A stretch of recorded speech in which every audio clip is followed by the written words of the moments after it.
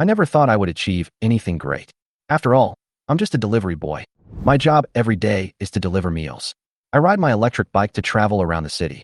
What I think about most is to complete the task on time, make some money, and live a stable life. But one day, fate gave me an unexpected gift.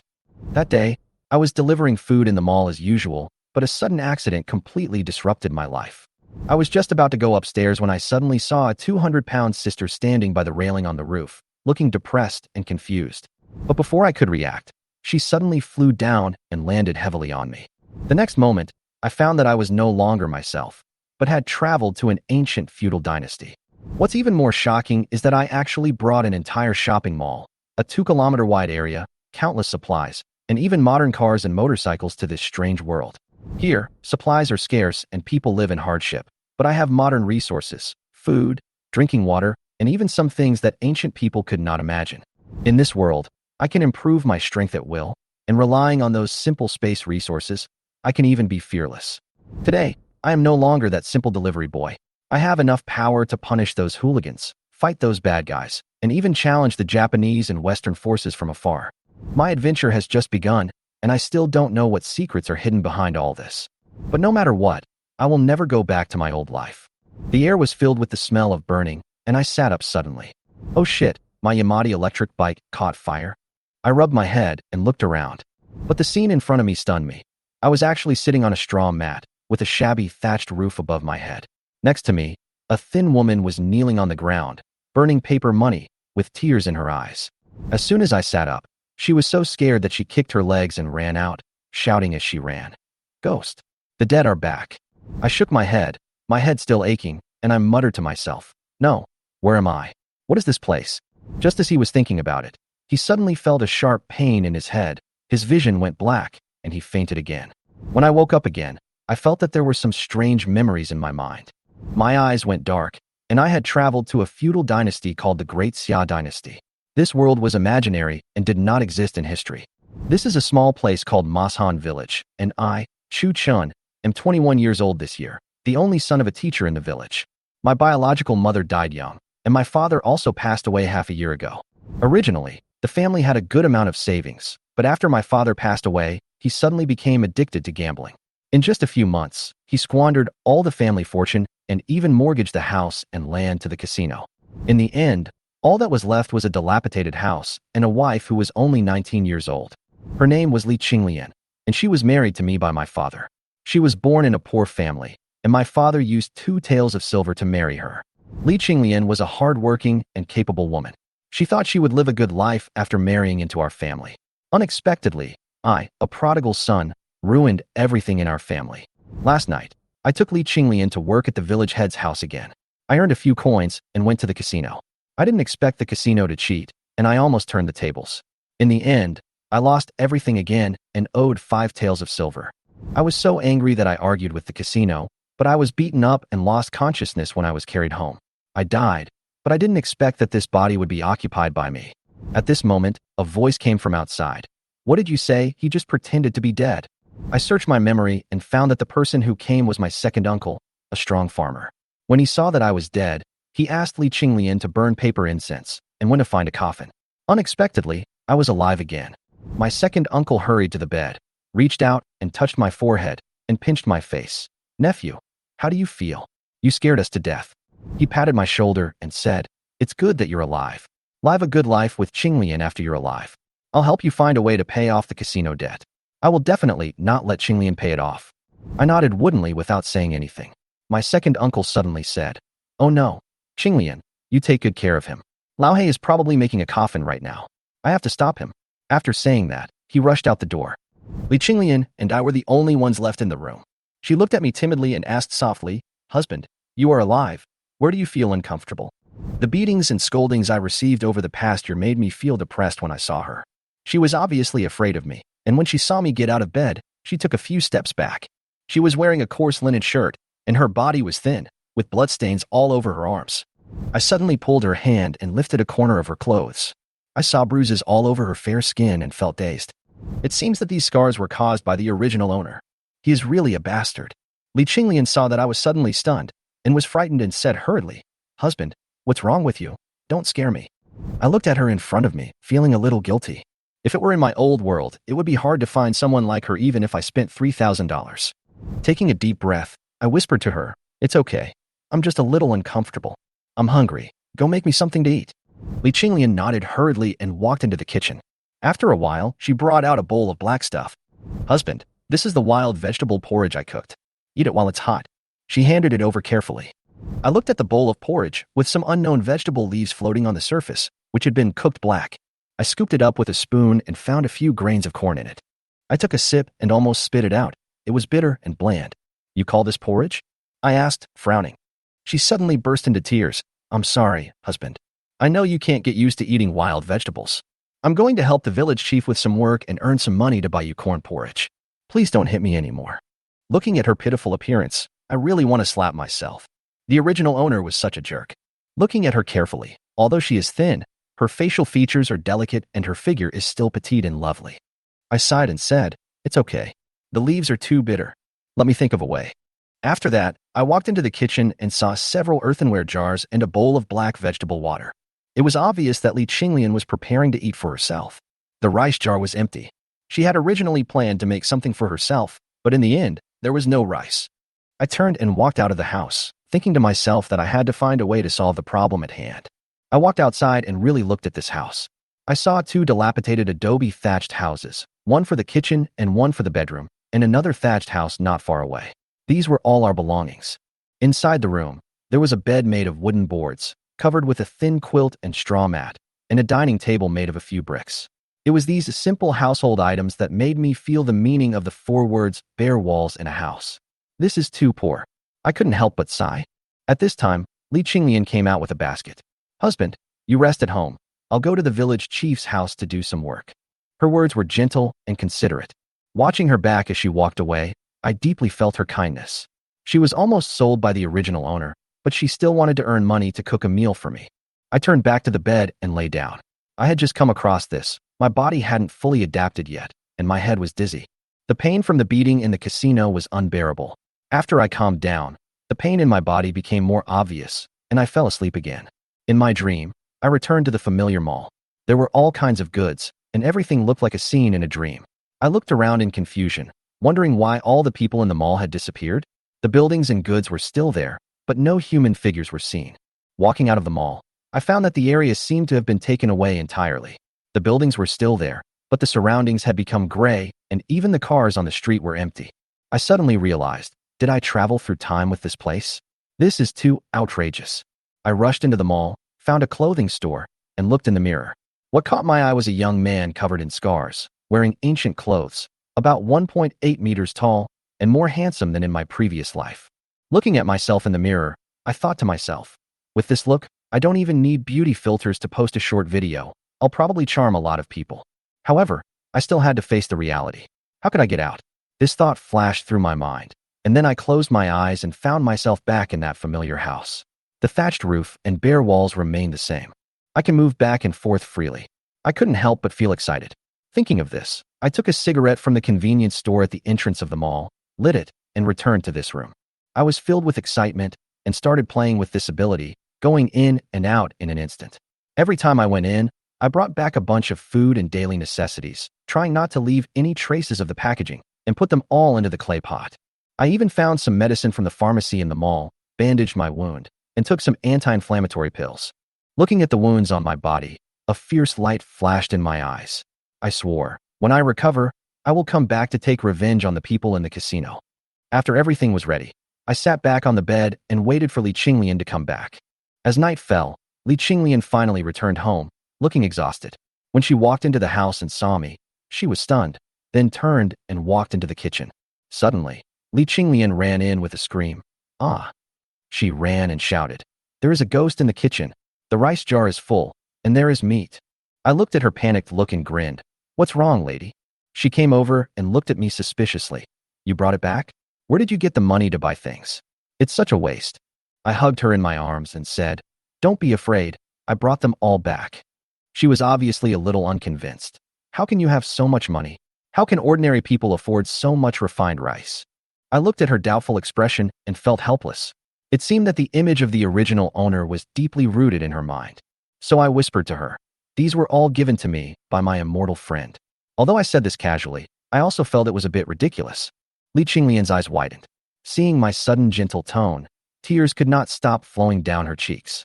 "Did you sell me out? You bought all these with the money, and you didn't even buy food." I was stunned for a moment. I didn't expect her to think this way, but I also understood her feelings. So, I held her gently in my arms and said softly, "Qinglian, I was wrong before. Now I have woken up, and I will definitely give you the best life." She lay on my shoulder in a daze, her eyes full of doubt and disbelief. Her mood was complicated. After all, this man had never treated her so gently. She could feel the warmth in my arms, but she also wondered if all this was just a dream. After comforting Li Qinglian, I went back to bed. After a busy afternoon, my body was really exhausted. I had to take good care of my injuries and recover my strength. In 2 days, I had to go to the city to sell some things, such as glass cups, which should not exist in this world. As I said that, I took out a glass from the supermarket space and hid it under the bed.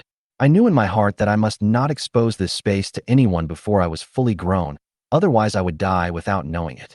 There isn't enough money in this world yet. I need to make more so I can better keep my secrets.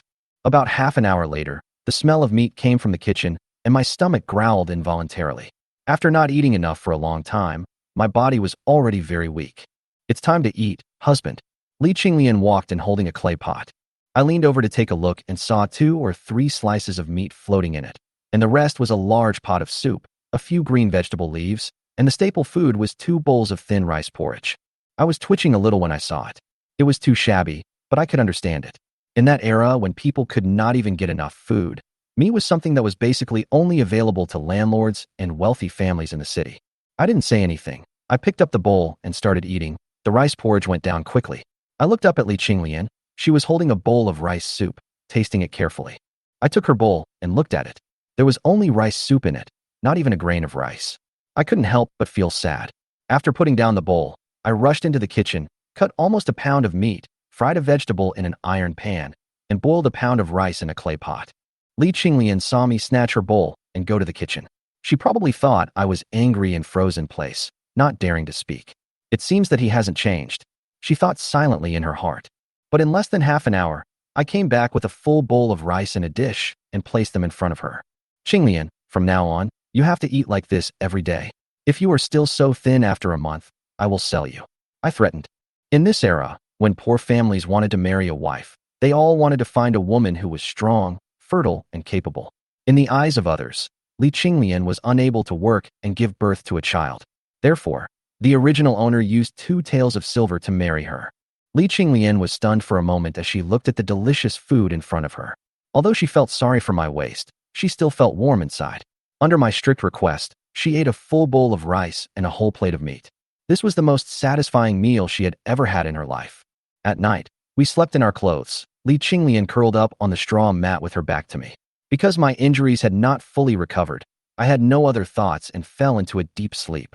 In the middle of the night, I was awakened by a gust of cold wind. Winter was approaching, and it was especially cold at night. The broken house was leaking everywhere. I couldn't help but get up, looked at Li Qinglian curled up in the corner, and gently covered her with the patched thin quilt. Trying to suppress the urge to take out the dream bed and duvet from the space, I went to the kitchen to light a fire to keep warm. It seems that I must go to the city tomorrow, I thought by the fire. The next morning, Li Qinglian was woken up by the crowing of chickens and barking of dogs at the village entrance. When she woke up and found that I was not next to her, she quickly got up and got out of bed. In this era, men always get up earlier than women. For women, going to bed late is considered lazy. "Are you up?" I walked towards her with 2 bowls of egg noodles. "Husband, I'm sorry. I ate too much last night, so I got up late," Li Qinglian said in a low voice, looking as if she had done something big wrong. "It's okay. If you want to sleep, just sleep a little longer. It's too cold today." I waved my hand indifferently. Li Qinglian relaxed a little when she saw that I didn't seem to be angry. "Why are you standing there? Come and eat. After eating, I'm going to the city. You just stay at home and don't go anywhere." I continued to urge her. "Go to the city? And what the hell does this have to do with us?" Li Qinglian asked in confusion. After I quickly finished my noodles, I replied, "Didn't I tell you that I dreamed of that immortal grandfather yesterday? He taught me a lot of things. I want to go and make some money. Your injury hasn't healed yet. How can I let you go out to make money? You should just rest at home." Li Qinglian's eyes were full of worry. Looking at such a considerate wife, I suddenly felt that traveling to this place seemed much better than my previous life as a delivery boy. After some arguments, I finally convinced Li Qinglian. I secretly picked up the glass from under the bed and walked towards the city. Masan village is under the jurisdiction of Qingyou town, and Qingyou town is part of Qingyun city. I plan to skip Qingyou town and go directly to Qingyun city. After all, glass cups should be extremely valuable in this era, and Qingyou town can't sell them for much. Watching me walk away, Li Qinglian felt a little warm in her heart. Perhaps her husband had really come to his senses. Just as I was about to reach the village entrance, my second uncle came over in a hurry. "Nephew, your injury hasn't healed yet. Why are you thinking of going to town to make a comeback?" My second uncle shouted as soon as he saw me. "Uncle, I'm going to Qingyun city, not the casino in town." I replied. Second uncle's eyes flashed, and he was obviously a little doubtful. "I'm going to Qingyun city too, so let's go together so that we can take care of each other on the way," he suggested. I breathed a sigh of relief. It was good to have him with me. We were in an unfamiliar place, so maybe he could help us. "That's great. I'll treat you to a drink when we get to the city," I said with a generous smile. Suddenly, an inopportune voice came. "Oh, Brother Chu is so generous today. He even has money to treat me to a drink. Bring me along." The man was Ma San from the village, a typical second-rate person. Seeing his appearance, Chu Chen couldn't help but clench his fists, but seeing his current appearance, he endured it. It's the third brother. He didn't have sex with the village chief's wife today. What's the matter? The village chief is at home, I asked with a smile. "Chu Chen, are you looking for death? If you keep talking nonsense, I will ask the casino to come and collect the debt tomorrow."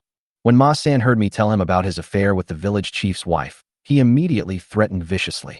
At this time, my second uncle Chu Dazhuang pulled me and walked towards Qingyun city. "What do you say to this kind of person? You should have known that he would hurt you," he cursed as he walked. My second uncle joined the army when he was young, was injured and sent back to the village, and has been farming at home ever since, living a poor life. Now, I was being pulled by him like a chick, and soon, we disappeared at the entrance of the village. Masan village is more than 20 miles away from Qingyun city. We were both weak. One was a cripple and the other had just recovered from a serious injury, so we walked as slowly as a snail. It took us almost 3 hours to reach the outside of Qingyun city. As soon as I arrived at the city gate, I was so tired that I sat down on the ground, gasping for breath. "You should exercise your body. You are tired like a chick after such a short distance." My second uncle didn't give me a chance to breathe and started pulling me towards the city gate again. At this time, there was already a long queue at the city gate. I couldn't help but look at my second uncle in confusion. "Second uncle, why are you queuing? Are you handing out wash basins?" An old lady in front of me turned her head and glanced at me. "You are from another place, right? You have to pay a city entrance fee to enter the city, don't you know?" I was shocked to hear this. I had to pay to enter the city. I turned to look at my second uncle, and he shook his head, saying that he didn't know. So I asked the aunt awkwardly, "Excuse me, aunt, I'm from the countryside and I don't know the rules. How much do I have to pay to enter the city?" The lady pointed to the front and said arrogantly, 2 cents per person. Fuck, so expensive. I was stunned. After hearing this, my second uncle immediately pulled me out of the crowd. "Uncle, what are you doing? It's almost our turn. Why are you still leaving?" I shouted. "Do you have money?" Uncle asked me. "I don't have any, don't you?" I looked at Uncle in confusion. "The money is all with your second aunt. Where did it come from?" My second uncle's answer completely stunned me. It turned out that I couldn't even get into the city gate after walking for a long time. "Okay, go back, you can't get in today," my second uncle said helplessly, reaching out to grab me. I quickly moved away and said angrily, "What a joke. How can I go back after walking for so long? I'm here to sell things." "What's the point of going back?" My second uncle frowned and sat down. "What on earth are you going to do in there?" I looked at the people coming and going and suddenly had an idea. "Uncle, wait here for me. I'm going to the toilet." Lazy people have a lot of shit and urine. They want to poop even if they don't have anything. My second uncle cursed, and I walked to the grove next to me and entered the shopping mall. What should I sell? I pondered for a while and finally found a small sack and filled it with about 3 pounds of rice. Then, I walked leisurely to sit next to my second uncle. Look, my second uncle brought 2 liters of rice to marry a wife, but he didn't expect that his wife ran away. "Sell the rice cheap. Sell it cheap," I shouted loudly, immediately attracting the attention of those around me. "You little bastard, where did your second aunt run to? And where did you steal the rice?" After hearing this, the second uncle reacted immediately and his face changed. I whispered, "Oh, don't worry about it." Soon, several people gathered around me, and one of them looked at my rice and said, "Hey, how much is this rice?" I was stunned for a moment, not knowing how to set the price, so I whispered to my second uncle, How much is the rice? The second uncle was completely confused. I haven't bought it either. Who can afford to eat this stuff? Suddenly, a man in his 30s spoke up. This rice is of good quality. The market price is 5 cents a liter. You have 2 liters. How about 12 cents? I immediately felt something was wrong, thinking that the rice must be worth more than this price. But this was not the time to worry about the price. I should go into the city first. Money was still a problem anyway. Brother, you are generous. I will sell it. I responded loudly, although I knew the price was unfair, but my purpose was just to enter the city. The man happily handed me 12 copper coins, took the rice, and disappeared into the crowd. The people around looked at my second uncle and shook their heads. Such good refined rice can be sold at 20 coins per liter, said an old lady. I ignored them, pulled my second uncle and walked towards the city gate. Let's go, second uncle, into the city. My second uncle looked at me, feeling a little distressed. This kid has not lost his ability to ruin the family. After waiting in line for almost half an hour, we finally stood at the city gate again. I took out 4 copper coins and entered the city smoothly. The 2 city gate officers looked at me with contempt in their eyes.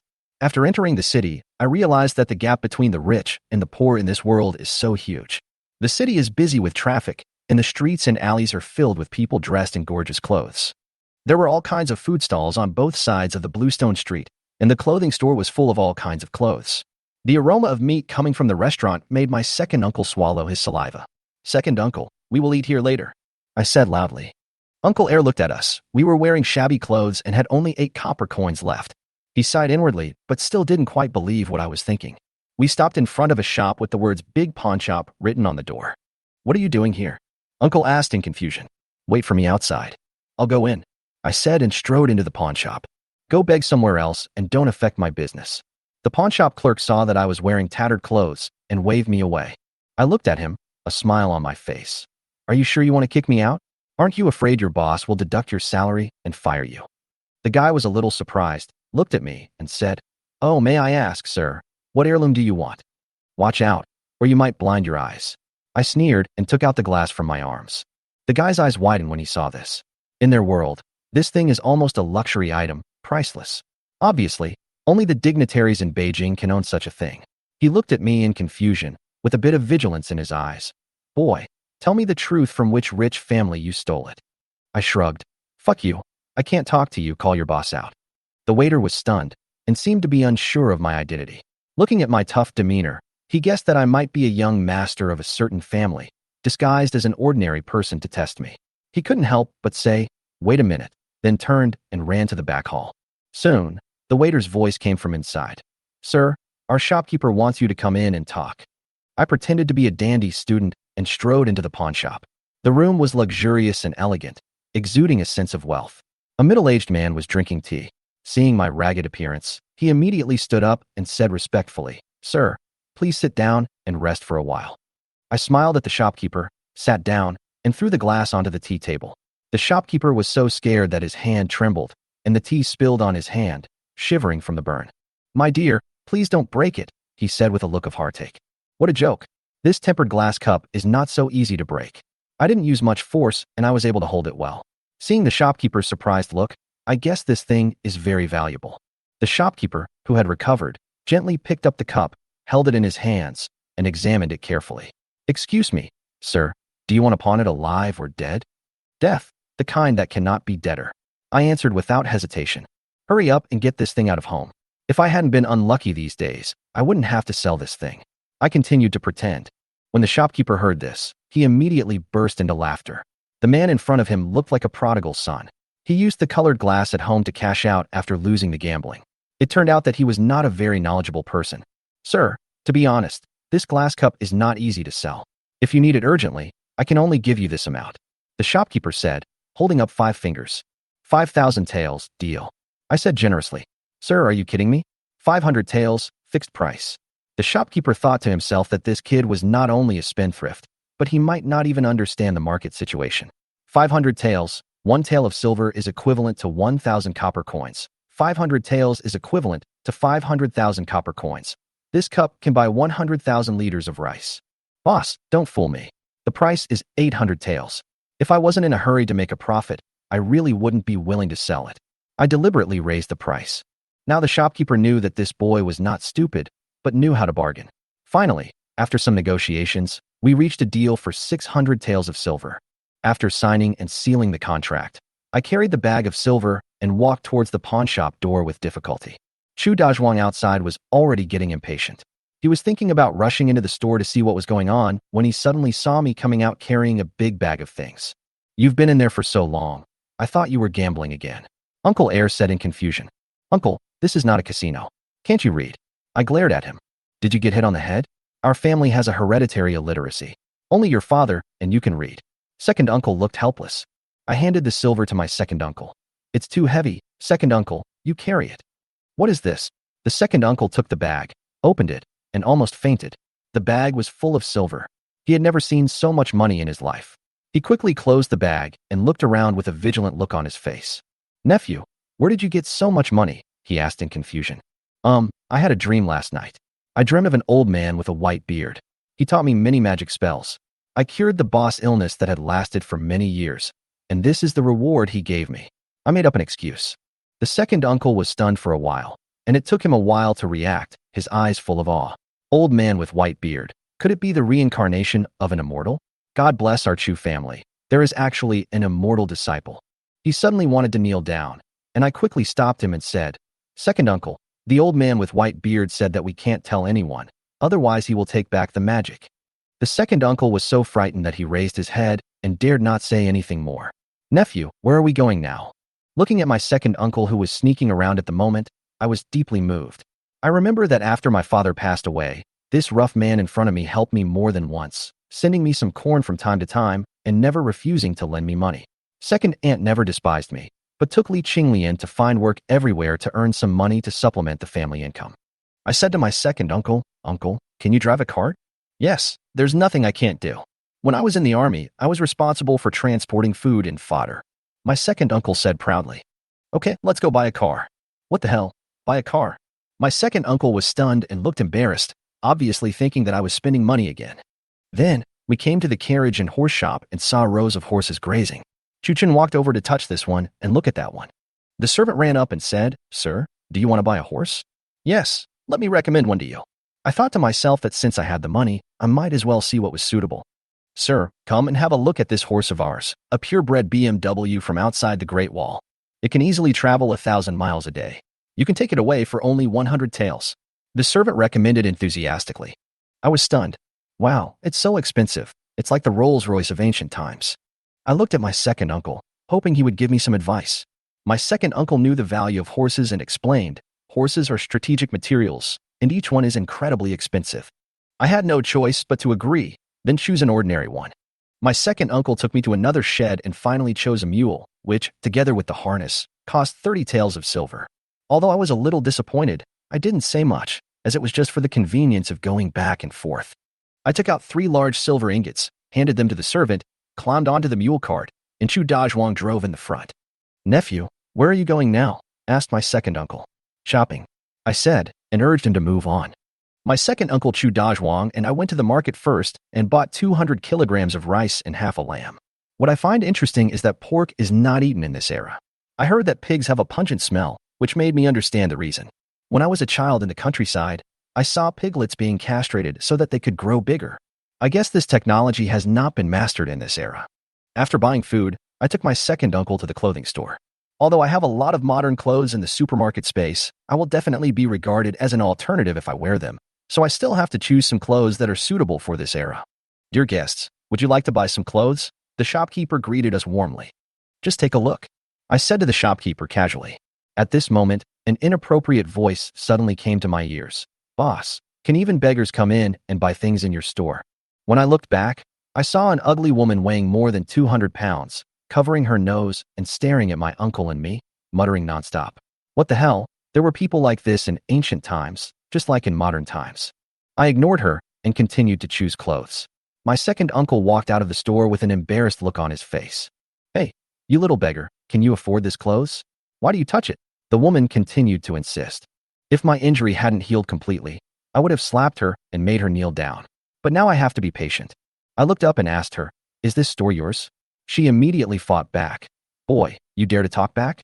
I had my eyes on this dress, but now that you've touched it, boss, I don't want it anymore." I laughed secretly in my heart. Her purpose was to see how I could get past the boss. The shopkeeper looked at me awkwardly. and I could feel that he was embarrassed. After all, this woman was his regular customer. I sneered and suddenly said, "Look at what you have become. You are almost as fat as a ball. Can you wear this dress? Can't you afford to buy a mirror and take a look? Hey, stay away from me. You smell like the sea. How many days have you not taken a shower? The sewer hasn't been cleared for a long time, right?" I looked at her with disgust, feeling really sick. That's not good. You'll get sick easily if you hold it in for too long. Do you feel itchy down there recently? Be careful about syphilis. I suddenly felt like a shrew. Although she might not understand these words, she should be able to understand the general idea. The woman's face immediately turned red, and she pointed at me in anger, unable to speak. Seeing her like that, I suddenly felt much better. I ignored her and said to the shopkeeper, "Wrap up the clothes I touched just now. I don't want the clothes she touched. I'm afraid of infection." The shopkeeper looked at the woman and seemed to think that what I said made sense. She had indeed touched a lot of clothes just now, and it seemed that there was something wrong with this woman. So he quickly helped me pack the clothes. I picked a few more pieces of cloth and then called my second uncle outside.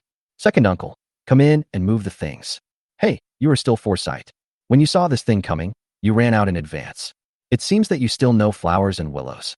My second uncle looked at me in bewilderment, obviously not understanding what was going on. "What's going on?" I ignored my second uncle and looked at the woman, whose face had turned pale. She covered her face and hurried to the clinic across the street.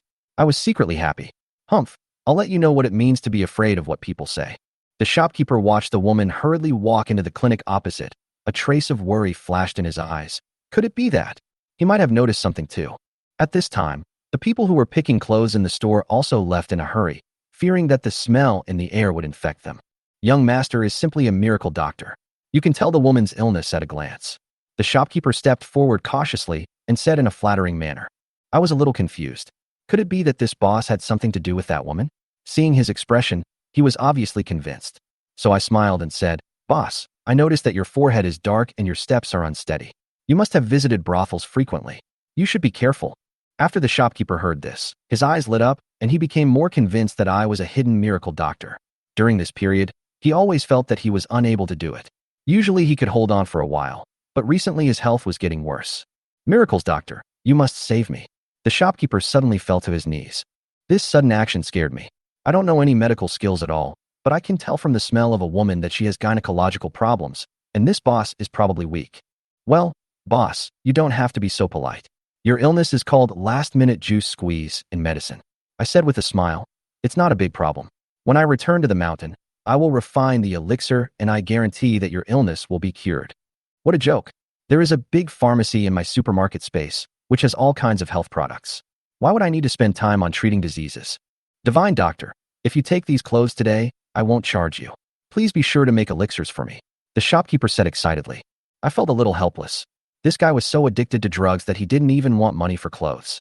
"Since you said so, next time I come to the city, I will make you some elixirs specifically for your stubborn disease." After I said that, I climbed onto the mule cart without looking back and walked towards the city gate. Little did they know that a few burly men were quietly following behind the mule cart. As soon as I walked out of the city gate, my second uncle looked at me with surprise in his eyes. "Nephew, what else did that white-bearded immortal teach you besides medicine?" Seeing how much he believed me, I realized that rumors are really scary. If you say them enough, they will become true. I answered a few questions casually, thinking that I couldn't reveal too much. Just as I was thinking about how to respond, I suddenly saw a few sneaky figures quietly following us. My heart tightened, and I immediately became alert.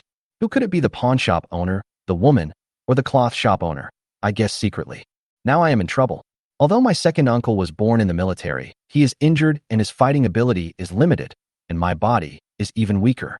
Those people are probably here for the money. It seems that the shopkeeper didn't believe me in the end. My mind was racing, and suddenly an idea came to me. "Uncle, stop the car, I need to take a shit," I shouted. Lazy people have a lot of shit and urine. They want to poop even if they don't have anything. The second uncle stopped the car and cursed. I ignored him and trotted all the way to the grove. After confirming that there was no one around, I quickly entered the space. In the shopping mall, I headed straight for the main door of the agency. "Don't let me down," I said to myself as I walked into the main door I had never been to before. I found a door with the words "Equipment Warehouse" written on it and pushed it gently. It opened. It seemed that someone had opened the door when I traveled through time. I walked in with some surprise and saw that it was full of modern equipment. Although I was excited, I was also worried. These automated equipment were too shocking, and if someone saw them, I would get into trouble.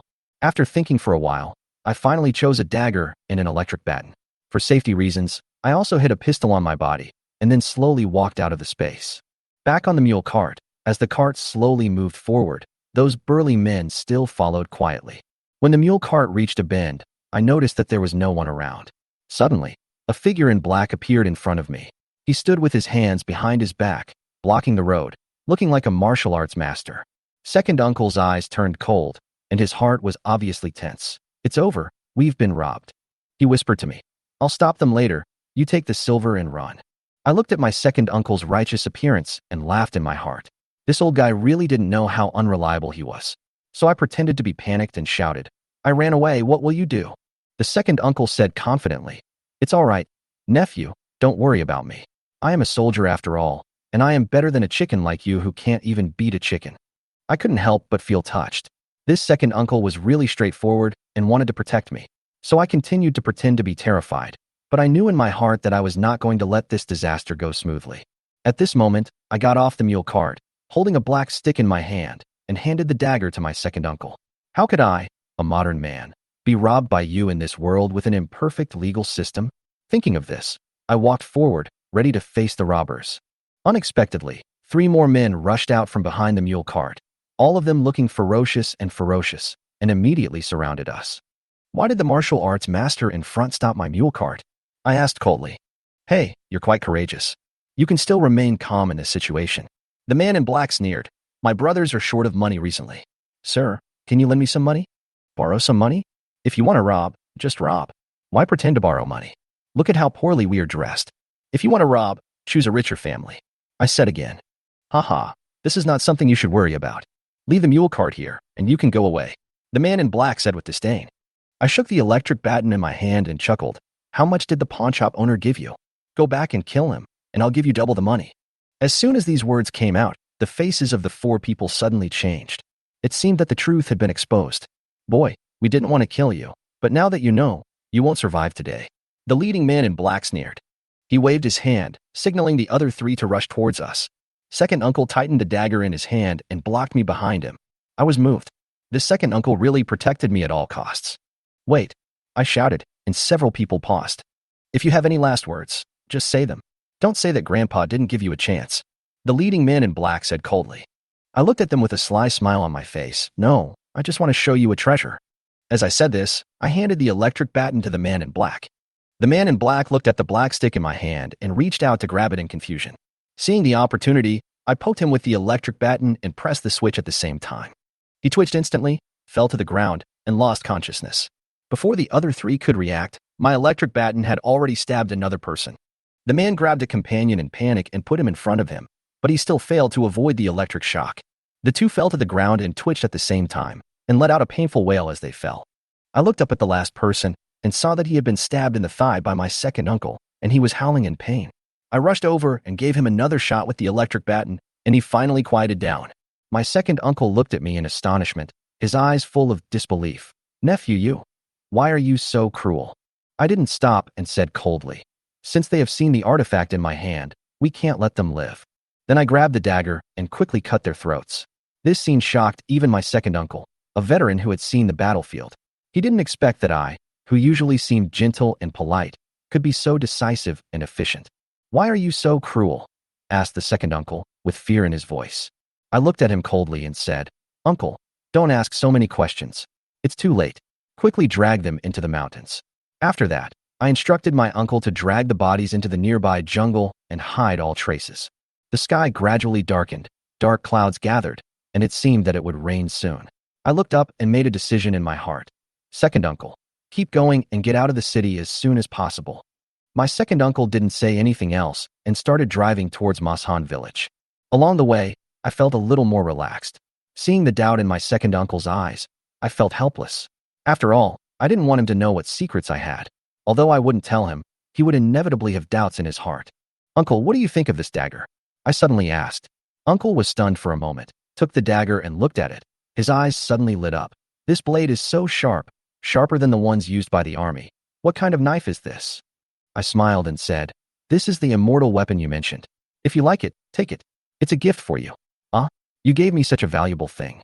My second uncle looked at me in surprise. I said casually, "You are my second uncle, and you have always taken care of me. This is nothing."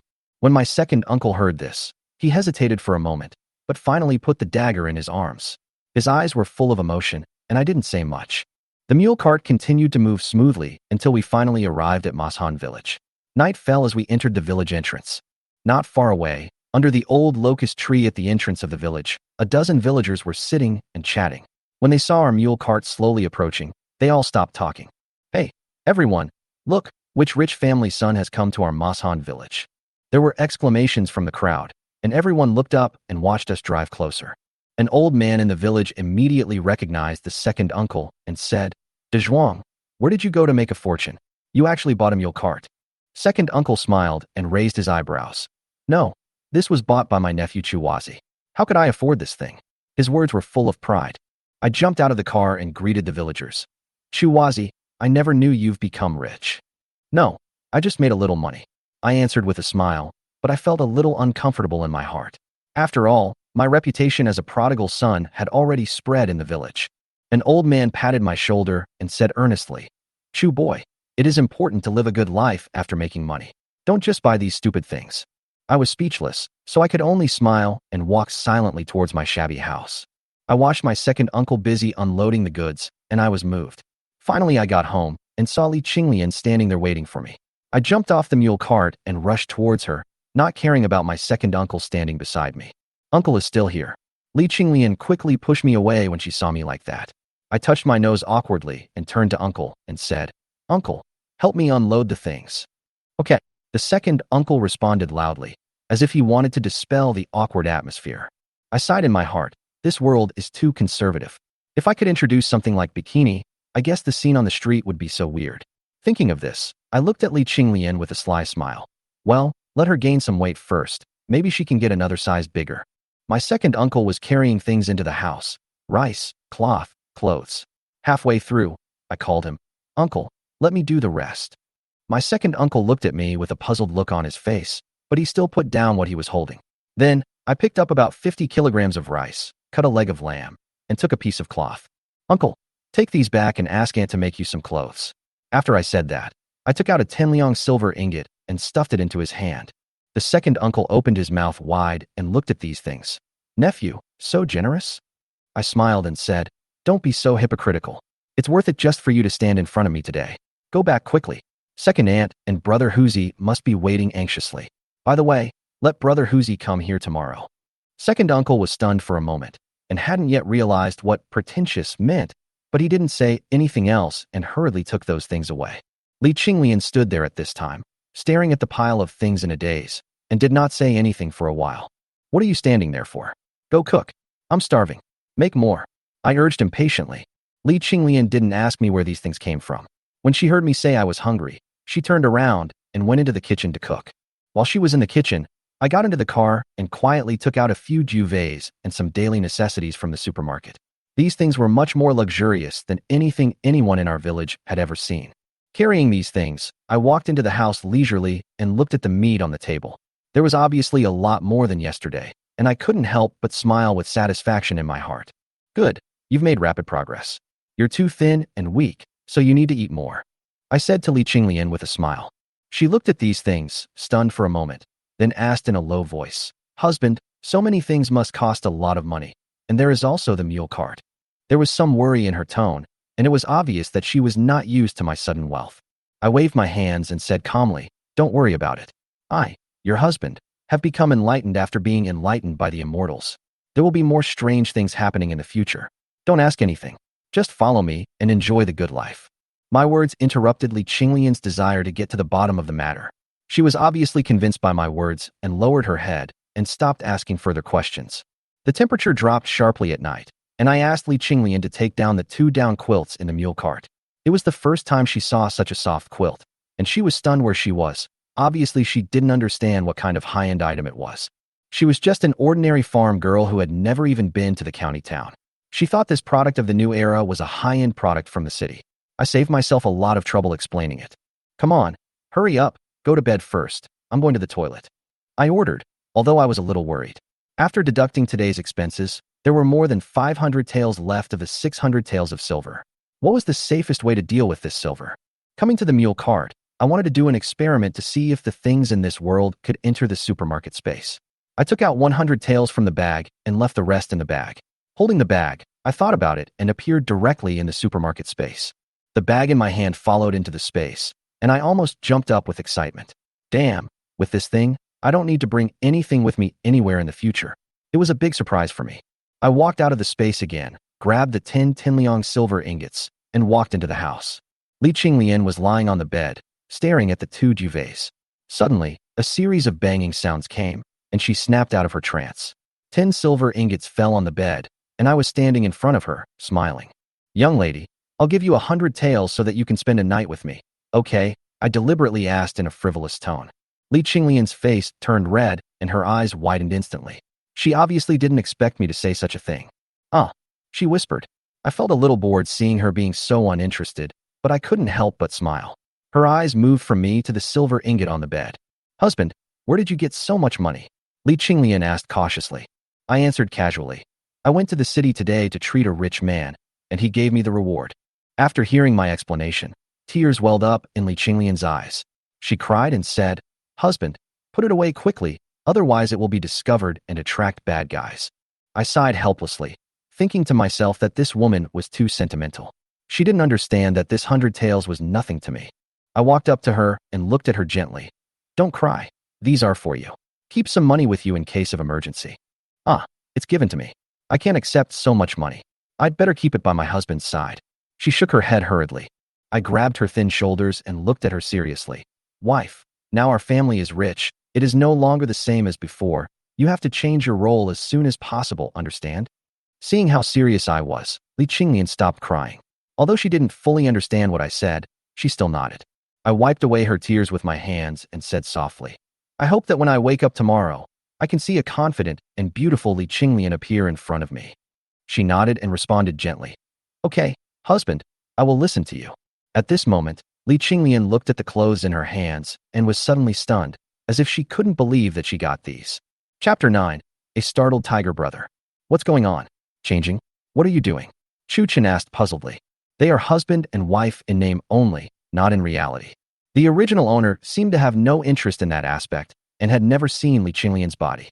That's why Li Qinglian stared at herself blankly and said weakly, My husband, I need to change my clothes. Then change it. You don't need to ask for permission to change clothes. Chu Chen blurted out. Hearing Chu Chen's incomprehensible words, Li Qinglian blushed again. Only then did Chu Chen slap his thigh and say, You are such a little trash. Qinglian, we are husband and wife. Why can't we be honest with each other? Your husband will watch you change. Seeing that Chu Chen had no intention of leaving. Yes, they were husband and wife. So what was there to be shy about?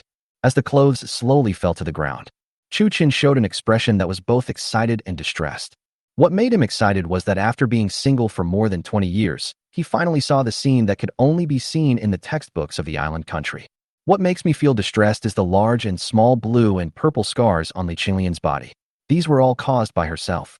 So he turned and left the house. Just when Li Qinglian was feeling disappointed and thinking that her husband still looked down on her body, Chu Chen returned to the room with one more thing in his hand. That's right, Chu Chen took advantage of the free time to go to the pharmacy and took out a bottle of anti-swelling and pain-relieving ointment. Qinglian, I was wrong before. This is the magic medicine my master in my dream gave me. I'll apply it on you. Li Qinglian obediently lay on the bed, and Chu Chen stepped forward to help her slowly take off her clothes. Resist the urge to draw your gun and ask the heavens. Gently apply the medicine on Li Qinglian's fair skin. There was no conversation that night. Chu Chen hugged Li Qinglian tightly. The two of them fell asleep in each other's arms under the warm duvet. Although Chu Chen was normal, he couldn't bear to rub Li Qinglian's scars when he saw her. Early the next morning, there were loud bangs on the broken door of the house. Who is it? Stop knocking, or it will fall down. Chu Chen shouted loudly in the house. Li Qinglian was also awakened by the knock on the door. She slept particularly soundly last night, so she was in good spirits at the moment. Wait for Li Qinglian to put on her clothes quietly. Chu Chen opened the door and looked to see who was coming. At this time, the sky was just getting light and a tall figure was seen standing outside. If it's not him, then who else could it be but Brother Huzi? The person in front of him was none other than his second uncle's son, Chu Xiaohu, who was tall and strong and 1 year older than Chu Chen. When he was a child, he always followed Chu Chun and fought with other children in the village. Brother Hu was like a wall of flesh. And every time someone made a mistake, since Huzi was 1 year older, he was always the one to take the blame. Brother Huzi, it's not even dawn yet. What are you doing? Chu Chin said unhappily. Hey, Chu Wazi, what's wrong with your eyes? Huzi asked puzzledly. It's such a bright day, could he be blind? Huzi muttered again after saying that. Chu Chin looked at the burly man in front of him speechlessly, and he couldn't even get angry. It's okay, Brother Huzi, please sit down first. I'll go wash my face and brush my teeth. After Chu Chin said that, he walked towards the well next to the house. Huzi couldn't sit still, staring at the mutton in the kitchen with his mouth drooling. His father only cut a small piece of the lamb leg he brought back last night because it was cool now and it would not easily go bad, so he said he had to eat it sparingly. The little bit I was given was gone before I even got to taste it. He turned around and saw Chu Chun brushing his teeth and pounced on him and knocked him to the ground. He pinched Chu Chin's philtrum and shouted, Sister-in-law, come here quickly. Chu is poisoned. Chu Chun was pinned under him, unable to move at all. He made a whimpering sound from his mouth, and his philtrum was pinched painfully by him. At this time, Li Qinglian also ran over with a toothbrush in her mouth. It's over, this one is poisoned too. Huzi let go of Chu Chun and ran towards Li Qinglian again. When Li Qinglian saw Brother Huzi rushing towards her, she was so scared that she turned around and ran away. For a while, there was chaos, and it was very lively. Chu Chin took a breath and shouted at Huzi, You old man, I'm just brushing my teeth, stop chasing me. At this time, Huzi turned his head in confusion and looked at the place where he stood up. Hey, Chu Wazi, you are not poisoned. Then why were you two foaming at the mouth just now? Chu Chin looked at the big boy in front of him speechlessly. He was speechless. His mother opened the door for him. He was speechless at home. Brother Huzi, we are brushing our teeth. The white foam you see is the bubbles produced by the toothpaste. Chu Chin explained. At this moment, my second uncle and second aunt also ran over after hearing the shouting. The two families lived next to each other, so as soon as they heard Huzi shouting that he was poisoned, they came over. What's going on? Asked the second uncle anxiously. Chu was foaming at the mouth just now. I thought he was poisoned, so I shouted. Huzi said to his parents. The second uncle looked at Chu Chun and said with concern, Are you okay, nephew? It's okay. I just cleaned my teeth and used some toothpaste. Chu Chin explained again. At this time, Li Qinglian had also finished washing up. Chu Chun had given her a toothbrush yesterday and had to explain it to her before she accepted the idea of brushing her teeth. Uncle and aunt, I'm going to cook. Let's eat together later. Li Qinglian said to the two. No, your aunt and I will go back to eat. Huzi, let's go. After saying this, the second uncle dragged Huzi away. Huzi broke free from Chu Dezhuang and said, Dad, didn't you say Chu Wazi wanted to talk to me about something? I haven't told you what it is yet. If you want to go back, go back. While saying this, his eyes were fixed on the piece of mutton in the kitchen. Well, not only is he a good eater, he's also a foodie. Chu Chin followed his gaze, but as for himself, he could afford it no matter how much he ate. The reason why I called Huzi here was because I had no helper around me, so I just wanted him to follow me in the future. Uncle and aunt, let's eat here. Qinglian, go cook for 5 people. Chu Chun said to the 3 of them. Li Qinglian walked towards the kitchen, and second aunt immediately followed, wanting to help. In fact, when she ate rice porridge and mutton soup last night, as well as the 10 taels of silver given to her by Chu Dezhuang, she felt that God had opened his eyes. After hearing that his nephew had become a miracle doctor, although it was unbelievable, those things couldn't fool anyone. So I feel that my love for this nephew is not in vain. Second uncle, Brother Huzi has nothing to do now, so I want to ask him to come and help me. I'll give him 5 taels of silver a month and provide him with food. Do you think it's okay? Chu Chen said to Chu Dezhuang. What? This guy is not worth 5 taels of silver a month. If you need help, just ask him to come. Why do you still ask for money? The second uncle looked at Huzi with disgust. No, second uncle, he helps me with things, and I give him money. This is only natural. But if he disobeys or is lazy, I can also deduct his money. Chu Chun said seriously. It's okay, don't worry. If he dares to be lazy, I'll break his legs. But isn't 5 taels too much? Chu Dezhuang is still worried about the money.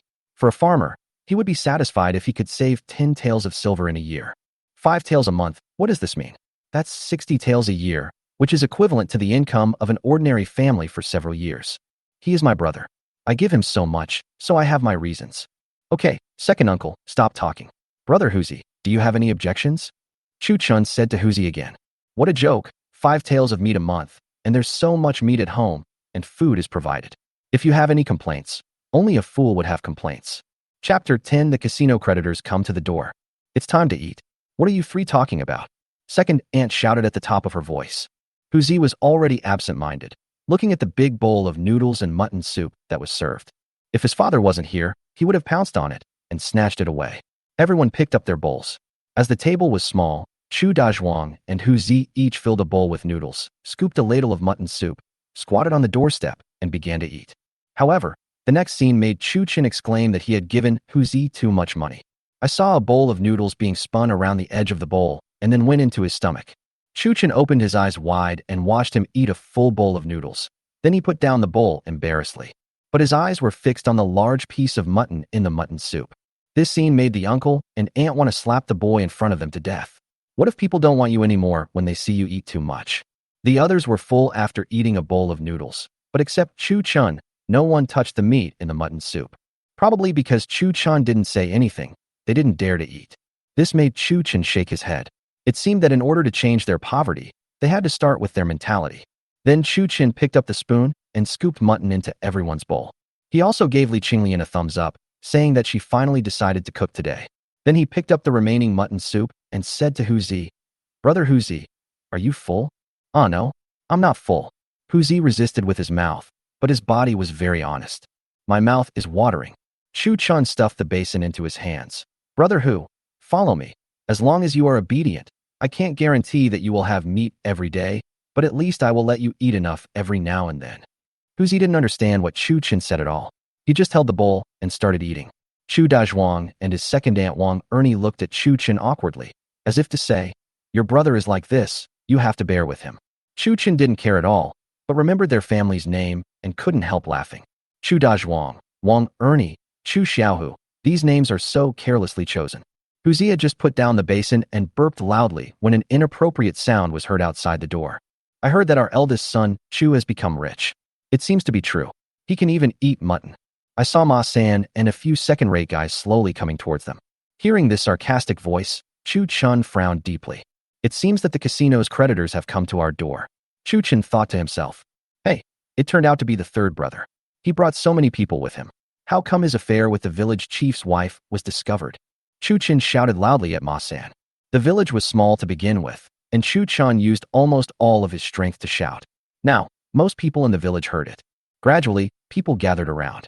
"Chu Chun, watch your mouth and stop gossiping like a woman," Ma San said guiltily. "Tell me, what are you doing here so early in the morning?"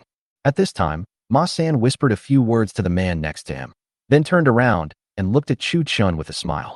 "This is Brother Long from the Sanha Casino in town. You owe the casino 5 taels of silver. It's time to pay it back." At this time, the man named Brother Long glanced at everyone, and finally stared at Li Qinglian behind Chu Chun with a lustful light in his eyes. "Chu Chun, right? A few days ago you went to the casino and borrowed 5 taels of silver. Now the interest is compounded, and the total is 8 taels. Give me the money." Brother Long said arrogantly. "This is fucking robbery. 8 taels, no wonder so many people are forced to sell their children. 8 taels of silver, no problem, but I don't have any change. How about you give me the change?" Chu Chen took out a 10-tael silver ingot from his clothes and said to Brother Long. When the crowd saw Chu Chun take out a 10 liang silver ingot, they were stunned. How could this guy be so rich? It seems that this kid has really made a fortune. Yesterday, Uncle Chai and his friends saw him driving a mule cart back home. That's not the case. I smelled mutton coming from his house this morning. Look at Qinglian. She's wearing clothes that only people in the city can afford. For a while, the crowd was discussing in whispers. At this time, Ma San and Longgu also widened their eyes. They thought that this kid would not pay the money, so they captured his wife to pay off the debt. Ma San had been coveting Li Qinglian for a long time. But this woman was loyal and brave, and his attempts to test her had no effect. "Actually, it's okay to give you these 10 taels. I don't care." Chu Chen spoke again. There was another exclamation from the crowd. It seemed that this kid still hadn't lost any of his skills in squandering money. When Brother Long heard this, his eyes lit up. "Not bad. Boy, come on, give it to me." Chu Chen looked at him with a smile, then turned around and secretly asked Huzi, "Brother, how many of these people can you beat?" "I'm full, so it's no problem to fight them all," Huzi said leisurely. Chu Chen quietly handed a dagger to him. According to Daxiao law, anyone who breaks into someone else's house and commits a crime will be killed. "Brother Long, I have no problem giving you the money, But I remember that day you guys were the ones who beat me up, right? Or I'll fight back. That's fair. Chu Chun said to Brother Long with a smile. You're looking for death, kid. How dare you play tricks on me? Brothers, grab it for me. After saying that, several people drew their knives and ran towards Chu Chun and his companions. Chu Chun held a black stick in his hand and stood in front of Second Ant and Li Qinglian. Hu Zi and Chu Dezhuang each held a dagger and stared at the newcomer viciously. The three men formed a triangle. Come here. Chu Chin stretched out his finger and hooked it at Brother Long and the others in the house. At this time, Brother Long suddenly waved his hand and shouted at the others, retreat. How could someone who has been in the underworld for so many years not understand the laws of Daxia? He figured out the problem in an instant. Boy, you want to cheat your grandfather? Do you think this is my first day out here? Come out if you can. I won't go out. If you have the guts, come in. The few people who were originally on the verge of a fight now confronted each other at the door like children. After arguing for about an hour, Brother Long and his friends were so thirsty that they all squatted on the ground. The crowd watching found the show boring and went back home. It's not that Chu Chun was afraid of them, but if he killed a few people in the village, how would he live here in the future? I guess everyone in the village would think they saw a devil when they saw me. Only Chu Dazhuang understood Chu Chen's thoughts, and Hu Zi brought a small stool and sat at the door. I looked at the people outside with boredom, wondering whether I should fight or not. Just wait for me, kid. If you have the guts, never leave this room. Brother Long uttered a harsh word and prepared to leave with his men. Don't worry, your father will go to town tomorrow. Do you think I dare to do it?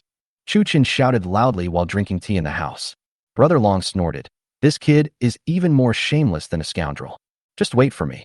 I'll find a place where there's no one, and then I'll kill you. Brother Long winked at Ma San and hurried away with his men. Chapter 11. The village shrew comes to kill. After Brother Long and others left, Chu Chun breathed a sigh of relief. I don't want to expose those hot weapons unless it's absolutely necessary.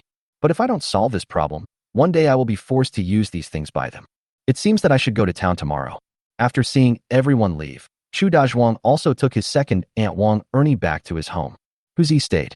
Chu Chun had nothing to tell Hu Zi to do for the time being, so after staying for a while, he sent him back. Qinglian, I'm going to the mountains for a while. You stay at home obediently. Chu Chun gave an order and walked towards the back mountain. In fact, there is no other reason. If he wants to enter the space, he has to find a hidden place. Otherwise, he will disappear out of thin air.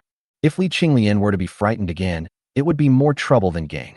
And, so far, he didn't want to expose the space to anyone. In an uninhabited valley, Chu Chun entered the supermarket space. Walked straight towards the dispatching agency. He suddenly thought of a possibility. Before he traveled through time, he had seen a news report in which the police agency said that they had confiscated a lot of contraband.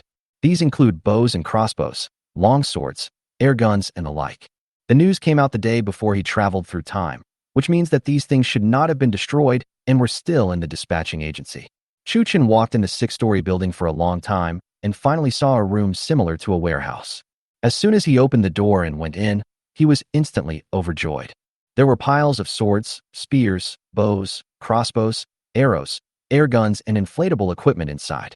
With these things around, why should you be afraid of them?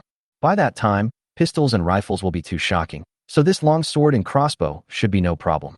Then Chu Chun picked up a crossbow and 20 or so arrows and walked out of the space. For safety reasons, he also secretly carried a pistol on his waist.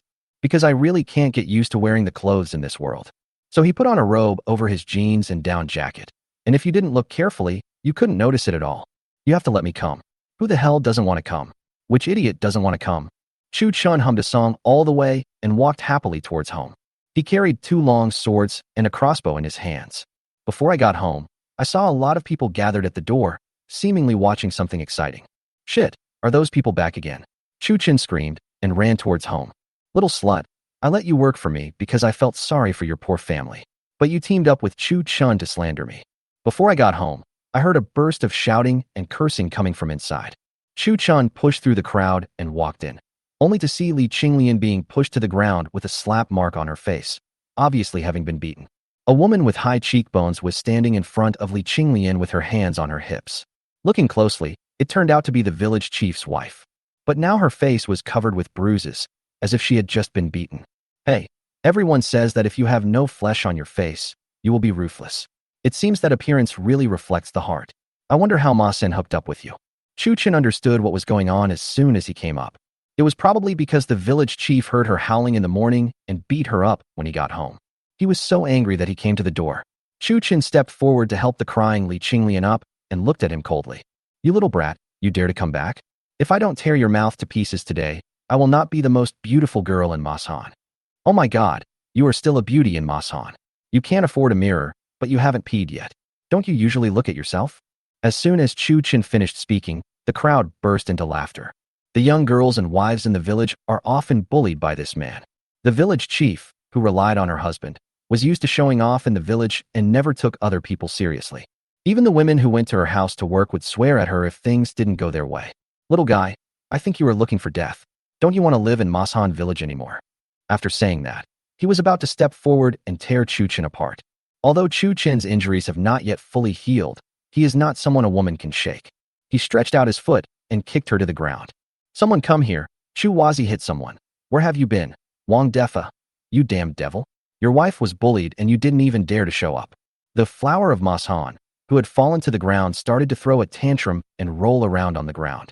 At this time, the village chief Wang Defa also squeezed in from the crowd. Although he suspected that the woman in front of him was cheating on him, she was still his wife after all. Where is his dignity as the village chief when he was bullied by an outsider? Chu kid, what are you doing? You are getting more and more outrageous by attacking your elders in broad daylight. Wang Defa came up and was about to attack Chu Chen. At this moment, Chu Chen was holding a long sword in his hand. He held the knife horizontally in front of him and said, Uncle Wang, if my aunt hadn't come to my house to bully my wife, I wouldn't have done it. Why? You want to come together? Chu Chen said viciously. As a person who traveled through time from modern society, he really had no fear of the village chief. Wang Defa looked at the long knife in Chu Chen's hand and instantly became scared. He had heard about what this kid had done in the past few days. It is said that he made a fortune in the city and was able to eat meat and buy a mule cart. In this world, don't offend anyone except those who can suddenly become rich. God knows what kind of background he has outside. At this time, Chu Chen looked at Wang Defa, who didn't dare to step forward, and continued to speak leisurely. Uncle Wang, you have been very caring towards me, but this woman in front of me is not a good match. As the head of a village, how can you tolerate your woman fooling around with the village scoundrels? After saying that, he walked to the side of Mashan Yazihua and pretended to smell it. Hey, Uncle Wang, I advise you to go to the clinic as soon as possible. The boy smells the smell of dead fish. Maybe it's syphilis. When these words were spoken, not only Mashan's most beautiful girl, but even Wang Defa felt nervous. Wang Defa thought to himself, no wonder this bitch didn't let him get intimate with her these past few days, and he actually faintly smelled the odor of dead fish. It's over. This woman had indeed been having an affair with Ma San behind my back and had brought that thing back to me. The flower of Mashan face turned pale instantly. Could this guy be a doctor? Ever since he had sex with Ma San a few days ago, he has been feeling unbearable itchiness since he came back. The few dealers in the crowd all changed their expressions and quietly left the crowd. You bitch, why don't you go back to me? Stop embarrassing me. Wang Defa no longer had the mood to defend his wife. He grabbed her hair and dragged her out of the crowd. Aunts and sisters, when you go home, please ask your uncles and brothers to go to the clinic for a checkup. After saying this, Chu Chen pulled Li Qinglian, who was standing there in a daze, and went back into the house. At this time, the people watching outside were in an uproar. Hey, where's my dead ghost? He was here just now. You bastard, how can I be inferior to that crazy woman? As the crowd dispersed, Chu Chen, the instigator, laughed so hard that his stomach hurt at home. Chapter 12. Leading the gangsters into the woods. On the small hill behind Chu Chen's house, a pair of eyes were staring at the small house in front of them, exuding a fierce look. Chu Chen brought Li Qinglian into the house and said, I'm sorry, my lady.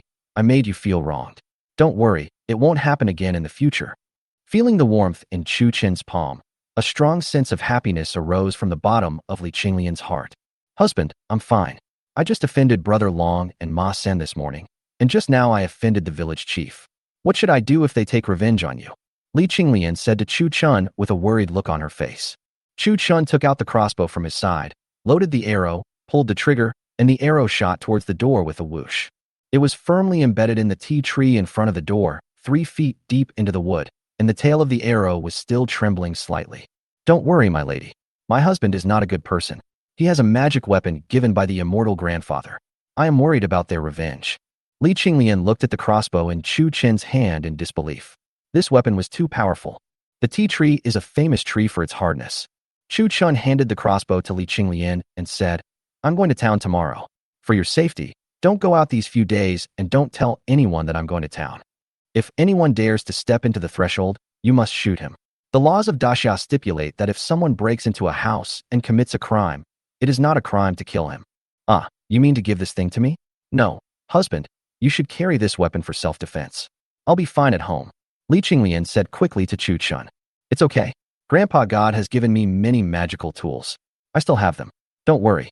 In fact, Chu Chun thought of this problem after the flower of manhwa came to cause trouble. I will go to town tomorrow, and Li Qinglian will be alone at home. In case some old man rushes into the house, Li Qinglian will have a weapon to defend herself. As soon as I walk out of the village, I will probably be stopped halfway. Hearing that Chu Chun was still available, Li Qinglian no longer refused. Next, I will teach you how to use this magic weapon.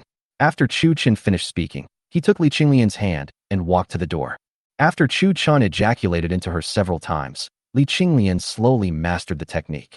As night fell, the couple had dinner and climbed into bed. Husband, can you not go tomorrow? I'm worried. In fact, the smart Li Qinglian understood Chu Chun's thoughts when she learned that he wanted to go to town. That's why I persuaded him at night. No, Qinglian, in this world, only by going deep into trouble can you solve it. Go to sleep. I have made up my mind. Chu Chun said slowly. If this matter is not resolved tomorrow, what will remain will definitely be endless troubles. The two of them slept in each other's arms, but Li Qinglian tossed and turned in the warm duvet, looking uneasy. Following the loud calls of the big roosters in the village, Chu Chun slowly opened his eyes and felt that his injuries were almost healed. When I touched the side, I found that Li Qinglian had already gotten up and was cooking breakfast in the kitchen. After washing up, Li Qinglian also came out with noodles. After breakfast, Chu Chun turned his head to look in the direction of the back mountain, and a barely perceptible smile appeared at the corner of his mouth. In fact, when he went to the mountains yesterday, he saw the sneaky Ma-san. Ma-san didn't notice him, so no one paid any attention to him. But last night, the crossbow was still placed on the bedside. He took out 2 Tenliang silver ingots, threw them a few times at the door, and walked towards his second uncle's house. Chu Chun was still worried about Li Qinglian, so he took out the long sword and gave it to Huzi. Ask him to take care of the family and tell them that I am going into the mountains so that they can be taken care of if there is any danger. After giving instructions to Huzi, Chu Chun walked towards the mountain, tossing silver ingots along the way. He passed Ma-san smoothly and went around the woods towards the town. Then, Ma-san rubbed his sleepy eyes and looked at Chu Chun, who was walking towards the town, proudly tossing the silver ingot. In a moment, he ran towards the town like a rabbit, without any suspicion as to why he chose to go through the woods instead of taking the main road. That's right. He had to inform Brother Long and the others as soon as possible so that they could intercept Chu Chun along the way. In Qingyou town, in the Sanha casino, Ma-san spoke breathlessly to Brother Long, who was having breakfast. Chu Chun is out and heading towards the town. He has at least 20 taels of silver in his hand. Hurry, hurry. Hearing about the 20 taels of silver, Brother Long suddenly became interested and grabbed a bun on the table. Brothers, let's go make a fortune with me. After saying that, he took 4 or 5 people including Ma-san and rushed towards Mashan village. At this moment, Chu Chun came out of the supermarket space again, with a few more pistol magazines in his hand, tied around his waist with an equipment belt. Also on his waist were the pistol he took out yesterday, an electric baton, and a dagger. He wore an explosion-proof helmet on his head, a stab-proof suit, and stab-proof gloves. It can be said that they are armed to the teeth. After doing all this, he hid in the woods on the roadside leading to Qingyou town. Since I didn't know how many people Brother Long would bring, I didn't wait on the road in a swagger. After waiting for less than half an hour, the sound of dense footsteps could be heard on the road. Chu Chun looked closely and saw that Brother Long was leading the group with 4 people. Among them was Ma-san, who led him down the path of gambling. It's just right. A team should be well organized. It seems Qinglian is safe. Chu Chun thought silently in his heart. As they get closer and closer to him, Chu Chun suddenly started singing. There are 2 cows on the opposite hillside. The bull said to the cow, I love you. Who is screaming in there? This shout scared Brother Long and others. Several people looked in the direction of Chu Chun. At this time, Chu Chun looked at everyone in surprise. Fuck, Brother Long and Brother 3. Where are you guys going so early in the morning? Are you going to be reincarnated? You're looking for death, kid. All you have left is your mouth. Brother Long rushed towards Chu Chun first. Brothers, don't let the kid get away. At this time, several people also reacted and chased after Chu Chun. Seeing several people running towards him, Chu Chun ran as fast as he could, running straight towards the mountains. Boy, if you have the guts, don't run. Let me show you how I will torture you. Ma Sen shouted while running. You think I'm your father, but I'm stupid. I'm standing there and letting you beat me. Who do you think you are? A mountain eagle? Listening to Chu Chen's strange words, several people did not feel that Chu Chen did it on purpose. After running for about half an hour, Chu Chen really couldn't run anymore. He stood in front of the crowd, supporting his knees with his hands, gasping for breath. Stop running, guys. If you keep running, your lungs will explode. At this time, the people who were chasing also stopped about 10 meters away from Chu Chen. Run, why not run? You chose a good place for yourself. Brother Long said viciously. 8 bullets and 5 people, it can't be that inaccurate. Chu Chen ignored them and said to himself. Then everyone watched him take out a black object from his waist, which was slightly larger than his palm. Brother Long looked at Chu Chen in front of him with confusion. Is this kid really not afraid of death? Chapter 13, 5 bullets to solve. Brother Long, tell me, what conditions can let me go? Chu Chen said after a while. It seems that a prodigal son is a prodigal son. Who doesn't fear death? I heard that you made a lot of money in the county. How about this?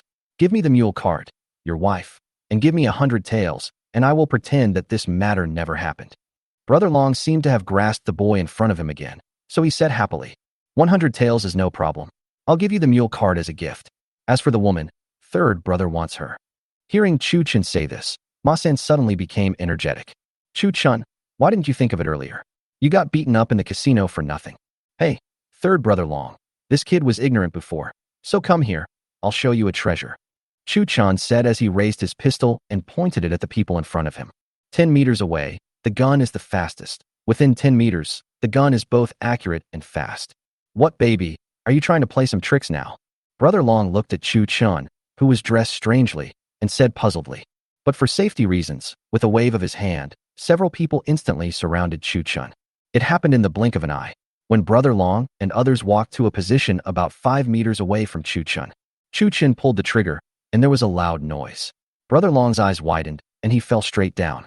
At this time, Ma Sen looked at the hole on Brother Long's forehead from which blood was oozing out. He grabbed a person next to him and put him in front of him, then shouted, There's a hidden weapon. Originally, Chu Chen's second shot was aimed at Ma Sen, but who knew that this man would react so quickly? The bullet hit the head of the person in front of Ma Sen. The other two seized the opportunity and slashed at Chu Chen with their swords. Another person stabbed Chu Chen in the stomach. Chu Chen killed the man who was stabbing him with one shot, but the other man's long knife chopped on his riot helmet. Chu Chen was shocked and felt dizzy. He shook his head, raised his gun, and pointed it at the man. When the man saw that Chu Chen in front of him was invulnerable to swords and guns, he shouted and tried to run away.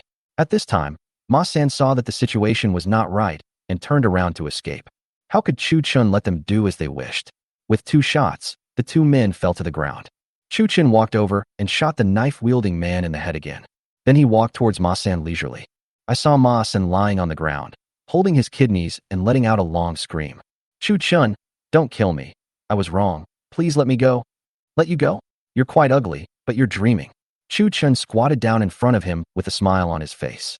Chu Chen, I have no grudge against you. Why did you do such a heavy hand? There is no grudge or hatred between us. You are obsessed with my wife, took me to the casino, and made me lose all my family property. And you actually say that there is no grudge or hatred between us. Tell me, why did you bring me into the casino? Chu Chen asked coldly. It wasn't me. Brother Long came to my house to play that day and fell in love with Qinglian. So he asked me to take you to the casino.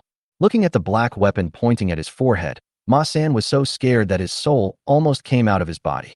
This Ma San, he won't tell the truth until he dies.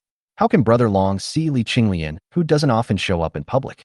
I guess he was just greedy, so he joined forces with Brother Long and others to come up with such a plan. But it doesn't matter. He has seen his gun, so there is no need for him to exist in this world. Well, since you're so honest, I'll send you to the 18th floor underground. Ma San thought that his narration had worked, and he was very pleased with himself. Chu Chen, Chu Chen, he was still as brainless as before. He regretted it the next second. He saw Chu Chen take out a glowing dagger from his waist and said to him, Come on, third brother, take a deep breath, or else you won't be able to catch your breath and blood will spray everywhere. Ayu. Ma San shouted these 2 words and a gurgling sound came from his throat. Chu Chen cut off his neck with one knife. After wiping the blood off the dagger on his body, Chu Chen staggered towards the direction of Masan village. An hour later, Chu Chen came to the back with a crossbow in his hand. Lying on the ground, he looked coldly at a wild boar mother and her 3-year-old wild boar cub who were drinking water by the stream in front of him. With a whoosh, an arrow pierced the mother wild boar's head steadily. The wild boar struggled for a few times and then became silent, and the piglets had not yet reacted to what was happening. He was trapped by a big net. That's right, this is what Chu Chun did on purpose. The bodies of Ma San and others in the grove will be discovered sooner or later. I have to create an alibi for myself. That's why we took a detour through the mountains and headed towards the town in the morning. There are no high-tech detective methods in this world, so when the time comes, I will have evidence of my alibi and avoid a lot of trouble. Chu Chun took out a woven bag, put 3 piglets in it, and dragged the wild boar's carcass with a rope. By the way, he took out a dagger and poked a few holes in the wild boar's body. He put away his equipment and walked leisurely towards the village. At the back of Mashan village, Chu Chun yelled at the top of his voice, "Brother Huzi, come and help." At this time, the people working in the fields heard Chu Chun's call and looked towards him. I saw that he was carrying a torn sack on his back and dragging a black thing in his hand, which looked like a wild boar. When Huzi heard the voice, he rushed towards Chu Chun with a long knife. "Hey Chuwazi, did you hit this thing?" Huzi asked puzzledly. "Of course not. Yesterday, I went to the back mountain to pee and saw it from afar. So I went up there early in the morning to set a trap, and that's how I caught it," Chu Chun said tiredly. At this time, several villagers gathered around to watch the fun. "Chuwazi, I didn't expect you had this ability. Although this wild boar doesn't look big, it can't be hunted face to face," a middle-aged man asked. "No, I learned a trap outside and trapped it with a rope," Chu Chun explained. "What is the trap? Can you teach us?" The middle-aged man's eyes flashed with color. "There are hunters in the village, but most of them use traditional bows and arrows to kill prey.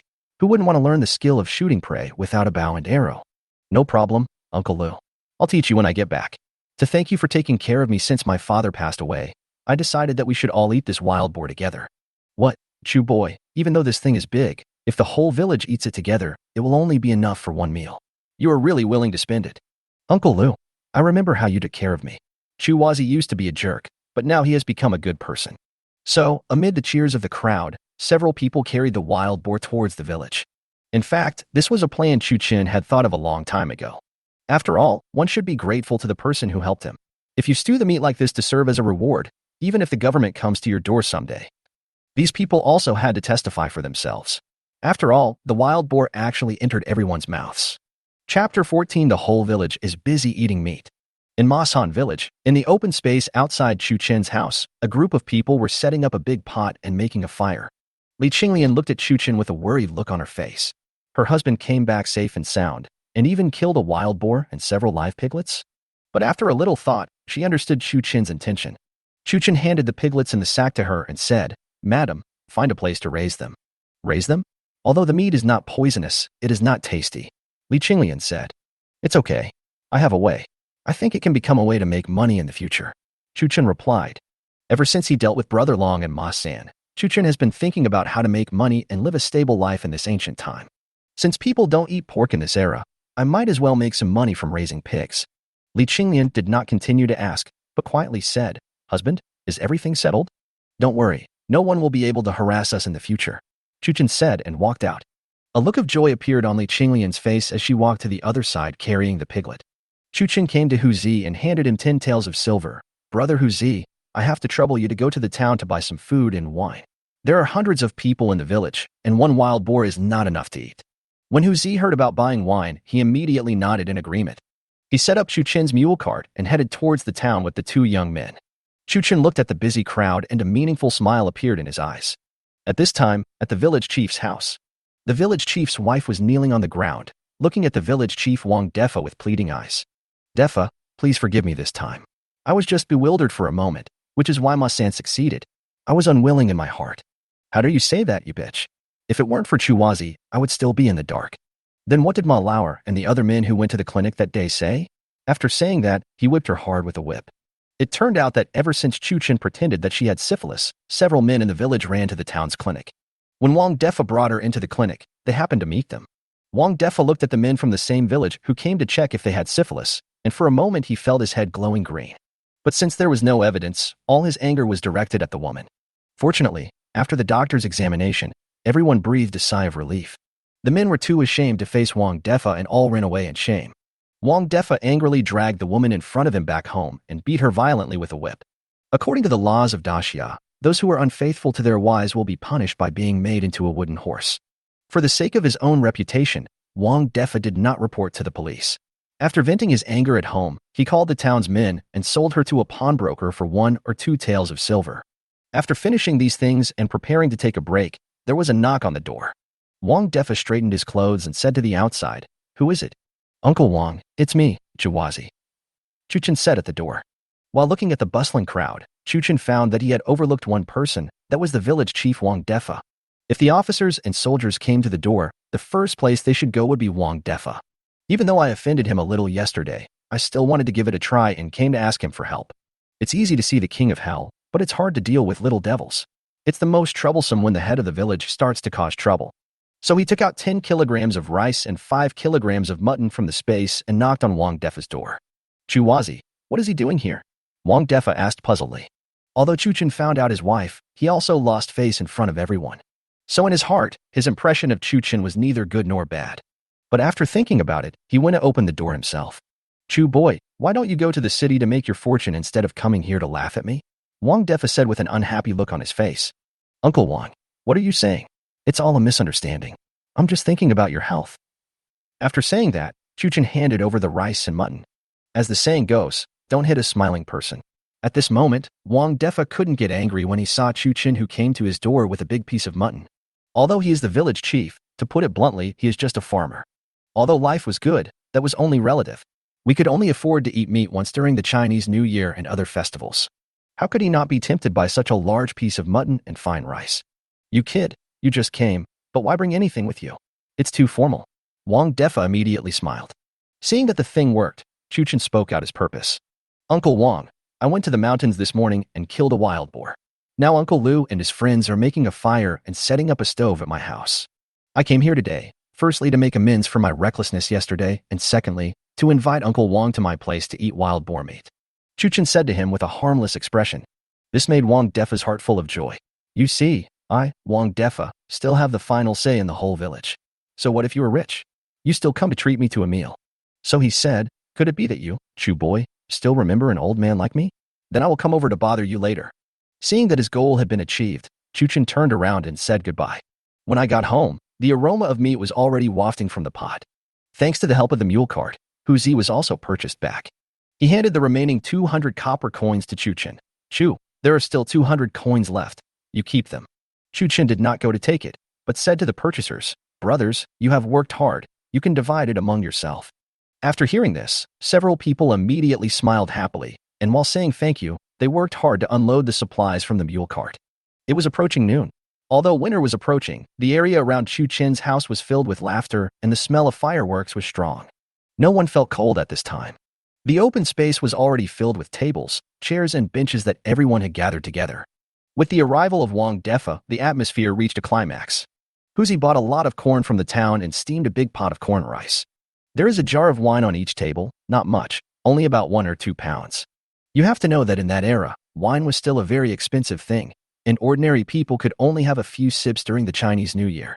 Chuchen scooped up a little and tasted it, only to find it bland and tasteless, not even wine at all. So he turned around and went back into the house and took out a few bottles of erguo from the space. In order to avoid being too shocking, they filled a large vat with water and asked Huzi and the others to carry it to the open space. You could have really made a fortune. So much wine must cost a lot of money, Wang Defa said, looking at the wine jar in front of him. "Uncle Wang, please don't laugh at me. I just made a little money. Come on, let me fill it up for you." After Chuchen said that, he poured him a glass of erguo diluted with water. Wang Defa picked up the wine glass and took a sip. "Hey, Chuwazi, this wine." Chapter 15. Eat and drink to buy land.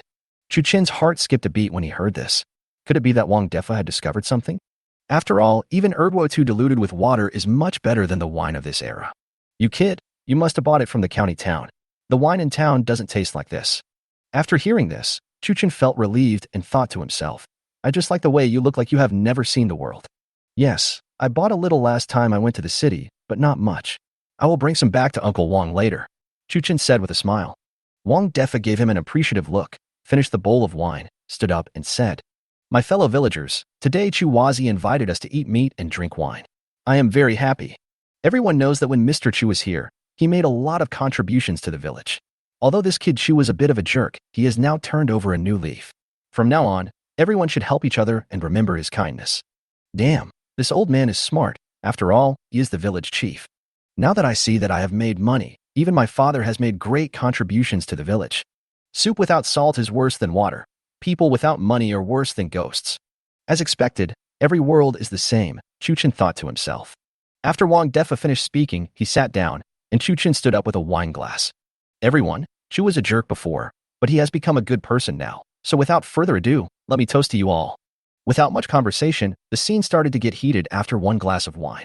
Regardless of gender, they were all eating meat with big mouthfuls and drinking wine with big bowls, and their mouths were full of praise for Chuchen.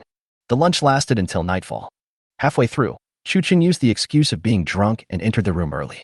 Li Qinglian followed in and said, "My husband, are you trying to shut everyone up?" Looking at Li Qinglian's clever appearance, Chuchen couldn't imagine that she was just a farmer's daughter. "I'm just afraid of trouble. In this world, strength is everything." After Chuchen finished speaking, he hugged Li Qinglian into his arms. But looking at this thatched house with air leaking everywhere, Chuchen tried hard to suppress his rising anger. This environment was too. The next day, Chuchen knocked on Wang Defa's door again. In his hand was a jar of erguo mixed with yesterday's white water. "Chu boy, just come. Why are you so polite?" Wang Defa said no, but his body was unusually honest. He reached out and took the jar of wine and let him into the house. "Chu Wazi, what's the matter that brings you to me today?" Wang Defa asked. "Actually, it's no big deal. You know, my dilapidated house, so I want to buy the vacant land in front of the house and rebuild a new house." Chuchen said to Wang Defa straight to the point. He had also inquired about building a house these days, although it would not be as troublesome as in the modern world. You also have to go through the village chief, then buy land, and go to the town government office to handle relevant procedures. So he found Wang Defa again. In order to make Wang Defa agree readily, he said, "Uncle Wang, you also know that building a house requires labor. When the time comes, you can talk to the village, and I will start paying you." Wang Defa pretended to think for a moment and said, "Indeed, your shabby house is drafty everywhere. It's time for your Qinglian to enjoy it. How big a house are you going to build? How many acres of land are you going to buy?" Chuchen said immediately after hearing this, "The vacant land around my house is at least 10 acres, and I plan to buy the mountain behind it, which is about 50 acres. Wang Defa was shocked when he heard this. How much money did this kid make? 50 acres, even the rich families in the city don't have such a wide house. In fact, Chuchen has his own idea, which is to build an ancient villa. Before traveling through time, I lived in a rental house of more than 10 square meters. Now that I've traveled through time, can I enjoy myself?" Then Wang Defa said, 50 acres. Logically, I can't give you that much, but considering your father's previous contributions to the village, I agreed. The vacant land in front of the gate was originally 5 taels per mu, but I'll charge you 4 taels per mu. The land in the back mountain is 2 taels per mu, so I'll charge you 1 tael. After saying that, he looked at Chuchen with a smile and said, "Boy, uncle will be nice to you this time." Damn, the village chief saved 50 taels with just one sentence. This operation is awesome. Chuchen said with a smile, "Thank you, Uncle Wang. What about the procedure?" As he spoke, he handed over a 5 liang silver ingot and gave him 8 10 liang silver ingots as money to buy the land. "Haha, it's a small matter. Leave it to me. I'll go to town right away and help you get it done. It's true that money makes things easier. Just pay 5 taels of silver and you don't have to do anything. Strike while the iron is hot. Thank you very much, Uncle Wang. When you come back from town, come to my house for dinner and I will prepare something delicious for you." Wang Defa actively put on his clothes and walked towards the town. Chuchen was also tactful and let Huzi drive the mule cart and go together. Wang Defa, sitting in the mule cart, looked at Huzi, who was driving the cart for him with a long sword on his waist. Suddenly I felt like I was the county magistrate. At this moment, Chuchen was counting. 10 acres of flat land cost 40 taels, and 40 acres of mountain land cost 40 taels, a total of 80 taels of silver. He earned 600 taels from selling the cups and gave 100 taels to Li Qinglian. He spent about 100 taels on himself. There are more than 300 taels left. If I want to build a modern villa in the future, I will probably need more money. It seems that I have to go to Qinglian City tomorrow to earn some more money." At this time, Li Qinglian watched Huzi driving the village chief out of the house and said to Chuchen, "My husband, what are you doing?" "Qinglian, come here. Take a look at the back mountain." Chuchen pulled Li Qinglian over and pointed at the back mountain and said, "Ah, what's so good about this mountain? But we can plant a lot of crops." Li Qinglian said with a puzzled look on her face. "Farming is a small-scale business. Why do we still need to farm if we have money?" Chuchen said, "I was born in the countryside before I traveled through time, and I had to work hard in the fields when I was a child. You've traveled through time with a supermarket, and you're still farming. Isn't it good to enjoy life? Then he said, what kind of land do we need to grow? I want to turn the open space in front of our house into our house, and the hill behind us into our back garden. What? My husband is squandering money again. How much money would it cost to turn such a big place into a house? Besides, there's no need for just the two of them to live in such a big house. Chu-Chin looked at her surprised expression and said, when the time comes, I will go to the county to buy you a few maids and old women, and you will just be responsible for being beautiful at home. But such a big house will cost a lot of money. Besides, I don't need any maids or nannies. I just need to serve you. Li Qinglian said to Chu-Chin seriously. Serve me, but this environment is not good. Let's wait until the house is built. I don't care whether Li Qinglian agrees or not. I just want to tell her. Don't worry about money. Have you forgotten that I am a disciple of an immortal? Just wait at home and enjoy yourself. After saying that, he pulled her towards the house. Chapter 16. The Immortal Pill Given in Qinyan City. In the evening, Wang Defa came back with the document and asked Chu-Chin to sign and seal it. Chu-Chin took the land deed and looked around. From now on, I am also a landowner. His dream goes beyond this. This is just his first step to take off in this world. Sooner or later, he will have to leave Masan village, which is like a summer resort. In the evening, Hu Zi and Wang Defa were drinking together, while Chu-Chin was sitting beside them watching. What a joke. This space convenience store has such a lot of technology and hard work. It's better to drink less. After the two men left drunkenly, Chu-Chin and Li Qinglian washed up and went to bed. Everything was the same as before. Chu-Chin just held Li Qinglian in his arms to sleep, and at most he would pinch that softness. Li Qinglian was wondering why her husband was not the same as her second aunt, and the others said. Could it be that there was really a problem in that area? So she turned to Chu-Chin and said, Husband, you see, we have been married for more than a year. If we don't have a child, we will be laughed at by the village. What? He was looking through the original owner's memories, and it seemed that he had caused her to misunderstand him. Don't be in a hurry. You are so beautiful. How can we stay on this broken bed? Let's wait until the new house is built. Chu-Chin comforted.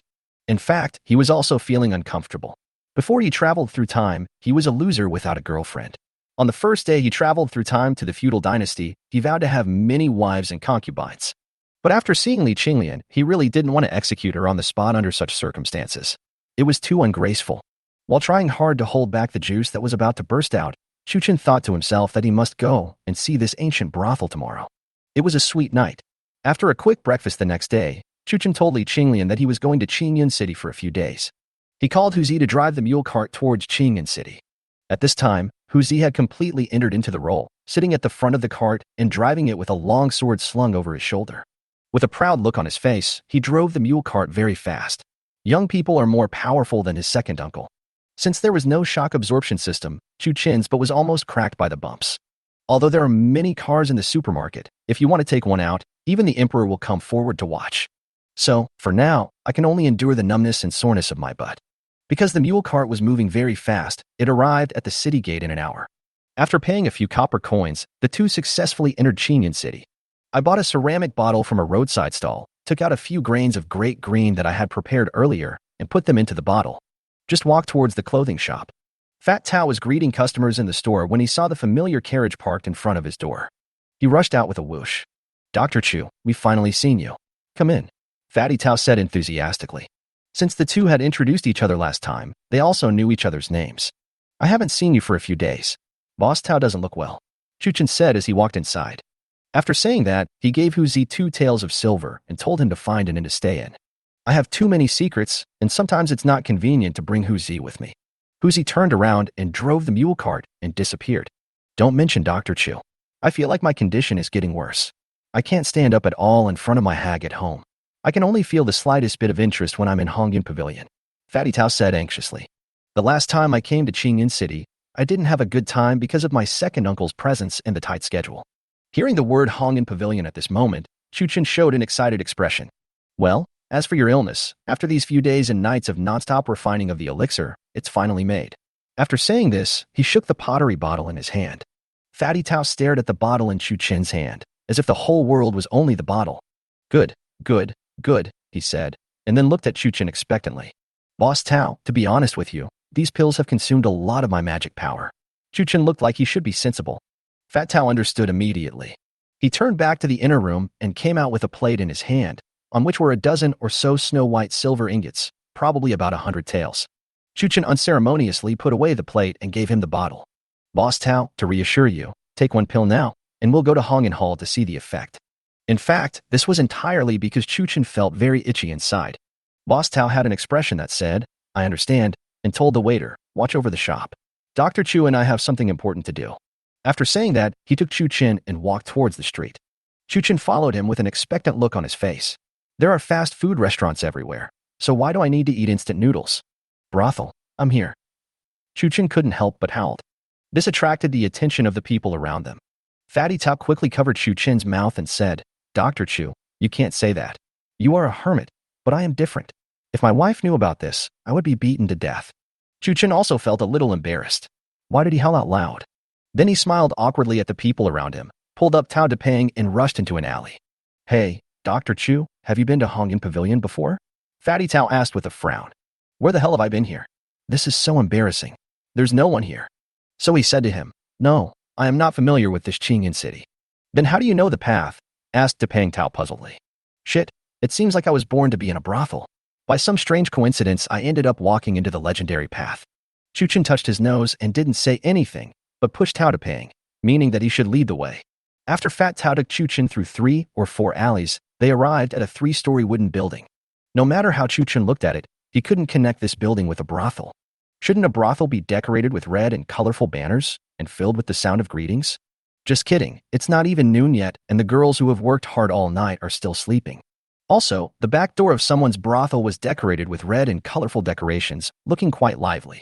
Feeling how quiet it was here, Chuchen frowned and said, "It's so quiet.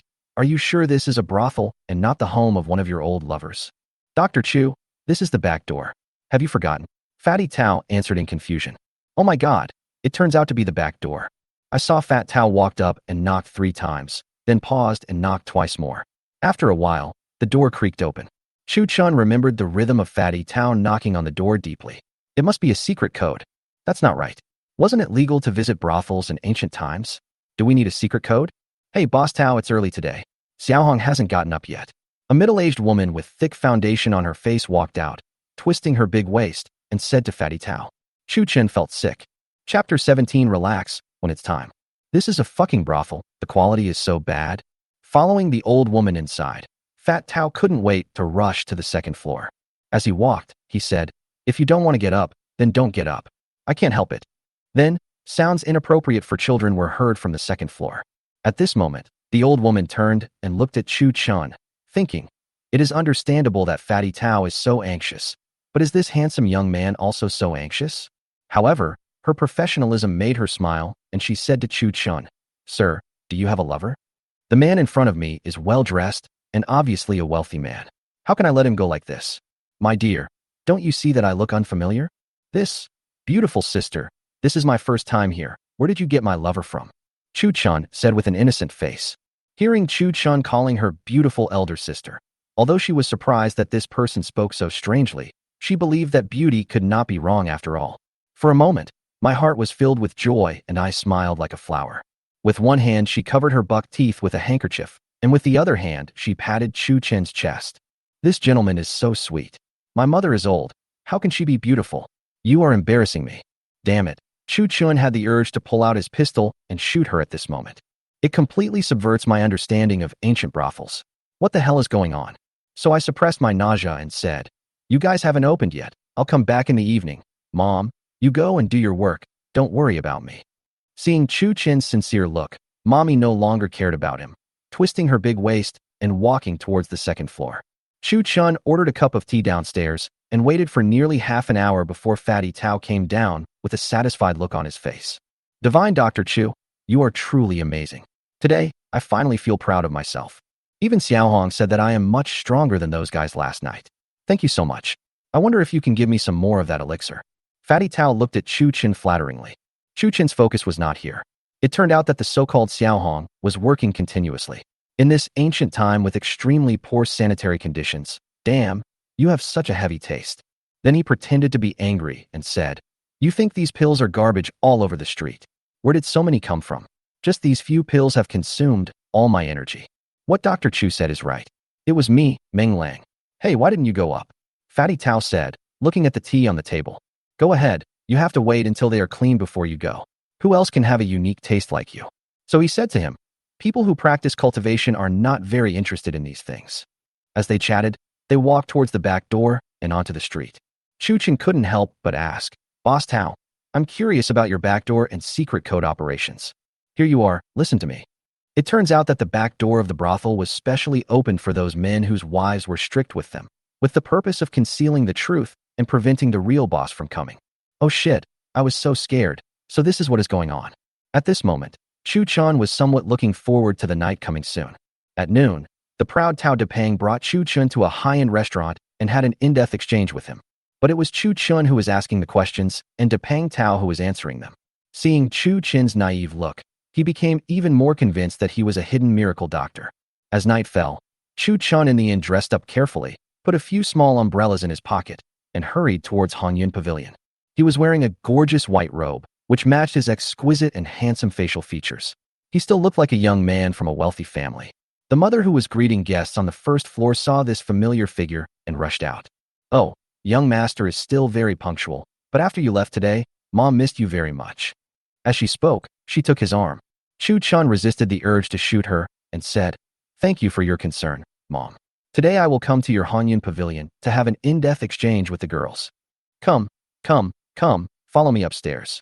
I'm afraid the vulgar women downstairs are not worthy of your attention. As Mommy spoke, she thought to herself, it was a pity that she was old, otherwise, she would have earned a lot of money by marrying such a handsome guy. Chuchin, come on, forget it. I wouldn't even dare to give money to someone like you. When we got to the second floor, Mommy waved her hand and called over 5 or 6 pretty girls. This is the first time the young master has come here. Girls, you must not spoil his fun. After saying that, Mommy turned around and walked out. Chuchin glanced at everyone, then immediately caught up with Mommy and said, Is there no oiran here? The way of opening it is wrong. Although these 5 or 6 are okay, why don't you change the operation of a new batch? Oiran? Sir, you are really joking. My oiran daughters are proficient in all kinds of musical instruments, such as playing the piano, chess, calligraphy, and painting. May I ask, sir, how about your literary talent? Mommy seemed to have heard a huge joke. There is actually someone who comes up and asks for the oiran. She is the treasure of the shop. How can she be shown to others easily? Well, it turns out this thing is also a form of hunger marketing, really whetting your appetite. Then the mother said, My daughters will be performing on stage soon. It depends on whether you can please them. After saying that, he walked down to the first floor. Chuchin also turned back to the house and chatted with the young ladies inside, having a great time. Young master, you are so mean. Would you like to stay overnight? A young lady said while feeding Chuchin wine. The warm body pressed straight against Chuchin's, causing Chuchin to look up and laugh. Let's wait and see.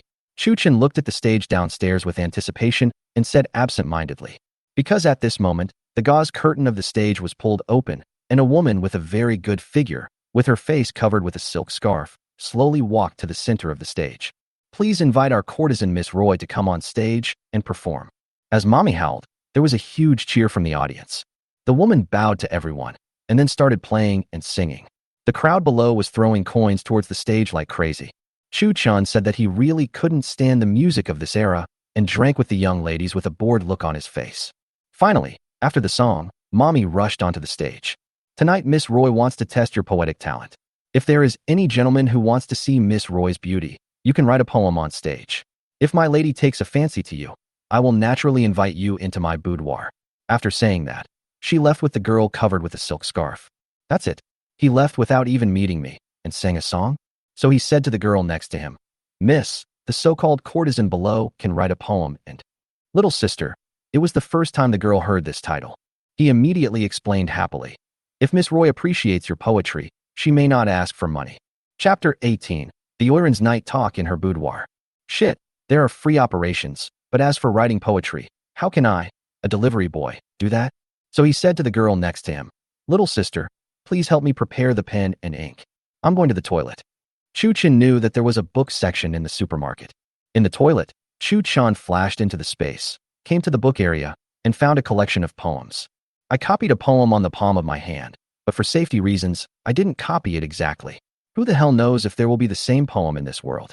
I can't write poetry, but it's okay for me to praise you. So I returned to the dinner table with full confidence. The writing brush, ink, paper, and inkstone were already prepared on the table. Chuchin looked at the brush in front of him and felt worried. I thought, it doesn't matter if the handwriting is ugly, as long as the content is okay. So he wrote on the paper with a big brush. The courtesan is not a human. She was brought down to earth by the spring wind and rain. If I can win your favor, I will definitely ascend to the ninth heaven and pick the most beautiful girl in the city. Then he wrote the two words Chu Chun with a big stroke of his pen shamelessly. The servant folded the poems that Chu Chun had copied and hurried upstairs with them. On the third floor, in a boudoir filled with fragrance, Roy was flipping through the poems with a bored look on his face. What's worse, some people who can't write poetry just wrote, I will give 800 taels and have a long and in-depth talk with the young lady. Lecture. Miss Roy cursed softly. Then she turned to the maid and said, It seems that I, your sister, will have to stay alone in the empty room again tonight. Miss, you are so beautiful. How can a man without great talent be worthy of you? The maid said to Roy. At this time, the servant knocked on the door and said, Miss Roy, here is another poem. Roy said without any interest, Bring it in. The Oiran is not a human. She was brought down to earth by the spring wind and rain. If I can win your favor, I will definitely ascend to the ninth heaven and pick the most beautiful girl. Roy muttered to himself, and slowly a happy smile appeared on his face. Interesting, but the handwriting is too ugly. Besides, I'm not a fairy. Xiaofang, go and call this young man named Chu Chen up. Roy immediately ordered. Miss, have you found your ideal husband? The maid said in disbelief. It's not even a start yet. Just go ahead and call me. After hearing this, the maid ran downstairs. The servant gently opened Chu Chen's door, and the maid Xiaofang walked in and said gently, Excuse me, is this Master Chu Chen? Chu Chen was having a hot conversation with a few young ladies when suddenly a prettier young lady came over and called him. He stood up immediately and said, Miss, you called me? Xiaofang looked at the man in front of her and the women beside him. He was pretty, but seemed. Mr. Chu, my lady invites you. Xiaofang said immediately. Chu Chen looked at the woman in front of him with a confused look on his face. Could it be that the courtesan has taken a fancy to me? So he said to everyone, Ladies and gentlemen, let's drink next time. I'm going to pick up girls. Little sister, picking up girls? Xiaofang looked at Chu Chen in front of her, thinking about these strange new words with a confused look on her face. Follow Xiaofang to the third floor. Chu Chen stared at Xiaofang and asked, Is your young lady that Miss Roy? Xiaofang rolled her eyes at him and thought, You ask even though you already know the answer. Are all men like this, staring at me all the time? So he said unhappily, You'll know when you go in. After saying that, he left without looking back. Chu Chen was confused. How did I offend you? You must be angry. So he knocked on the door. Miss, Chu Chen is here. Mr. Chu, please come in. An echo came immediately from inside. As he entered the room, Chu Chen smelled a faint scent belonging to a girl. There was a big red bed in the room, with a red quilt on it and a red gauze curtain, decorated like a bridal chamber. In front of the dressing table next to her, sat a woman with a great figure, with her back to Chu Chen. Chu Chen rubbed his hands excitedly and walked towards the woman. At this time, the woman turned her head, and Chu Chen's eyes widened. He saw that this woman with a great figure had a face that would bring disaster to the country and the people.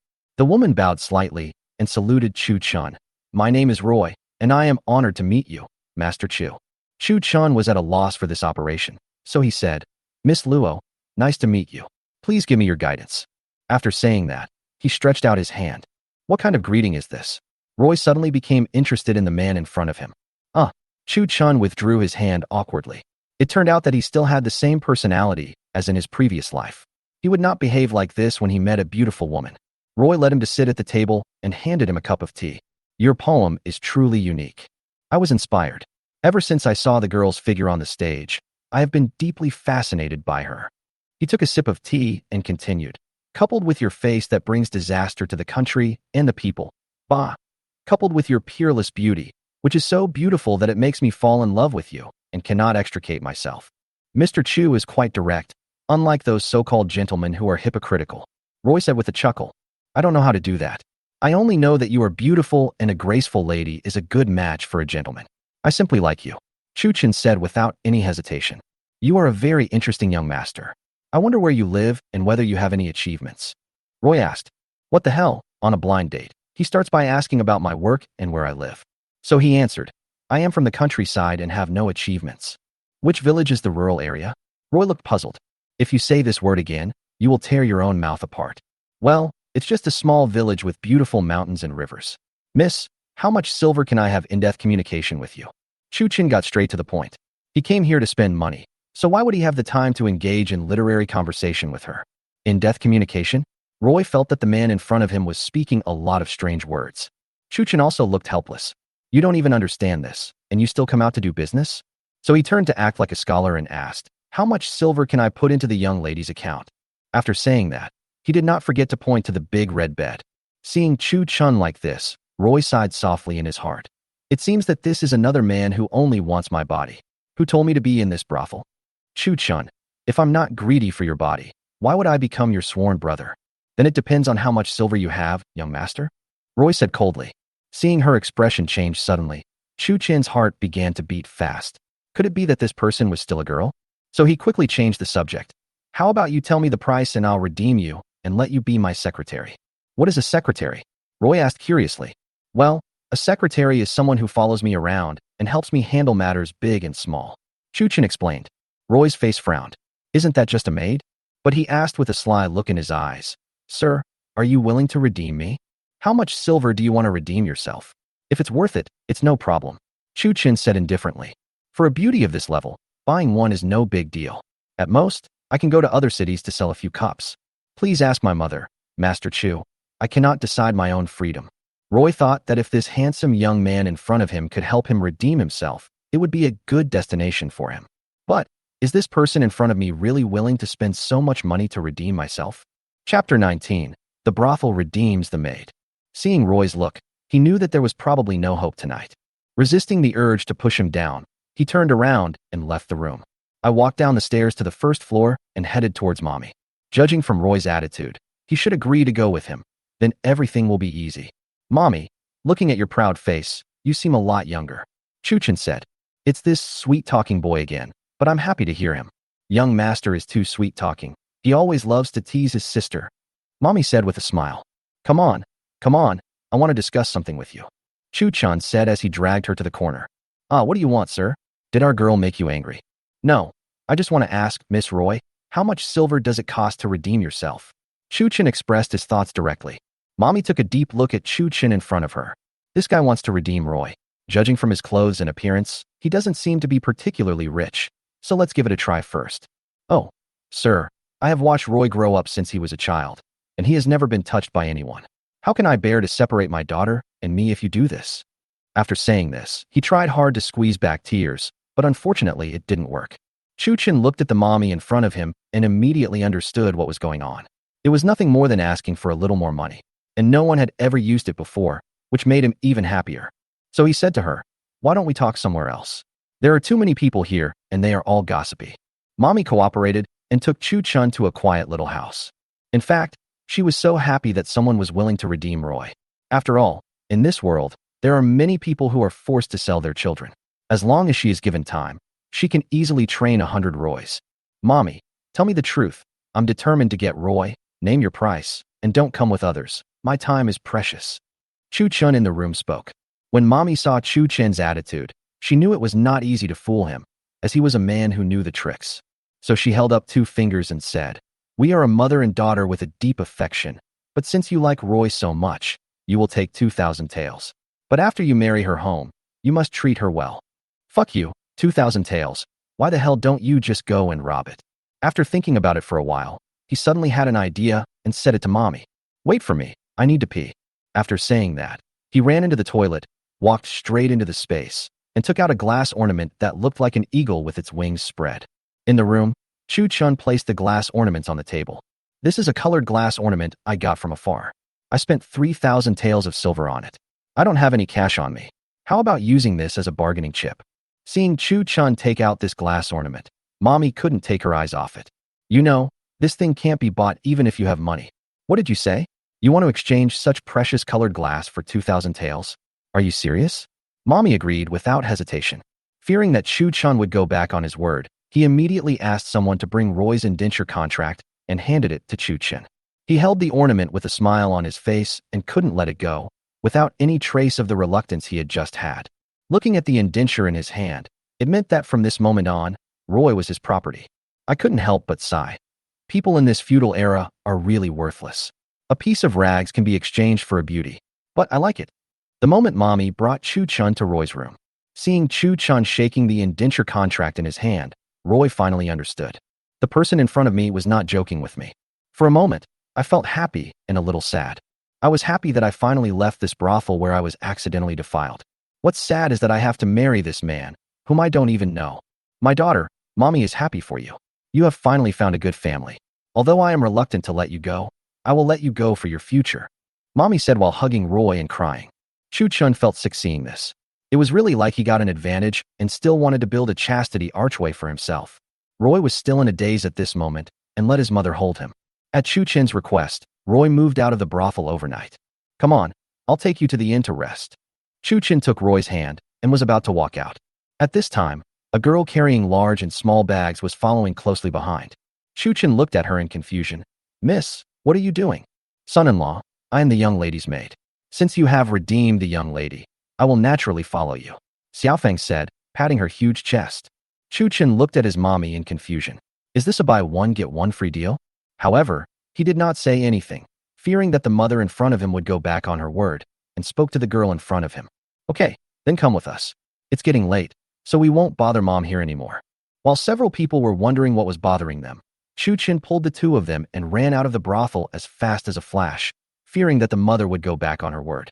He turned around and came to the largest inn in Qingyun City. Boss, please give me 2 upper rooms. The money doesn't matter, but they must be clean and comfortable, Chu Chin said, patting the counter. Husband, 1 room will be enough. Xiaofeng is a maid and should serve by the side. Roy said, Damn, there is such a good thing. This evil feudal society, I love it so much. Chu Chun was cheering in his heart, and thinking of the next scene, the little brothers raised their heads high. Xiaofeng on the side blushed.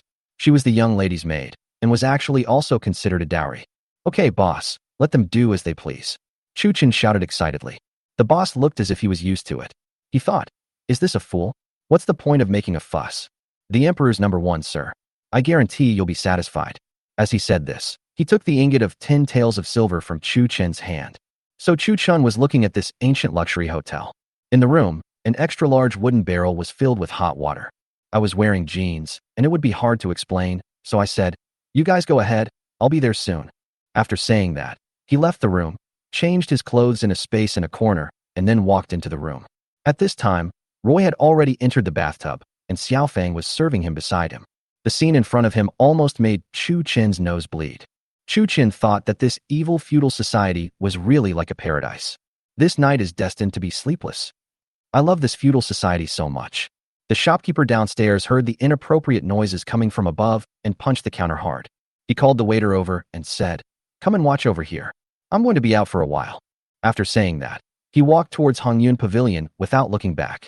Chapter 20. Feeling refreshed and going to buy a house. I got up so early. I'm so sleepy. With a long and loud song, Chu Chun climbed up refreshed. Husband, get up. I will change your clothes. Roy stood up and took clothes for Chu Chun. The 2 girls helped him put on his clothes, and Chu Chun called the waiter to prepare breakfast for them. But looking at the 2 women gathered around the table, it seemed that I had to go out and earn some money to buy a house today. We can't bring it back to Mashan village, at least not yet. After last night's in-depth communication, the atmosphere among the 3 of them became much more harmonious. This world is great. Not only can you have 3 wives and 4 concubines, but basically none of these experiences have been paid for by others. After breakfast, Chu Chun took the 2 girls out.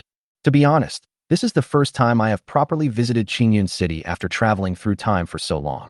There was a lot of traffic on the street, all kinds of shouting, bargaining, and the sound of the aunties in the information center whispering to each other. Take a look, this is genuine wild ginseng. The original price is 88 taels, but now it's only 99 coins. Don't miss it if you pass by. The best immortal sword only costs 3 or 2. The quantity is limited, and it will be sold out while stocks last. The boss and the lady boss next door have run away. The 2 stores are having a joint sale. It's only for 3 days. If you don't close within 3 days, you're a grandson. Looking at all this familiar yet unfamiliar stuff, Chu Chin seemed to have returned to that modern society. I have been busy these few days since I traveled through time. In this situation, I still miss home a little. I wonder if my relatives in that world are grieving over the fact that I was crushed to death by a big sister weighing over 200 pounds. Or would you rather happily have the feast at home? Then he shook his head and got rid of these thoughts. Now that we are here and have such a wonderful space, we might as well live a good life. He slowly took Roy's hand and said, I plan to buy a house here so I can accommodate you too. Husband, won't you take me home? Roy said to Chu Chin with a dim look in his eyes. It seems that I am just a prostitute after all and still cannot catch the eye of the man in front of me. It seems that this girl misunderstood what I meant. I still have things to do, and it's not convenient to bring you with me right now, so I'll settle you down in Qing'an City first. After a pause, he continued, I'll pick you up here when I'm done. Compared to Roy, Xiao Feng next to him seemed much quieter. She knew her own identity, just a bed warmer. Chuchen didn't think about these things and led them towards the largest gang in Qing'an City. Young master and miss, do you three need any help? At the door of the dental clinic, a young man smiled professionally and spoke to the three people. Are you from this dental business? Chuchen frowned and looked at the boy in front of him. The young man looked arrogant and gave Chuchen a negative look. Sir, my abilities are not comparable to those of the cats and dogs here. I grew up in Qing'an City, so there is nothing I don't know. I am a special dispatch person of this dental clinic, called a special commissioner. It turns out that the guy in front is the ancient nosy person, or the modern person who makes money out of nothing. This instantly piqued his interest. I want to buy a house. Do you have any good recommendations? The young man heard that Chuchen bought a house, and then looked at the two women behind him. He immediately gave a look that said, I understand. Sir, I am very familiar with your situation. If you trust me, come with me and take a look. I guarantee you will be satisfied. I trust you when we meet for the first time. What are you thinking? At this moment, a voice came from inside. Erguzi, you are stealing my customers again. Chuchen looked in the direction of the voice and saw a sturdy figure rushing out. He said to Chuchen, Sir, this is a scoundrel. Don't listen to this kid. Looking at the big man rushing out, the man named Erguzi in front of him instantly walked out slowly like a deflated ball. At this time, Chuchen ignored the big man and shouted to the young man, Hey, Erguzi, come here. In fact, he has his own ideas. When buying a house, you should go to a regular brokerage firm. If they don't make a premium on you, it would be a shame to the gorgeous decoration of the store. It's exactly the same as modern society. When Erguzi saw Chuchen calling him, his eyes immediately lit up again. He trotted over and said to Chuchen excitedly, I can tell from the first glance that you are not a fool with a lot of money. How about we go? The dentist was helpless. Although the guy was annoying, he was indeed pitiful, and he was not wrong.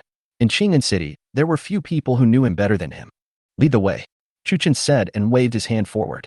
The three of them followed Erguzi and walked outside. Erguzi was leading the way excitedly, thinking that if he could finish this order, he could have a full meal again. Sir, I know of 3 courtyards that meet your requirements. One is in the west of the city, in the wealthy area. It has 3 entrances and 3 exits and is priced at 1,200 taels.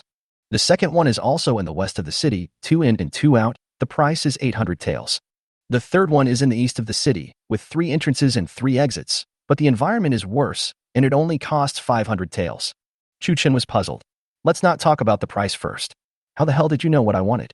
So he said to him, go to the west of the city and see 3 ins and 3 outs first. When Erguzi heard this, he immediately became happy. The landlord had promised him that if he sold the item, he would get 30 taels of silver as a reward. A few people walked towards the west of the city and came to a busy street market. They saw people coming and going in gorgeous clothes. Most of the items sold in the market are high-end items. There are gold and silver shops, cloth shops, restaurants, brothels, and almost everything else.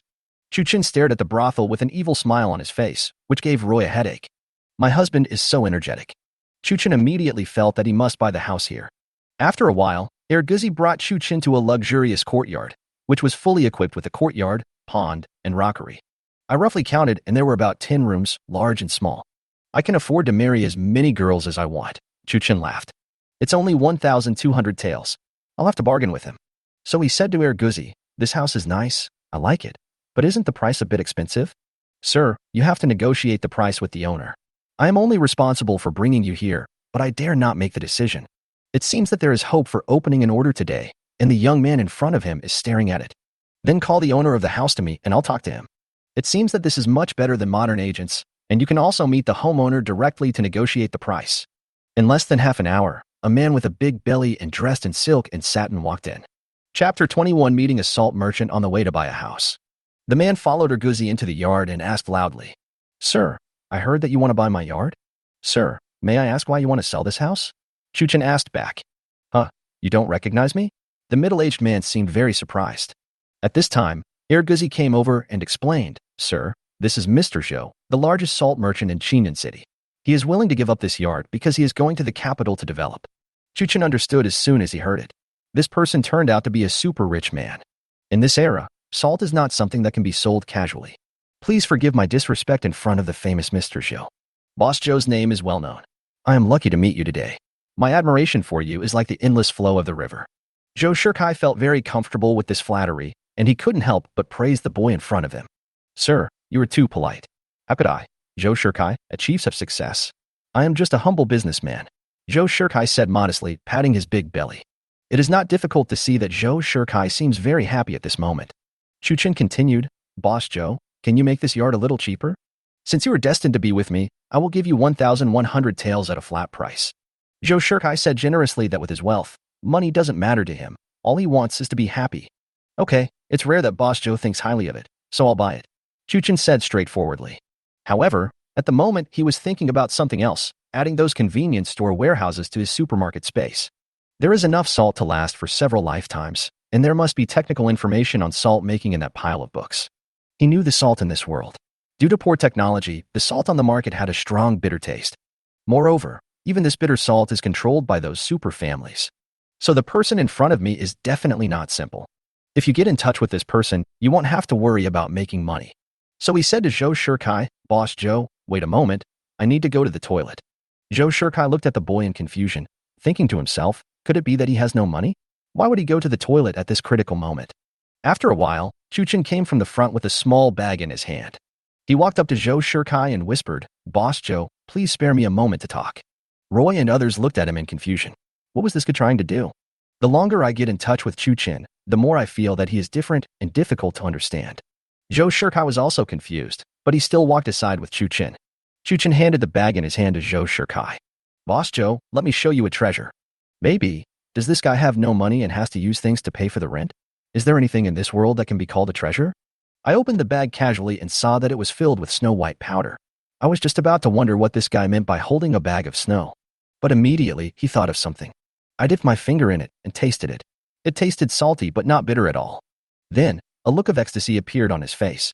As one of the largest salt merchants in the Great Xia dynasty, how could he not understand the importance of this thing in front of him? This is enough to make his family take off again. Excuse me, sir, what is your name? I have made friends with you, Joe. Joe Shirkai bowed towards Chuchin and said happily, Boss Joe, my name is Chuchin. I am the only one in the world who can make this thing, so why don't we work together? Cooperation? Does this guy want to learn the method of making this thing himself? Then he smiled and said, Brother Chu, you know the method of making this. It requires extremely strong power to keep it. Hey, this old guy dares to threaten me? It seems I have to show my strength. Boss Joe, let me show you another treasure.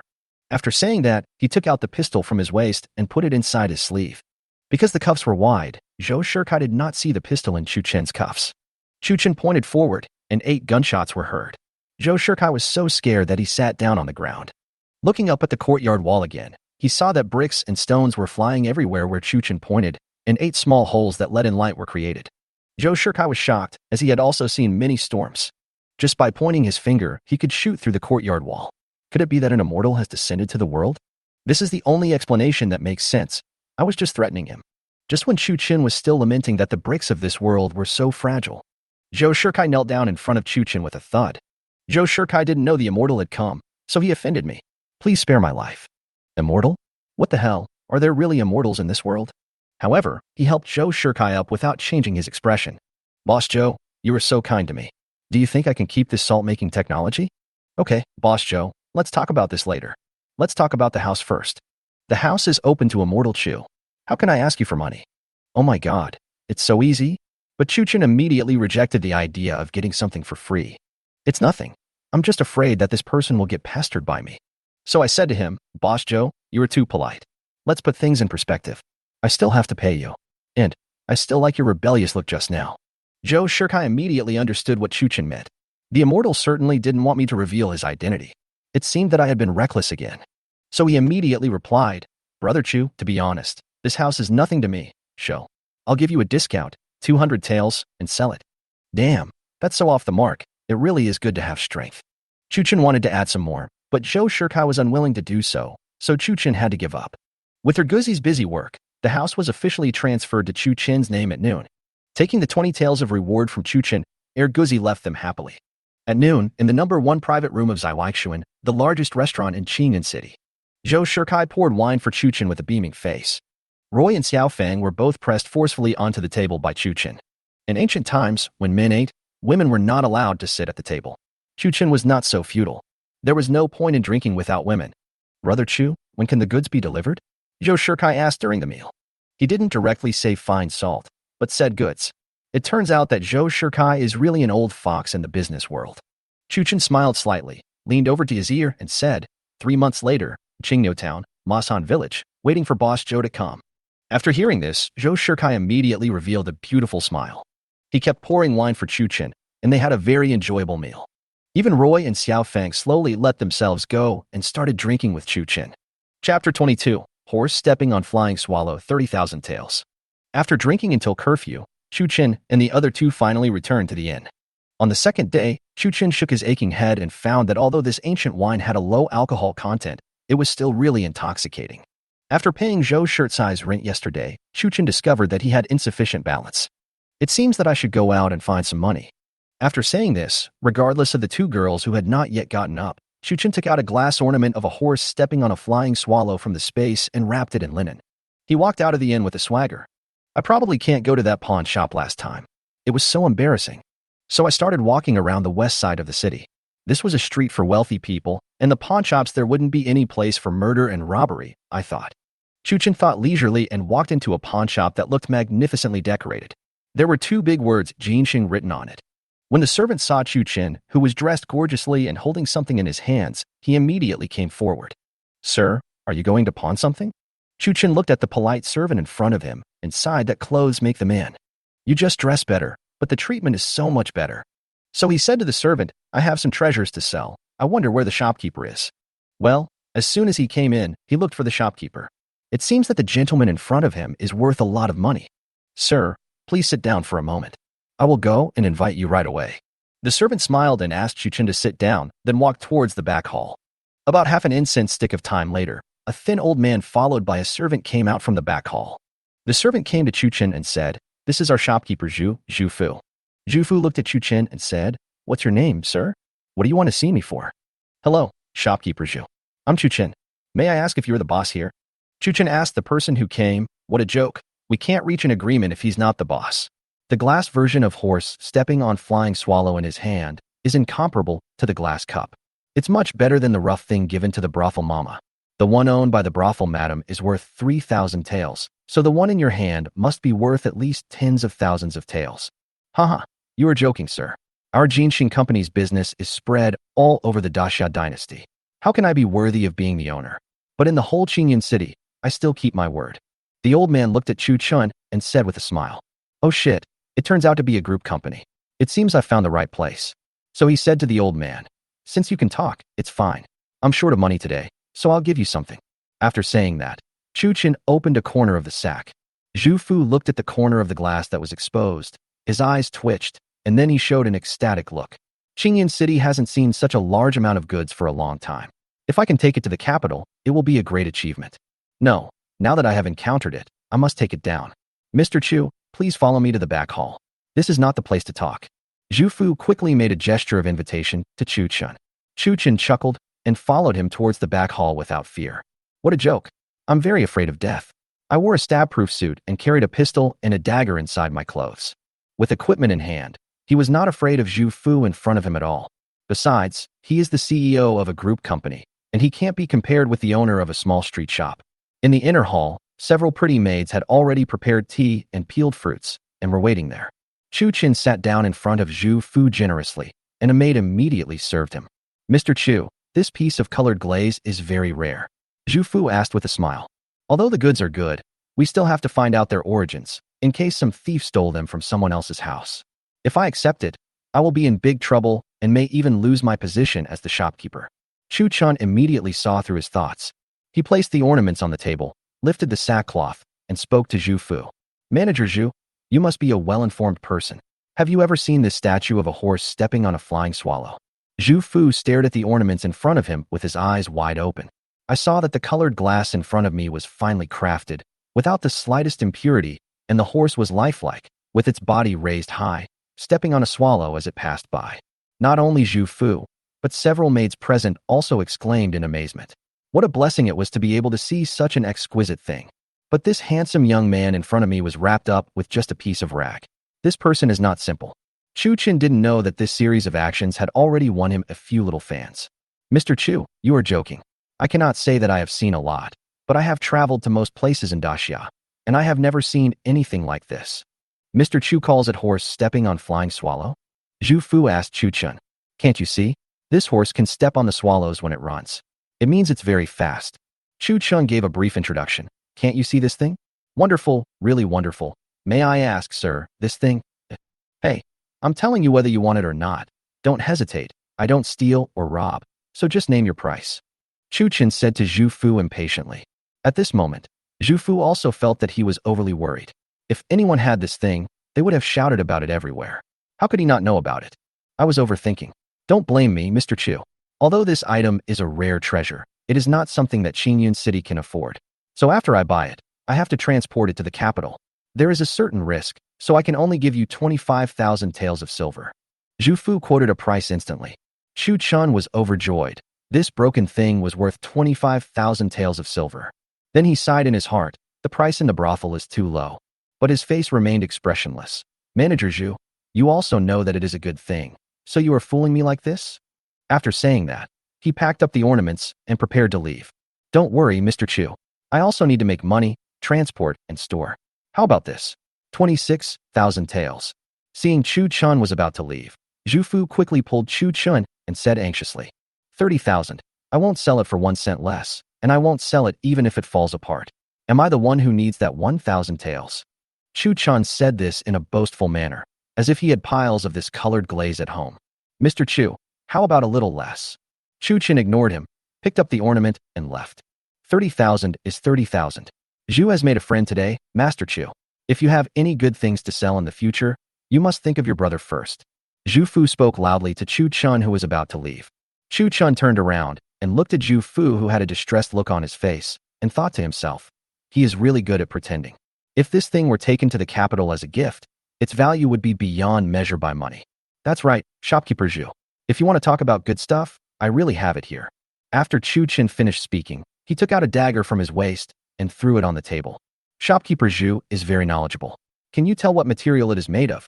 Chapter 23. Looking for a craftsman in Qingyun City. Zhu Fu was frightened by Chu Chen's action and quickly picked up the dagger. The blade was shining and extremely sharp, and he said, this is a divine weapon. Will you help, Mr. Chu? Look, this thing is right here with us. It's within easy reach. Don't you think so? Forget about it. I only brought this much today. I'm worried that people will covet my money. I'll talk about it later when there's a chance. Chu Chen looked at Zhu Fu in front of him and said meaningfully. But Zhu Fu didn't care about Chu Chen's intention at all. What a joke. We are a merchant group. How can we do that? Instead, he became deeply interested in Chu Chen's residence. He hurriedly asked, how can you easily produce such a divine tool and colored glass? May I ask where Master Chu is from? I'm from the countryside. Don't hesitate. Just give me the money. Chu Chen answered casually, impatiently. Seeing Chu Chen's expression, shopkeeper Zhu did not ask any more questions. Instead, I developed a strong interest in this rural area. I thought to myself, this place must be where immortals can live. After 1 stick of incense, Zhu Fu gave him a warm farewell. Chu Chen walked out of the pawn shop with a stack of silver bills and a metal plate in his pocket. Looked at the brand carefully. According to Zhu Fuzi, as long as you enter a store with the word Jinsheng on it in the Great Xia Dynasty, you can enjoy VIP treatment. It seems that the ancient people already had a sense of membership. He casually put the sign into the pocket of his down jacket and walked towards the inn. In the inn, Roy and Xiaofang had already had breakfast. She was quietly waiting for Chu Chen to come back in the inn, and even thoughtfully asked for a breakfast for him. A few meat buns and a bowl of millet porridge. Chu Chen looked at the steaming food in front of him and felt that this was what a real visit to a brothel was like. You guys try it. I'll just buy it. It's so delicious. After breakfast, Chu Chen took out a silver note worth 100 taels of silver and handed it to Roy. You two should go buy some furniture and live in the yard first. It would be better if you could buy some girls. I have to go out for something, and I will leave today. Hearing Chu Chen's words, Roy's eyes suddenly dimmed. Could it be that the man in front of me bought me just for this one night of tenderness? Although he bought her a house and gave her banknotes, after these few days of contact, she realized that these were not what she wanted. Who doesn't want to be loved? Who wants to be a vase? Well, it's strange that you were born in a brothel. She was able to be redeemed by the young and promising Chu Chen in her best years. It's better than those who are old and are bought by an old man to be an unwelcome concubine. Looking at the banknotes in front of her, Roy said, "No need, sir. I have saved some money over the years, which is enough for us. I will be satisfied if you can come to see us two sisters every now and then." Hey, there are still people who don't want money these days. That's strange. Is it because I'm too handsome? He didn't believe that he could make this girl fall in love with him in just 2 days. After all, there was not enough communication. He put away the banknotes and, without saying anything more, sent the two men to the house and headed towards Tao Depang's cloth shop. At the door of the cloth shop, Huzi was sitting on a mule cart, looking anxiously like a young wife. "Why hasn't Chu Wazi come yet? I hope nothing has happened," Huzi murmured there. "Young man, just come in and sit for a while. Brother Chu said he would come, so he will definitely come." Fatty Tao shouted to Huzi from inside. "This guy is really strange. He has been waiting for an hour, but still refuses to go into his cloth shop." In fact, Huzi was not unwilling to go in, but he was afraid of embarrassing Chu Chun because of the coarse linen clothes he was wearing. "Hey, Brother Huzi, I guess you've been waiting for a long time." Chu Chin's voice came from a distance. "Chu Wazi, you finally showed up. I thought something happened to you." As soon as Huzi saw Chu Chin coming, he jumped off the mule cart. "Brother Chu, your driver is really serious. He has been waiting for you for 2 hours, but he didn't even come when you asked him to come in and sit for a while." At this time, Fatty Tao also walked out of the shop and said to Chu Chun, "Haha, Boss Tao, this is not some coachman, this is my cousin Huzi." Chu Chun introduced to Fatty Tao. "Ah, it's Brother Huzi. Come on, come in and sit down." Fatty Tao invited again. Huzi looked at his clothes and hesitated. Only then did Chu Chun understand what was going on. It turned out that she was just shy. "Boss Tao, please pick some clothes for my brother Huzi. Look at him. He is too embarrassed to enter your store." It turned out that this person was embarrassed to come in because he saw how shabby he was dressed. Then Fatty Tao laughed and pulled Huzi, whose face was red, into the store. Half an hour later, Chu Chun looked at the tall brother who in front of him. "Tsk tisk, it's true that clothes make the man. Look at this little girl's temperament. It's so good." Huzi was like a young wife, shy and timid. He had never worn silk or satin in his life, and at this moment he felt uncomfortable all over, which was not as comfortable as his coarse linen clothes. Then he turned to Fatty Tao and asked, "Boss, how much silver do you want for this dress?" "Little brother, it's just a set of clothes, no need to pay." Fatty Tao said straightforwardly, "What a joke. Why would the cousin of a miracle doctor want money?" Chu Chun handed over a 10 liang silver ingot and said, "Boss Tao, let's get on with this." After saying that, he pulled Huzi and left. Fatty Tao looked at Chu Chun, who was leaving, and sighed. It seems that a miracle doctor is a miracle doctor, and he is not so easy to approach. "Chu Wazi, did you just give him 10 taels of silver?" Huzi said while driving the cart. At this moment, he felt even more uncomfortable in his clothes. "Okay, Brother Huzi, it's just a set of clothes. Don't worry about it. Just drive your car well." "Where are you going?" "Find the craftsmen to build houses in the village and spend some money." Chu Chun waved his hand, and Huzi drove the cart out of the city. He knew that there was a highly skilled craftsman outside the city who often helped people build houses. It was said that the Qingyun City Lord's mansion was built by him. He has not been idle these days, according to Chu Chen's instructions. In order to find a good craftsman, I ran all over Qingyun City. Although I can't say I'm familiar with Qingyun City at the moment, I have no problem with the general direction. In less than half an hour, they arrived at the door of a sturdy brick house.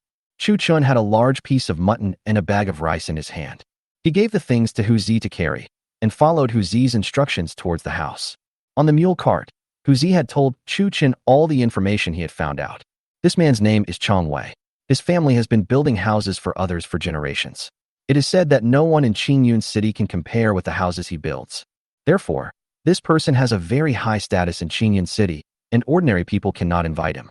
"Excuse me, is Mr. Chong at home?" Chu Chun asked after knocking on the door.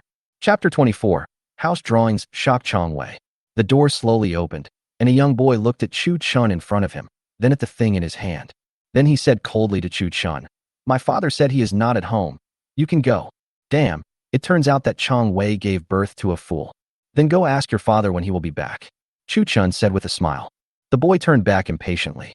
In fact, ever since Chong Wei became famous, people come here every day and ask him to build houses. Therefore, they usually close the door to visitors. On the one hand, they don't care about those trivial things. On the other hand, they are old, and it is time to have a good rest. The boy came back and said to Chu Chun, "My father said he doesn't know when he will be back. Please go back." Damn, it seems that I can't be too smart, or I'll give birth to a fool. "Hey, I'm stupid. Bah. This little brother, show this to your father, and he will naturally come to see me." After saying that, Chu Chun handed him a piece of paper and a few pieces of silver and said slowly. The boy looked at Chu Chun impatiently, but when he looked at Zi, his eyes lit up instantly. He nodded, picked up his things, and walked towards the house. It seems that this guy is not stupid and knows how to ask for money. He is probably just a little bit stupid. Chu Chun felt amused and thought while shaking his head at the door. Just as he was thinking about how to persuade Chong Wei later, the door slowly opened again. Sir, my father said he is back. Please come in. With the help of 1 or 2 taels of silver, the boy was obviously much more enthusiastic than before. Thank you, brother. Please lead the way. After saying that, she didn't forget to stuff a lollipop into his hand. The boy had never seen such a thing before and looked at Chu Chun with confusion. Chu Chun stuffed the lollipop into his mouth, and then the boy made a humming and vobbing sound. It was so damn sweet. This had to be the sweetest food he had ever eaten since he was a child. My name is Chu Chun, and I'm honored to meet you, Mr. Chong. Chu Chun said to a man in his 50s in the main room. The man ignored Chu Chun and stared at the paper in a daze without saying a word. Come on, young man, tell me where you got it. Chong Wei spoke to Chu Chun, but his eyes were fixed on the paper and he didn't look at Chu Chun at all. Mr. Chong, I drew this myself. Chu Chun answered Chong Wei calmly, looking at him. What, you drew it? Chong Wei turned his head in surprise and looked at the well-dressed rich young man in front of him. In fact, this was indeed drawn by Chu Chun. In order not to shock the world, the colorful books in the space could not be taken out. So I had to find a pencil and a ruler, follow his example, and draw on an A3 paper. May I ask which gentleman's successor you are, to be able to design such a novel and practical house? Chong Wei looked at the young man in front of him and immediately determined that he was the disciple of a super construction tycoon. Well, my master is very low-key and doesn't want the world to know his name, so please don't disturb him. Chu Chun lied without blushing or beating his heart. Yes, this little master is me, Ming Lang. Only a hermit can design such a house. Tell me, little master, why did you come to my humble abode? Chong Wei said to Chu Chun apologetically. Young master, since you can't refuse, just accept it. Mr. Chong, you are so embarrassed. How dare I call you master in front of you? Just call me Chu Chun. This time I came here to ask Mr. Chong to build a house like this for me. Chu Chun stated his demands straight to the point. Oh, building a house like this? Judging from the blueprint, the cost is not cheap. Mr. Chu, which area of Qingyun City should be selected as the site? Chong Wei asked seriously. It's in Mashan Village in Qingyo Town. Please help me, Mr. Chong. Such a nice house is actually built in the village. This guy must have too much money and nowhere to spend it. The blueprint showed a 2.5-story building, but Chu Chun had replaced the space between the first and second floors with wood. The main body is made of bricks and tiles. There is no other way. There is no cement in this world, but in my own space. Chu Chun searched for a while and barely found a hardware store. However, it also solved problems such as bathroom pipes. Mr. Chu, for this blueprint, I will help you. I just have one question. Why is the toilet placed inside the house in this design? Please explain it to me. Chong Wei looked at Chu Chun expectantly and asked. Solve the doubts. How do I solve the doubts? Then he said nonsense. Well, this toilet is placed in the room just for the convenience of going to the toilet. I have a toilet and squat toilet made by my master, as well as some pipes for water, so I don't have to worry about the smell at all. At this moment, Chong Wei wished he could go to Mashan Village immediately to see the so-called toilet that could actually block out the stench of the toilet. Mr. Chu, how much does the house cost? Mr. Chong, here's what I want to do. Please give me a budget. I don't know anything about this or the prices in Qingyun City, so please be responsible for the entire house, and I'll just pay for it. After listening to this, Chong Wei nodded. It was indeed more convenient to do things this way. Then he said to Chu Chun, Okay, since Mr. Chu trusts me, come again tomorrow and I will tell you all the expenses. After saying that, he picked up the blueprint and started studying it. Hu Zi handed the mutton and rice to Chong Wei's son and walked out of Chong Wei's house. Before leaving, he stuffed a dozen lollipops into Chong Wei's son's pocket. This made the boy smile happily, and his attitude towards Chu Chun could be considered respectful. Alas, children are innocent. They will be nice to anyone who gives them candy. Chu Chun's sudden words left Hu Zi confused. He scratched his head and drove the mule cart towards Qingyun City. In the west district of Qingyun City, in front of a high-end restaurant, Chu Chun asked Hu Zi, Brother Hu, what do you want to eat? Hu Zi said without even thinking, Meat buns, 20. Chu Chun shook his head after hearing this. It seems that it is still difficult to change the mentality of being used to being poor. Let's take it slow. Without answering, he took Hu Zi into the restaurant. They ordered a table full of main dishes, a large bowl of rice, and 10 meat buns that Hu Zi strongly requested. Two people at one table, a world of difference. Chu Chun was leisurely tasting the dishes in front of him, while Hu Zi was eating like a starving ghost, with his mouth full of oil. It seems that at this moment, the whole world is left with only the table of food in front of me. Looking at Hu Zi with a look of gluttony on his face, Chu Chun was reminded of the days when he delivered takeout. I am the same as you. I finally get the chance to have a meal at a restaurant. Isn't it just like Hu Zi, with no image at all? How can the life of ordinary people be so refined? Chapter 25. The officials question Mashan village. On the second day, Chu Chen came to Chong Wei's house as promised. Chong Wei's son opened the door for Chu Chen enthusiastically. Compared to yesterday, it was like heaven and earth. Mr. Chong, when can we set off if the budget is available today? Chu Chen stepped forward and said to Chong Wei, Mr. Chu, tomorrow I will take my son there to check out the terrain, and the day after tomorrow I will call the gang to start construction. What about the housing budget? Chu Chen continued to ask. I saw it yesterday. This house is not cheap to build. It costs at least 600 taels of silver. Mr. Chu needs to think carefully. Chong Wei looked at Chu Chen's clothes and thought that he should not be considered a poor person, so he offered a reasonable price. 600 taels, damn, a glass cup in exchange for a villa. Chu Chen agreed immediately and gave Chong Wei a deposit of 100 taels. After finalizing the matter, he took Hu Zi to the West Market to do some shopping and then set off for Mashan village. It was not until noon that the two arrived at the road to Mashan village. This time no one followed them, but there were uninvited guests in Mashan village. In Mashan village, at Wang Defa's home, two men who looked like officials were sitting in the main hall with their horses and swords. Wang Defa was waiting downstairs with a worried look on his face. My two lords, are you mistaken? We are simple folks in Mashan village. How could there be a murderer? The older officer glanced at Wang Defa sideways. Is it not up to you to decide whether it is true or not? Wang Defa thought it was over. How could this kid Chu do such a thing? It was not right.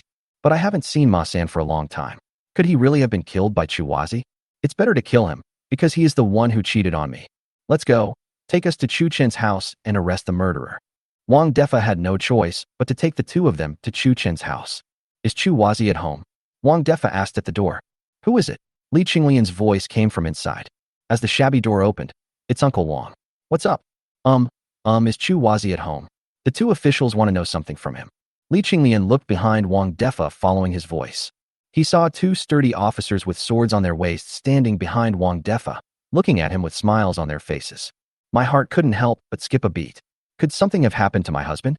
Uncle Wang, Chu Chen has gone to the city and hasn't come home yet. Can we talk about anything after he comes back? After hearing this, Wang Defa looked at the two officers behind him with an embarrassed look on his face.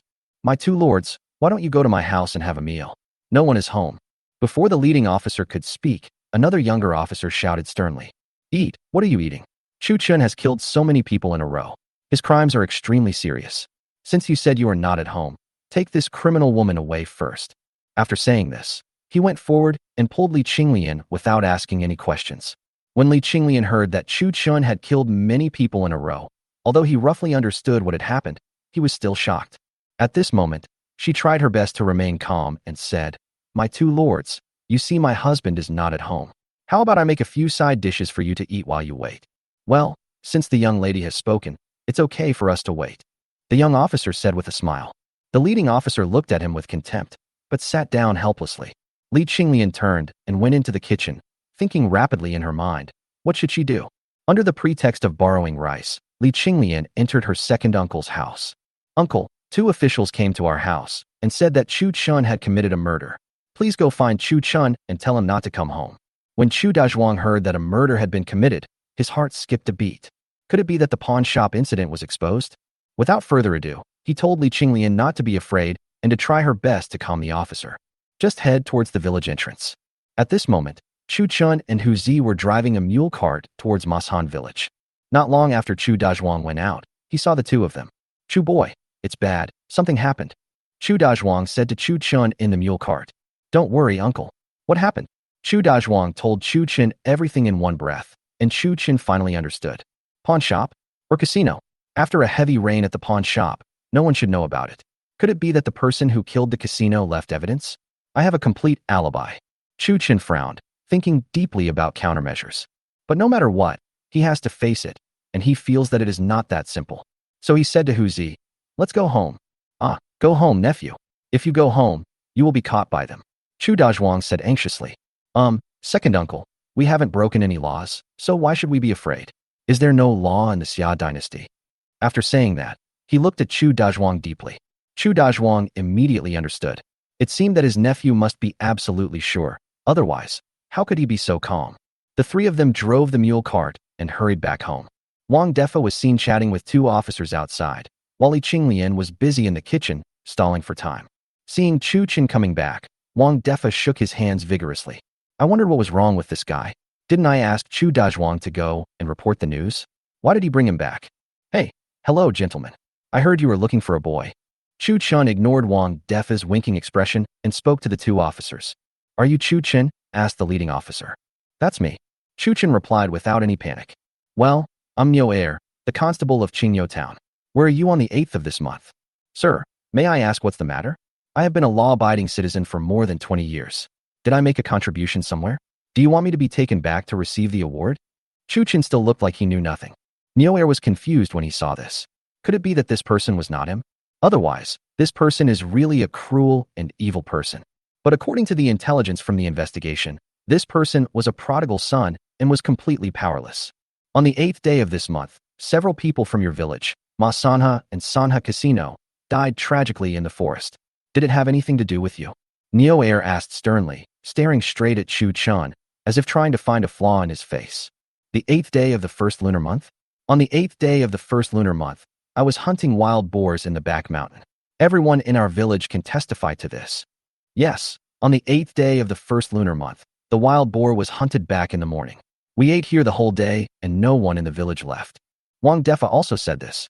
Well, there is evidence of his alibi, so could it be that he really didn't kill the person? Moreover, according to the coroner, except for Ma San who had his neck slashed by a knife, the others were killed by unknown hidden weapons. The murderer is very experienced and must be highly skilled in martial arts, just like this little brat in front of us. Niu Air then took a deep look at the official beside him and Li Qinglian in the kitchen and instantly understood. The person next to him is the brother-in-law of Wang Fuguei, the owner of Sanha Casino. It is estimated that this person has offended Sanha Casino and is here to take revenge. Niu Air was very regretful at this moment. If you want to take revenge, just take revenge. Why drag me into this? Chapter 26, Zhou Shikai suddenly came. Hunting wild boars? Whatever you say is the truth. Niu Air was thinking, but the young official next to him became anxious. Come back with me, and let's talk it out with our boss. The young officer looked at Chu Chun in front of him and Niu Air's expression, and was about to step forward to arrest Chu Chun. Niu Air said sternly, the matter has not been clarified yet. Why are you so anxious? What if you arrest the wrong person? Hey, Brother Niu, my brother-in-law has said that this man must be arrested. Do you want to stop me? This sentence is full of threats. Niu Air was speechless for a moment. Yes, he was just a small constable. How could he be better than Wang Fuguei? Chu Chun understood at this moment that the Sanha Casino was colluding with the government. It turned out that the young constable in front of him was the brother-in-law of Wang Fuguei, the owner of Sanha Casino, nicknamed Bajin. The chief constable of Qingyo Town was also often Wang Fuguei's guest. This time, Brother Long and his men came out to collect debts, but they died in the mountains for unknown reasons, so Wang Fuguei speculated that it was Chu Chun who did it. So he joined forces with Bajin, contacted the chief of police, and prepared to kill Chu Chun to vent his anger. Since Bajin was not in the official position and was just a temporary worker, they called the honest Niu Air to come over. To be honest, Chu Chun didn't have a good solution at the moment, and this matter was quite troublesome. Although I am not afraid of these people, I can't just pick up a gun and kill them all. If I do that, I probably won't be able to live a peaceful life. Now, we can only take one step at a time. So he gave Li Qinglian and Wang Defa a reassuring look and said to the young constable, the whole village can testify for me. What else do you have to say, sir? Who knows if you guys are colluding with each other? Poor mountains and bad waters breed unruly people. Come with me to meet our chief constable first. After saying that, he ignored Niu Air beside him and walked forward to catch Chu Chun, but then he thought of something. He said to Niu Air, Brother Niu, catch him. Bajin, this doesn't seem to be in line with the rules. Niu Air insisted. Rules, Brother Niu, clarify your identity. After Bajin finished speaking, Niu Air's eyes suddenly dimmed. He said to Chu Chun, let's go. Sorry for offending you. He went forward and controlled Chu Chun. Chu Chun did not resist, but Li Qinglian said anxiously, husband, you can't go. Li Qinglian thought of forcing a confession under torture, but Chu Chun didn't care. If he is really forced to take that step, It would be okay for him to disappear for a while. Don't worry, wait for me at home. If you haven't done anything wrong, you don't have to worry about ghosts knocking on your door. After comforting Li Qinglian and others, Chu Chun followed Niu Air and walked towards Qingyo town. Bajin looked at Li Qinglian deeply, then walked out with a smile on his face. Chu Dazhuang was so anxious that he was running around in circles. Not long after Chu Chun and the others left, he called Hu Zi, took Wang Defa, and drove the mule cart towards Qingyo town. They also thought that they could serve as witnesses for Chu Chun when the time comes. Just when Chu Chun and his companions arrived at Qingyo town, they saw two luxurious carriages coming towards them. Even though Bajin usually shows off his power in Qingyo town, in the eyes of the rich and powerful, he is nothing. He hurriedly called out to Chu Chun to get out of the way, fearing that he would offend the noble person in front of him. But I was also wondering why this tall and powerful man came to Qingyo town, a remote place like this. The carriage stopped directly in front of them. Hey, Brother Chu, where are you going? There are two officials here. The person who got off the carriage was none other than Zhou Shikai, who sold the house to Chu Chun. When Bajin heard the noble man in front of him greeting Chu Chun enthusiastically, he realized that something was wrong. So he stepped forward courageously and said, "My lord, this man is a murderer, and the two of us are taking him back to the town for interrogation." Chu Chun didn't say anything, and Bajin snatched away the right to speak. "Brother Chu, you killed someone? Who did you kill?" Zhou Shikai asked puzzledly, ignoring Bajin who was standing beside him. "Boss Zhou, you see I am so weak that I can't even tie a chicken. How can I kill anyone?" Chu Chun said with a smile. "I thought, looking at Zhou's shirt-size momentum, it seems I don't need to take action myself today. Brother Chu, don't joke around. It's just killing a person. For you, killing is killing."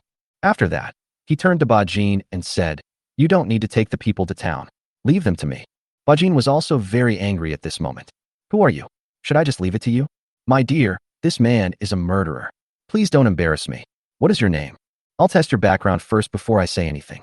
"Hey, I told you that you are so tactless. Slap me in the face." As soon as Zhou Shikai finished speaking, a man who looked like a servant rushed up from behind and slapped Bajin twice. He beat Bajin so hard that he was completely dazed. "You dare to be an official? I think you are tired of living. No matter who you are today, in Qingyo town, I won't be called Bajin until you are skinned alive." Bajin struggled to get up and roared at Zhou Shikai viciously. He started fighting over a disagreement. "Do you know what it means that a strong dragon cannot defeat a local snake?" After saying that, he shouted at Niu Air, "What are you standing there for? Go back and call for help." Niu Air himself disliked Bajin in front of him, and he was unmoved at this moment. "Hey, this kid is so arrogant. I'll wait for you. Go call someone, hurry up." At this time, a young man came out of the carriage and asked, "Uncle Zhou, what's the delay?" "Ah, sir, this is the Chu Chun I told you about. He seems to have run into some trouble." Chu Chun looked up and saw a young man about his age walking towards him. "Boss Zhou, who is this young man?" Chu Chun asked the young man in front of him. "Brother Chu, this is my young master, Zhou Hong." "Boy Chu Chun, nice to meet Master Zhou." Chu Chun immediately stepped forward and saluted. He felt that the person in front of him was not simple. He doesn't have the glitz and glamour of a businessman, but he has the aura that comes from being in a superior position for many years. Moreover, Zhou Shikai, as a salt merchant, seemed to be very respectful to this man, so he must be of great importance. "Brother Chu, you are too polite. I am sorry to bother you by coming here this time." Chu Chun was wondering, didn't they agree to come back in March? Why did they come here in just a few days? Looking at Chu Chun's puzzled eyes, Zhou Shikai explained, "Master Chu, I showed your treasure to my master, and he couldn't wait to come and see you. I'm sorry for being so presumptuous. It's fine, but I'm totally unprepared right now. You two will probably have to go home empty-handed." "What a joke. Is making salt that simple? Those in stock are kept for my own use. How can I sell them to you so easily?" "It's okay. Brother Chu, please lead the way and go to your house. I'll bother you for a while." As the group was talking, they were about to get on the carriage when a shout was heard from afar. "Stop! You want to run away after beating someone up in my Qingyo town? Are you tired of living?" Chapter 27, The Elegant Young Master Kills Bajin. Zhou Hong, who was about to step into the carriage, frowned and turned his head when he heard the shout. "I saw Bajin with 7 or 8 people, and behind him was a middle-aged man with a big belly, wearing the clothes of a constable. He came towards the carriage with a long knife in his hand. The middle-aged man was the chief constable of Qingyo town. Before they got close to the carriage, the guards beside it drew their swords. He shouted, "Anyone who dares to offend the young master will be killed without mercy." "Oh, you're killing people without mercy. Do you think you are the emperor?" The middle-aged man said sternly with a face full of flesh. "What a joke. How big a figure could come from Qingyo Town, a place like this where no one lives? They are usually traveling merchants who come to Qingyo Town to do business, but instead of showing respect to me first, they even dare to challenge me. Haha, then you take a step forward and try it. Zhou Shikai said with a smile behind him. Bajin is probably used to showing off his power, so how could he bear the humiliation of being slapped in the face? He went back and told his captain of the police what happened, and he brought people here. Now with the support of the captain of the police, Bajin also became more confident. He rushed forward with a knife in hand. What can I do if I take a step forward? Anyone who collides with the young master will be killed. With one sentence from the guard leader, the 6 guards moved instantly. Before Bajin could understand what was going on, his head was chopped off by a knife. Within a few breaths, all of them, including the captain, fell to the ground. Only then did Zhou Heng walk up to Niu Er, who was already stunned. I see you've been watching coldly. You're not one of them. Niu Er was so scared that he was stunned. What kind of people were they? They openly killed the constables. He stood there blankly, not daring to speak. Seeing that he didn't dare to talk to him, Zhou Heng didn't make things difficult for him. He walked to the ear of a guard and whispered a few words, and the guard took his orders and left. Let's go, Brother Chu, to your home. After saying that, he got on the carriage again. Chu Chen also murmured to himself after seeing this scene. Sitting in Zhou's shirt-size carriage, Chu Chen thought to himself, I guess this Zhou Heng in front of me has an incredibly high status. Otherwise, why would he kill Ba Jin and his men just because of a disagreement and in broad daylight? Zhou Shikai was not surprised and chatted with Chu Chen about family matters. The group soon arrived at Chu Chen's house. When Li Qinglian saw Chu Chen was safe and sound, she couldn't help but shed tears. This is Boss Zhou, and this is young Master Zhou Heng. Chu Chen introduced to Li Qinglian. As for how he could come back so quickly, Chu Chen wouldn't tell her, and she wouldn't ask. Brother Chu, I can't believe that although your house is run down, the people living inside are the envy of me. Zhou Shikai spoke to Li Qinglian without any hesitation. Zhou Heng on the side also looked at Chu Chen with a smile on his face, but when he saw the house, he couldn't help but frowned. I'm sorry to bother you all. Our home is poorly maintained. Please just sit down for a while. After saying that, Chu Chen ordered Li Qinglian to bring out some stools. Li Qinglian looked at Chu Chen with an embarrassed expression. There were no extra stools at home. Chu Chen touched his nose and said awkwardly, Boss Zhou, Mr. Zhou, please wait a moment. I will go to the house to get some stools. After saying that, he walked towards the room. Li Qinglian was greeting everyone awkwardly outside the door. After thinking for a while, she walked towards her second uncle's house to borrow some stools. Uncle, are you sure this person can produce such good fine salt? Don't be fooled. This question made Zhou Shikai feel embarrassed. Chu Chen, he clearly took out such good fine salt that day, but when he saw this dilapidated house, how can it be associated with the wealthy people who can buy houses in Qingyan City? After a while, Chu Chen came out of the house and took out a pile of plastic chairs, one inside the other. Those are the plastic chairs you see at late-night snack stalls. Hey, Brother Chu, this stool of yours is very novel. What material is it made of? Zhou's shirt-size huge body sat on the plastic chair without any shaking at all. Chu Chen gave a chair to each person in the group, including the guards. The guards also sat down at Zhou Heng's signal. Everyone was very curious about Chu Chen's chair. Well, this, Boss Zhou, is just an ordinary stool. As for the material, I call it plastic. Plastic? May I ask, Brother Chu, how much does it cost? Zhou Heng asked puzzledly. The cost? This was given to me by a friend from the West. I'm not sure about it. After saying that, Chu Chen didn't say anything more, but went into the kitchen. Since they have come all the way to my house and probably haven't eaten yet, I have to make something delicious to treat them.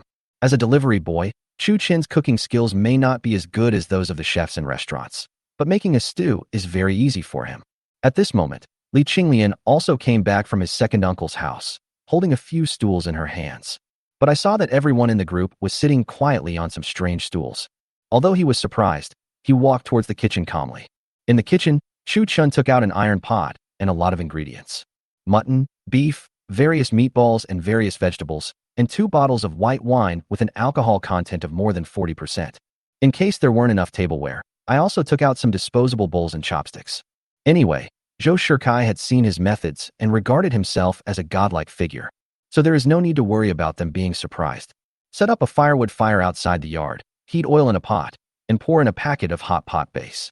After a while, the fragrance spread far away. This caused everyone to look over here involuntarily, and they almost drooled. The aroma of hot pot base is not very tempting in this era when most of the food is only cooked by steaming. The conditions at home are limited, and the new house hasn't been built yet, so I'll just bear with it and have a simple meal. Chu Chun greeted Zhou Shikai, Zhou Heng, and the guards. Zhou Heng looked at these strange ingredients and dishes with a strange look on his face. Zhou Shikai whispered a few words in his ear, and Zhou Heng immediately showed a look of understanding. The guards sat in various corners with serious faces and had no intention of sitting at the table. Chu Chun said to them, "Hey, why don't you come over and sit down? Everyone must be hungry. Come on, let's have a couple of drinks." The guards smiled and remained unmoved. Chu Chun turned to look at Zhou Heng again. Well, this is such an evil feudal society. So he turned back to the kitchen, took out the same ingredients, and set up another table next door.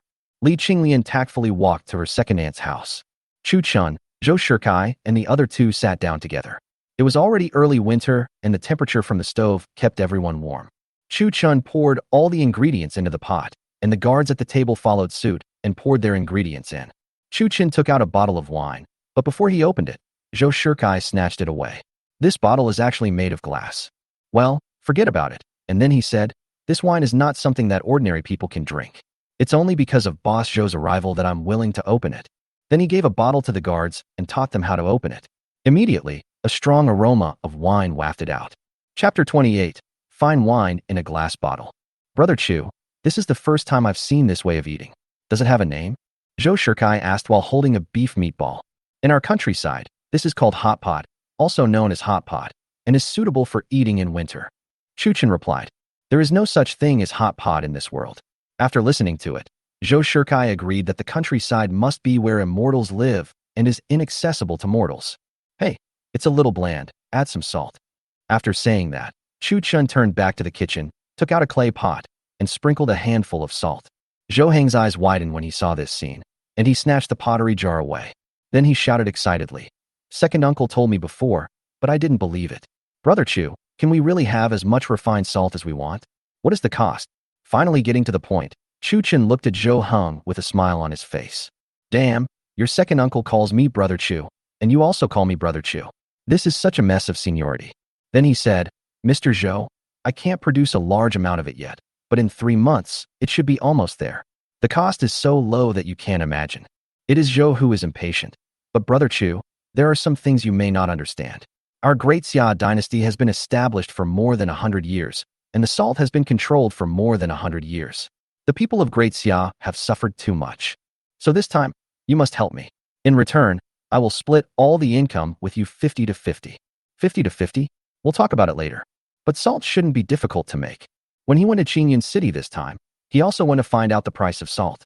50 went for 1 tael of yellowish coarse salt, which ordinary people simply cannot afford. So most people would settle for the second best and buy the smelly and sour vinegar cloth. The best refined salt on the market costs as much as 500 won per ounce, and its quality is not as good as mine. I guess it's controlled by salt merchants like Zhou Shikai, who deliberately raised the price. In fact, Chu Chun guessed wrong. Zhou Shikai was not a serious salt merchant. At best, he was a middleman. He had no idea how to make salt. So they buy up large quantities of crude salt as merchants, and then sell it at a fair or low price. The purpose is to break the control of the aristocratic family that owns the method of making salt. You know, controlling these essential materials is a powerful constraint on imperial power. In fact, Zhou Shikai is not only a wealthy businessman, but also the second prince of the Great Xia dynasty and the emperor's younger brother. The Zhou Heng in front of him is the current 8th prince. The 8th prince has cared about the people since he was a child and cannot bear to see the sufferings of the people. He is a prince with an excellent reputation. This time, I saw Chu Chin's refined salt at my second uncle's place and learned that a second person who had discovered the method of making salt had appeared in the Great Xia dynasty. So he couldn't wait to ask his second uncle to bring him to Chu Chun. Brother Zhou, I still say the same thing. If you are still here within 3 months, I will definitely give you a satisfactory answer by then. Chu Chun looked at Zhou Heng's anxious expression and realized that salt was more important than he thought. Then, I can't agree to it so quickly. In fact, Chu Chun has his own plans. He wants to live a good life in this ancient time. Then you must have your own territory, and Mashan village is a very good choice. If you want to have land and people, you must make money. Salt is indeed a good opportunity to make money, and he plans to turn it into an industry. Before that, we still have to solve the housing problem first, and then recruit troops and expand our power. Seeing Chu Chun say this, Zhou Heng was not in a hurry. It seems that Zhou Minglang has been too careless. After all, This method of making salt may be the foundation of Brother Chu. How can we easily reach a cooperation with just a few words? In fact, Zhou Hong had discussed with Zhou Shikai before about arresting Chu Chun and forcing him to tell him the method of making salt. Zhou Shikai rejected it without hesitation. What a joke. He had seen Chu Chin's miraculous skills. Catch him. Do you think he has a long life? Moreover, if he refuses to tell you, the effect will often be even worse. Also, if that noble family finds out and tries to win us over in advance, that would not be fun. Brother Zhou, you are too polite. You have seen my shabby place, so I need time to build a workshop and recruit people. Chu Chun said to the two of them. Okay, the wine is open. Boss Zhou, Brother Zhou, and all the heroes, Chu Chun, thank you all for helping me out today. Otherwise, I would probably still be in the cell now. After saying that, Chu Chun raised his glass and spoke to everyone. They had only eaten a little bit just now, and when Chu Chun took out the salt, everyone put down their chopsticks. Just now I remembered that there is still some good wine. After Zhou Hong raised his glass, everyone raised their glasses and drank it all. Hey, Brother Chu, this is a fairy wine. I, Zhou Shikai, have traveled all over the country for half my life, but I have never tasted such good wine. As the strong liquor goes down the throat, a spicy sensation goes from the mouth to the throat, then to the stomach, and finally to the heart. Especially the guards. All of them are martial artists and are addicted to alcohol. After the first cup, everyone started to eat with relish. Zhou Hong pretended not to know. These people were his death squads, so he was very lenient with them. Although they were guards on the surface, Zhou Hong didn't treat them as servants in private at all. Mr. Chu, your wine is good, but it's a little too little. A guard shouted. One bottle of wine for 5 or 6 people was indeed a little less, so Chu Chun turned around and went to the kitchen. He took out 2 bottles and placed them on their table. The guards continued drinking while expressing their gratitude. What a joke. The wine that can be stored in a glass bottle cannot be compared to ordinary wine. Some of them were eager to drink a few more glasses. Halfway through the meal, another guard arrived on horseback, whispered a few words in Zhou Heng's ear, and turned to walk towards the wine table. At this time, Zhou Heng looked at Chu Chun and said, Brother Chu, the trouble has been solved. At least in Qingyun City, no one should bother you anymore. As for the Sanha Casino, it has also been closed down. Chu Chin asked without thinking. Thank you, Brother Zhou. Brother Zhou should not be just a salt merchant. Haha, nothing can be hidden from Brother Chu, but now is not the right time. After all, we haven't cooperated yet. Zhou Heng raised his glass, smiled at Chu Chun, and then drank it all in one gulp. Although I didn't have to deal with the Sanha Casino myself, as long as I solved it, I would save myself a lot of trouble. Next, you can focus on your own things with peace of mind. The meal lasted for an hour before everyone returned home with great satisfaction. Brother Chu, it's getting late. We have to rush back to Qingyun City. I will be living in Qingyun City for the next 3 months. If you have any trouble, you can come to me. After Zhou Heng finished speaking, he was about to leave with everyone. Chu Chin generously gave him a large ceramic jar of salt and 4 bottles of wine. Let's consider this as the reward for them stepping in to solve the problem today. After everyone left, Chu Chun looked at the wine in his hand and thought to himself, perhaps, brewing wine is also a good way to go. Although there are many supplies in the space, they will run out one day. As for things like glass, you can only make a little money in the first few times, but once there are too many of them on the market, they will no longer be valuable. Chapter 29. Chong Wei finally beats Lai Fu. Early the next morning, Chong Wei and his son Chong Lai Fu arrived at Chu Chin's door. Mr. Chong, I didn't expect you to be so punctual. Have you eaten? Chu Chin asked enthusiastically. It's already mid-morning, and you're asking me if I've eaten. Mr. Chu, I've already eaten. I brought Fulai here today mainly to check out the terrain. Building a house is not a simple matter. We can't be careless. Chong Wei stood with his hands behind his back, looking like a master. Chu Chin almost laughed out loud like a pig. Damn Chong Wei, Chong Lai Fu, your dad must have beaten you a lot. However, he still calmly guided them to the open space beside the house. Mr. Chong, I've chosen this place and plan to build a house here. Chong Wei took Lai Fu around the open space, nodding and shaking his head from time to time. Chu Chin looked very nervous. The two finally came to Chu Chun and said, Mr. Chu has a unique vision. This place is particularly good in terms of feng shui and topography. But there is one more thing you need to think about. The intonation of the voice was so strong that Chu Chun looked very nervous. I quickly asked, please explain clearly, Mr. Chong. It's not a big problem. The main problem is that it's hard to find water here. Based on my years of experience, this place is not suitable for digging wells. Why was he so surprised? I thought it was some kind of problem. Chu Chun had already taken note of this matter. There are plenty of water pipes in the hardware store in my own space, and the stream on the back mountain is much better than groundwater. So he said to Chong Wei, Mr. Chong, this problem is easy to solve. I'll take you to see something. The three of them came to the back of the room and saw the corner filled with water pipes and various materials. Chong Wei picked up the water pipes with a look of surprise. He said to Chu Chun, this may have been soaked in water, but the material. Haha, Mr. Chong, I don't understand what material this is, but it's very useful.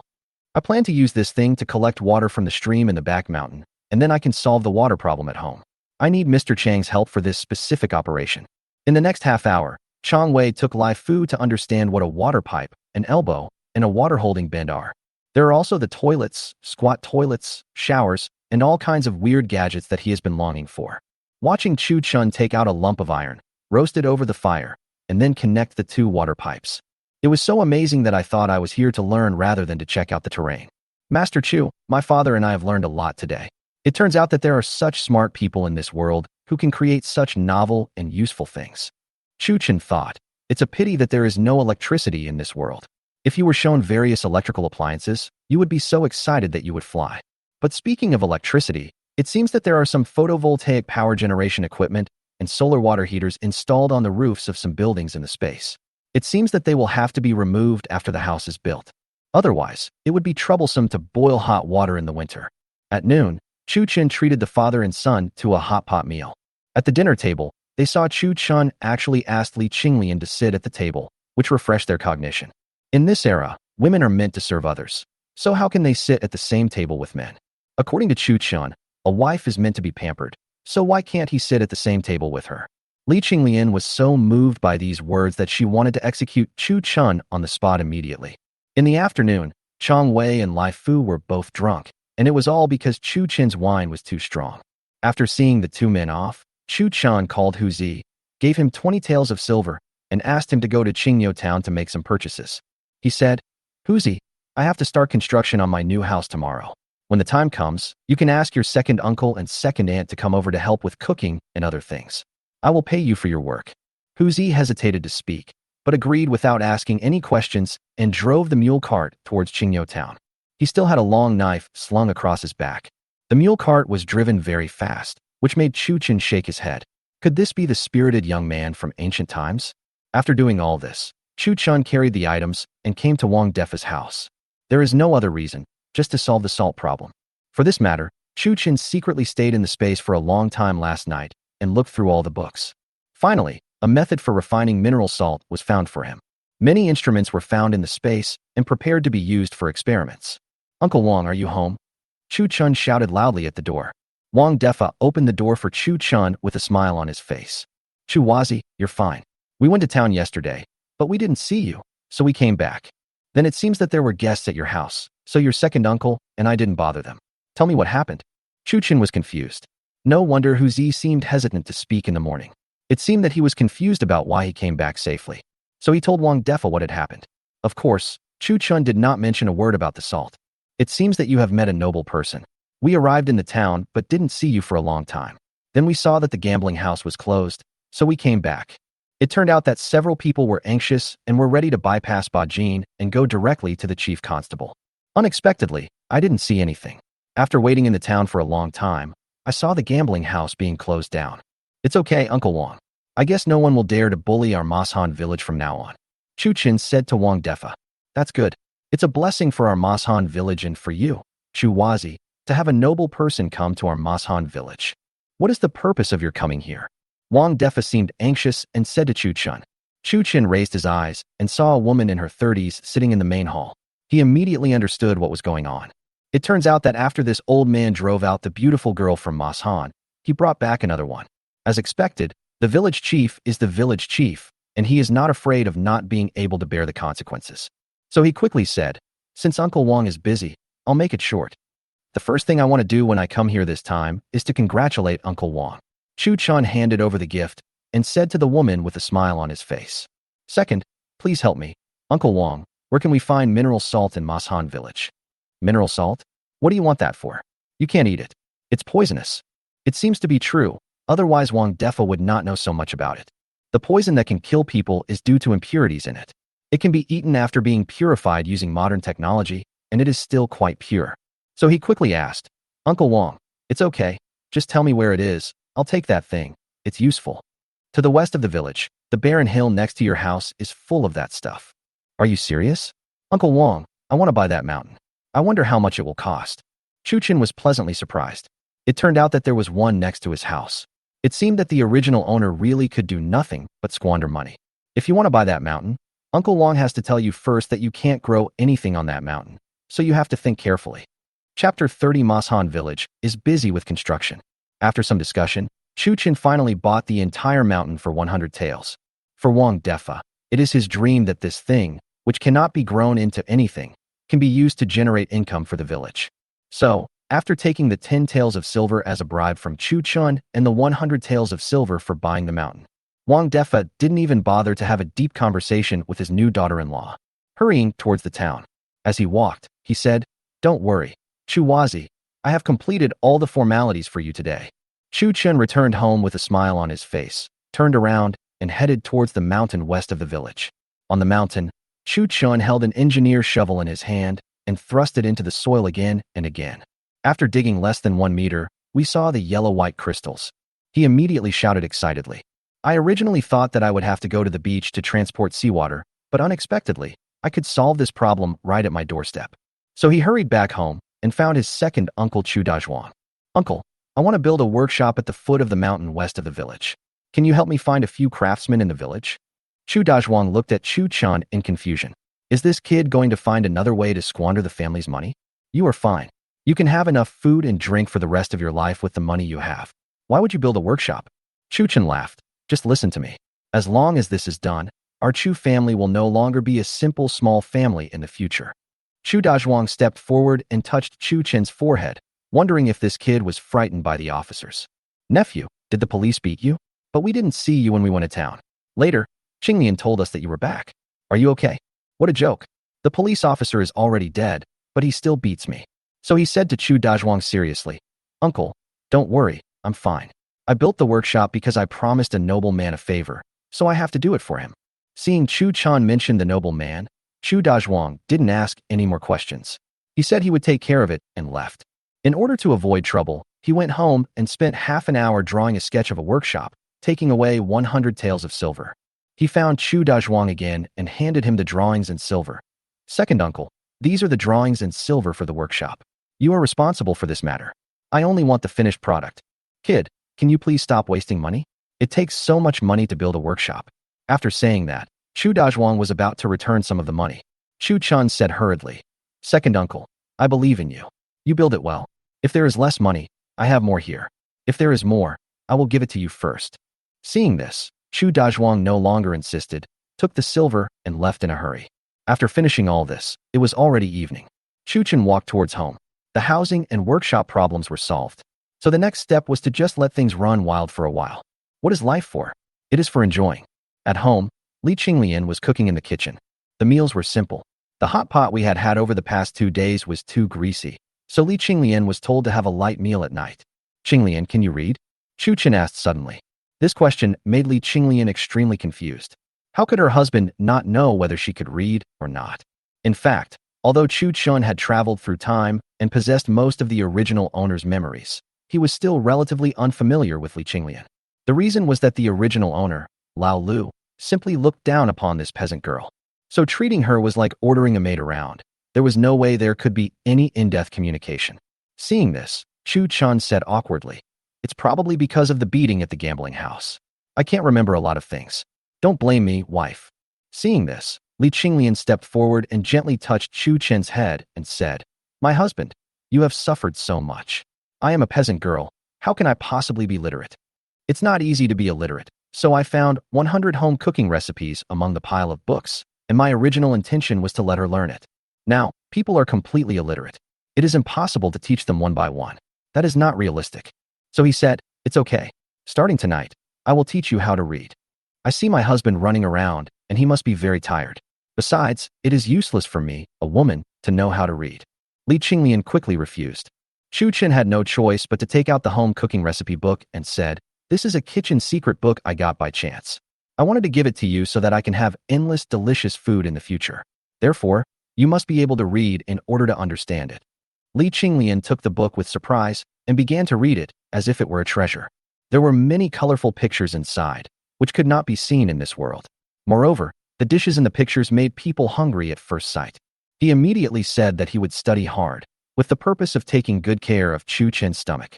That night, the two of them had an in-depth discussion and study on the bed. The next morning, Chang Wei and Lai Fu brought a large number of workers and set up tents on the open space. On the road, ox carts carrying construction materials were heading towards Mashan village. Nor did they disturb Chu Chun and the other person who had studied until late last night and had not yet gotten up at noon. Chu Chun pushed open the door and looked at the lively scene. He couldn't help but smile with satisfaction. This EPC general contractor is very comfortable. You don't have to take care of anything. The neighbors also gathered around. Hey, Chu Wazi, judging from your appearance, you really made a fortune. Of course not. Look at the stone and the fine wood. This is what you would use to build a house in the city. Some young girls and wives spoke to Chu Chun in unison. Chu Chun smiled without saying anything, while Li Qinglian was making tea in the kitchen and greeting the people who came to watch the fun. Mr. Chang, thank you for your hard work. How do we solve the problem of food? Chu Chun stepped forward and asked Chang Wei with concern. It's okay, Master Chu, just leave everything to me, except for the silver. Only then did Chu Chun remember that he had only given a deposit of 100 taels. So he turned around and walked into the room, took out 500 taels of silver and handed it to Chang Wei. Look at my memory. I've forgotten about this matter. If you need anything in the future, just tell me. After that, he called Chu Dazhuang and Huzi over. These are my second uncle and cousin. When I'm not here, Mr. Chang can tell them about anything. Chang Wei nodded and asked everyone to start working. Some were laying the foundation, some were leveling the land. It was quite busy for a while. Chu Chun felt relieved about Chang Wei and returned home and started to have breakfast with Li Qinglian. After all, he is the top person in charge of building houses in Qingyun City and has his own team, so professional matters should be done by professionals. If you try too hard, you'll end up causing trouble. Looking at the silent Li Qinglian, Chu Chun thought of another thing. Qinglian, we haven't been back to my parents' home to visit my father-in-law and mother-in-law for a long time. Chu Chun asked tentatively. In fact, the original owner didn't even know where Li Qinglian's home was, let alone her family situation. Chapter 31. Driving a mule cart back to my mother's home. Ah, husband, are you saying that you want to go back to my parents' home with me? Li Qinglian asked in surprise. After saying that, she looked at Chu Chun in front of her with tears in her eyes. Well, I'm just going back to my mother's house. Why are you so excited? Chu Chun looked puzzled. What's the matter, Qinglian? You're just going back to your mother's house. Why are you crying again? Husband, I am happy. I didn't expect you would still think of my parents. Well, as a son-in-law, these are all my responsibilities. But you also know that I have been a complete bastard in the past year since we got married. So, please tell me about the situation at home. Chu Chun asked awkwardly again. Li Qinglian didn't care and talked about the situation at home. It turned out that Li Qinglian came from a poor family in a village called Longyan on the outskirts of Qingyou town. His parents are still alive, and he has an older brother. Her father was a drunkard and favored boys over girls. Li Qinglian had been unwelcome since she was born. Also unwelcome was Li Qinglian's mother. Every time he got drunk, he would beat and kick her mother. But for women of that era, there was no chance of resistance, and they just suffered severe beatings for most of their lives. After her brother married his sister-in-law from the same village, in order to build a new house for the family, her father sold Li Qinglian to Chu Chen's father, a scholar. He got 2 taels of silver, but the requirement was that Chu Chun could not regret the engagement. Otherwise, the 2 taels would not be returned. I don't have any feelings for my father. The only person I can't let go of is my poor mother. My husband, you gave me 100 taels that day, and I didn't spend a cent. How about we buy some clothes and bedding for mother this time? Li Qinglian looked at Chu Chun and asked, seeking his opinion. But Chu Chun didn't think so. If Li Qinglian's family was really like this, then no matter how much stuff you bought, it wouldn't solve the problem. If it is really not possible, it is not impossible to bring my mother-in-law over after the villa is built. Let's go and see everything first. So he said to Li Qinglian, no problem. Don't be reluctant to spend the money. My husband has plenty of money now. Let's set off now while it's still early and have lunch. Let's go now. But the house is still being built. Li Qinglian thought that she would go there when she had free time after the house was built. Besides, someone had to watch over the house while it was being built. Don't worry about building the house. Go change into your best clothes, and I'll show you off. Chu Chun waved his hand and gave instructions to Li Qinglian. Excuse me, sir, what does it mean to be so pretentious? Li Qinglian asked. This time, Chu Chun was really stumped by the question, and he answered vaguely, "Go change your clothes quickly. You also want to see your mother earlier, right?" After the two changed their clothes, Chu Chen followed suit and drove the mule cart towards Qingyou Town, intending to purchase some things in Qingyou Town and then go to Longyan Village. Qingyou Town, in front of the mutton stall. "What did you say?" "It's covered." The boss looked at the young man in front of him with surprise. They immediately reacted, loaded all the mutton on the stall, weighed it, and enthusiastically carried it to Chu Chen's mule cart. "Sir, the total is 8 taels of silver," the boss said, rubbing his hands. Li Qinglian on the side widened her eyes. 8 taels of silver could almost cover a rural family's expenses for a year. "My husband, you don't need so much. You know, my father is that kind of person," Li Qinglian said to Chu Chun. "It's okay. I have to do this to make him regret what he did to you before. Just listen to me." After saying that, he went to the winery again, bought 2 jars of wine, took out 8 bottles of 52-proof technology and hard work that he brought from the space, and mixed them all in. Then he went to the clothing store and said to Li Qinglian, "Qinglian, you should know your mother-in-law's figure. Go pick out some clothes for her. Don't worry, I'll buy it for my mother-in-law, not for anyone else. I am not that generous when it comes to clothes, but as for food, the things I eat are only for showing off." Moreover, Chu Chan said that he dared not drink the 4 bottles of technology and hard work mixed in the 2 jars of wine. Then he bought some oil, salt, soy sauce, and a few bags of rice, and drove the mule cart towards Longyan Village. At the entrance of Longyan Village, some older wives and old ladies were sitting at the entrance exchanging information. "Hey, look everyone, isn't that Li Lauer's daughter Qinglian? She's actually coming back in a mule cart. I heard that Li Lao heir, that damned bastard, sold her to a prodigal son in Mashan village for 2 taels of silver, and she suffered a lot. What's going on? Was it returned? Hey, I have to go to Li Lauer's house to see what Li Lauer has to say this time." So a group of people quietly followed their mule cart towards Li Qinglian's house. At this moment, Li Qinglian's mother was busy in the kitchen. A few pounds of corn, accompanied by a large pot of wild vegetables, were bubbling and steaming in a clay pot. Li Qinglian's brother works in town and doesn't come home at noon. At this time, only Li Lauer and his wife and their daughter-in-law were left at home. The daughter-in-law was lying on the bed in the new house, while Li Lauer was resting with his eyes closed in the main room. Chu Chen looked up and saw that this house was not much better than his home in Mashan village. Next to the thatched cottage is a new thatched house. It was probably bought with the 2 taels of silver from selling Li Qinglian. Watching the mule cart slowly driving towards his doorstep, Li Lauer quickly climbed up, and the daughter-in-law also came out of the room. With a poor family like his, how could a distinguished guest come in a mule cart? When seeing Li Qinglian and Chu Chun getting off the mule cart, Li Lauer started cursing. "You are a money loser. Have you returned it? This is my son-in-law, right? I have already made an agreement with your father that the 2 taels of silver will not be returned." This action really made Chu Chen very angry. As a promising young soul in the 21st century, he had never seen such a father. At this moment, Li Qinglian's sister-in-law also came out of the room and came to the mule cart. He said, "Brother-in-law, this money really can't be refunded. Look, it's turned into a house, so it can't be refunded." This is my father-in-law, right? Who said he wanted to retire?" Chu Chen really couldn't bear to watch it anymore, so he stood up and spoke. Li Qinglian seemed to be numb. She didn't cry or look angry. Instead, he headed towards the kitchen. "If you don't want to return the goods, then what's the son-in-law doing?" When Li Lauer heard that Chu Chan was not here to return the goods, he immediately asked in confusion. My sharp-eyed sister-in-law immediately noticed the bulging supplies on the mule cart. "Oh, Dad, since my brother-in-law is not here to break off the engagement, he must be here to visit you. Come on, brother-in-law, please come in and sit down." After saying this, he kept winking at Li Lauer. "Hey, uncle, come in and sit down. Look at my brain. How could you possibly cancel the engagement? My Qinglian is so capable." Li Lauer seemed to understand it all at once, and walked forward and spoke to Chu Chun enthusiastically. Chapter 32. Qinglian's mother's family plays with father-in-law. Chu Chun didn't say anything and walked towards the main room on his own. When Li Qinglian came to the kitchen, she saw the mother whom she had not seen for more than a year. He shouted, "Mom, Qinglian is back to see you." After saying that, he rushed forward and grabbed his mother Lu Damiai's hand. "Ah, Qinglian is back. Come and see your mother. Your brother-in-law didn't beat you, did he?" Lu Damiai looked at Li Qinglian. He heard from people in the town that his daughter married a prodigal son who went in and out of gambling houses all day and beat Li Qinglian when he came home. "I don't know how many tears I have shed for this poor daughter."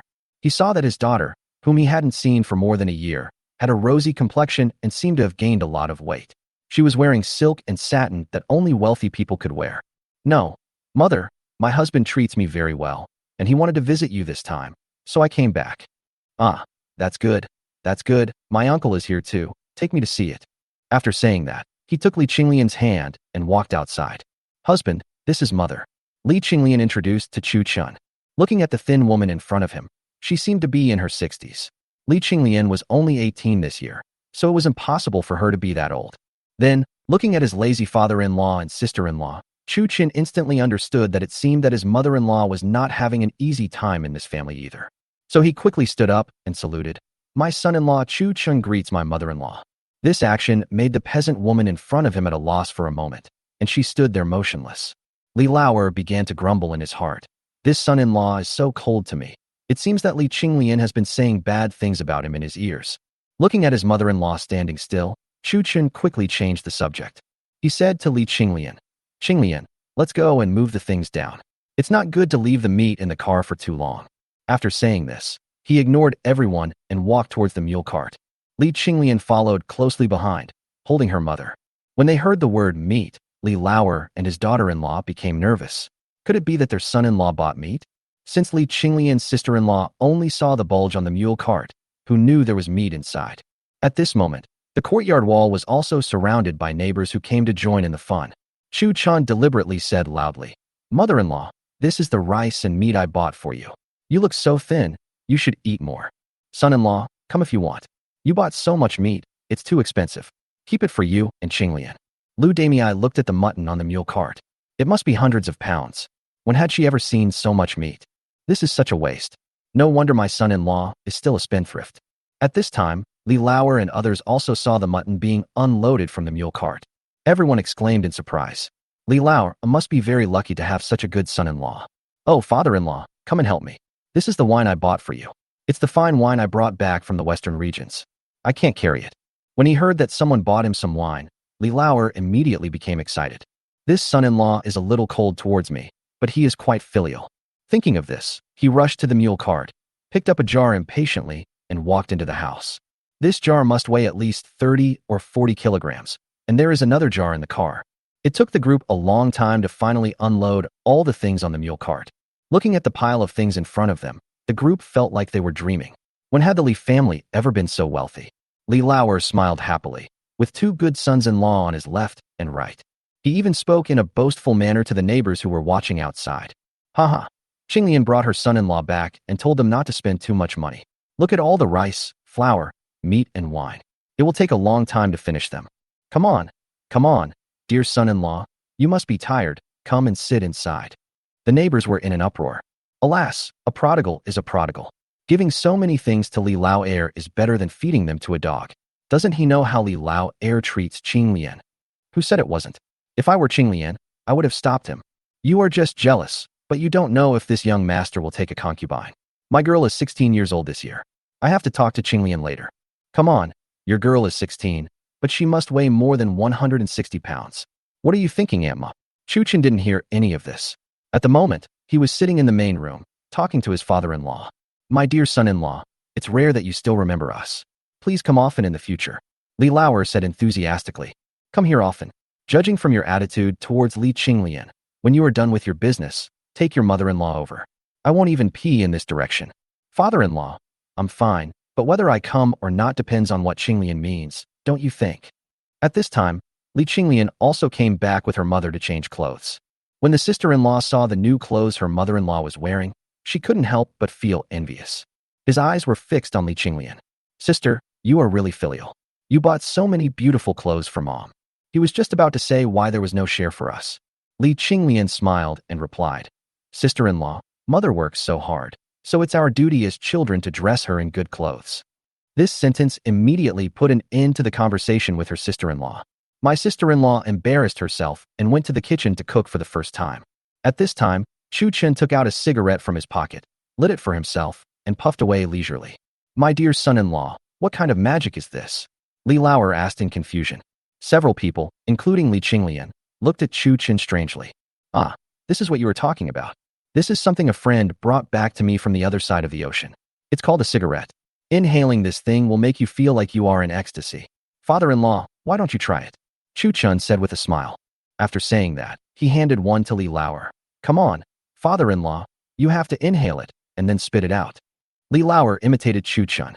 After smoking a cigarette, he felt very drunk. He loved it very much. He drank every day and just liked this feeling. Watching Li Lauer get on the road, Chu Chun turned around and returned to the mule cart.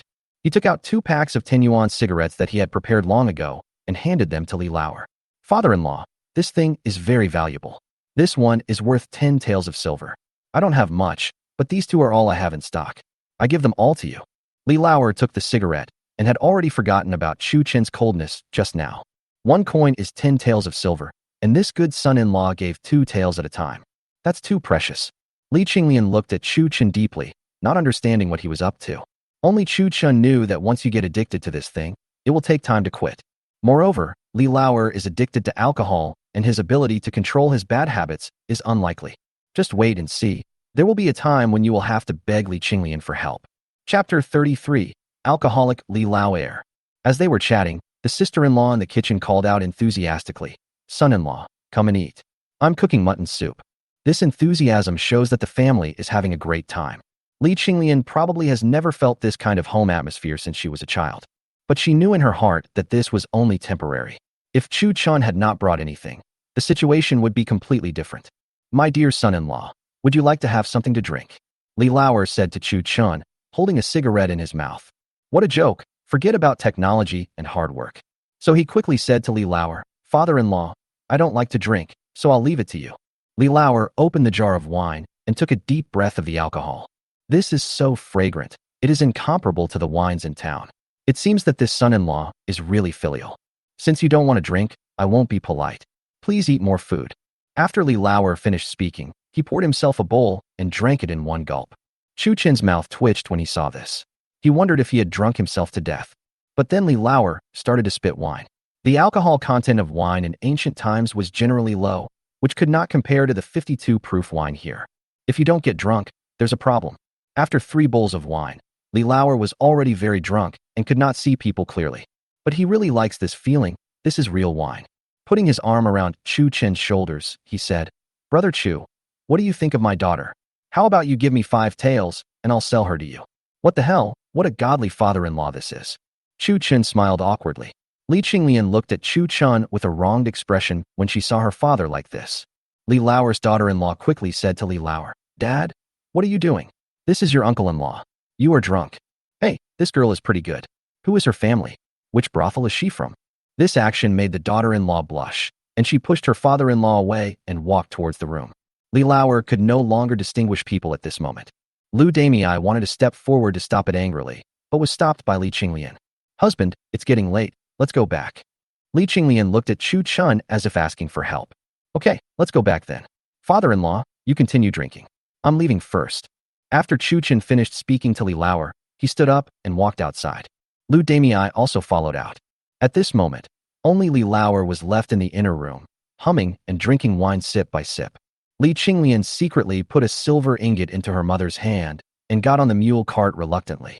Chu Chun said to Lu Damei, "Mother-in-law, I am currently building a house. Please bear with me for a few days. I will take you in when the house is finished." Lu Damei wiped her tears and said, "Son-in-law, as long as you have this intention, treat Qinglian well and don't worry about me. This is my fate." Chu Chun didn't say much when he saw this. There was no point in saying more at this moment. But looking at the condition of my father-in-law, if I continue drinking, I'm sure he'll die at the drinking table one day. Forget it. Let's go back first and wait until the house is built. So he drove the mule cart towards Mashan village. "Husband, are you really willing to bring mother to live with you?" In the car, Li Qinglian asked tentatively. "Yeah, I also saw the situation today. Your father is really not a human being. Don't worry, as long as we are together, we will not wrong my mother-in-law." Chu Chun comforted her, saying that to him, it was just about supporting one more person. Moreover, if Lu Damei comes over, she can help with cooking and so on. Why not? Back in Mashan village, night fell quietly. Chang Wei and his team had already finished work and were now cooking and resting at the construction site. Seeing Chu Chun coming back, Chang Wei rushed over hurriedly. "Mr. Chu, tell me what those are called." "Hydropower materials. Also, electricity can actually be used by humans. Wouldn't the thunder god and lightning goddess be angry?" Chu Chun was overwhelmed by these strange questions, and the key was that they were difficult to explain. Therefore, Chu Chun attributed everything to metaphysics. In this ancient time, perhaps only metaphysics could explain it clearly. Looking at the smoke coming out of Chu Chen's mouth, Chang Wei was deeply envious. Chu Chen started smoking a few days ago, since there were so many cigarettes in the space. For an old smoker, how can I resist it? The days passed one by one, and in the blink of an eye, it was half a month later. After half a month of contact, in Chang Wei's eyes, the Master Chu in front of him was a god who had descended to earth. The various concepts in the field of architecture rekindled Chang Wei's passion. Look, except when he is working during the day, Chang Wei always stays around Chu Chun whenever he has free time. Asking this, and that made Chu Chen very annoyed. I can't afford to provoke you, but I can't afford to hide from you. In the end, Chu Chan went to the mountains almost every day at dawn. On this day, Chu Chan entered the mountains on time. He found a deserted place and took out an air rifle from the space. This thing is not good enough to catch a pheasant or something. Moreover, in ancient times, no one would care about you at all. Which man would not yearn for this? He loaded the air rifle, put it on his shoulder, and headed towards Shinshan. For safety reasons, he also had a fully loaded pistol on his waist. There is a small stream in the back mountain, and about 1 kilometer ahead, there is a small waterfall. The drop is about 50 meters, and water flows down all year round, which is quite spectacular. People in Mashan village call it cow woman peeing. The water flow has created a deep pool under the waterfall, where not only fish live, but birds and beasts also come to drink water. And this place is exactly Chu Chen's destination. It lay down in the grass beside the deep pool, quietly waiting for its prey to arrive. After a few incense sticks, a wild rabbit was seen jumping towards the pond. Chu Chen quickly concentrated and calmed himself, his finger on the trigger. With a crisp sound, the hare went to see the rabbit god. After picking up the rabbit, Chu Chen lay down in the same place again. Load the gun and wait quietly for the second unlucky guy to arrive. This time I waited for a long time, but no prey came. Perhaps it was because I walked over just now and startled the small animals. Chu Chen, whose hands and feet were numb from lying down, couldn't help but sit up. He took out an air mattress from the space and lay down comfortably. Light a cigarette and enjoy this quiet time. Although it is early winter, the dry season, there is still a lot of water flowing in the waterfall. Chu Chen couldn't help but sigh at the water conservation of the mountains. There was no large-scale industry in ancient times, so the environment was naturally terrible. Not to mention anything else, just this spring water is far better than what is used in later generations. At this moment, a figure suddenly appeared. Carrying a backpack, he was coming breathlessly towards the deep pool from the mountains. Looking at Chu Chen lying on something that seemed very soft, the man said to Chu Chen, "Hey, Chu kid, why are you running here instead of staying at home?" Chapter 34.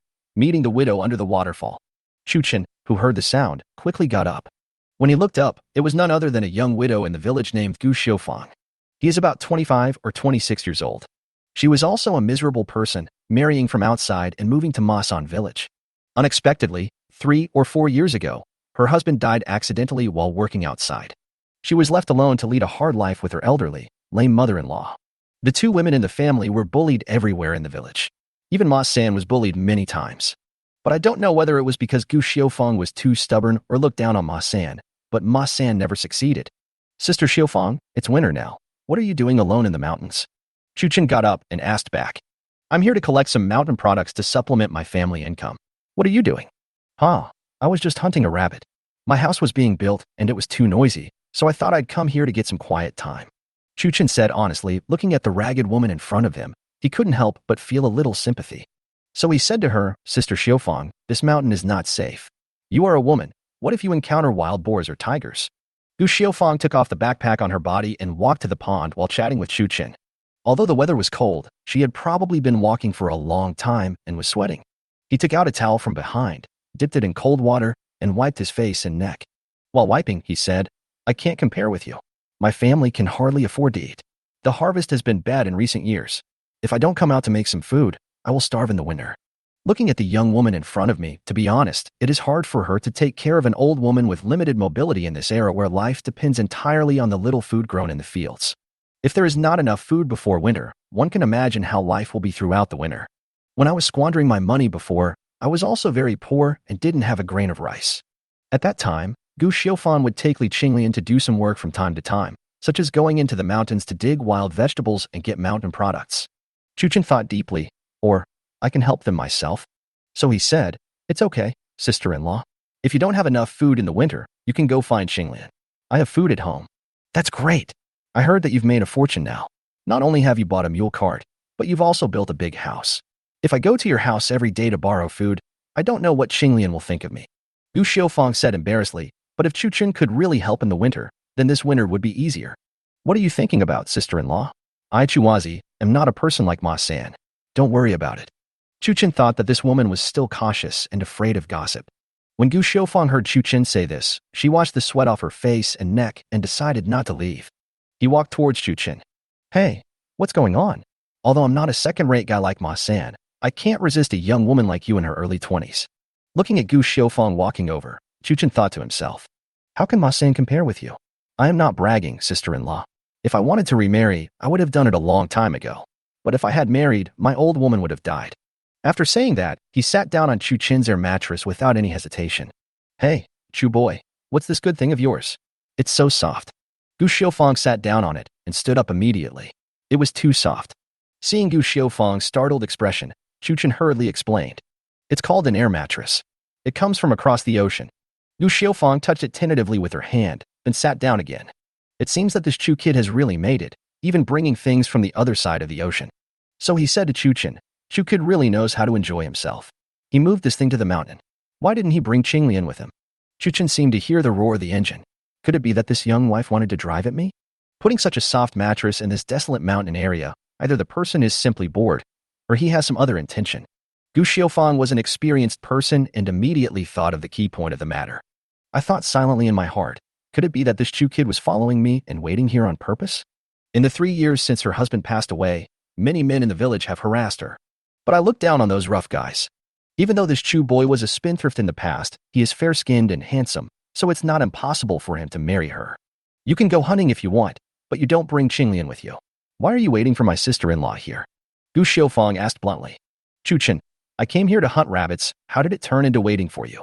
But looking at the young wife in front of me, I guess it's because of years of hard work that she has a very good figure. The big ones are big, and the small ones are small. It is probably because of going into the mountains. The few strands of messy hair on the beautiful face make her smile look unique. So I became interested, since I had nothing to do anyway. Hey, my sister-in-law knows about this. This is specially prepared for you. After saying that, he did not forget to pat the soft mattress. Chu, you've become a bad boy. I heard from Qinglian that you haven't touched anyone yet. Is that not your thing? Chuchen, this is a provocation to myself. It is definitely a provocation to myself. So he looked at Gu Xiaofang deeply, and then followed his gaze downwards. No? If you have the guts, try it. Feeling Chuchen's fiery gaze, Gu Xiaofang also felt a little restless. After all, she had been holding it in for 3 years. So he started to be bolder. Sister-in-law is an experienced person. How about I let Sister Qinglian check the goods? After saying that, she reached out to grab Chuchen, but Chuchen dodged Gu Xiaofang's clutches. What a joke. He thinks he can take me down with just a few words. I am romantic but not vulgar. So he quickly said, Sister-in-law, you are too impatient. This place is rarely visited by people. If you really provoke me, don't blame me for being rude and cruel. What's the use of talking? Just try it. I don't think you can do it. Go back and tell Sister Qinglian. Now that I have money, I should give you some supplements. Gu Xiaofang said to Chuchen with a smile, her eyes full of eagerness to try. It's winter now, and you're not afraid of the cold, but I am. After saying that, Chuchen stood up with a cigarette in his mouth. Okay, sister-in-law, stop making fun of me. I'm fine. It's too cold here. Next time, I'll put up a tent. Gu Xiaofang also wanted to tease this handsome and rich little brother in front of her, but she was not such a casual person. So he said to Chuchen, okay, I won't tease you anymore. Go home early, or Qinglian will be worried soon. After saying that, he twisted his butt, picked up the backpack, and was about to leave. Chapter 35, touched Gu Xiaofang. Sister-in-law Xiaofang, please wait a minute. Chuchen stopped Gu Xiaofang, who was about to leave. He took out 2 taels of silver from his pocket and walked towards her. Why? You don't want me to leave? Then I'll show you a treasure. Gu Xiaofang thought that her actions had worked, and turned around and looked at Chuchen with a smile on her face. Chuchen walked up to her and handed the silver to her, then said seriously, what are you thinking about, sister-in-law? You helped Qinglian so much before. You don't have much money to bring today. Take it to buy some food. Don't go into the mountains again. There are no wild boars. And there are still those men in the village. They are all thinking about you. Looking at the silver being stuffed into his arms, he suddenly felt moved. There are so many people in the village who are jealous of me, but who would give me money and care about me just because they have a disagreement? So he quickly said, Chuwazi, this is not possible. It's too much. Sister-in-law can't afford it. Why don't you pay me back? You're being polite. I think my workshop will need help in a while. If you come over then, you'll earn more than tending the fields. After saying that, Chuchen turned and left. At this time, Gu Xiaofang felt a strange feeling in her heart. Apart from anything else, I have suffered a lot in the past 3 years. Chuchen's action suddenly made her feel an unprecedented warmth. Watching Chuchen turn and leave, he also walked towards the village with the basket on his back, but he held the 2 tails of silver tightly in his hand. After Gu Xiaofang left, Chuchen put away the mattress and walked towards the mountains with an air rifle on his back. After Gu Xiaofang's commotion here, I guess we won't see any game today. No small animal would dare to come here. Chuchen didn't return home until night fell. He was holding 2 pheasants and a hare in his hands. Li Qinglian had already prepared dinner early and was waiting for Chuchen to come home for dinner. Looking at what was in Chuchen's hand, he couldn't help but smile happily. It would not be easy to catch these wild game without modern equipment. In the entire Masan village, it is probably only the hunter Uncle Feng who can catch a prey occasionally. My husband, you've been wandering around in the mountains. You must be tired. Come in and have dinner. Li Qinglian took the things from Chuchen's hand and greeted him. The meal was simple, a plate of stir-fried meat and vegetables, 2 bowls of rice, and a bowl of seaweed egg drop soup. Li Qinglian learned these simple dishes from the home cooking cookbook these days. After so much learning, she can already cook more than 10 home-cooked dishes from cookbooks. But with just these 2 side dishes for Masan village, probably only the village chief Wang Defa can enjoy them occasionally. For other families, they wouldn't even dare to think about it. They would be happy to have meat once a year. Chuchen was nibbling at the rice in his bowl, while Li Qinglian opposite him was staring at him in a daze. The more I look at this man in front of me, the more I like him. But there is one thing. He seems to be indifferent to those things. We have been married for so long, but he has never touched me. In the past, people said that he was only concerned with squandering money, but after he turned around, it wasn't long before he started to improve. I met Sister Xiaofang in the mountains today. She was buying mountain products. Chuchen suddenly spoke. Li Qinglian was obviously stunned for a moment, wondering why her husband suddenly mentioned her. The 2 met in the mountains, could it be that? Women are always sensitive creatures, but she didn't say anything. Although she felt uncomfortable, she was not actually dissatisfied. Sister Xiaofang, she is also a miserable person. She has helped me a lot in the past. Yes, it is precisely because she has helped us that I think you should send some food to her when you have time. We cannot let people say that we are ungrateful. Chuchen continued. Well, the gifts have been presented, but Sister Xiaofang is a nice person. If your husband really likes her, why don't you go and talk to her yourself? So she continued, why don't you go yourself, my husband? Why don't I talk to Sister Xiaofang about it? Chuchen raised his head and looked at her in confusion. Tell me? What? People say that widows are prone to gossip. Just go ahead. Chuchen didn't understand the meaning of Li Qinglian's words at all. After he finished speaking, he lowered his head and continued to eat. It seems that my husband wants fame. That's right. After all, my husband is no longer the same as before, so I'll go. Li Qinglian took this incident deeply to heart. After dinner, the weather was cold and there was no other entertainment in this ancient mountain village. So the 2 of them climbed onto the shabby bed early. Still lying in bed with clothes on. Li Qinglian seemed to be worried tonight and couldn't sleep as she tossed and turned in bed.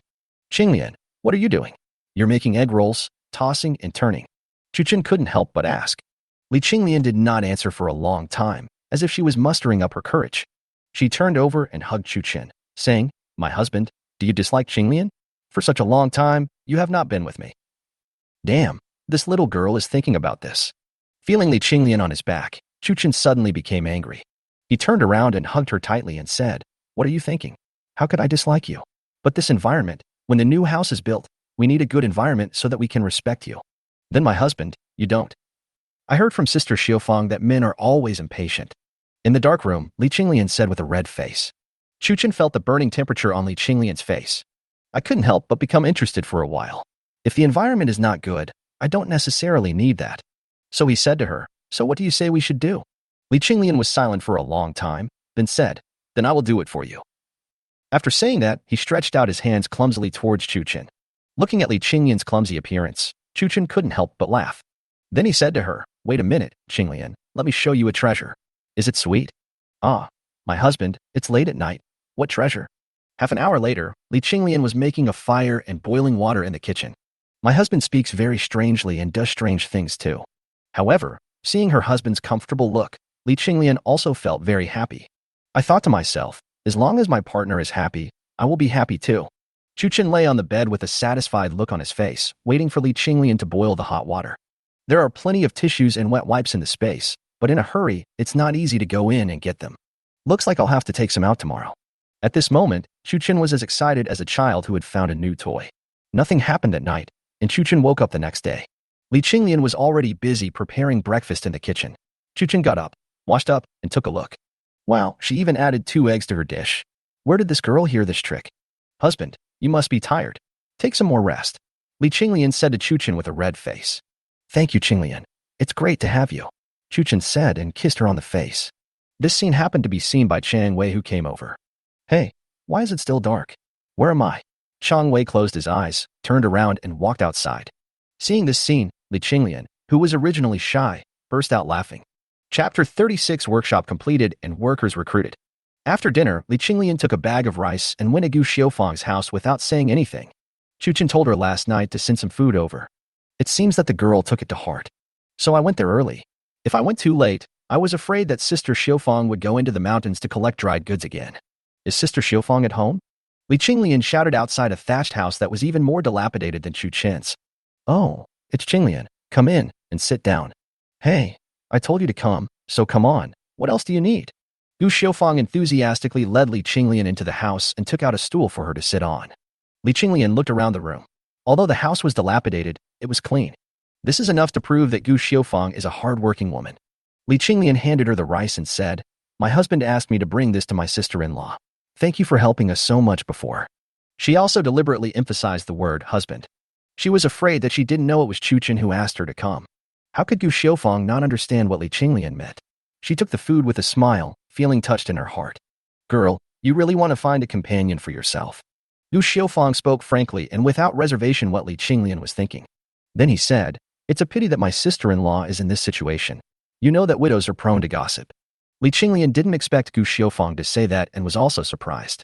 It can be seen that this carefree young wife in front of him is not like others.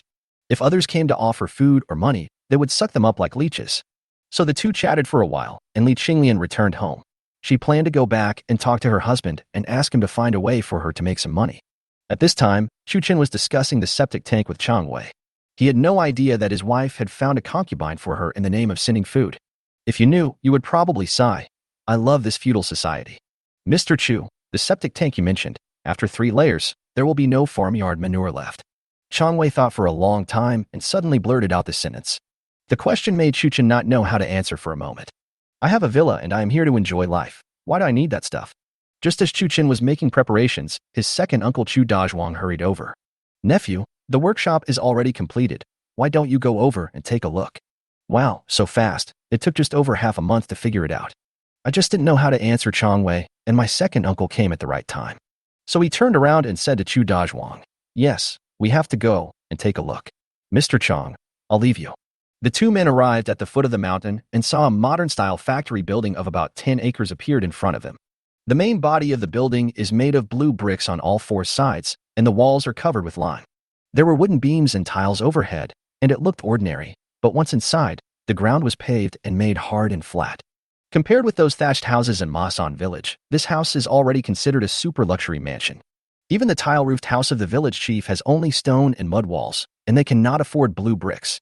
Looking at the clean and tidy factory, Chuchen nodded with satisfaction.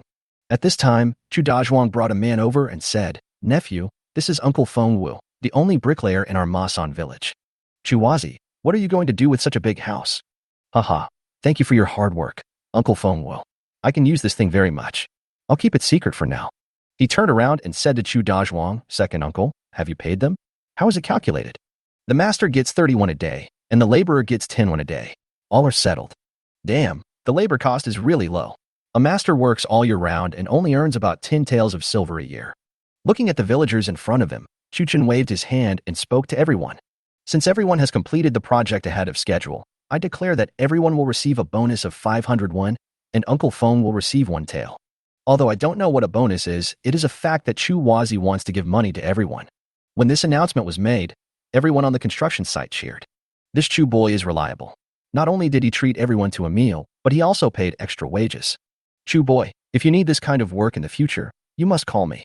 I promise to do it beautifully for you. Yes, Chuwazi and me. Looking at the lively scene below, Chuchen deeply felt the charm of money. Chu Dazhuang looked at Chuchen with a distressed look on his face. Why couldn't this kid get rid of his ability to ruin a family? Chuchin didn't look distressed at all and spoke again. Next, there is another job. My workshop has been built, so now I need everyone to help with the work. The wages are 15 coins per person per day, and 2 meals are provided. If you are willing to come, you can stay. If you don't want to, go to your second uncle to collect your wages and then go home. As soon as these words were spoken, the dozens of people in the workshop fell silent for a moment. Chuchin thought that the price might have opened too low. Just as he was about to speak, there was a burst of enthusiastic cheers from below. As expected, no one left. Chuchin raised his hand to suppress it, and the scene instantly became quiet. Well, since no one is leaving, I'll tell you what to do. Find yourselves some people, in groups of 10, and line up in front of me. Although everyone didn't know what Chuchin was going to do, they had already made an appointment to invite a few people.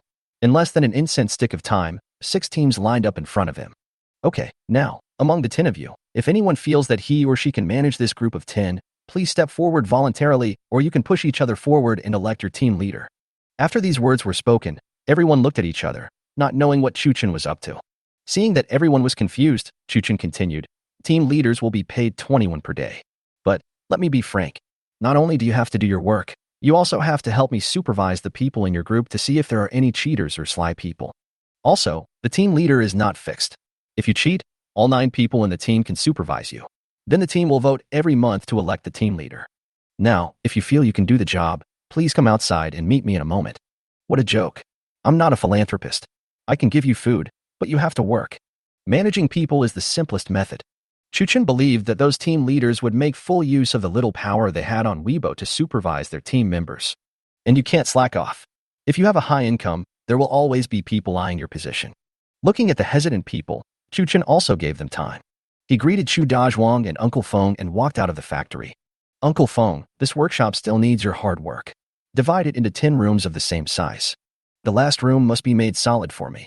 I want to use it as a storeroom. After listening to Chuchin's explanation, Feng Wu said that there was no problem at all. Then he turned around and went back into the workshop. Chapter 37. People are busy collecting salt at the foot of the mountain. Chuchin sat on a big rock outside and lit a cigarette for himself. When second Uncle Chu Dazhuang saw Feng Wu leave, he walked over and said with a worried look on his face, "My dear nephew, no matter how rich you are, you can't do this. It's a waste of money." Chuchin had nothing to say about this.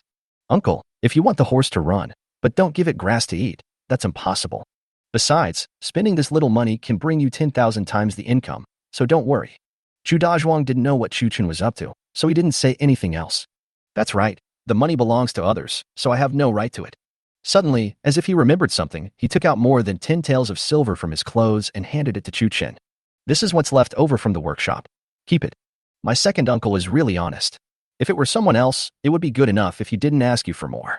So he pushed the silver back and said, "Uncle, what are you doing? Keep it. That won't work. I can't ask you for money without any reason. Uncle, just accept it. Don't hesitate. I have something important to do for you." As soon as he heard the important matter, Chu Dazhuang became serious. At this moment, 6 people came to Chuchin. "Chuwazi, tell me, what do you want us to do?" Chu Dazhuang looked at the person who came, forced himself to shut his mouth as he was curious about the important matter, and sat down on a rock nearby. Chuchin knew all 6 people, one of whom was Feng Wu's brother Feng Lauer. The only hunter in Masan village has amazing arm strength and is an extraordinary person. He was the one who spoke just now. "Uncle Feng, everyone, you can stand out from so many people, so you must have something outstanding. Well, follow me." After saying that, he took Chu Dazhuang and 6 other people and walked towards the mountain. He picked up a shovel next to him and dug into the mountain. He took out the yellow and white stone and spoke to everyone. "What you have to do now is to dig this thing out and transport it to the factory. Wait for Uncle Feng to finish the partitions, and then I'll assign tasks to you. Each group should do their own thing and not interfere with each other. That's another story for later. Starting tomorrow, you should bring your people to dig." After saying that, he took Chu Dazhuang away. Chu Dazhuang saw that there was finally no one around. "Nephew, what's the important matter?" "Let's go, second uncle. Go home and call Hu Zi and second aunt, and we'll go home and talk." At Chuchin's house, 5 people sat together. Looking at his second uncle and the others in front of him, Chuchin felt that these were the only people he could fully trust at the moment. The technology for purifying mineral salt must not be leaked. It is divided into several steps. The mineral salt is mined, dissolved in water, and heated to produce white crystals. Heating the white crystals again is equivalent to redoing the first process to make them pure. Add water to the white crystals, heat them, and then place them through activated carbon and gauze to filter. Then continue heating to produce fine salt. Chuchen planned to entrust 3 or 4 simple steps to Hu Zi, second aunt, Li Qinglian, and Chu Dazhuang. During the whole process, the second uncle's family was just cooking, while the important filtering was controlled by Li Qinglian. Moreover, Chuchen plans to use the materials in the space to make a filtering device. You can learn the operation, but you can never learn the mechanics, and the whole factory is separated. The entire filtering machine has to be covered with wooden boards, leaving openings for changing the filter element, the feed inlet, and the discharge port. There is a room for each process, and there is another room between each process to store semi-finished products. This is all Chuchen can think of at the moment. If someone else learns this, there will be nothing he can do. An hour later, Chuchen explained the operating procedures that each person would be responsible for individually. Now, we are just waiting for the actual operation. In the evening, Chuchen made an excuse to go to the town. After telling Li Qinglian about the matter, he entered the space on the way to the town. In the space, Chuchen began to rummage through the drawers. After a night of hard work, a huge filtering device appeared on the road. On top are iron buckets, funnels, gauze, and other items found in the space. Then he called Hu Zi, drove a mule cart, and pulled it back to the factory. The operation is also simple. Pour the boiled brine into the large funnel on the device and wait for the brine to be filtered. Just change the gauze and activated carbon from time to time. A lot of this stuff was found in the space, and it will be enough to use it for a year or so. If that doesn't work, silk and charcoal will be almost the same. Immediately, Chuchen locked himself in the room and started his first experiment. He ordered Hu Zi to carry a load of crushed mineral salt to his room. Chuchen started to get busy with his life inside. After repeated experiments, I was busy until noon, looking at the bucket of brine in front of me. Chuchen showed a look of joy. Then, in the last room, Hu Zi was asked to light a fire and boil the brine. Slowly, as the water evaporated, snow-white crystals began to appear on the edge of the iron pot. Chuchen ordered Hu Zi to scrape off the crystals and got a large basin of them. Hu Zi asked in surprise, "Chuwazi, don't tell me this is refined salt." After saying that, he grabbed a handful and stuffed it into his mouth. "Fuck you, you're such a tiger. How come you eat everything if you're not choking?" Chuchen knocked the salt out of his hand and said, "Ah, it's not salt. What is it?" "It's salt, but since it's my first time making this, I have to find a small animal to try it out first." So he ordered, "Go find a small animal to try it out, just in case it is poisonous." Hu Zi nodded and walked out. After a while, he brought back a local dog. Dogs can't eat salt, because it said that eating too much can easily lead to poisoning. But I can't care about that at the moment, because the thing in front of me is just a local dog. In farmers' homes, any leftover food is delicious without salt. After saying that, he told Hu Zi to hold it down, grabbed a handful, and stuffed it into the dog's mouth. The dog resisted at first, but after being stuffed with food, he couldn't help licking his lips. He swallowed it in one gulp. "Where did this dog come from?" Chuchen asked puzzledly. "This dog was just like Hu Zi, so damn fierce." "It belongs to Feng Lauer. I stole it. What's wrong with it?" "It's not good." Hu Zi looked at Chuchen with a puzzled look. "It's okay, as long as it's a dog. This thing is salt, and I made it. So, if it's not dead now, we'll be rich." Chuchen looked at Hu Zi seriously and said, "You made it using that poisonous stuff from the mountain?" Hu Zi said to Chuchen. He was so excited that he almost jumped up. He was a tiger, but he was not stupid, and he fully understood what this thing meant. "Don't make a fuss. Let's see if it survives first." So, in the room, Chuchen and Hu Zi stared at the local dog quietly, and the local dog also stared at them quietly, until night fell. Chapter 38. All the troubles started with motorcycles. As night fell, the dog, probably choking on the salty food, began to whimper and look for water to drink. Chuchen was shocked when he saw the dog drooling. Could it be that this thing was poisoned? The sharp-eyed dog immediately spotted the uncooked brine and rushed over to drink it in big gulps. Chuchen thought of the crux of the problem in an instant. Could it be that he is thirsty? "Dog, let me sprinkle some salt in your mouth and see." Chuchen instructed Hu Zi to go outside and fetch a bucket of clean water, and looked at the dog playing happily in it. I felt relieved now, but I still had to observe the dog for a few days. So, the two people and the dog returned home. Until 5 days later, there seemed to be no problem at all with the dog. Chuchen gathered everyone together and taught them individually step by step. Moreover, the filtering machine was firmly surrounded by wooden boards. Only the inlet and outlet were left, and a hole was opened where the filter element was changed and locked. From this moment on, the salt factory officially started operation. After the first batch of salt was produced, Li Qinglian looked at the snow-white refined salt in her hand and asked with a worried look on her face, "Husband, doing this privately is against the law. What if you get caught?" Chuchen looked at the worried Li Qinglian, gave her a reassuring look, and said, "Otherwise, I'll take you around the city." "How can I do that?" The workshop can't do without me right now. How can I go out? At this moment, Chuchen also began to worry. This broken workshop would tie Li Qinglian tightly to Masan village. It seems that this problem needs to be solved properly. Although the machine has been sealed, even Li Qinglian doesn't know the structure inside, but she feels uneasy without someone watching it. How about I take Sister Xiaofang to my workshop? Li Qinglian also understood Chuchen's thoughts, so she offered a suggestion. What the hell is going on? How could I possibly believe her? Right now, Gu Xiaofang is just cooking in the workshop. He immediately shook his head and said, No, I only trust you in that place right now. Li Qinglian nodded after listening and seemed to be a little secretly happy about Chuchen's trust in her. There is no better way for the time being, so I'll just go to the city myself. I had agreed with Zhou Shikai before that it would be after March, but I'm afraid we have to change the plan now. You can't just sit there with piles of salt. Without Hu Zi as the driver, Chuchen found it particularly difficult to drive the mule cart. Not only is it very uncomfortable, but you will also poop and pee if you don't agree with anything. So I immediately thought of the several motorcycles parked in the basement of the supermarket within the space. Forget about the cars on the roadside, they are too shocking. This thing should be fine if we cover it up well. Now I have money in my pocket and a gun in my hand. After adapting to this world, Chuchen seemed to become bolder. Pretending to take a walk to the path at the entrance of the village, he quickly entered the supermarket space. I came to the basement and looked at the scattered motorcycles inside. Open the fuel tank caps one by one and check if the key is on them. The space is magical. If the person happened to park the car and did not remove the key would probably be there. Good luck, Chuchen said as he took out the key and opened the fuel tank cap. Hey, thanks to this old man for filling up my gas tank. Get in the car, start the engine, all in one go, with the engine roaring. Chuchen drove it out of the space and stopped on a small road. Almost half of the people in the village were working in the workshop, so Chuchen was not afraid of being seen. Actually, it doesn't matter even if you see it.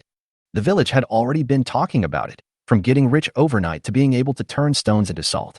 In the eyes of the people in Masan village, Chuchen had already been a disciple of an immortal, and they were not surprised. After carrying a load of salt at home, Chuchen headed towards the village entrance. Qingniu town, on the street. Chuchen rode his motorcycle, rumbling through the streets. What kind of monster is that? It's flying so fast. Is it an immortal descending to earth? What immortal? Listen to the sound of that thing. It's clearly a strange beast. Hide away quickly. Chuchen didn't care about other people's eyes at all and continued to head towards Qingyan City. What kind of monster dares to attack Qingyan City? At the city gate, several officers held swords in their hands and looked at Chuchen with vigilance. I thought to myself, this thing is too fast. I almost got bit by it. Officer, this is called an iron horse. It's not a monster, but a means of transportation we use in the countryside. Chuchen explained helplessly. Although he knew that once this thing was taken out, it would definitely attract a lot of attention. But unexpectedly, it attracted the police. Hey, you are the weirdo from the countryside. I don't care who you are. Come with me to see the city lord first, and then we can make a decision. After saying that, several people came over and surrounded the motorcycle. The knife was also placed on Chuchen's neck. Although Chuchen had a gun in his hand, he was not arrogant enough to kill the officials at the gate of Qingyan City. So he pulled out the motorcycle key reluctantly. At this time, more than a dozen officers came towards the distance. It turned out that someone had reported the news. Chuchen thought to himself that this time he was in trouble. It seemed that he had to go to the city lord's mansion whether he wanted to or not. In Qingyan City, I only know Zhou Shikai, Zhou Heng, and 2 women. Then let's go first. If there is real danger, don't blame me for using my immortal skills. Seeing Chuchen being controlled, several people breathed a sigh of relief.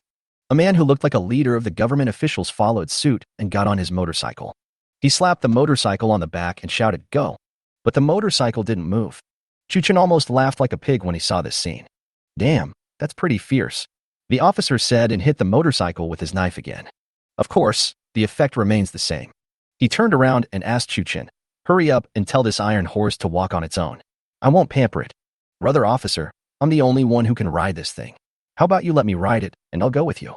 "Hey kid, you're dreaming. You want to run away?" "No way." After saying that, he waved to everyone. 7 or 8 policemen surrounded them. "Carry it back for me." Then Chuchen saw a magical scene. Several people carried a motorcycle and headed towards the Qingyan City government office in a mighty manner. After a while, the group arrived at the entrance of a huge building. In front of the door, there is a big drum and a pair of stone lions, staring ahead with a fierce look. This must be the ancient government office.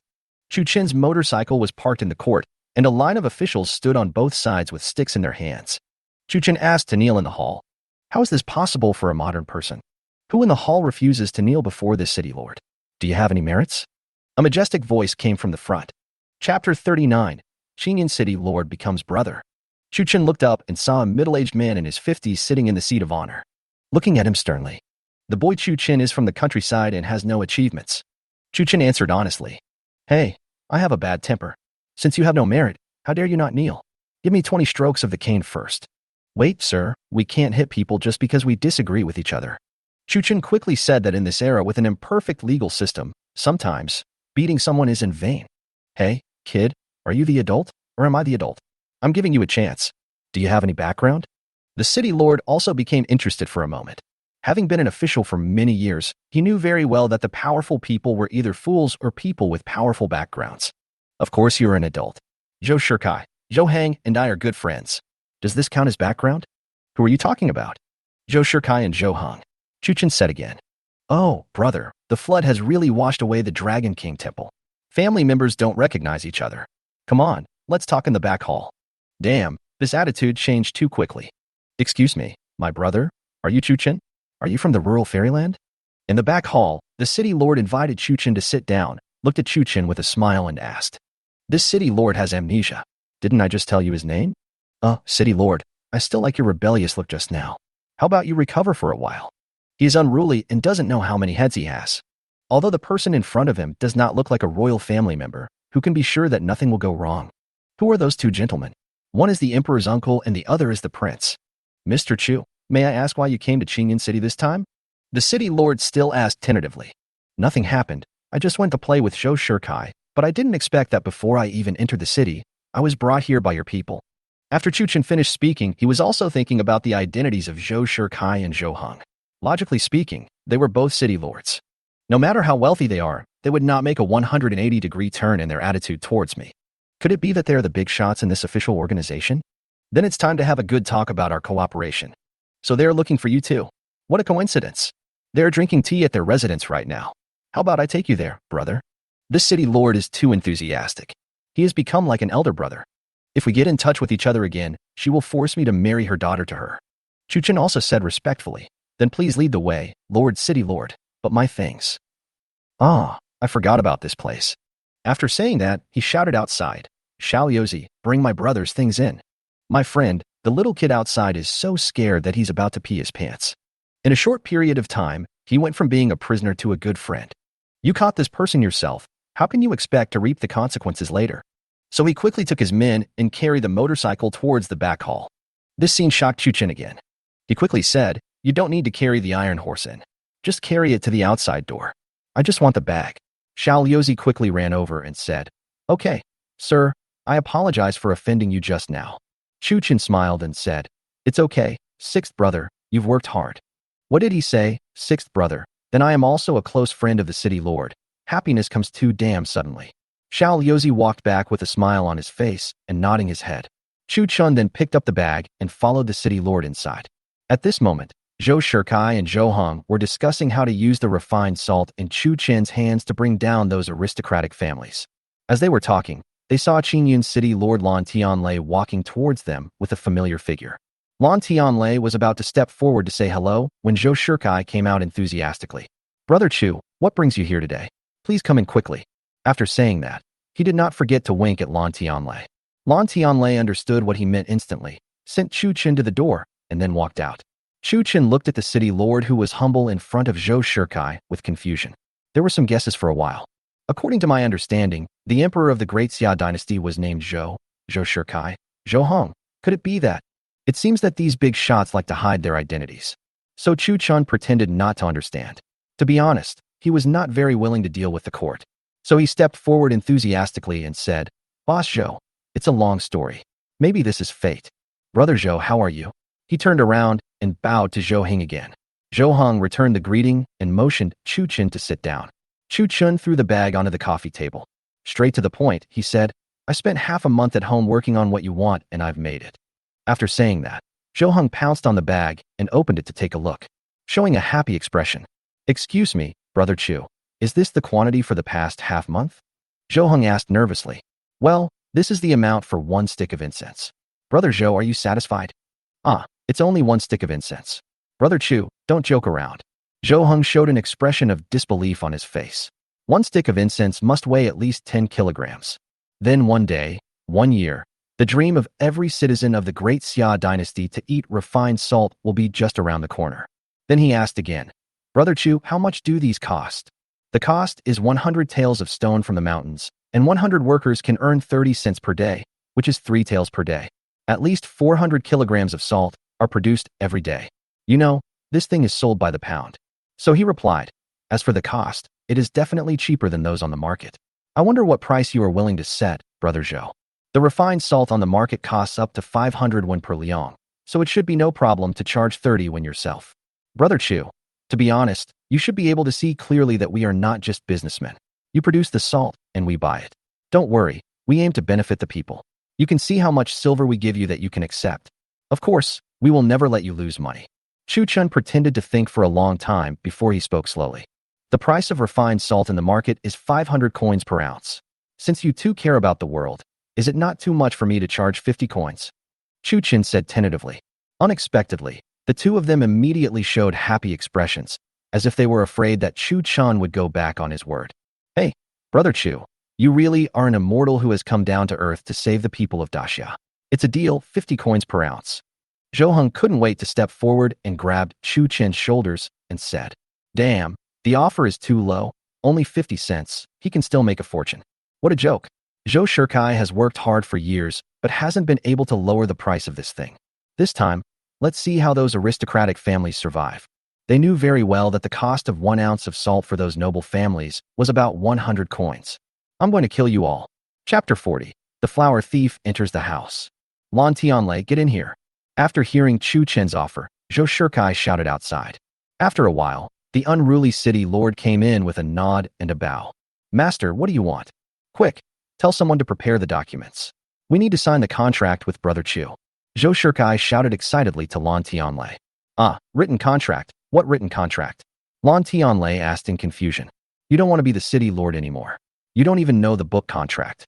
You should tell me the content, otherwise what is the point of signing? Lan Tianlei was so anxious that he almost cried. So Chu Chen said, Boss Zhou, don't be so anxious. Since I have agreed, I will not regret it easily. After listening to Chu Chen's words, Lan Tianlei immediately gave him a grateful look. He turned around and went out to look for the document. Ah, it's me who got excited. Don't blame me, Brother Chu. Zhou Shikai said awkwardly. How could he not be excited? He had been buying up large quantities of refined salt and selling it at a loss, but he still couldn't beat them. How happy he must be now. An hour later, Chu Chun had a written contract in his hand. The three agreed that from now on, they would send someone to Mashan village to purchase once a month. Payment is made first, and then the goods are delivered, and both parties keep the matter strictly confidential. For safety reasons, Zhou Heng also agreed to send people to guard the factory day and night around Mashan village. But these people cannot disturb the life of the entire Mashan village. The deal was done, and both parties seemed particularly happy.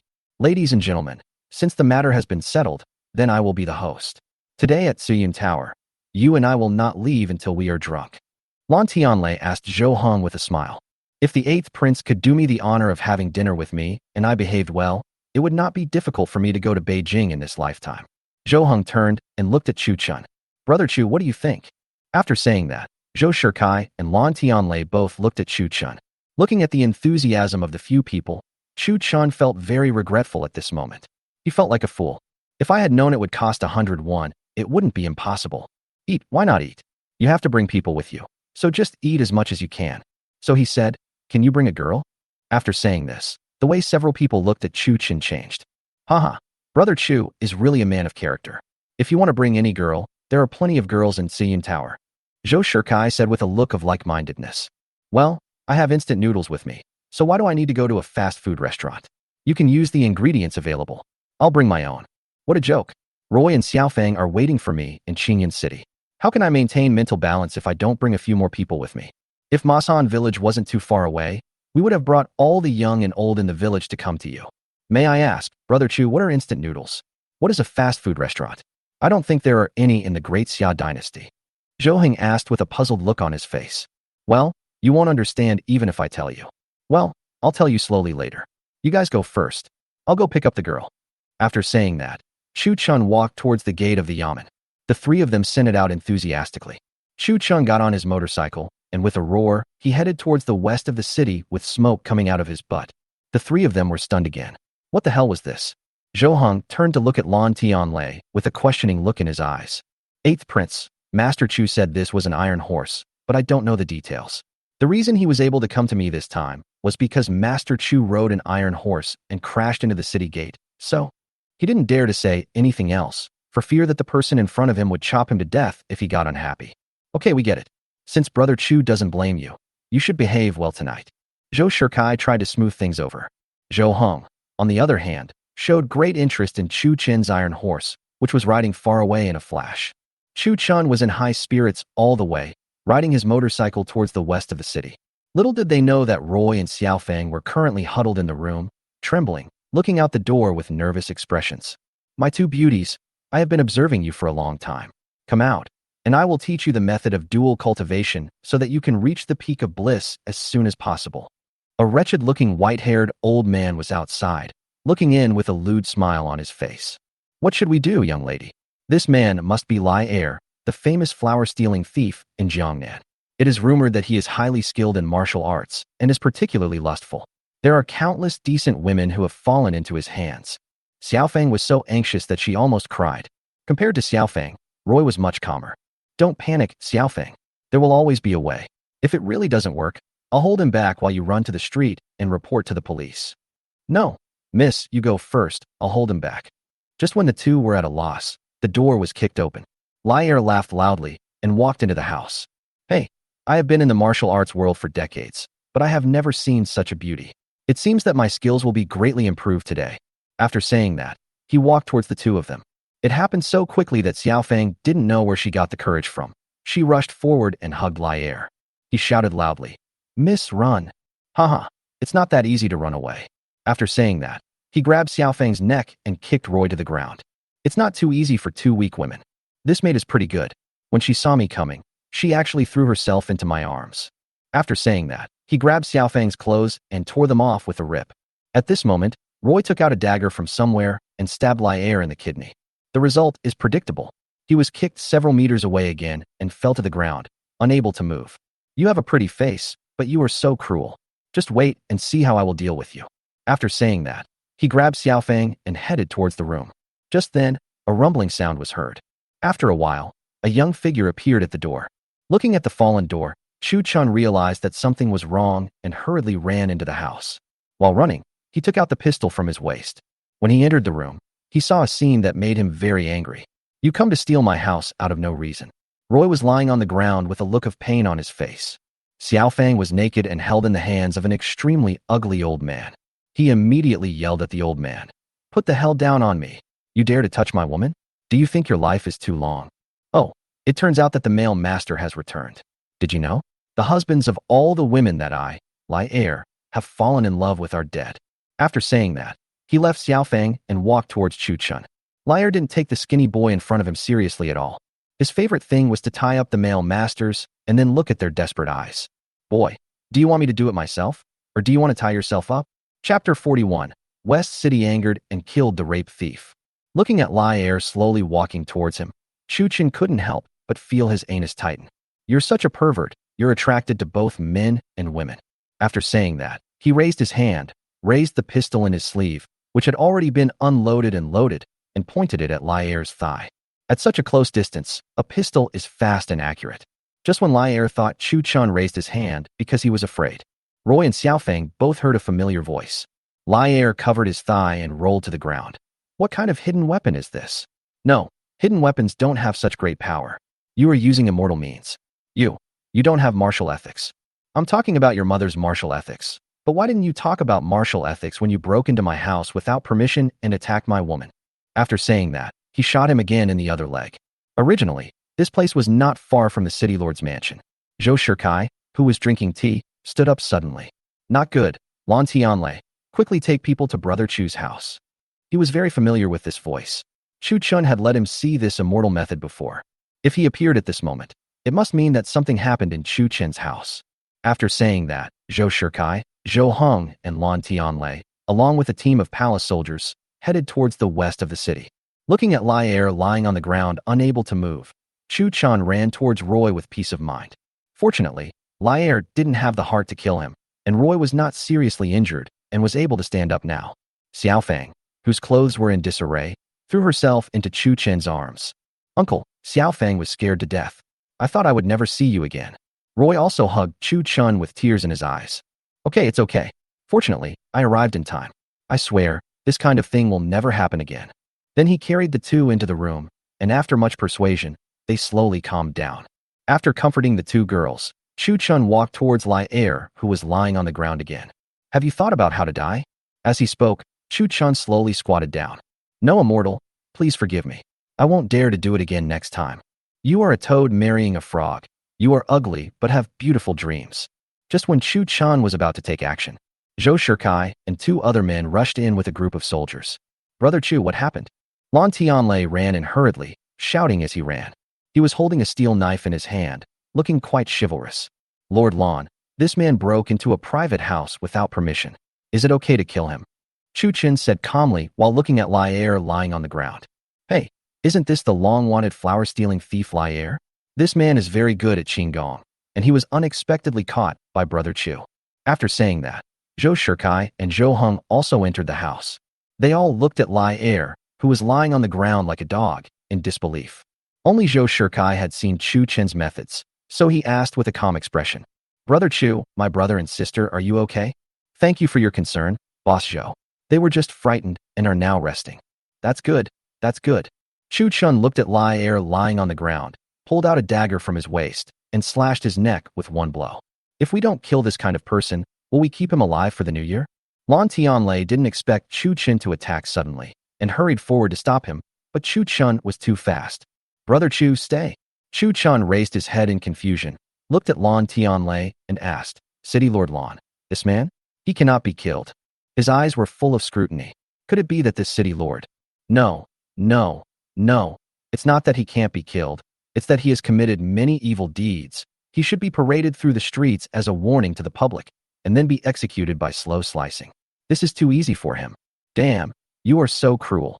Chu Chin even regretted giving him the pleasure. So he spread his hands helplessly. In fact, there is another major case that seems to be related to him. Lan Tianlei said awkwardly. I was reckless. What's the big case?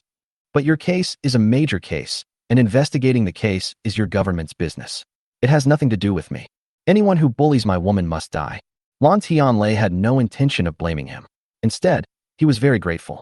You have to know that even if dozens of people surrounded this person, they couldn't do anything to him. He could really fly over eaves and walls. The reason I say this is simply because another case is even more of a headache. If the clues are gone, go investigate again and hang this person's body on the city wall to be spit upon by all the people. Zhou Heng looked at Lan Tianlei with a serious face and said, Yes, Master. I have no intention of blaming Brother Chu. After saying that, he waved his hand, and the people behind him carried Lier's body out. Zhou Shikai looked at the two bloody holes on Lier's thighs. Quietly pulling Chu Chun aside, he said, Brother Chu is using the immortal's method. Chu Chun smiled awkwardly and gave him an affirmative look. But Zhou Shikai turned around and looked at the dagger in Chu Chen's hand. Brother Chu, is this the immortal weapon? Chu Chen really couldn't stand his sneaky look, so he raised his voice. You mean this? This is a dagger. After saying that, he handed the dagger towards Zhou Shikai. Brother Chu calls this short-sworded dagger? At this time, Zhou Heng and Lan Tianlei also came over. Chu Chen was helpless. How to explain this thing? So he said, You said it was a dagger, so it must be a dagger. Brother Chu, may I ask if you can sell me this dagger? Zhou Heng snatched the dagger and expressed his eager interest. The blade was hard and sharp. He drew out Lan Tianlei's sword and chopped the dagger with it. There was no problem with the dagger, but there was a deep cut on Lan Tianlei's sword. This was just a light cut by Zhou Heng. This is the city lord's sword, which is enough to show how low the iron smelting technology of the Xia dynasty was. So, Chu Chen looked at Zhou Heng's fond expression. A person who could command the city lord must be a person of high power. Although he was unwilling to deal with the court, he had to admit that in this feudal society, what could be safer than making friends with the powerful? Just sit down and take a rest. I'll be back soon. So Chu Chun turned and walked into another room, and then entered the space. Push open the warehouse where the dispatched agency has seized materials. After rummaging around inside, he finally pulled out 3 sharp steel knives. This must have been collected by some gangster. It even has a leather case. Then I went to the supermarket and took out some ingredients. Although the three of them did not provide any substantial help, their speed was amazing. Chu Chen could also guess that it must be Zhou Shikai who came here after hearing the gunshots. To be honest, in this unfamiliar ancient time, making friends with powerful people is an urgent problem that Chu Chen needs to solve. In the living room, Chu Chen came back and placed 3 dog-leg knives in front of the 3 people and said, "Since you all like this stuff, I have 3 more swords here. Please try them out and see if you like them." Chapter 42, Immortal World Weapon Dog-Leg Knife. Huh. This is undoubtedly a magical weapon. Lan Tianlei was the first to shout out. Without caring about the prince and the 8th prince beside him, he hurriedly picked up a dagger and pulled it out. Zhou Heng also became interested and drew out Lan Tianlei's sword. As the 2 swords collided, Lan Tianlei's sword broke. This. Zhou Shikai, who was standing by, was so surprised that he was speechless. "Brother Chu, you must sell these 3 knives to me no matter what." Zhou Shikai even became respectful in his tone. "Sell? No, I won't sell." "Ah, Brother Chu, I know this is hard for you to part with. How about selling one?" Zhou Shikai asked anxiously again. "Haha, I'm just kidding. I'll give these 3 to you. They're just my personal belongings. It was given to us right away, and the 3 of them were immediately overjoyed. But there is one condition. You are Brother Zhou's second uncle, so don't call me Brother Chu anymore. It will mess up the generations." Chu Chen said to Zhou Shikai. Only at this moment did Zhou Shikai realize that there really was a generation gap between them. So he immediately smiled awkwardly and said, "It's my fault for not thinking it through. From now on, I will call you Master Chu." At this time, Roy and Xiaofeng also walked out of the room. "I have met Boss Zhou, City Lord Lan, and this young master." Among the 3, Roy and Xiaofeng currently only know Zhou Shikai and Lan Tianlei. Lan Tianlei has a good reputation in Qingyun City. He is diligent in his work and loves the people, so most people in Qingyun know him. "You 2 ladies are too polite. I'm sorry that Liar frightened you just now. It's all because of this thing. It didn't do its job well, so Liar got away with it." After Zhou Shikai finished speaking, he pointed at Lan Tianlei. Lan Tianlei had a lot of grievances, but it was not easy for him to apologize at this moment. "Boss Zhou, you are joking. City Lord Lan has worked so hard for our Qingyun city. It is no wonder that Lai Ershing disappeared without a trace. Finally, there is someone who knows what she is worth. This woman is pretty good." So he bowed to Roy with gratitude. Zhou Heng secretly sighed. This Chu Chun is really a role model for our generation, and his wives are more beautiful than each other. I couldn't help but think of those things in my palace. Ugh, what a crap.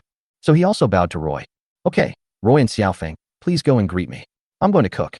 Since something like this happened today, we won't go to Kuiyunlu. Let's eat here." Speaking of eating, Zhou Shikai and Zhou Heng both smiled excitedly again. You know, they will never forget the hot pot in Masan village. "Brother Chu, I agreed to be the host tonight. How can I do this?"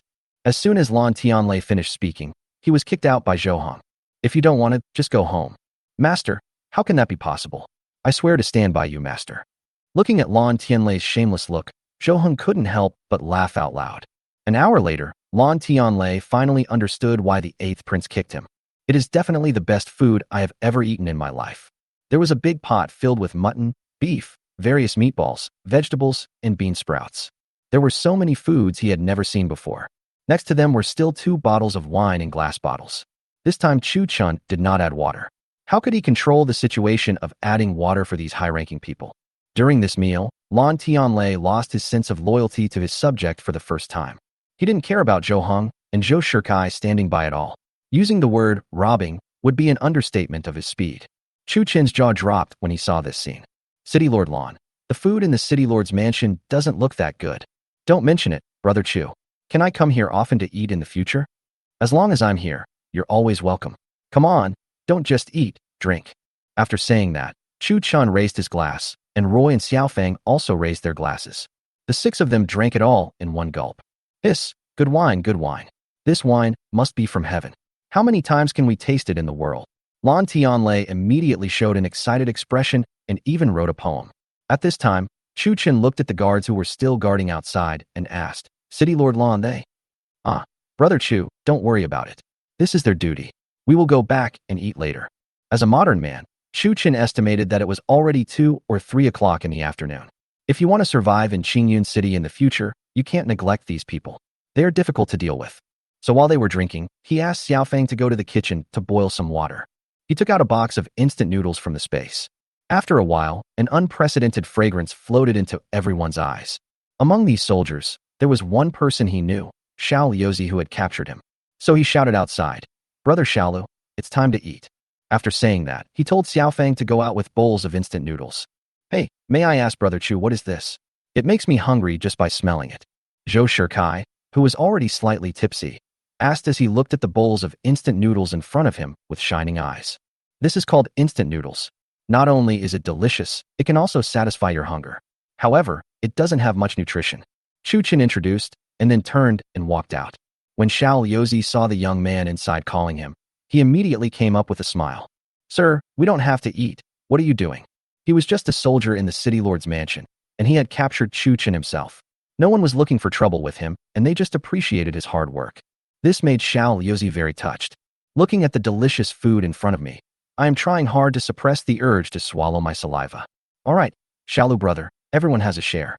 You are very honest, so eat it." After saying that, he called everyone and distributed more than 10 buckets of instant noodles.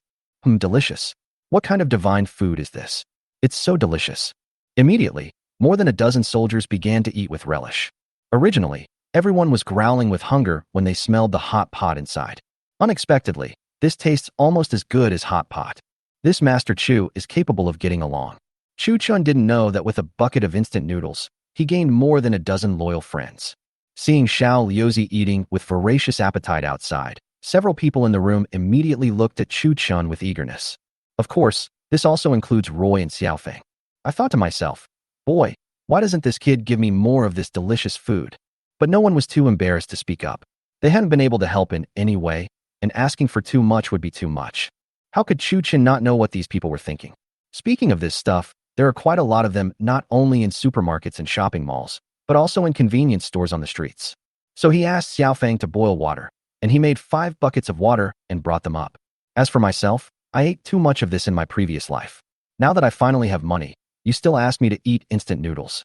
So he said to everyone, "Come on, everyone, life is not satisfactory 8 out of 10 times, why not drink instant noodles with wine?" Chu Chen raised the cup, but what responded to him was a wheezing sound. Chapter 43 Secretary Roy returns to Masan. "Well, you ancient people who have never seen the world." After having enough wine and food, Lon Tianlei said drunkenly, "Don't worry, Brother Chu, I will send people to protect your house.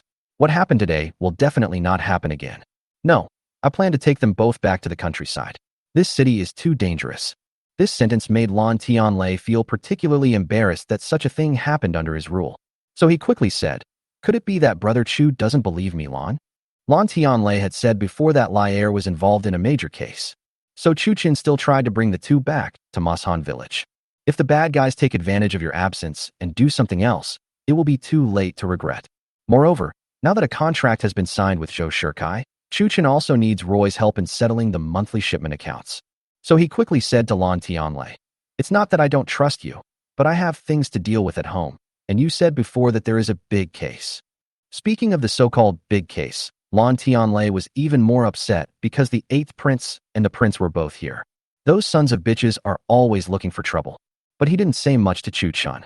This was his job, and he didn't want to disturb others. The 3 were helped home by the sergeant. Chu Chen sent them away before turning around and speaking to Roy and Xiaofeng. "You two are in Qingyan City. I told you to buy some guards and stuff. Why didn't you listen? Don't you have money?" "Yes, I had never thought of going to the pawn shop to buy a few guards to watch over my house. Otherwise, even if I couldn't win, I would have a chance to escape." Seeing this, Roy replied, "Husband, we live here alone," and suddenly a man moved in. "I'm afraid you might think too much, so?" "Well, I am a modern person. How can my thoughts be so conservative?" However, he did not continue to blame them, but instead told them to pack up their things. "Roy, actually, I have a wife at home. You wouldn't mind, would you?" To be honest, Chu Chen was a little hesitant when he decided to take them back. Li Qinglian should have no problem. She probably wants him to find a few to take back with her. "My husband, you worry too much. To put it bluntly, Xiaofeng and I are your property. Why would you mind?" Roy said calmly to Chu Chen. There was no expression of dissatisfaction on his face. Seeing this, Chu Chen exclaimed that this was a crazy feudal society. "There is another problem, which is the problem of housing. There is only one room for me, and there is not enough space for 4 of us. I guess I have to stay at Huzi's place for a few days." While the two were packing their things, he went into another room and took out a 2-meter-long bed, a mattress and other things. "I was thinking that I could just sleep on the floor when the time comes." After doing all this, he went out and hired 2 ox carts, had them load up the things, and headed towards Masan village ahead of time. At the door, Xiao Fang was carrying a package, which was probably filled with valuables. Roy asked, looking at the iron thing in front of him. Husband, you said there are 3 of us, so we can ride this home. Yes, don't underestimate it. It's more comfortable than a horse-drawn carriage, and it's faster. After saying that, Chu Chun took the lead and got on the motorcycle. Then he turned around, patted the back seat, and said, "What are you standing there for? Get in the car." "Sir, are you going to sit on it like riding a horse?" Roy and Xiaofeng asked in confusion. "Yes, just like riding a horse. Come on up." So the 2 of them followed Chu Chin's example and sat on the back seat of the motorcycle. Although the 3 of them had already had physical contact, they were still so tightly pressed against Chu Chin's back on the street. This made Roy blush. "Hold on tight. Hold on to me. I'm going to drive." After saying that, Chu Chin stepped on the accelerator and the motorcycle rushed out with a whoosh. Roy was so frightened that he hugged Chu Chin tightly with his hands. Feeling the softness on his back, Chu Chin felt that this was much more pleasant than delivering takeout. At the city gate, several soldiers came towards the city following the roar of motorcycles. He quickly opened the city gate and looked at Chu Chin on the motorcycle with a kind face. "Mr. Chu, go back. Thank you guys for your help. Next time I come to the city, I'll treat you to a drink." Then, with the warm farewell of several palace soldiers, they headed towards Masang village. When they returned to their home in Masang village, the 2 girls were deeply shocked when they saw the house in front of them. "My husband, you are truly a godlike hermit. Roy never dreamed that you were so simple. If I don't have the money to buy you, how can I still be simple?" At this time, Li Qinglian was busy in the workshop when she heard someone calling outside. "Qinglian, your husband is back, riding a monster, and with 2 beautiful girls." The person who spoke was Gu Xiufang, who was cooking in the workshop. "My husband is back, riding a monster and bringing the girl with him?" Li Qinglian thought that her husband had finally come to his senses and knew how to bring girls home. But she didn't go out because she couldn't leave the workshop. So he said to the outside, "Sister Xiufang, I got it. I will go home after work." Qinglian is too careless. Gu Xiufang shook her head and went back to her own business. Not long after, several ox carts loaded with goods arrived at Chu Chen's house. After unloading the goods, he asked the 2 women to clean up the room. Take down the old bed, put in the new bed, and cover it with a brand new quilt. Looking at the 2-meter-long bed, it should be enough for the 3 of them to sleep. After thinking for a long time, Chu Chun decided to squeeze in with Huzi. Li Qinglian would be so embarrassed if she couldn't control herself. As for this wife, Chu Chun thought that he must wait until the new house is built. As night fell, Xiaofeng went into the kitchen and started cooking. Li Qinglian dragged her tired body back home. Chu Chun greeted her immediately when he saw her. "Madam, you have worked hard.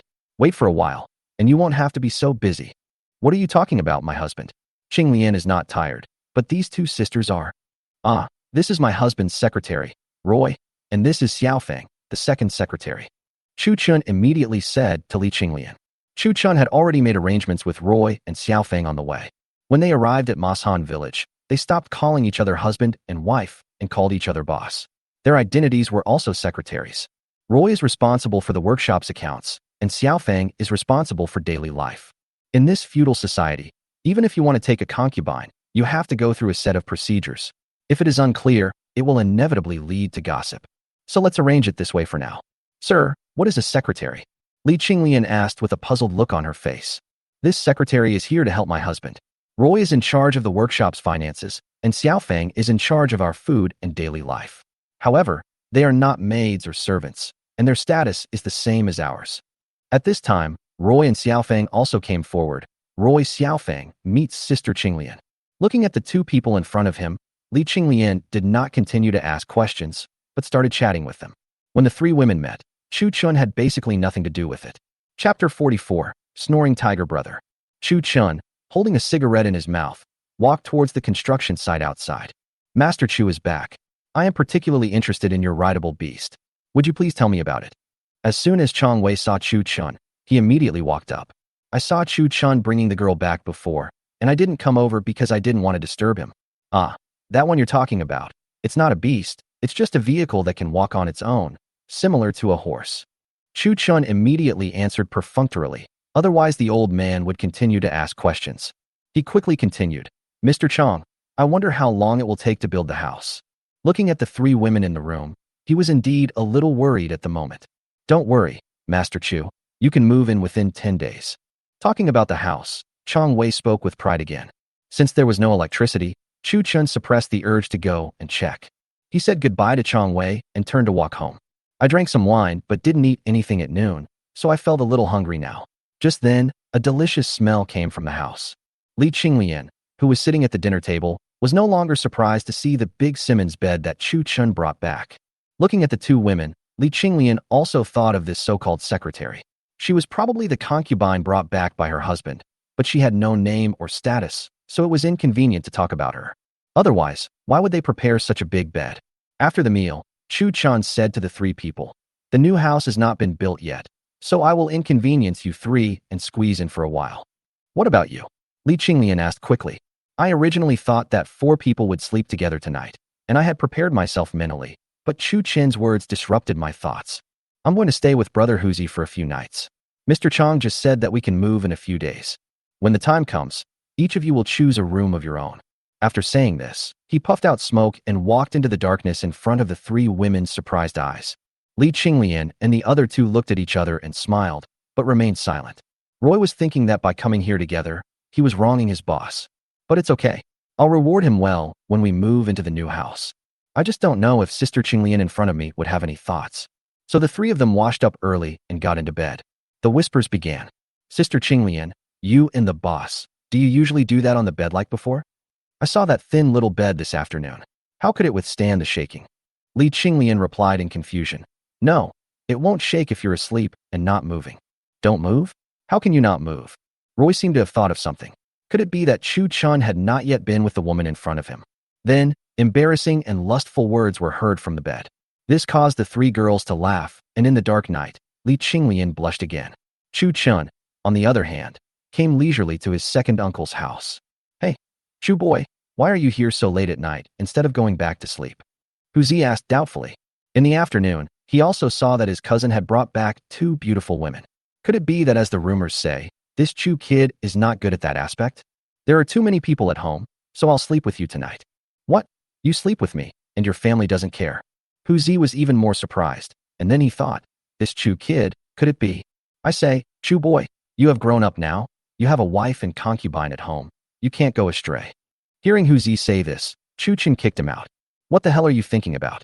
There are too many people in the house, and the bed is too small to fit. What are you thinking about?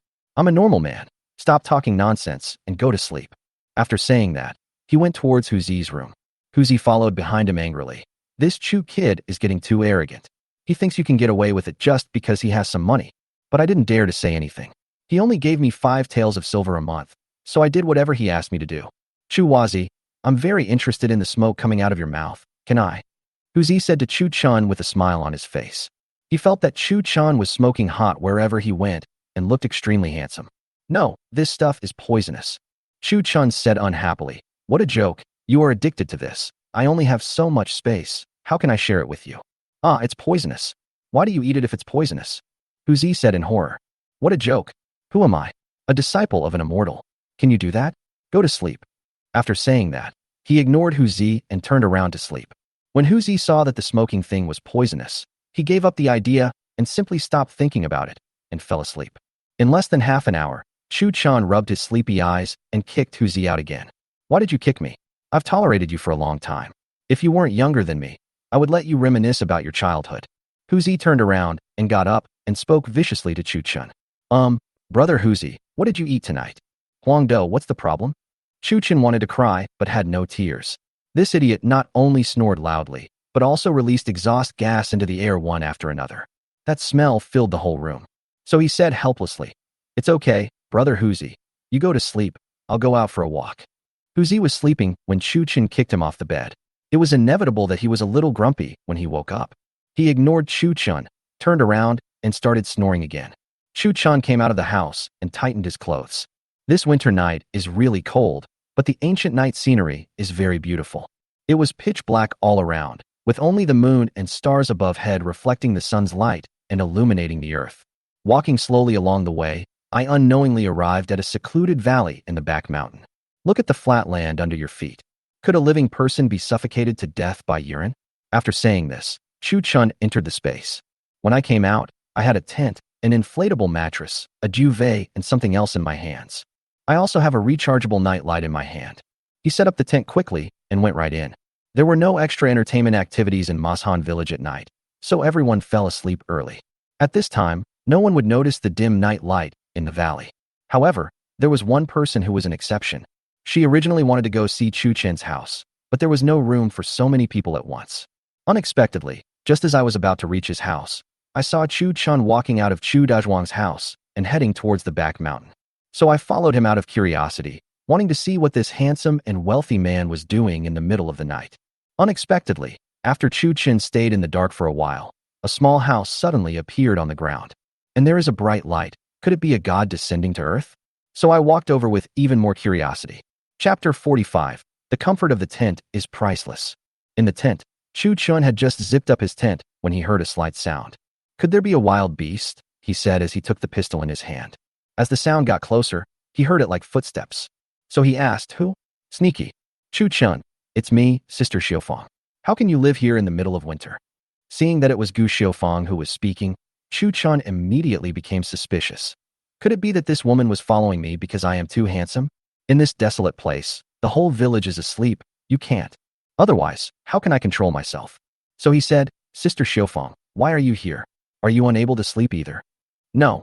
I saw that you had guests tonight, so I wanted to go and take a look at your conditions. I was thinking of asking Qinglian to come and squeeze in with me. Then I saw you sneaking out, so I followed you. I thought you were stealing something because you didn't need it at home. Chu Chen said that he was completely unable to cope with Gu Xiaofang, who was already a married woman. This method is so fucking cruel. They just drive away when there is a disagreement. And this isn't even a car for going to kindergarten. It's not even a car for going to elementary school. But when Chu Chen thought of Gu Xiaofang's wet hair that day, he felt as if something had changed in his body. So that's how it is. I wanted to squeeze in with Hu Zi, but I didn't expect that thing to snore and fart. The night is so beautiful. I thought I'd come and see the moon and camp at the same time. As she was speaking, Gu Xiaofang had already arrived outside the tent. Looking at the small house in front of him, he spoke. You are a pretty girl. How can you squeeze in with a rough guy like Hu Zi? Also, what is camping? Isn't it cold in this winter? After saying that, he went to lift Chu Chen's tent. Damn this tiger woman. Stop tearing my tent apart. So Chu Chen opened the zipper of the tent helplessly. Gu Xiaofang squeezed in as if there was no one around. Hey, it's quite spacious in here, and it's not cold at all. This house is great. Chu Chen cried out that he couldn't stand it. In this remote place, is this woman really stupid, or is she doing it on purpose? Sister Xiaofang, aren't you afraid of me when you come in like this? What are you afraid of? Many women beg for it, but can't get it. But you know my sister-in-law's situation. She is not worthy of you. Chu Chen thought to himself, if someone like you were placed in modern society, you would be more popular than young girls. That's it. You can't get it without a betrothal gift of hundreds of thousands. To experience it, it will probably cost at least 3,000. Sister-in-law knows that you take care of me. Give me money, food, and wages. Sister-in-law doesn't know how to repay you anyway, since we met. Let's sister-in-law. Under the dim light, Gu Xiaofang put away her usual carelessness and spoke to Chu Chen in a serious manner. No, sister-in-law, you are a good woman, but you also know that I can't give you any status. Helping you is just a drop in the bucket for me. Don't take it to heart. There are so many good women in this world. Thank you, sister-in-law. I don't want any status. Isn't sister-in-law beautiful enough? After saying that, Gu Xiaofang pushed Chu Chen onto the air cushion. I'll get mad at anyone who says this isn't beautiful enough.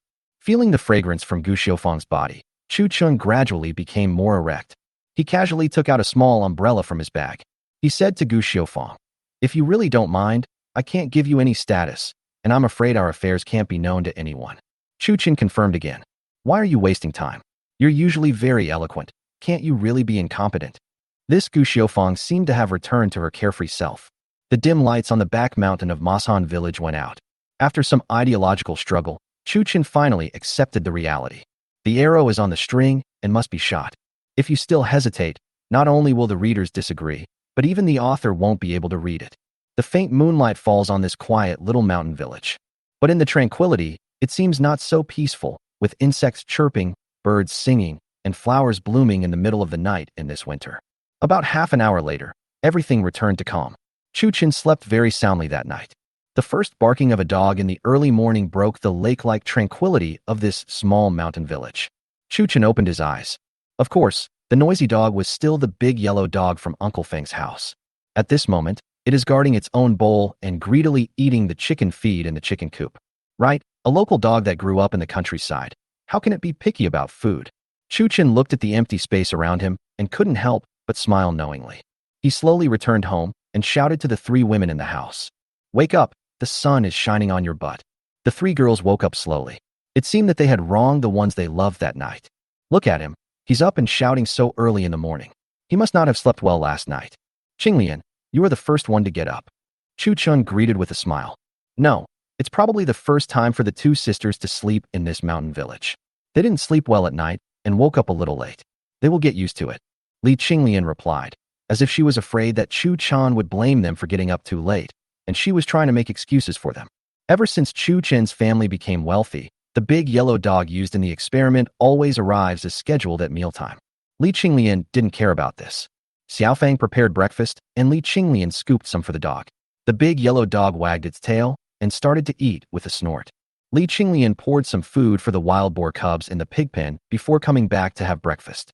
Look, sir, that big yellow dog is very greedy. He eats from his own bowl while staring at the ones in the wild boar pen. These words almost made Chu-chun spit out the noodles in his mouth. This just doesn't make sense no matter how you think about it. It was so embarrassing that he had no words to answer Li Qinglian, so he gave Guzi a kind look. After dinner, Roy was arranged to the workshop by Chu-chan, who told him how many people were working and how much each person would be paid per month. There is also a monthly transaction. Such simple arithmetic is also something that Roy, who is good at writing, can handle. So, Chu-chan once again became a hands-off boss. Vaguely, I seem to be looking forward to the night coming sooner. That tent is priceless. The construction of the house is progressing at an orderly pace, and the main structure has already been completed.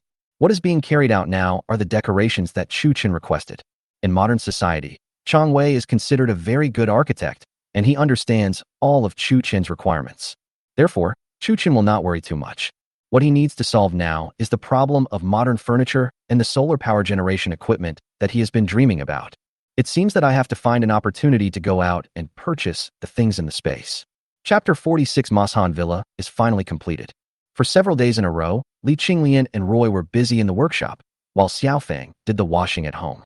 And Chu-chun still went into the tent to rest every night. After these few days of in-depth communication, the relationship between Chu-chun and Gu Xiaofang has achieved a qualitative leap. Chu-chun thought about replacing Li Qinglian. After all, it would be boring to stay there every day. So Li Qinglian was found. Qinglian, why don't you let Sister Xiaofang take your place? You just stay at home. Why did my husband suddenly think of this matter? Li Qinglian asked in surprise. You get up early and go to bed late every day? There must be a mistress at home. Li Qinglian was touched by these words. There were two young and beautiful women in her house. She was afraid that Chu-chan didn't like her, but she didn't expect that she was still the hostess in this family. Okay, my husband, you have the final say? I'll do whatever you say. Really? When we move to the new house, my husband will give you candy. When talking about eating candy, Li Qinglian's face turned red, and she lowered her head without looking at Chu-chan. Chu-chan didn't care about the specific operations. He believed in Li Qinglian. As a result, Li Qinglian immediately dragged Gu Xiaofang into the filtering room. By the way, I found an auntie who cooks in the village. Gu Xiaofang seemed very calm about this sudden transfer. She knew that no one Chu-chan trusted could enter the room.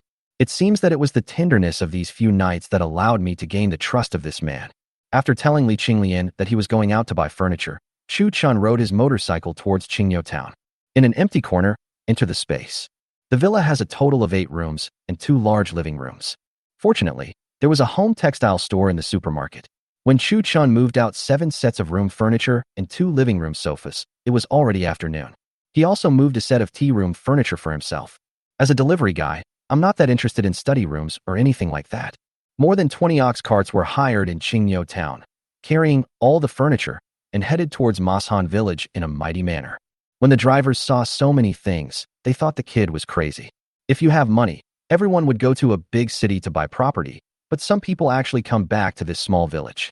However, when looking at these novel furniture, everyone was very cautious, for fear that they would accidentally break them, and then they would not be able to afford the compensation even if they sold their cows. God knows how expensive this thing is. In front of the new house, Chang Wei looked at the huge team and couldn't help but be surprised. Mr. Chu, such a big move really opened my eyes. Chu-chan laughed. These were all given to me by others. We don't have them in Daxiao yet. Yes, I think they are new. These things must be worth a lot of money. After saying that, he asked everyone to unload the goods. Chu Chan was directing the placement of the furniture. He was busy for a whole day before he managed to put all the furniture into the house. As soon as Chang Wei sat down on the sofa in the living room, he was bounced up. "Mr. Chu, this chair," Chang Wei said in horror after getting up. "Mr. Chang, this is called a sofa. It has cotton-like stuffing inside, so your butt won't hurt when you sit on it." After explaining to Chu Chun, Chang Wei immediately understood. "I secretly thought to myself that when I get home, I must build one for my own home." At this point, the entire house is considered fully built. The floor of the entire house is paved with blue bricks, and the walls are painted white with lime. In addition to the living room, kitchen, and bathroom, there are 2 rooms and a large warehouse on the first floor. The second floor is the main living area, with an extra-large master bedroom, a living room, 2 guest bedrooms, and a study. Chu Chun arranged the study into a tea room, which was actually a private place of his for the convenience of entering and exiting the space. The third floor also has 2 bedrooms and a large terrace. In the bathroom, Chu Chun looked at the all-in-one modern facilities and smiled with satisfaction. This villa is exactly the same as the modern one, except that it has no home appliances and is not made of reinforced concrete. Chu Chun looked at everything with satisfaction and praised Chang Wei's skills highly. "Thank you for your hard work, Mr. Chang. Your skills are absolutely amazing. I admire you." Chang Wei looked at the satisfied Chu Chun and felt a surge of pride in his heart. "Mr. Chu, I have lived up to your expectations. This house is now handed over to you." He declined the extra silver that Chu Chun handed to him, took everyone with him, and was about to go back. Chu Chun repeatedly asked them to stay for dinner, but Chang Wei still walked towards the village entrance resolutely. Helplessly, Chu Chun stuffed a whole box of lollipops into Lai Fu's hands. Lai Fu took it happily. Unexpectedly, Chang Wei slapped Lai Fu on the head. "Go back, you bastard." Chu Chun hurriedly stopped him and said, "Mr. Chang Wei, please don't hit Lai Fu. This is a snack I gave to Lai Fu. If you refuse again, how can I dare to look for you when I go to Qingyun City in the future?" After much persuasion, Chang Wei finally got Lai Fu to accept the lollipop. Li Qinglian and Xiaofang entered the new house and cleaned it. Since everyone is in the workshop, they are the only 2 who are free at the moment. Chu Chan was thinking whether he should give them a paid leave system. Otherwise, if someone has an emergency at home, there will be no one to help. Thinking about it, he immediately took action and walked straight towards the workshop. Chu Dazhuang was called over, and everyone was gathered together in a short while. "Everyone, you have all worked hard during this period, so I decided to give everyone 4 days off every month." As soon as these words were spoken, the crowd fell silent, with no applause or cheering. Chu Dazhuang asked in confusion, "Nephew, what is a holiday?" "Shit, it turns out people in ancient times didn't know what holidays meant." Then he spoke loudly again. "Holiday means rest, which means that there are 4 days in a month when you don't need to work and you can do whatever you need to do." When they heard about the rest period, everyone was unwilling to do so. Feng Er was the first to jump out and say, "Chu Wazi, we are not tired, just let us work. 4 days less this month means dozens of coins in wages." So this is the crux of the problem. It turns out that everyone is reluctant to spend the money. So he said to everyone again, "It's okay, you will still be paid during your vacation time." "No, that won't work. That way the big guys will take advantage of you. Chu kid." "No, no, no." Once again, voices of opposition were heard from the crowd. These people are so simple and honest. In modern times, they would wish to have a holiday every day. Seeing that everyone still disagreed, Chu Chun pretended to speak sternly. "This matter is non-negotiable. You must take 4 days off within a month. Otherwise, you can't work here anymore." "Okay, we'll stop working tomorrow and have a holiday." After saying that, he turned around and left without looking back. Chapter 47. Happy moving into a new home. Looking at Chu Chun leaving, everyone understood that this was a benefit for them.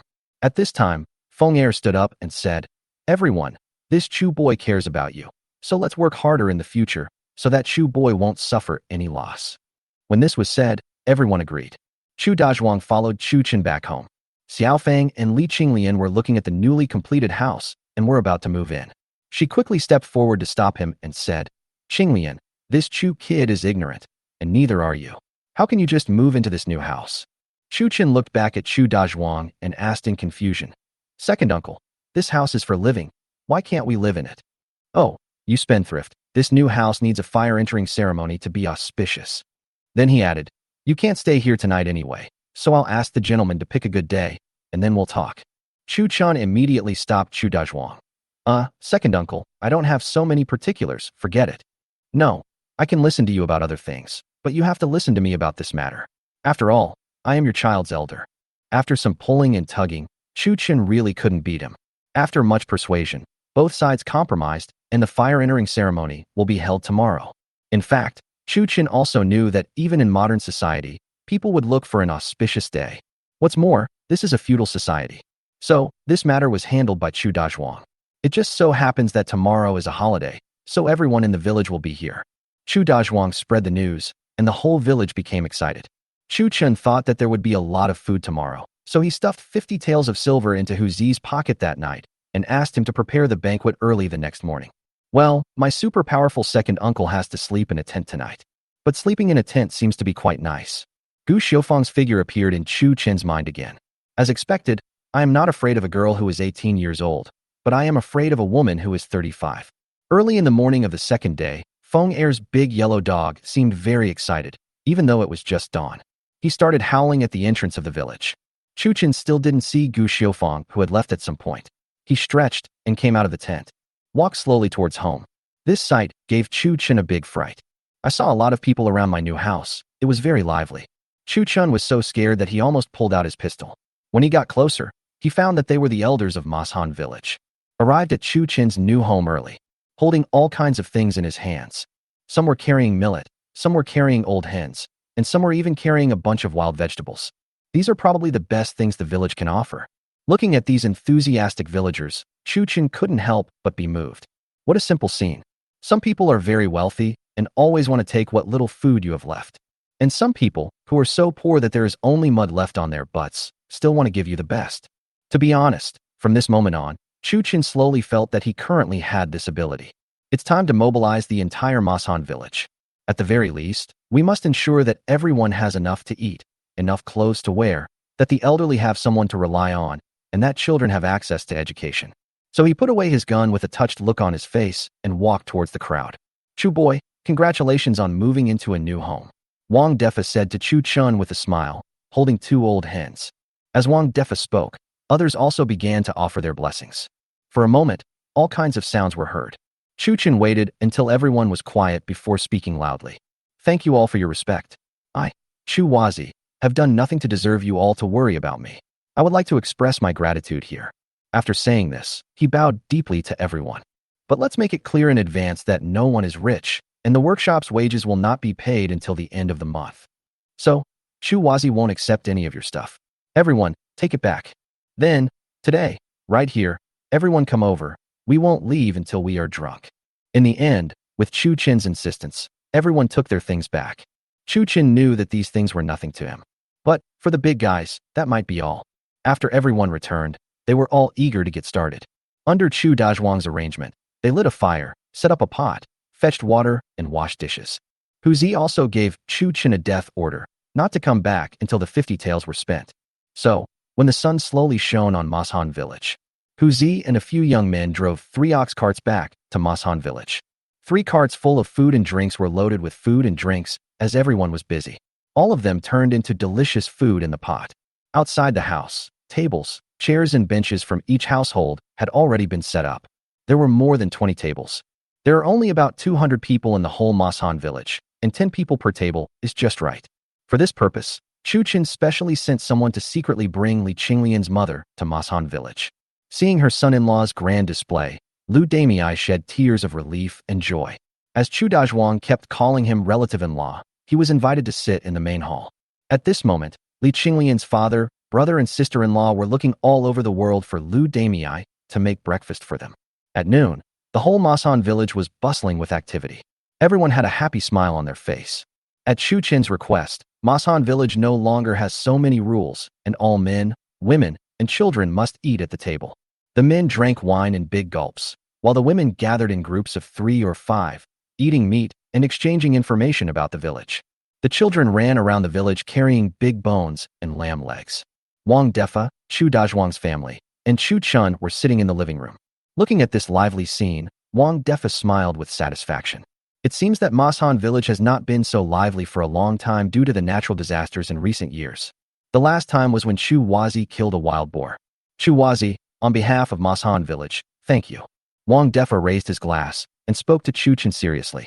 After saying that, he drank it all in one gulp. This Wang Defa is a bit greedy. But when it comes to Mashan village, he has nothing to say. Whenever anyone has a problem or a family matter, he will be the first to stand up.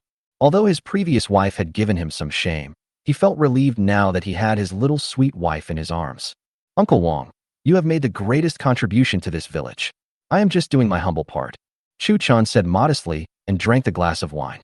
Next, Chu Dazhuang took Chu Chun to toast at each table.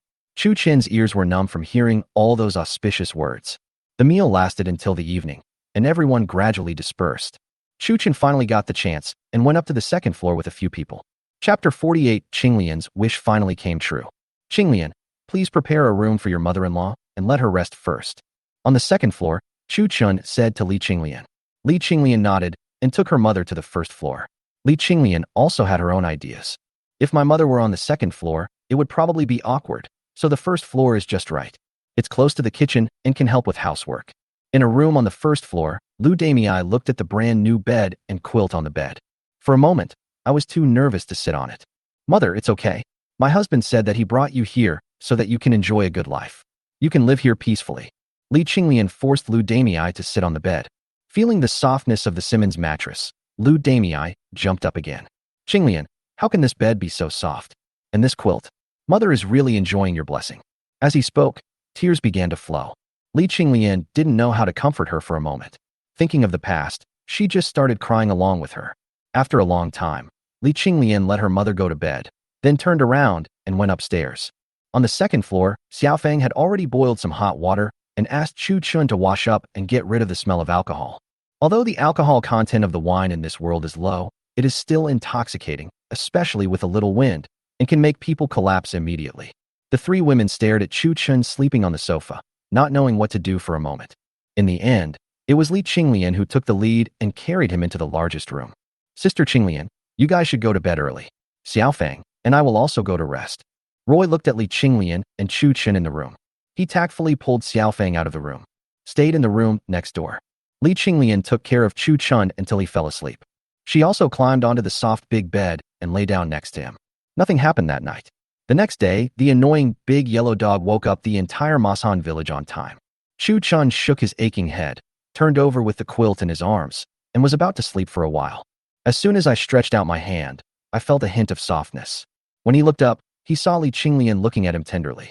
Husband, you're awake. Look, we finally live in a new house. Li Qinglian said softly. Chu Chun understood what Li Qinglian meant. He had said that living in the new house would be what she wished for, and would allow her to truly become the mistress of this family. So on this hot-blooded morning, the barking of Feng Er's big yellow dog mixed with the heavy breathing, weaving together to form a beautiful picture. It took a full hour before Mashan village returned to peace. Li Qinglian thought diligently that she still had to go to the workshop. I have to get up while dragging my aching body. What are you doing? Chu Chun asked, holding her hand. Husband, Qinglian still has to go to the workshop. It's getting late.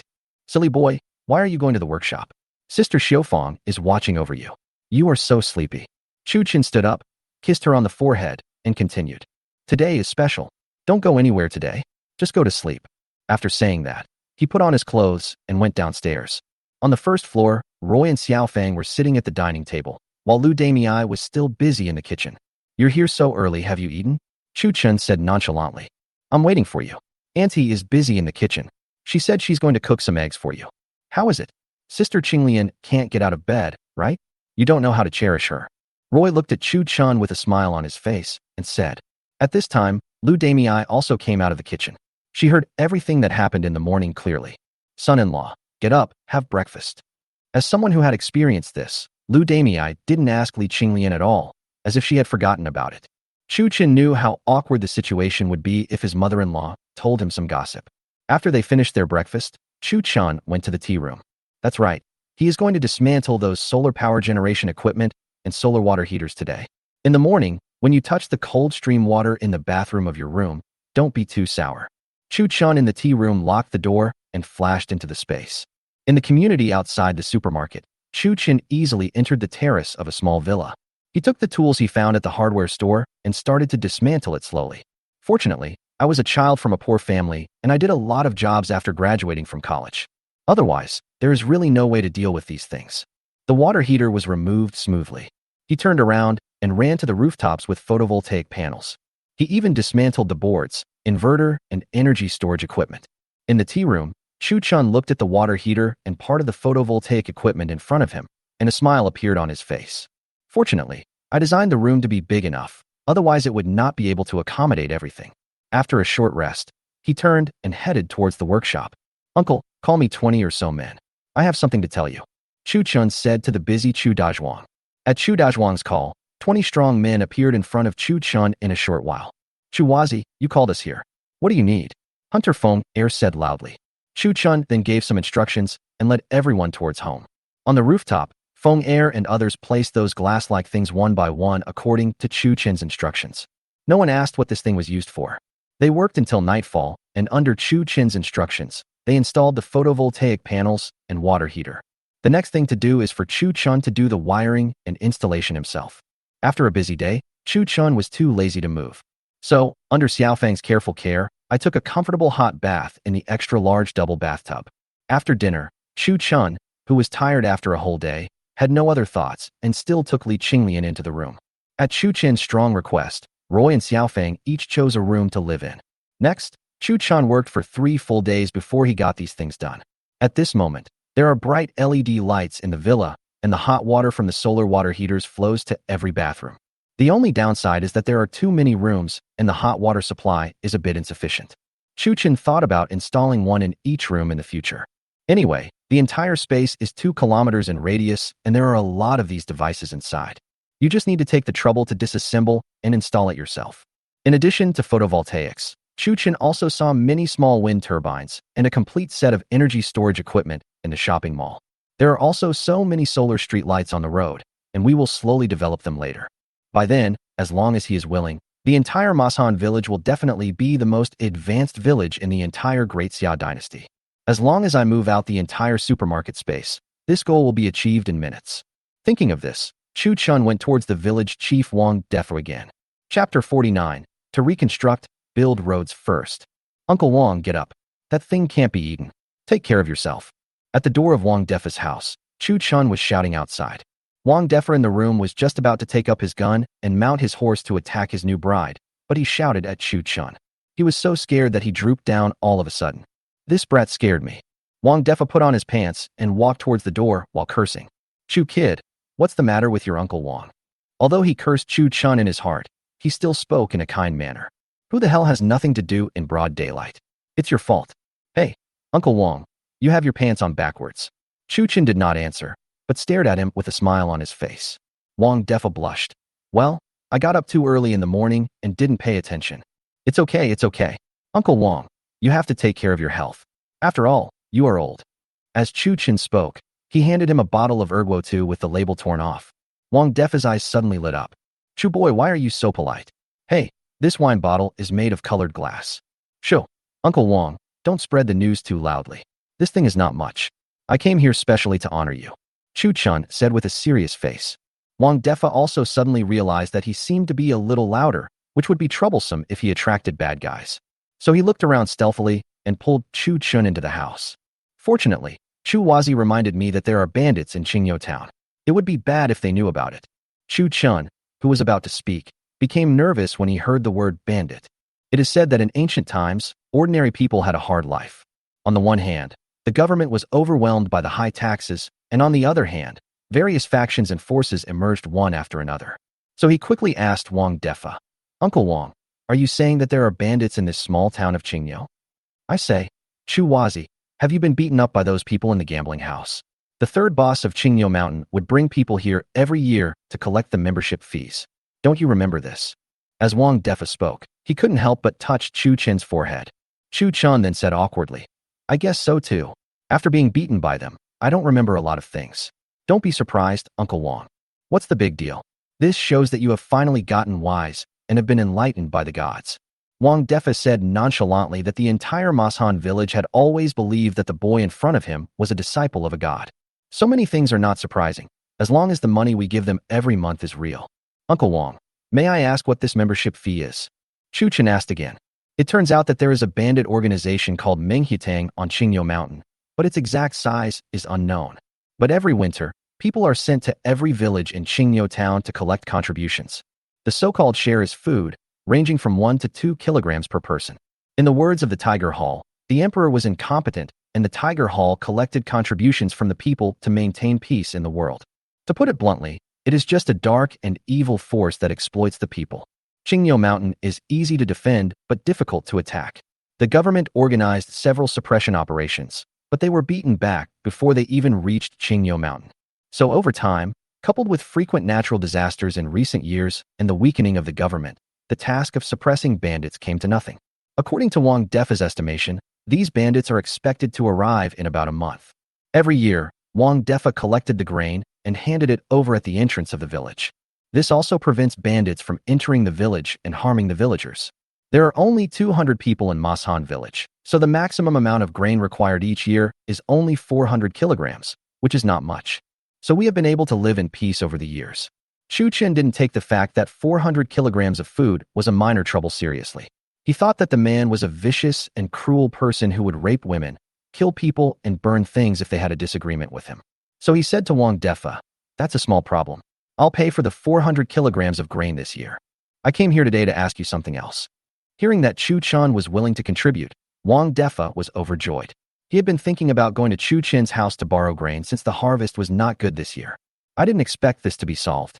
Then Uncle Wang, on behalf of the entire Mashan village, would like to thank Chu Wazi. This year's harvest is poor, and the family is worried that they can't get enough money to support the bandits in Gu Xiufang's accounts. Chu Chen touched his nose and thought to himself, Gu Xiufang's family is not poor. She is my woman. How can she be poor? So he said calmly, "No, Uncle Wang, I grew up in Mashan village. Now that I have the ability, it's my duty to do something for the village." Wang Defa looked at Chu Chen with relief. "Then tell me if you have anything else to ask. As long as I, Wang Defa, can help, it's just a matter of a word." Uncle Wang, it is often said that if you want to be rich, you must first build roads. I think we should build a wide road from Mashan village to the official road. Just use the existing road to expand it, but I'll pay for the fields beside the road, but I'd like to trouble Uncle Wang for the work. Good boy, so you wanted to build a road. Building roads and bridges are all good deeds. As for expanding the fields along the road, that is just a matter of a word from you. So he quickly said, "This is a great thing. It's rare that you have such a heart. Don't worry, leave it to me. You don't have to buy the land beside the road. But how wide does Chu want the road to be? It's so wide that at least the BYD, Chang'an, Geely, BJ80 and other cars in my space can pass side by side." That's right. If you want to transform Mashan village, the first step is to build roads. Without roads, everything will be inconvenient. So how can you make a fortune? Moreover, Chu Chen was fed up with the bumpy ride of the mule cart. Although the motorcycle was comfortable, the cool wind blew into his clothes, and it was not comfortable when it rained. In ancient times, when building roads, there was no need to expropriate land or demolish houses. They could just build the roads directly, which saved a lot of money. Uncle Wang, I think we should either not build it or build a big one, at least enough for 3 carriages to run side by side. You see, our workshop will soon be shipping goods. We can't rely on that bumpy ox cart to transport all the goods. Listening to Chu Chen's description, Wang Defa opened his mouth in surprise. This kid, could it be that he wants to build an official road? That's a huge amount of work and the cost is enormous. But Chu boy, it will cost a lot to build such a big road. Look at this. It's okay, Uncle Wang. I'll cover all the expenses. You just need to organize people to do the work. When Wang Defa heard this, he was completely relieved. You pay and I do the work, and we'll use the road together. Anyone who disagrees is a fool. Although there were about 100 people going to the workshop, there were still about 100 people in the village. By then, women and children will all come out to fight and fight their way out. If it really doesn't work, ask Chu Wazi for some people. At worst, you won't earn that day's wages. So he quickly nodded and agreed. Chapter 50, Workshop Delivery Silver Full Warehouse. Watching Wang Defa nod in agreement, he actively went to each house. Chu Chen also returned to the villa with peace of mind. In the villa, Li Qinglian, Xiaofang and Roy all stayed at home, each busy with their own things. Those who cook, and those who do laundry. Everyone felt curious about every part of the villa, especially the faucet that releases water with just a twist, since Xiaofang is smaller after all. I don't know how many times I've washed things. Li Qinglian was leisurely making clothes under the bright LED light. With photovoltaic panels on the entire roof, it can be said that the Chu Chen family has completely bid farewell to the dim oil lamp. Some young wives and old ladies in the village would run to Chu Chen's house, whether they had something to do or not. Come over and talk to Lu Damei or something. The entire Masang village was secretly discussing that this Chu kid was not a disciple of a god at all, but a reincarnation of a god. To save this poor Mashan village, otherwise, how could they create so many strange things? But no one mentions these things. As long as there is such a person in Mashan village, it is a blessing for Mashan village. Time flies. In a blink of an eye, the workshop has been operating for a month, and it is time to deliver goods and pay wages. The last warehouse in the workshop was filled with sacks of refined salt. During this month, everyone in Mashan village knew that the workshop produced refined salt, but under the training of Chu Dazhuang and Hunter Feng Er. Everyone understood it tacitly, and no one said a word. They only knew that today was the day to distribute money. Chu Qin also realized that as long as the strong-looking Uncle Feng was loyal, he could definitely be the head of the entire workshop. I plan to observe for a few more months so that my second uncle and the others won't be so tired. The ones who were more anxious than the workers were Zhou Shikai and Zhou Hong. They stayed in Qingyun City for almost a whole month, waiting for Chu Qin's first batch of goods. So, early in the morning, a dozen horse-drawn carriages and hundreds of people appeared at the entrance of Mashan village in a mighty manner. Brother Chu, I haven't seen you for a long time. I missed you so much. Zhou Shikai walked towards Chu Qin enthusiastically. Zhou Hong also greeted Chu Qin excitedly. Why can't Zhou Shikai stop calling me brother? So he immediately took Roy to greet him. Greetings, Boss Zhou, Mr. Zhou. The goods are ready, please move. Under Chu Qin's warm welcome, Zhou Hong and Zhou Shikai walked towards the warehouse with a strong man in armor. As they walked, he introduced Chu Chun. This is Feng Shuzhen, the son of the great general of Jingdu. Captain Feng. Because the items are very important, we specially asked him to escort the goods. Feng Shuzhen greets Mr. Chu. After the introduction, Feng Shuzhen immediately stepped forward and saluted. Greetings, Captain Feng. Chu Chen also returned the greeting. In fact, Chu Chen didn't know much about the official positions in the Great Xia dynasty. But seeing how respectful the city lord was to Zhou Hong and the others, since this person could stay with them, he must be very powerful. When Feng Shuzhen saw that Chu Chen showed no fear or dread when he saw him, he couldn't help but look up to him a little bit. You have to know that I am a soldier who has been on the battlefield and fought with foreign races. When ordinary people see the murderous aura on his body, they will feel an involuntary fear. Feng Shuzhen wanted to let Chu Chen know what he was thinking. Do you think I've never killed anyone? Someone like you can basically be killed with just one bullet. Zhou Hong couldn't wait to step into the warehouse and untie a sack. Looking at the snow-white refined salt inside, he grabbed a handful and stuffed it into his mouth without caring about his identity. Feng Shuzhen, who was standing by, quickly stopped him. Sir, you can't. Zhou Shikai smiled and waved his hand to stop Feng Shuzhen, who was about to step forward, and also dipped some with his fingers and put it into his mouth. Chu Chan was watching from the side and his face was twitching. Mr. Zhou, you don't mind the choking. I stuffed a handful of this thing with the rhubarb from Uncle Feng's house. Now I'm afraid of it when I see it. At this moment, Zhou Hong realized his impoliteness. Brother Chu, please forgive me for making fun of you.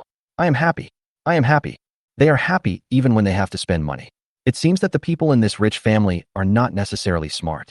Since there is no problem, let's weigh it and load it on the truck. Chu Chun said with a smile. Zhou Shikai immediately sealed the bag.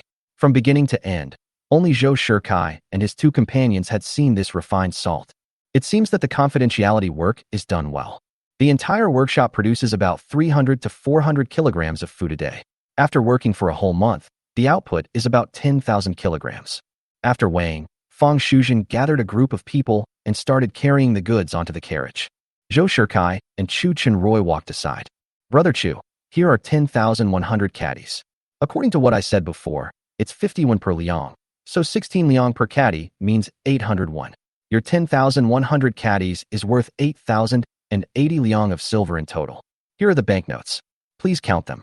Damn, 8,000 taels a month. This money is too easy to make. Chu Chen happily took the money. Zhou Shikai twitched as he watched. He didn't even give the change for the 80 taels. What a dishonest businessman. It seems that I need to have a good meal at noon. Chu Chun, what a joke. This is all earned by my hard work. So one thing is for another. I can be generous with food and drinks, but I can't be careless about this business. After the transaction was completed, Chu Chan instructed Chu Dazhuang behind him. Second uncle, call everyone. Stop work at noon today and have team building. Nephew, may I ask what this team building means? Chu Dazhuang asked with a puzzled look on his face. Not only him, but even Zhou Shikai and the others looked at Chu Chun.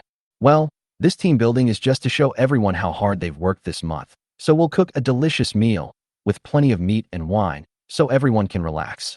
Chu Chen explained, and then called Hu Zi.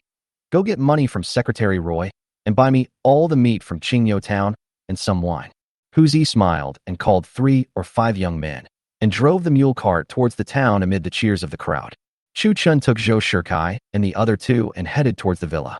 Brother Chu is not only like a god descending from heaven, but he is also very generous to his workers. I admire him. Zhou Heng looked at Chu Chen and said, No, Brother Zhou, if you want a horse to run but don't give it grass to eat, that's what humans do. If you want the horse to run, don't give it grass to eat. When Zhou Heng heard this, it was as if he had heard a great saying. After careful thought, he felt that there was a great truth in it. He couldn't help but think of his own soldiers in Daxia, who fought desperately for the safety of the Daxia dynasty, but received pitifully little pay. Some left the battlefield, returned injured, and even couldn't afford to marry or support a family. How can this not make people feel disheartened? For a moment, he felt powerless. Those noble families were going too far. Just like a termite, it controls the financial resources of Daxia. If we want to change that, refined salt is the first step. Thinking of this, he couldn't help but feel that there must be something else he could learn from Chu Chen. Otherwise, find an excuse and stay with him. Chapter 51. Zhou Heng wants to stay in Mashan village. Everyone followed Chu Chen into the villa. But then, the 3 of them were stunned. This layout was shocking even to them, the high and mighty princes and nobles. It is also an existence that has never been seen before. I saw that the solid wood ceiling was inlaid with white, jade-like objects, just like jade plates. A long and strange sofa was placed in the middle of the living room. The walls were painted a white color that was unacceptable to this world, and there was an extra-large dining table in the main hall. And on each door, there is a strange lock. These locks are all anti-theft door locks that Chu Chen took out from the hardware store. Although the locks sold in the hardware store are not of very good quality, they are also something that locksmiths of this era cannot achieve. Chu Chen asked the 3 of them to sit on the sofa. As expected, the 3 of them jumped up at the same time. Brother Chu, why is this stool in your house so soft? This one is filled with soft fabric. It's comfortable to sit on. It's okay. Go ahead and sit on it. Chu Chen explained again. He didn't know how many times he had explained it. Everyone jumped up the first time they sat down. So it's nothing to be surprised about. Just give a brief explanation, because this world doesn't have it. Brother Chu, are the gems inlaid on the roof of your building? Zhou Heng said, pointing at the LED lights above his head. Bao, I still have the night pearl.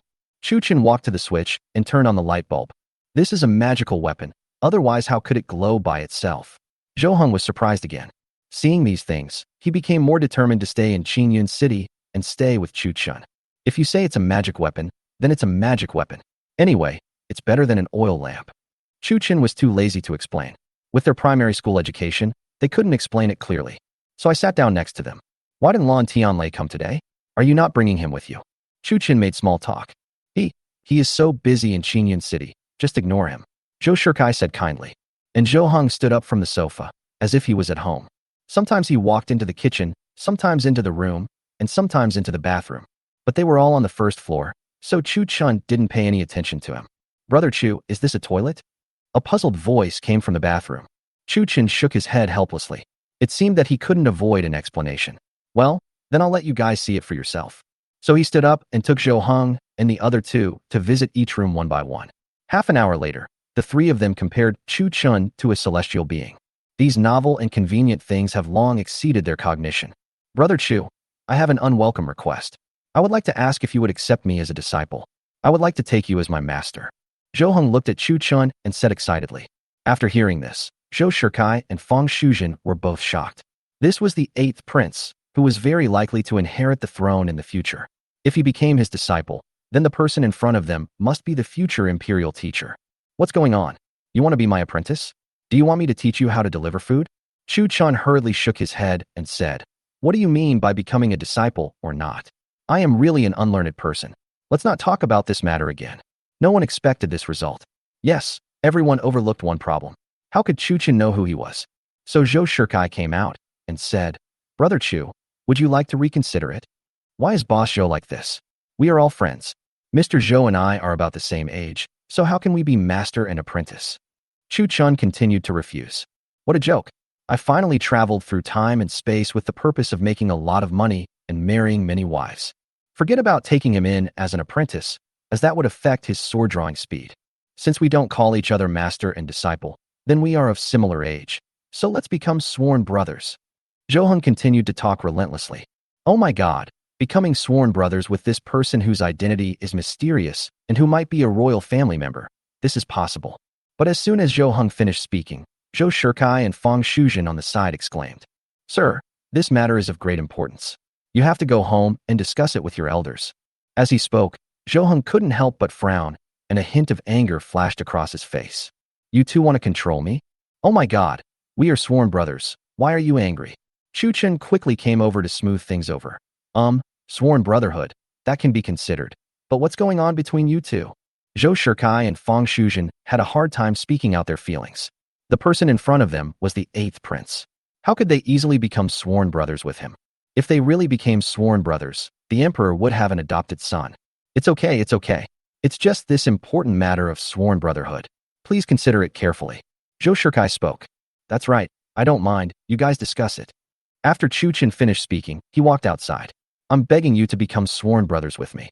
At this time, Zhou said to Zhou Shikai and Fang Shuzhen, I have made up my mind, so don't bother me. Besides, Brother Chu doesn't know my identity. Don't you think we are too arrogant? After hearing this, Zhou Shikai and Fang Shuzhen felt that they had not considered this aspect, so they stopped talking. Just when Zhou was about to go out to find Chu Chen again. At this time, there were bursts of cheers outside. I saw Hu Zi and his men coming back with several carts full of meat and wine. Everyone was as happy as a child. Unload the goods efficiently, cut the meat and steam the rice. The whole Masan village suddenly became lively. Chu Chen looked here and touched there, with white smoke coming out of his mouth. He didn't take the sworn brotherhood talk seriously at all. Zhou then walked forward and followed behind him. Brother Chu, you and I share the same interests. Just now, we became sworn brothers. What? Let's talk about it after we eat. Don't you think it's hard to see such a lively and harmonious scene in Daxia nowadays? Come and experience it. After saying that, he walked forward on his own. Well, did he guess something? Indeed, this was a rare scene in Daxia, at least since he left Kyoto for so long. All we see is the suffering of the people, and this is extremely rare.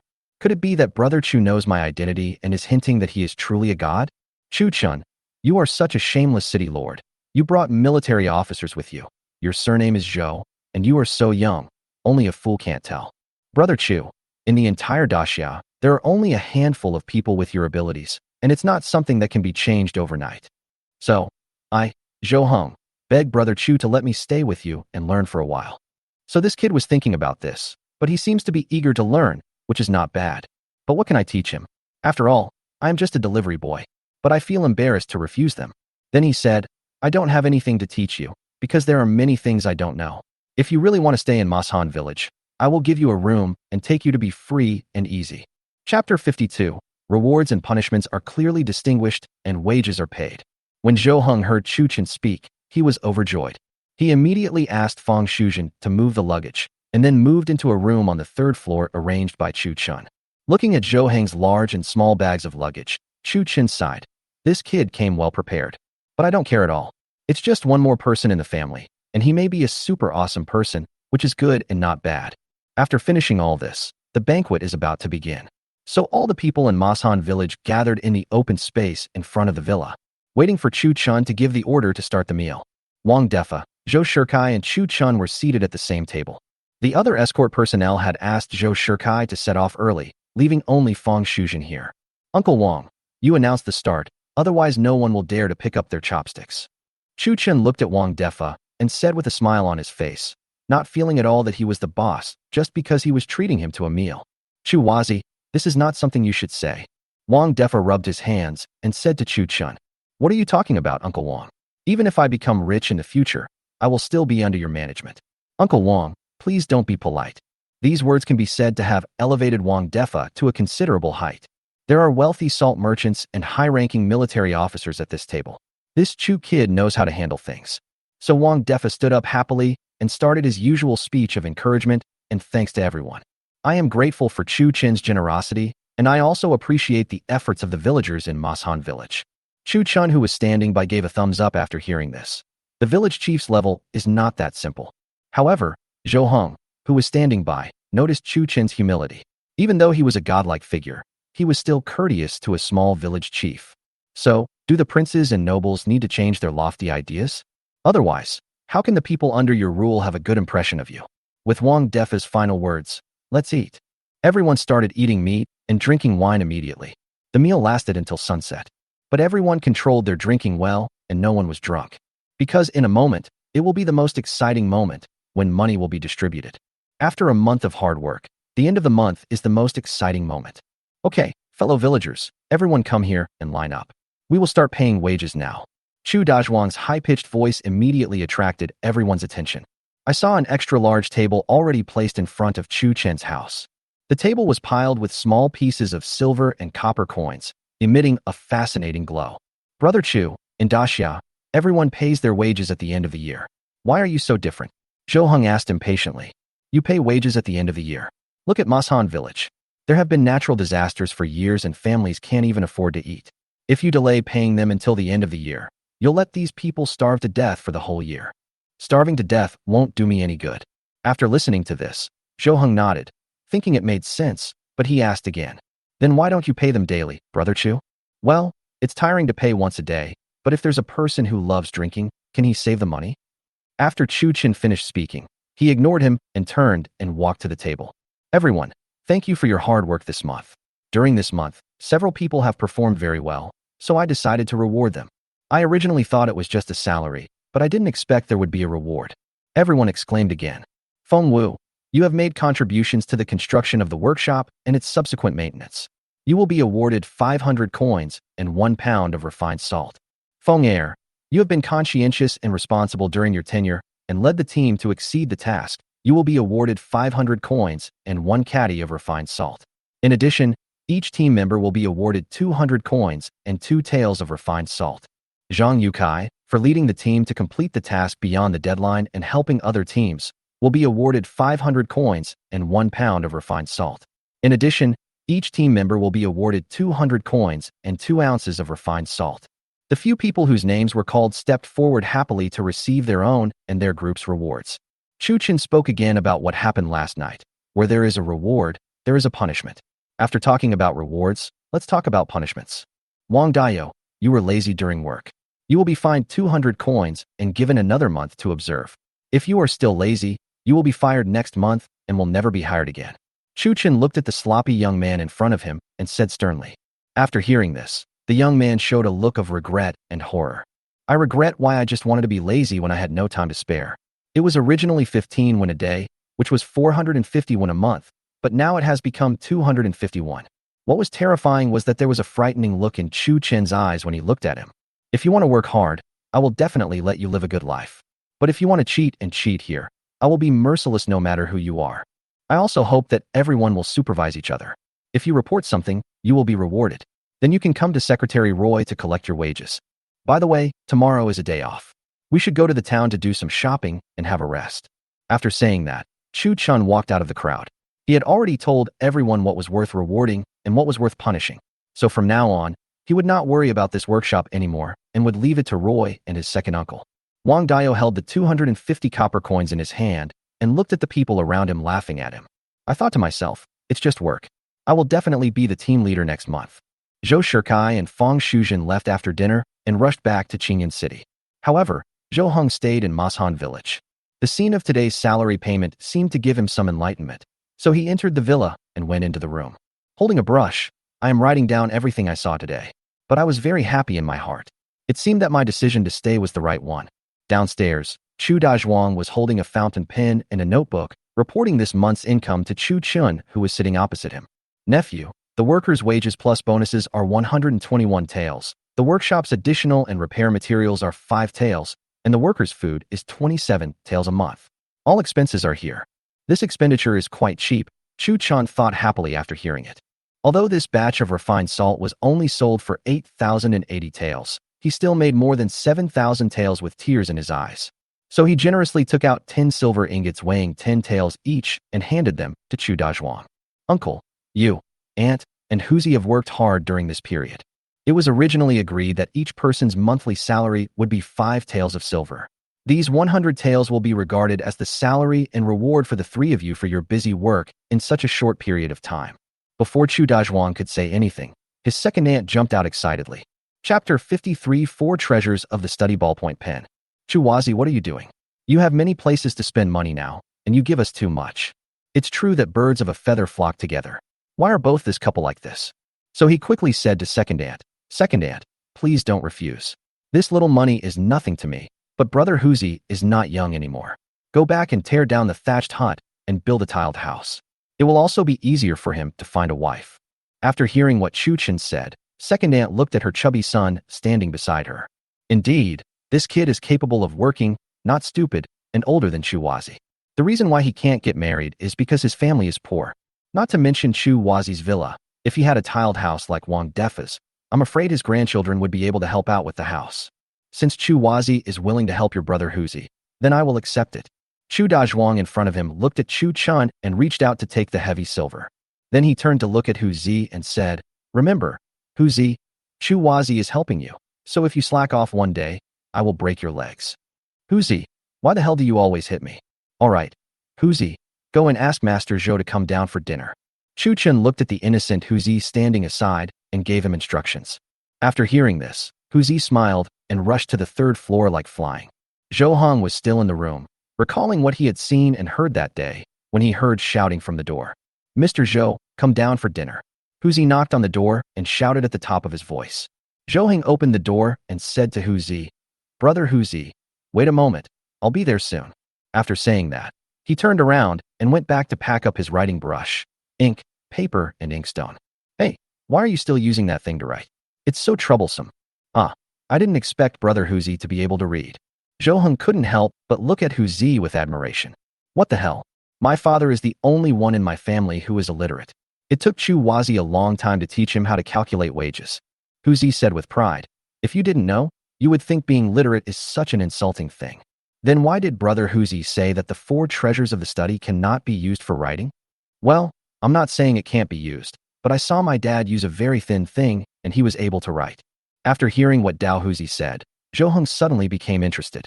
He didn't even take the four treasures of the study and kept urging Huzi to go find his father. Downstairs, Chu Dazhuang put his notebook and pen away close to him, then sat down at the dining table. Uncle Chu, Brother Huzi said that you have a small pen. Can you show it to me? Zhou Hong came to Chu Dazhuang and asked expectantly. Chu Dazhuang on the side couldn't help but glance at Huzi, then turned to look at Chu Chun. This is the treasure given to him by Chu Chun. How can he take it out without Chu Chen's consent? Chu Chen knew what was going on as soon as he heard it.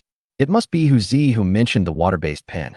In order not to embarrass Chu Dazhuang, he spoke quickly. It's just a water-based pen. Let's eat first. I'll give you a set after dinner. So, throughout the entire dinner process, Zhou Heng felt as if his heart was being scratched by dozens of cats, and it was extremely itchy. This meal seemed so long to him. The delicious food on the table suddenly seemed tasteless.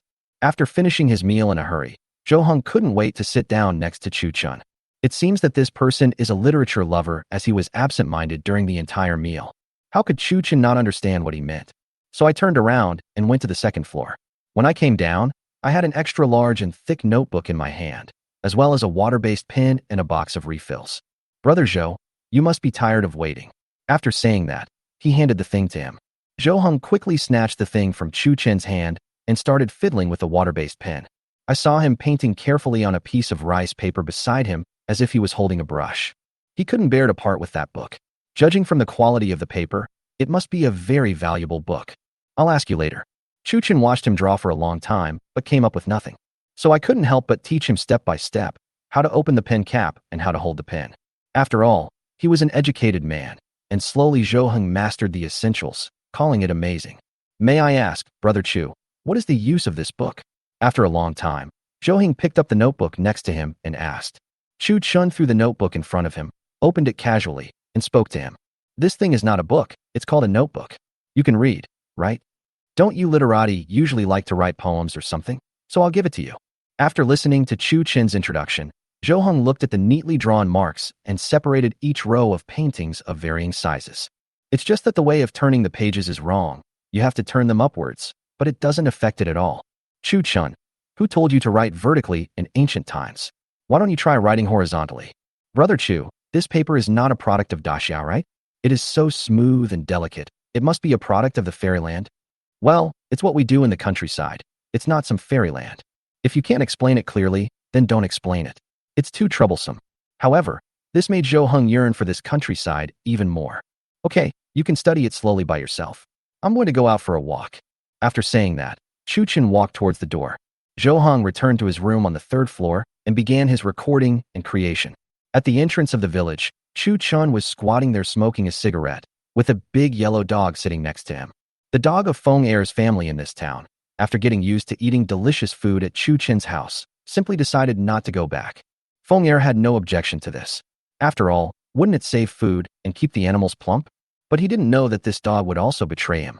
Da Huang, what do you think? If I build a road from here to Qingniu town, and then surround my Mashan village with a wall, wouldn't that be a paradise on earth? Da Huang whimpered, and it was unclear whether he agreed or not. But no matter whether they agree or not, as long as you have the idea, just do it. Besides, Wang Defa has already taken care of everything. Just take the money and pay for it yourself. Thinking of this, Chu Chen seemed to have seen himself driving a BJ-80, taking those beautiful girls with him, speeding through this ancient scene. After taking a deep puff of smoke, Da Huang couldn't help but sneeze. Then let's go and urge Wang Defa tomorrow to start the work as soon as possible. It was already late at night when Chu Chen leisurely walked back home. He went to the bathroom to take a shower and then dived into Li Qinglian's quilt. Husband, I thought you went to see Sister Xiufang. You came back so late. Looking at the resentful look on Li Qinglian's clothes, could it be that Gu Xiufang told Li Qinglian? So he asked tentatively, what are you talking about? In this Mashan village, who can compare to my Qinglian? I noticed that Sister Xiufang looked at you differently. How about you, husband? Before he could finish his words, Chu Chen blocked his mouth with a lollipop. Chapter 54. Build roads first if you want to be prosperous. On the second day, Chu Chen went downstairs feeling refreshed. I saw Wang Defa sitting on the big sofa in the living room, chatting about family matters with Lu Damei. Uncle Wang, it's so early. What do you want me to do? Chu Chen walked up to Wang Defa and greeted him. Nothing. I just came to tell you that the road widening in Mashan village is going to start today. This speed is pretty good. It seems that Wang Defa is quite efficient. Then I'll have to trouble you, Uncle Wang. I didn't expect you to be so quick. Wang Defa smiled awkwardly, as if he was holding something back. After a long while, he finally spoke. Well, the construction started quickly, but the food for the men, women, and children who worked, as well as the ox carts and materials for quarrying and pulling stones, are all. At this point, Chu Chen knew why he came, so he spoke quickly. Uncle Wang, do you have a budget? How much does it cost? I'll pay for it all. Oh, thank you so much, Chuwazi. I roughly calculated it. You can give me 100 taels first, and I will return the extra money to you. After listening to this, Chu Chen turned around and went back to the room. When he came out again, he had 15 Tenliang silver ingots in his hand. Uncle Wang, what are you talking about? This is 150 taels. If it's not enough, I'll add more. But the road must be built solidly, with drainage ditches left, and everyone must have enough to eat. Wang Defa happily took the silver and immediately said, it's no problem to have enough food, but as for the drainage ditch, I guess you Chuwazi will have to participate. Chu Chen thought for a moment and said, no problem. I'll go there after the work starts. I'll draw a blueprint for Uncle Fengwu later. He's very knowledgeable about this. That's great. I won't bother you anymore. Goodbye. Although he said this, his eyes kept glancing towards the kitchen from time to time. Damn, it's good to be rich. There is the smell of meat early in the morning. Why are you in such a hurry? Sit down and have breakfast before leaving. Chu Chen pulled Wang Defa to sit down and asked Xiaofang to add a set of bowls and chopsticks. At this time, people in the room got up one after another, and everyone greeted Wang Defa enthusiastically. This was very useful to him. Morning, Uncle Wang. Good morning, Mr. Zhou. Zhou Heng came and started chatting with Wang Defa. Zhou Heng also has a good impression of the village chief and recognizes his appeal. What? Masan village is going to build a road? Isn't there already a road? As Zhou Heng was chatting, he suddenly became louder. He found it very strange. There was already a road here that could accommodate ox carts and horse carriages. Why should I spend money and resources to expand it? Brother Zhou, don't make such a fuss. Masan village will get better and better in the future. As the saying goes, if you want to get rich, you must first build roads. This road is of great use. Chu Chen couldn't help but go up and interject. But this is a good road. If we make it so wide, isn't that a waste? It seems that this royal member has no knowledge, Chu Chen said in his heart. After these 2 days of contact, Chu Chen has been sure that he is undoubtedly a royal member. Then let me ask you, what is the price of rice in the capital? Chu Chen asked with a smile on his face. 20 to 25 cents a liter, what's the matter? Zhou Heng said with a puzzled look on his face. Haha, the south produces rice, and the common people grow the best rice, but it only costs 10 cents a liter at most. Of the 10 to 15 cents, at least 3 cents is spent on transportation. It requires a lot of manpower, changing cars when the village road is good, and water transportation, etc. But if there is a road that can accommodate large vehicles and leads directly to the capital, do you think it is still necessary to pay 3 cents? After saying that, he ignored Zhou Heng and started eating breakfast. But Zhou Heng murmured in his heart, "If you want to be rich, you must build roads first. If there are roads everywhere in my great Xia." Suddenly, his eyes lit up as if he had discovered something. After dinner, Chu Qin spent half an hour drawing a sketch of the various components of the road. Just walked towards the village entrance. Seeing Chu Qin go out, Zhou Heng immediately followed him. Chu Qin didn't care about this. If he wanted to follow, let him follow. "Uncle Feng Wu, this drainage ditch is absolutely necessary." Chu Chun shouted to Feng Wu at the construction site. "Chu Wazi, why are you here? What is a drainage ditch?" Chu Qin handed over the sketch. This thing was also copied from the book corner in the space. You ask him to explain it, but he can't explain it clearly, so you can only give him the picture. Unexpectedly, Feng Wu looked at the drawings for a while and then started talking excitedly. "Great! Why didn't I think of this? With this drainage ditch and slope, there won't be any water accumulation on rainy days, which greatly reduces the chance of mud being washed away. I say, Chu boy, why are you so smart?" Chu Qin chuckled and said, "I'm not smart at all. I just copied it." At this time, Zhou Heng snatched the drawing and slowly figured out the trick. So he said to Chu Chun, "Brother Chu, can you give me this picture?" "Well, Brother Zhou, since you live in my house, we are brothers. There is nothing to hide between brothers. Be sincere. Since you want it, why not give it to Uncle Feng Wu after he figures it out?" After saying that, Chu Qin looked at him meaningfully. Zhou Heng's heart skipped a beat. It seemed that he could not hide his identity from him. But this is not the place to talk, so he nodded, took the blueprint, and started to study it with Feng Wu.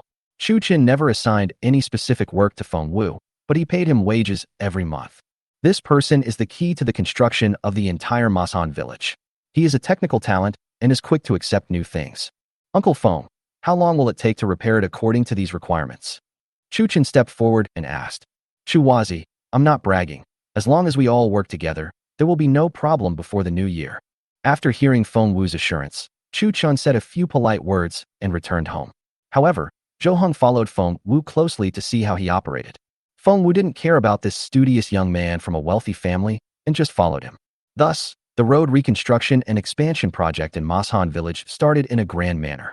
Wang Defa is busy every day and enjoys his work very much. On the premise of ensuring production, everyone in the workshop also participated in the road construction project.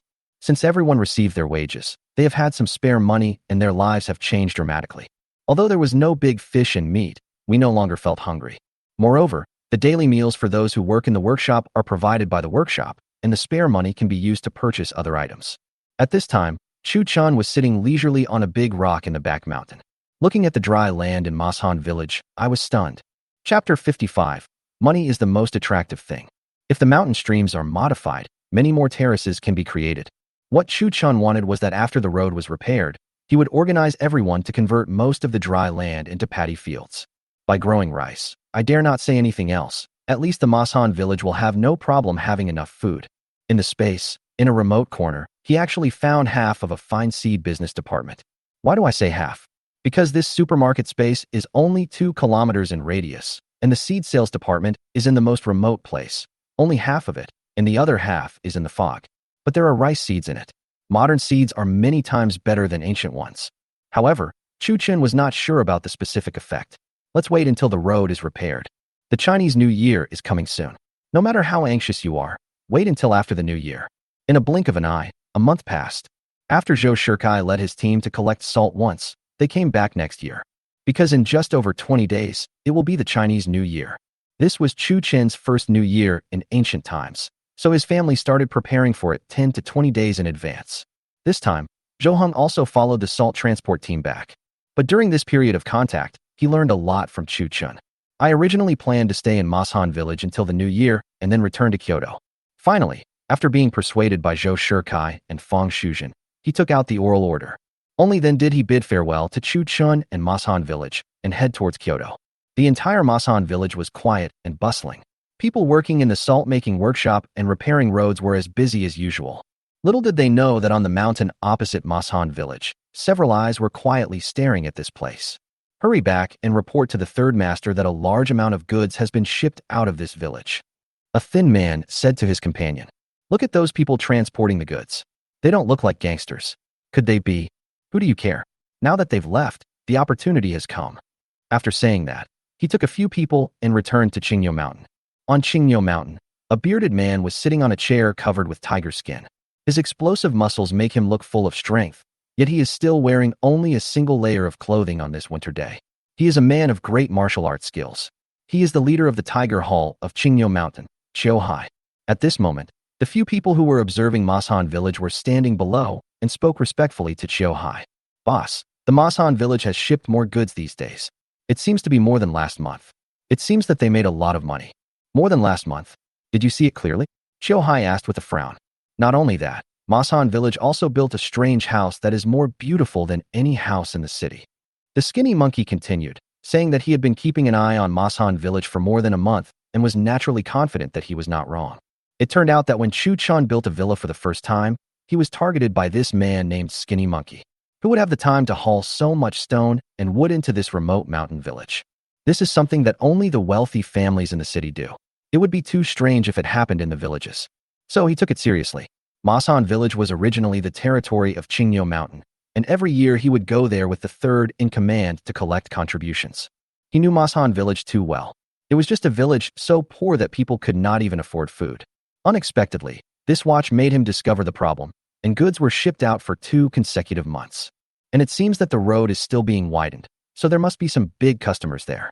In that case, third brother, take some people with you and try to collect some money. Don't act rashly.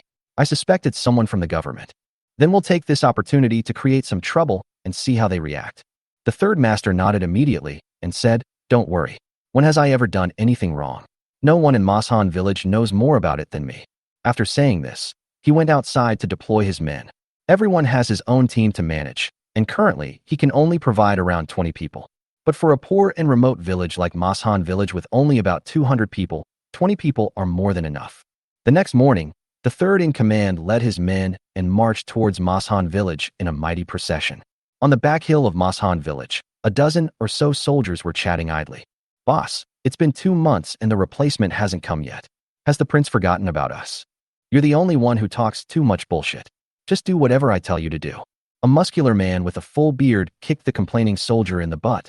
"Well, you see, we are in the mountains here, and we are almost exhausted. Boss, why don't you go down the mountain and relax for us?"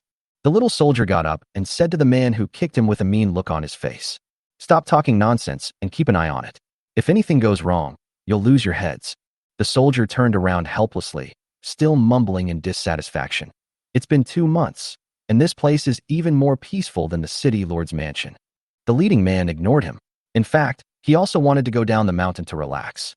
But the prince gave a strict order that the safety of the Masan village workshop must be protected. If anything went wrong, they would probably say goodbye to this world. When Chu Chun got up in the morning, he happened to see Feng Er lifting a large stone in the village, so he walked over with great interest. Although Feng Er worked in a workshop, he still got up early every day to practice hunting techniques. "Uncle Feng, I'm exercising." "Ah, Chu Wazi, why do you get up so early? What do you mean by exercise?" "Well, this exercise is similar to practicing martial arts." Chu Chun was no longer surprised by the explanation of new words, so he opened his mouth to respond. "Hey, that's not called kung fu. I used to go hunting in the mountains. I haven't been in the mountains for a long time and my body is itchy, so I come here to lift stones." When it comes to hunting, Chu Chun immediately became interested. Every day he ate either mutton or the pork in that space. Although Huzi was occasionally asked to go to Qingyo town to get some chickens, ducks and fish, they were nowhere near as good as wild game. From time to time, I would go into the mountains to hunt rabbits or something, but large prey seemed to have disappeared and I never encountered them again. "Uncle Feng, how about taking me to the mountains to play someday?" Chu Chun asked Feng Er. "Haha, Chu boy, with your limited physical strength, the wild boar you hunted last time must have been half crippled. Besides, you don't have a bow for hunting." Feng Er thought, "You are great in other aspects, but when it comes to hunting, you are far behind." But when Chu Chun heard him say that he didn't have a bow, he said, "Uncle Feng, wait a minute. Just head towards home." When he turned back, he had a compound bow and several arrows in his hand. "Uncle Feng, take a look at this boy's bow. What do you think?" Chapter 56. bandits enter the village to collect members. When Feng Er saw this strange bow, he immediately became interested. Hey, this bow is so strangely shaped and thin, it should be no problem to go to the mountains to hunt chickens. Feng Er took the compound bow from Chu Chun and said. Chu Chun didn't explain. He grabbed the compound bow and put on the release device. Knock the arrow and shoot, all in one go. With a puff sound, it hit the trunk of a small tree nearby.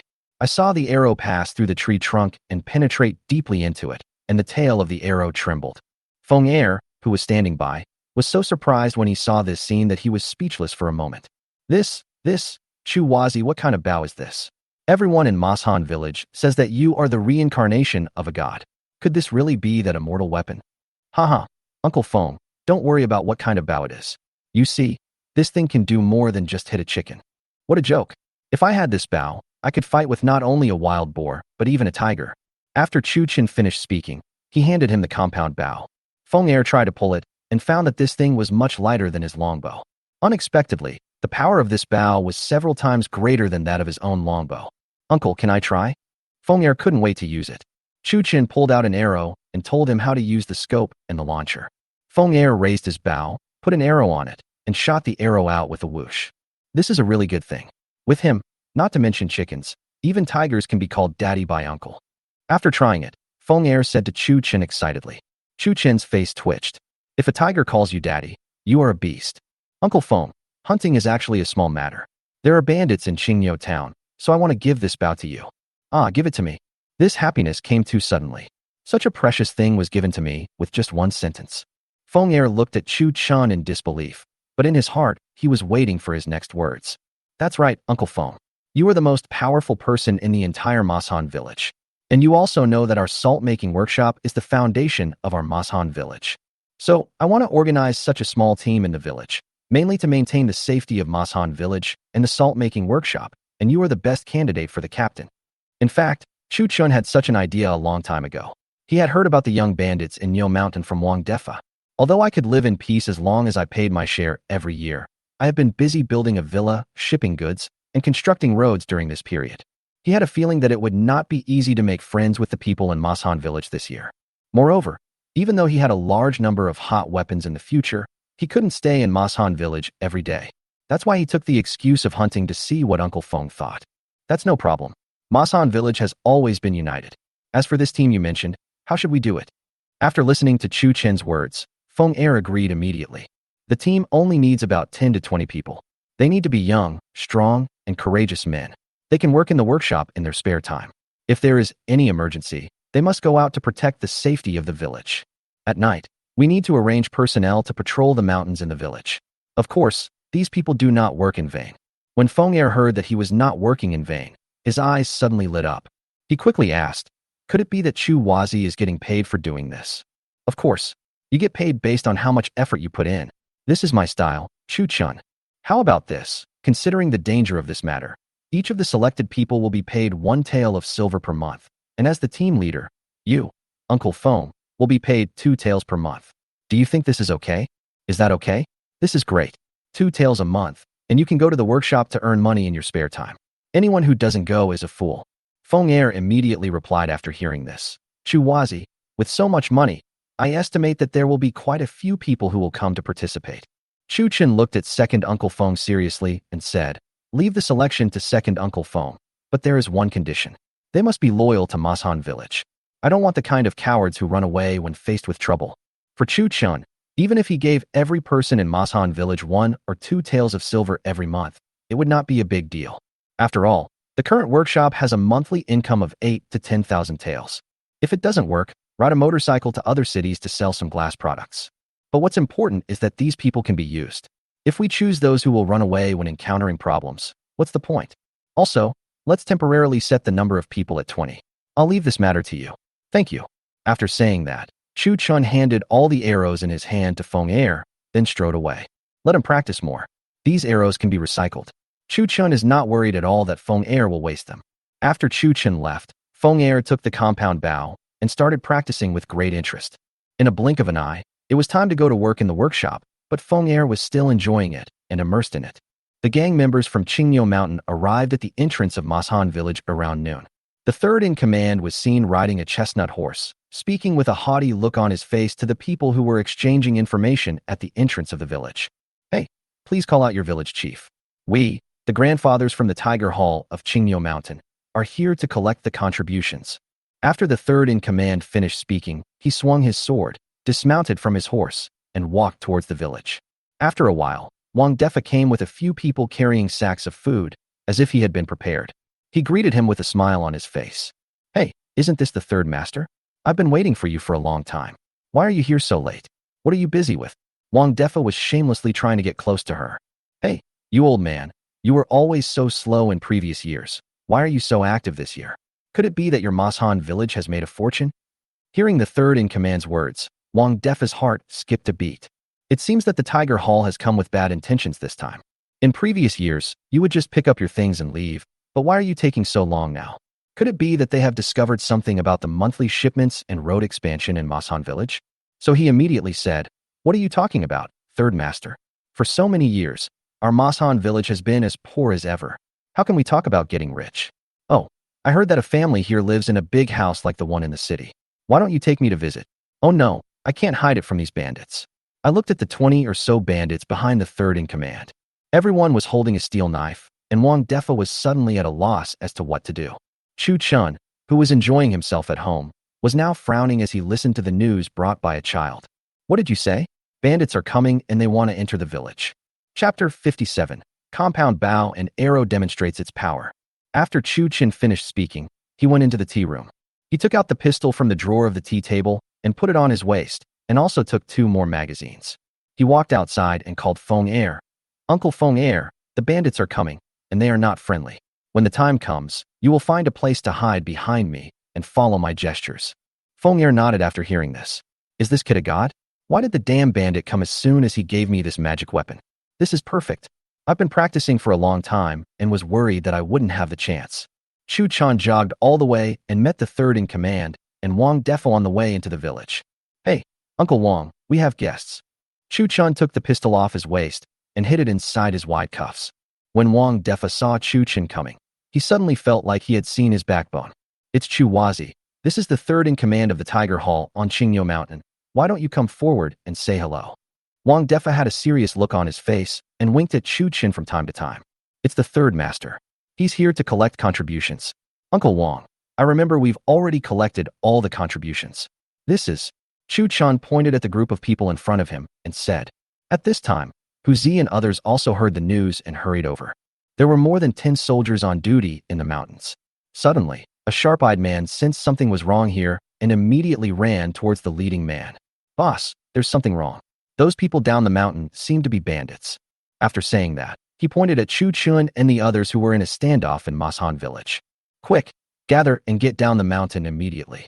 The leading man did not dare to delay and immediately led everyone towards Mashan village at the foot of the mountain. At this time, the third in command's eyes flashed, and he looked towards Chu Chun in front of him. He was wearing silk and satin, which were only available to people in the city, and looked like a person from a wealthy family. Then he said, Oh, this young man, is he the nobleman who built the new house in Mashan village? I, Ma Lao San, came here today to borrow some money from you. Life on Qingyo Mountain is hard. How about I bring my brothers to visit you? What a joke. What the hell are you thinking about? If you knew about those beautiful women and his family, you would fight me to the death. Looking at the 20 or so people behind Ma Lao San, he was calculating in his mind.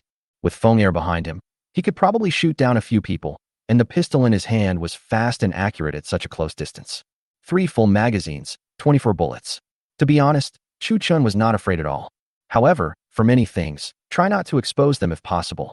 So he took out a 10 liang silver ingot and said to Ma Lao San in front of him, Since the third master has come personally, how can we let you go empty-handed?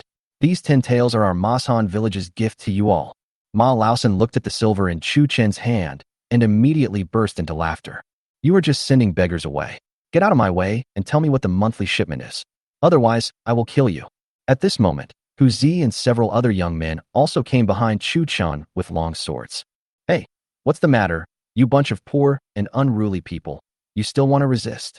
As soon as he finished speaking, a younger brother beside Ma Lao San raised a knife and slashed towards Chu Chun.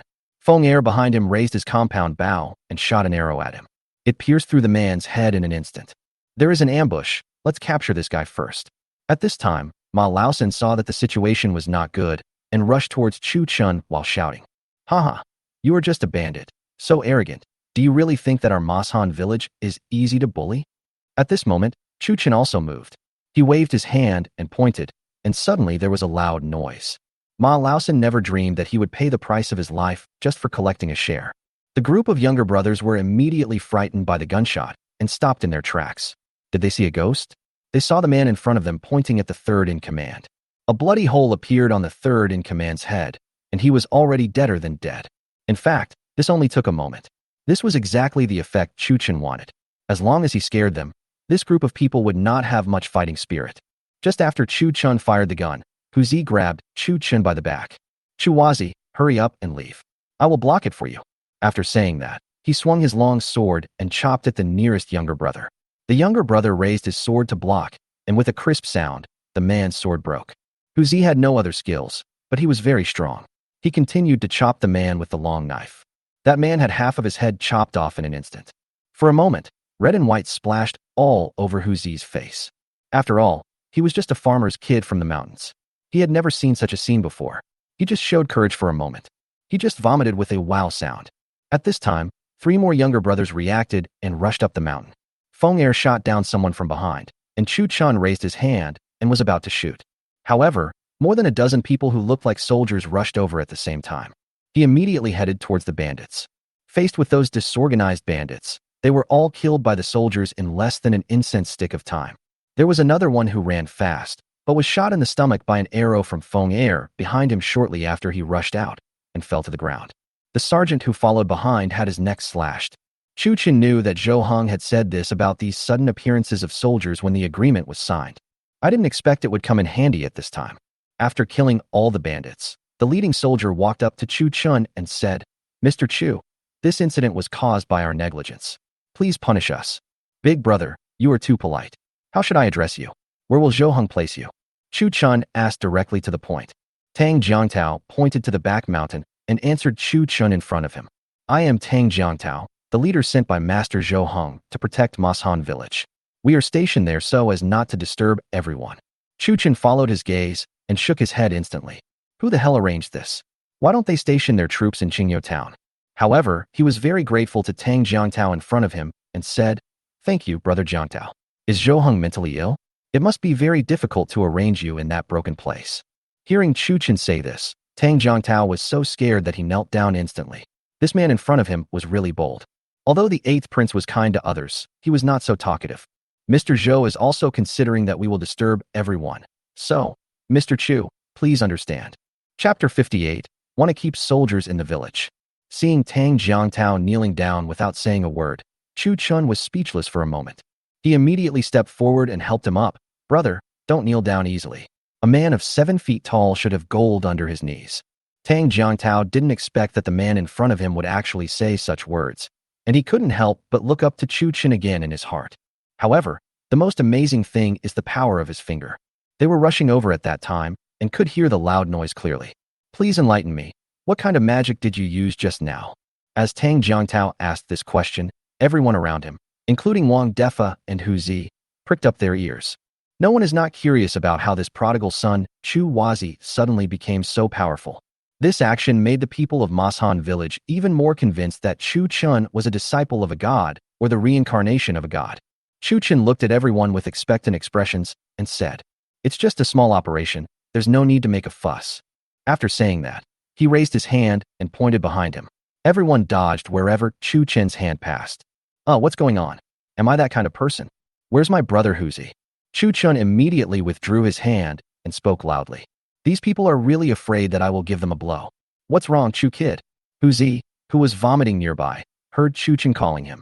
He held back his vomiting and came to Chu Chun and said, Look at you, you are such a coward. You are really bringing shame to Mashan village. Although he said, Hu Zi, he was actually very touched. This brother Hu Zi is just like his second uncle. Whenever something happens, he can always stand in front of him. Go, prepare the wine and food. Today, I'll treat everyone to a drink. Chu Chun said generously to Hu Zi. Of course, Chu Chun's original intention was actually to invite these soldiers. If we can find a way to keep them in Mashan village, the safety of Mashan village will be better guaranteed. Brother Tang, let's go. You've all worked hard today. Take the brothers with you and have some good food. At this time, Wang Defa, who was pushed away by Chu Chun as soon as the battle started, came out from nowhere. Looking at Chu Chin's magical finger and the sudden appearance of the soldiers, it really surprised him. Hello, all the soldiers. I am Wang Defa, the village chief of Mashan village. This time, I would like to thank you all on behalf of the 200 people in Mashan village. Village Chief Wang, Master Chu, we have a mission to accomplish. I'm afraid this is inappropriate. Yes, Master Chu, if Master Zhou knew about this, he would have to take our heads. As soon as Tang Jiangtao finished speaking, a thin soldier behind him also spoke loudly to Chu Chun. In fact, Chu Chun knew what they meant. He probably had been talking about a lot of things during these days in the mountains. That skinny sergeant is a smart guy, that's what I'm saying. We also want a drink, but Zhou Heng won't allow it. How about we drink it, and you can beg Zhou Heng for mercy next time. Haha, little brother, what are you afraid of? Even if Zhou Heng is here, you don't have to be afraid. Just follow me without worry. At this moment, the bodies of the bandits were also collected. Tang Jiangtao took out a sign from his clothes and said a few words into a soldier's ear. The soldier took the sign and headed towards Qingyou town. Chu Chun brought everyone to the open space outside the villa. Everyone followed Tang Jiangtao and sat down, and the sharp-eyed Tang Jiangtao noticed the compound bow in Feng Er's hand at a glance. So he walked forward, clasped his fists towards Feng Er, and said, "This warrior, the 3 arrows you just shot were from the warrior's hands." Feng Er gave Chu Chun an inquiring look. After Chu Chun nodded at Feng Er indifferently, Feng Er then spoke. "My lord, I am not worthy of being a warrior. Those arrows were indeed shot by a villain." Hearing Feng Er say this, Tang Jiangtao instantly became interested. Even from such a long distance, every arrow hit the target accurately. Even the sharpshooters in the army probably don't have such good accuracy. Moreover, even if it was accurate, it wouldn't have such great force.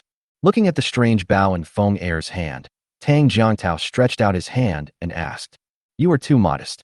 Could you please let me see the bow in your hand?" In fact, the look in Feng Er's eyes when he asked Chu Chun just now was about whether he could show this bow to others. Chu Chun didn't care, but what could he do? Everyone saw it. You can keep your own pistol a secret, but this thing, it's okay if it's leaked. Feng Er handed over the compound bow in his hand, but the arrow was on his back, and he had no intention of taking it out. Tang Jiangtao took the compound bow and pulled it lightly with his hand until it was fully drawn. He looked at the light thing in his hand in disbelief and asked, "This bow actually has such great power." Chu Chun also came over and said to Tang Jiangtao, "Brother Tang, this is called a compound bow. We in Daxia cannot make it yet." "Okay, Brother Tang, we are all tired. Come on, drink some water first. We can study this broken thing when we have the chance." Hearing Chu Chun say this, Tang Jiangtao was too embarrassed to ask further. Instead, he returned the compound bow to Feng Er and sat down with Chu Chun. After some casual chatting, the aroma of meat wafted from the flat ground outside the villa. Speaking of Huzi, he is not only very strong, but he is also incredibly fast in organizing and arranging meals. "Chu Huzi, come and eat." Following Huzi's loud shout, everyone walked towards the dining table. I saw large chunks of mutton and some unknown ingredients being cooked in iron pots. All the soldiers were drooling with greed. They haven't seen meat for so long. The food here looks many times better than that in the military camp. Huzi called a few young men and served a jar of wine to each table. The aroma of the wine made the soldiers eager to start eating right away. But the military camp has its own rules. No one dared to pick up their chopsticks until Tang Jiangtao spoke. "Mr. Chu, we just need to have some food. This wine." Brother Tang looks strong and powerful. Why is he so hypocritical? Don't worry, the bandits won't come again in the next 2 days. Let's drink to our heart's content today. After Chu Chun finished speaking, he poured a whole bowl of wine into Tang Jiangtao's bowl. Qingyou Mountain is far away from here. Even if they know the news, it will take them about 3 days to get here. Chu Chun thought to himself that revenge would definitely be taken against the Tiger Hall in Qingyou Mountain. It is too late to organize a team at the moment, so it would be better to move these soldiers to the village and station them there. By then, no bandit would dare to harass Mashan village. Chapter 59, Mashan village establishes self-defense force. Having said this, Tang Jiangtao stopped being pretentious. So he immediately stood up and said, "Brothers, since Master Chu thinks highly of us, let's drink as much as we want today. However, you must be careful about your words and actions. Anyone who gets drunk and disturbs others will be severely punished." As Tang Jiangtao finished a bowl of soup, all the soldiers cheered. For a while, The atmosphere was lively with people toasting each other with cups and glasses. During the meal, Chu Chan said to the excited Tang Jiangtao, "Brother Tang, why don't you bring all the soldiers and move down?" "Master Chu, this won't disturb everyone? And my master's place?" Tang Jiangtao said hesitantly. "From the bottom of my heart, who would be willing to hide in the mountains all day long, with nothing but dry food every day? Don't worry, I will build a barracks for everyone, which will be convenient when the time comes. As for Zhou Hong, I will go and talk to him." "Okay, since Master Chu said so, it wouldn't seem hypocritical if I refuse again." Tang Jiangtao patted his chest and agreed. Upon seeing this, Chu Chen immediately asked Hu Zi to call Uncle Feng Wu and instruct him on the construction of the barracks. Feng Wu's speed was not slow. It was estimated that it would only take 3 to 5 days to build a simple barracks with enough manpower. After doing all this, Chu Chen asked Xiaofeng and the others to clean up the old house. Let them stay there for a while the barracks are being built. In the afternoon, the sergeant who had been out also returned to Mashan village. Following them came the constables from Qingyou town, who drove ox carts and took back all the bodies of the bandits. Just as the entire Mashan village was immersed in a bustling noise. In Qingyou mountain, in the Menghu hall, Qiu Hai called a younger brother and asked, "The third brother has been gone for so long. Why hasn't he come back yet? Send someone to check it out, to make sure he doesn't capsize in the gutter." Qiu Hai's eyelids have been twitching ever since Ma Laosan left. "I always feel that something bad is going to happen. Could it be that something has happened to Ma Laosan?" So they sent someone to check it out. Not long after, a quick-footed subordinate, riding a fast horse, came towards Mashan village. It was not until nightfall that they tied the horse and galloped all the way to the mountain opposite Mashan village. Mashan village was peaceful and quiet, with no signs of being robbed by bandits. This young man stayed in the mountains for a whole night. In the early morning, he discovered a horrifying scene. "I saw a few people dressed as soldiers talking and laughing in front of a dilapidated house." He went towards the house where the goods were shipped and then hid behind a large rock near the house. "When I saw this scene, I guessed that the third in command was probably gone." So he headed towards Qingyou mountain at a very fast speed. In Mashan village, Feng Er was carrying the compound bow on his back, looking at the 20 or so strong young men in front of him, nodded with satisfaction. In Qingyou mountain, the younger brother who had been hiding all night came to the meeting room in a hurry. "Boss, this is bad. The third boss is probably in danger."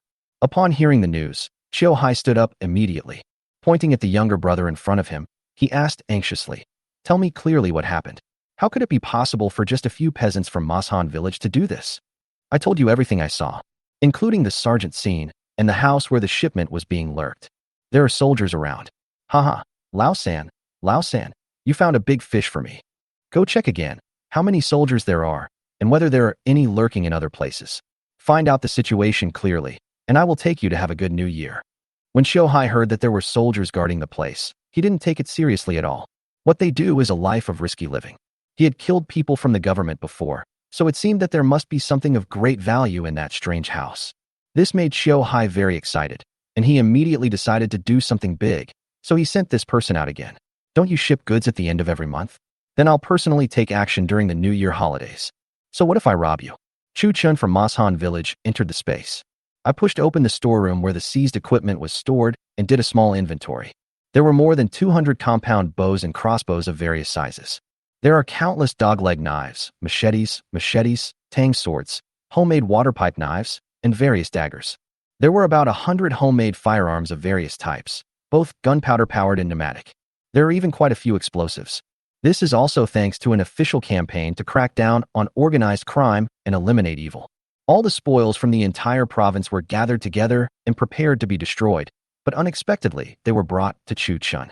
And in that equipment warehouse, there are many standard equipment. There are all kinds of pistols, submachine guns, rifles, and even sniper rifles. Seeing this, Chu Chun ran towards the door in confusion. Logically speaking, where would a dispatching agency get so many good things? Before, I just saw the blue and white and rushed in. It's only now that I understand it. This is much better than dispatching an agency. Isn't this a public safety agency? There are so many explosion-proof vehicles in the parking lot behind the building. This is not too bad. If we take out all these equipment, it will be more than enough to form an extremely powerful army in this era of cold weapons.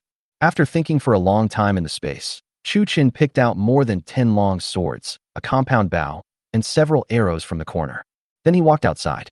He came in front of Feng Er and the 20 young men and threw all his weapons on the ground.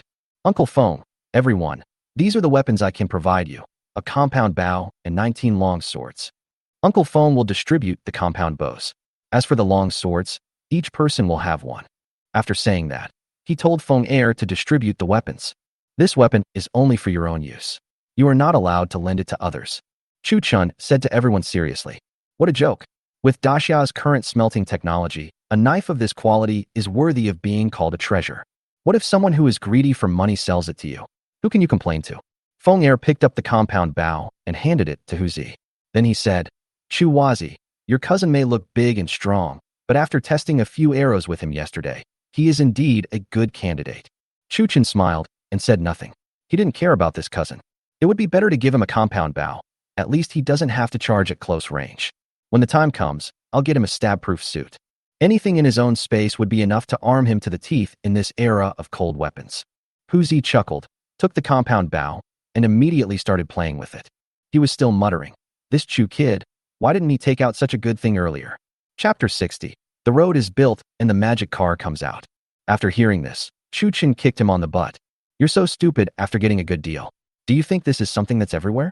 Huzi touched his butt in pain, but he didn't dare to resist because he was his younger brother. Secondly, it was 5 taels per month, but now that I have joined the self-defense forces, it has become 6 taels. He seemed to have seen the plump and thick-waisted young wife waving at him. Okay, everyone practice hard. As you all know, as long as the bandits from Qingyo Mountain are here, there will be no peace in Mashan village. Sooner or later, revenge will come. So, I give you these so that you can protect your loved ones behind you. If bandits really come to attack, I hope you will not be scared. If anyone dares to run back, don't blame me for turning my back on you. After Chu Chun finished speaking, he stretched out his wide sleeves and pointed at everyone. Don't worry, there are no cowards among the men in Mashan village. Yes, Chu Wazi, just focus on leading everyone to make money and safety, and leave it to us. A group of young people said this with full of pride. Chu Chen didn't say much, turned around, and went back to the villa. In the tea room, I made myself a pot of tea, but was thinking in my heart. Mashan village killed the third in command of the Tiger Hall and more than a dozen bandits. The news will definitely be known to Qingyo Mountain. I don't know how many people there are in this so-called Tiger Hall. It was almost the end of the year, and it was the time for the bandits to go down the mountains. Currently, there are about 20 soldiers from Tangjiangtao in the village, and there are more than 20 self-defense forces here. As long as they don't attack on a large scale, there's nothing to be afraid of. Thinking of this, Chu Chun entered the space again and took out a 95 assault rifle and 5 magazines full of bullets. If the situation is really impossible and the other party mobilizes all their forces, then you will be exposed. I hid the gun under the tea table and simply stopped thinking about it. We will fight back when the enemy comes. Even if we have such advanced weapons, if we are still killed by bandits, it can only be God's will. 3 days later, Chu Chen tiptoed out of Roy's room and came to the balcony. Breathing the fresh air in Mashan, I felt completely relaxed. Gradually, the village became lively. Roosters crow, dogs bark, smoke rises from cooking, and the whole place is quiet and peaceful. After the family had breakfast, they saw Feng Wu coming towards them. Chu Wazi, today we are putting the finishing touches on this road. Even if it is completed, everyone wants you to go and take a look. Feng Wu said to Chu Chun with a happy face. This speed is really not slow. We originally thought that it would not be completed until after the Chinese New Year. I didn't expect that there are still 10 days left until the Chinese New Year. Chu Chun turned around, put on a down jacket, got on the motorcycle, and took Feng Wu with him. Just head towards the road. It was Feng Wu's first time to ride on Chu Chen's motorcycle. He saw this thing making a rumbling roar and then whooshing away. Along the way, Feng Wu found that his palms were full of sweat. It was too damn fast. Chu Chen stopped the motorcycle at the junction of the official road in Qingyo Town. Feng Wu turned over in shock. Chu Wazi, I'll walk back later. This thing is scary. Haha, I didn't expect Uncle Feng Wu's work is so good. Why is he so timid? Chu Chen walked forward while smiling. I saw several large flat stones placed on the road. Now, as long as we fill it in, the road will be repaired. Everyone agreed that this step should be completed by Chu Chen himself. Chu Chen didn't act pretentiously. He walked forward and worked with everyone to push the stone into the trench. After everyone leveled the ground, the entire wide road from Mashan village to Qingyo Town was built. Okay, everyone, you've worked hard for so long. Let Huzi prepare a snack for you at noon today. After saying that, Chu Chun rode his motorcycle towards Qingyo Town.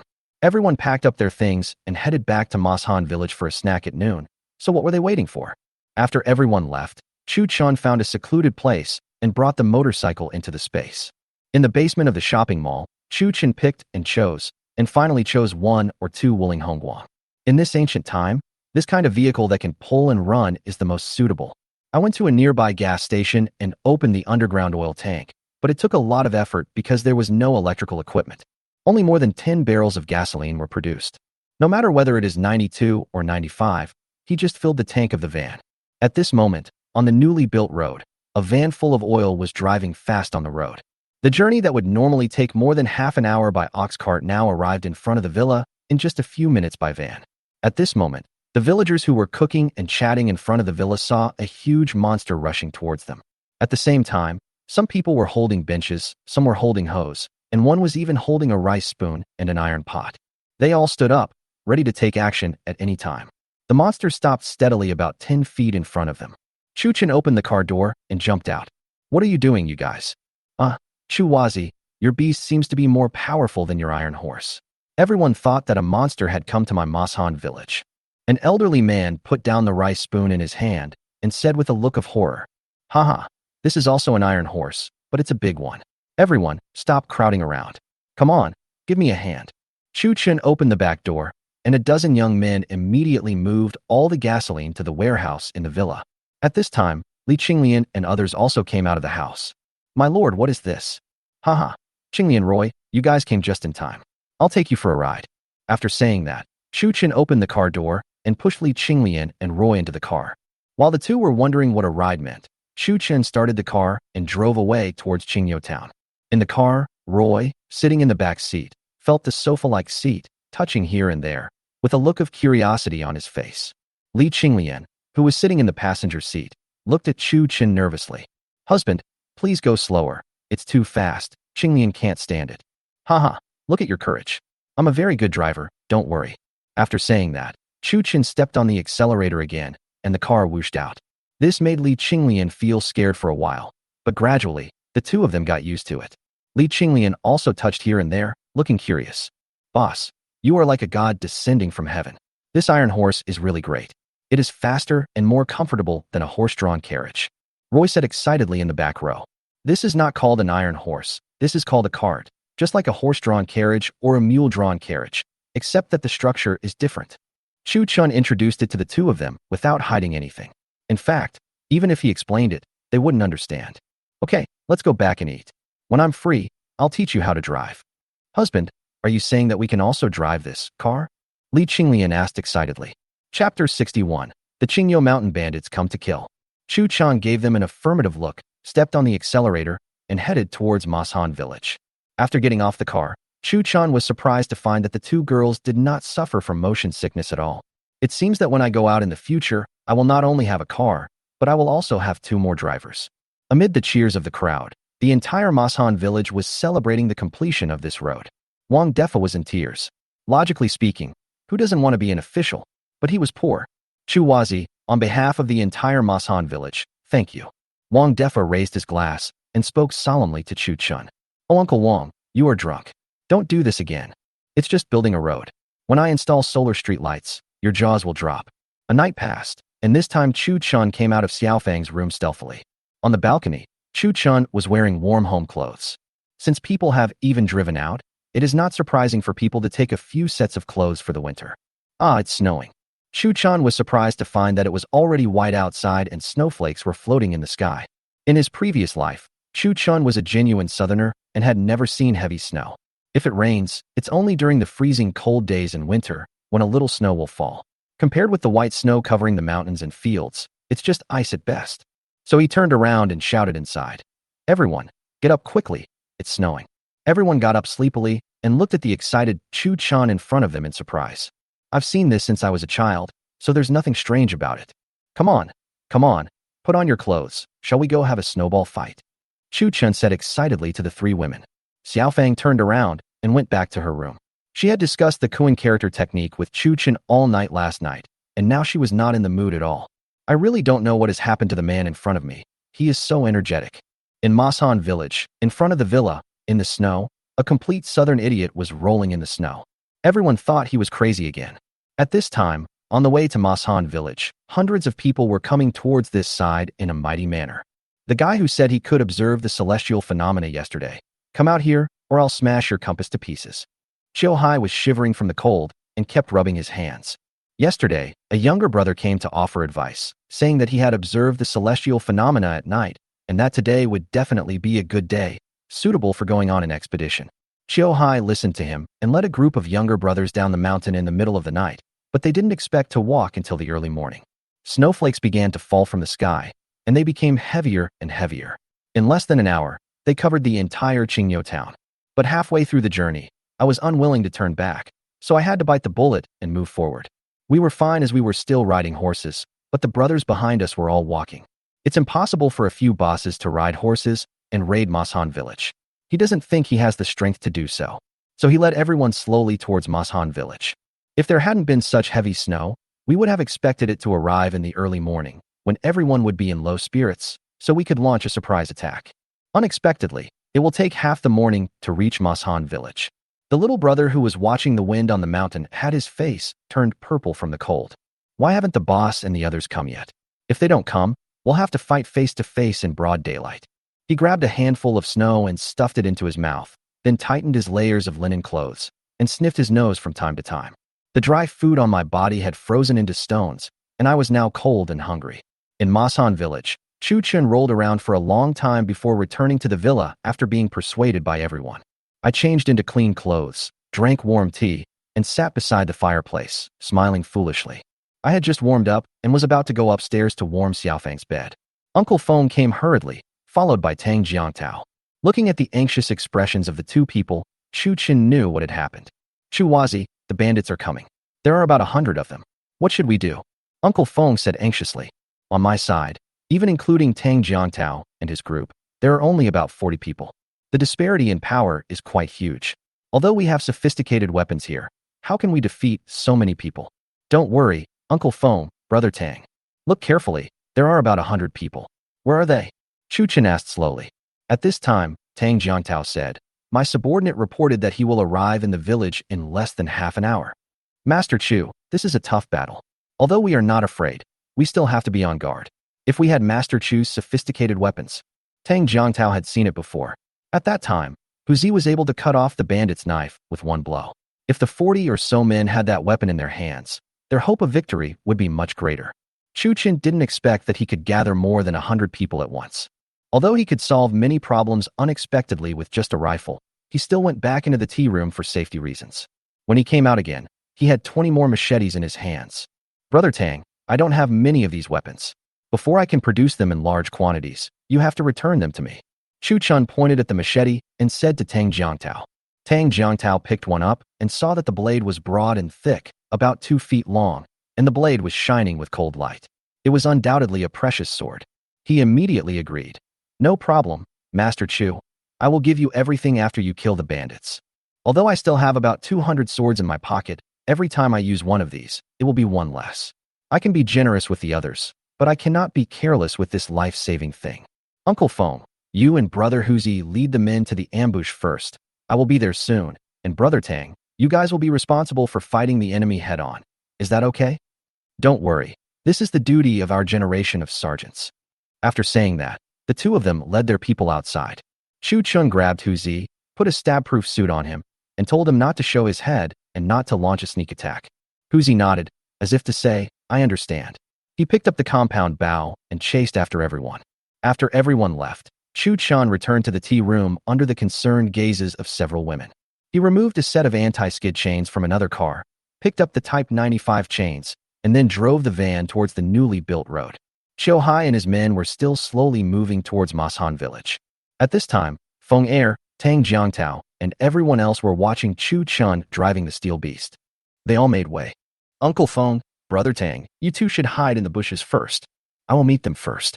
So on both sides of the road, Feng Er and Tang Jiangtao each led a group of people and ambushed on both sides of the road. If the weather had been good, their ambush would have been pointless, because there are spies from the Tiger Hall on the mountain. Unfortunately, the spy from the Tiger Hall was now shivering from the cold, lying on the snow, unable to move at all.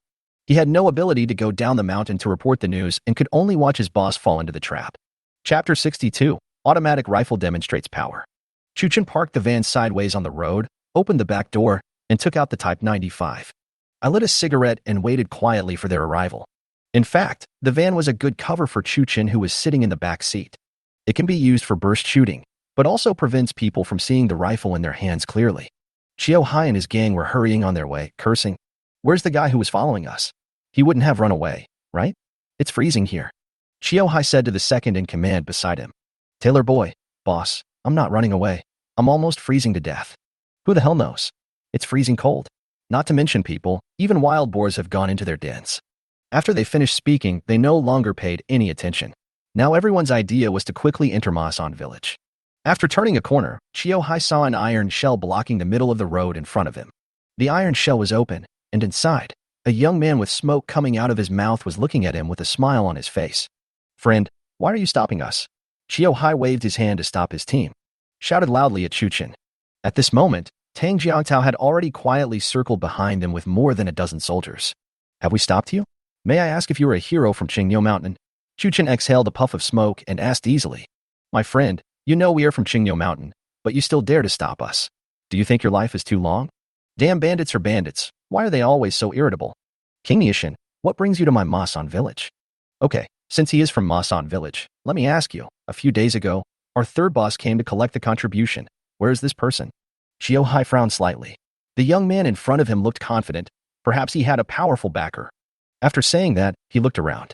Since Uncle Feng and the others were hiding very deeply, they didn't find anything. But when Chiyo Hai looked at his brothers behind him, he couldn't help but feel more confident. Even if you have an ambush, so what? After so many days of investigation, we found that there are only about 20 soldiers in the entire Masan village. Even if there are some young men in the village, they are all farm hands. Facing fierce bandits, they are no better than chickens. Little did they know that the weapon that could cut through iron and steel gave the people of Masan village great confidence. He is no longer those timid farmers. At this time, Chuchen's voice came from the van again. The third master? Is it that Ma Lao San? Since he dares to set his sights on me, then be prepared to die, including you. Having already known the identity of the bandits, Chuchen was not polite to them at all. Today's battle is to annihilate these people. What a big tone. If you have the guts, come down and talk. I want to see who you are. After Chiyo Hai finished speaking, he kicked his horse's belly and led everyone towards Chuchen. I'm your fucking dad. Seeing those people coming closer, Chuchen couldn't help but shout loudly. The purpose is to irritate the other party and then give them a dimensionality reduction attack. The purpose is nothing else but to feel good. This kid is so arrogant. Brothers, charge and capture this guy. After Chiyo Hai finished speaking, he rode on his horse and led everyone to rush over. Chuchen in the van looked at the bandits coming at him aggressively and pulled the trigger without hesitation. What a joke. I won't kill those who come to my door. I'll wait for you to come and chop me up. With the sound of gunshots, Chiyo Hai and his companions fell headfirst into the snow before they could understand what was happening. At this time, Feng Er and Tang Jiangtao also raised their swords. Brothers, follow me to kill the enemies. After that, about 40 people rushed over from both sides and behind the bandits. And Chiyo Hai was shot down by Chuchen at the first encounter. Next came the second in command and a few senior executives on horseback. At this time, seeing the more than 40 people rushing into the crowd, the bandits also became panicked. Once morale drops, they will be slaughtered. Some smart people, seeing that there was only one person in the van, rushed towards Chuchen with various weapons in hand. But suddenly an arrow flew by and a man fell to the ground. With the whizzing sound of arrows and the roar of the Type 95 in Chuchen's hand, the bandits fell down one after another. And the people led by Uncle Feng and Tang Jiangtao, wherever their long swords passed, it was like cutting melons and vegetables. The entire battle lasted only half an hour. As the last bandit fell, everyone stopped swinging their swords. Those bandits who were shot but not killed were also killed by Tang Jiangtao and his men. At this time, Chuchen hid the Type 95 in the back row and hid a pistol in his sleeve. Also got down from the van. How is it, Uncle Feng, Brother Tang? Is this kind of battle exciting? Chuchen looked at the corpses on the ground and said to everyone with a smile on his face. Haha, Master Chu, your unique skill is unmatched in the world. I have fought in countless laughing battlefields. With your miraculous skills, it is not an exaggeration to call you a god of war. Tang Jiangtao wiped the blood off the knife on a bandit's body and said excitedly. Chuchen did not answer him directly, but looked at Tang Jiangtao and asked, I wonder how many bandits are there on Qingniu Mountain? I wonder why the government does not take this opportunity to eradicate this cancer. Yes, I will kill you while you are sick. Come, follow me to the city lord's mansion. After Tang Jiangtao finished speaking, he led his men towards the city lord's mansion. Okay, Brother Tang, Your legs can't be as fast as mine. Get in the car. I'll go with you. Chuchen hurriedly pulled him and said, by the time you get to the city lord's mansion, it will be dark. Ah, Master Chu, you mean? I can also ride this steel beast of yours. Don't waste time, get in. Chuchen opened the passenger door and Tang Jiangdao sat down. With the roar of the engine, he stepped on the accelerator and headed towards Qingyan City. At the gate of Qingyan City, the soldiers looked as if they were facing a formidable enemy. It was not until he saw Chuchen sticking his head out of the car window that he let him go with a smile. But everyone was feeling uneasy. It was okay to just ride a motorcycle before, but this time he got a metal shell that ran very fast. At the gate of the city lord's mansion, we watched the huge iron shell approaching at a very fast speed. Lan Tianlei walked out quickly, because in his mind, there was no doubt that the only person who could come up with such a strange thing was Master Chu. Chuchen and Tang Jiangdao quickly got out of the car. Chuchen shouted to Lan Tianlei, City Lord Lan, I am here to disturb you again. Mr. Chu, you are so honored. Please come in. We won't go in. More than 100 bandits from Qingniu Mountain besieged our Masan village, and all of them have been killed. I thought it would be better to ask Lord Lan to organize troops to wipe them out in one fell swoop. Chapter 63, Taking Qingniu Mountain in one go. What? More than 100 people were killed?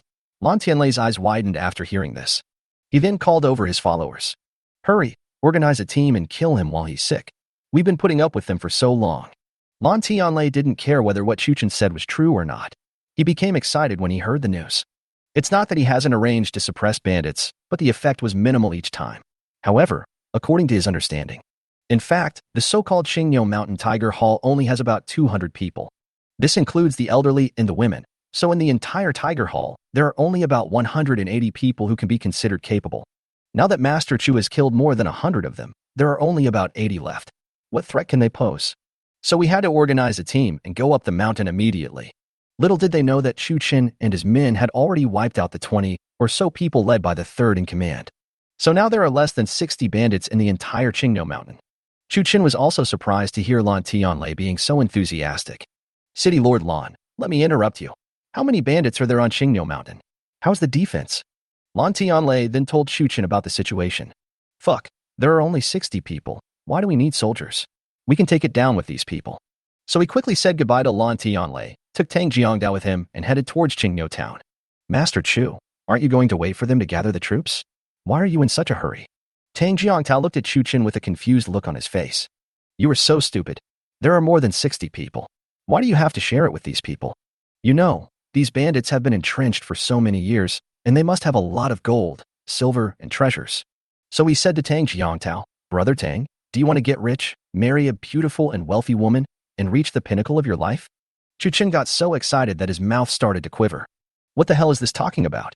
But Fa Kai himself heard it clearly. Tang Jiangdao thought to himself, Mr. Chu, you're joking. Who doesn't want to get rich? But what is this white, rich and beautiful woman? Chu Chen was too lazy to explain to him and spoke. There are only about 60 people left on Qingniu Mountain. Do you think it will be a problem for us to capture them with our strength? I've killed more than 60 people, and I've killed more than 100. With your amazing skills, you can kill more than that without any problem. Tang Jiangdao still looked puzzled. Then why are we waiting for the soldiers from the city lord's mansion? We can just fight on our own. Ah, why didn't I think of that? These bandits have been entrenched for many years. Mr. Chu, please drive faster. Tang Jiangdao finally got it. So Chu Chen drove the van very fast, and in half an hour, he arrived at the place where the battle had just taken place in Masan village. Uncle Feng, Huzi, pick out 20 good fighters for me and follow me to the car. Soon, about 20 people were selected from the soldiers and Masan village. Chu Chen didn't mind the crowding, and he pulled and pushed back, forcibly cramming more than 20 men into the van. The others were arranged at the back of the van, running forward. They were not required to charge into battle, but they were just required to be able to keep up if there was any emergency. Chu Chen couldn't help but admire this van. With more than 20 people on it, it must weigh more than a ton. Although the ground was compressed and very low, we still moved forward with great speed, which was many times faster than a jogging march. At the foot of Qingniu Mountain, Chu Chen stopped the van when it reached a place where there was no road. So a group of people filed out. That scene reminded Chu Chen of a joke in his previous life. With such quality, it's truly a national masterpiece. Some of the people who got off the bus, who couldn't stand motion sickness, squatted on the side and started vomiting. Chu Chen let them rest for about 10 minutes. He turned back to the car, put the Type 95 into his robe, and led everyone towards Qingniu Mountain. Since there was no guide, the group could only move forward along the mountain road. Tang Jiangtao has been in the army for many years and has some experience in mountain warfare. So he took the lead and walked in front. Feng Er was walking at the back, holding a compound bow. Huzi followed Chu Chen closely. He was wearing a stab-proof suit, thinking of protecting his younger brother. The same thing happened to Chu Chen. He was very afraid of death. However, he was still moved by Huzi's behavior. Thanks to the help of the van, it was just past noon at this moment. Chu Chen pretended to go to the toilet and took out a pile of bread. Everyone had been on the road and was tired. Everyone ate something so that they would have strength after a while. After eating, everyone, led by Tang Jiangtao, continued to head up the mountain. Suddenly, Tang Jiangtao raised his hands and signaled everyone to stop. "What's wrong, Brother Tang?" Chu Chen asked. Tang Jiangtao pointed to a big tree in front, where a figure stood with his back to everyone. Huzi, who was quick-eyed and quick-handed, raised the compound bow in his hand as soon as Tang Jiangtao finished pointing. He asked quietly, "Do you want to shoot? What the hell are you waiting for? Are you going to save it for the new year? But don't shoot it in the head." Chu Chen immediately told Huzi. After hearing this, Huzi didn't hesitate at all. With a puff, the arrow shot out. The man on the tree fell down before he could say a word. Tang Jiangtao was quick-witted and quick-handed. He rushed forward and controlled the man. "Tell me, where is the Tiger Hall?" Chu Chen pulled out a dagger, put it on the man's neck, and said. Tang Jiangtao opened his mouth. The arrow shot into his stomach, and he was sweating coldly from the pain. They looked at the team in front of them with horror. They were originally waiting here for the boss to come back and take them to eat meat and drink wine. Unexpectedly, his home was robbed. Just as he was about to shout, Tang Jiangtao covered his mouth again. Seeing that he didn't say anything, Chu Chen slowly moved the dagger down and reached the important part in an instant. "Since you can't resist, just enjoy yourself. Tell me, where's the Tiger Hall? Otherwise, you can only play in the palace for the rest of your life." Feeling the coldness of the dagger, in an instant, a strange smell filled the surroundings of the few people. The man stretched out his hand with difficulty and pointed at his covered mouth. "I really want to say it, but you won't let me." Tang Jiangtao let go of his hand embarrassedly. "My dear fellows, please don't kill me. I am just a small follower. You want to go to the Tiger Hall? It's on the top of this mountain. There is another road in front of this road. Just walk 2 more steps forward." Chu Chen winked at Huzi, and Huzi rushed out instantly. After a while, Huzi came back and nodded at Chu Chen. Seeing this, Chu Chen cut the man's neck with a knife. He cursed, "You coward, you peed like that." This action shocked Tang Jiangtao. Who exactly is this Mr. Chu in front of him? Kill people if you disagree with them, but never make enemies. Chapter 64. No More Bandits in Qingyo Mountain. After dealing with the stalkers, the group quickly came to another road. Going up the road, we soon saw the wooden gate of the village on the top of the mountain. Chu Chen couldn't help but frowned. This is a bandit's den. The soldiers in the city lord's mansion are too incompetent. After saying that, he led everyone forward. If Lan Tianlei heard this, he would probably have to talk to Chu Chen for a long time. Whenever we came to suppress the bandits, we were always stopped at the village gate. Not only are the bandits in Qingyo Mountain ferocious, but the location they occupy also gives them a natural advantage. There are steep cliffs behind it, and there is only a small path leading to the village in front, with tall stone mountains on both sides. The government soldiers generally have no ability to fight in the mountains, so how can they be a match for the bandits who roam around in the mountains every day? If Qingyo Mountain wasn't empty now, there wouldn't be many people there. Moreover, it was the end of the year and the government could not go up the mountain to suppress the bandits, so there was only one person on the tree watching the wind at the original 5 sentry posts. The management is extremely lax. The boss and the second in command are both out, and the remaining minions are taking the opportunity to relax. Chu Chen and his party slowly approached the village gate. When they were about 200 steps away from the village, they were discovered by the bandits at the gate. Before one of them could say anything, he was shot down by Feng Er. Seeing that something was wrong, the other person immediately picked up the gong beside him and started beating it loudly. But it only made a few sounds before being shot down by Huzi as well. "Brothers, go ahead and make a fortune." Chu Chen howled to the crowd, and 21 people rushed into the mountain village. Some of the people in the mountain village still have beautiful girls serving them in their houses. I was completely stunned by this sudden attack. 17 soldiers armed with long swords entered the mountain stronghold as if it were an empty place. Suddenly, there were shouts and cries of killing and crying. Feng Er also walked to a high place on his own. The compound bow in his hand was like a magical weapon. Wherever he pointed, a bandit fell down. Huzi followed Chu Chen closely, shooting at the bandits who rushed up from time to time. Chu Chen held the pistol in his hand. In addition to the powerful deterrent effect of the gunshot, the bullets also flew out quickly and accurately. This sudden attack on Qingyo Mountain was basically no suspense at all. Some bandits were beheaded by the soldiers before they even had time to raise their knives. There were also some bandits who were on duty, but after the battle they began to doubt their lives. It turned out that the cold steel knife in his hand was like clay. After several collisions, it either rolled or broke. There is also the young man who can kill a person with just a wave of his finger. It's so fucking terrifying. The battle lasted less than an incense stick of time, and 7 or 8 people were kneeling on the ground, trembling. Chu Chun took Hu Zi and quietly went around to the back of the mountain village. Tell me, where is the warehouse? Chu Chen asked sternly to a bandit who was captured by Hu Zi. The man pointed towards a house behind him without hesitation. Hu Zi carried the bandit and came into the house smoothly with Chu Chun. Hu Zi drew out the long knife from his body and pried open a passage similar to a basement. Under the guidance of the bandits, they successfully arrived at the warehouse. After a stick of incense had passed, Chu Chun murmured to himself, a total of more than 10,000 taels of silver, 35 taels of gold, and about 7,000 to 8,000 kilograms of grain.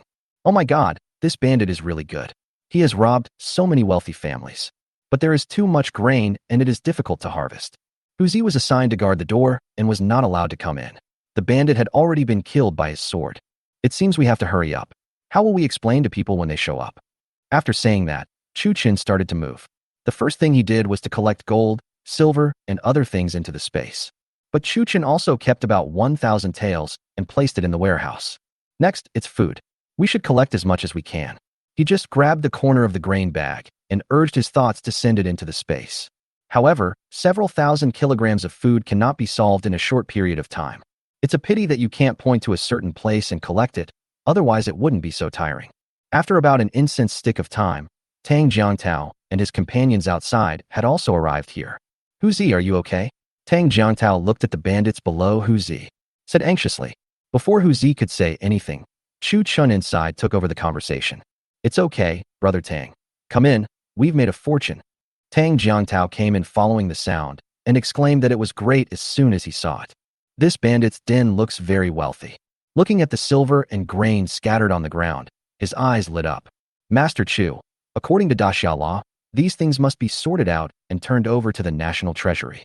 We have accomplished a great feat, Tang Jiangtao said excitedly. Chu Chen looked at him with disdain. How the hell could there be such a stubborn person?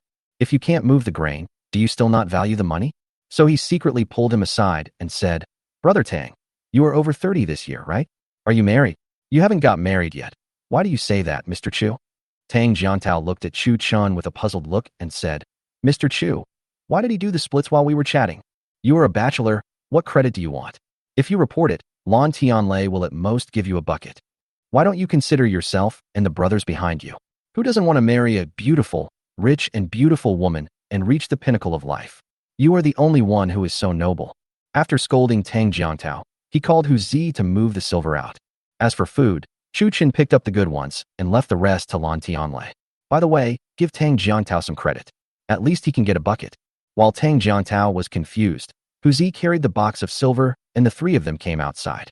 Chu Chun whispered in Hu Zi's ear, Take this key and the silver, go down the mountain, press this, and the door will open. Then put the silver in the car and wait for us there. Hu Zi nodded, then walked away with the silver, smiling. Chu Chun then turned around and said to Tang Jiangtao, Brother Tang, how do we deal with these people? Or kill them?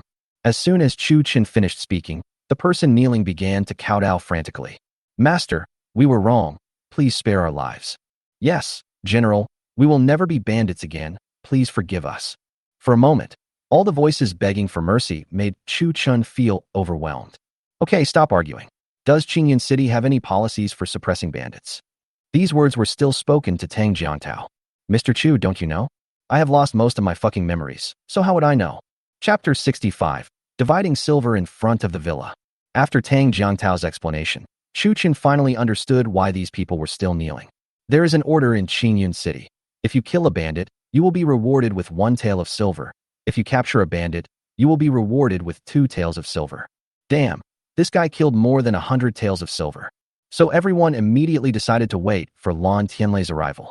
After waiting for a full hour, Lan Tianlei and a group of palace soldiers finally climbed to the top of Qingyo Mountain, panting, looking at the corpses all over the ground and 6 or 7 bandits kneeling on the ground. Chu Chun, who was looking at him with a smile on his face, immediately walked up. It seems that Brother Chu is still very fast. You see, there is nothing left for us to do. Lan Tianlei thanks everyone on behalf of the people of Qingyo Town. After saying that, he saluted the soldiers and Chu Chun. Lord Lan, you are too kind. Killing demons and eliminating evil is our duty as an upright person. Chu Chen's words shocked Lan Tianlei. I heard that there are more than 60 people. You run faster than a rabbit. Lan Tianlei, who is old and experienced, must know what he is thinking. So the few of them exchanged a few polite words, and Chu Chen pulled him into the warehouse. Looking at that pile of grain, it must be at least 3,000 to 5,000 kilograms. It seems that this kid is not so stingy and even knows to leave some for me. However, this silver is not even a tael. Thank you so much. I am very pleased with your lack of greed. I will definitely ask for credit for you when I return. Lan Tianlei said with a smile to Tang Jiangtao and his fellow soldiers. Tang Jiangtao looked extremely embarrassed, but he didn't mention anything about the money. Lord Lan, there are still about 100 dead bandits at the entrance of Mashan village. Please send someone to deal with them. By the way, take the reward silver with them. Lan Tianlei agreed with a smile, but cursed Chu Chun in his heart. You just need this little money. I came here breathlessly with so many people, and all I got was this pile of broken food, which is worth only a few dollars. However, he didn't say anything about Chu Chen's actions. There was nothing he could do. He couldn't afford to offend him. So, after everyone took over, they handed the bandits over to Lan Tianlei, and Chu Chun led his men down the mountain. At the foot of the mountain, Hu Zi was holding a compound bow and guarding the side of the van. He knew very well what was inside. Even the palace soldiers who just passed by were scared away by Hu Zi's eyes. The group came to the van and squeezed in again. Chu Chen drove quickly back to Mashan village. Those who came to meet them turned back after seeing the van coming. Mashan village, on the open space in front of the villa. Chu Chan asked Hu Zi to set up a large table and poured all the more than 1,000 taels of silver on the table. The people in the audience all looked at him eagerly. Well, today, the Qingyo mountain bandits came to attack. Thank you all for your strenuous resistance. All the bandits were wiped out. These in front of us are the spoils of war, so I think we should divide them up. As soon as Chu Chen said this, the 40 or so people below suddenly became excited. Okay, Brother Tang, please tell me about your battle record. Tang Jiangtao took a look at the pile of silver, then walked forward and spoke loudly. During this battle, we killed 151 bandits and captured 7 alive. 2 of our men were injured, but no one died. Chu Chen knew that of the 2 injured men, one of them had a cut on his back by a bandit. One of them was stabbed in the thigh. For these 2 people, Chu Chun generously took out gauze and anti-inflammatory drugs and bandaged them up. Okay, now let's divide the money. Tang Jiangtao will get 100 taels of silver. Feng Er will get 50 taels of silver. Hu Zi will get 40 taels of silver, and the rest of the brothers will each get 30 taels of silver. There was exactly 1,360 taels of silver on the table, and Chu Chun had calculated it clearly early on. What about Master Chu? Why didn't you get any points? You contributed the most this time, so you should get the most. After Chu Chun finished talking about the plan to divide the silver, the crowd below started talking at once. Holy shit, you guys are just the cutest people. How could I treat myself badly? So he said to everyone, Everyone, I am Chu Chun. First of all, I would like to thank all the brothers for thinking highly of me, but I cannot accept this silver. First, thank you for protecting Mashan village. Second, you need money more than I do right now. So, everyone, stop talking and just make it like this. Now, divide the money. Roy on the side took out a list and read out the names one by one. Everyone had a look of joy on their faces. It would take a long time to save 30 taels by growing crops in Mashan village. The same goes for those soldiers. They fight hard on the battlefield, but if they have no merit, they can only get about 10 taels of military pay a year at most. Sometimes, the money is deducted from your superiors, and even if you ignore food, drink, and entertainment, you won't be able to save any money in a year. It's 30 taels all at once, and in cash. How could they not be happy? Moreover, killing a few bandits would be almost safe with the presence of the immortal Master Chu. This money is so easy to earn that everyone is eager to go and suppress bandits every day. Little did they know that the person who earned the most among this group of people was looking at them with a touched look on his face. The space contained about 10,000 taels of silver and several dozen taels of gold. After the money was divided, night began to fall. At the entrance of the villa, there are several solar-powered lights that can emit light as bright as day at night. It is shining down on the busy crowd below. As expected, this was another gathering for the entire Mashan village. Wang Defa's face was flushed as he clinked glasses with Tang Jiangtao. Master Tang, on behalf of the entire Mashan village, I want to thank you all for getting rid of a major threat to us. From now on, there will be no more bandits invading Mashan village or even the entire Qingyo town. After saying that, he drank it all in one gulp. Tang Jiantao was also drunk and his face was red. He chatted with Wang Defa in a random manner. Chu Chun, on the other hand, left the table early, smoking a cigarette and looking at the pile of silver in front of him. There was also the gold ingot shining with golden light, and a smile appeared on his face involuntarily. What the hell was the most profitable thing in ancient times? Suppressing bandits. But this time, he emptied a rifle magazine and a pistol magazine. This thing cannot be reproduced and cannot be made without a machine. Looking at this pile of gold and silver at this moment, Chu Chun didn't feel so heartbroken. What is the most important thing when you have money? Of course, it is spending. If the money is not spent, how can its value be reflected? Li Qinglian has followed him for so long, but it seems that she has never been to the city once. Otherwise, take her out for a walk tomorrow. The Chinese New Year is in 3 days, and it's time to dress up Li Qinglian. After all, she is now considered the legitimate wife of a wealthy family. Thinking of this, Chu Chin didn't care about the gold and silver, turned around and walked towards the first floor. Looking at Li Qinglian, who was busy on the first floor, Chu Chan walked forward slowly. Chapter 66. Wandering around Qingyun City with my wife. Husband, why did you come down? Li Qinglian asked Chu Chun. Stop busying yourself. I'll take you to see something. After saying that, he pulled Li Qinglian and ran towards the second floor.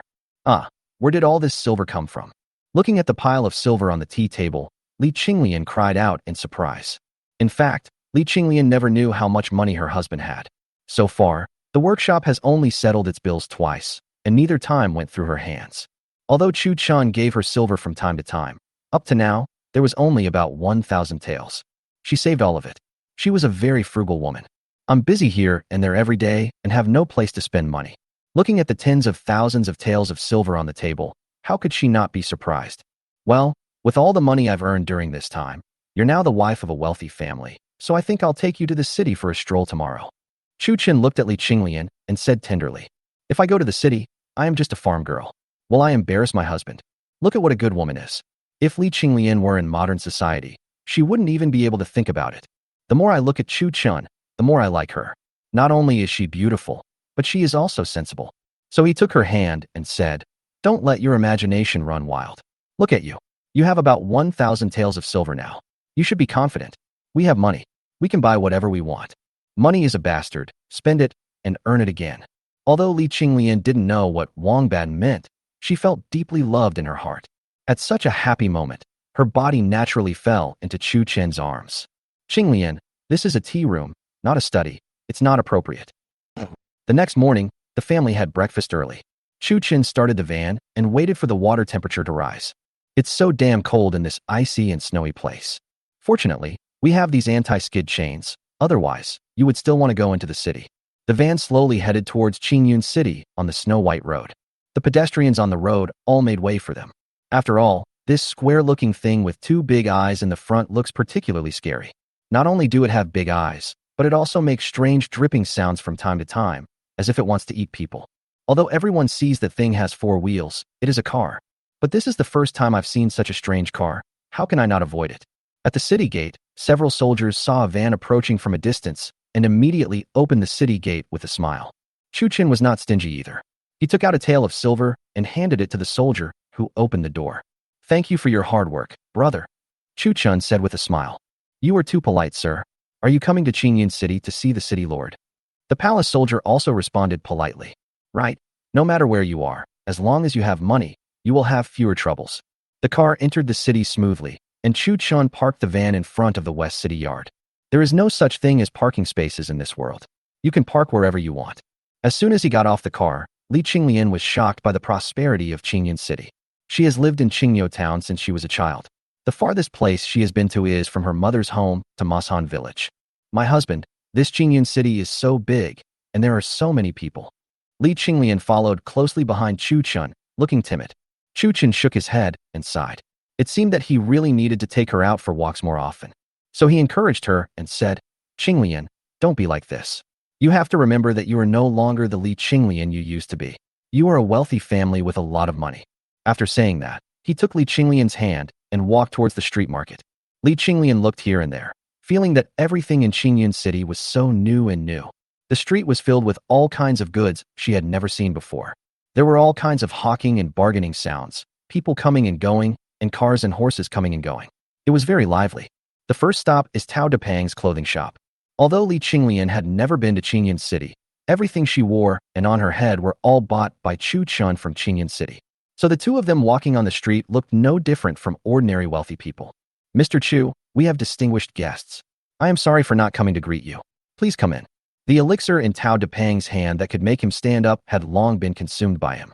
Just when I was worrying about where to find this godlike figure, I didn't expect Chu Chin to appear. Look, he came running to greet us. "Manager Tao, you look much better than before," Chu Chun asked with a smile, but he felt incredible in his heart. Wouldn't that stuff melt steel if you eat too much of it? Why does Fatty Tao look better instead? I have to thank Master Chu for this. Your elixir really made me more than 10 years younger, Fatty Tao said as he led Chu Chun and Li Qinglian to the inner room. "Shopkeeper Tao, although this elixir is good, you still have to keep exercising." Chu Chin looked at Depang Tao and said, although he was doubtful, it was generally a good idea to encourage people to exercise. "May I ask Master Chu, what is exercise?" "Well, I just want you to move more and stop sitting and lying down all the time." Tao Depang nodded and agreed. He had to listen to the instructions of the miracle doctor. Maybe he would live a long life. "May I ask what business Mr. Chu has in the city this time?" "This should be Mr. Chu's wife." Fatty Tao greets the lady. When Li Qinglian saw Tao Depang saluting to her, she also stood up timidly and saluted in return. "Damn, this old guy is so enthusiastic. He must be up to something bad. Manager Tao has good taste. It's my wife. The new year is coming soon. Why don't you come to buy her some clothes?" "Mr. Chu, you are treating me as an outsider. It is an honor for me to have this lady come to my shop. What are you talking about buying?" After saying that, he called a servant and took Li Qinglian to choose clothes. Chu Chin did not refuse. He knew what Fatty Tao needed, so he took out a porcelain bottle containing technology and hard work from his clothes and handed it to him. "I know you need it, so I made it at home a few days in advance. I'll send it to you when we get into the city. The price is still the same as before. I'll deduct the money for the clothes my wife chooses later," Chu Chan said with a grin. Fat Tao took the porcelain bottle excitedly and said, "This miracle doctor understands me so well. I originally thought that I would have to spend a lot of time and effort to beg others, but I didn't expect that I could get it so easily. Thank you, miraculous doctor, for the medicine. I am grateful to you." After saying that, he walked towards the back, and when he came out, he had a package in his hand. Chu Chin accepted it without hesitation. Since he didn't even deduct the money for the clothes, he just accepted it. As long as this thing doesn't kill people, he is not afraid at all. Chapter 67. Provocation at the restaurant. Li Qinglian looked here and touched there and liked them all. But after asking about the price, she suddenly lost interest in it, even though she is now a wealthy woman. But the frugality in one's bones cannot be changed in a day or two. In the end, under Chu Chin's strong request, more than 10 sets of clothes were selected. And I bought several sets for everyone in the family, including my second uncle's family. Before leaving, he threw 20 taels of silver to Tao Depang, regardless of whether it was a lot or a little, and walked towards the street with Li Qinglian. As for the pile of clothes, it was agreed that I would pick them up the next day. I walked around for half a day, eating and walking all the way, but there was actually nothing to buy. There are countless cosmetics counters in shopping malls.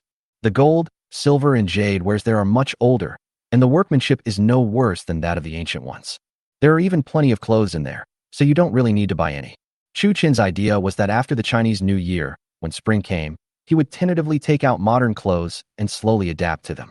After all, clothes in ancient times were very troublesome to put on and take off. Near noon, Chu Chun brought Li Qinglian into the Ziyun Tower. Speaking of Ziyun Tower, it is the largest restaurant in Qingyun City and has a bit of the feel of a modern club. There are not only normal food, but also those beautiful girls and love at the stairs. "Sir, please come in. How many people are there? Private room or lobby?" Seeing Chu Chun and Li Qinglian, who were well-dressed, approaching, the waiter immediately went to greet them. "You too, private room," Chu Chin responded softly. The two of them sat in a private room, which was undoubtedly a wealthy family. The waiter led them in with a smile. Since ancient times, people rely on clothes and horses rely on saddles. Li Qinglian is probably just a good-looking farm girl in the village. However, after being dressed up by Tao Depang's guy, and combined with the accessories that Chu Chin took out from the space from time to time, the whole person seemed to be reborn, and as she walked along, she exuded a fairy-like temperament. Countless men put down their wine glasses and stared at Li Qinglian and Chu Chin with an obsessed look on their faces. As soon as the two men reached the door of the private room, they were bumped into by a 200-pound man who was coming out of the next room to use the toilet. When the man saw Li Qinglian entering the private room, he almost drooled. He immediately held his urine back and turned back to the private room. At this moment in their private room, several young ladies were serving wine to a group of young men. The scene was so disharmonious. After the fat man went back, he whispered a few words into the ear of the leading man. The leading man's eyes instantly flashed with lustful eyes. Are you serious? It's true. I just went out to pee and ran into her. She was with a pretty boy. How about I go get her over here? The fat man said to the leading man in a flattering manner. Yes, but don't let anyone get killed, or I won't be able to explain myself to my father. After Chuchen brought Li Qinglian into the private room, he said to the waiter, bring me all the signature dishes of your restaurant. Forget about the wine. I have my own. After saying that, he took out a bottle of red wine from his side and placed it on the table. The waiter took a look at the bottle of wine and couldn't take his eyes away for a moment. Sir, may I ask where can I buy this wine? He saw it clearly, and the bottle that contained the wine was, as he had expected, made of expensive glass. Such a precious thing is used to store wine, which shows what kind of fine liquor is inside. Go and serve the food. Don't ask questions that you shouldn't ask, Chuchen said unhappily. The waiter knew that he was too excited, so he bowed and left the private room. In less than an incense stick of time, the table was filled with a variety of dishes, which dazzled Li Qinglian. Chuchen opened the red wine, took out 2 high-heeled glasses from the side, and poured a glass for Li Qinglian and himself. Qinglian, you have worked hard over the years. Let me toast you a glass. After saying that, he clinked his glass towards Li Qinglian's. Li Qinglian followed suit and clinked the 2 cups together, making a pleasant crisp sound. How could Li Qinglian not know the value of this wine? It's just that after following Chuchen for so long, no matter how strange it is, it has become commonplace. After taking a sip, she was instantly attracted by the taste of the wine. It was slightly astringent and slightly sweet. The aroma of the wine surged in her mouth, making Li Qinglian open her eyes wide immediately. She couldn't help but look at Chuchen lovingly and said, Husband, thank you. There's no need for us to be polite, Qinglian. Just eat your food, Chuchen said as he picked up some food for Li Qinglian. So, the 2 of them started to taste the wine 1 cup at a time.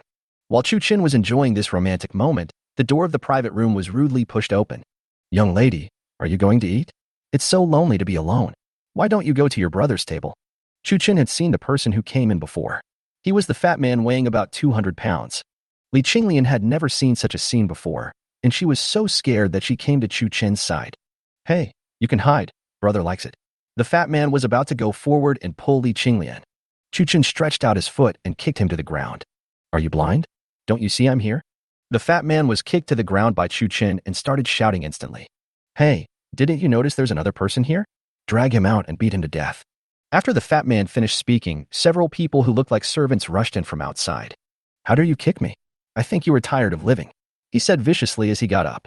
Unexpectedly, just as he got up, he was kicked to the ground by Chuchen again.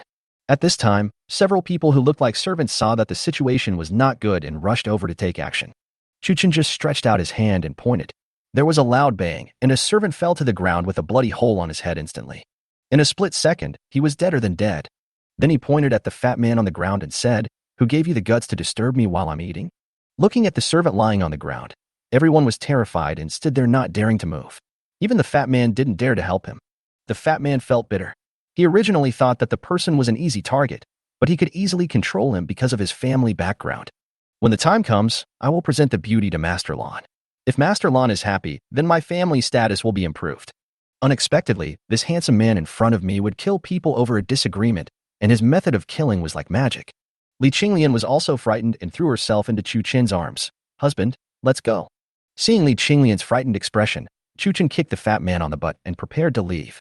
Unexpectedly, the people in the private room next door heard the loud noise and hurried here. When Lan Pingyun walked into the private room, he saw the fat man and the servant lying on the ground. There was a bloody hole on the servant's forehead that was still bleeding. At this moment, he was dead beyond death. So he shouted sternly, Humph, you want to leave after killing someone? Do you really think that the laws of our great Xia are just for show? Chapter 68 The Dandy Boy Seeks for Excitement. Chuchen looked up at the man and asked, Does the law of Daxia allow people to forcibly seize women in broad daylight? Haha, in this Qingyan city, since when has a rich kid been able to talk to me about the law? Lan Pingyun said with a smile, and at this time, the people around him also laughed. Chuchen frowned. Looking at the situation, he might have met the second generation of officials or rich people. Although he was not afraid, this thing was the most troublesome. So he said to the leading man, Oh, so this Qingyan city is owned by your family? What do you want? I have a gun in my hand, so I'm not afraid of you. Besides, Qingyan City has Lan Tianlei. What I want to do is, first, the murderer will come with me to see the official, and I will interrogate the woman alone. Lan Pingyun said proudly that when Xiaoyozi and the others came, he could do whatever he wanted. You are a toad marrying a frog. You are ugly, but you want beauty. What qualifications do you have? This way of handling things made Chuchen laugh immediately. This kid is bad at heart. I really don't know how his parents educated him. Lan Pingyun felt as if he had heard a huge joke. What qualifications do I have? In Qingyan City, I am too qualified to deal with a mere rich young man. At this time, the people watching the fun also shook their heads and looked at Chu Chen and Li Qinglian with sympathy. Alas, looking at the elegant young man and young lady, why did they have to offend anyone else? That's right. In Qingyan City, who dares not to give this person face? Yeah, it's a pity for that girl. She looks like a fairy. If she falls into the hands of these people, her fate will be. Hearing the discussions around him, Lan Pingyun became more confident. Boy, maybe you don't know who I am yet.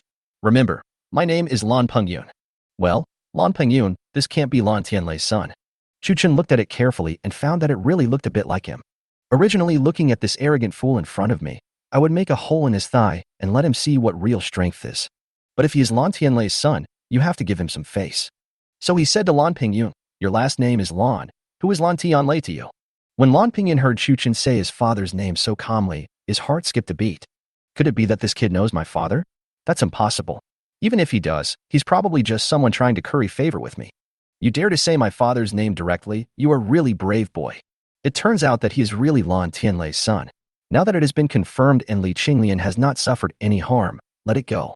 So he comforted Li Qinglian and sat down. Then he also sat down on a chair and slowly poured himself a glass of red wine. Then he said, since you are Lan Tianlei's son, I will not pursue what happened today. You can take these small things with you and leave. Chu Chen generously extended his hand to him and pointed to the corpse on the ground. This operation made Lan Pingyun helpless. Could it be that this guy really has a powerful background? But there are so many people watching here. If I just leave like this, how will I be able to gain a foothold in Qingyan City in the future? Boy, are you kidding me? In the whole Qingyan City, who doesn't know my father? Why are you pretending to be so high and mighty? As soon as he finished speaking, Chu Chen kicked him out. Since your father doesn't care about you, your uncle will take care of you. Get out. Lan Pingyun had never been so humiliated before. He immediately stood up and was ready to take action. But he was stopped by the quick-witted fat man. Mr. Lan, don't be impulsive. This person is weird. The fat man spoke in his ear and pulled backwards as he spoke. And the servant was also pulled out by others. Looking at the quiet private room, Chu Chen took Li Qinglian to eat and drink again. However, Li Qinglian looked very uneasy and had no appetite to eat. My husband has killed someone. If I don't leave now, will I wait for the soldiers to catch me? In fact, Chu Chen just wanted to wait for the officers and soldiers to come. If you don't solve this kind of trouble in one go, what if you are not here one day? That's endless trouble. Lan Pingyun, who was pulled away, listened to the fat man's description and said it was unbelievable. He did not see the scene of killing the servants, but only heard the sound. He was still skeptical about the divine method of killing people with just a wave of the hand. And just when he came to Chu Chen's private room, the sharp-eyed follower ran towards the direction of the city lord's mansion. At the entrance of Tsueyin Tower, Xiao Yozi was leading a dozen palace soldiers with steel knives on their waists and was heading inside with a menacing look. When the diners at Tsueyin Tower saw the palace soldiers arriving, they also started eating melons. My lord, who made you angry? Tell me and I will help you vent your anger. As soon as Xiao Yozi came in, he walked towards Lan Pingyun. Lan Pingyun pointed at Chu Chen's box, then at the body of the servant. The murderer is in there. Hurry up. After hearing this, Xiao Yozi kicked open the door of the box and shouted inside, you bold criminal, why don't you just surrender? He held back the last two words. This is a fucking fight between gods. I didn't expect that just when I was about to show off in front of the eldest master, I ended up bumping into this gentleman. Hey, sixth brother, come in and have a drink. Chu Chen said with a smile on his face, looking at the little sixth brother in front of him without any blame. Oh, look at what has happened. It's like a flood that has washed away the Dragon King temple. Family members don't recognize each other anymore. Xiao Yozi said to Chu Chen while winking at his younger brother behind him. Go and ask the city lord for help quickly. How can I control this situation? Everyone knows the eldest master's temper. I say, Lao Lu, why are you dithering? Hurry up and capture the person. Leave the woman to me. Lan Pingyun, who was completely unaware of the situation, looked at Xiao Yozi, who was smiling and was still shouting outside. Lan Tianlei in the city lord's mansion was having dinner with several concubines when his enjoyment was interrupted by the housekeeper. Master, something happened. The eldest son had a conflict with someone, and Xiao Yozi asked you to come over. Uncle Fu, in Qingyan City, that prodigal can just deal with it himself. Why bother me? Lan Tianlei said nonchalantly that his son was spoiled by his mother, who originally wanted to train him to be a pillar of society. Unexpectedly, he cultivated a scourge for Qingyan City, causing trouble for him all day long. I have been thinking about practicing the trumpet for a long time, but unfortunately I am too old and have been unable to do so. Otherwise, I would have canceled this account long ago. Xiao Yozi is a smart guy. If he asks you to come over, then you must be in big trouble. Lan Tianlei thought it made sense, so he called his followers, hung the dog-leg knife given by Chu Qin on his waist, and headed towards Tsue Yin Tower. But when they passed by Chu Qin's house and saw the van parked there, Lan Tianlei's heart skipped a beat. I wonder if this prodigal son has offended this guy. Chapter 69, Blue Pingyun. Hurry, hurry up. Lan Tianlei urged everyone while running towards Tsue Yin Tower. As soon as Lan Tianlei entered Tsue Yin Tower, he saw his stupid son and the servants on the ground. Xiao Yozi was talking to someone in a private room. Dad, you are finally here. Your son has been bullied. Catch them quickly. Kill the men and keep the women for me. When she heard her silly son was so unscrupulous in front of everyone, she slapped him. After fanning him, he turned around and went towards the private room. As soon as I entered, I saw Chu Qin looking at me with a smile. Damn bad luck. Whatever I wish for comes true. Fortunately, my son is fine. This was the man who led 40 people to massacre the entire Qingyo Mountain and was a guest of the 8th prince and the prince. Brother Chu, I didn't expect you to have dinner here. What a fate. Lan Tianlei pretended nothing had happened and kept winking at Xiao Yozi. Get that prodigal son away right now. How could Xiao Yozi not understand what he meant? He turned around and went outside, and several people pulled the noisy Lan Pingyun back. He also brought all the people who had eaten together back home, waiting for Lan Tianlei's next instructions. Oh, how come City Lord Lan is in such a good mood? Come on, let's have a drink first. After saying that, Chu Qin took out a glass from the side like a magician. Lan Tianlei had no appetite at the moment, but he couldn't refuse either, so he drank the wine in one gulp. Looking at the situation, Lan Tianlei immediately figured it out. It must be that the prodigal son had taken a fancy to someone else's wife and was tempted by her beauty. I thought I could control it, but I didn't expect to be controlled by others. So he asked tentatively, Brother Chu, who is this? Oh, I forgot to introduce you.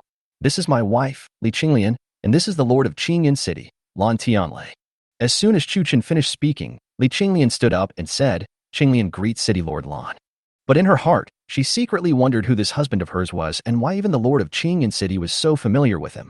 No wonder he was so confident when facing Lan Pingyun just now.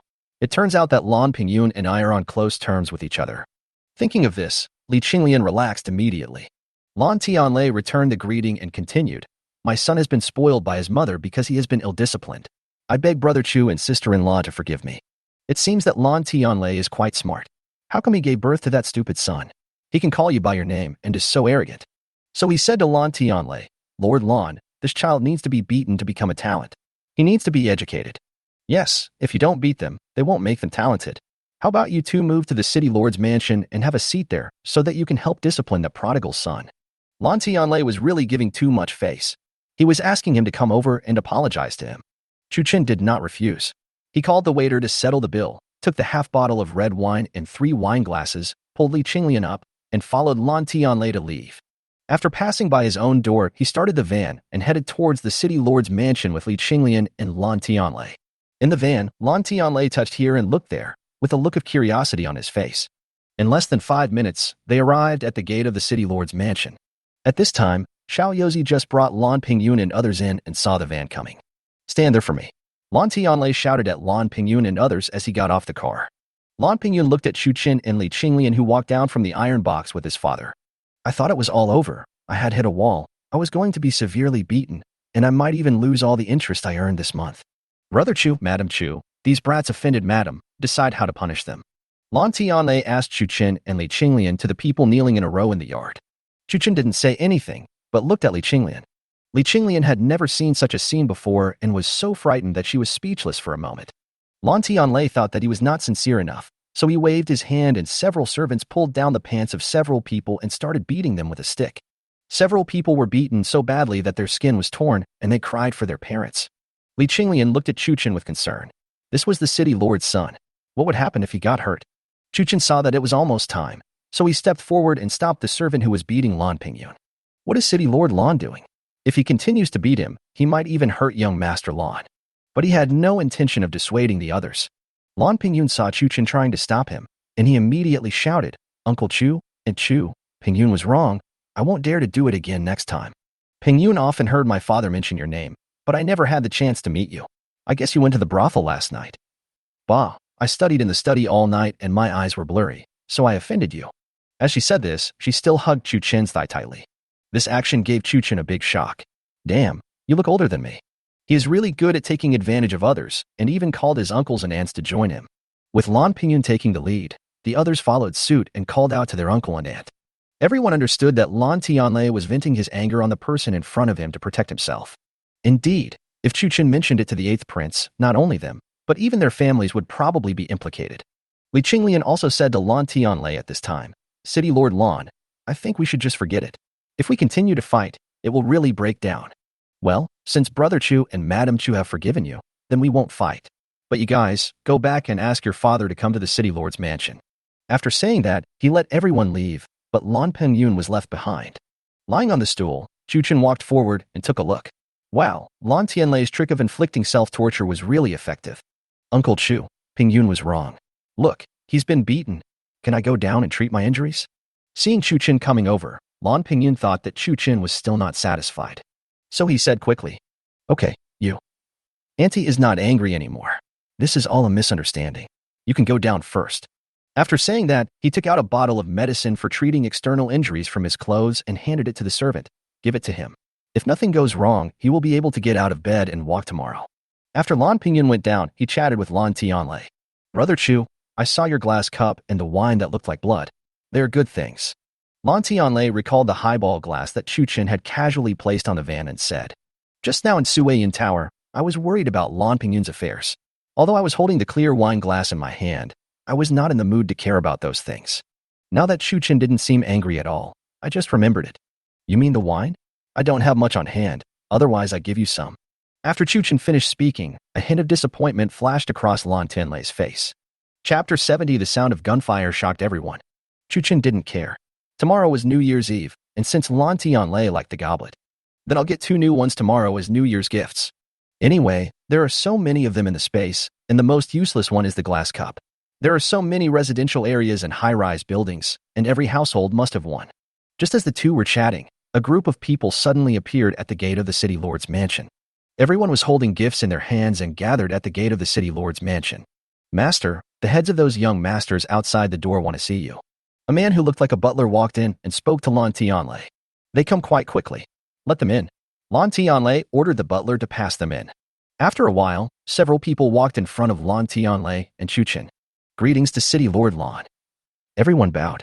"These two must be Mr. Chu and Mrs. Chu, right? We, your sons, were blind and rude to you, so we specially prepared a small gift to express our apology." The leading man, a fat middle-aged man, spoke to Chu Chen.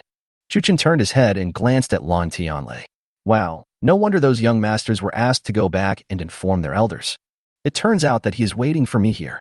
But looking at the things in their hands, they are not junk. Since they have come, there is no reason not to accept them. At this time, Lan Tianlei also stood up and said, "Brother Chu, since everyone has come here to apologize, please accept this gift. Since City Lord Lan has said so, and my wife was just a little frightened, this matter is over." Chu Chen also stood up and spoke to everyone. Everyone put their things down and prepared to say goodbye and leave.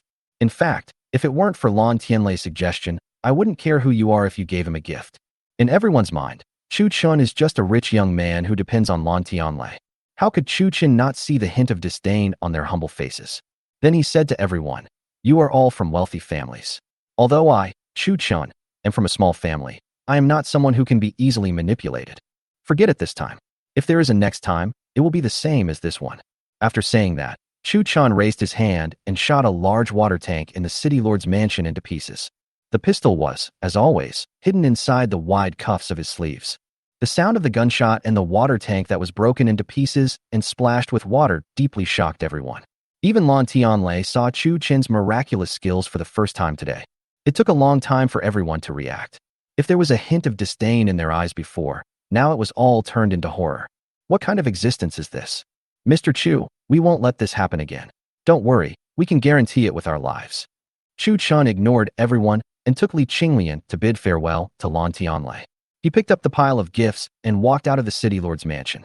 With the roar of the van, it drove towards home in the horrified eyes of everyone. After Chuchen left, everyone reacted and spoke to Lan Tianlei. Lord City Lord, may I ask this Master Chu? You are the only ones who are so high-minded. Do you think Mr. Chu can't see the disdain in your eyes? I'll tell you this, Mr. Chu, you have a very close relationship with the guy above. Okay, you guys have to pay for the water jar and go back. Having said this, if anyone is still stubborn and wants to challenge him, then he can't do anything about it. If it weren't for the fact that they paid tribute to him every year, Lan Tianlei would have no reason to help them. Seeing that Lan Tianlei had no intention of paying attention to them, everyone left. Chu Chen drove Li Qinglian to the door of the house. Chu Chen took out the key and successfully opened the door. Husband, this is... Li Qinglian opened her mouth in surprise. When did my husband have such a big house in Qingyan City? But I had no idea. Okay, don't be surprised. This is your home too. I bought it before. Chu Chen explained. He took Li Qinglian and walked inside. After all, Li Qinglian was someone who had seen Chu Chen's villa. Although this was a big house in the city, it was also worth a lot of money.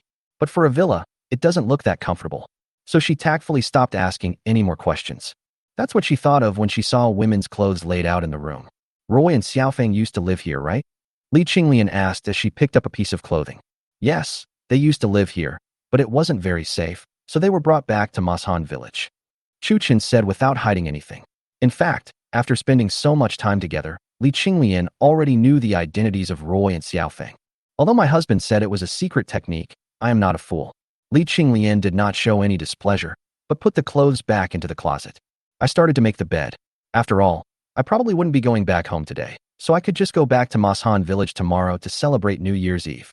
Looking at the busy Li Qinglian, I originally thought of taking her out for a stroll in the afternoon. Firstly, she was not familiar with Qingyan City, and secondly, what happened this afternoon must have scared her quite a bit. Although she didn't show it, she was an ordinary farm woman after all. So he just held the cigarette in his mouth and walked out the door in boredom. Looking at the bustling streets, Chu Chen suddenly missed the days of delivering takeout. Although he didn't have much money, he wore a yellow robe every day and moved among the crowd. It was hard but fulfilling, and in this ancient society, the supplies in one's hands were enough for one to lie down. But there is a sense of emptiness. As a modern person, I sometimes feel out of tune with all this commotion. He threw away the cigarette, and was about to turn around and go into the house. He was interrupted by a sudden voice, which appeared across the street. A young man, probably in his teens, was being beaten and kicked by a group of tall and strong men. The young man said nothing and let the fists rain down on his body. Chu Chen looked over there, and the young man looked more and more familiar. Isn't he the guy who took him to buy a house? Since we met, we might as well help each other, so we walked towards the other side. What are you doing? It's New Year's Day. If you hit it again, it will break. Chu Chen pulled a few people apart and said, Sir, I advise you not to meddle in other people's business. This guy owes us money and refuses to pay it back. We should be beaten to death. The leading man said to Chu Chen. Looking at Chu Chen's attire, the man knew that he was probably the son of some wealthy family, and his tone was relatively gentle. At this time, the little boy looked up and saw Chu Chen and immediately crawled over. Sir, save me. If you don't save me, I will be beaten to death by them. Chu Chen looked at Guzi on the ground and said, Tell me a reason why I should save you. Chapter 71. Meet Guzi again at the door. Guzi was stunned after hearing this. Yes, the man was a high and mighty young master, and he was just a small gangster in Qingyan City. If you want someone to save you, you must at least have something that someone values. Young master, if you save me, Guzi will stay by your side and work like a slave for you. Sir, don't listen to his sweet words. He is just a complete bastard. The leading man spoke to Chu Chen again. I thought that if this person intervened, I would not be able to get my money back today. Tell me, why does he owe you money, and how much does he owe? 10 taels of silver, a full 10 taels of silver. This is our hard-earned money. For 10 taels of silver, it is necessary to beat someone to death. This is too. So Chu Chen brought both gangs to the open space in front of his house. When Guzi saw this house, he remembered that this was the young man he had helped him buy the house with. So I felt a little happier. It seemed that I could be saved today. Tell me what happened. Chu Chen did not ask the men, but asked Guzi. Seeing that the young master seemed to remember him, Guzi told him the whole story. It turned out that these people were herbalists who collected herbs from the villages near Qingyan City. To be honest, it's not much better than digging for food in the land. We are all miserable people. One day, they brought the herbs they collected to Qingyan City to sell. This guy took notice of it and said he could find a good seller and sell it for a good price. After Guzi's eloquent persuasion, several people handed the herbs to him. So they came to a place similar to a black market in Qingyan City. The price was agreed upon at 10 taels of silver.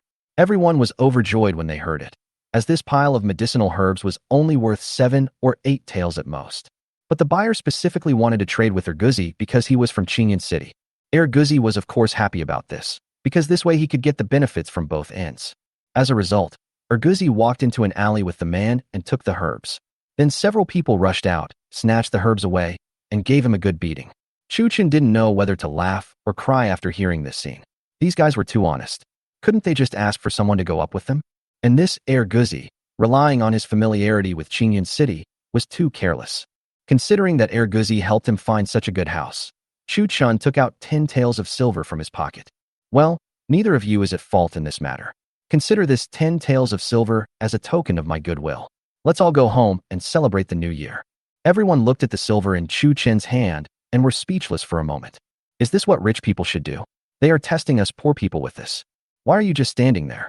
Take it and go back to buy some delicious food for your wife and children. Sir, if you are really willing, give us the money. The leading man said with a look of disbelief, while Guzi also stared at Chuchen blankly. Chuchen stuffed the silver into the man's hand, dragged Guzi into the yard.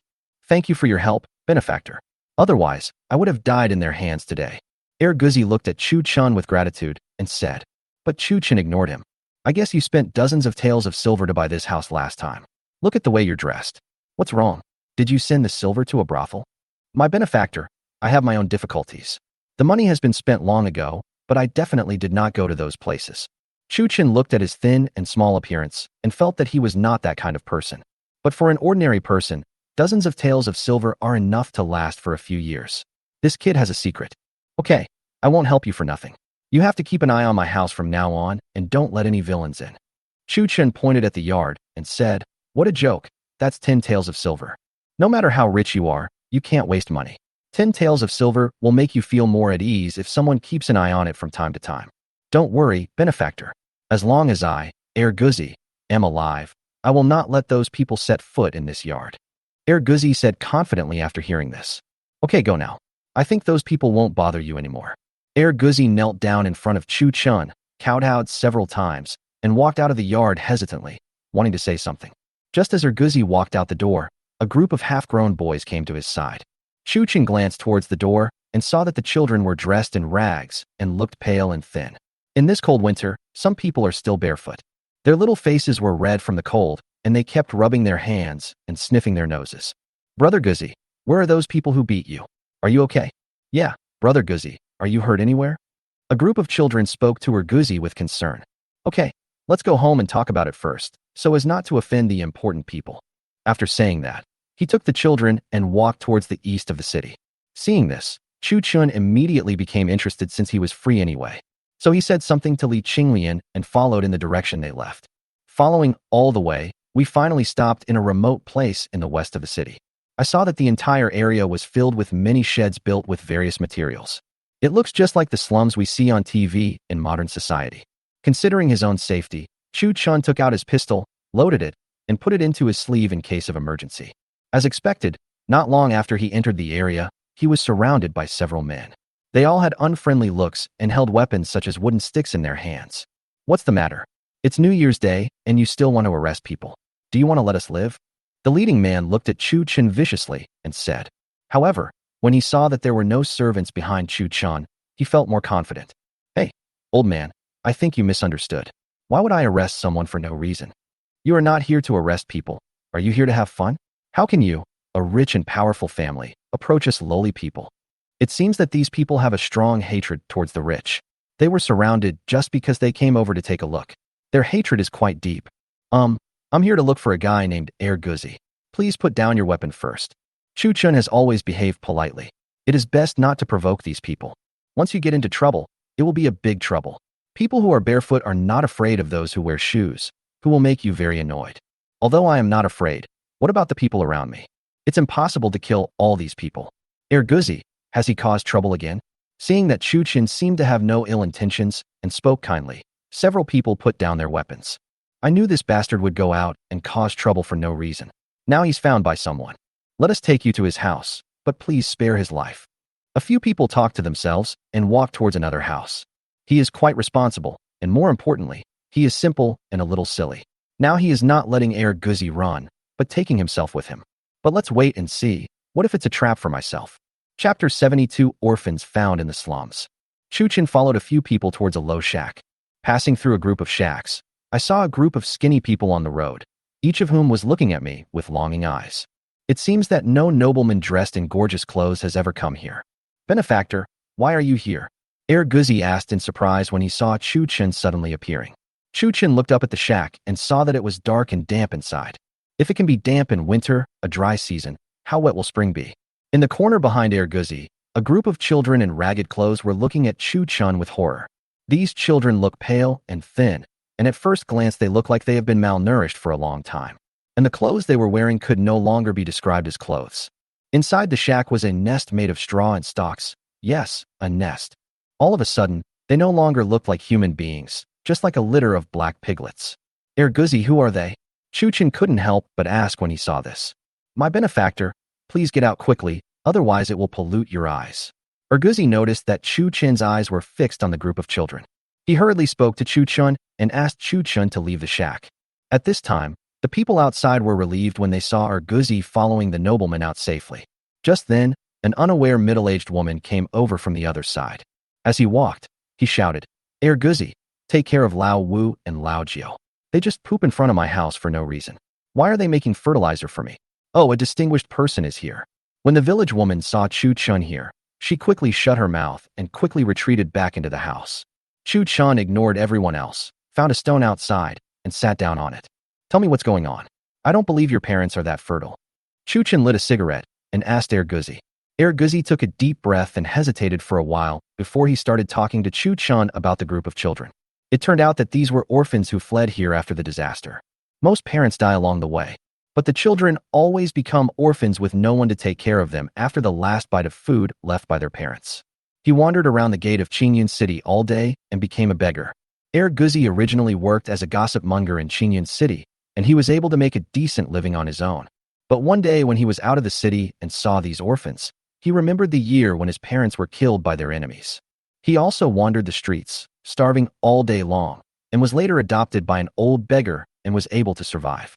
After the old beggar left, Guzi had grown to be 15 years old and was able to support himself. So he felt compassion and took these children together. Although life was not good, I survived after all. Later, as the number of orphans increased, there were more and more people waiting to be fed in Guzi's shack. There are more than 20 little mouths to feed, and they have to survive every day. So even with Guzi's ability, he is at the end of his rope. In this cold winter, how much food can the older children get by begging? And the dozens of taels of silver that Guzi had earned from Chuchin before were almost all gone. If these children don't have clothes and food, they probably won't be able to survive this winter. However, in this feudal society, it was common for a group of children to starve to death or freeze to death every winter. Just when he was at a loss of what to do, he met those mountain people chasing Guzi for 10 taels of silver. So, the scene in front of Chuchin's door appeared. After hearing this, Chuchin roughly understood what had happened. A movie he had seen in modern society suddenly flashed through his mind. The story of a boss who adopted an orphan and trained him to be a killer. Although I can't let them be killers, but if there is a loyal secret team. However, it secretly played an immeasurable role in his future life in this feudal society. Do you want me to help you? Chuchin asked Guzi directly without any nonsense. Benefactor, are you willing to help them? Guzi didn't say he would help himself, but would help them.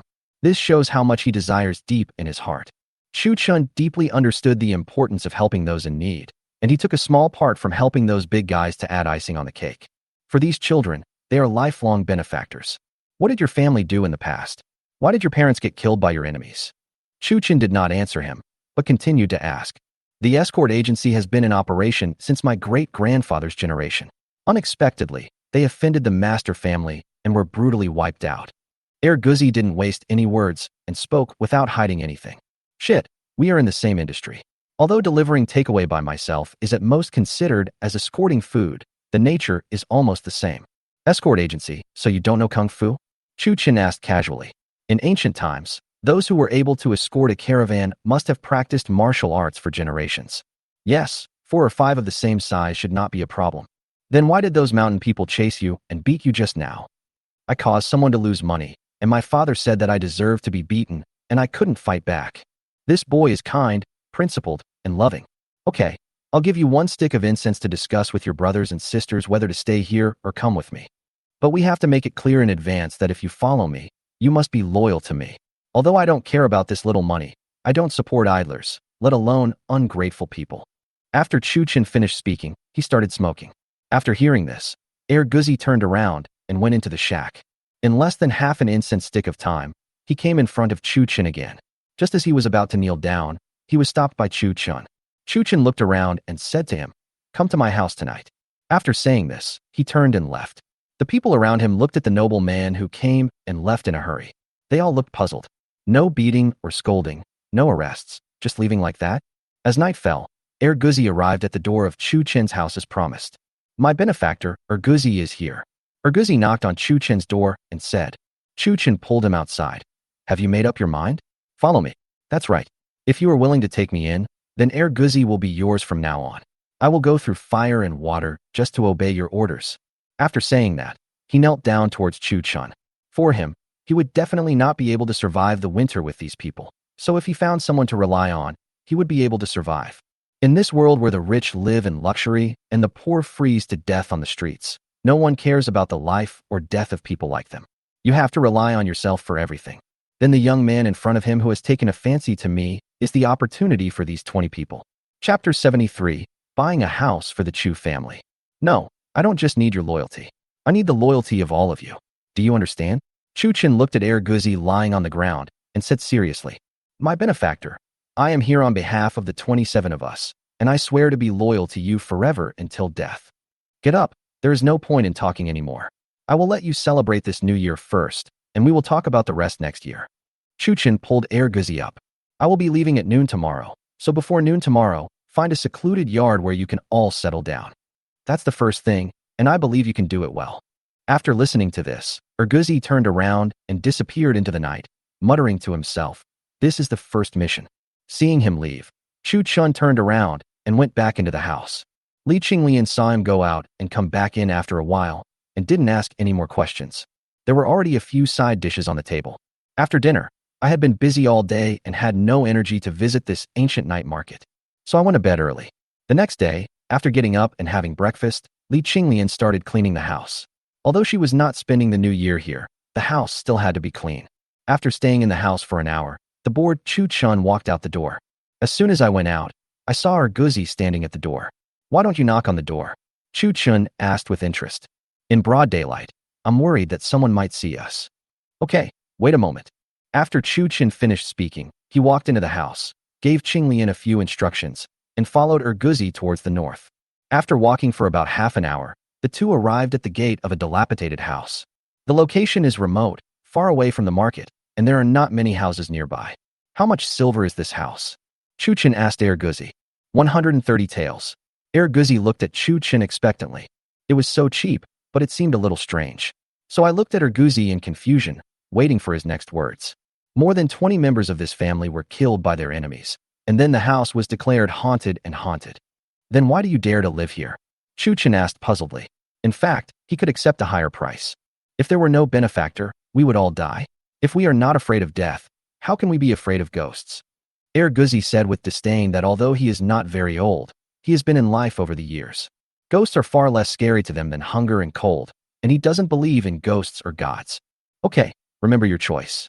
After that, under the leadership of Erguzi, he met the government official who was selling the house. Since the house was no longer owned, it was taken over by the government. After paying 130 taels and completing the land deed documents, Chuchin bought another property. As for haunted houses, he didn't live there himself, so he didn't care. He made a profit by buying such a large piece of land for 130 taels. Inside the house, more than 20 children were cleaning the house. For them, today is the happiest day because Brother Guzi said so. A noble man provided them with a spacious and bright house, so they no longer had to live in that shack. With the return of Chuchin and Erguzi, more than 20 people gathered around in an instant. For a moment, a large group of people knelt in front of Chuchin, calling him benefactor. "And Jing, everyone, look carefully, this is your benefactor. From now on, He is your godfather.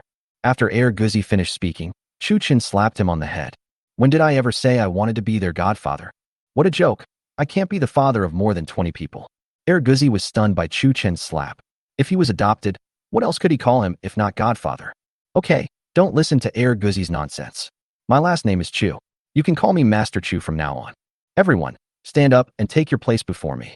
Under Chu Chen's instructions, everyone stood up and lined up as required. There were a total of 26 children, all standing in front of Chu Chen.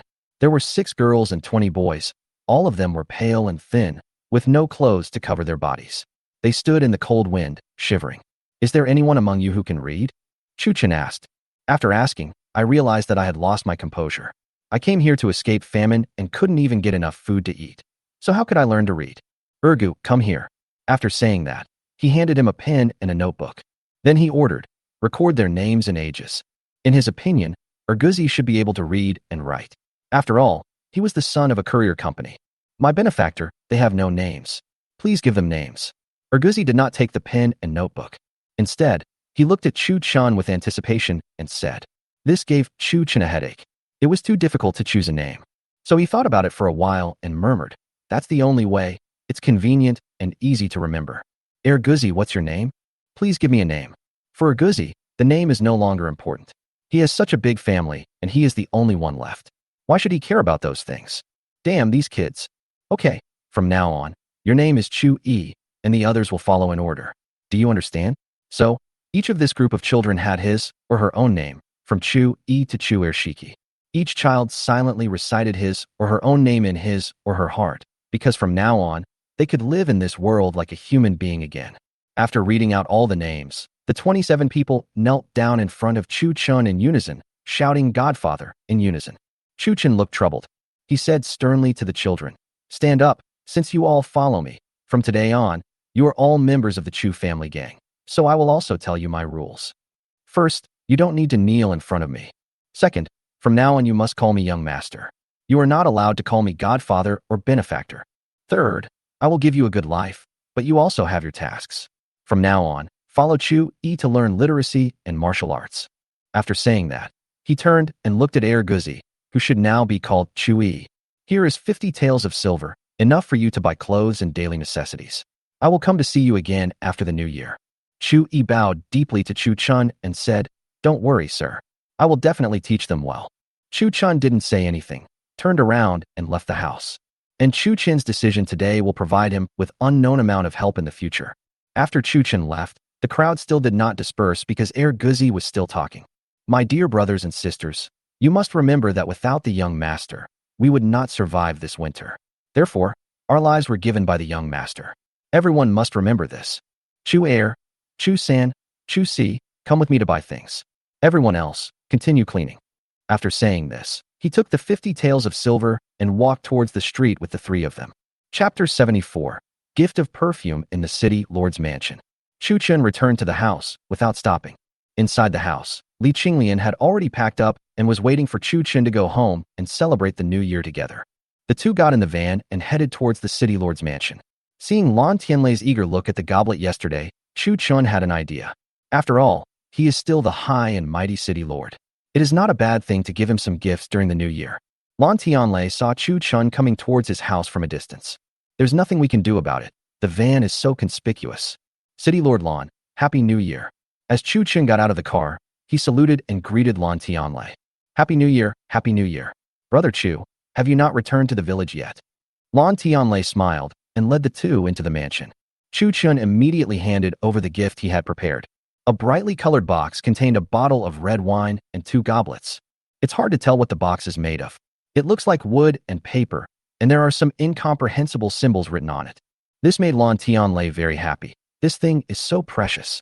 Not to mention the nectar in the glass bottle, even the pair of glass cups. If Lan Tianlei wasn't exaggerating, it would be estimated that there were no such exquisite objects in the imperial palace. If I pass this thing upwards, I guess I can climb up further. Brother Chu, you are too polite. Look at such a valuable item. How can I afford it? Looking at Lan Tianlei's fake smile, Chu Chen had the urge to retract his smile. He immediately put on a smiling face and said, City Lord Lan, I am just a commoner. It is fate that we meet to be able to sit on the chair in your City Lord's mansion. Please don't be polite. Haha, why call me city lord? Call me brother. There is no need to say more between you and me. From now on, your business is my brother's business. Lon Tianlei slapped his thigh, as if he was ready to become sworn brothers right away. At this time, several young ladies also came out from the side hall, along with the eldest son Lon Pengyun. You've come just in time. Pengyun, come and meet your Uncle Chu and Aunt.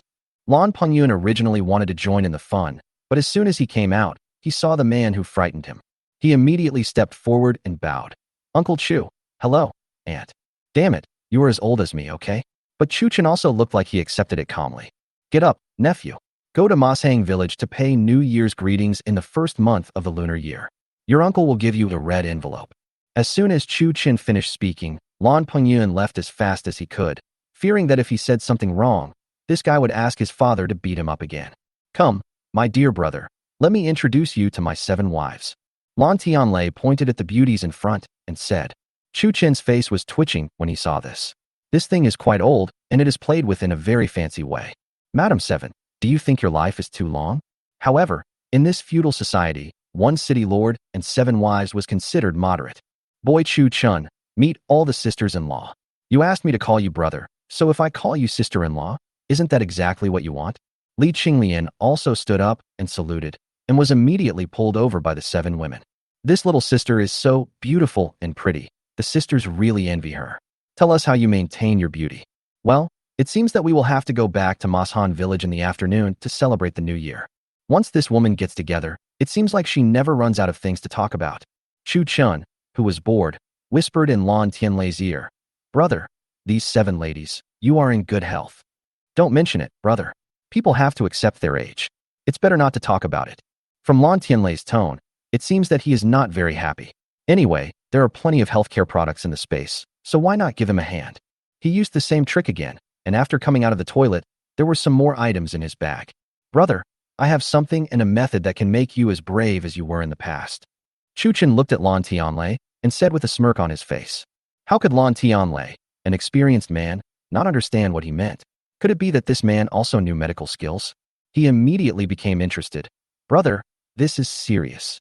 Chu Chun took out a bottle of spray with the label torn off from his bag and spoke mysteriously to Lon Tianlei. When the black dragon comes out of the mountain, spray it at the dragon's head, and the effect will be clear. I will teach you 2 more sets of skills, which will surely make you feel as if you are in an empty space and full of energy. Then, I taught him the techniques of squats and anal lifting. No matter whether it is useful or not, if it is useful, it will also be a good deed. Lon Tianlei tightly grasped the bottle of spray, and for a moment, he believed Chu Chen's words without a doubt. So many miraculous things happened to this person, but for Lon Tianlei, this small path was easy to obtain. So, in the city lord's mansion and in the side rooms, several women were discussing the art of beauty. Chu Chun and Lon Tianlei were discussing the Kuan character secret in the living room. The crowd chatted until noon, then reluctantly headed towards the dining table. At the dinner table, everyone was happily chatting, and it was very lively.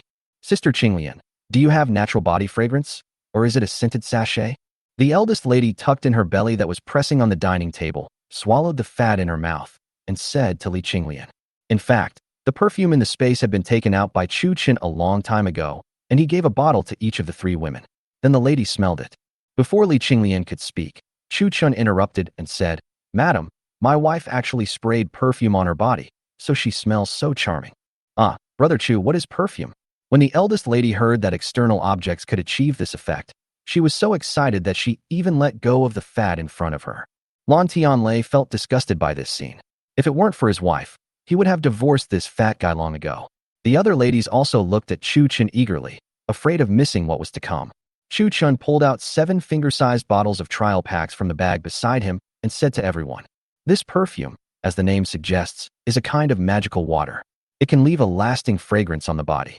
There is no alcohol in this world, so they can't make this stuff no matter what they do. So the word fairy water is easy to explain. Everyone looked eagerly at the finger-sized bottle of perfume in Chu Chen's hand, with longing eyes. Lon Tianlei didn't know when to say anything. Brother, how much do you want for this? Can you sell it to me? Hearing that Lon Tianlei was willing to buy the magic water for them, they all looked at Lon Tianlei with tender eyes. Lon Tianlei, what a joke. I have my brother's magic water, but I'm still afraid of you guys. But what's that look in your eyes, madam? Brother, you are being polite. It's only 1 or 200 taels per bottle, but how can I accept your money? After saying that, he gave a bottle to each of the 7 women, not caring about the flavor, just trying their luck. My dear sisters-in-law, this is just a small gift, not a token of respect. Amid everyone's excited expressions, Chu Chun distributed the perfume in his hand. But Lan Tianlei looked at Chu Chun deeply. 200 taels for a bottle. This gift is more than 1,000 taels of silver. This brother is very generous. Chapter 75, Happy New Year. Noticing Lan Tianlei's gaze, Chu Chun turned his head and smiled back. But I was thinking in my heart, looking at the situation, it would be impossible for Lan Tianlei to get up early on the first day of the new year. It seems I have to tell him something later. Although this magic medicine is good, it should not be used too much. Otherwise, it would be a disaster if I heard the news of the city lord's ascension tomorrow. With the blessing of perfume, this meal was as harmonious as a family dinner. After saying goodbye to Lan Tianlei and the others, Chu Chun drove the van towards Mashan village. If I don't go back, Huzi's organization will probably come looking for me. At this moment, Mashan village is bustling with activity. Huzi shouted loudly, "Give me a bigger piece of meat. Don't be stingy. Make it as hard as you can. Hey, you, the water is boiling. Why don't you bring it down for me?" However, the crowd was not at all angry at Huzi's shouting. Instead, they were happily busy. The villa was brightly lit, and the 2 oversized red lanterns at the door emitted a festive glow. There were a dozen large pots outside the door, all filled with stewed meat. Long benches and high tables had already been set out, and the tableware on them was neatly arranged. Wang Defa looked at the busy crowd, tears flowing from his cloudy eyes. Thinking back to this day last year, the entire Mashan village was so deserted that only the dog Huang from Feng Er's family would howl occasionally. Gu Xiufang took the lame old woman and chewed the bitter wild vegetable cake. Feng Er held a knife and almost stewed the rhubarb. Everyone was eating bran and vegetables in the cold wind, and there was never a hint of meat. Look at this year, the whole Mashan village is filled with the smell of meat, and every child is holding something called a lollipop in his hand. The licking made his face look so satisfying. Men and women were talking and laughing, dividing the work and cooperating with each other, and having a great time. The one who changed all this was Chu Chun, the recognized prodigal son in the surrounding villages. It seems that this boy is really the reincarnation of a god and has awakened his spiritual intelligence. In just a few months, Mashan village, which was on the verge of fleeing famine, was transformed into a village where every family had food to eat and every individual had clothes to wear. By the way, why hasn't this Chu kid come back yet? I hope something unexpected happened to him. Wang Defa waved and called Huzi. Go to the village entrance to pick up Chu Wazi. Why haven't you come back yet? Okay, Uncle Wang. After Huzi finished speaking, he took a few young men and headed towards the village entrance with long swords in hand. Just at this moment, Chu Chen's van appeared in everyone's sight. Where are you going, Brother Huzi, with your knife? Are you going to kill tigers? Chu Chen stuck his head out and said to Huzi, it's because everyone is worried about you too, so they want to go out and welcome you. After Huzi finished speaking, he turned around and went back to the dining table, shouting and yelling. Everyone greeted Chu Chun and Li Qinglian enthusiastically. Seeing this lively scene, Chu Chun felt deeply proud. All this was because of him. Uncle Wang, sorry for the long wait. I went to the city lord's mansion for lunch and came back late. Wang Defa replied with a smile. It's good that you're back. It's good that you're back. Go and have a rest. We'll have dinner soon. The idea of celebrating the new year together as a whole village was also something Chu Chun had already told Li Qinglian before he took her to the city. Not only Mashan village, but Tang Jiangtao and others will also be involved. Joining in the fun is one thing, but bringing Tang Jiangtao and others into Mashan village is another purpose. In fact, after spending these days together, Tang Jiangtao and others have developed a certain affection for Mashan village. Apart from anything else, who wouldn't like having food and drink every day, and it's not dangerous? He parked the van at the door and asked everyone to help unload the clothes and cloth. Chu Chen rushed into the tea room. First, make yourself a pot of tea and then quickly enter the space. The Chinese New Year always makes people happy, and what he is looking for is fireworks and firecrackers. How could these things exist in this era when gunpowder had not yet been invented? It was not until I wandered around for a long time that I found a remote fireworks store. There were not many things, so Chu Chen took out 4 or 5 boxes of fireworks, and then slowly sipped his tea. Following Huzi's words, let's start the feast. Everyone gathered around the table. Chu Chun, Wang Defa, Tang Jiangtao, Chu Dazhuang, Feng Er, Feng Wu and others were arranged to stay in the living room on the first floor. Wang Defa raised his glass and said, this first glass of wine is for Chu Wazi. Thank you for everything you have done for Mashan village. When Wang Defa spoke, hundreds of people inside and outside raised their glasses. Respect Chu Kid. Chu Chen calmly accepted everyone's toasts. After all, it is because of me that Mashan village has become so lively. Amid the bustle, everyone was a little drunk. Even Chu Chun was a little tipsy. The excitement below was still going on, and Chu Chun took Hu Zi and carried the fireworks to the open space outside. With the crackling sound, a colorful flash appeared in the sky. Everyone had never seen such a scene before, and they all exclaimed that it was a miracle. Some of the more timid ones even knelt down facing the sky and kowtowed repeatedly. Chu Chen twitched a bit when he saw this, but he didn't point it out. It was just a miracle, and he was too lazy to explain it. Li Qinglian snuggled up to Chu Chun and looked at the splendor in the sky. She was in a trance for a moment and said for no reason, "Husband, are you really a god who has descended to earth?" Chu Chun frowned slightly when he heard this. "I am your husband." After answering this question, Li Qinglian is not stupid and should not ask any more questions. Sure enough, Li Qinglian didn't say anything else. No matter who he is, no matter where he comes from, he is his husband. Then what is there to be confused about? Against the backdrop of such beautiful scenery, both of them seemed to feel a substance rising rapidly in their bodies. As a result, the large solid wood tea table was in a mess.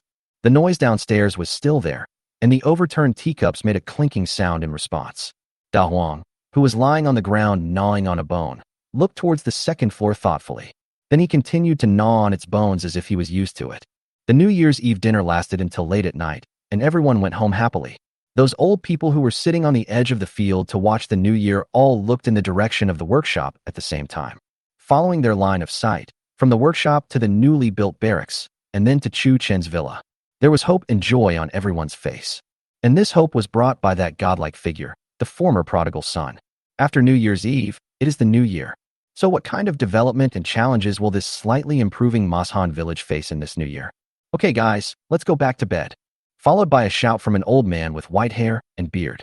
The old men on the ridges of the fields all walked towards their houses. Chu Chun, who was sitting on the windowsill on the second floor, put out the cigarette in his hand. Next year, let's build a new village for fun. After saying that, he walked towards the master bedroom. Chapter 76. Building a new rural area in Daxia. The next day was New Year's Day. Hu Zi and Chu Dezhuang arrived at Chu Chen's house early.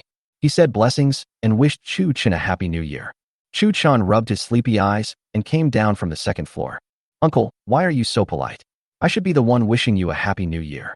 After saying that, he took out 3 red envelopes and gave one to his uncle, aunt, and Hu Zi respectively.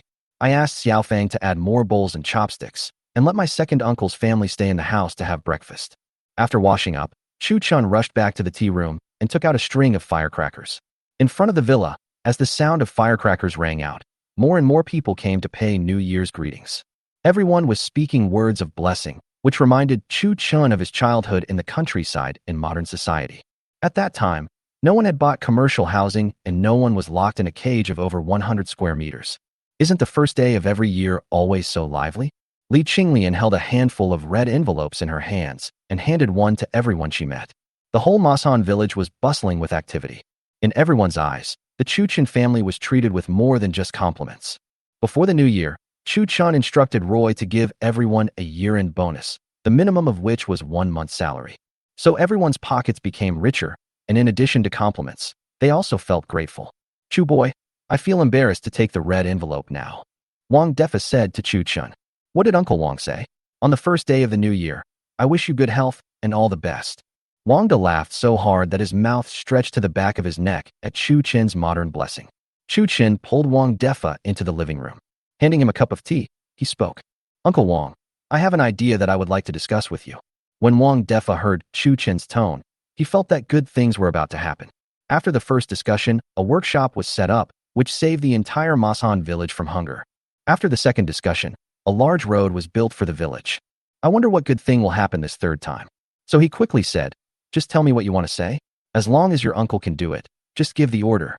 "Uncle Wang, what do you think of our Masan village now?" Masan village is great. No one has to go hungry and flee famine. There is work to do every day, and we get paid. It is also safe. There is no other village in Qingyou town that can compare to this." Wang Defa didn't know how to answer Chu Chen's sudden question for a moment. So he said this to Chu Chun. "Uncle Wang, you need to look deeper into this issue. Are you satisfied with just not being hungry? So I have an idea to make Mashan Village a truly prosperous village, where every family lives in a brick house. There is enough food, children have private schools, and the sick have good doctors. After hearing these words, Wang Defa opened his eyes wide in disbelief. What a grand goal this is. Every family lives in a tiled house, has food to eat, has a private school, and has a good doctor. Who could believe that these words came from a young man in his 20s? But is it really possible? This requires a lot of economic support and a sustainable industry that can make money. Chu Wazi, can what you said really come true? Wang Defa looked at Chu Chun in disbelief, waiting for his next words. So this is what I want to discuss with you, Uncle Wang. This matter. I want to build Mashan Village into the first new rural village in Daxia. As soon as Chu Chun finished speaking, Wang Defa looked at him with confusion. What is a new countryside? Well, this new countryside is what I just said, where everyone has a house to live in, everyone has food to eat, children have private schools, and the sick have good doctors. The first step is to start with the houses. We need to transform every thatched house into a tiled house, but we have to concentrate them in one place. When Wang Defa heard what Chu Chun said, he immediately opened his eyes wide in surprise.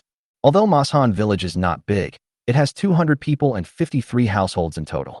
How much money would it cost to build a brick house for each family? So he hurriedly said, Chu Wazi, how much silver does it cost to build each brick and tile house? Although everyone is no longer hungry, we still don't have any extra money. Uncle Wang, don't worry about this. I'll provide the bricks and tiles, but you have to take care of the wood and labor yourself. There is ready-made material. There is plenty of wood on the mountain. As long as you are willing to work hard, you can get as much as you want. The reason why most of the houses in Mashan Village are thatched houses is actually because the level of brick and tile making was low at that time. Due to backward technology, the price of bricks and tiles has become out of reach for ordinary people. As for making bricks and tiles by himself, forget it. Chu Chun doesn't think he has the skills. Although there are those books in the space, it is too troublesome. If each household is charged 50 taels, that would be only 2 or 3,000 taels just for a glass ornament. Chu, you better think about it. This is a huge expense.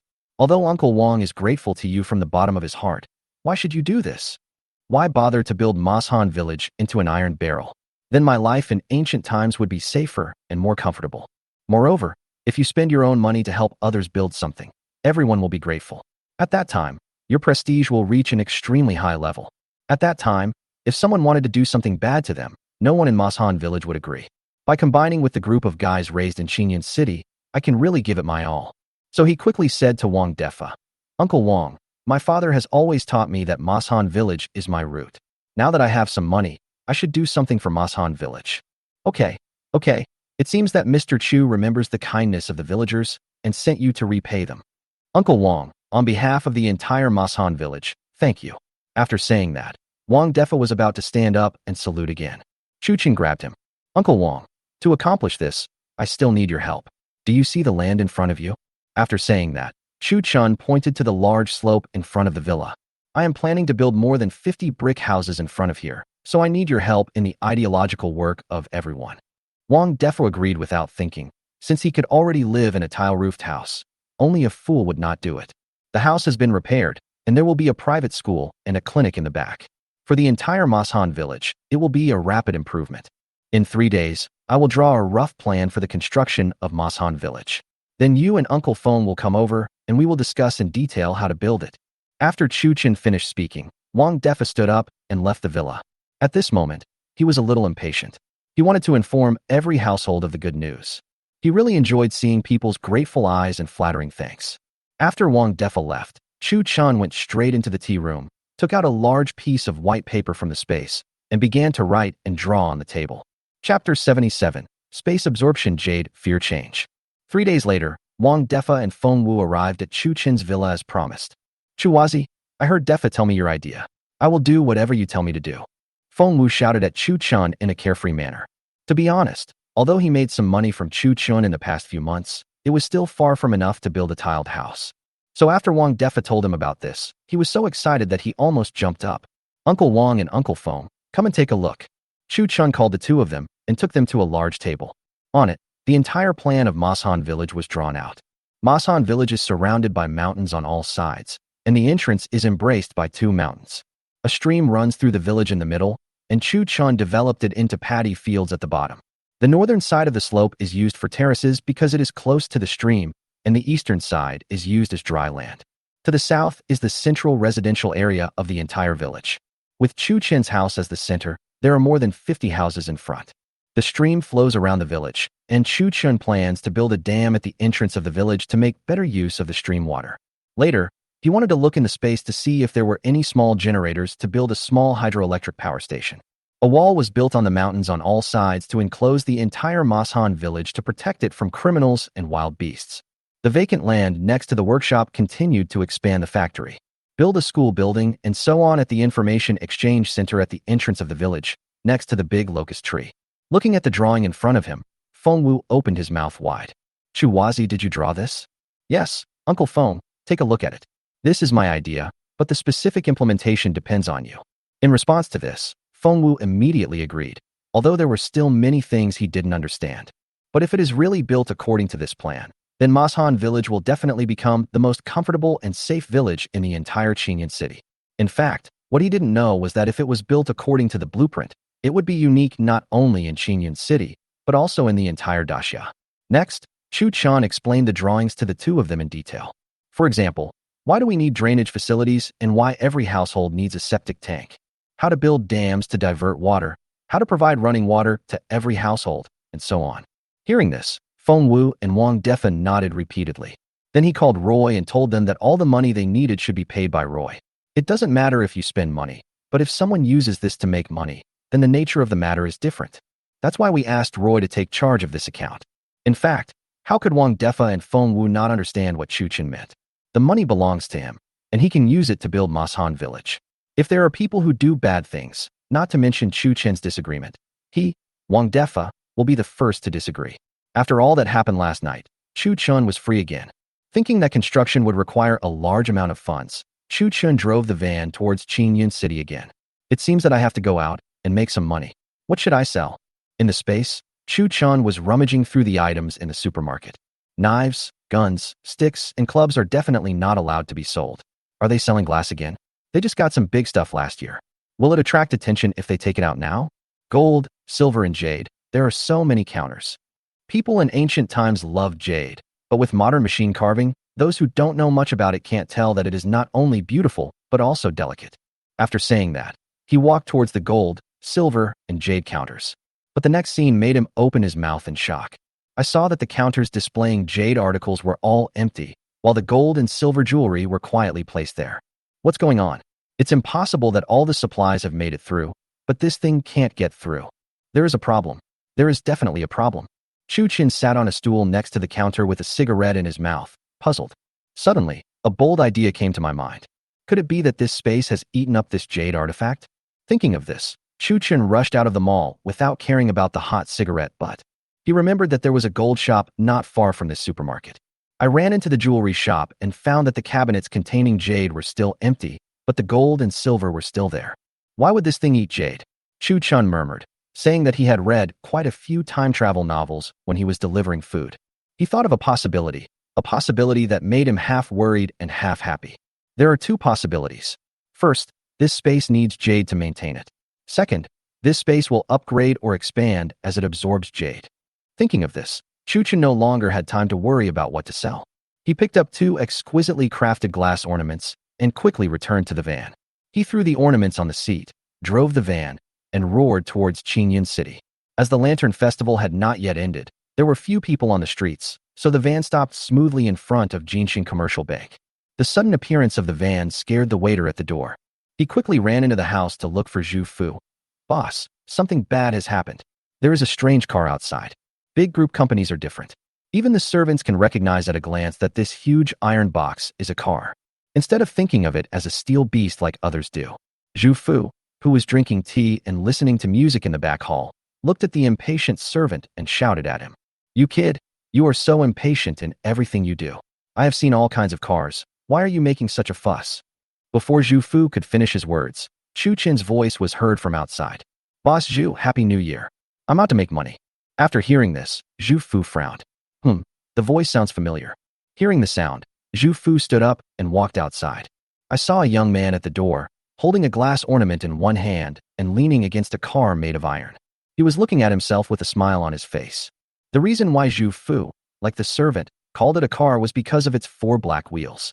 It turns out that it is Master Chu who has come. I am sorry for not coming in to greet you. Please come in.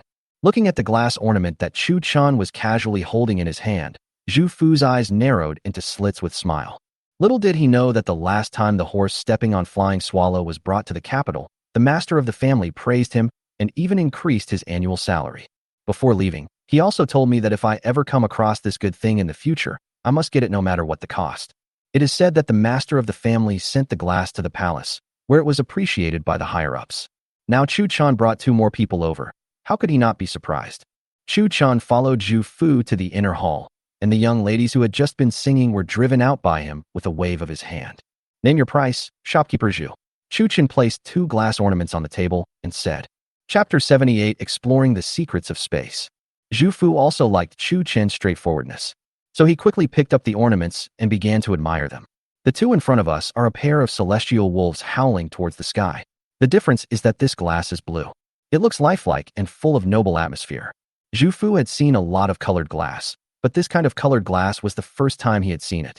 Master Chu, are you really willing to take action against these 2? After saying that, he waited quietly for Chu Chen's next words, fearing that Chu Chan would not respond. Well, shopkeeper Zhu, if I don't want to do anything, why would I bring this to you? To show off. Make an offer quickly. I have things to do later. Zhu Fu became excited instantly after hearing this. Okay, since Master Chu said so, I'll give you a real price. For both of them, 100,000 taels. Chu Chen didn't expect this thing to be so valuable. The man named Horse stepping on Flying Swallow gave him 30,000, and the value of these 2 suddenly increased so much. It seems that they like things with bright colors more. But he kept a straight face, grabbed 2 ornaments, and was about to leave. This action scared Zhu Fu. Mr. Chu, the price is negotiable, but don't leave. Manager Zhu, I came here with sincerity, but you just treat me perfunctorily. Do you think I can't sell anything except ginseng? Zhu Fu grabbed Chu Chun and said quickly, Well, Mr. Chu, 130,000 taels, this is the maximum I can give. Wow, it increased by 30,000 in just this instant. It looks like there is still room for growth. However, Chu Chun did not raise the price anymore, but said to Zhu Fu, Shopkeeper Zhu, do you have any jade here, raw stone? After listening to Chu Chen's words, Zhu Fu immediately understood that this kid still wanted something. However, as for the raw jade, our company has a jade mine. That thing, since it has not been carved, is not expensive. So Mr. Chu needs jade. How about the 130,000 plus 30 kilograms of raw jade?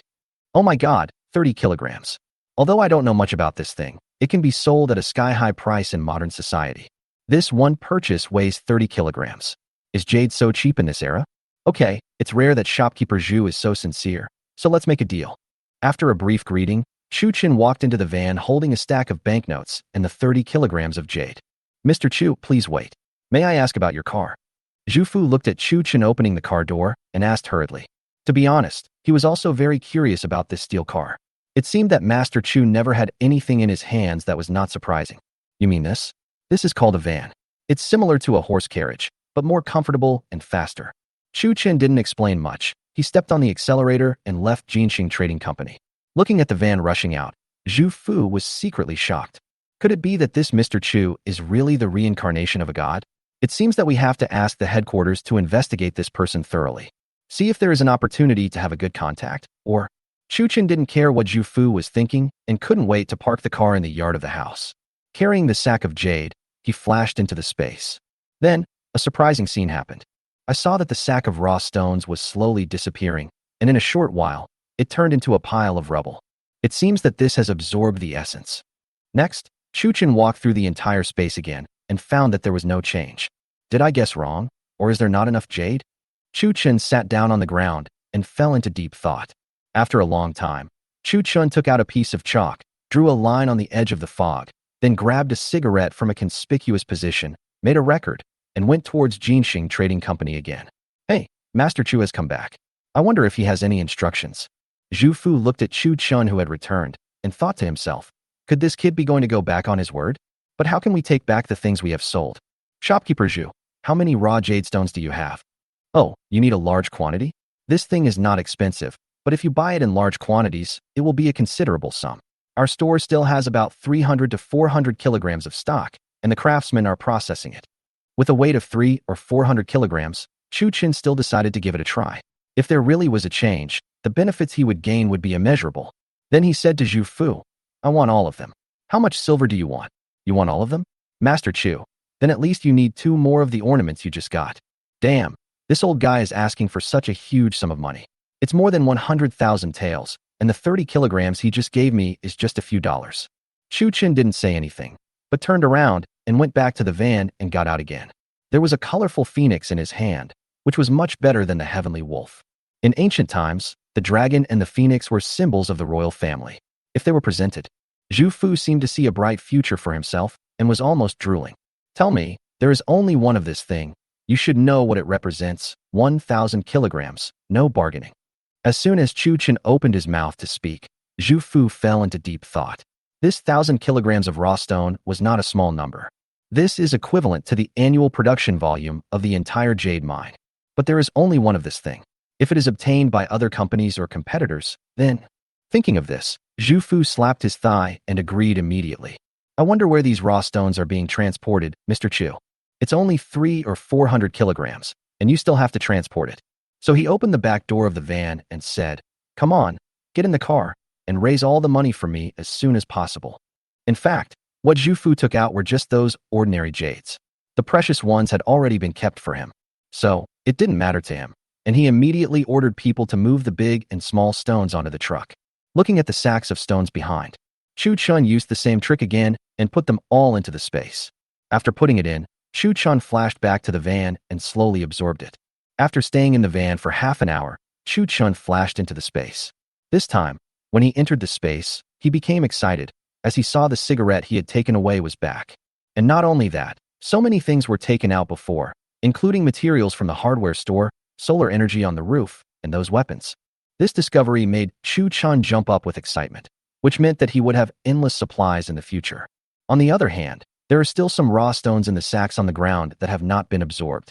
Then Chu Chun ran to the place where the line was drawn, but the fog was still where the chalk line was drawn, and it did not move or thin.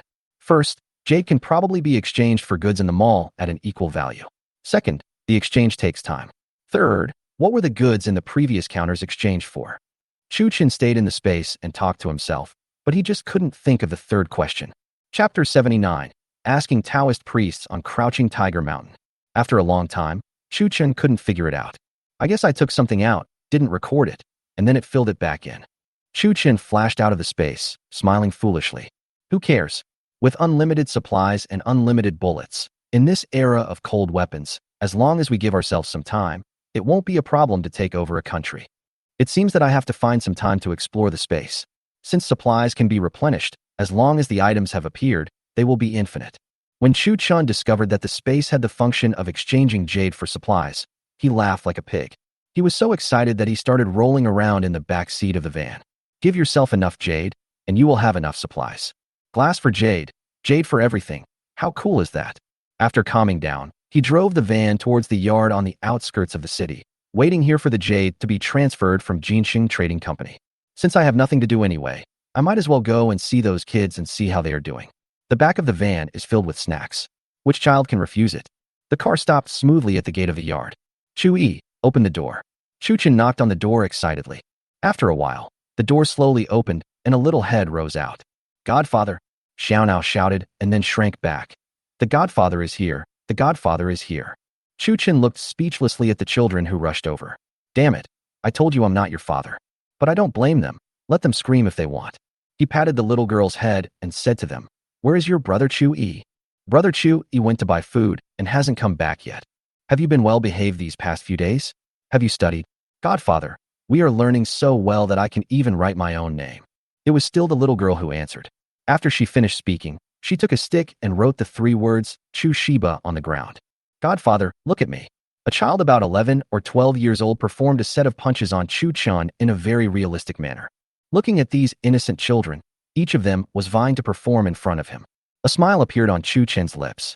After waiting in the yard for a while, Chu Yi returned to the yard with a few young men, carrying bags. Mr. Chu, why are you here? Chu Yi dropped the food in his hand, came to Chu Chun, and said respectfully. After all, he was older and remembered Chu Chen's instructions, so he didn't call him Godfather. It's okay, I just came to see you guys, and I brought you something. After saying that, he opened the tailgate of the van. Sir, what are these? He looked at the snacks in the van with confusion. Chu-chan didn't say anything, but took out more than 20 loaves of bread and told Chu-yi to distribute them to the children. This is called bread. I'm leaving it with your brother Chewy now. In the future, if you behave well, you can get this reward. How could these ancient children resist the temptation of bread? At Chu-chen's command, everyone opened the packages in an orderly manner. In an instant, the aroma of bread filled every child's mouth. Chu-chan pulled Chewy aside and said, I'll leave these to you. I hope you can make good use of them. The smart Chewy knew what Chu-chan meant. He asked a few people to lock the bread into the warehouse and nodded deeply to Chu-chan. Do you feel pressure teaching them martial arts now? Chu-chan looked at Chu-yi and said seriously, Sir, there is no problem at the moment, but as they grow older, I don't think I will be able to teach them in the future. Oh, then do you know any good martial arts masters or the like in Qingyun City?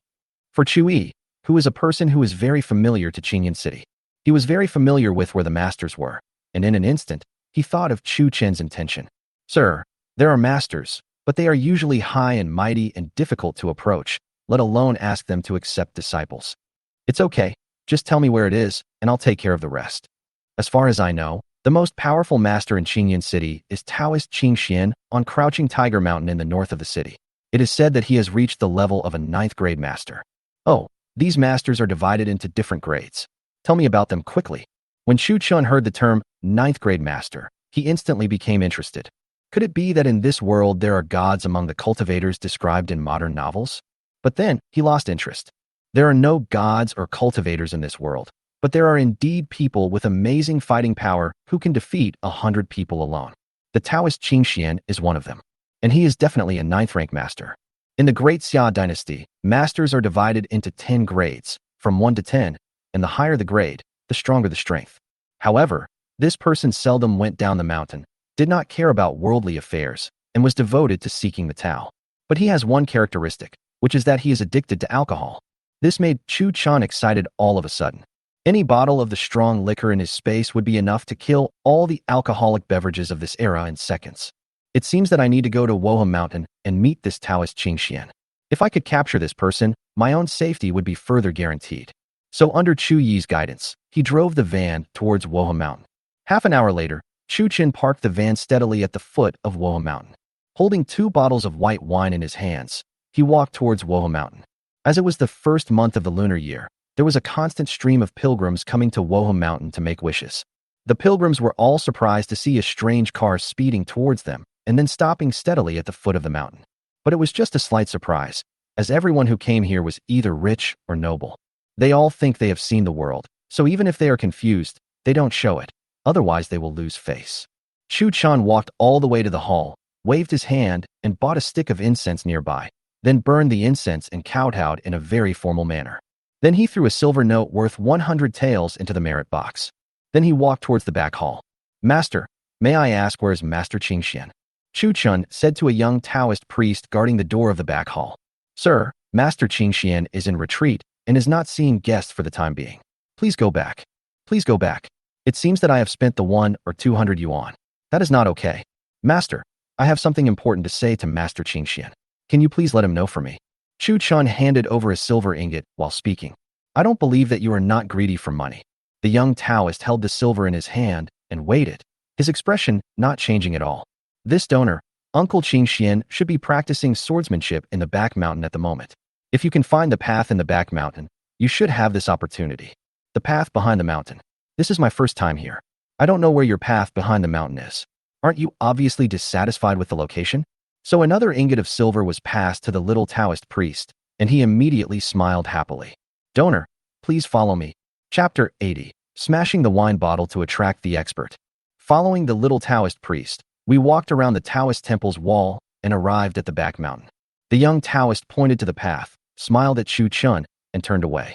It seems that this young Taoist priest has taken advantage of Taoist Qing Xian to make a lot of money. This business has its own set of procedures.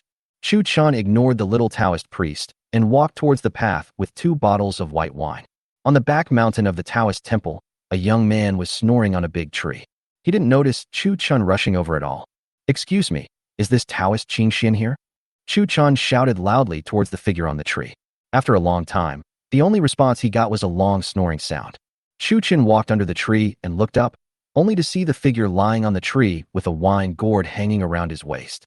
He was wearing a green robe, with his black hair hanging down, and he looked just like a drunk person. Shit, this legendary ninth-rank master. Could it be that he is a drunkard? No matter how Chu Chen called out, the drunkard on the tree did not respond at all. Chu Chen was so angry that he almost pulled out his pistol, but thinking that this was right behind the Taoist temple, he was afraid of attracting a gang fight, so he put the gun away. The drunkard looked like he was dead. Chu Chen remembered that he was scratching his ears and cheeks. Then he thought of a solution. He picked up a bottle of white wine and threw it at the stone on the ground.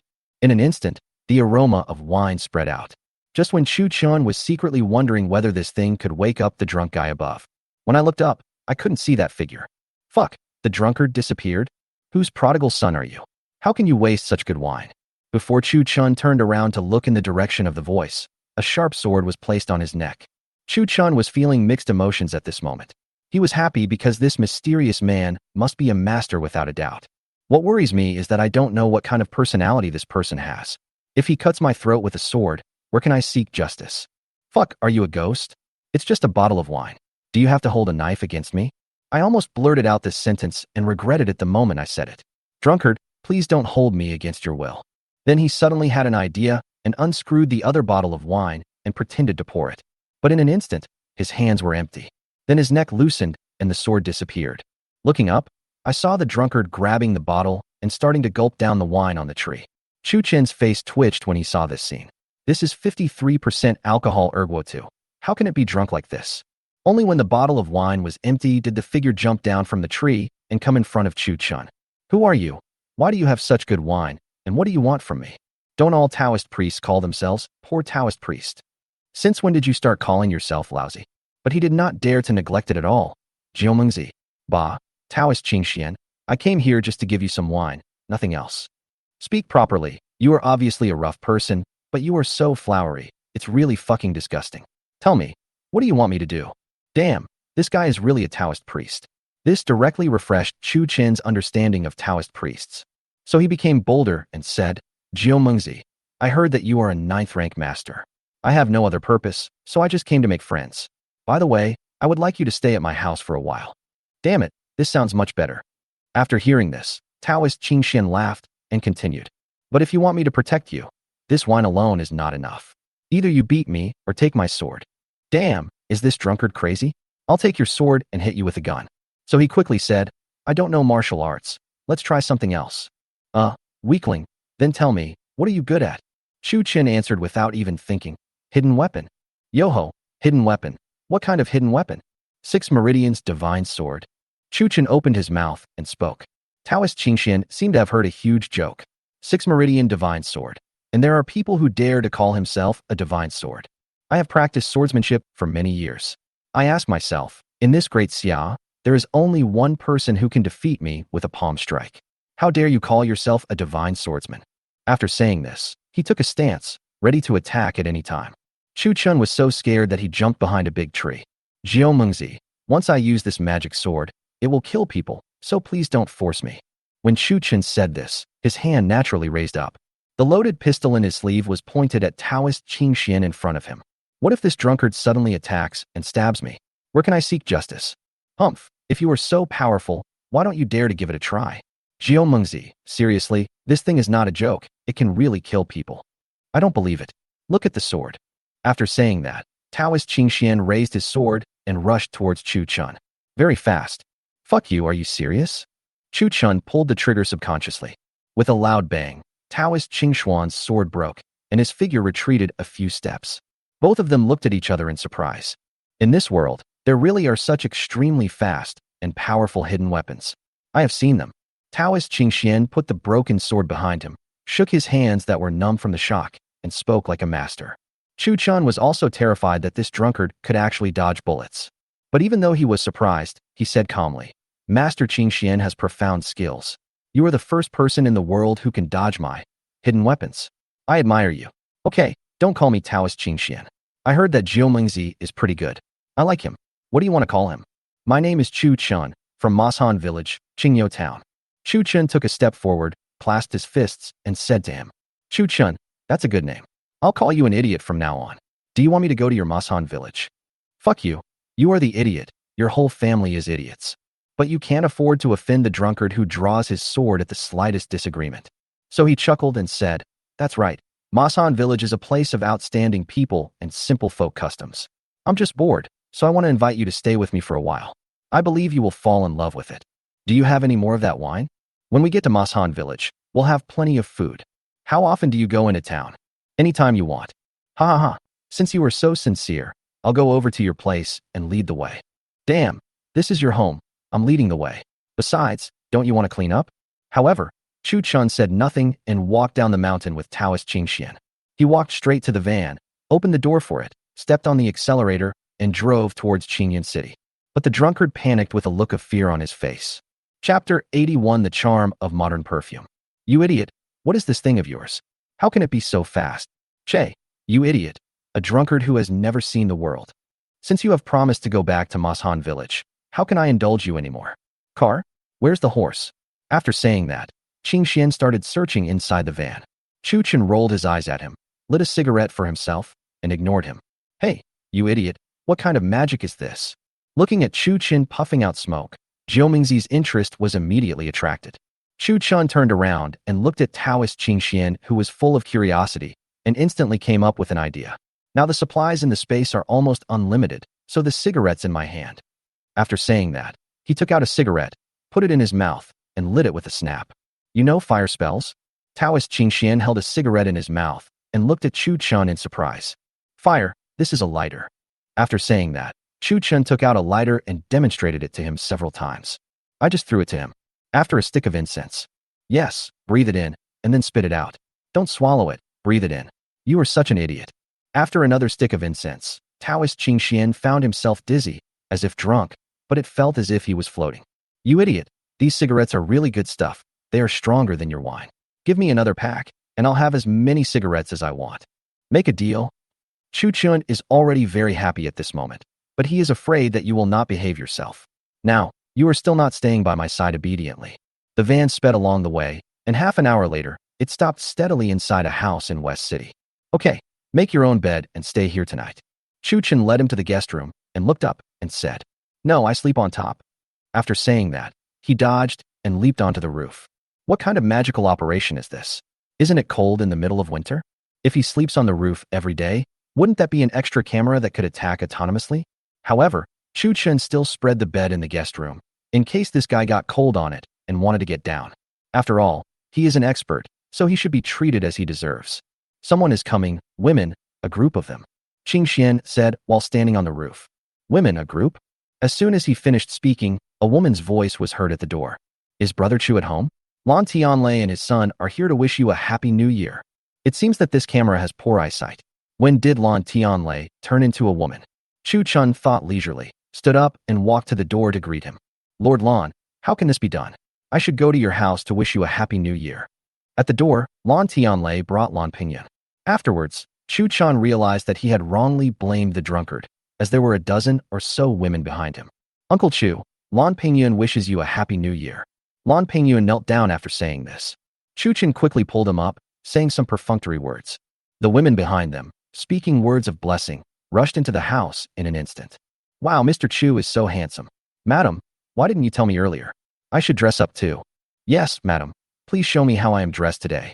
I still don't know whether Mr. Chu will make the allocation. My little girl is already 16 this year. If it really doesn't work, madam, go and ask if Master Chu needs a concubine. A group of women were chattering, which made Chu Chun confused. He couldn't help but turn his head to look at Lan Tianlei's 7 wives, sisters-in-law. What is this? Hey, Mr. Chu, isn't this my third sister? I gave your perfume to these close friends and asked them to try it out. These ladies are here to buy your perfume. Shit, Chu Chun instantly thought of a way to get rich. After I have won over these wealthy ladies, I won't have to worry about not making money. I have more than just perfume. At this time, Lan Tianlei also came over and said, Brother, you can't blame these sisters-in-law. Blame it on your perfume. It's too attractive. It's strange. Why would it be strange? I'm so happy that I can't even express it. So he quickly said, It's okay. Everyone please sit inside. After leading the group to the main hall and sitting them down, he realized that this house really needed women. He might as well buy a few maids to guard the house. Look, There's not even anyone to serve tea or water. Please sit down for a moment. Since I don't live here for long, I don't even have a servant at home." After saying that, he ran into the house and took out 3 boxes of Sheeping special drinks and some sugar cake snacks from the space. "It's the first month of the year, and there's nothing good to eat. Let's just drink some beverages." Since the van had already driven out, Chu Chen simply didn't care about the label or not. "Hey, Master Chu, this is called a drink. It's really delicious." "Yes, Mr. Chu. I have never seen the snacks in your house before. They taste really good." As they tasted what Chu Chen took out, the group of people started chattering again. Chu Chen agreed with a chuckle, saying only that they were things he brought from his hometown and didn't say anything else. At this time, Lan Tianlei's eldest wife said, "Mr. Chu, your perfume is so rare for my sisters. Do you have any in stock?" As for inventory, I now have an inexhaustible supply. But he also pretended to be embarrassed and said, "Madam, I don't have much of this stuff." Hearing what Chu Chen said, everyone in the group looked disappointed. However, there should be no problem in supplying the ladies. That's true. As soon as he finished speaking, everyone in the group became excited, thinking that this thing was out of stock, so they had to get closer to Master Chu. "How about this? After the first month of the lunar year, I will go back to the village to make preparations, and then open a shop in Qingyun City to serve all the ladies. I'm sorry to disappoint you all today. I don't have any goods on hand." It's okay. But Mr. Chu, you have to inform everyone about the opening of this new store." A beautiful woman in her 30s said to Chu Chen while casting a wink at him. "Okay, on the opening day, we will definitely invite City Lord Lan to come and support us. Please wait for a while." Lan Tianlei couldn't help but look at Chu Chen with admiration. "I knew the location and opening time in advance. It seems that my wives will receive a lot of gifts again." After chatting for a while, everyone dispersed and gathered around Lan Tianlei's wives. "Sister, you must tell me when the time comes. I really like that perfume." Yes, ma'am, and me too." Looking at the backs of everyone leaving, Chu Chen showed a satisfied smile. Just as he was about to turn around and pack up, Jimengzi appeared silently behind Chu Chen. "Bring it here." "What? Drinks?" Chu Chen threw a bottle to him in annoyance and watched him gulp it. It seems that the attraction of these modern things to the ancients exceeded one's imagination. Do you want to open a supermarket? Chapter 82. The pawnbroker spends money to buy guards. If I open a supermarket, then my family will have to move to Qingyun City. Then Chu Chen shook his head. How could Qingyun City compare to the countryside? Besides, I have just begun to transform Masan village. But I just told them that I wanted to open a perfume shop. For the first time, Chu Chen felt that he was seriously short of manpower. But Chu Yi and his friends are still too young. My second uncle's family is indispensable in the salt production. Or ask Xiaofang to come to Qingyun City, and then ask Chu Yi and the others to keep an eye on it. When the time comes, it should be no problem to just say hello to Lan Tianlei and ask him to look after it. As for the house, let's go buy a few servants first. I can't let Xiaofang work hard all day and then go home to cook. After all, she is my woman. Jiomengzi, are you going to buy someone? When Chu Chen thought of this, he shouted to Qing Xian on the roof. Buy people? What kind of people? Girl, someone who looks after the house. Walk. Jimengzi jumped down the stairs, opened the door of the van with ease, and got in. The van stopped steadily in front of the dental clinic. Ignoring the gazes of the people around them, Chu Chen and Qing Xian got out of the car. Sir, would you like to buy land or a house? Seeing the well-dressed Chu Chen walk in, the servant standing at the door immediately came up to greet him. Do you have any maids, guards, or anything like that here? Yes. We recently received a new batch. The quality is absolutely impeccable. They work hard and eat little. Lead the way. This was the first time Chu Chen saw the ancient scene of human trafficking. Following the servant's footsteps, he walked towards a dirty and shabby street. On both sides of the road, there were all kinds of ragged people kneeling, old and young, men, women, and children. There are even people with white skin and blue eyes. If this store were to be built in modern times, it would probably be shot down with a Gatling gun. But this was the feudal era. It was legal. Isn't it infuriating? Sir, please buy me. I eat little and can work. Sir, I can warm the bed. Why are you arguing? You are disturbing me. I will starve you to death. The servant waved the whip in his hand and spoke sternly to the people on the side of the road. Chu Chen felt a little bit sorry when he saw this scene, but he knew very well that he was just one person. I can't save everyone, and even if I could, I wouldn't do it. Only fools go against policy. After looking around, I found 2 thin girls, about 15 or 16 years old. How much are these 2? The 2 girls noticed a handsome young man in front of them pointing at them, and excitement appeared in their eyes.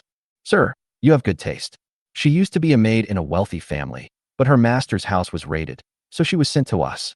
If I choose him, you will also say that I have good taste. Stop talking nonsense and name your price, Chu Chen said, pointing at a middle-aged woman in her 50s behind him. However, the maids in this wealthy family should be more obedient. After all, being a maid is their profession. These two, 20 taels, not sold separately. Oh shit, it turns out my father-in-law sold Li Qinglian to me at such a low price. I got a great bargain. 20 taels, why don't you go and rob them? Just these two girls. Sir, in this market, we really can't afford to lose. Upon seeing this, Chu Chun directly handed over 20 taels. At the moment, he was too lazy to bargain.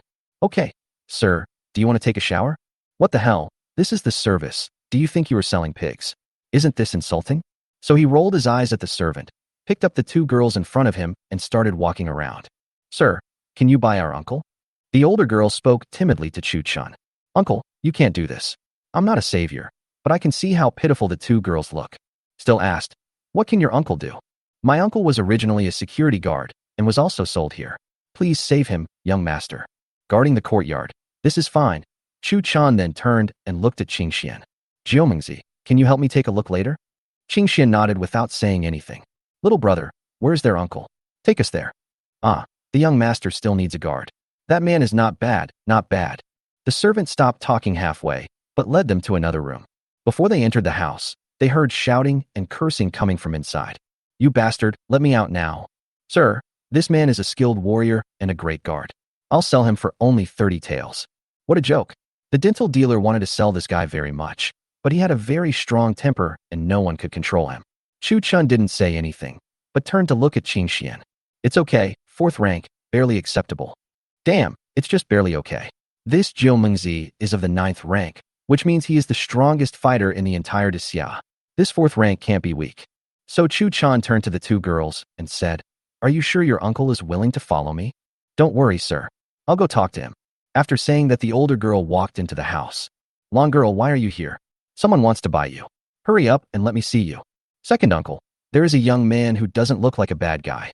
He just needs a guard. I beg you to buy you as well. Let's go together. Being a bodyguard? Haha, which wealthy family does he belong to? Come in and take a look first. Damn it. I have such a bad temper that I was chosen the first time I bought someone. Chu Chun pulled Jimengzi up and walked into the house. I have to see who is so awesome. Isn't he just a 14th rank? Looking at Chu Chun, who came in without any cultivation, Zheng Tianlong couldn't help but show contempt. But then when he saw Qingxian following behind him, Zheng Tianlong's heart skipped a beat, thinking that this was a master. I can't see through the other person at all. He must be much more powerful than me. Did you see that? You are a 9th rank master, my brother. You are only a 4th rank master. What's so great about you? If I didn't feel sorry for this girl, I wouldn't even want to look at you. Chu Chen said to Zheng Tianlong viciously. A 9th rank master. Could it be that the person in front of him is Taoist Qingxian? There is only one 9th rank master like him in Qingyan City. So he quickly said to Chu Chen, Sir, I have no ill intentions. It's just that this aristocratic family doesn't treat me as a human being, so. Okay, let's stop talking nonsense. If you are willing to follow me, you must be loyal. Of course, I will definitely not treat you unfairly. If you don't want to leave, forget it. After saying that, Chu Chen took Qingxian and walked outside. Sir, please stay. I am willing. When the servant heard what Zheng Tianlong said, he quickly caught up with Chu Chen and his companions. Sir, he is willing to leave. I don't want it anymore. No, 25 taels. No, 20 taels, you take it. Hearing the price of 20 taels, Chu Chen immediately turned around and stuffed 2 ingots of 10 taels of silver into his hands. Go pick up your uncle. Chapter 83, 4th rank master, Zheng Tianlong. Chu Chen and a few others climbed into the van and headed towards Tao Depang's clothing shop. Because what the 3 of them were wearing was so damn dirty. Now that I think about it, the boy's suggestion to wash it made sense. After buying the clothes, the 5 of them headed towards the house. Okay, all 3 of you go wash up. Chu Chen ordered the 3 of them. Although the 3 people in the car were extremely surprised, they didn't say anything. In the Great Xia dynasty, once you become a slave, your life belongs to your master, so how dare you say much? Seeing Chu Chen buying clothes for them, the 3 of them felt a little relieved. At least, this owner is not a stingy person. The first thing he thinks of is buying clothes for them. After the 3 of them finished washing up, they walked up to Chu Chen, bowed respectfully, and said, I am Zheng Xiaolan, Zheng Xiaotao, and Zheng Tianlong. I greet my master. Xiaolan and Xiaodao, the first two names are good. But this Tianlong is so domineering. Well, since I, Chu Chun, have bought the three of you, as long as you are loyal to me, I will definitely not treat you unfairly. Next, I'll arrange the tasks. Xiaolan and Xiaodao, the two of you will help me take care of this house and keep it clean. Zheng Tianlong, in addition to maintaining the safety of this house, you also have to help me do one thing. Ever since I saw Qin Xian, the ninth grade master, following Chu Chun, Zheng Tianlong did not have the slightest bit of domineering aura, as if he had suddenly turned from a poisonous snake into a loach. Well, it's getting late. Go clean up your house and cook. Chu Chun did not tell Zheng Tianlong about Chu Yi and the others. I plan to take him directly to Chu Yi and his family's residence tomorrow and have him teach them martial arts. Xiaodao and Xiaolan took the order and left, but Zheng Tianlong stood there and did not leave. Do you have anything else to do? Master, there is another thing you just mentioned. Well, it seems that this guy is a bit stubborn, so I waved to him and took him into the van. Since you are more anxious than me, go to Chu Yi's place at night. In the van, Chu Qin spoke to Zheng Tianlong. Since you are older than me, I will call you Brother Zheng from now on. I am different from others. As long as you are loyal enough, in my eyes, there will be no difference between master and slave. Master, no. Thank you for your kindness, but I, Zheng Tianlong, am only a fourth-rank warrior. How can I deserve such kindness from you? Okay, don't call me master anymore. Just call me young master. As they were talking, the van stopped at a house on the outskirts of the city. Hearing the sound of a car, Chu Yi opened the door of the house. Sir, you are here. Chu Chan led Zheng Tianlong to Chu Yi and said, This is Master Zheng, a fourth-rank master. He will teach you martial arts from now on. Before Zheng Tianlong could react, he saw the boy in front of him. It turned out that the master's task was to let him be a teacher, but the boy in front of him seemed a little old. So he quickly said to Chu Chun, Young master, this guy is old, and it is estimated that he will not be able to break through the fourth level in his entire life. It's okay. He has some basics, and there will be more to come. So, thank you for your hard work, Brother Zheng. Chu Chun said this and led him into the house. For Zheng Tianlong, who was a slave, it could be said that everything about him belonged to Chu Chun. So Chu Chun was not worried that Zheng Tianlong would disagree. Looking at the more than 20 children in front of him, calling him Master Zheng with eager faces. Zheng Tianlong also showed a happy smile. This was the recognition of his strength by the master. After giving the instructions, the two drove the van towards the west of the city. Brother Zheng, I hope that you won't let anyone know what you just saw. Can you do that? Don't worry, sir. Even if a knife is placed on my neck, I won't say a word. Zheng Tianlong said to Chu Chun solemnly. Okay, since you're quite busy, I'll give you 1 tael of silver as a monthly stipend, and Xiaolan and Xiaodao will give them 500 coins. Do you think that's appropriate? Chu Chun gave enough face to the master. Seeing this scene, Zheng Tianlong couldn't help but look up to Chu Chun even more. He said quickly, Sir, we are slaves. How can we get such money? It's good enough to have something to eat. Well, you are already over 30 years old. You have to get married in the future. Xiaolan and Xiaodao will also have to get married. How can you do that without some money? Marrying a wife, getting married. Is it possible that this master can allow me to regain my freedom? Chu Chen's cake was painted just right. Not only was the cake painted, but sesame seeds were also sprinkled on it. This made Zheng Tianlong try to stand up, but his head hit the roof of the van with a bang. Okay, under me. Chu Chun, there are not so many rules. You don't have to kneel when there is no one around. After saying that, he stepped on the accelerator and stopped the car steadily inside the house in the west of the city. At this time, Xiaolan and Xiaodao had already prepared the meal and saw Chu Chun coming back. The two of them quickly brought the food to the table. Sir, please have your meal. Xiaolan said to Chu Chun obediently. Chu Chun nodded and howled towards the roof. Jiu Mengzi, it's time to eat. As soon as he finished speaking, Qing Xian sat down on the table. Okay, let's eat. Chu Chun had become numb to Qing Xuan's sudden appearances. Looking at Xiaolan, Xiaodao, and Zheng Tianlong standing aside. This is a fucking feudal society. Chu Chun muttered, stood up, and pressed Zheng Tianlong onto the chair. Then he pressed the two girls onto the table. Well, there aren't that many rules in my house. It's a meal, and more people makes it more fun. Sir, this cannot happen. How can a slave and his master eat at the same table? This is against etiquette. Zheng Tianlong wanted to struggle again, but was interrupted by Chu Chun. Fuck the etiquette, stop wasting time. Aren't you hungry? Seeing that Chu Chun looked a little angry, the three of them picked up the bowls and chopsticks that Chu Chun had asked Xiaolan to add. Where's the wine? What kind of wine?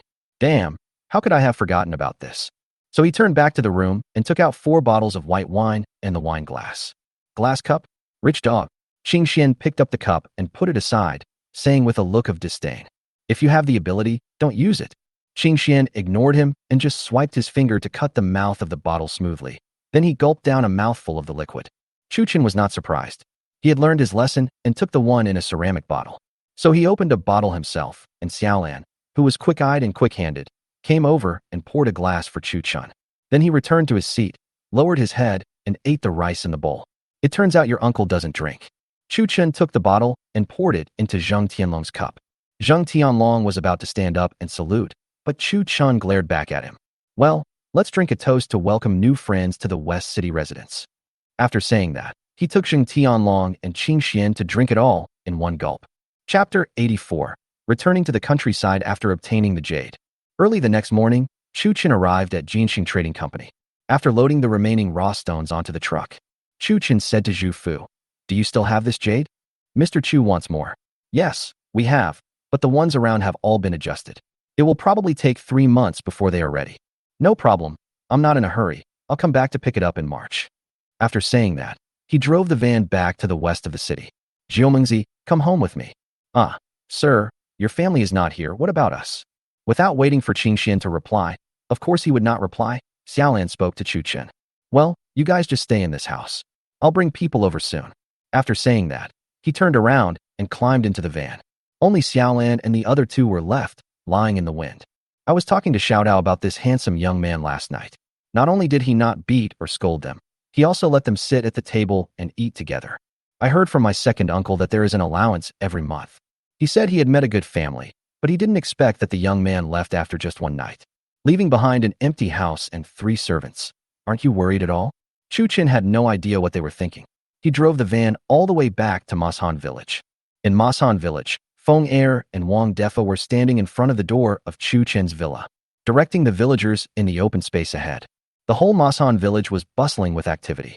Since last year's batch of goods has not been shipped away yet, the workshop has stopped working. At this moment, people are leveling the ground, people are carrying bricks, and people are cutting wood on the mountain.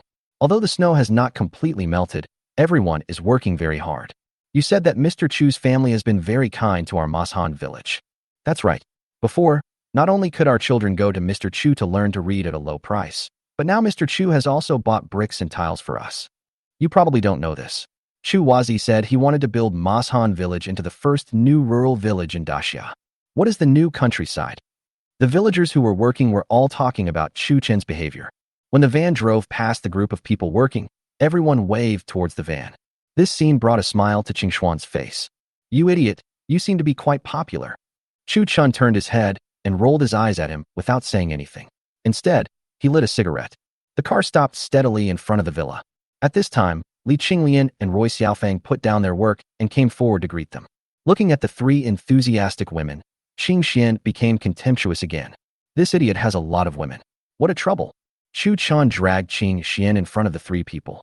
"Come, let me introduce you. This is Jiao." "Chen Qing Xian, nice to meet you all. I know you have a name. Why didn't you tell me earlier?" "You didn't ask." Chu Chen couldn't help but smile awkwardly. "This Chen Qing Xian is my husband's new brother. We will be family from now on. Xiaofeng, go to the 3rd floor and clean up a room." Xiaofeng nodded and ran towards the 3rd floor. Li Qinglian and Roy bowed to Chen Qing Xian and said, "Hello, uncle." When had Chen Qing Xian ever come into contact with women? Looking at the 2 women in front of him, he couldn't help but blush. With a whoosh, it flew onto the roof. "Husband, this." Chu Chen also expressed helplessness towards Chen Qing Xian, the 9th-rank master who went up to the rooftop when he disagreed with something. So he said to the 2 of them, "All masters are like this. Don't bother with him. Just call him to eat on time from now on." At this time, Wang Defa and Feng Wu also ran over. "Chu Wazi, you're back. I saw a man just now. Could it be that Master Zhou is here?" Wang Defa said with a puzzled look on his face. Since he was on the other side of the house, he did not see Chen Qing Xian flying. "No, a friend. He's quite shy. I'll introduce him to you later." "Chu Wazi, the entire new rural reconstruction plan has already started. Do you want to go and take a look?" Feng Wu was concerned about the transformation, so he asked Chu Chen. Uncle Feng, you are a professional here. Just follow the blueprint." Chu Chen rejected Feng Wu without any explanation. "I just want to give up. You can handle this matter yourself." After sending the two away, Chu Chun came to the room on the third floor that Xiaofeng had cleaned. While Chen Qingxian was still on the roof and wasn't paying attention, he moved out more than 30 boxes of erguotu from the space. Then he shouted, "Jiomengzi, come here." As expected, as soon as Chen Qingxian finished speaking, he sat on the bed. Then he jumped up, and Chu Chen was not surprised. "This is your room. You will eat on the first floor. This is your wine. This bed is called Simmons. It is very comfortable. This is called a lamp. If you press this button at night, it will light up. Take a shower here. There is hot water, but I suggest you take a shower the next day. Everyone takes a shower at night, and there is a shortage of hot water." Chu Chun said a lot in one breath and demonstrated to him while he was speaking.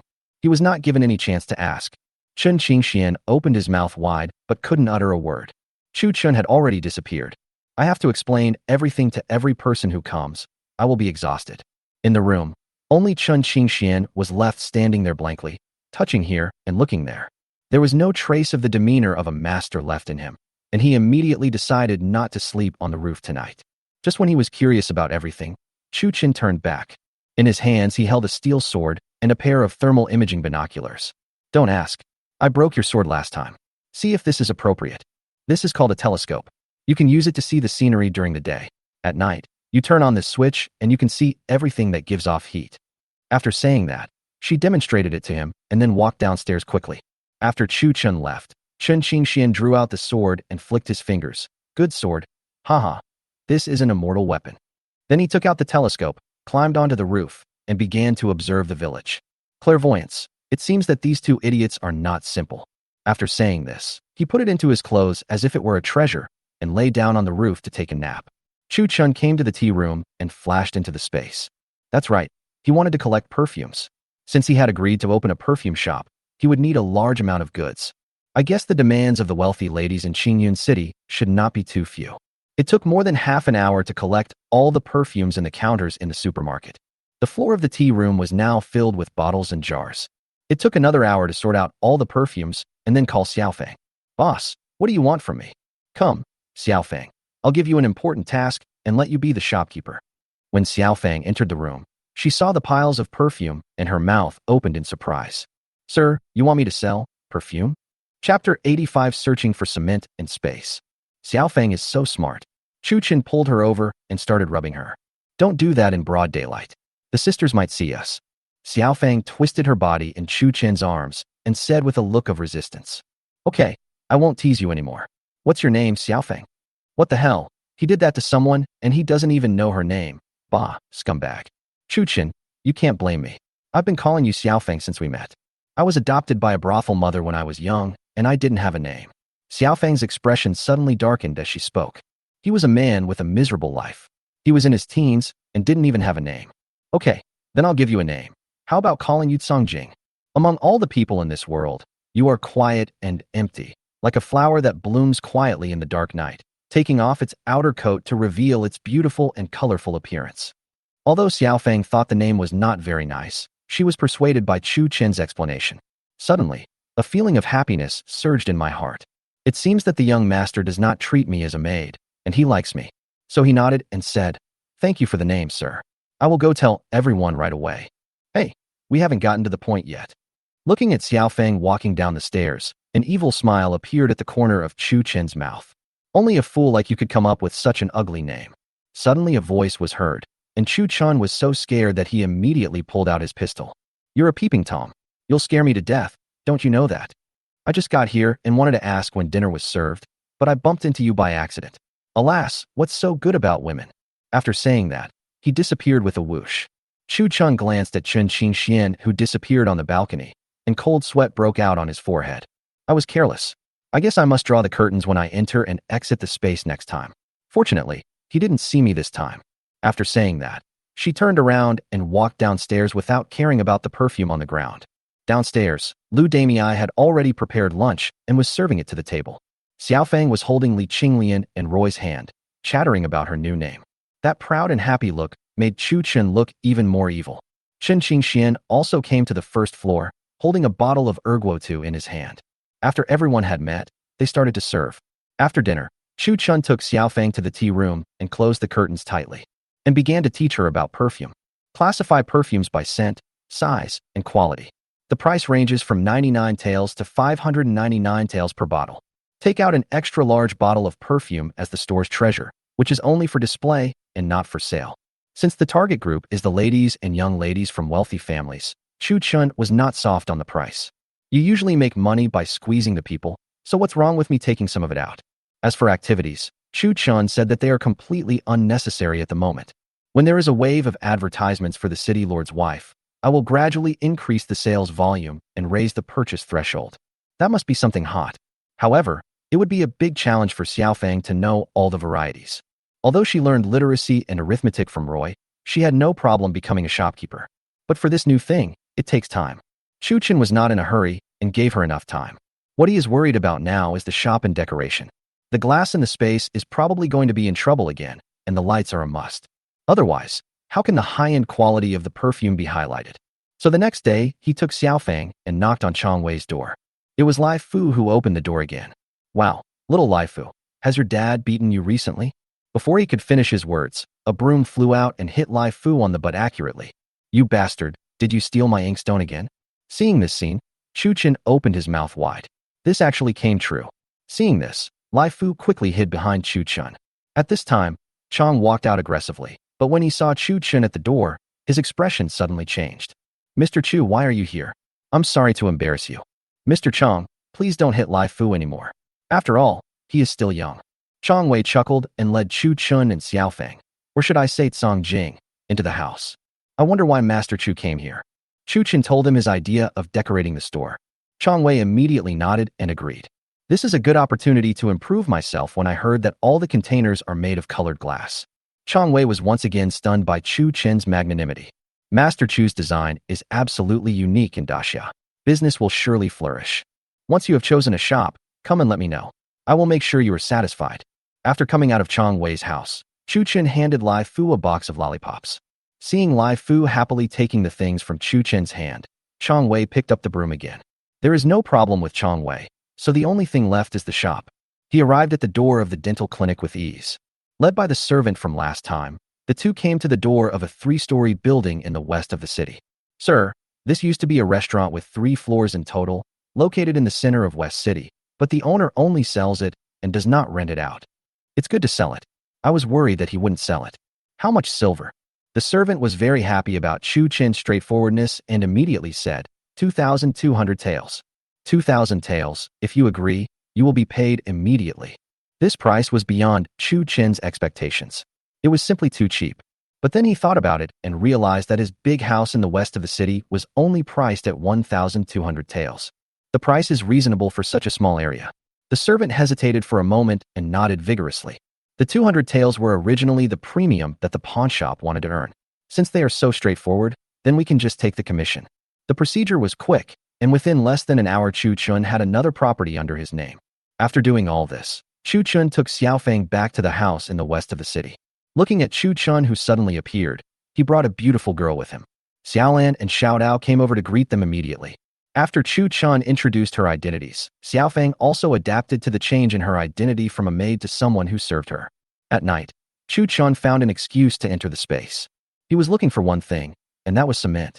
Since we are doing business and selling luxury goods, we have to build a strong warehouse to store silver and products.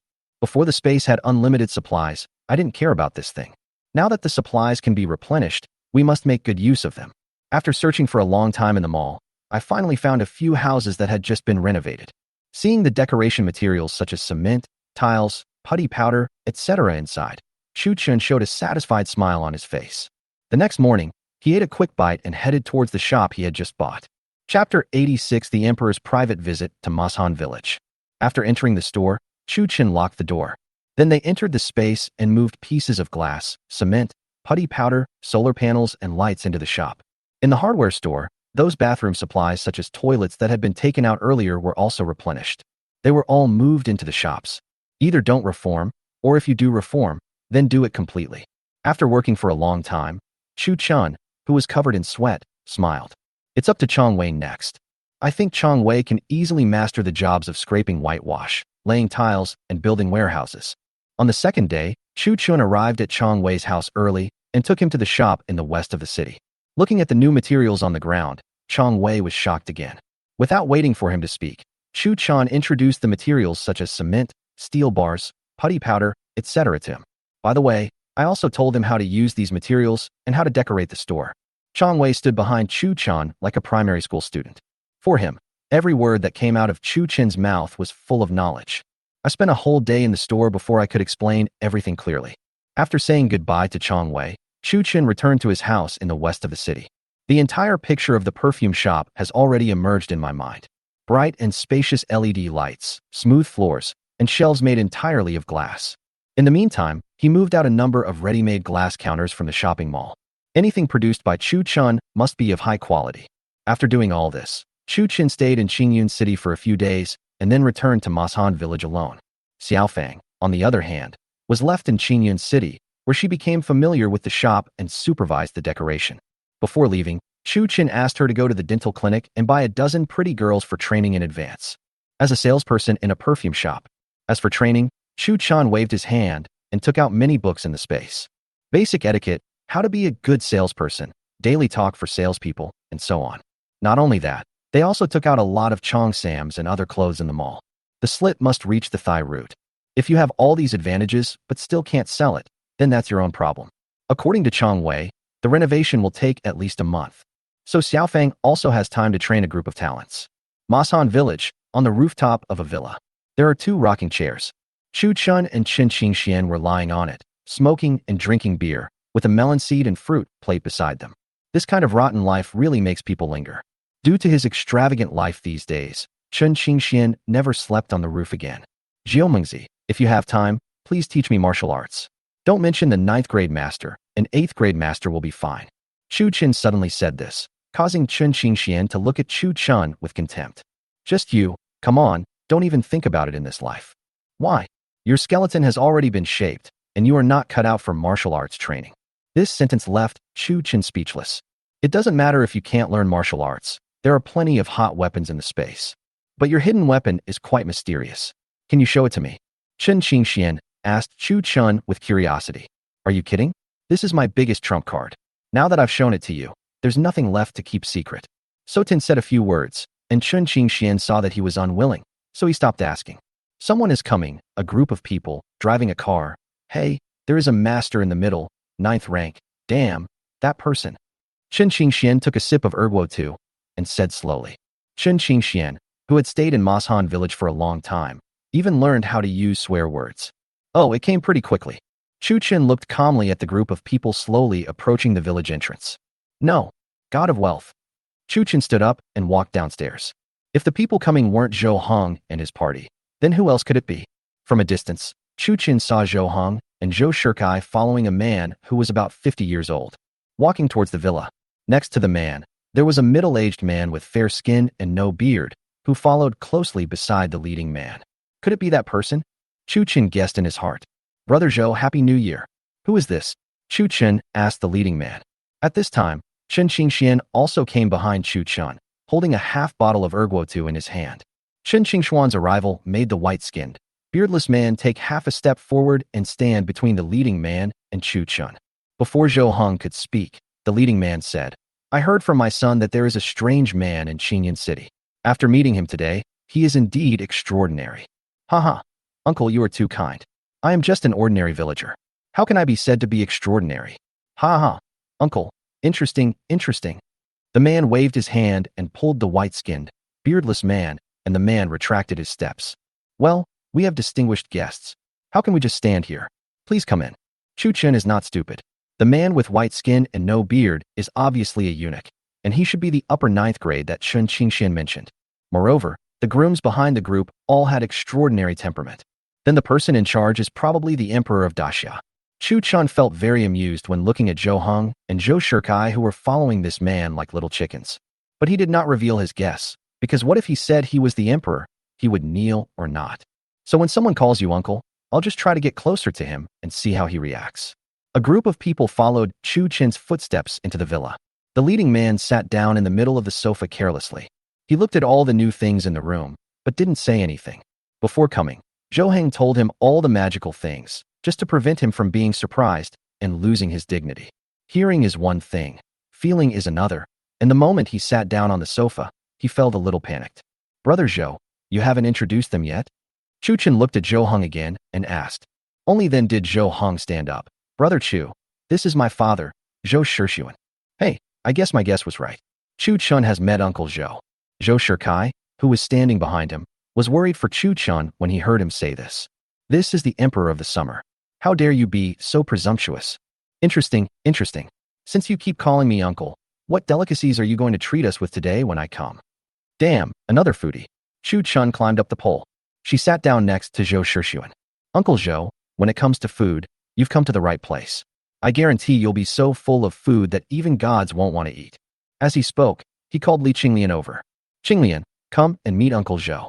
Also, make one of each of your specialty dishes and show Uncle Zhou your cooking skills.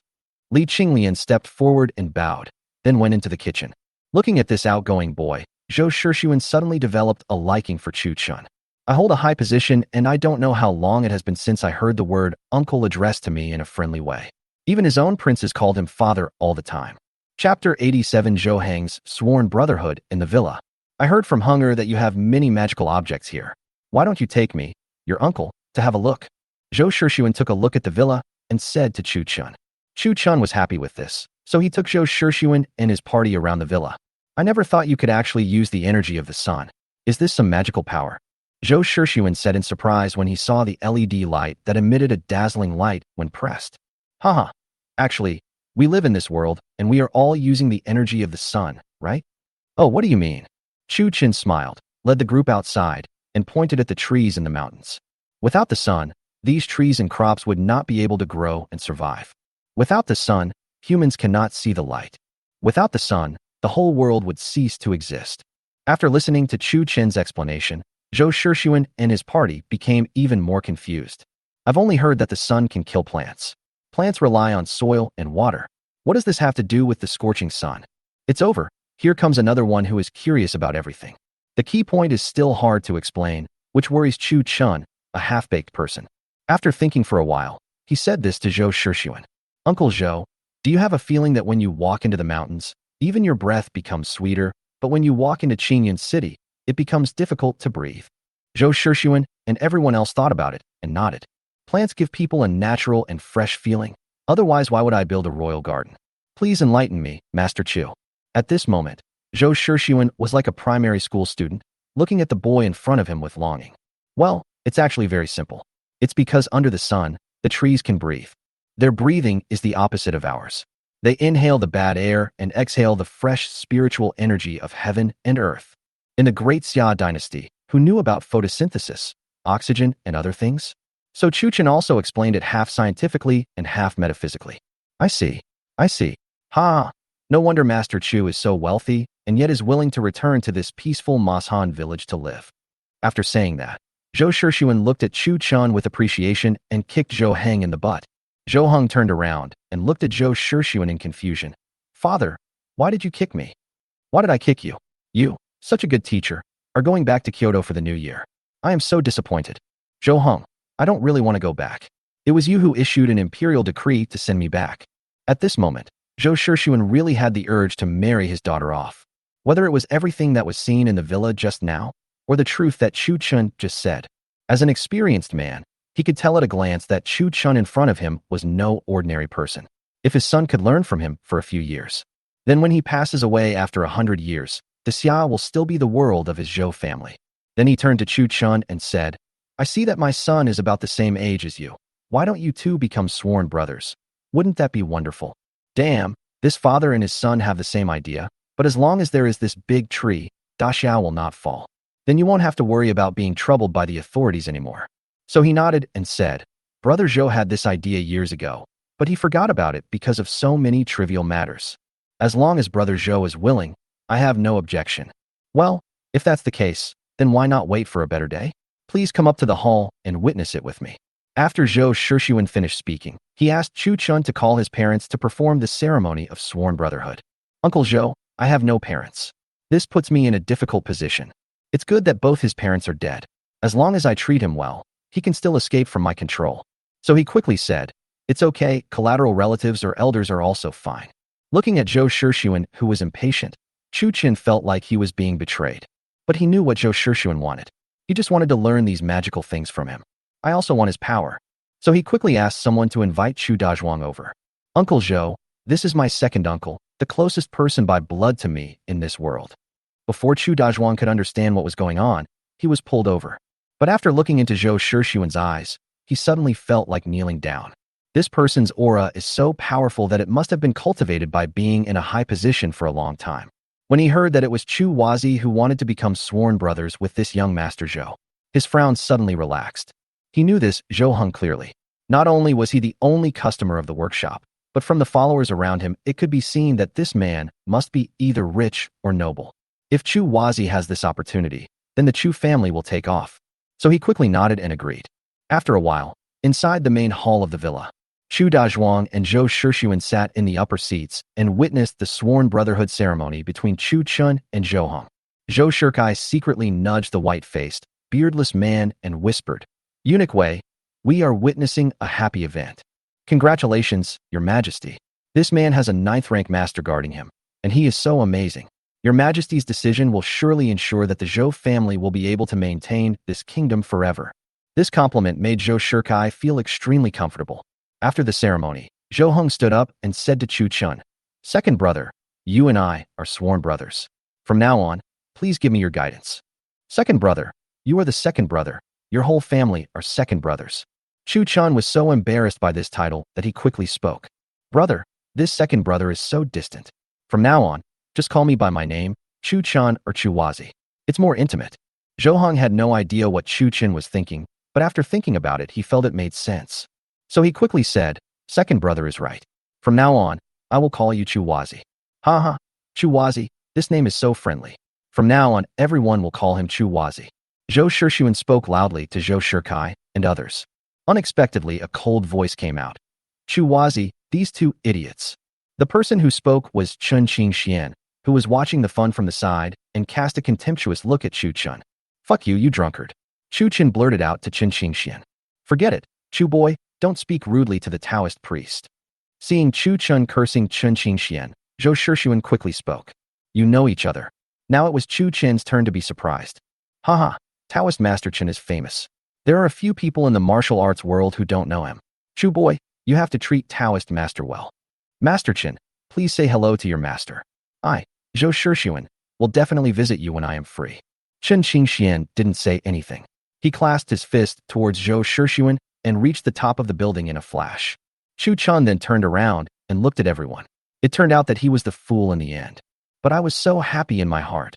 I felt like I had found a great treasure. A talent that is praised even by the royal family must be a master. Chapter 88: Compressed Biscuits Military Rations. Well, the ceremony is over. Let's go check on my niece-in-law to see if the food is ready.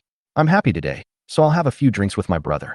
Zhou Shixuan held Chu Dazhuang's hand and spoke without any airs. This made Chu Dazhuang flattered, and he nodded and smiled repeatedly. After a while, Li Qinglian and others came to the restaurant with a table full of dishes. Come on, everyone sit down and eat." Chu Chun brought out a box of erguo tu and greeted everyone warmly. Zhou Heng had heard that Chu Chun did not follow the rules when eating, and all the women and servants sat at the same table. So Zhou Shixuan didn't say anything. Under normal circumstances, who would be qualified and dare to sit at the same table with the emperor? After asking everyone to sit down, Zhou Shixuan was about to pick up his chopsticks when he was stopped by Eunuch Wei standing beside him. "Eat your own meal, there's no need to do this." This scene made Chu Chun more certain of his identity, and he said that this sworn brotherhood was worth it. Chu Chun opened the wine and poured a glass for everyone. "Chu boy, I've only heard about your fairy wine from Zhou Heng. After seeing it today, I think it is indeed extraordinary. I wonder if you can bring some back for your uncle." Zhou Shixuan took a sip of erguo tu and became addicted to it. "It turns out that what I drank before was all crap. Uncle Zhou, I don't have much of this stuff. I'll go back and bring you 2 boxes later." Zhou Shixuan had seen the wine boxes a long time ago. There were 2 boxes, 48 bottles in total. The glass bottles alone were worth a lot of money. It seems that this wave of sworn brotherhood is worth it. Only Chun Qingxian looked as if he understood. "You call that not much? I have a wall of wine in my room." But he was happy about it. So what if he was the emperor? He was still an uncle, and his treatment was not as good as his father's. I couldn't help but give Chu Chun a thumbs up in my heart. These 2 idiots can be dealt with. Chu Chun didn't know that just by these 2 boxes of wine, he had won the favor of the emperor and the ninth-rank master. We had mutton hot pot and home-cooked stir-fried dishes.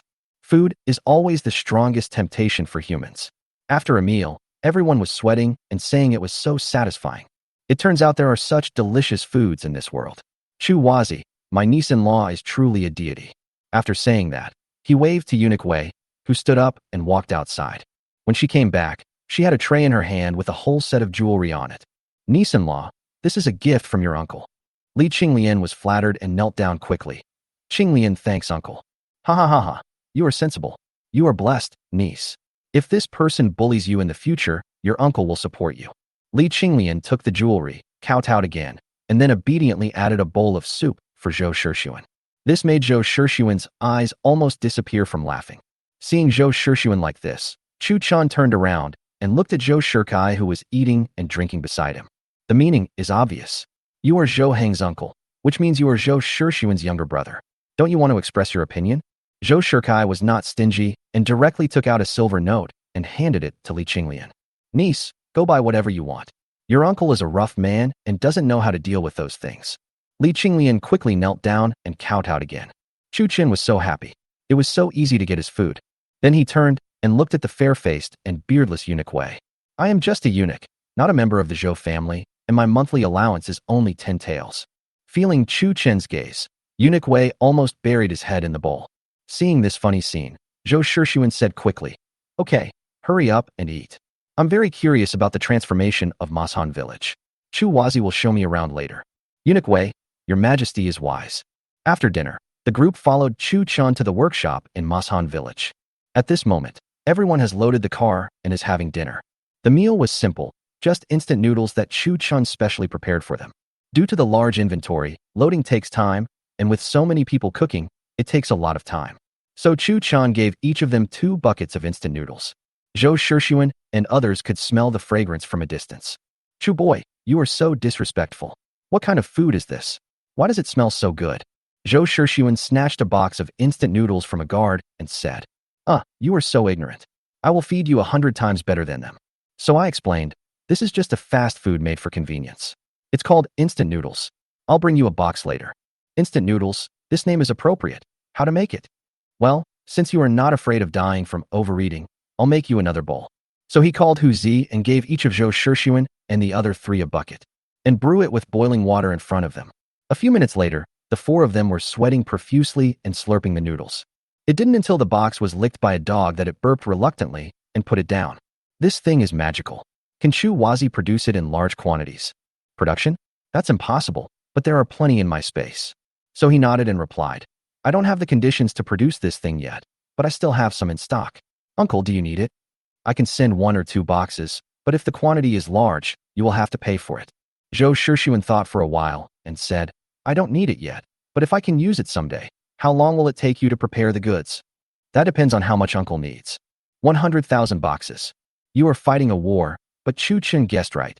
This is what Zhou Shixuan meant. It will be done in the 15th day. If any of your military friends need it, I have something even better. Oh, bring it here quickly. Chu Chan turned around and went towards the villa. When he came back, he had dozens of compressed dry food in his hand. This thing is called compressed biscuits. If each person eats 1 piece a day, they won't be hungry. But never eat more than 2 pieces, otherwise they will die. This is a very good thing. This is a very good thing. Chu boy, what's the price? Zhou Shixuan had no doubt about Chu Chen's words. His only worry was that this thing was too expensive. Chu Chan pretended to think for a while. Instant noodles are 50 cents a box, and these biscuits are 100 cents a piece. After hearing Chu Chen's offer, Zhou Shixuan calculated it in his mind and immediately laughed. This is not expensive, so he quickly said, You have to keep it for me, Chu Wazi. I will send someone to pick it up within 3 months. For these cheap things, the amount of jade consumed is very small, so it seems that Chu Chen's price is low. But once Zhou Shixuan has used this thing, he can hardly stop using it, as it is a case of small profits but quick turnover. Dear readers, you call this a small profit? At this moment, the refined salt has been loaded, and the convoy formed a long queue and marched out of Mashan village in a mighty manner. Chu Chan took the 15,000 taels of silver handed over by Zhou Shikai and smiled deeply. Zhou Shixuan stroked his beard and sighed. The beautiful mountains and rivers here make me not want to go back to Kyoto. Chapter 89. Hunting in the mountains and being ambushed. Master, you can't do that. There are still many things to do in the room. Eunuch Wei hurried forward and said, if the emperor doesn't want to return to the palace after going out, the whole palace will be in chaos. Zhou Heng also echoed, Father, there are things to do at home. Let's go. Zhou Shixuan rolled his eyes at a few people before climbing onto the carriage and heading towards the city. Chu Qin also generously prepared 2 boxes of erguo and several boxes of instant noodles for him. After all, they had just become sworn brothers, and the things he gave to Li Qinglian were definitely better than these things. After seeing Zhou Shixuan and his party off, Chu Qin followed Qin Qingxian and started to mess around on the roof every day. You idiot, do you know his identity? Qin Qingxian glanced at Chu Chun and said slowly, you should know. I'm not a drunkard. It's boring, let's go hunting. Chu Chun drank the cola in his hand in one gulp and threw it downstairs. The villagers in front of the door are still busy working for the new countryside, and the road leading to Mashan village is still busy. In Qingyun City, Chang Wei and a group of craftsmen were working overtime to meet the deadline. But all this seemed to have nothing to do with Chu Chun. Hunting, you have a bow. What a joke. There are so many air rifles in the space. It's no problem to shoot a chicken. I have a bow, can you use it? I am a 9th rank master after all. Do I need a bow to hunt? It's boring. I won't go. Then why are you asking? You should sleep on the roof. I will go by myself. What's the point of using your force to hunt?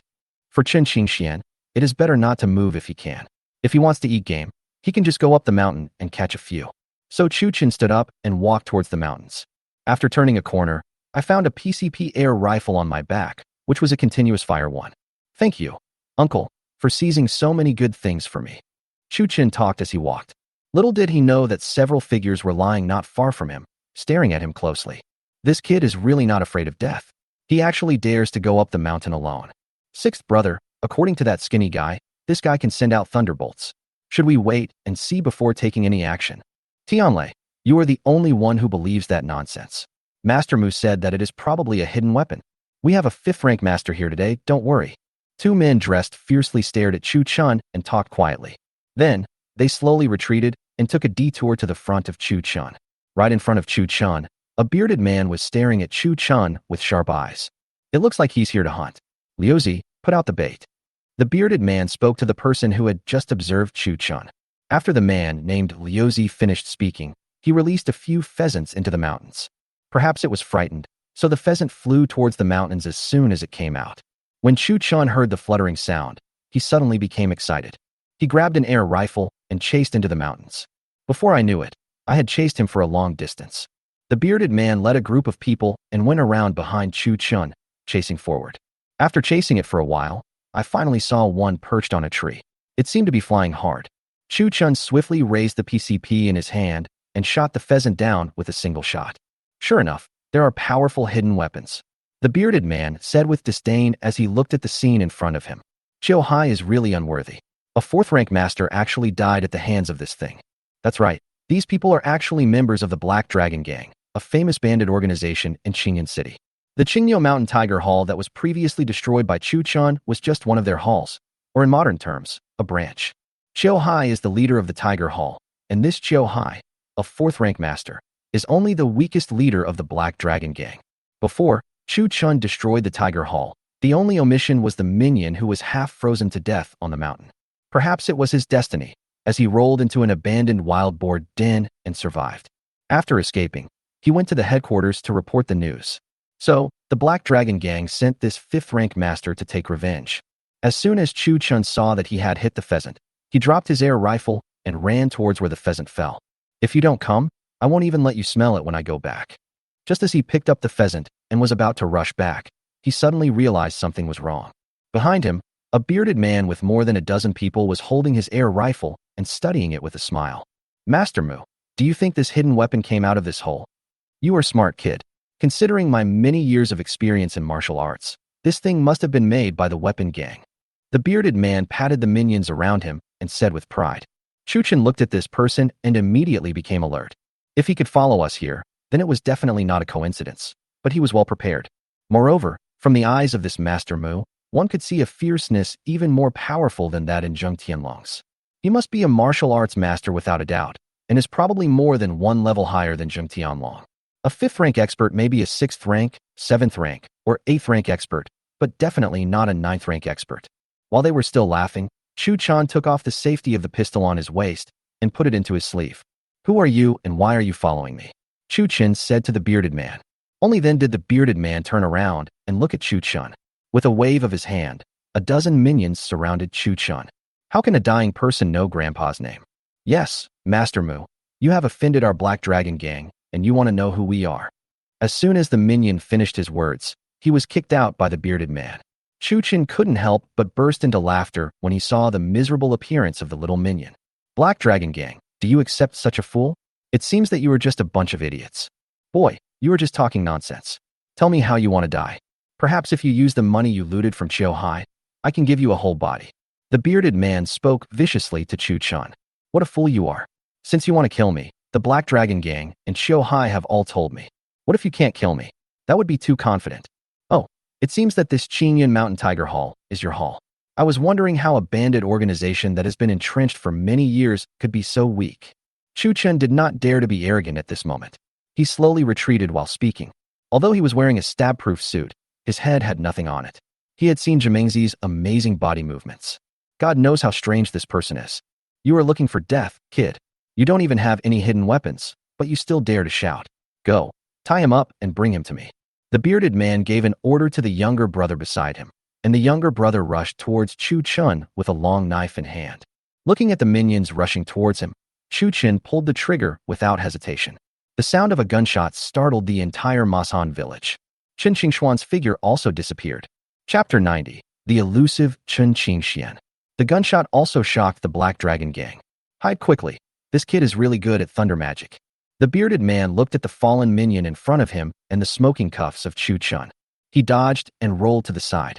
Chu Chen's bullet hit the open ground. Damn, did people in ancient times dodge bullets every day? Immediately afterwards, another gunshot was heard and another henchman fell to the ground. Bang, bang, bang. Chu Chun emptied a magazine of bullets in an instant. When he was about to change the magazine, the bearded man found the right opportunity and rushed forward, slashing Chu Chun on the back. The huge force knocked Chu Chun several meters away, but fortunately, he was wearing a stab-proof suit. Well, you are invulnerable to swords and guns. You are an 8th grade master, but how can your body skills be so weak? After being hit by the knife, the bearded man rolled over and distanced himself from Chu Chun. To be honest, he was still a little afraid of the thunder magic that could kill a person with just one bang. Fuck your grandma's 8th grade master. Chu Chun, who had changed the magazine, raised his hand and shot the bearded man. Unfortunately, he dodged it again. Just as the bearded man was about to step forward again, a leisurely voice came. I say, you idiot, this is hunting. If I had known earlier, I would have come too. Hearing this voice, Chu Chun was completely relieved and sat down on the ground. Jiomengzi, I'm about to be killed by him, and you're still making sarcastic remarks. You are an idiot, and you still refuse to admit it. You can't even kill a 5th grade piece of trash with such a powerful hidden weapon. At this moment, the bearded man was already stunned in place, muttering, Ninth rank Master Qingxian Taoist. Not bad, you have some vision. I'll leave you with an intact body. Chen Qingxian came in front of the bearded man in an instant. With just a simple stab, the bearded man fell straight to the ground. Seeing this, the other minions ran in all directions. In just a few breaths, there was no longer a single bandit left alive. I tell you, Jiomengzi, you didn't even leave anyone alive. They came prepared. Looking at Chen Qingxian, who killed more than 10 people in an instant, Chu Chun said dissatisfiedly, your sword is too easy to use. I couldn't grasp it for a moment. Chen Qingxian spread his hands, picked up the pheasant beside him, and disappeared from the spot in the blink of an eye. I won't bury the guy who just kills me and leaves without burying me. After seeing Chen Qingxian disappear, Chu Chen picked up the air rifle on the ground and walked down the mountain. However, the Black Dragon gang has always been lingering in his mind.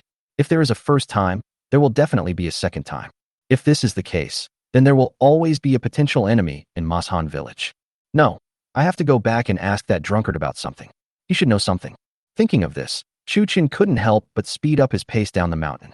On the 3rd floor terrace, Chu Chen sat down on the rocking chair without having time to check the injuries on his back. He asked Chen Qingxian, Jiomengzi, do you know the Black Dragon gang? I know. It's a low-ranking gang with a leader of the 7th rank. How did you get involved with them? So Chu Chen told him how he became enemies with the Tiger Hall and how he destroyed the Tiger Hall. The most disgusting thing about this kind of gang is that it is like a dogskin plaster and is quite troublesome. After listening to Chu Chen's introduction, Chen Qingxian frowned slightly and said slowly, Then do you know where they are? If we don't kill them, there will be no peace in Masan village. We can't stay here forever. I also have my own perfume shop that is about to open. It seems that the Black Dragon Gang is a big trouble. It's not as dangerous as you say. My sister should come down the mountain in a few days. I'll tell her then. She's more interested in destroying the gang, and I'm too lazy to move. Shit, he is more interested in destroying the gang. No, this guy has a senior sister. Ah, your senior sister, how old is she? What does she look like? When Chu Chun heard the words senior sister, a figure in white clothes, like a fairy descending to earth, emerged in his mind. Get lost, don't mess with her, or I can't save you. Chen Qingxian kicked Chu Chun on the waist, causing Chu Chun to grimace in pain. I wanted to pull out my pistol and shoot him. If you don't want to provoke me, then don't provoke me. Can you be a little gentler? You are a 9th rank master. Chen Qingxian knew he was being unreasonable, so he turned around and started drinking. However, Chu Chun was full of worries at the moment. This time it was a 5th grade master, but what about next time? At this moment, he felt as if a fishbone was stuck in his throat and felt extremely uncomfortable. At this moment, I really have the urge to take dozens of people from the village, holding Type 95 rifles, and go to the Black Dragon Gang to shoot them. In the room, Li Qinglian took off Chu Chen's stab-proof suit, looking at the entire blood-red bruise on the back. Husband, how could you get such a serious injury? Li Qinglian applied medicine to Chu Chun with a distressed look on her face. It's nothing. You won't die. Don't worry. Chu Chun comforted Li Qinglian while gnashing his teeth. But he secretly said in his heart, Black Dragon Gang, sooner or later, I will uproot you. But there was no point in being anxious now. Chu Chun just lay there quietly for a while, and then he thought it through. Since that drunkard said that his senior sister has gone down the mountain and is very interested in destroying the gang, why not wait until his senior sister comes? After a big fight today, Chu Chun was extremely tired, so he fell asleep while lying down. When I woke up, it was already noon the next day. Rubbing his still aching back, Chu Chun slowly got up and walked towards the tea room. After closing the door, he quickly entered the space. After the assassination, he needed a quick-fire rifle. Based on his memory, he should have seen an Uzi submachine gun among the pile of captured weapons. This thing is small and exquisite, not much longer than a pistol, has a fast rate of fire, and a large ammunition capacity. After some searching, I finally found the submachine gun and a whole box of bullets in a corner. This thing is wireless anyway. Soon, an Uzi submachine gun and 4 magazines full of bullets were placed on the table in the tea room. Although it is a short magazine with a capacity of 20 rounds, it is incomparable to a pistol. Put on stab-proof clothing and holster, and the pistol on the back of the waist becomes a continuous firepower. After a simple lunch on the first floor, we headed towards the construction site. If you can't figure out the Black Dragon Gang's affairs for the time being, then forget about it. You can't just give up construction just because of the Black Dragon Gang. It would be better to find a secluded place in the deep mountains and forests to live in seclusion. Looking at the rows of half-built houses, Chu Chen also smiled. Uncle Feng, it's going very fast. I estimate that in another month, everyone will be able to move into the new house. Chu Wazi, everyone is grateful to you. Without you, we wouldn't even be able to think about building this brick house. The villagers along the way all greeted Chu Chen happily. Since the workshop has resumed work, there are fewer people on the construction site. But this did not affect the progress of the project at all, and everyone worked hard. Although the temptation of a new house is great, the workshop cannot be stopped. Chapter 91. The perfume shop is renovated. Chu Chen took a look around and saw that everything was in order, so he turned around and went back to the villa. The days of playing badly always go by quickly. That day, Chun Qingxian, who was drinking, suddenly said, "Someone is coming." Chu Chen was no longer surprised by Chun Qingxuan's alert look. When I walked downstairs, I saw Lai Fu running towards me from a distance. "Xiao Lai Fu, why are you here? Your father beat you again." Chu Chen asked jokingly. "No, my father asked me to tell you that the shop has been renovated." Xiao Lai Fu ran out of breath, and after he finished speaking, he rushed to the pool and drank a bucket of water. "Did you come here running?" Looking at him like this, Chu Chen asked in confusion. "No, I took a bullock cart to Qingyo town. There were no bullock carts in the second half of the journey, so I ran here." Chongwei, you really don't treat your son as a human being. You have a big family and a big business. Why don't you just send someone here? After saying that, Chu Chen turned back into the house and brought him a large bucket of instant noodles. The boy almost swallowed the plate while eating. "Okay, I'll go to Qingyan City with you, so you don't have to run away again." After that, Chu Chen shouted upwards, "Jiomengzi, are you going to Qingyan City?" After saying that, he pulled Xiao Lai Fu towards the van. When I opened the car door, I saw Chen Qingxian sitting steadily in the passenger seat with a cigarette in his mouth. If a ninth-rank master makes any noise while doing his work, I lose. It was the first time for Xiao Lai Fu to ride in Chu Chen's van, and he kept chattering with curiosity on his face. I guess if he stays with Chu Chen for a few months, Chong Wei won't even need him as his father. The car stopped steadily at the door of the shop. Pedestrians on the road all looked over here. What kind of shop is this? It looks like it's all made of colored glaze. Yes, there is a wall behind this door, and this wall is made of glazed glass. My goodness, which prodigal son opened this shop for fun? If this shop can make money, I will write the word Wong backwards. Listening to everyone's discussions, a smile appeared on Chu Chen's lips. This is exactly the effect we want. This modern thing is a good advertisement in itself. At this moment in the shop, Xiaofeng had brought more than a dozen girls to clean the shop inside and out. When they heard that the boss was coming, more than 10 girls immediately stood in 2 rows. Chen Qingxian saw this scene and said, "Bah, what's so good about women?" "Hello, boss." The girls bowed slightly and saluted Chu Chen. Okay. Chu Chen waved his hand. "Xiaofeng, that's great. Thank you for your hard work during this period." "What are you talking about, sir? This is what I should do. But from now on, please call me Song Jing or Song Zhangguei." "Wow, you got into the role so quickly? You have a pretty good learning ability." At this time, Chang Wei also came over. "Mr. Chu, it lived up to your expectations and was completed successfully. Please check it. Mr. Chang's craftsmanship is trustworthy to me." After paying the wages, Chang Wei led his group out. After Chang Wei left, Chu Chen asked everyone to take all the perfumes out of the car.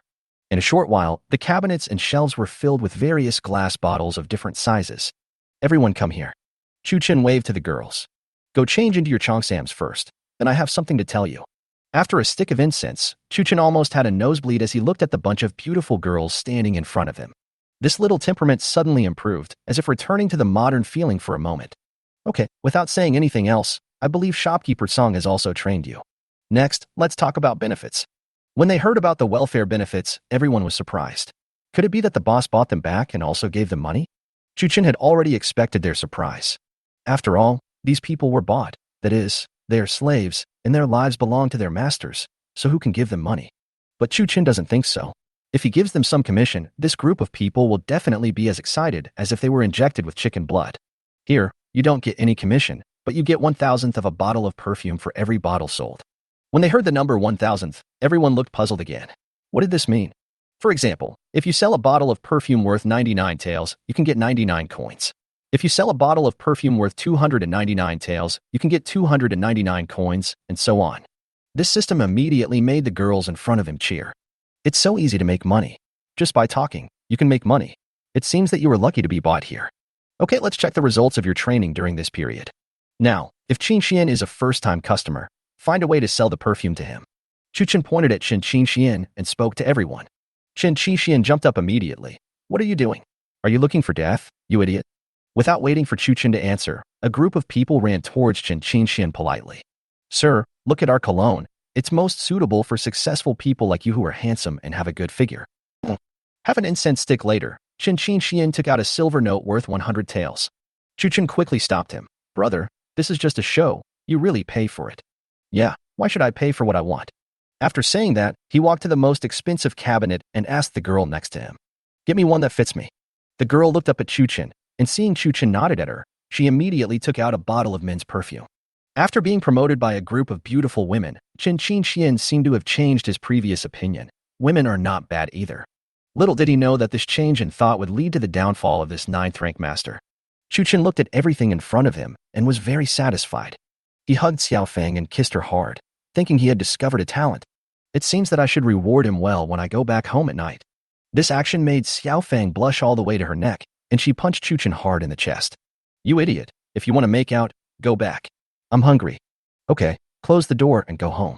The group locked the counter, put the perfumes on the shelves into the warehouse in an orderly manner, and then headed towards the house.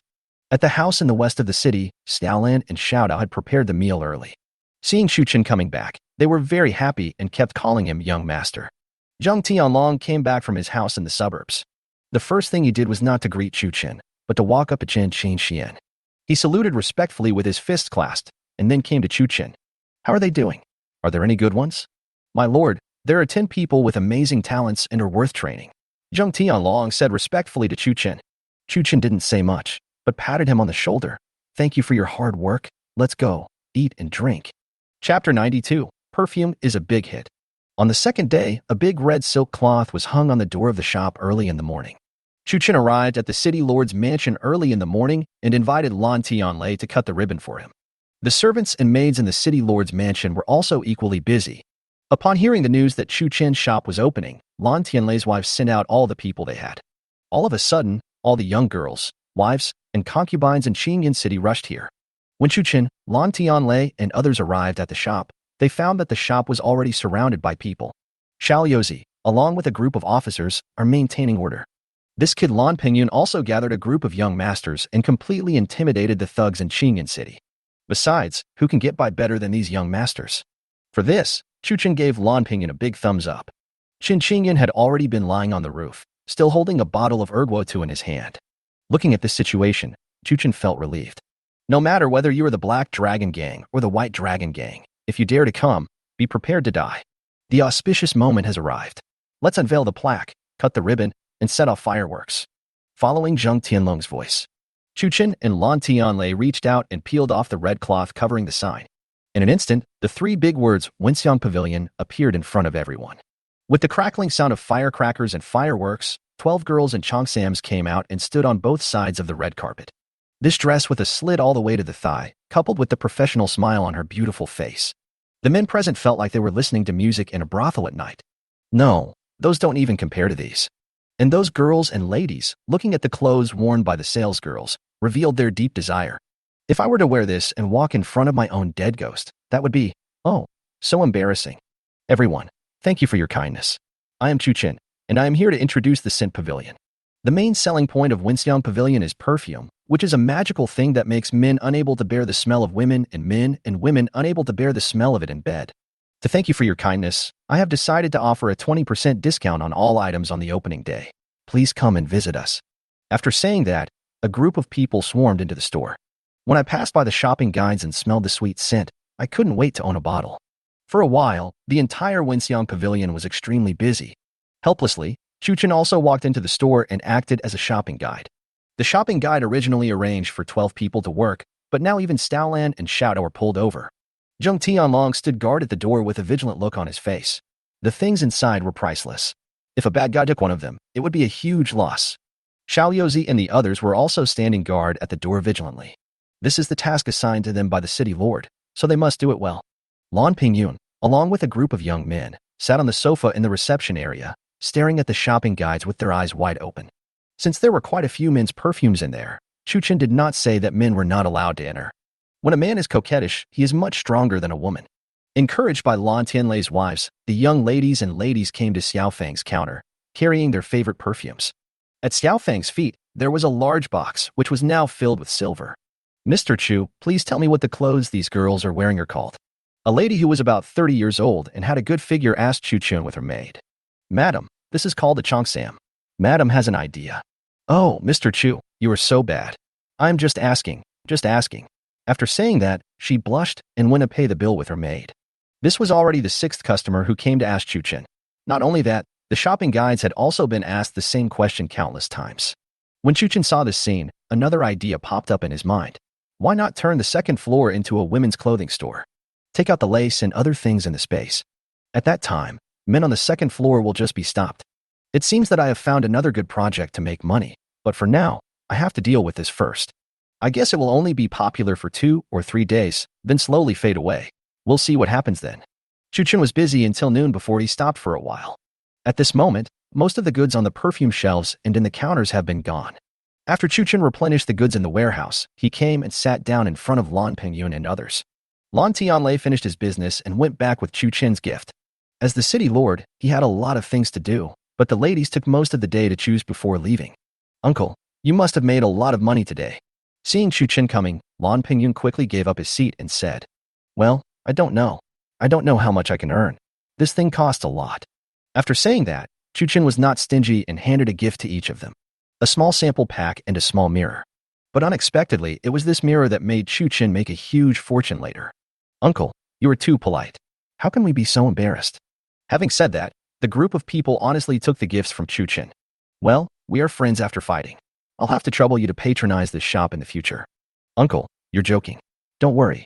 As long as we are here, none of the hooligans and beggars in Qingyan City will dare to approach your Winxiang Pavilion. Lan Pingyun patted his chest so hard that it made a clanging sound. Who was he? The #1 playboy in Qingyan City. Chuchen exchanged a few words with them, then turned around and walked outside again. Sixth brother, thank you brothers for your hard work. After that, everyone was handed a bottle of Erguo too, and Xiao Yozi also had a trial bottle in his bag. Master Chu, this is too valuable. This bottle is made of colored glaze, right? How dare we accept it? This is the advantage of ancient times. Giving a gift is so blatant. Sixth brother, if it weren't for you, there would be trouble at the gate. It's just a token of my appreciation. This wine is not available on the market. Please keep it. I'll have to ask for your continued care in the future. Chuchen said as he looked at the people holding their gifts with joy on their faces. Don't worry, Master Chu. We are here to take good care of you. Chuchen praised and thanked them again before leaving them and going into the house. Xiao Feng was so busy at this moment that her back was wet with sweat. Chuchen walked closer and saw that there were silver ingots placed under her feet and the drawer was full of silver bills. Shit, what I earned in this day would probably take the workshop several months to make. Fortunately, there is unlimited perfume replenishment in the space. As expected, no matter what era it is, this woman's spending power is so terrifying. Chapter 93. The shop makes a lot of money and everyone is happy. After a busy night, Chuchen came to the store's warehouse. When he opened the super strong security door, a sudden burst of silver light almost blinded Chuchen's eyes. Looking at the baskets of silver in front of him, even Chuchen, who had seen the world, couldn't help but jump up with excitement. Xiao Feng said as if nothing had happened, Sir, we opened today and sold nearly 800 bottles of perfume, earning 210,000 taels of silver. This pile is 120,000 taels of silver, and this is the silver note. The reason why Xiao Feng was not surprised was that she had become numb to touching silver. All this money passed through her hands. Xiao Feng, I love you so much. You take out 10,000 taels for the daily expenses of the shop and the family. I will take the rest first. Sir, you don't need that much. We still have income tomorrow. Xiao Feng still refused and kept 10,000 taels. When did she ever have so much money in her hands? Okay, don't refuse. You'll have plenty of places to spend money in the future. After saying that, he told Xiao Feng to carry the silver to the van. For those shopping guides, Xiao Feng was instructed to pay them commissions after closing the shop at night. Everyone received a commission of more than 10 taels of silver. These people were all bought from pawnbrokers. Most of them were sold to pawnbrokers because their families were so poor that they could not survive. Perhaps they have never come into contact with so much money since they were young. This is just one day's income.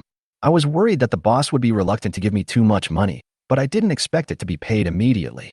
This made the girls very happy. Some of the smarter ones were able to calculate Chuchen's income today and lifted up their cheongsams towards Chuchen intentionally or unintentionally. If this gentleman takes a fancy to me, I will definitely marry into a wealthy family. If all else fails, you can become a concubine and have a child. Then you won't have to worry about your life. Chuchen, you wish. I am the man you can't have. After finishing all this, Chuchen set up several tables in his house in West City. Lan Tenlei's family, those wealthy young men, and Xiao Yozi and the others were all invited. And these more than 10 shopping guide girls were consciously placed at each table. The atmosphere suddenly became lively. Chuchen is also happy about this. He allows you to be scheming, but after all, you still have to hold the indenture contract in my hand. Adapting to such occasions more often can be of indescribable help to your future career. Having a dozen or so capable beauties under my command makes it much more difficult to do anything. Brother Chu, today really opened my eyes. Qingyun City has never seen such a hot opening in the past 100 years. Lan Tianlei said to Chuchen drunkenly. No, I still have to rely on my brother's care for me. Chuchen responded neither humbly nor arrogantly. When I meet Master Zhou, I will definitely tell him the good news. Brother Chu is a rare talent. Oh, you mean my sworn brother. He probably wouldn't care about these little things. What, brother? When Lan Tianlei heard Chuchen say this, he was so scared that his legs went limp. Brother, if I keep calling you Brother Chu left and right, and that person finds out, it would be extremely disrespectful. How could you, Lan Tianlei, deserve to be associated with my royal family? What's wrong, Brother Lan? Chuchen saw him stagger and immediately stepped forward to support him. I can't accept it. Lan Tianlei sobered up all of a sudden. After saying that, he gathered his family and left Chuchen's house. On the way, he also specifically instructed Xiao Yozi, from now on, your only mission is to protect the safety of Winxiang Pavilion. Ah, City Lord, what about other things? Xiao Yozi was delighted and asked immediately. Don't talk nonsense. Just do what you were told to do. If anything happens to Wenxiang Pavilion, you will lose your head. What a joke. This is the property of the 8th prince's younger brother. It would be disastrous if something happened in Qingyan City. After Lan Tianlei left, only his family members were left in the room. Jiao Mengzi, what do you think happened to Lan Tianlei? He just left without saying anything. Chu Chen asked as he looked at Chun Qingxian, who was playing with the shopping guide girl. You are really an idiot. Don't you think about your brother's identity? Don't bother me. Come on, ladies. 15, 50, 10.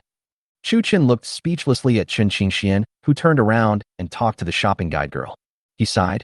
It only takes a few days for this person to learn bad habits. Little do you know that you are the culprit who turned a good young man into a bad one. While muttering to himself, he pulled Xiaofang into the room. Xiaofang, no, shopkeeper Tsang. You have done such a great deed today. Do you want some kind of reward? Sir, I'm very tired and just want to sleep. You are tired, so I will give you some nutritional injections. When the sun rose the next day, Chu Chun slowly got up. Xiaolan and Xiaodao were already waiting at the door with hot water. Knowing the owner's habits, he still had a toothbrush and toothpaste. Xiaolan, you've grown up again. Chu Chun joked as he looked at the girl in front of him. You are joking, sir. No one grows up overnight. Well, it has grown a lot. I don't know how it feels. Finally, Chu Chun stopped. He was still a minor, and there should be some bottom line as a human being. After washing up, Chu Chun drove the van and took Qin Qingxian to the shop. There was still a steady stream of young ladies and ladies inside. Chu Chen greeted them happily. It feels so good to make this money. Suddenly, a loud shout came from the cashier. Scam shop, such a small amount actually costs 299 taels. Hearing the shout, Chu Chun and Qin Qingxian immediately walked up. Miss, this is the price of the perfume you broke in our store. Please don't embarrass me. What? Someone dares to cause trouble and throw my perfume? With Qin Qingxian, a 9th grade master, by his side, Chu Chun walked up proudly. The woman in front of me was about 27 or 28 years old, dressed in black and with a soft sword on her waist. He looks very heroic, and his slender waist seems to have no fat at all, dressed like a martial arts master. So he asked, Jiao Mengzi, what are the grades? But when I turned around, I found that Qin Qingxian was nowhere to be found. I didn't know where he had gone. This girl, why are you so angry? Chu Chun waved away the shopping guide and spoke to the woman in front of him. Who are you? My name is Chu Chun, and I'm the owner of this shop. Hearing the word boss, Mu Shuichin couldn't help but turn her head to look at the young man in front of her. Why are your things so expensive? And, I accidentally broke your things. Why should I pay for it? What the hell? What kind of bandit logic is this? If you knock it down accidentally, you don't have to pay for it. Then what if I accidentally killed you? Well, lady, it seems a bit unreasonable to say that. Chapter 94 Qingxian's senior sister Mu Shuichin. Well, the title of female warrior sounds nice. For that reason, I won't kill you. Mu Shuichin looked at Chu Chun in front of her, as if she had let him go. Fuck, uncle can tolerate it, but I can't. You destroyed my merchandise, and not only did you not want to compensate me, you also wanted to kill me. If you have the guts, try killing me. After saying that, Chu Chun pulled out the little Uzi from his waist and hid it in his sleeve. If this woman dares to come forward, I will shoot her with a volley of bullets. Just when the situation was tense, Qin Qingxian suddenly appeared from nowhere. When Chu Chun saw him coming, he couldn't help but feel happy. Damn, I'm a 9th grade master. Come and see how I move. Unexpectedly, Qin Qingxian walked straight towards the woman and knelt respectfully in front of her. What the hell? What kind of operation is this? Chu Chun was confused by this scene. Senior sister, you are coming down the mountain. You little bastard, why are you here? Are you with this person? This is totally out of the ordinary. The woman in front of him is Jimengzi's senior sister. I was just about to fire a volley of bullets at her. If she was stronger than Jimengzi and blocked the volley of bullets, I would be in big trouble. Jimengzi, is this your sister? Oh my, it's really like a flood that washed away the Dragon King temple. Family members don't recognize each other. Seeing this, Chu Chun immediately stepped forward and spoke to the two of them. What a joke. I was expecting this guy to slaughter the Black Dragon gang. I have to coax him a little. Ha ha. Jimengzi, this name is appropriate. You are good, kid. So, do I need to pay for it? Mu Shuichin suddenly became happy when she saw Chu Chun, who was handsome and not particularly annoying. What are you talking about, senior sister? If one of our own people breaks our own things, how can we pay for it? After saying that, she picked out a bottle of high-end perfume from the counter. Senior sister, this is our first meeting and I haven't had time to prepare anything. This is just a gift for us. Mu Shuichin reached out and took the perfume from Chu Chen's hand. She glanced at the price tag, 999 taels. This guy is not only handsome, but also generous. This made Chu Chin's image in Mu Shuichin's heart rise instantly. Since I've accepted your things, I don't have much to return the favor, so let me just owe you a favor. Mu Shuichin had indeed just come down from the mountain and arrived in Qingyan City. Then I saw the extremely popular scented fragrance pavilion, and there was a faint pleasant fragrance coming from inside. Although she spends most of her time in the mountains, she is still a girl after all. How can one resist the temptation of this perfume? So I walked in, picked up a bottle of perfume, and started consulting. Unexpectedly, when she asked the price, she was shocked to find out it was 299 taels. When she came down the mountain, her master gave her 20 taels of silver and said it would be enough for her to spend for 1 or 2 years. So in a moment of excitement, my hand shook and I broke the perfume bottle. So the scene just now happened. Senior sister, can I get up now? The pitiful Chen Qingxian was still kneeling on the ground. Last night, these young ladies worked hard to establish the image of an expert when they were guessing numbers with me. I guess it will take time to start over again. I forgot about my lovely Jimingzi junior brother. Get up. Chen Qingxian got up and rolled his eyes at Chu Chun. If you hadn't waved your sleeves for no reason, would I have shown up? So he angrily took out his anger on Chu Chun. You are really stupid. You don't know that senior sister is tired from traveling so much that you don't take us to eat something delicious. After saying that, he didn't forget to kick Chu Chun on the butt. Chu Chun turned around and was about to go over and let him tear it apart. But when he saw such a beautiful senior sister next to him, he patted her, but generously. Please, senior sister, I will take you to a restaurant. After saying that, he ignored Chen Qingxian and walked out of the Wenxiang pavilion with Mu Shuichin. Perhaps because the perfume was spilled, the fragrance in the scent room rushed straight towards the door, attracted a new wave of customers. Seeing this, Chu Chin wondered whether he should break a bottle every day. The three of them came to Xian Tower. Because the last time Chu Chun brought Li Qinglian and even the city lord came, the shopkeeper had already imprinted Chu Chin's appearance firmly in his mind. Mr. Chu, you are so honored to be here. Please come in. Chu Chin smiled at the shopkeeper and said, put all your specialties on the table. I'll bring my own drinks. Hearing Chu Chin say this, Chen Qingxian quickly hugged his wine bottle. This is the only bottle I brought today, so don't try to get anything from me. I won't drink your wine, don't worry.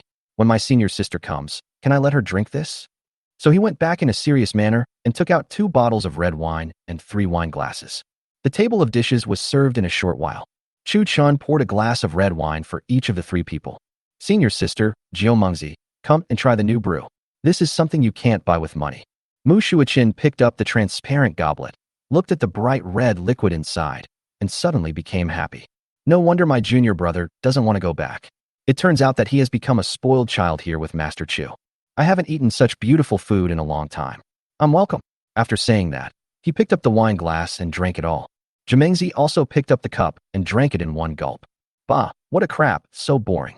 Chen Qingxian looked at Chu Chun with contempt. Then he poured a full cup of erguotu into the cup. However, Mu Shuichin's eyes were shining with happiness. She fell in love with this sour and sweet red wine at once. Mr. Chu said you are a drunkard, and you still don't admit it. You have no taste. No wonder you can't get married. After saying that, he stretched the cup in front of Chu Chun, and the meaning was obvious. Pour the wine. Senior sister, this red wine requires careful tasting and should be drunk slowly. We should not learn from Jiao Mengzi. Yes, yes, yes, drink slowly, ha ha. After saying that, he picked up a big piece of fat meat and stuffed it into his mouth. Chu Chun was horrified when he saw this. What kind of master is, what kind of apprentice he teaches? At this moment, he really wanted to ask Mu Shuichin, is this how you manage to eat a lot without gaining weight?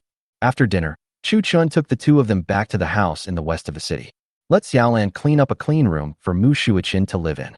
Senior sister, this is Chu's house. We are all young brothers and sisters. You can stay as long as you want. Okay, stop calling me senior sister. You are not my junior brother. From now on, just call me by my name, Mu Shuichin.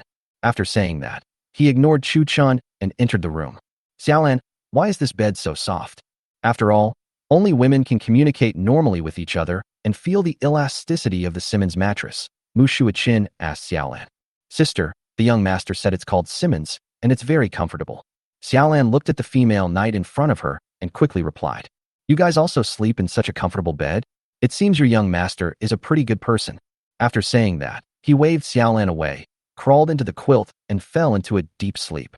These are also her 2 major strengths, eating and sleeping. In her words, it is easy to feel sleepy when you are full, and it is easy to feel hungry when you wake up. Chapter 95. I can't stop eating snail noodles. It was already past noon the next day when Mu Shuichin came out of the room. For a ninth-rank expert like her, morning exercises and the like are completely meaningless. That's why I gradually developed a personality that does nothing but eat and sleep. Jiumingzi, come down. I, your senior sister, am hungry. As soon as Hua finished speaking, Chen Qingxian appeared in front of her and respectfully led her into the main room. Sister, please wait a moment. I'll ask Xiaolan to cook for you. Hurry up, I'm starving. Chu Qin also came back from Wenxiang Pavilion at this time and happened to hear them talking. So he waved Xiaolan away and walked into the kitchen. After a while, an indescribable smell came from the kitchen. What are you doing, you idiot? Are you digging in the toilet? Chen Qingxian covered his nose and shouted into the kitchen. You know nothing. This stuff smells stinky. Don't be greedy for it later. While speaking, Chu Chan was holding an extra-large bowl. She cooked 2 bags of snail noodles and brought them to Mu Shuichin. Sister, let me give you some delicious food. Looking at Chu Chin's grinning expression, you kid are not going to poison me, are you? Before she could finish her words, Chu Chan picked up the chopsticks and a small bowl, picked up a handful and stuffed it into his mouth. Chen Qingxian was about to vomit after seeing this. He didn't understand how the boy in front of him could eat such a smelly thing. Mu Shuichin on the side looked at the satisfied expression on Chu Chen's face. He also frowned in confusion. This thing is so smelly, how can it be eaten? Don't worry, it smells bad but tastes delicious. Don't you want to try it? How could Mu Shuichin, a veteran foodie, be timid? Since this wealthy and handsome man can eat so happily, what is there to be afraid of? So he picked up a bite and put it into his mouth. In that instant, Mu Shuichin's eyes widened. The taste of sour bamboo shoots mixed with snail soup immediately captured her taste buds. What kind of food is this? Why is it so delicious? This is called snail rice noodle. It's a fresh food, the only one in the whole of Daxia. Mu Shuichin was completely immersed in the delicious food and didn't care what Chu Qin said at all. I only heard the dish of snail noodles. Chen Qingxian, who was standing by, looked at Mu Shuichin, who was eating with gusto, and approached her with a nasty look on his face. Senior sister, roll? Okay. After saying that, he turned to look at Chu Chun and made a gesture of drawing a sword. Okay, Jimengzi, you are awesome. After saying that, he turned around and went back to the kitchen. After a while, he brought out another bowl of snail noodles. Chen Qingxian picked up the bowl and disappeared on the spot with a leap. On the rooftop, Chen Qingxian slowly savored the delicacy. Unexpectedly, before he had eaten half of it, Mu Shuichin knocked him and his bowl down. Senior sister, you've already eaten such a big bowl. Chen Qingxian looked at Mu Shuichin and said innocently. Mu Shuichin ignored him and continued eating with the bowl in her hand. Chen Qingxian looked at Chu Qin again. His meaning was very clear. What kind of master taught this? Chu Chun thought helplessly in his heart. There was no choice but to drag Chen Qingxian to the kitchen, tear open a package, and then teach him step by step how to cook it. Mu Shuichin in the main room burped contentedly. Second idiot, how much is your snail noodle? How much? That's right, as many as you want. So he quickly replied. That Mu Shuichin, I don't have much on hand. You have to save it. Besides, you can't eat this every day.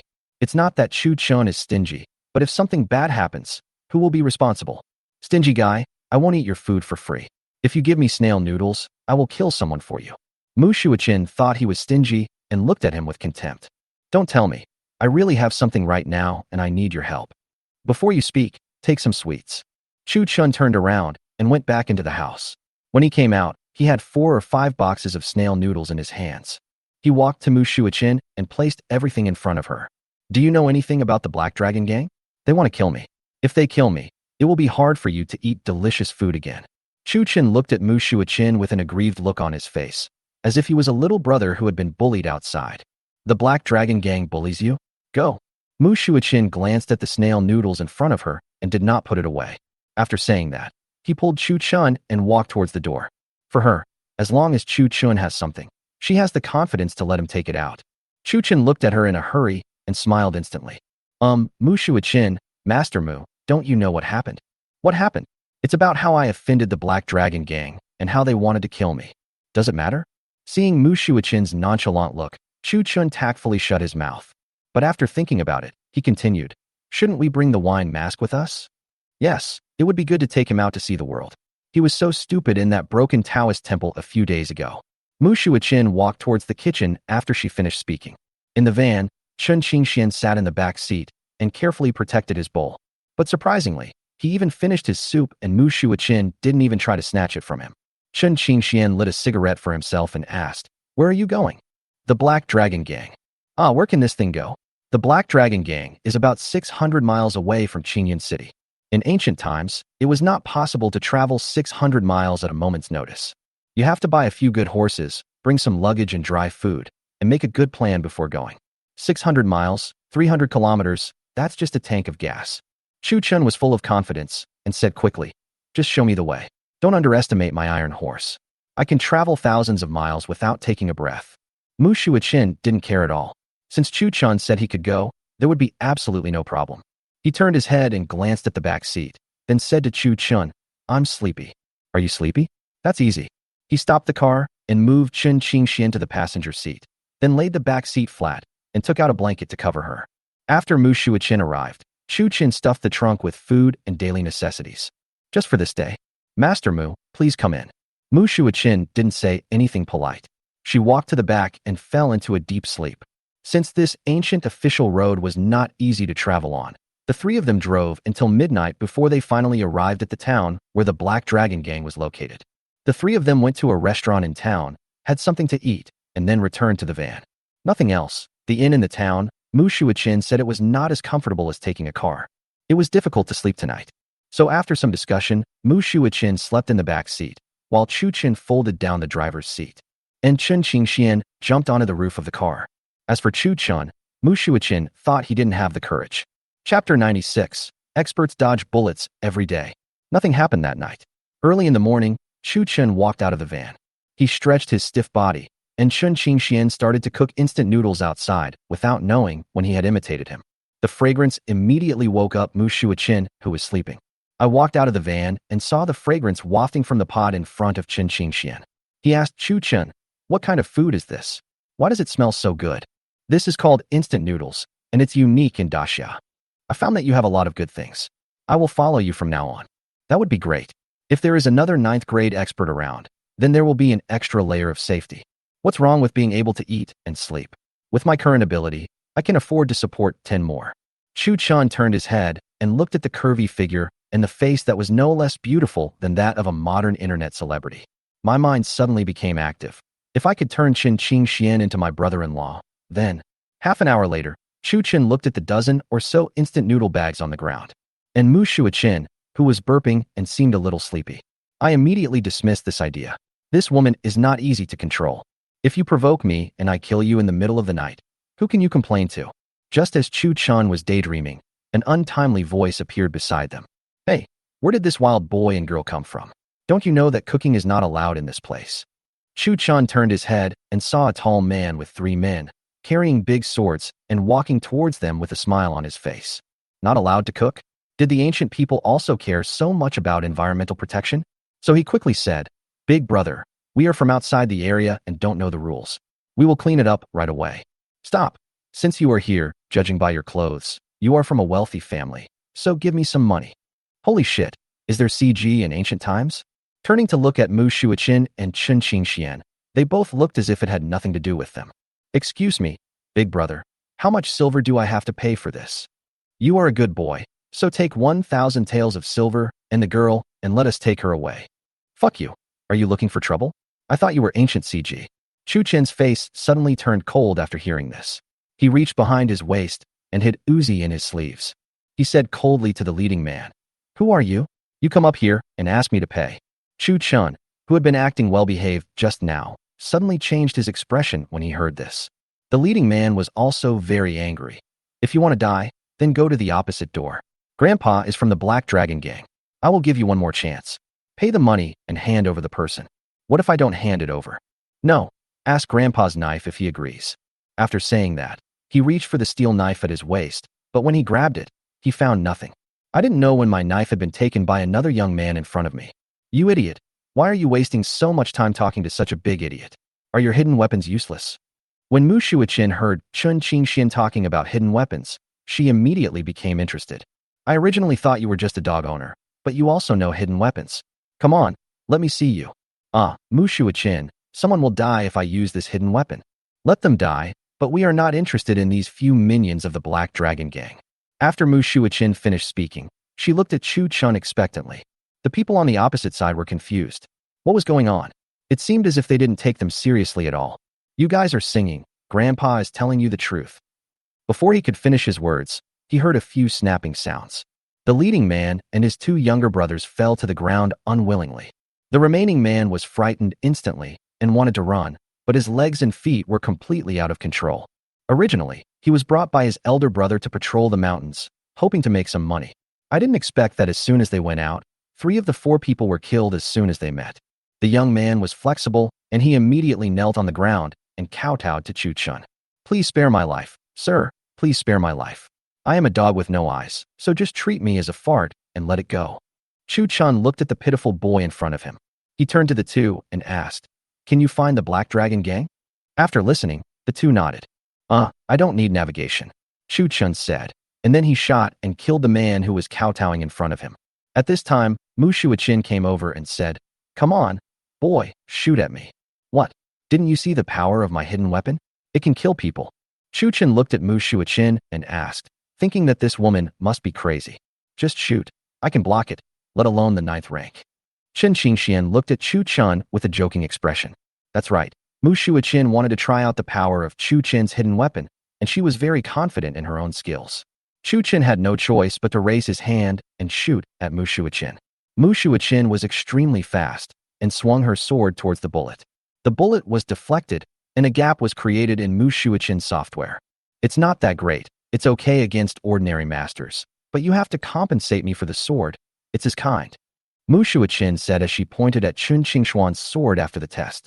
As a master above the 9th rank, how could he not understand the power of the sword in Chun Qingshuan's hand? Chu Chun has become numb to their daily dodging of bullets.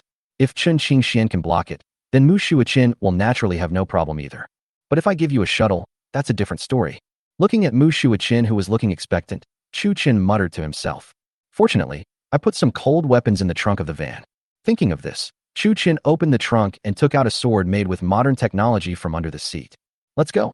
It will be hard to explain if the police come soon. Mu Shuichin took Chu Chen's sword and gave instructions to the two of them. As the van sped along, it soon arrived at the foot of the mountain where the Black Dragon gang was located. The 3 of them swaggered towards the mountain gate. Inside the Black Dragon village where the Black Dragon gang is located, gang leader Zhou Dachuan is convening hall masters from all parties to discuss matters. Tell me, have you solved the problem of killing Qiu Hai? Zhou Dachuan asked a younger brother below him. Boss, Master Mu has gone with his men, but they haven't come back yet. I haven't come back yet. Will something happen? Boss, you're worrying too much. Master Mu is a 5th rank master. He should have no problem dealing with an ordinary person.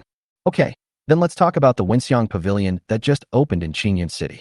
Lu Dachuan looked at the people in front of him and said with a smile, Boss, I have sent my younger brother to observe for a long time. This store is doing very well. It is not a problem to make tens of thousands of taels a day. It's just that on the opening day, I saw the mayor of Qingyan City go there. I don't know. After saying this, the younger brother looked at Zhou Dachuan with a worried look on his face. Chapter 97. Easily destroy the Black Dragon gang. I wonder why you are getting more and more cowardly as time goes by. You are just a city lord. Zhou Dachuan looked at the younger brother in front of him with disdain. At this time, another voice sounded. Boss, I see the owner of Wenxiang Pavilion looks very similar to the man who killed Qiu Hai described by Shouho. Could they be the same person? Listening to the younger brother's report, Zhou Dachuan suddenly became interested. Haha, as long as it looks like it, it doesn't matter if it is or not. If they don't come to the door, there is no reason to do so. Then he looked at the hall masters below and said, Dear hall masters, in order to prevent the government from causing chaos, we must gather all our forces this time and take down the Wenxiang Pavilion in one fell swoop. Boss, when you call us here, it must be a big deal, so we basically brought everyone who can fight in the hall. After listening to this, Zhou Dachuan looked at the hall masters sitting below with admiration. Sure enough, the ones who understand me best are my brothers. Well, gather your strength and prepare to go down the mountain. Just as he waved his hand and was about to leave, a younger brother outside the door ran in hurriedly. Boss, it's bad. 3 people are rushing to the village. Go away. 3 people scared you like this. You are such a loser. Boss, one of them seems to be the Taoist Qingxian. As soon as he heard the name of Taoist Qingxian, Zhou Dachuan frowned. What's going on?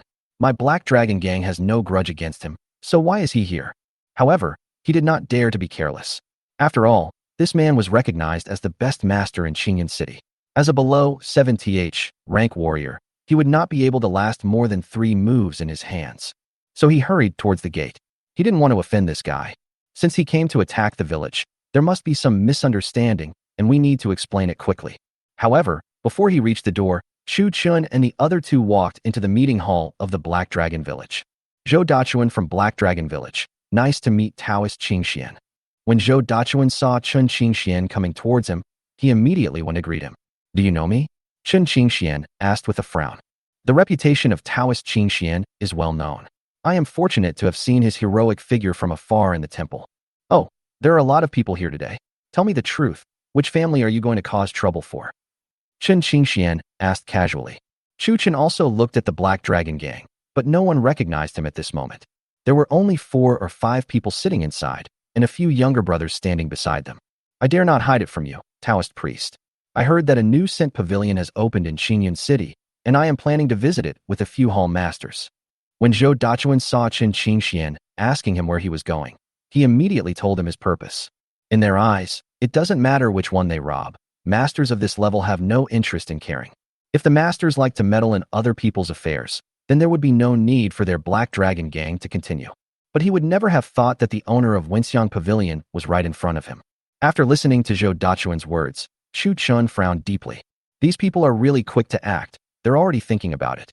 Chun Qingxian laughed. You idiot. They are going to rob you. Only then did Zhou Dachuan turn around and look at the person next to Chun Qingxian. Why does this person look so familiar? Isn't this the person in the portrait that Skinny Monkey described when he came back? The one who killed Qiu Hai. Thinking of this, Zhou Dachuan's heart skipped a beat. It's over. This kid has a master around him, and a super master at that. But he is a 9th rank official, and he is accompanied by a man and a woman. He asks the hall masters to support him, so it should not be difficult for him to escape.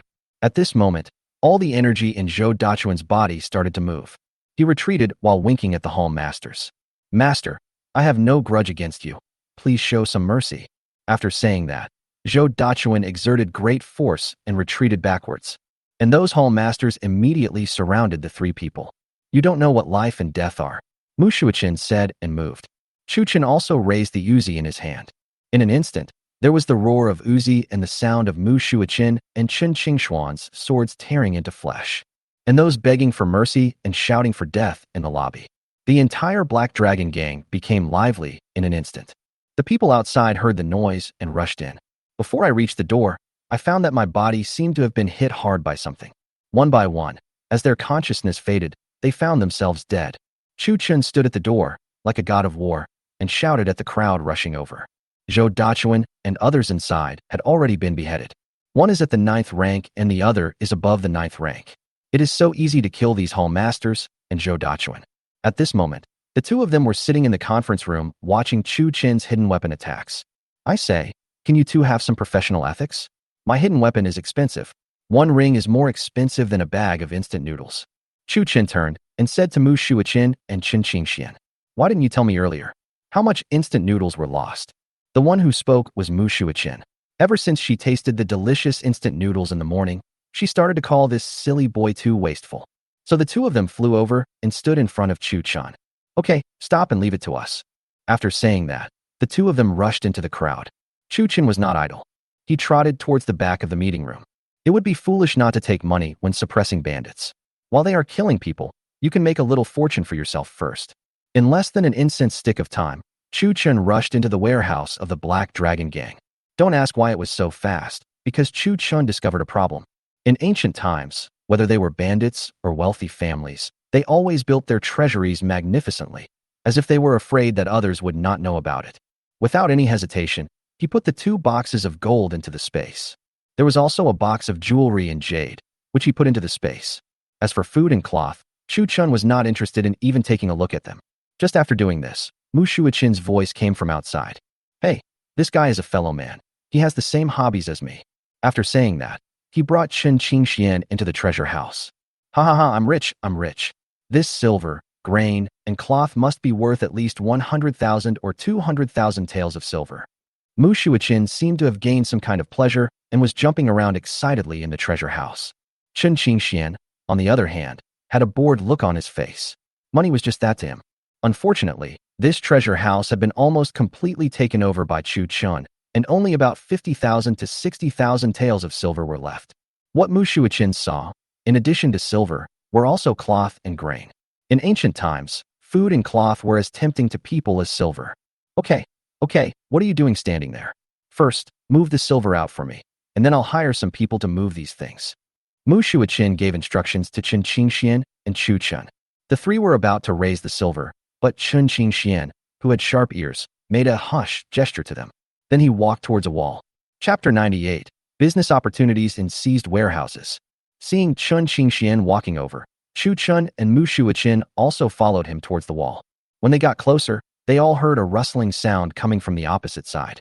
Fuck, there's someone else. Chu Chun immediately raised his wide sleeves. Chen Qingxian hurriedly stopped Chu Chun and walked to the wall, knocking here and touching there.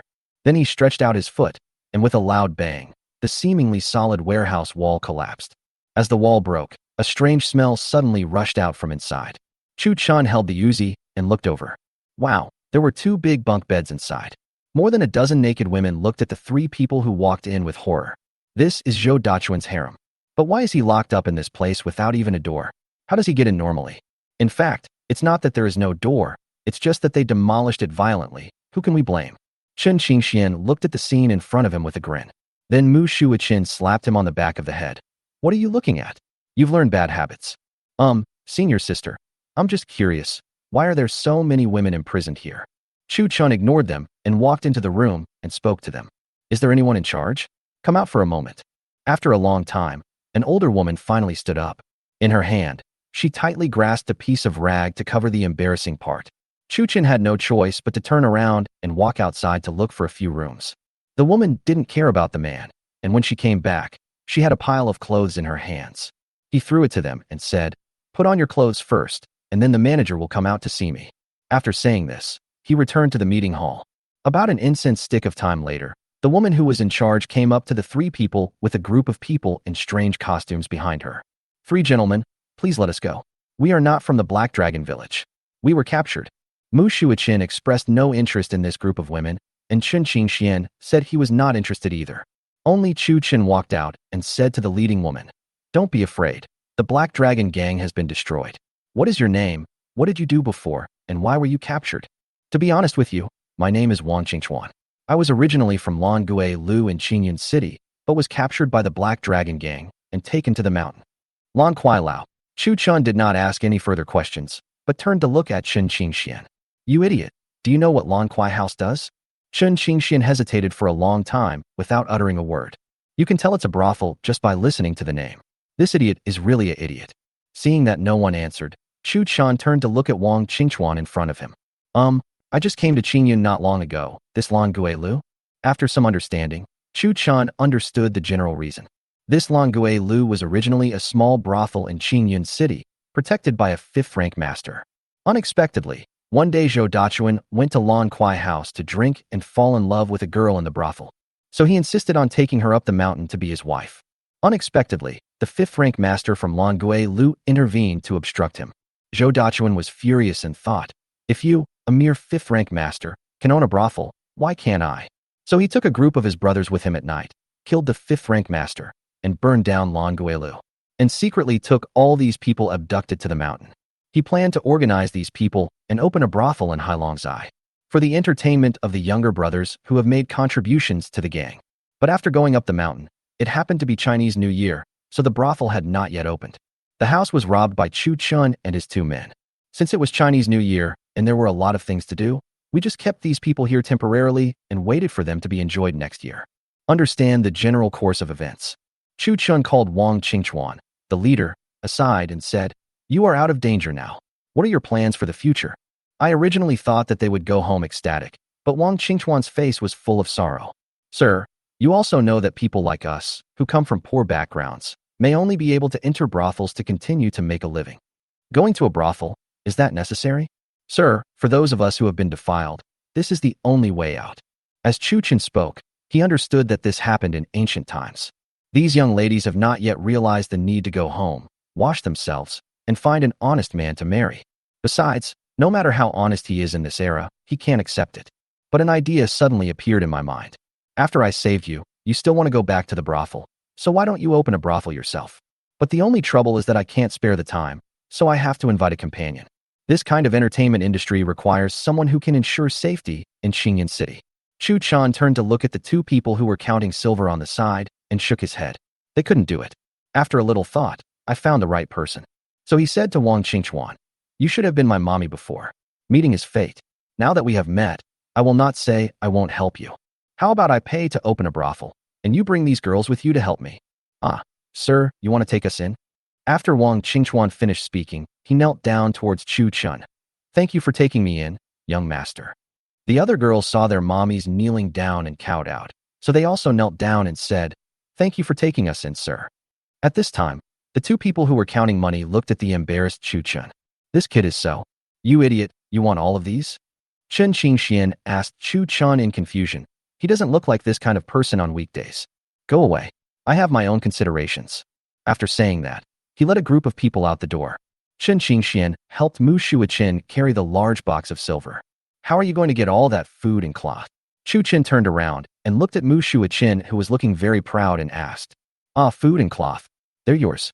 Didn't we agree that I want the silver and you want those?" Damn, this woman is really picky. When did I say that? 300 kilometers. Why would she want this? Okay, you guys eat something here now, and I'll go back and think of a solution. After saying that, he walked towards the treasure house behind him. "Sir, why don't you find a wealthy family and sell it to them?" When Wang Qingchuan came out, he also saw the warehouse full of grain and cloth. So he gave Chu Chin some advice. "Is there a wealthy family in this town that can eat so much?"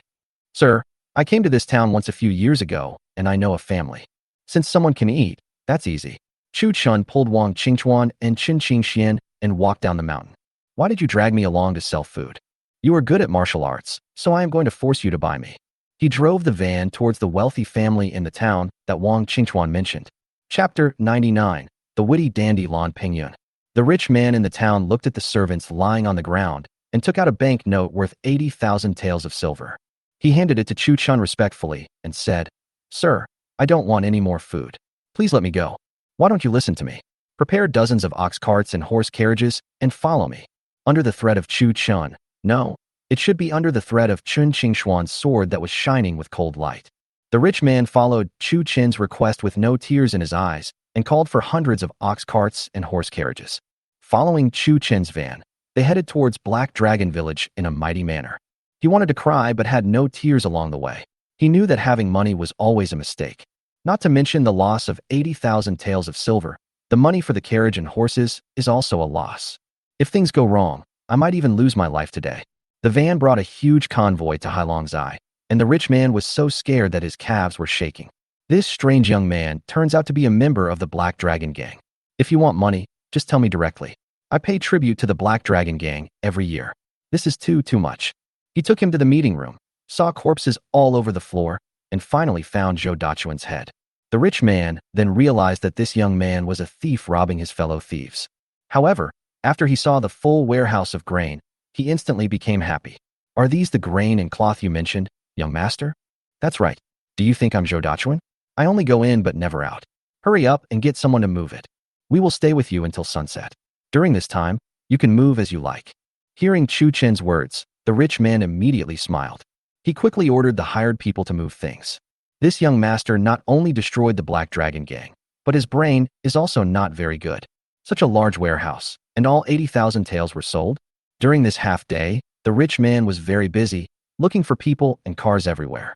The warehouse was completely emptied before sunset. "Master, next time, no matter which hill you take, you can sell these things that you don't like to me." After moving his things, the rich man said to Chu Chun with a smile on his face, "Stop talking nonsense and get out of here before I change my mind."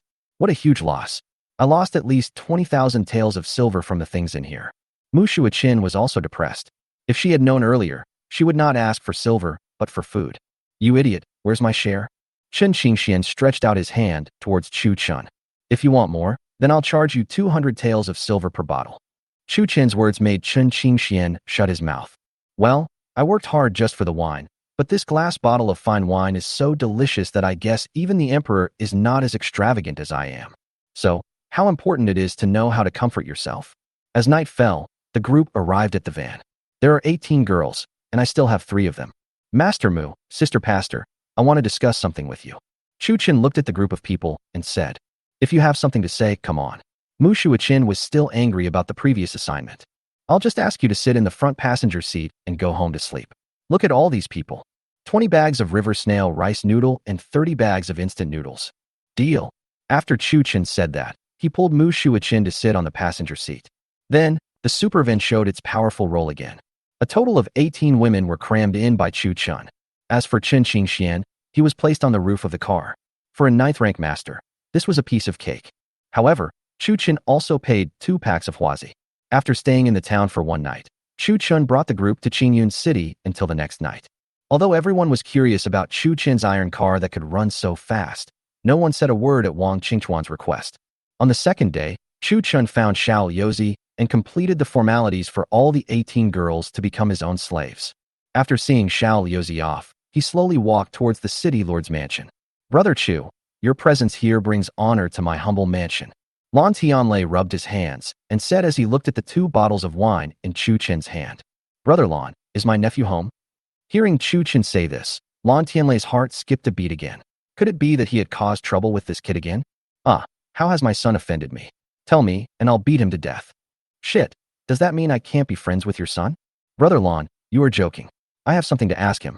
It's a good thing. When Lan Tianlei heard Chu Chen's tone, he instantly felt relieved and told the housekeeper to call Lan Pingyun. After a while, Lan Pingyun appeared in front of Chu Chen. He bowed respectfully and said, Uncle, call Pingyun here. What do you want me to do? Chu Chen did not answer him, but said to Lan Tianlei, Brother Lan, this is a conversation between us young people. You just... Oh, brother, if you hadn't told me, I would have forgotten. Madam Six just called me to ask something. After saying that, he walked inside without looking back and waved his hand to send everyone away. In an instant, only Chu Chen and Lan Pingyun were left. Pingyun, do you want to get rich? What? This uncle wants to help me make money. Lan Pingyun became excited when he heard it. You know, even though he is the eldest son of the city lord's mansion, he can't resist Lan Tianlei's stinginess. He was only given 10 taels of pocket money a month. What could he do with it? He would spend it all in a brothel. So he quickly said, I am willing to serve my uncle as a dog and a horse. Damn, this guy is not stupid. It seems that I have found the right person. Come on, follow me. I'll take you to a big project. Lan Pingyun climbed into Chu Chen's van without any hesitation. Lan Pingyun showed great interest in this car, touching here and looking at there. I like it. Chu Chen, who was driving, suddenly said, Oh, I dare not. This is my uncle's favorite thing. How dare I, a nephew, touch it? When Lan Pingyun saw that Chu Chen had seen his passion, he immediately spoke respectfully. It's okay. Just follow me and work hard. If you do a good job, I'll give you one as a gift. Chu Chen thought that he also needed to find a driver. This time he was going to the Black Dragon Gang, and the round trip would be a 600-kilometer official road. His waist was about to break from driving. There were no cement or asphalt roads in ancient times. The road is full of bumps and potholes, so it takes a whole day to drive to Hailongzai. If we had a highway, it would only take 3 hours to travel these 300 kilometers. Really, uncle? Then I would like to thank you in advance. The pie was already drawn, and Chu Chen said nothing more. He took Lan Pingyun and walked towards an inn. After a while, the van stopped steadily in front of the inn. Uncle, are you going to take me to stay in the hotel? Are we going out of town? Lan Pingyun asked in confusion. Could it be that this uncle has taken a fancy to me? Lan Pingyun guessed with horror that if he... Should I resist or not? Chapter 100, Opening a Club in Qingyun City. Chu Chen ignored him and took him towards a room. Qingchuan, open the door. Chu Chen outside the door knocked on the door loudly. Sir, please come in. As the door opened, Lan Pingyun's eyes suddenly glowed with eagerness. There were 7 or 8 beautiful girls sitting inside, looking towards the door. Chu Chen and Lan Pingyun sat down in the crowd. He said to Wang Qingchuan in front of him, Let me introduce you. This is the city lord's eldest son, Master Lan. Pingyun, this is Wang Qingchuan, the mommy from Lan Kuai-Lao. Do you know her? After hearing Chu Chen's introduction, Wang Qingchuan quickly stepped forward and bowed to Lan Pingyun. I greet Mr. Lan. Lan Pingyun looked around with a pig-like face. Uncle, Pingyun is studying poetry and books in the study every day and has never seen you sisters. Oh my god, it's obvious that Lan Pingyun only knows a few of them. You're still pretending to be pure in front of me. I see. So you are devoted to studying poetry and literature, so your uncle cannot harm you. I originally wanted to open a brothel with you, but it seems I have to find someone else. By the way, that fat guy was pretty good. Chu Chen pretended to be in deep thought and said. Lan Pingyun became anxious after hearing this. Opening a brothel? That would be so powerful. You can't go whenever you want in the future.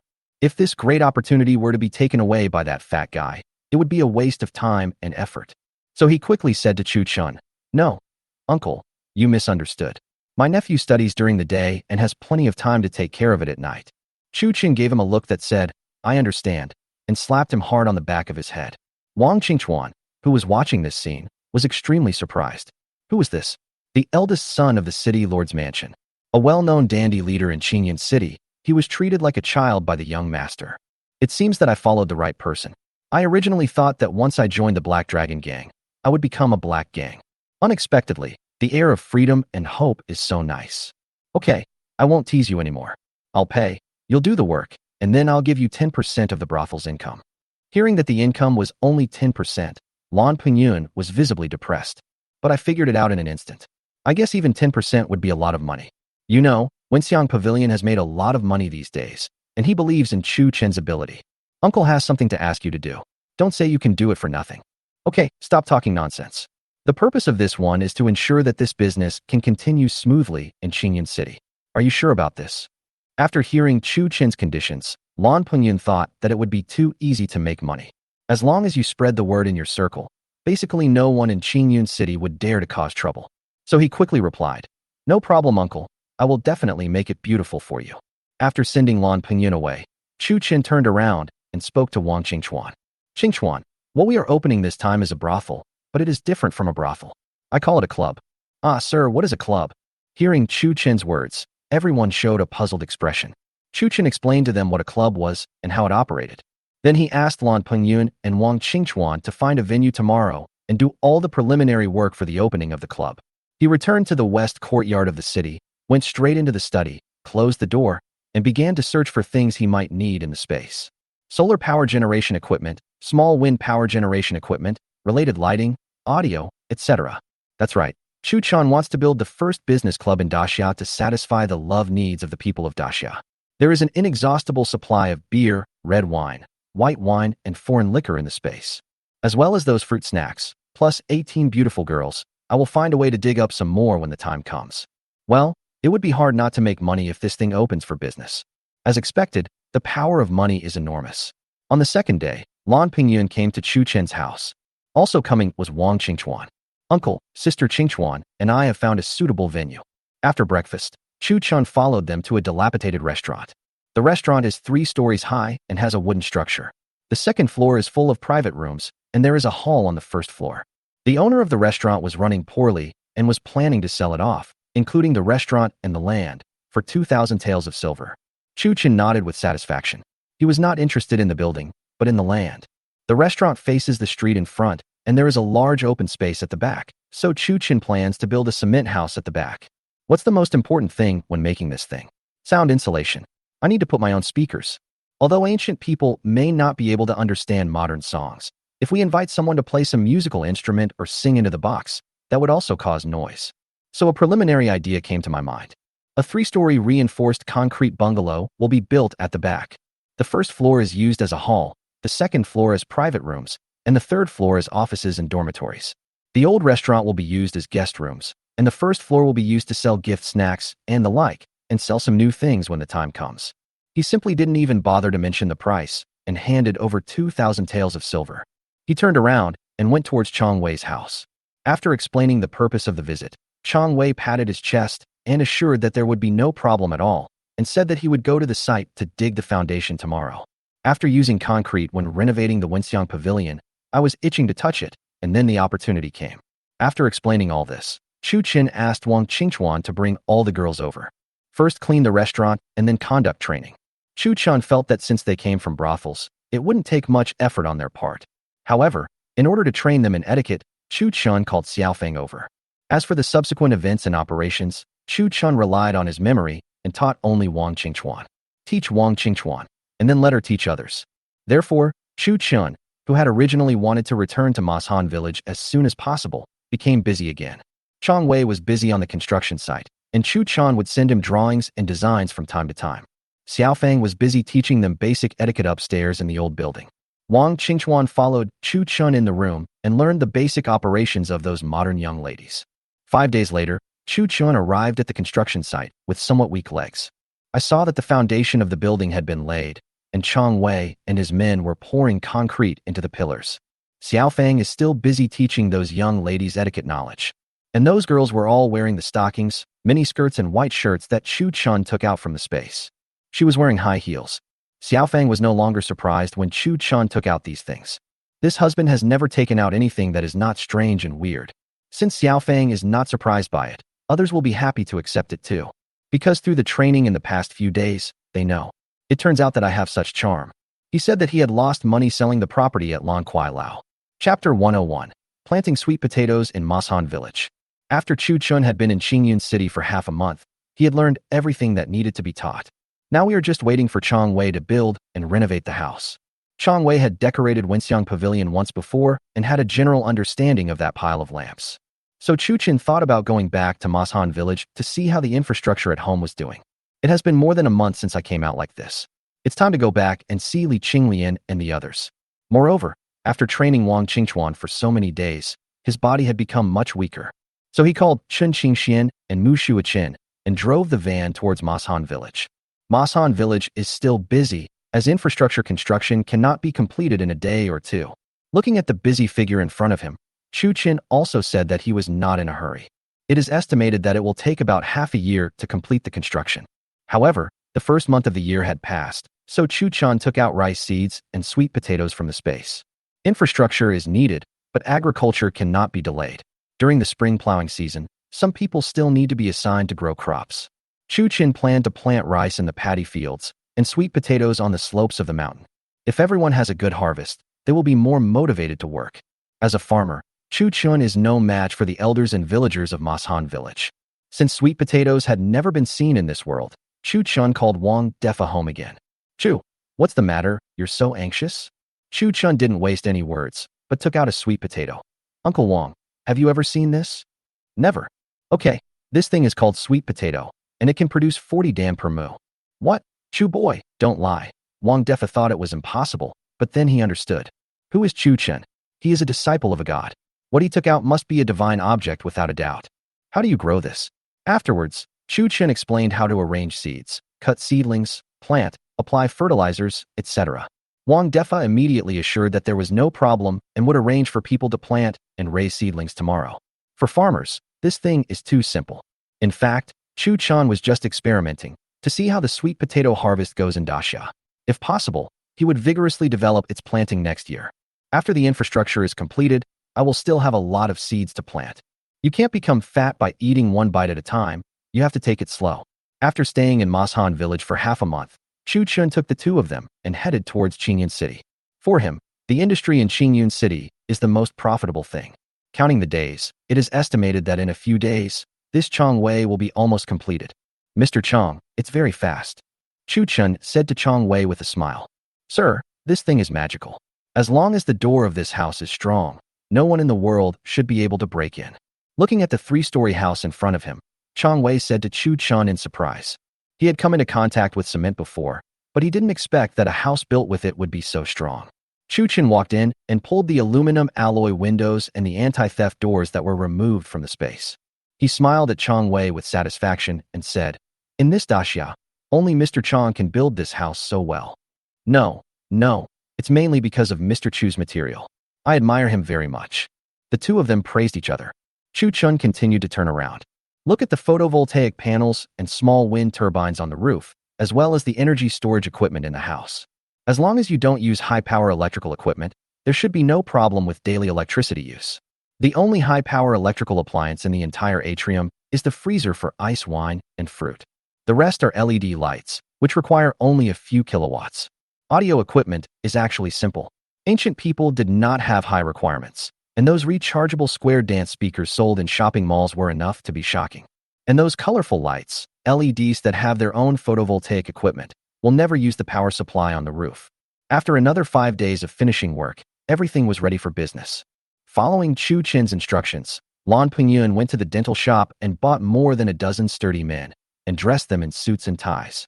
With protective gear in hand, the security team was officially formed. More than 20 maids were bought, one for each young lady, who were responsible for serving tea and water and providing service in the private rooms. Chu Chan called Lan Pingyun, the 18 girls, the security team, and the maids, and held the last meeting before the opening. In order not to attract attention in advance, the lights on the exterior of the house have not been turned on yet. Chu Chin stood on the stage in the lobby on the first floor of the new house, looking at the young ladies below, all wearing the same tight miniskirts, stockings, and high heels. Under the illumination of the LED rotating colored light in the center, there is a feeling of returning to the modern times. Signaled the security guard to replace the lights with LED fluorescent lights. Chu Chin picked up a microphone, turned on the square dance speakers, and spoke to everyone. Thank you for your hard work this month. You have all received professional training. Wang Qingchuan is the owner of Red Romantic Club and is in charge of all matters of the club. Tomorrow evening, the Red Romantic Business and Leisure Club will officially open. I would like to make a few requests here. First, all personnel and security guards are not allowed to have sex with maids. Second, obey Manager Wang's arrangements unconditionally. Third, for all security guards, the captain will receive 2 taels of silver per month, and each member will receive 1 tael of silver. The maids will receive 1 tael of silver per month. Girls, each person or team will take 10% of the guest's spending. After he finished speaking, there was a cheer from the audience. They originally thought they were bought to work for free and eat for free, but they didn't expect they would be paid. And the girls were even happier. Even though they only earned 10%, not everyone could afford this red romance. The entrance fee to the hall is 2 taels per person, and you can watch the young ladies dancing and singing. As for entering the box, it is not a place that ordinary people can go. A girl was charged 5 to 20 taels of silver, and she could drink and listen to music in the private room and stop at the stairs. If you want to spend a night with a girl, the price ranges from 20 to 500 taels, depending on her level. What's the matter? If you think it's too expensive, I won't hire an Oren. For this purpose, Chu Chen selected several girls who he himself could hardly refuse as his top picks. The highest starting amount even reached 500 taels of silver. This does not include the cost of room service, drinks, snacks, consumption, daily necessities, small umbrellas, etc. As for the snacks and drinks, that's even more outrageous. Okay, without further ado, I wish you a prosperous opening tomorrow. As soon as Chu Chanhua finished speaking, thunderous applause broke out from the audience. Lan Pengyun was drooling as he looked at the beautiful girls in front of him. These days, I have been very happy as the second largest shareholder of Honglang. Chu Chen saw it all, but he didn't say anything. It might not be a bad thing to let this kid train them in business. After the mobilization was completed, Chu Chun drove the van back to the West City residence in a flash. Others live in dormitories. Watching Chu Chen leave, Lan Pengyun pulled up the super courtesan worth 500 taels. Let's go. We will open the business tomorrow. Let me check your business ability again. Chapter 102 Welcome to Red Romance. Early the next morning, the entrance of Honglang was decorated with lights, and the whole team was busy. 2 men in black suits and white shirts stood straight at the door.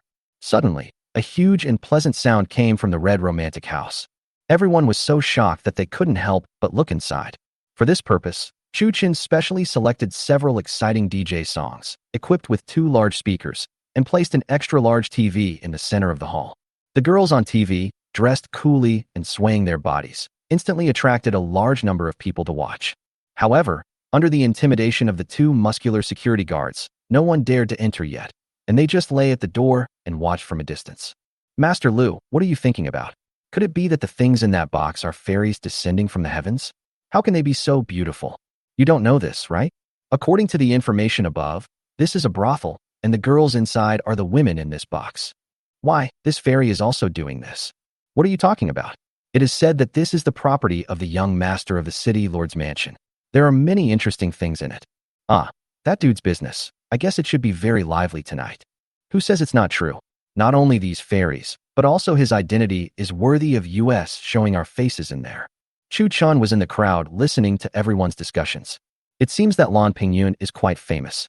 It seems that he will be the business manager in the future. At this moment, the door opened, and a group of girls in short skirts holding a plate came in. Her high heels made a clattering sound as she walked out the door.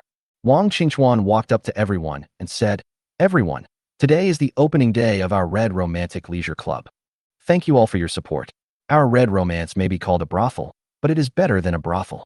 Each of our girls has received professional training and is proficient in playing various instruments and singing. Their talents are like fairies descended from heaven. Next, Let our girl go down first to greet everyone and meet the guests. As soon as Wang Qingchuan finished speaking, the girls carried their plates and walked towards the crowd. They all have a natural fragrance, and in order to avoid any trouble, each of them is accompanied by a handsome security guard. Walk into the crowd and distribute snacks on plates to everyone. They're called snacks, but they are actually candies that Chu Qin took out from the space. For the sugar-making technology of this era, it is countless times better. As soon as the candies were distributed, Wang Qingchuan on the stage continued, "Everyone, take the candies in the girls' hands. I've also seen our girls' figures. Sugar may be sweet, but our girls are sweeter than sugar. Tonight is the first night of our Honglang opening. All of us at Honglang are waiting for your visit." After saying that, he took the girls back into the house. This operation is just right. Chu Chun observed that when the girls walked down just now, most of the young men had never seen such a scene, although they often went to brothels before. But compared with these girls, it's like the difference between a fairy and a peasant woman. Many young men have a feeling of being unable to control themselves. I simply sat down in the tea house opposite and waited for it to open. As night fell, Chu Chun and Lan Pingyun invited each other to go. You don't know until you see it.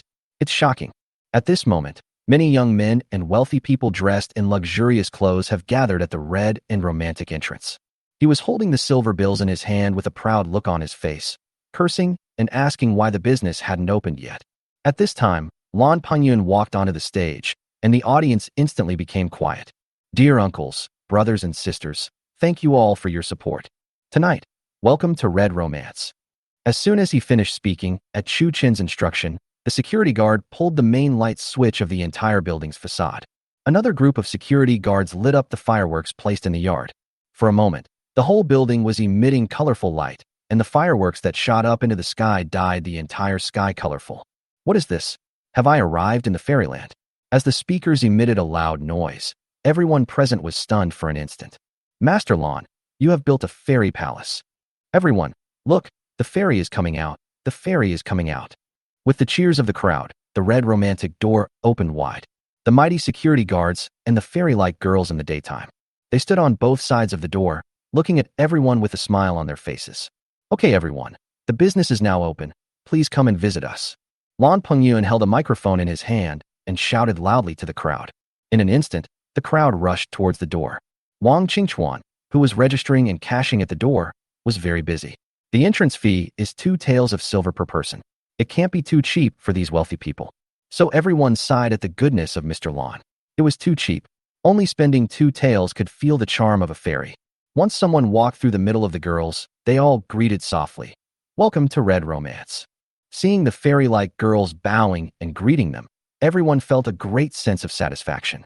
In order to have a look at the usually unattainable courtesan, you have to have literary talent if you want to spend some money to get a look at her. This is no better than that so-called courtesan. On the stage, several girls dressed coolly are showing off their dancing moves. The wealthy people in the audience were so shocked that their eyes almost popped out. This powerful music is so much better than the moaning music I heard in the brothel before. Not only does it sound good, it's also addictive. Little girl, come here for a moment. A wealthy man with a big belly shouted to the maid in formal attire. Dear guest, what can I do for you? This explicit word, dear, made the rich man feel so happy that his whole body softened. Girl, let me ask you, what kind of wine is this, and what is this food? My lord, this is sweet intoxication. This is deep sea sweetheart. This is iced red romance.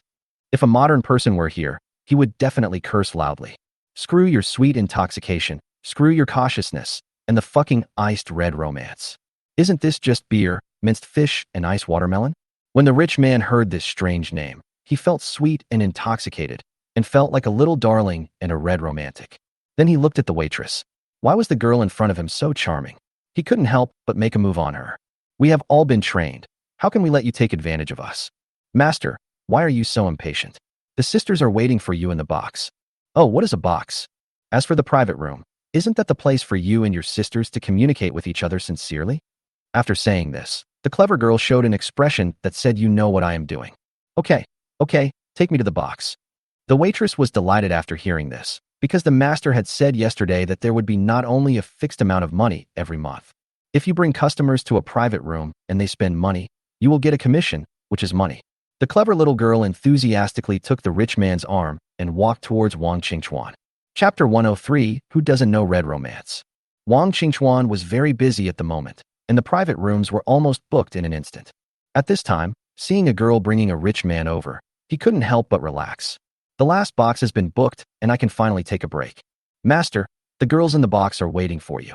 Ha ha ha, that's easy for you, shopkeeper. Hurry up and collect the money and take me with you. Okay, sir. We just opened today. The box fee is waived. I will also give you 6 bottles of sweet wine, a plate of little sweethearts, and iced red romance. The fee for the girl is 50 taels of silver. I hope you have a good time, sir. When the rich man heard this, he thought it was not expensive. For 50 taels of silver, he could drink and chat with the girl in that closed room. But if the master wants to stay overnight, you must not treat the girl badly in her boudoir. Oh, how much does this boudoir cost? Then it depends on the master's ability. Wang Qingchuan took the 50 taels of silver, smiled sweetly at the rich man, and stopped talking. At this time, Lan Pengyun behind Wang Qingchuan asked Chu Chen, Uncle, isn't this a bit too cheap? Cheap? Don't worry. Those 6 little cannons are not enough for the girl to rinse her mouth. 2 taels of silver per bottle. The watermelon and the snacks, drinking wine without dishes? That's 5 taels of silver per dish. You see, this old man won't be willing to leave unless he spends 100 taels here tonight. After saying that, he ignored Lan Pengyun and walked straight to the center of the hall. He pulled over the girl he had just mentioned, and they started dancing wildly on the stage. As the exciting music played, all those who did not occupy a private room could not help but get excited. Not only did Chu Chun take the maid to dance, he also held a bottle of beer in his hand from time to time and drank it. It's as wasteful as you want. It seems that Chu Chen not only dares to hug the maid and dance, but also touches her all over. So a few brave young men followed suit. For a moment, demons were dancing wildly, and wine was everywhere. The maids had received training and had long since changed the traditional idea that men and women should not have physical contact with each other. Also, as long as you don't communicate with them in depth, it's fine. Sir, shall we go dancing? Have fun. Some repressed men did not dare to step forward, so with the encouragement of the maids, they gradually joined the dance floor. Let's have fun, everyone. Tonight, don't go home until you are drunk. That's the most fun. Chu Chun held the microphone and shouted to the crowd on the stage. Although no one understands what hi means, but the young man holding the black stick and talking loudly looked so happy. Gradually, the whole hall was in a state of excitement, with beer being poured onto the tables as if it were free. Big Bird Suzwisher was a little bit drunk. Chu Chin shook his head and slowly left the dance floor. Looking at the crazy men under the colorful lights and the ground that was already wet with alcohol, he said leisurely, "What a waste. 1 bottle costs 2 taels of silver, which is enough for ordinary people to survive for 2 months. Of course, none of these glass bottles could be allowed to flow outside, and Chu Chan would register each bottle he took out. Otherwise, how can I sell glass to make money when I am short of money in the future?" After saying that, he pulled Lan Pengyun towards the 3rd floor. This kid Lan Pengyun is visiting every table. This was also what Chu Chen taught him. After all, since the store had just opened, many people came for his face. Since you want to do business, you should put aside your arrogant attitude. Uncle, where are you going? Let's go to the office. It's too noisy here. Lan Pengyun greeted the guests at the table next to him and followed Chu Chun to the 3rd floor. In the office on the 3rd floor, Chu Chen lit a cigarette for himself. How do you feel? Okay, Uncle, I've really broadened my horizons today, but if he keeps drinking like this, what will happen to our wine supply? Don't worry about it. There are so many in the warehouse. I asked you to come up because I need your help with something. Go collect jade and raw stones for me. Chu Chun handed him a silver note worth 10,000 taels and said, because when Chu Chun went to move the wine for the last time, he found that all the jade stones had been used up and there was not much left. It seems that the construction and opening of this red romance cost a lot of money. I'm going to go to Jinshin Commercial Bank to get some tomorrow and then ask Lan Pingyun to collect some. Uncle, if you want the raw stone, just tell me, how can you? Lan Pingyun said as he looked at the 10,000 taels of silver in front of him. Chu Chen looked up at him. I don't know you yet. You have some money, take it. Lan Pingyun smiled awkwardly and reached out to take the banknote. Don't worry, uncle. I will definitely get it done for you. After saying goodbye to Chu Chun, he turned around and returned to the dance floor. Chu Chun drove the van back to his house in the west of the city. As soon as I entered the house, Xiaofeng came out to greet me. Sir, how's the opening going? Don't worry, it's no problem. Although it won't make as much money as perfume, it will bring me money continuously. Xiaofeng seemed very happy after hearing this, and then took him to the warehouse of the house. This is a reinforced concrete warehouse that Chang Wei built when he was renovating Honglang. Sir, you haven't cared about this Wenxiang pavilion for a long time. Today I will tell you about the profits I made during this period.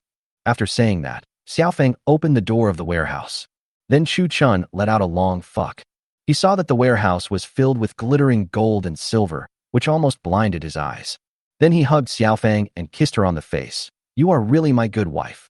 Seeing Chu Chun like this, Xiaofeng was so excited that she was like a child and buried her head deeply in Chu Chun's chest.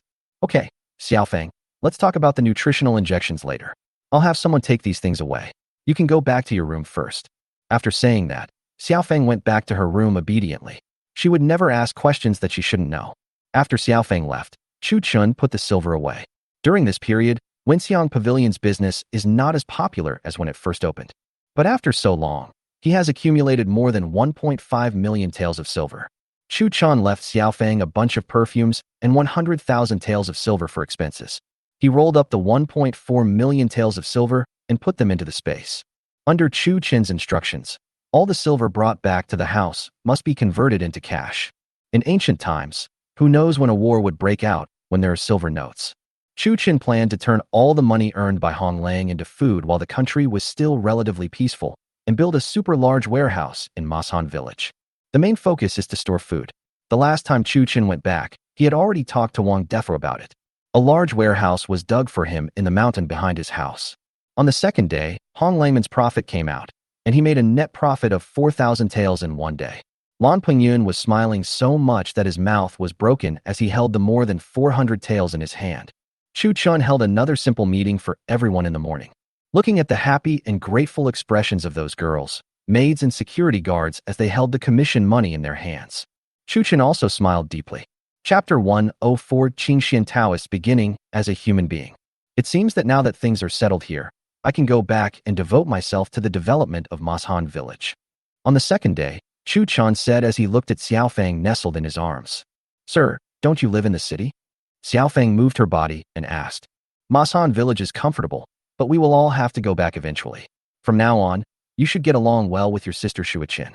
After spending a few days together, Mu Shuaqin and Xiaofeng became good friends who could talk about anything. Mu Shuaqin simply treated Wenxiang Pavilion as her own home and spent every day with Xiaofeng. Chu Qin was also happy about this.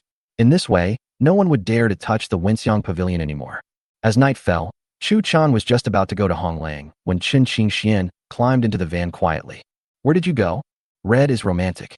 Take me with you. Chen Qingxian said with a gangster look on his face, holding a cigarette in his mouth. He doesn't look like a martial arts master at all. Chu Qin had no choice but to take him into Honglang. To be honest, Chu Qin still didn't want Chen Qingxian to come. After all, he is still a budding flower. But if the other person is willing, it would be inconvenient for me to stop him. Chen Qingxian was stunned when he entered. Such a nice place. Why didn't you call me? Jamengzi, this place is not suitable for you. You are too young. You are small. Your whole family is small.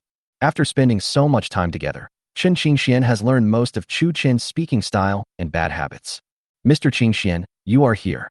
Seeing Chen Qingxian, Wang Qingchuan came up to him with stars in his eyes.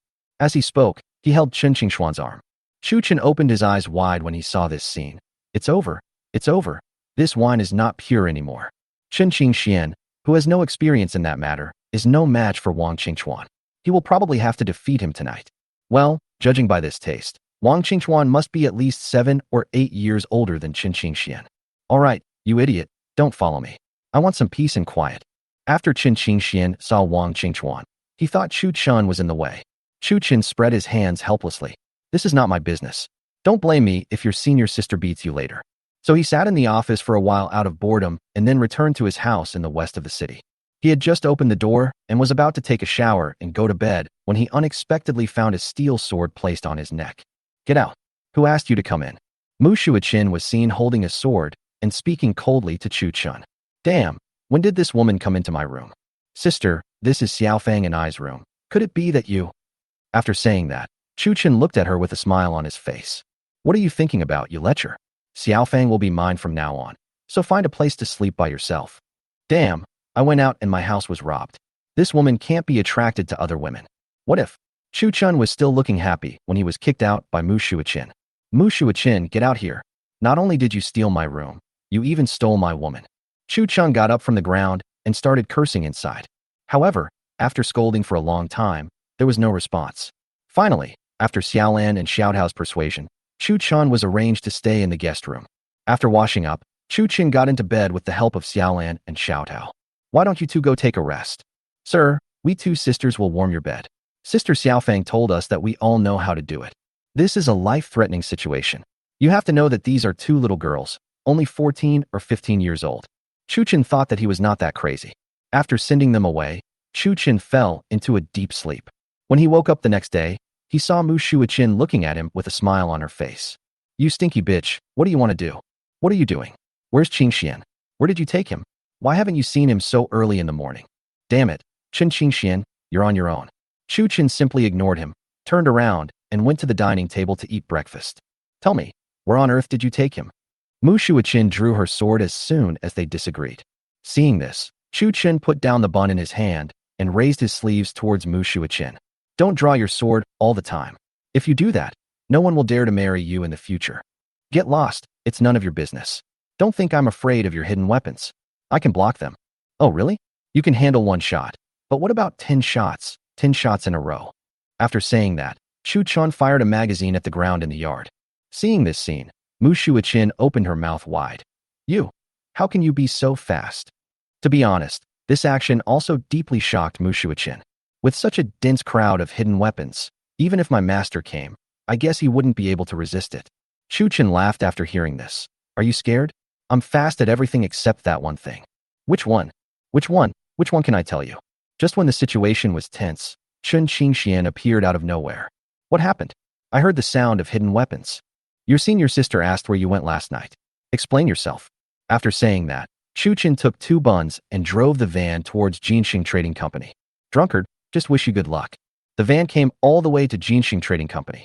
The trip went very smoothly, looking at the full truck of raw jade stones at the back of the van. Chu Chan revealed a happy smile, clasped his fists towards Zhu Fu, stepped on the accelerator, and returned to the courtyard in the west of the city. After putting the jade into the space, Chu Chin slowly returned to the yard. In the yard, Mu Shuichin was seen holding a whip in her hand. Chun Qingxian was kneeling on the ground, surrounded by a group of servants who wanted to persuade him but did not dare to step forward. You've grown up. Now you dare to go to that place of fireworks? Seeing Chu Chin coming, Chun Qingxian immediately pointed at Chu Chun. Senior sister, it was him. He took me there. He said it was fun, so... Chu Chun glared fiercely at this ungrateful man. Then he turned to Mu Shuichin and said, he's already in his 20s, he's in good health, and he has money on him. Do you think he needs me to take care of him? Okay, I don't care about your family affairs, but he's already this old. It's not a good idea for you to control him like this. Or, you can find a marriage for him. Chu Chun said to Chun Qingxian with a smile. Hearing Chu Chin say this, Mu Shuichin immediately lowered her head and began to think. Yes, why didn't I think of that? Just find him a wife. Chun Qingxian looked at Mu Shuichin and saw that she seemed to have heard Chu Chin's words and immediately became frightened. No, senior sister, even if you beat me to death, I will not get married. After saying that, he didn't know where he got the courage from. He stood up and got into the van in an instant. You idiot, aren't we going back to Mashan village today? Why are you dawdling? Chu Chin smiled helplessly at everyone, climbed into the van, stepped on the accelerator, and left the yard. Chapter 105.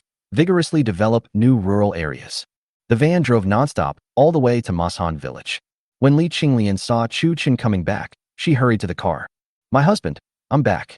Yeah, I'm back. I missed you. What are you talking about? It's broad daylight and brother Qingxian is still here. Li Qinglian hit Chu Chun lightly in an angry manner. When Chun Qingxian saw this scene, he jumped onto the roof with a whoosh. You idiot, are you a human being? You are too rude to watch it. You are too rude to watch it. Chun Qingxian said as he walked towards the room. When he came out of the room, he had a bottle of erguo in his hand.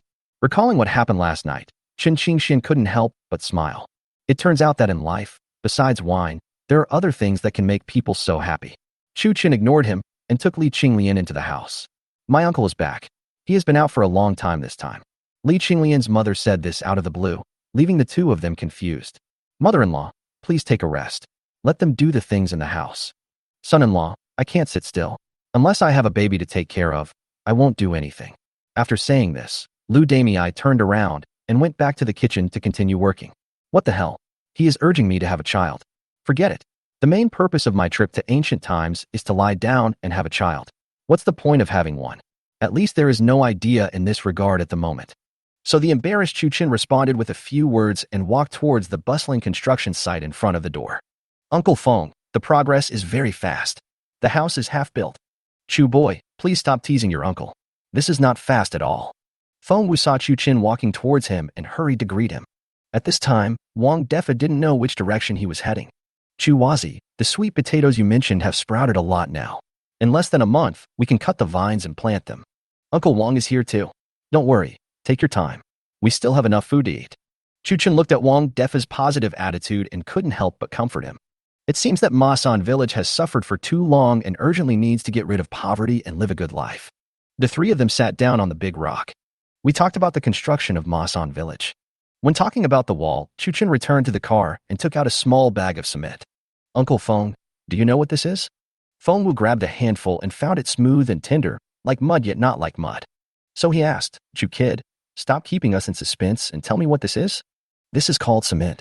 The wall built with it is indestructible. Indestructible? This is no joke.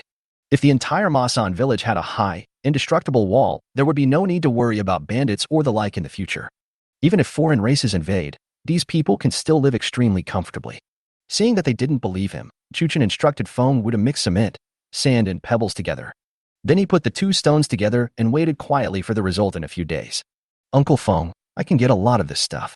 What I'm thinking of now is to use this stuff to build our walls and roads in the future. Why not build a house? What a joke. You think there is a lot of cement in the space. These were also found with great difficulty from two small construction sites.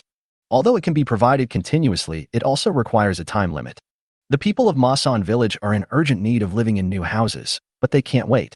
Masan village is surrounded by mountains on all sides, and there are high cliffs behind the mountains, so the wall only needs to enclose the areas that are not cliffs. So this is why Chuchin thought of the concrete wall. As for that cement road, it was exactly what Chuchin wanted to drive in his luxury car with better comfort. After all, this road is full of potholes, and that thing is the bottom. 3 days later, Chuchin and Wang Defa called Feng Wu and came to the cement structure.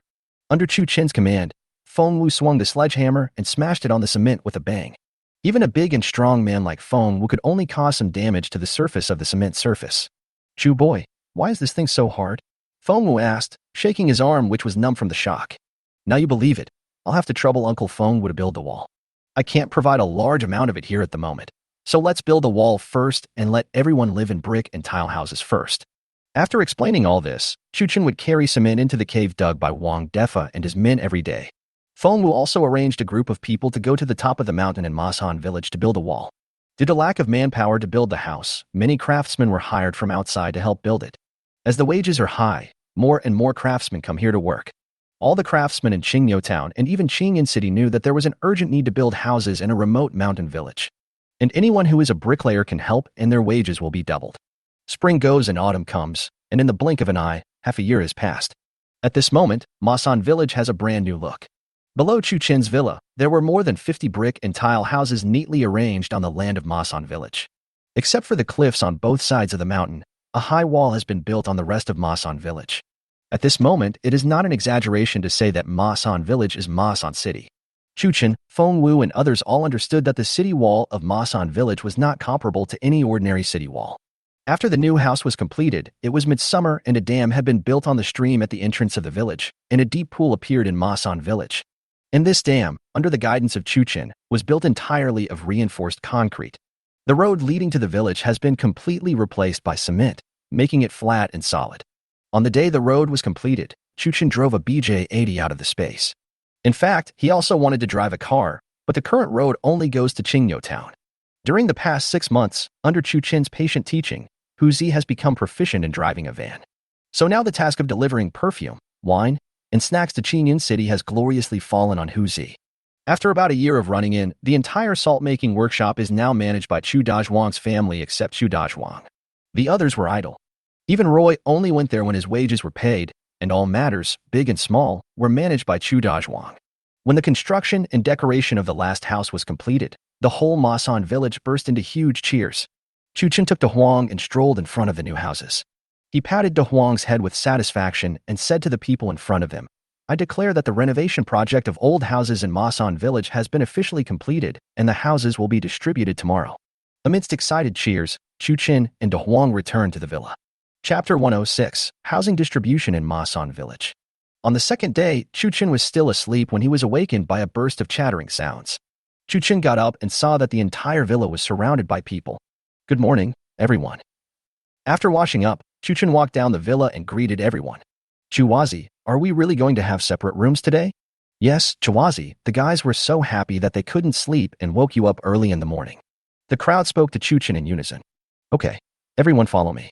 Without even bothering to eat breakfast, Chuchin led everyone towards the auditorium that had already been built in the village. Next to the new house, an auditorium was built, which is used for old men and women to exchange information on weekdays. Next to the auditorium, a new private school and clinic have been built, and now they are just waiting for teachers and doctors.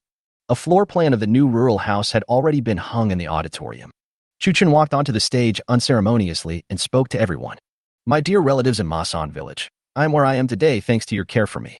So these are my thoughts to everyone. Chuchin looked at everyone and pointed at the drawings on the wall. Now, please invite our village chief, Uncle Wang Defa, to assign rooms to everyone. Joke, giving is one thing. It makes everyone remember your kindness. However, if the distribution is not handled properly, it will easily lead to resentment. So let Wang Defa do it. Wang Defa walked onto the stage with a happy look on his face. In Jing, first of all, I have to thank Chuwazi. Everyone, follow me and salute Chuwazi. After Wang Defa finished speaking, he bowed to Chuchin. The other villagers also saluted Chuchin, and the younger ones all knelt down in front of Chuchin. This scene also moved Chuchin slightly. After everyone calmed down, Wang Defa continued to speak. The houses are not divided. Those who have made contributions to Masan village will be elected first, and the rest will draw lots. I propose that Chu Dazhuang's family, as Chuwazi's elders, should be the first to choose a house, Feng Wu the second, and Feng Er the third. Do you have any objections? After Wang Defa finished speaking, everyone almost said in unison, no objection. Chu Dazhuang was the first to step forward and pointed at the building in front of Chuchin and said, I'm closest to Chuwazi, so I can help out. Feng Wu and Feng Er had the same idea as Chu Dazhuang and also chose the two buildings next to Chu Dazhuang. The purpose is to be closest to Chuchin. In their hearts, the reason why they can live the life they have now is all thanks to this Chu kid.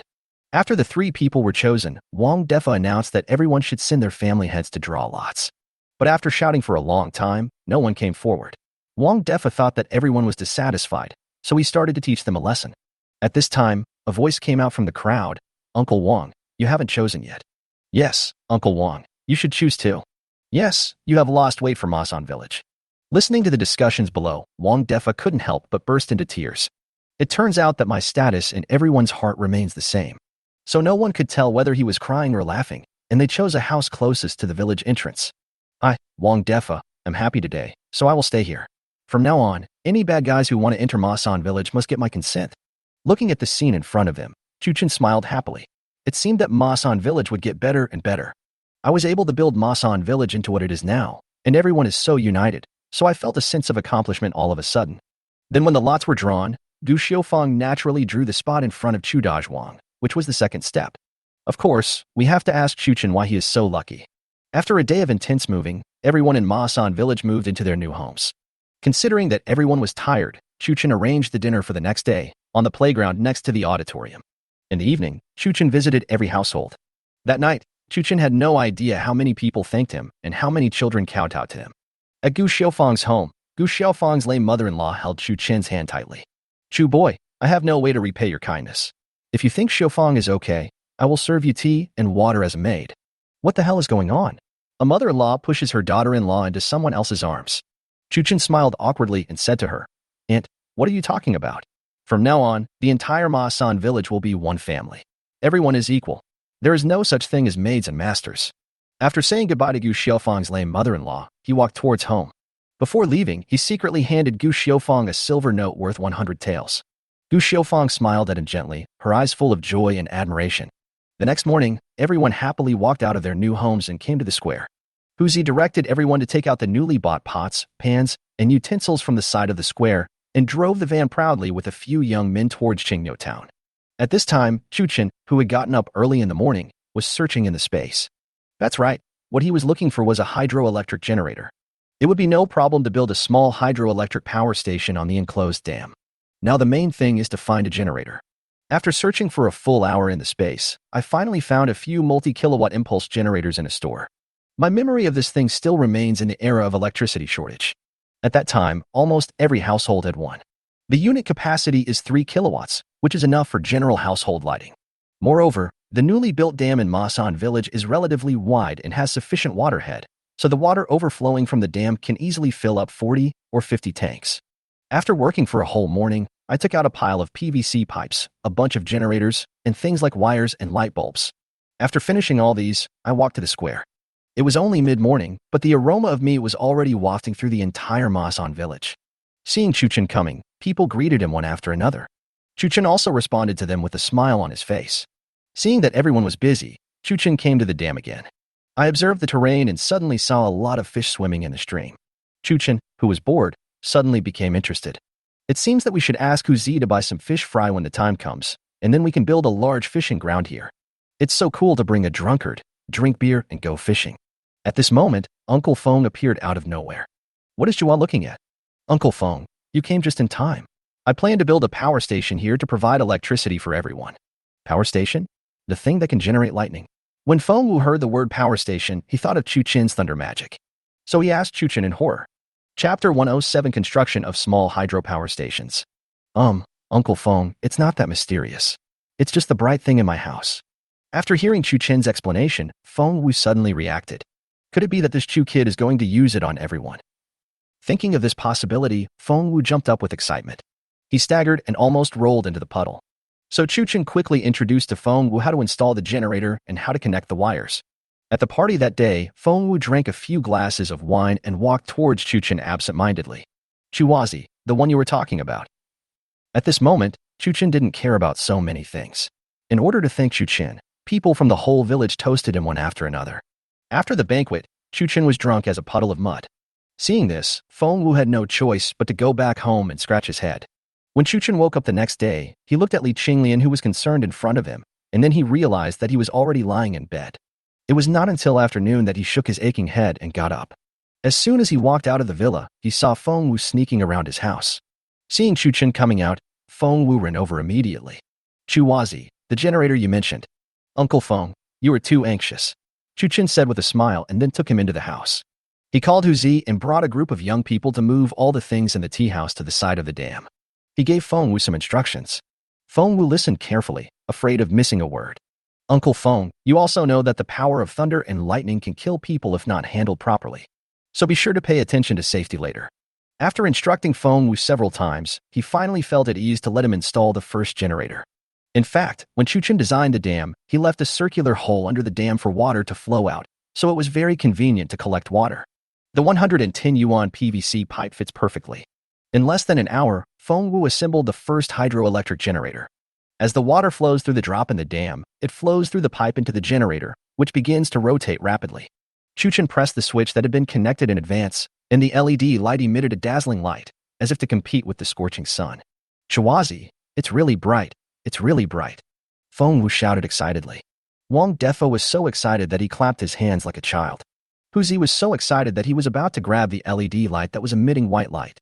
As a result, Chuchen kicked him out. Do you really want to die? Huzi climbed up and rubbed his sore butt. Chuwazi, you kicked me again. I just picked it up to take a look. Then Chuchen gave everyone present a brief introduction to the use of electricity. Hearing that this thing was so dangerous, everyone was really worried for Huzi. Then Wang Defa patted his chest and assured, Don't worry, Chuwazi, I will definitely teach everyone in Masan village how to use this thing. He knew clearly in his mind that if this thing was installed in every household in Masan village, the entire village would basically say goodbye to oil lamps. There are more than 50 households in Masan village. For basic lighting and daily electricity needs, assuming one household has 1 kilowatt, this generator has a capacity of 3 kilowatts. When fully powered, one unit can supply lighting for 3 households, so 17 units can supply lighting for the entire household. But my own home needs a refrigerator and several air conditioners because it is so hot today. No air conditioning at all. So Chuchen had planned it all out from the beginning and then took out 27 hydroelectric generators. I would have 10 at home, since there is enough water in the stream anyway. He planned to install a voltage stabilizer at home, and then install air conditioners in every room, as well as a refrigerator and an electric water heater in the master bedroom. Under Chuchen's guidance, the first hydroelectric generator line entered Wang Defa's home. Seeing that every room in his house had an LED lamp emitting white light, Wang Defa was so excited that he burst into tears. Chuwazi, Uncle won't say anything more. From now on, as long as Masan village exists, I will not let you, Chuwazi, get hurt in the slightest. Under Chu Chen's guidance, Feng Wu led a group of people and worked for half a month before finally installing all the generators. The lines are also connected to every household. Chu Chen's home was as cool as spring in this hot summer.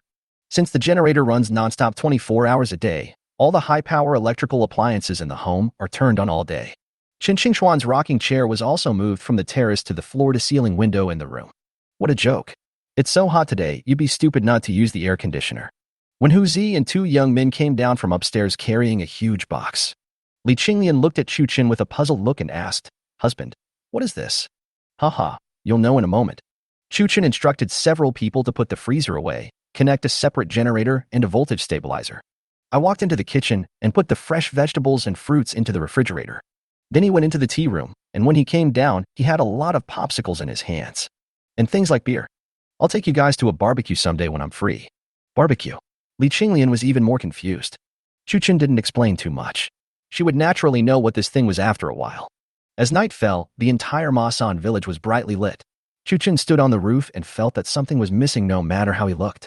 Fuck, I forgot about the streetlights. So the next day, Hu Zi was called over again. Many solar streetlights were moved out of the tea house. For Chu Chen's tea house, the people who often move things there are no longer surprised. This Chu Chen always comes up with a lot of good things from time to time, and all these things are moved out from this place. With the support of the Immortal's disciples, no one asked a single question. "Uncle Feng, thank you for your hard work again. Place all these things on both sides of the road." "Oh, and around the square." Chu Chen called Feng Wu and gave him instructions. Feng Wu is now considered a small electrician in ancient times, and he knows everything about neutral wire, live wire, voltage, and current. Chu Chen used his limited knowledge of electricity to teach him countless lessons. You guessed right. This thing is also a luminous artifact. It absorbs the power of the sun and turns it into lightning power. Feng Wu said to Chu Chen and everyone else with a conceited look on his face. Yes, you were right. So you should learn more from Uncle Feng Wu in the future." Chu Chen gave Feng Wu a thumbs up, said to the young people including Hu Zi. Looking at the group of young people looking at him with envy, Feng Wu's mouth turned into an emoticon with a smile. 3 days later, when night fell, Chu Chen still climbed to the roof. At this moment, the entire Masan village is brightly lit. A cement road, illuminated by lights, goes straight towards Qingyo town. Under the lights of the square, people enjoying the cool air sat on the stones of the square, talking and laughing. Unconsciously, Chu Chen found that tears suddenly welled up in the corners of his eyes. Chapter 108: The Emperor Visits Masan Village. On this day, the workers of Masan Village Workshop were all standing beside the workshop with smiles on their faces. Royce said the name with a smile. Every time a person's name was called, that person would come forward and bow, then walk away with the copper coins in his hand, smiling. Since Chu Chen is now wealthy, his wages have been doubled. At this moment, a group of people drove a horse-drawn carriage towards Masan Village. Chen Qingxian, who was eating a popsicle in front of the floor-to-ceiling window, said to Chu Chen beside him, "Someone is coming, a big shot."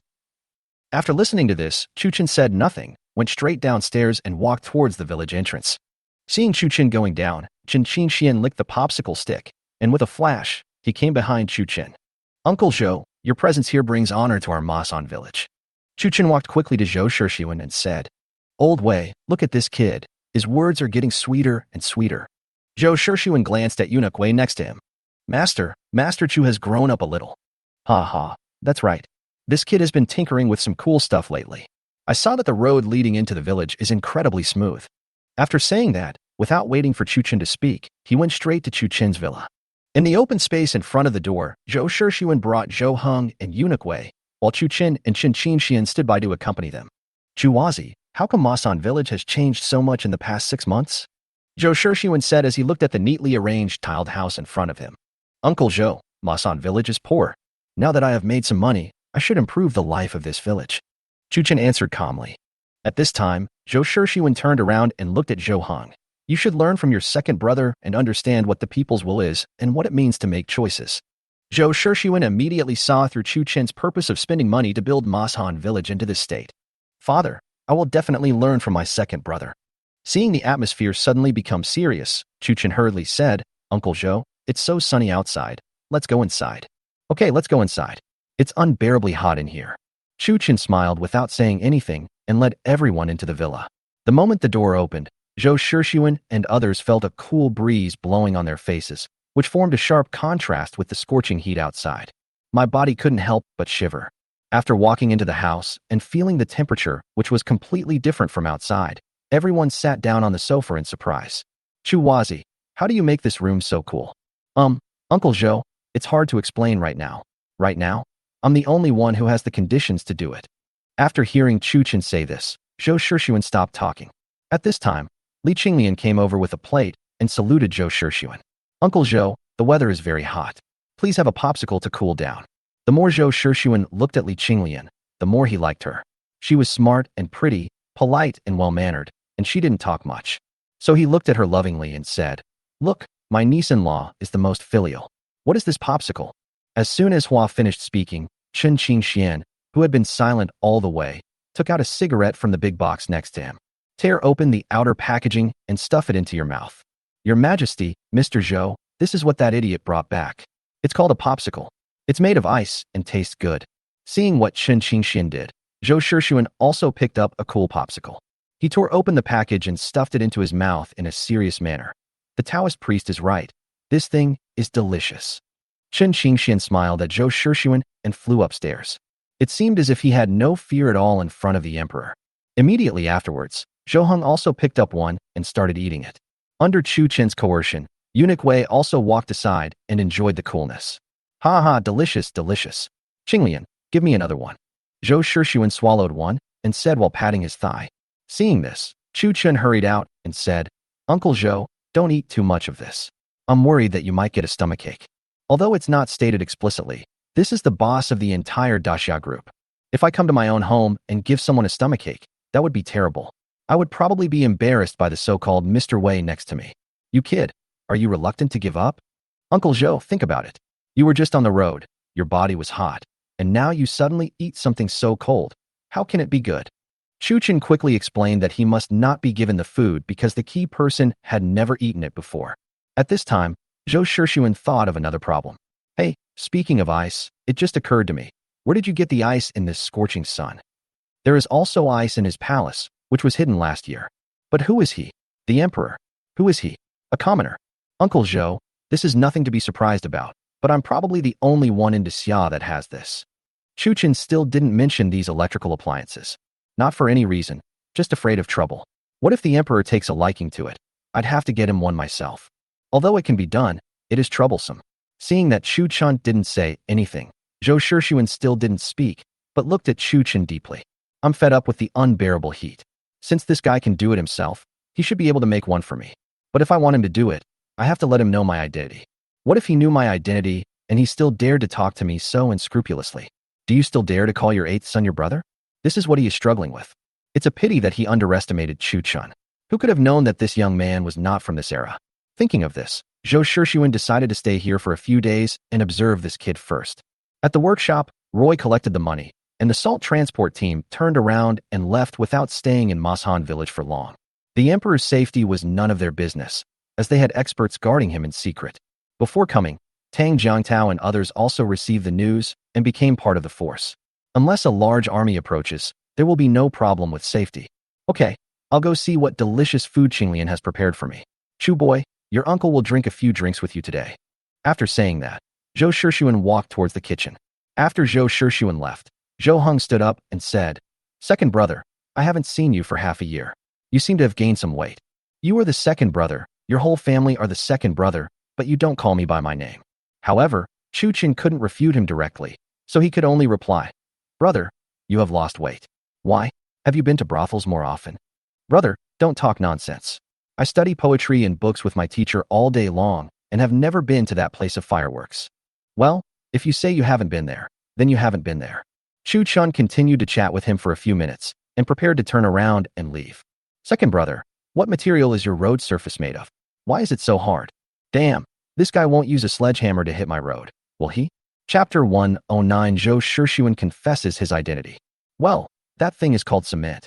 It's also unique and the production is not high. We don't have any stock to sell to you at the moment." Chu Chen blocked Zhou Heng's chance to ask further questions with just one sentence. "Uncle Wei, are you cold? Do you want me to get you some clothes?" Chu Chen quickly changed the subject. If Zhou Heng asked him about this, it would not be solved with just a few words. "It's okay to bother you with your concern, sir." Eunuch Wei didn't say much, just spoke to Chu Chen with a smile on his face. A table of dishes was served immediately. During the meal, Chu Chun took out 2 boxes of beer from the cabinet. Uncle Zhou, Uncle Wei, come and try this new brew. I guarantee you won't want to go home after drinking it. Drink the cold beer while sipping Li Qinglian's cooking skills, which are not inferior to those of the new Western chefs. Zhou Shixuan enjoyed the meal very much. After drinking 2 boxes of beer, Zhou Shixuan burped loudly. Chu boy, tonight, I will not go back home. I will stay here with you. Is the room big enough? Enough, enough, enough. How can it not be enough? After Chu Chen finished speaking, he told Roy to clean up the guest rooms on the 3rd and 1st floors for him. Zhou Shixuan lives on the 3rd floor, and Zhou Heng lives on the 1st floor. Eunuch Wei strongly requested to share a room with Zhou Shixuan. Chu Chen could see it very well. He thought that there was a 9th-rank upper person next to him, and there was also a 9th-rank drunkard living next door. There is absolutely no problem with safety. If there is anyone who is really blind, isn't that courting death? As night fell, Chu Chen set up a barbecue grill on the roof. A lot of frozen meat skewers and various seasonings were taken out from the space. A barbecue feast kicked off. After teaching Li Qinglian, Chu Chen became free. At this time, Zhou Shixuan and Chun Qingxian were sitting in rocking chairs and chatting about something. Chu Chen found a rocking chair from somewhere, placed it next to Zhou Shixuan, and sat down on it. Uncle Zhou, stop chatting with Jiu Mengzi, or he'll lead you astray, Chu Chen said, while looking at Chun Qingxian with a smile on his face. Zhou Shixuan turned his head to look at Chu Chen and shouted with a serious face. Don't be rude to the Taoist priest. He is a great man of great enlightenment. How can we ordinary people compare to him? Faced with this extremely high evaluation, Chun Qingxuan's old face turned red, and he quickly said, thank you. A master, ha. Get out, you idiot. After saying that, Chun Qingxian stood up and walked towards the barbecue stall smelling the fragrance. Chu Chen laughed out loud when he heard this, not caring at all about Chun Qingxuan's murderous look. Seeing that Chu Chen was so familiar with a 9th-rank master, although Zhou Shixuan looked unhappy, he was still very happy in his heart. Being able to get along like a brother with a 9th-rank master is not something that ordinary people can do. Considering all the inexplicable things in Masan village, Zhou Shixuan seemed to be struggling with the decision in his mind. Chu boy, have you never doubted me? After a long time, Zhou Shixuan said to Chu Chen. Hearing Zhou Shixuan say this, Chu Chen narrowed his eyes. It seems that this old guy can't wait any longer. Why would I doubt you? You are my uncle, and Zhou Heng is my elder brother. Even if you are the emperor, you are still my uncle. Chu Chen said to Zhou Shixuan with a laugh. What if I am an unforgivable person? Aren't you afraid that I will take away everything from you? Zhou Shixuan said tentatively again. Haha, Uncle Zhou, you're joking. How do you think I can let a 9th-rank master stay in Masan village? To be honest, his sister is still living in my house in Qingyun City. After hearing this, Zhou Shixuan was shocked. Not only Zhou Shixuan, but even Eunuch Wei behind Zhou Shixuan was deeply shocked. Who is senior sister Chun Qingxian? She is their master's favorite disciple, a 9th-rank master who is on par with himself. It seems that this kid is really capable. To ease the embarrassment, Zhou Shixuan said, I see you have so many strange things. Why don't you think of giving them to your uncle to enjoy? He's been waiting for me here. He was testing me at first, but now he's getting serious. Haha, what are you talking about, Uncle Zhou? Aren't you enjoying yourself right now? You kid, you really are the one who never suffers any loss. Zhou Shixuan looked at Chu Chen meaningfully, then continued. You should have guessed your uncle's identity, right? Name your price for this item that can keep you cool in the summer. Uncle Zhou, you are being too formal. I know your identity, so what? I will still call you Uncle Zhou. We are a family, and talking about money hurts our feelings, but my nephew really needs this jade raw stone. Chu Chen climbed up along Zhou Shixuan's pole. Hey, I didn't say I wanted it directly, but considering our relationship, you can't be so stingy. Even if you don't want to give me a penny, that's fine. We can do business normally from now on. After hearing Chu Chen's request, Zhou Shixuan burst into laughter. The raw jade stone is not carved and is worth much. So he turned around and said to Eunuch Wei, Old Wei, don't you have a jade mine at home? Why don't you give it to this kid? My lord, I think it's okay. After hearing Zhou Shixuan's words, Chu Chen also became excited. Jade mine? How much jade would that contain? It seems that I made a lot of money this time. So he stood up and saluted to the two men, saying, Uncle Zhou, Uncle Wei, this is too much for me. Don't worry, I will go home with you tomorrow and get a set for my uncle's family. After saying that, he invited the two to go to the rooftop. The aroma of barbecue filled the entire roof. These people had never eaten such delicious food before. There's nothing special about grilling it. The key lies in the seasoning. It can be said to hit the taste buds of several people. After a while, everyone let go. The taste of the barbecue paired with ice-cold beer completely conquered everyone. As expected, the group got drunk again. Zhou Shixuan put his arm around Chu Chen's shoulders and kept calling him his good nephew. The only sober person is probably Eunuch Wei, who is doing this for the emperor's safety. Chu Chen forced him to drink a bottle of beer and eat a few skewers of barbecue. Looking at Chen Qingxian, who was singing and dancing, Eunuch Wei felt a deep malice. They are both ninth-rank masters, so why are their lives so different? I couldn't help but stretch out my hand and grab the empty thing. Alas, I also want to travel the world with a sword. Just accept your fate. You are doing well now. After all, you are already the best in our small group. Eunuch Wei kept comforting himself and forced his eyes away from the cold beer. Zhou Shixuan, under the influence of alcohol, looked at the brightly lit Mashan village. He couldn't help but sigh on the rooftop and said, "When will every village in Daxia be like this?" Seeing Zhou Shixuan's emotion, Zhou Heng quickly distanced himself from him. If nothing unexpected happens, I'll be scolding myself and giving myself a lesson next, so I'd better leave as soon as possible. In such a lively atmosphere, being scolded would be such a dampener. Chapter 110, Driving into the Capital. The next day, as everyone had drunk till late last night, they did not get up until noon. "Nephew, will you come back to our home in Beijing with me later?" Zhou Shixuan said to Chu Chun as soon as he got up.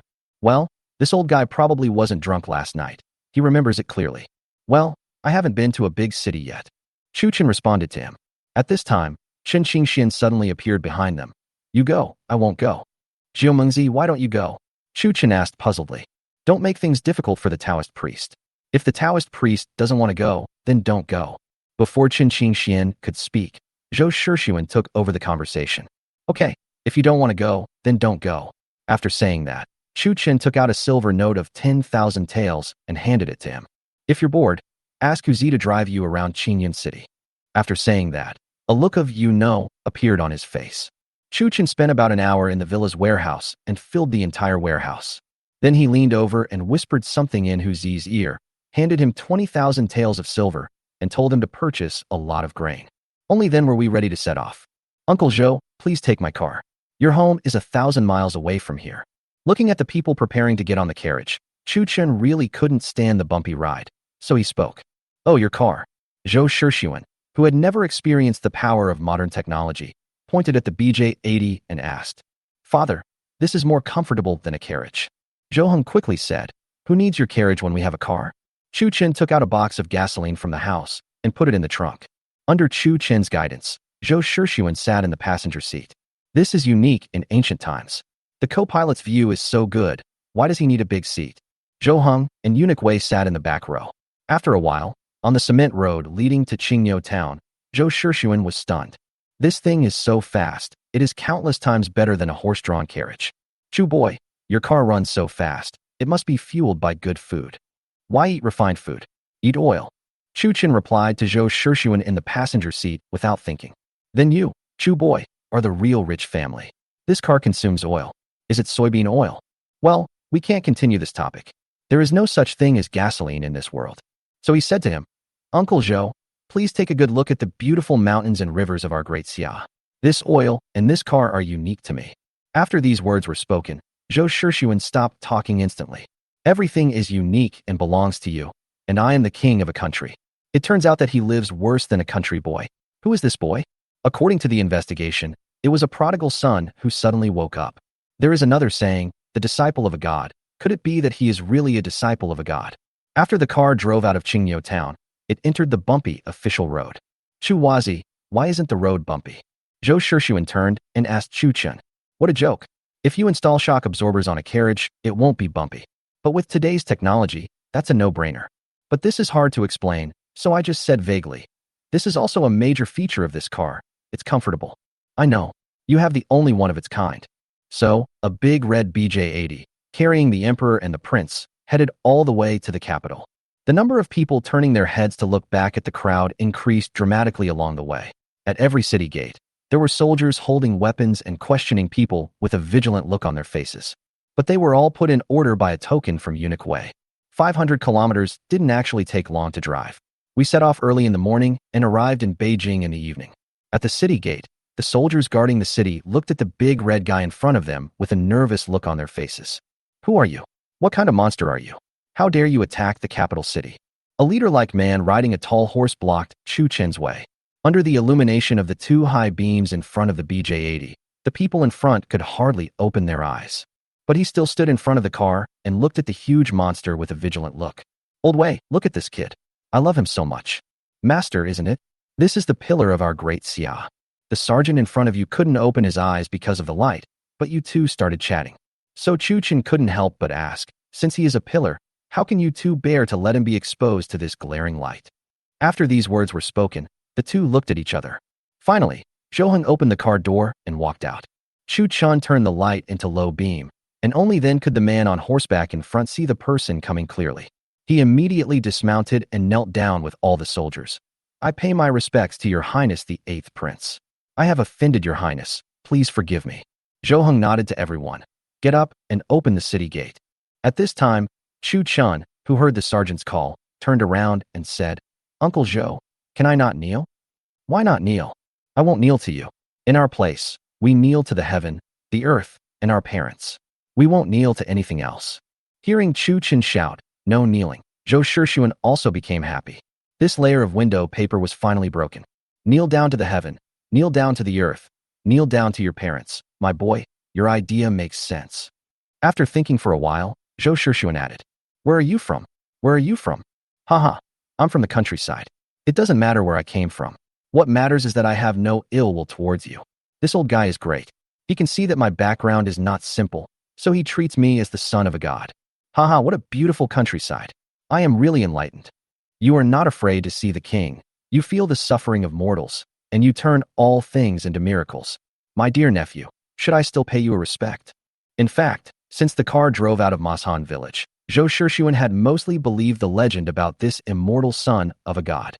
Hearing Chu Chen's request not to kneel, he was basically certain in his heart that this person was the descendant of a god or had been enlightened by a god. You want to worship me? Forget it. You are already old and have an untidy beard. So he quickly said, Uncle Zhou, you are joking. I don't have any ideas.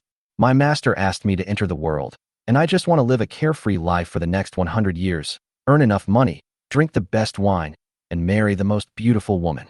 To put it bluntly, I just want to give up, achieve financial freedom, and enjoy the beautiful scenery of ancient times. I have no idea about your imperial power. Haha, it's rare that my nephew has divine skills, but no ambitions. I will definitely call you my nephew. What did the emperor fear the most? He feared that someone would take away his power. If this son of a god really has that idea, then I will kill him at any cost. But turning around and looking at that cynical look, combined with so much investigation and observation, it seems that this person is really a greedy and lustful person. He seems to have no interest in other things. Thinking of this, he felt relieved. Then he turned to Chu Chen and said, Since you are from the countryside, then don't kneel. I promise you will have a good time in Daxia. Chapter 111. Tempted by the palace overnight. With these words, Chu Chen started the car with a smile and brought a few people into the capital. A group of soldiers in front were running to clear the way for the off-road vehicle. So Chu Chen also drove slowly.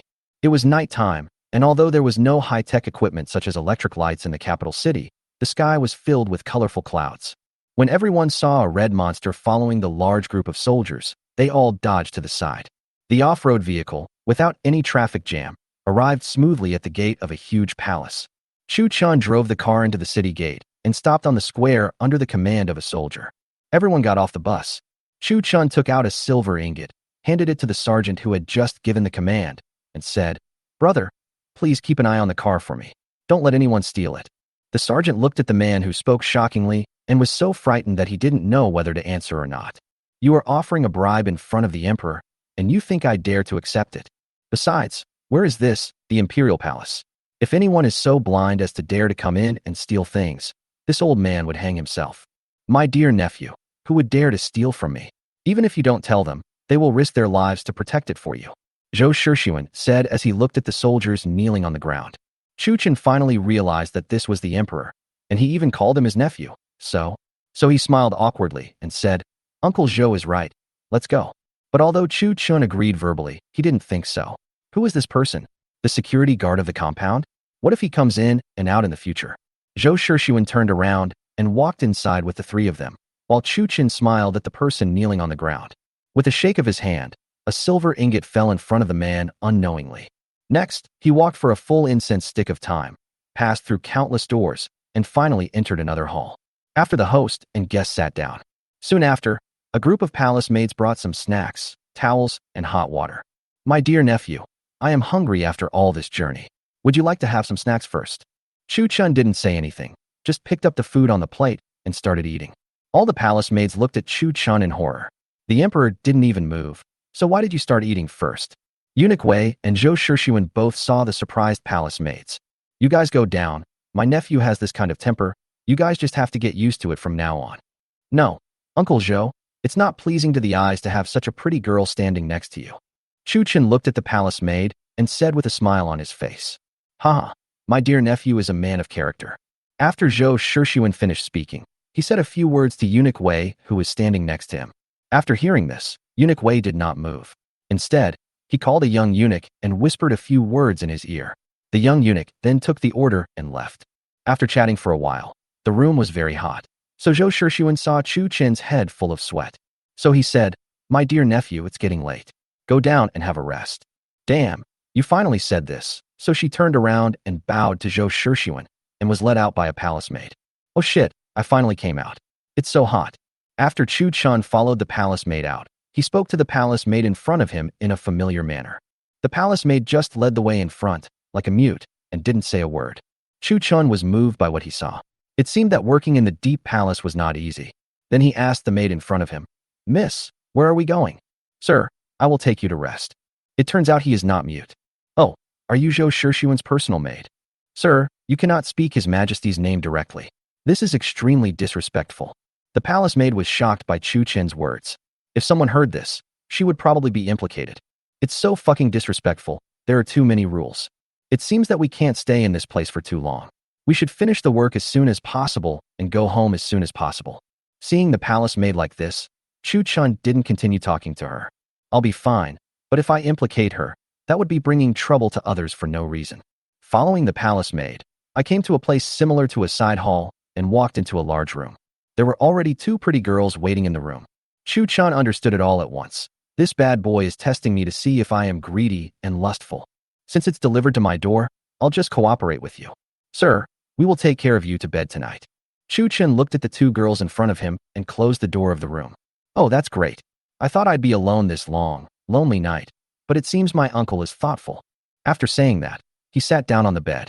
It looks like it's waiting for you to pick it. Seeing this, the two women immediately undressed Chu Chun and led him to an extra-large wooden barrel. When the sun rose the next day, Chu Chun looked at the empty bed and climbed up.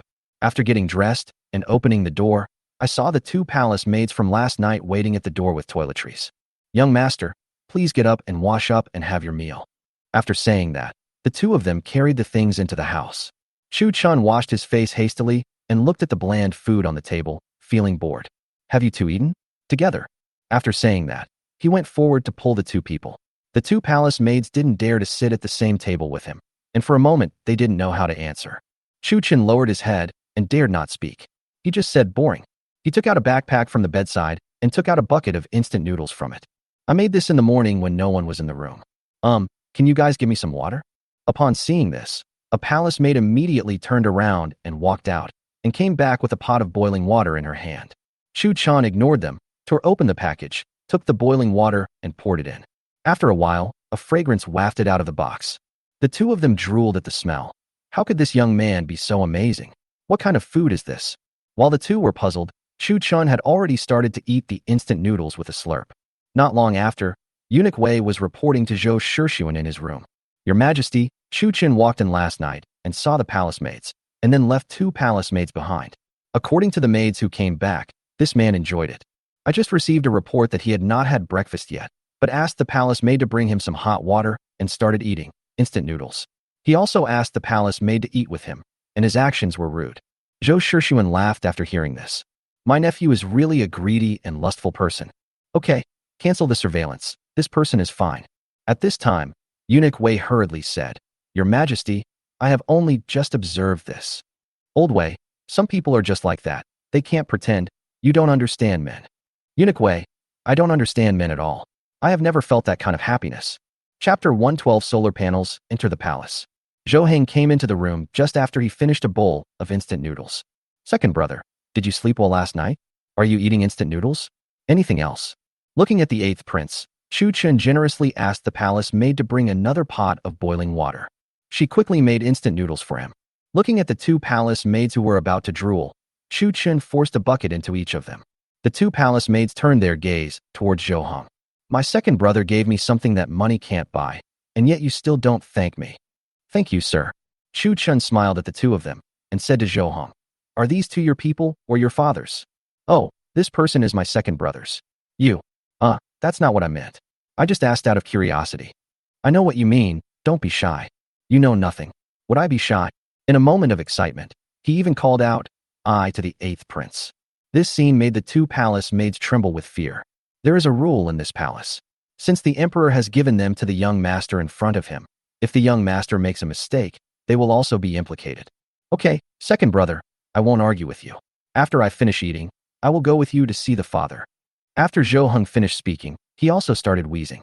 After eating, he stood up and called Chu Chun to walk towards another palace. Sister, this young master is so rude. I'm afraid we won't live long. It's okay, Chiujiu. I see that the eighth prince has no intention of blaming me. Perhaps this is our chance.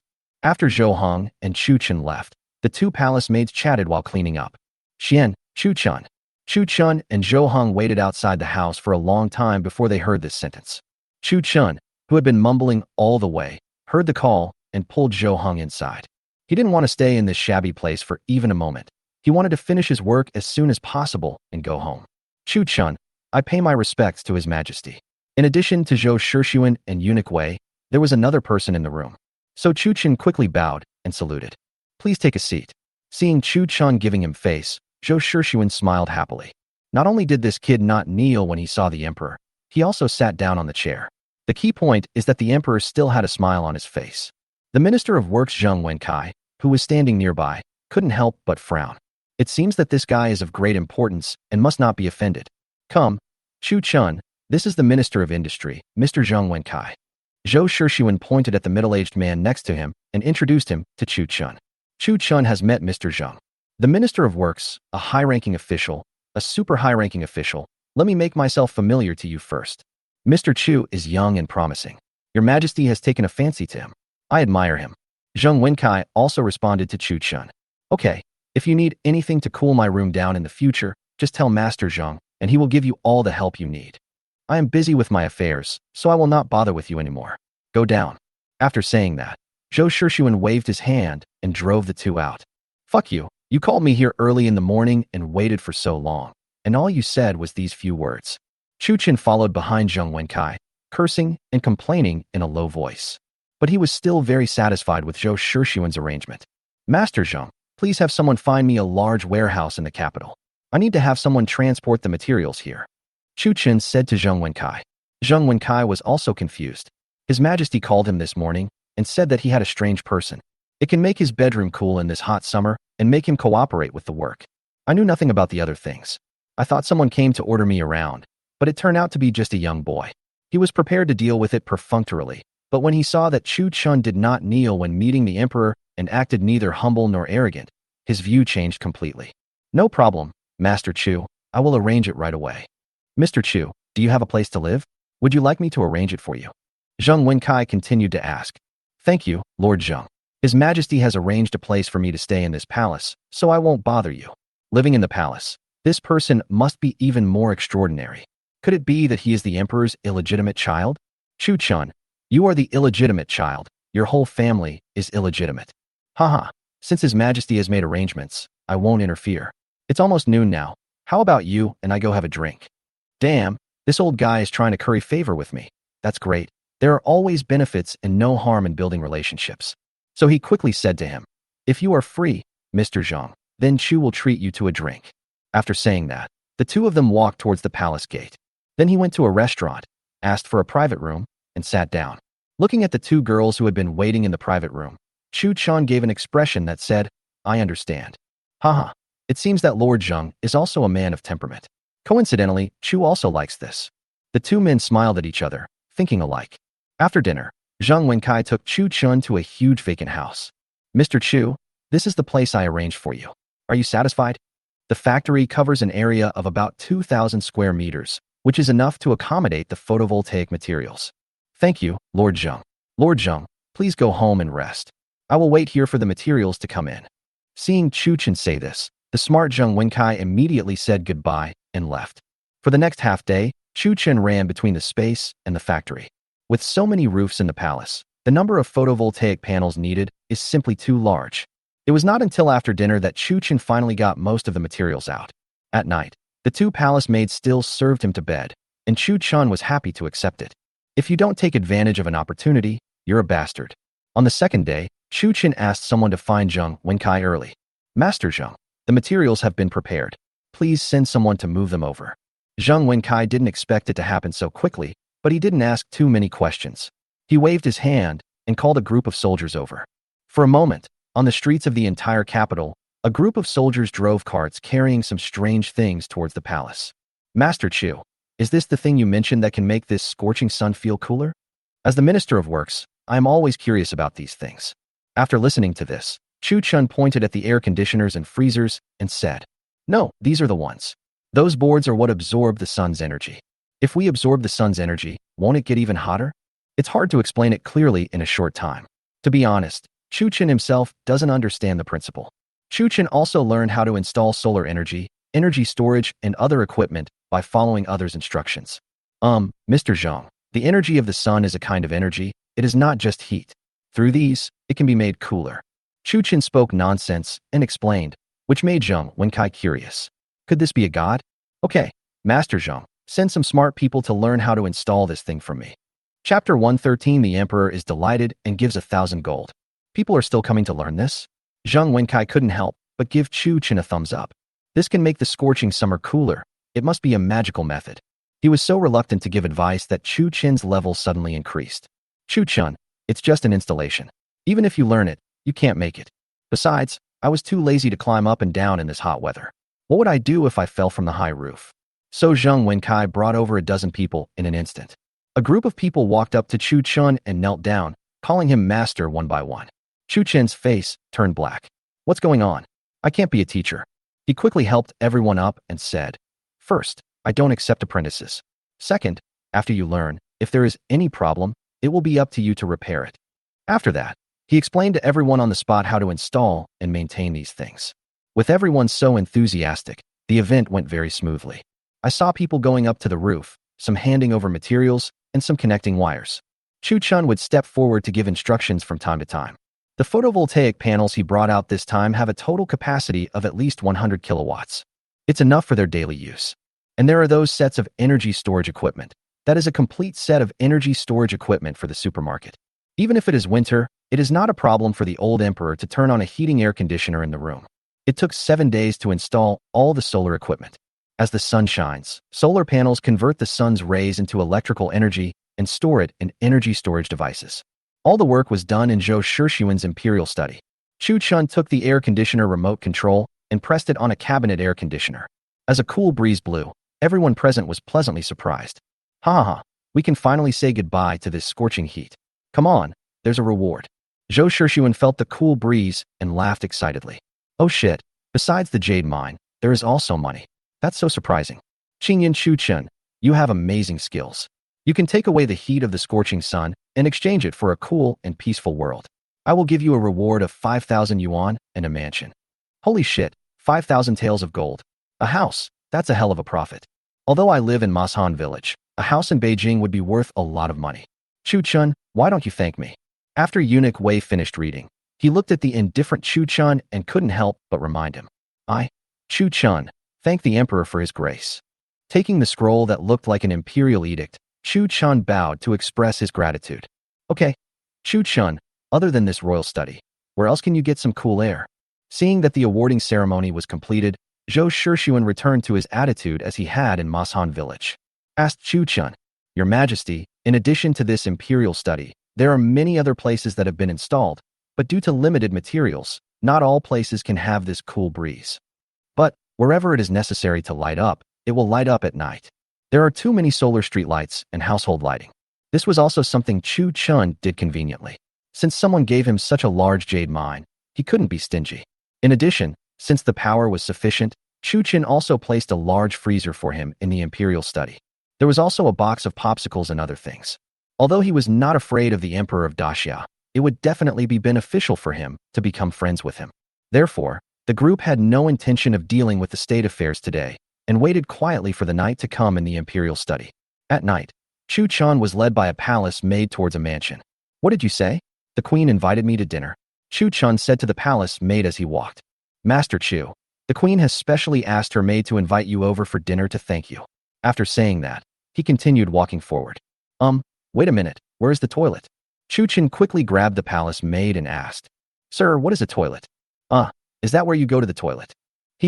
Sir, you are talking about the royal chamber, right? I will lead you there. Asking a girl to take me to the toilet is so embarrassing no matter how you look at it. But there is no choice, I have to go. Queen, since it's the first time we meet, you should at least give me something as a gift. After coming out, the backpack in Chu Chin's hands was a lot bulgier. Under the pretext of going to the restroom, he rushed into the space and took out some small mirrors, perfumes, and other items. Master Chu, let's go quickly so as not to delay the queen's visit. Okay, please lead the way. After saying that, he carried his backpack and followed the palace maid towards the palace. As soon as I entered the room, I saw 3 people sitting at a huge table and eunuch Wei standing beside them. One is Zhou Shixuan, one is Zhou Hong, and the other is a woman who looks elegant and noble. That must be the queen without a doubt. I, Chu Chun, pay my respects to His Majesty the Emperor, His Majesty the Empress, and the 8th Prince. Chu Chun bowed to the 3 of them and said, Okay, Chu boy, this is a family dinner. There aren't so many rules. Come and sit down. Zhou Shixuan pointed at the chair next to Zhou Hong and said. At this time, the woman beside him spoke up. Your name is Chu Chun. How did you know at a glance that I am the queen? Queen, may I ask, where in this world is there someone as elegant and graceful as you, who makes people feel as kind as a mother at first glance? As the mother of Daxia, I was impressed by your temperament at first sight. The queen burst out laughing after hearing this flattery. Not only the queen, but even Zhou Shixuan and Zhou Heng gave him a thumbs up in their hearts. Haha, Chu, the kid is really good at talking. The emperor just said that this is a family dinner, so just call her aunt to appear more intimate. Thank you for the compliment, Auntie. I came here in a hurry today and didn't prepare any valuable gifts. These small items are my nephew's way of honoring you. After saying that, Chu Chun took out a bottle of women's perfume from the backpack behind him and handed a mirror to the queen. This action made Zhou Shixuan and Zhou Heng give him a thumbs up. I haven't even taken a bite of my meal yet, and this gift is coming. Oh, this bottle is made of glass. What's inside? The queen picked up the bottle and asked Chu Chun. Aunt, this is called perfume. When you spray it on someone, it will give off a long-lasting fragrance. After saying that, Chu Chun opened the lid and sprayed it into the air. In an instant, a fragrant breeze blew over, making everyone present intoxicated by it. Even the palace maids who normally dared not make a sound were greedily breathing in the fragrant air. Seeing that everyone was immersed in it, Chu Chun explained to the queen how to use the perfume and where to spray it. There is no woman who doesn't love beauty, and there is no woman who doesn't love fragrance. Haha, it's rare that my nephew is so filial, so I'll accept it. Is this a mirror? After the queen put away the perfume, she picked up the mirror on the table. Hey, is this mirror also made of glass? After saying that, he shone it on his own face. Chapter 114, Royal Banquet requires a car. Aunt, this is also made of colored glass, but it is clearer than a bronze mirror, but its disadvantage is that it is fragile. Chu Chun replied immediately. Looking at the clear face in the mirror, even the few white hairs on the temples can be seen very clearly. He couldn't help but turn to Zhou Shixuan and said, Your Majesty, you see, we are all old. In the dim bronze mirror before, you and I were complacent, but I didn't expect that so many years would pass in the blink of an eye. Shit, no, it's not good. Why are you sighing about this? If the time comes and you blame me for letting you see it more clearly, you will die of injustice. Haha. Queen, what are you talking about? Time is cruel, and people will grow old eventually.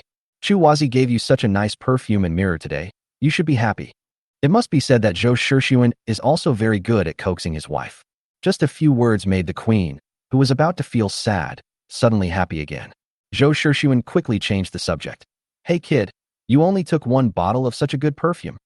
You are so stuffy. What do you want this thing for as a grown man? Besides, you are an old man. But how could Chu Chun not be prepared? He wanted his Wenxiang pavilion to go global. So he quickly took out 3 more bottles of perfume from his backpack. Uncle, you are wrongly blaming me. Since I have it, you must have a share. After saying that, he handed the largest bottle of perfume to Zhou Shixuan. Zhou Heng's bottle was smaller than Zhou Shushuan's. After delivering the bottles, Chu Chun stood up again, took the smallest of the 3 bottles, and handed it to Eunuch Wei. Wei Bo, this is for you. You accompany your uncle all day. This thing is not only fragrant, but also can refresh your mind. Eunuch Wei took the perfume with a look of surprise. Master Chu, why is this happening? I am so honored by such a generous gift. How can I be so worthy of such a generous gift? At this time Zhou Shushuan said, Old Wei, just accept it. This kid has so many good things. It's rare for him to be generous. After hearing Zhou Shushuan speak, Eunuch Wei put the perfume into his sleeve. Thank you, Master Chu. Chu Qin smiled at him and returned to the dinner table. At this time, the palace maids brought the dishes to the table one after another, but there was no wine. Chu Qin was happy in his heart. It seemed that he didn't need to drink any alcohol, so he could just drink a few sips. How easy. Unexpectedly, after Zhou Shushuan and the other 2 finished serving the dishes, they all looked at Chu Chan with smiles on their faces. Bring it out. No feast without wine. Are you asking us to wait? What? Wine? I heard from Taoist Chun that you have a strong wine that is mellow and delicious. Zhou Shushuan said, while looking at Chu Chan with a smile. Fuck, you treated me to a meal and you asked me to get you some wine. Forget about taking the wine. You should have told me in advance. I can't take things remotely. So he quickly said, Wine? Yes, it's in the car. As soon as Chu Chin finished speaking, Zhou Shushuan called Eunuch Wei over to talk to him for a few words. After waiting awkwardly for a long time, Chu Chan heard shouting outside. I couldn't help but look out the window. Wow, I saw many soldiers carrying his BJ-80 to the small square outside the house. What a stupid train of thought, it's outrageous. The world of rich people is really capricious. Your Majesty, next time something like this happens, just tell me and I'll drive it over. After Chu Chin finished speaking, he turned around and walked outside and got into the car. He smiled apologetically at the soldier who was carrying the car, then got in and closed the door. After a while, he returned to the dining table with a box of erguotu in his hands. He pulled 4 glasses out of his backpack and filled each person's glass. After 3 rounds of drinking, Chu Chan gradually felt drunk and his speech was a little slurred. Zhou Shushuan took advantage of the opportunity and quickly said to Chu Chin, Nephew, your car is a good thing. Do you have any more? This guy is actually planning to use his own car, but this thing consumes a lot of fuel, so I can't give it to him. Otherwise it would be very troublesome to deliver the fuel to him myself.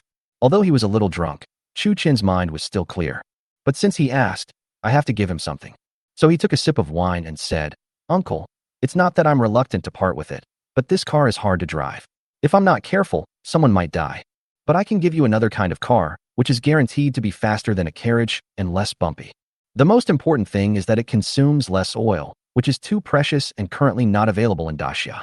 I originally thought that there was no hope of getting the car, but unexpectedly Chu Chun changed the subject and mentioned this easy thing. In that case, I must have made a profit from this meal. So he quickly said, Okay, tomorrow, please ask my nephew to bring it over. Come on, drink some wine. The after effect of erguotu was extremely strong. Chu Chin woke up slowly at noon the next day. When I opened the door, besides the 2 palace maids, there was another person waiting quietly outside. That is Eunuch Wei. Oh, what brings you here? Please come in. Chu Chin quickly dragged Eunuch Wei into the room and spoke enthusiastically. 9th rank, a supermaster. Without waiting for Eunuch Wei to speak, he waved his hand and called the palace maid to make 2 buckets of instant noodles. What is Wei Bo doing here? Why did he ask you to wait outside? It's your fault. Mr. Chu, I am here on the orders of the emperor to ask you for the car you mentioned last night. Eunuch Wei said somewhat embarrassedly. You drink when you want to drink, you ask for a car when you want one, and the next day you come shamelessly to ask for it, and it's you again. After asking about the purpose of the visit, Chu Chin didn't mind at all. He took the freshly brewed instant noodles and handed a bowl to Eunuch Wei. Eunuch Wei really likes Chu Chin's food. The emperor was not there, so he took the instant noodles and started eating. Eunuch Wei, come in the afternoon. I'll go out and drive the car back for him. Chu Chin said while eating noodles. Oh, it can be delivered this afternoon?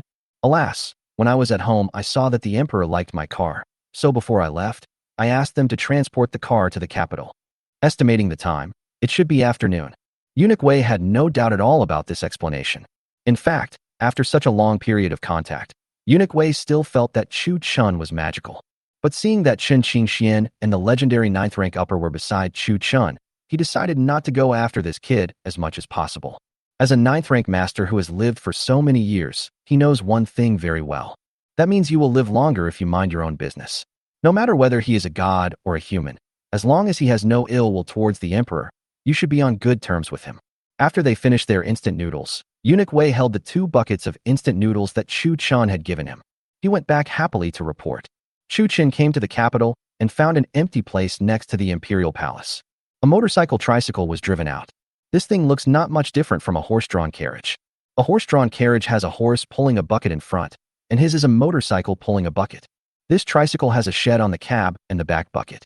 Apart from being a bit noisy and not having air conditioning, it's pretty good, and most importantly, it consumes less fuel. Chapter 115, The Emperor of Daxia riding a motorcycle. At the city gate, a huge engine roared. A group of soldiers stopped Chu Chen again. Hey, it's you. I'm going to deliver a car to the emperor. It turned out to be you, sir. I didn't see clearly and bumped into you. Please forgive me. The person who stopped him was none other than the soldier who had taken the silver from him that night. Chu Chen smiled at him and drove the tricycle all the way to the outside of the hall. At this time, Zhou Shixuan heard the sound and hurried out. Nephew, is this the car you were talking about? Zhou Shixuan looked at the tricycle in front of him and said excitedly. He was so excited that he ignored the people around him and just called out the words, nephew. The ministers standing by looked at each other, wondering when did the emperor have such a virtuous nephew. Only the Minister of Works looked at Chu Chen with a smile. It turned out that he had this identity. I saw the emperor walking yesterday, and I felt that it is not easy to be the ruler of a country, so I asked for this thing and presented it to the emperor. What Chu Chen said was completely dedicated to the emperor, not something the emperor wanted. Hearing this, Zhou Shixuan gave Chu Chen a thumbs up in his heart. He looked around at the ministers around him and said, well, who said that this emperor is unpopular? Look, this is what the people want. You really know how to crawl along. You are so popular with the people. Although Chu Chen cursed in his heart, he still smiled and said, excuse me, your majesty, who did you send to learn how to drive this car? Well, this thing is very strong. A group of people can't control it. This emperor will conquer it personally. After saying this, he waved his hand and drove away all the ministers. Then he turned to Chu Chen and said, Chu boy, is this car powerful or not? Chu Chen looked at him in confusion. He looked quite old, but this was also consistent with the age for driving a tricycle. In modern society, those reckless tricycles are something that no one can afford to mess with. So I invited him to get in the car and explained to him what the accelerator, brake, and clutch were. It turns out to be so simple. It's not much harder than riding a horse. So he drove Chu Chen out of the car and wanted to experience the fun of driving himself. Seeing Chu Chen's nervous face, he said to Eunuch Wei, Uncle Wei, if this thing gets out of control, are you sure you can save him? Eunuch Wei nodded. As long as it's not as fast as Master Chu did on the road in Mashan village, it's fine. Hearing Eunuch Wei say this, Chu Chen felt relieved. I was driving on a cement road at over 100 kilometers per hour. This three-wheeler shouldn't be that fast. He walked up to teach Zhou Shixuan how to start the engine. With a roar, Zhou Shixuan stepped on the accelerator. The tricycle rushed out with a whooshing sound. But less than 10 meters after it went out, the fire died with a puff. Next, after countless fire failures, Zhou Shixuan could barely drive it forward. With a courtyard as big as the imperial palace and the presence of Eunuch Wei, who is above the 9th rank, nothing went wrong. For 2 whole days, Zhou Shixuan even canceled the morning court session and focused on driving practice. On the 3rd day, Zhou Shixuan walked out of the palace in a proud manner, accompanied by Eunuch Wei and the trembling Chu Chen. Looking at Zhou Shixuan, who looked very smug, Chu Chen regretted not giving him a pair of sunglasses and a cigar. You know, the emperor of Daxia drove a tricycle, wore sunglasses, and smoked a cigarette. What would it be like driving on the main streets of this capital city? Chu Wazi, if I had enough vehicles and installed long swords in front of them and charged into the enemy, then no one would be able to stop me. As the speed increased, Zhou Shixuan shouted excitedly to Chu Chen. Uncle Zhou, this is unrealistic. I only have this one car right now. Look at the steel used for the car body. Daxia cannot manufacture it right now. While Zhou Shixuan's thoughts were not yet fully heated up, Chu Chen quickly poured him a basin of cold water. After hearing what Chu Chen said, Zhou Shixuan no longer had any illusions. Instead, he turned back to Eunuch Wei with great interest and said, Old Wei, I will teach you how to drive this car tomorrow. After we finish our studies, it will be much more convenient for us to go wherever we want. Eunuch Wei quickly nodded in agreement. No matter how I look at it, I can't accept letting the emperor drive while I sit in the car. When will the king of this country be able to do the job of driving the coach himself? Chu Chen was very happy about this, so after carrying dozens of barrels of gasoline for him, he prepared to go back to his room to rest. As soon as I arrived at the room, I heard a noise outside. Chu Chen walked out of the room and asked around, only to find out that it was his reward that had come down. 8,000 taels of gold. Just thinking about it makes me excited. Chu Chen opened the box and smiled at the gold that was shining with golden light. After saying this, he stuffed a piece into the hand of the young eunuch who came to give him the reward. Master Chu, how can we do this? The young eunuch said as he put the gold into his sleeves. In the past, it was good enough to get a few taels of silver when I went to distribute rewards, but I didn't expect that Mr. Chu would be so generous. The young eunuch also became happy and waved away the people behind him. Then he took out a blueprint and whispered to Chu Chun. Mr. Chu, the emperor has also awarded you a mansion. It was originally allocated to our family, but we have a connection, so you can choose any of the unmarked ones. Chu Chun took the drawing with a smile on his face and thought, it seems that the lump of gold just now was worth it. Thank you, sir, but I am not familiar with the capital, so I wonder if you have any suggestions. Lack of familiarity is one reason, but the drawing is too sloppy, and it's impossible to tell what is what. Since you trust us, sir, we will recommend one to you. Then he pointed to one of the houses and said, this house is located in East City, on the prosperous East Street. It is surrounded by dignitaries and nobles. The price is ridiculously high. Okay, then I'll listen to you, father-in-law. Chu Chun smiled honestly, which made the little eunuch feel a sense of accomplishment. He waved his hand to call someone over, and within an instant stick of time, the house deed was handed to Chu Chun. Then, he sent a young eunuch who looked only 15 or 16 years old to bring Chu Chen to the house. Wow, it's another courtyard with 3 entrances and 3 exits, with rockery, water system, garden pavilions. It seems that the air conditioner and tricycle are worth the money. After handing the young eunuch a silver ingot and sending him away, Chu Chun went to the pawn shop on his own, bought a guard and 2 maids. There is nothing else to do, just let people live here and don't let it be abandoned. With the indenture in hand, there is no need to worry about them escaping, unless they are extremely vicious people.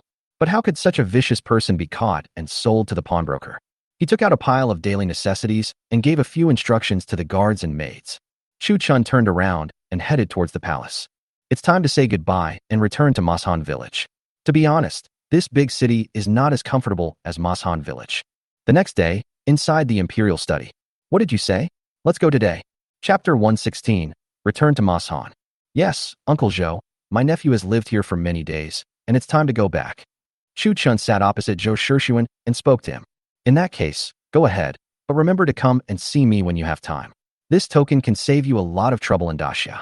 After saying that, he waved at Chu Chun and stopped talking. Chu Chun took the token, bowed, turned around, and left the imperial study. There was nothing to clean up in the room, so we walked out to the square and climbed into the SUV. At this time, Eunuch Wei led the 2 palace maids and blocked the car. Wei Bo, this is...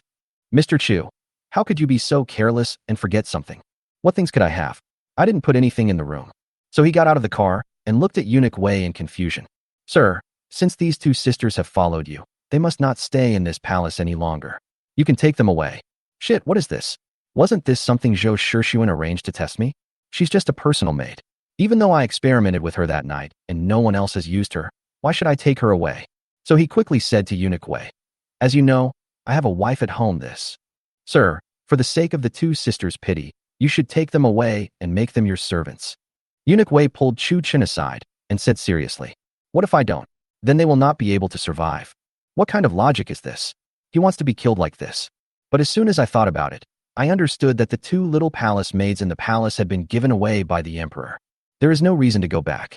In this feudal society, is there anyone else who would want these 2 except myself? Thinking of this, Chu Chun felt a headache.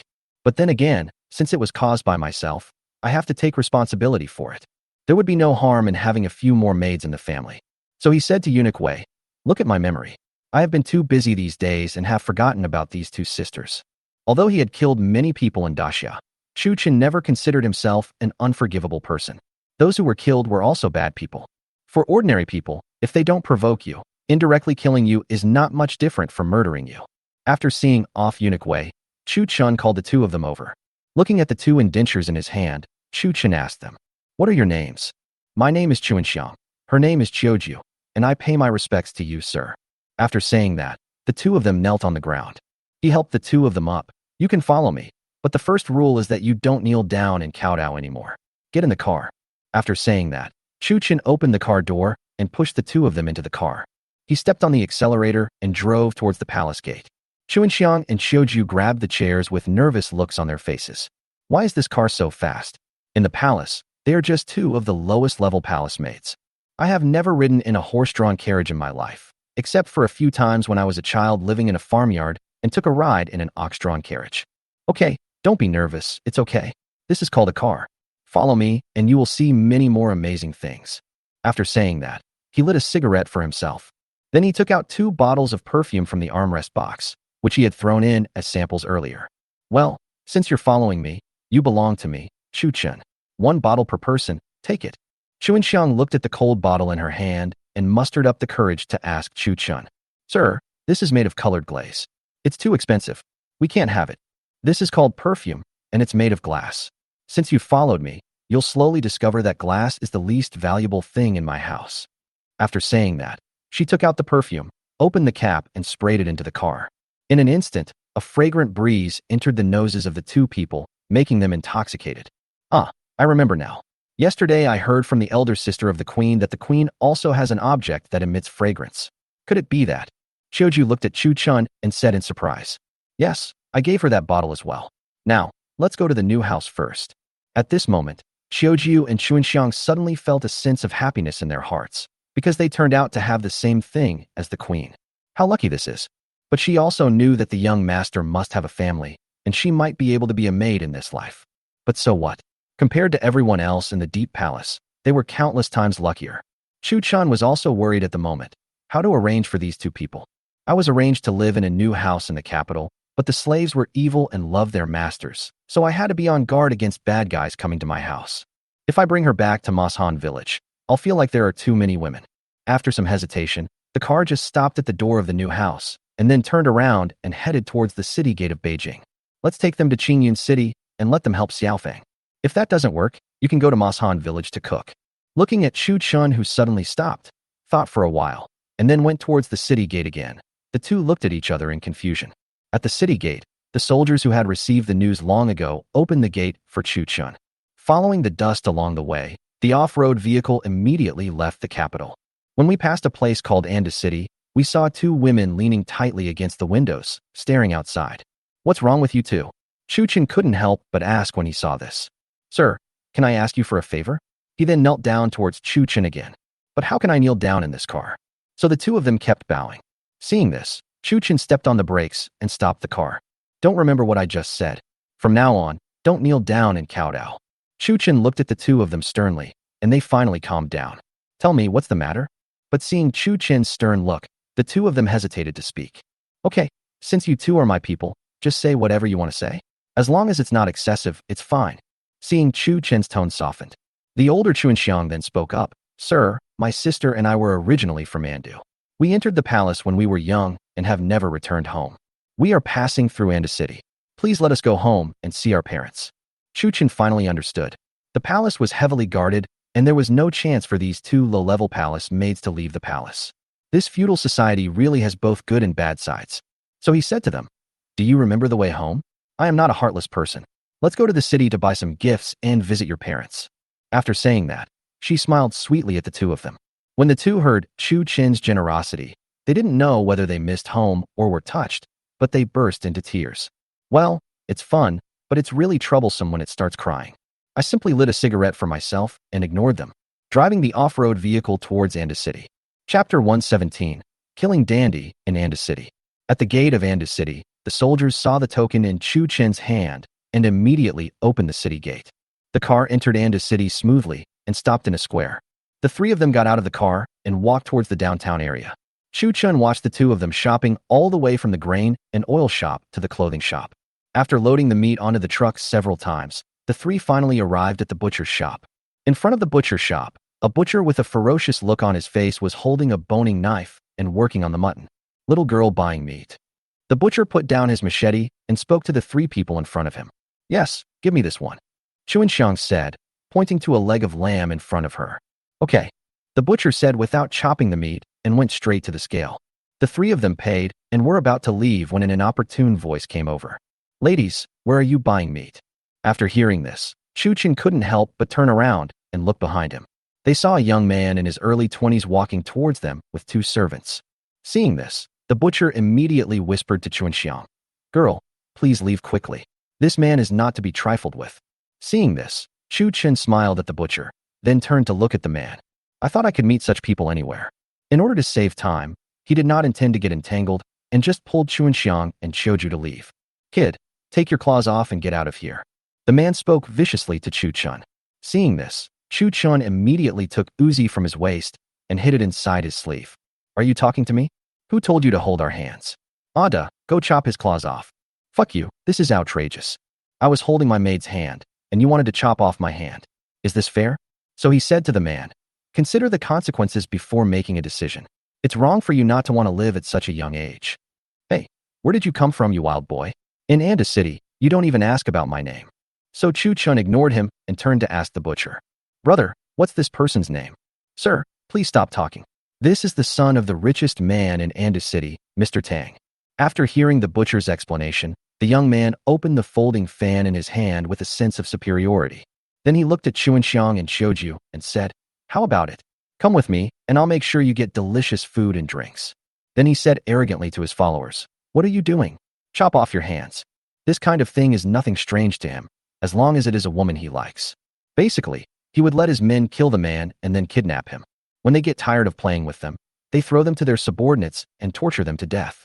Since his family had so much money, as long as he didn't offend anyone from the government, he basically had no problems over the years.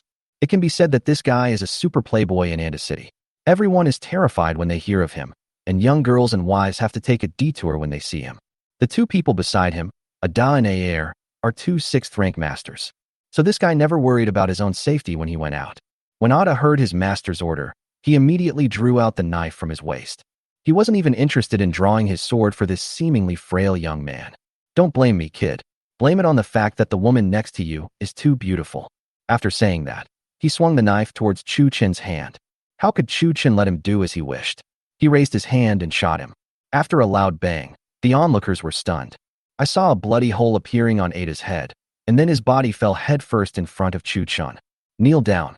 Chu Chun raised his hand and pointed at the young man in front of him and said, "Boy, do you think you can get out of this Anda City just because you know hidden weapons? If you kill my people, then prepare to bear my wrath." After saying this, he winked at the followers behind him, and the followers took the order and ran to the back. Then the young man turned around and said to Chu Chen viciously, "Do you know who my father is? My father is the largest salt merchant in Anda City and takes orders directly from the 8th prince. Boy, you are in trouble." "Damn, Zhou Heng's little brother. Haha, that's a coincidence." But he had to give some face to Zhou Heng's people, so he said to him, "Since you are the 8th prince's man, I will give you a chance. Kneel down and kowtow now, and I will spare your life."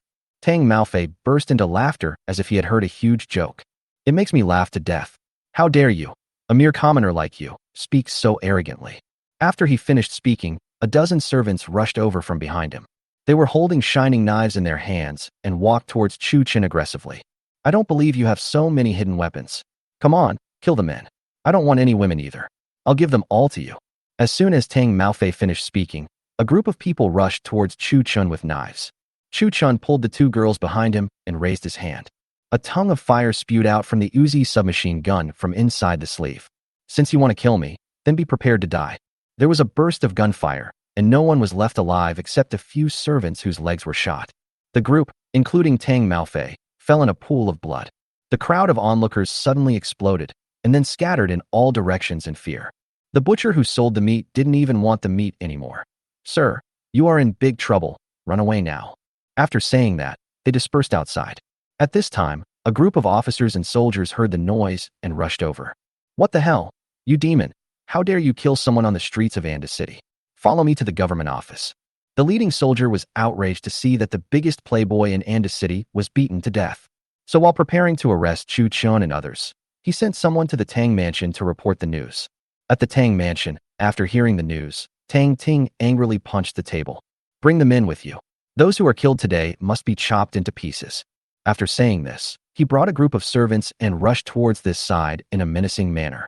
Even the Lord of Anda City came over in a panic. Chu Chen didn't expect that his killing of a bully would shock the entire Anda City.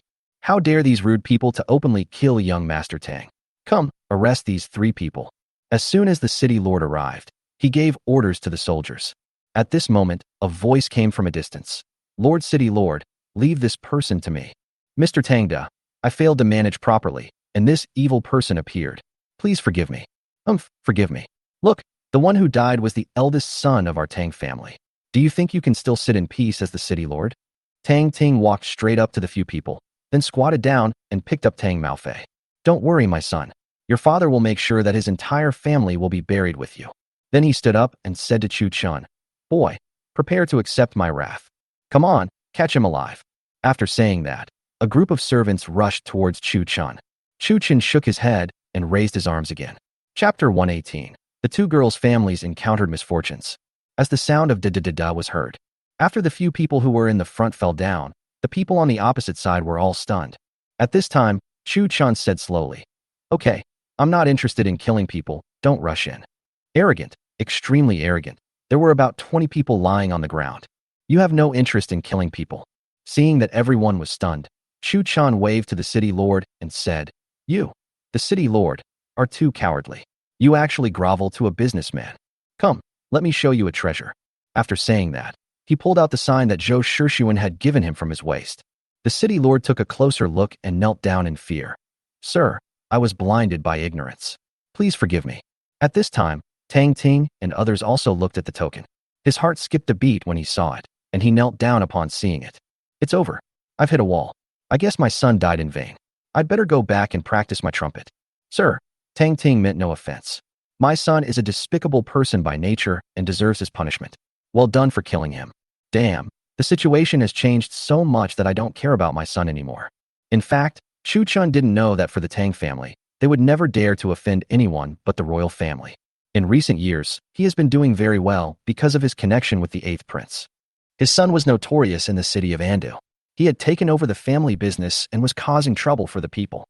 In Tang Ting's mind, if he lost his son, he could have another one, but if he lost his business, he would have nothing. Looking at the people kneeling in front of him, Chu Chun pulled the city lord up. All right, this bad boy is after my woman, so he deserves to be killed. These people are accomplices, so it's not unjust to kill them. Yes, sir, you are right. Please move to the city lord's mansion so that I can show my hospitality as a good host. The city lord has figured it out. As long as he serves the person in front of him well, he won't have to worry about anything. To be honest, he had long been dissatisfied with the Tang family. Relying on the fact that he was a vassal of the 8th prince, he had caused unrest in the entire Andu city. If this young man can capture it, it would be considered as getting rid of a threat to the people. Okay, I have something else to do right now. Let's talk later. After saying that, he took the hands of the two girls and walked towards the car. The two girls were very calm at this moment, as if they had already guessed the result. I said, Aren't you two really scared? Chu Chun couldn't help but ask when he saw this. Sir, you have the token in your hand. In Daxia, except for the bandits and villains, no one else can pose a threat to you.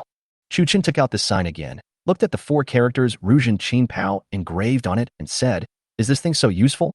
Nonsense. This brand can be said to allow Chu Chun to walk sideways in this great xia. But you have to be on guard, young master. Is it possible that Tang Ting will retaliate secretly? Chu Xiang continued to speak to Chu Chun. Yes, it seems that I am still soft-hearted. How about writing a letter to Zhouhang? Let's go meet their parents first. After saying that, the 3 of them got on the roller coaster and headed towards a small town after leaving the city. The car turned many corners and arrived at a village. Then they stopped at the entrance of the village, and the 3 of them, carrying bags of things, headed towards a house. At the gate of the dilapidated courtyard, a woman was sweeping the floor. The gray hair and trembling figure made Chu Xiang and Xiuju burst into tears.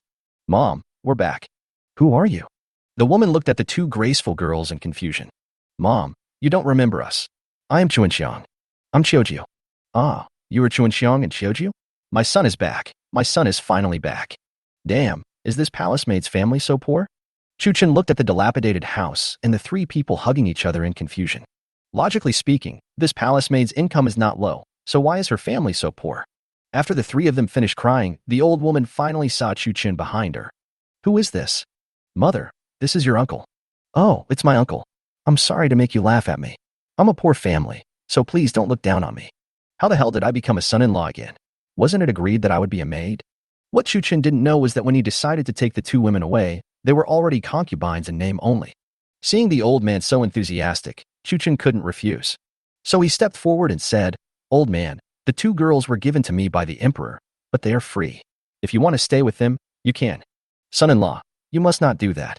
If you don't want them, they will not be able to survive. What kind of magical logic is this? I'm going to die again. Alas, I love this feudal society so much. There are still people who are eager to give away their wives to me. So he quickly said, as long as Chu Xiang and Xiuju don't agree, I will support them for the rest of their lives. After hearing Chu Chen say this, the old woman finally felt relieved. He took out a few stools from the house, wiped them with his sleeves, and then let a few people sit down.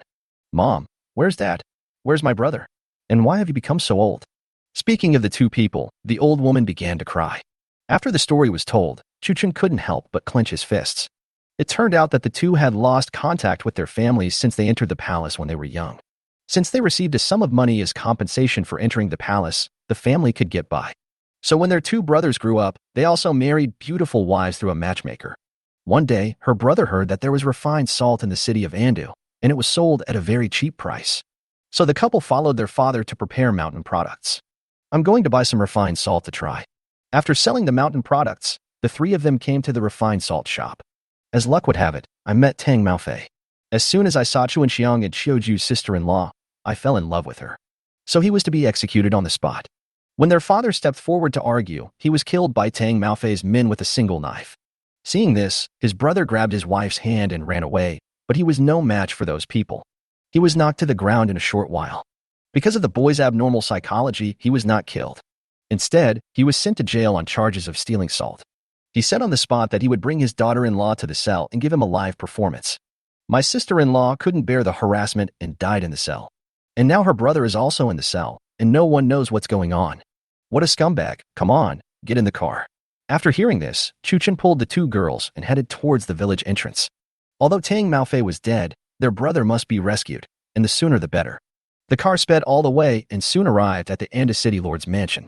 Chu Chen took the token and went straight to the City Lord's study without any obstruction. The City Lord listened to Chu Chen's words with great respect and immediately sent someone to bring out the two men's brothers. The Tang family is courting death. I guess the salt merchant in Anda City will have to be replaced now. When the bailiff went to take people away, Chu Chen sat down in the City Lord's seat. He pulled out a notebook and a ballpoint pen and soon wrote a letter. Chapter 119, City Lord's Mansion Rescue Shi Shan. He wrapped the notebook in a large envelope and turned to the City Lord. Use your people to deliver this item to the 8th Prince as quickly as possible. I will stay here for 3 days. After 3 days, I want to see a satisfactory result. The City Lord took the letter and did not dare to delay. He immediately ordered his men to speed up and deal with it urgently. After doing all this, the City Lord respectfully asked Chu Chen, how should we deal with the Tang family? What does the City Lord think? Zhou Heng must be crazy to have chosen such a person, as he is cruel to the people and bullies the people in the village. Hearing that the young man in front of him dared to call the 8th Prince by his name, the City Lord couldn't help but become worried. Sir, I have also seen that the Tang family has been too rampant in recent years, but because of the 8th Prince, I am also in a very difficult situation. Then, he told Chu Chen many absurd things that the Tang family had done in recent years. But most of them were done by Tang Maofei. But every time he got into trouble, he was bailed out by Tang Ting. Therefore, the City Lord could not do anything to the Tang family. Okay, you're just too cowardly. I won't embarrass you, and the letter doesn't embarrass you either. After saying this, Chu Chen waited quietly by the side for the result of the bailiff bringing the person in. After a while, the dirty Shi Shan was brought in front of several people. Brother, is that you? Brother. Seeing Shi Shan, whom they hadn't seen for a long time, the two girls didn't care about being dirty and hugged him. You are Chuan Xiang and Xiuju? Yes, it's us, brother. You've suffered. You guys should leave quickly, leave Anda quickly. Before feeling the joy of reuniting with family members, Shi Shan suddenly shouted at the two of them. At this time, the City Lord came over and said, Master Shi, the evil guy is dead. You are safe. Are we safe? Shi Shan came back to his senses and looked at everyone in confusion. I saw a young man from a wealthy family looking at me with a smile on his face. So he quickly asked Chu Chen, who is this young master? This is our sister's husband, Chu Chen, brother, he saved you. After Chuan Xiang finished speaking, Shi Shan knelt down towards Chu Chen and said, thank you for saving my life, young master. Seeing this, Chu Chen helped him up. It's just a piece of cake. Besides, their business is also my business. He turned to the City Lord and shouted, find me some clean clothes and a place to wash them. Yes, yes, yes, how could I have forgotten this, Mr. Shi? Please go with him to wash and change clothes. After saying this, a Yamen runner led Shi Shan out of the study. I haven't asked the City Lord for his name yet. After Shi Qishan left, Chuchen said to the city lord, after all, he is still the chief official of Anda City. When the time comes, Shi Qishan and the others will have to live in Anda City and will have to rely on others. Your humble servant Mu Zheng. Nice to meet you, Mr. Chu. He knew Chu Chen's name from the two sisters introducing him to her brother. Seeing this, Chu Chen took out a glass ornament from his backpack and handed it to Mu Zheng. It's our first time meeting, and I don't have anything good with me. This is just a small token of my appreciation, not a token of respect. Mu Zheng looked at the ornament and saw that it was transparent and dust-free. It was made of the finest colored glass. Who exactly is this Mr. Chu in front of me? Not only does he carry the imperial gold medal with him, but he also takes out such precious things at will. So he hurriedly said, how can this humble official deserve such a great gift? Please take it back, Master Chu. It's okay. Although this thing is precious, it is not just a personal possession. Please accept it. Finally, under Chu Chen's firmness, Mu Zheng accepted the ornament.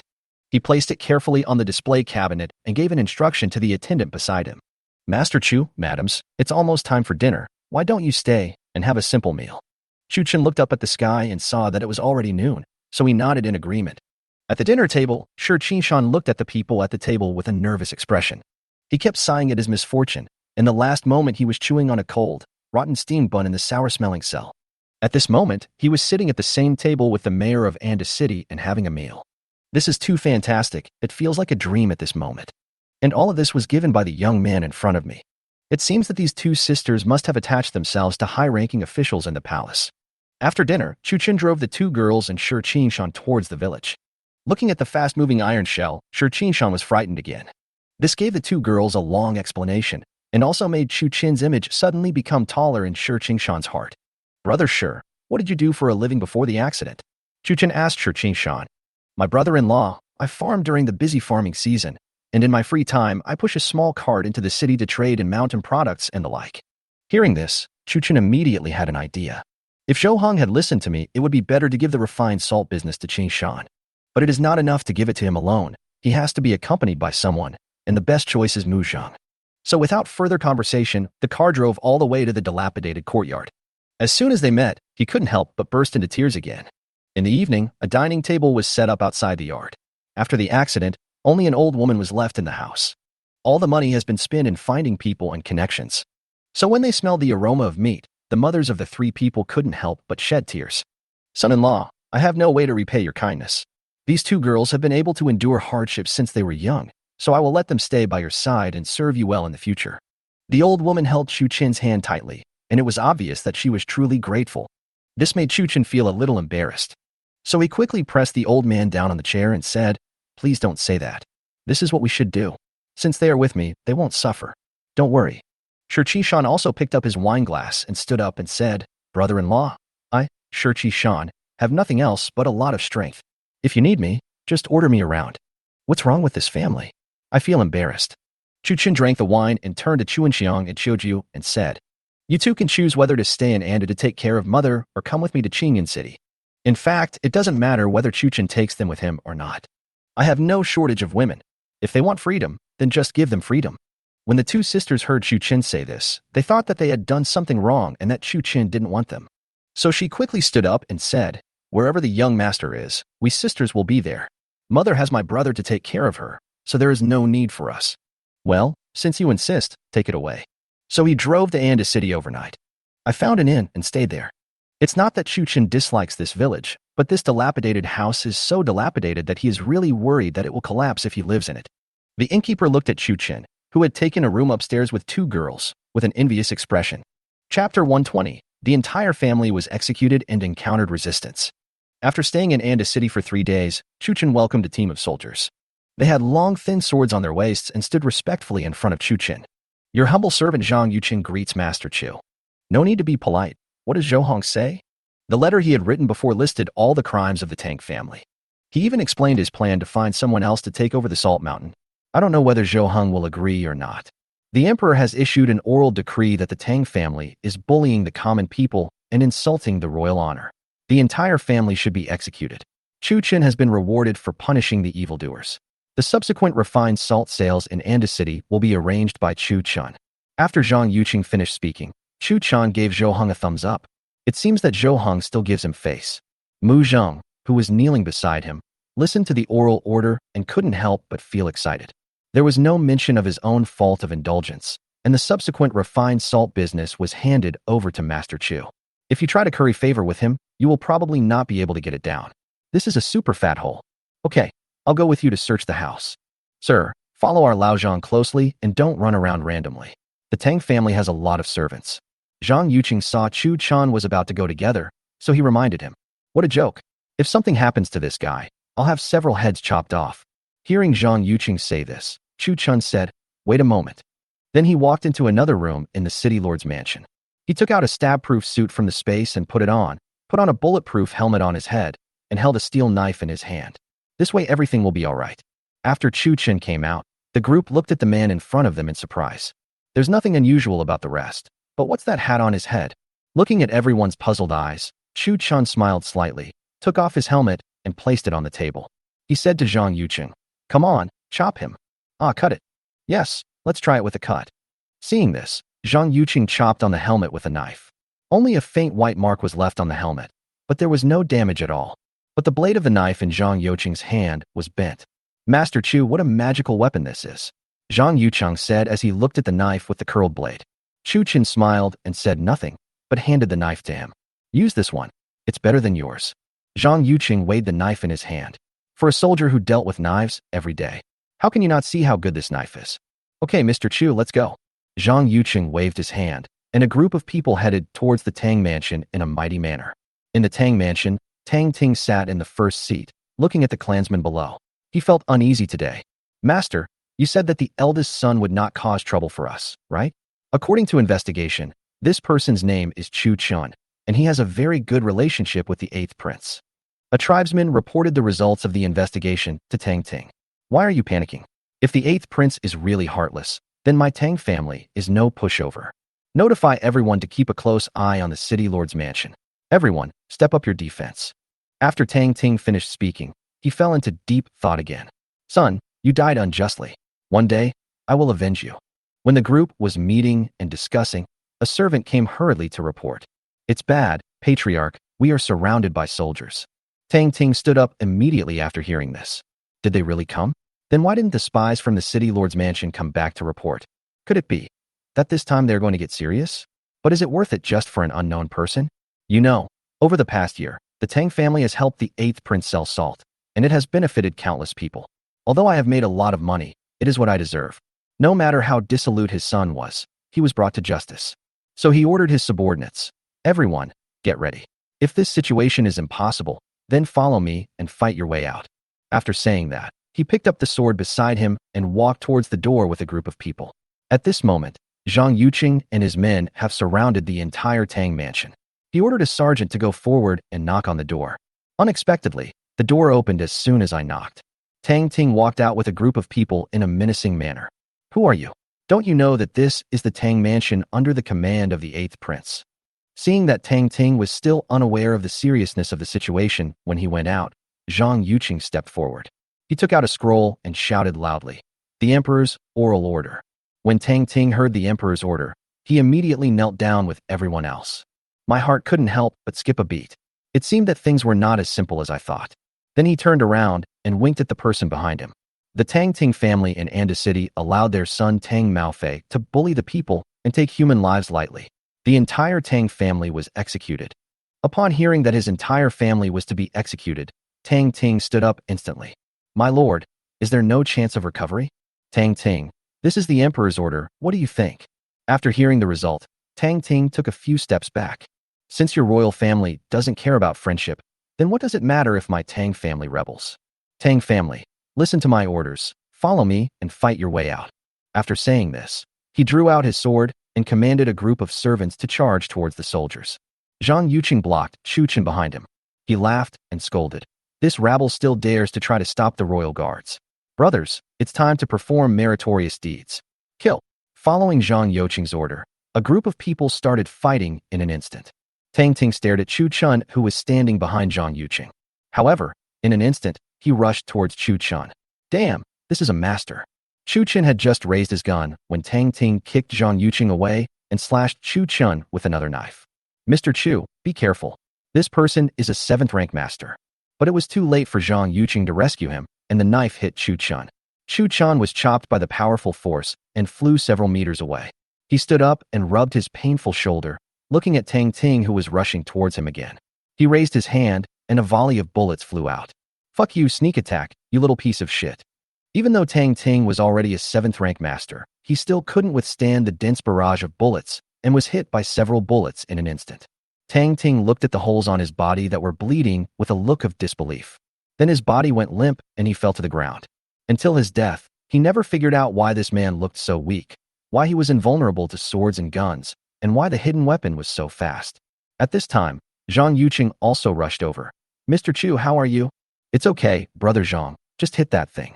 After saying that, he raised his hand and pulled the trigger again at the enemy in the crowd.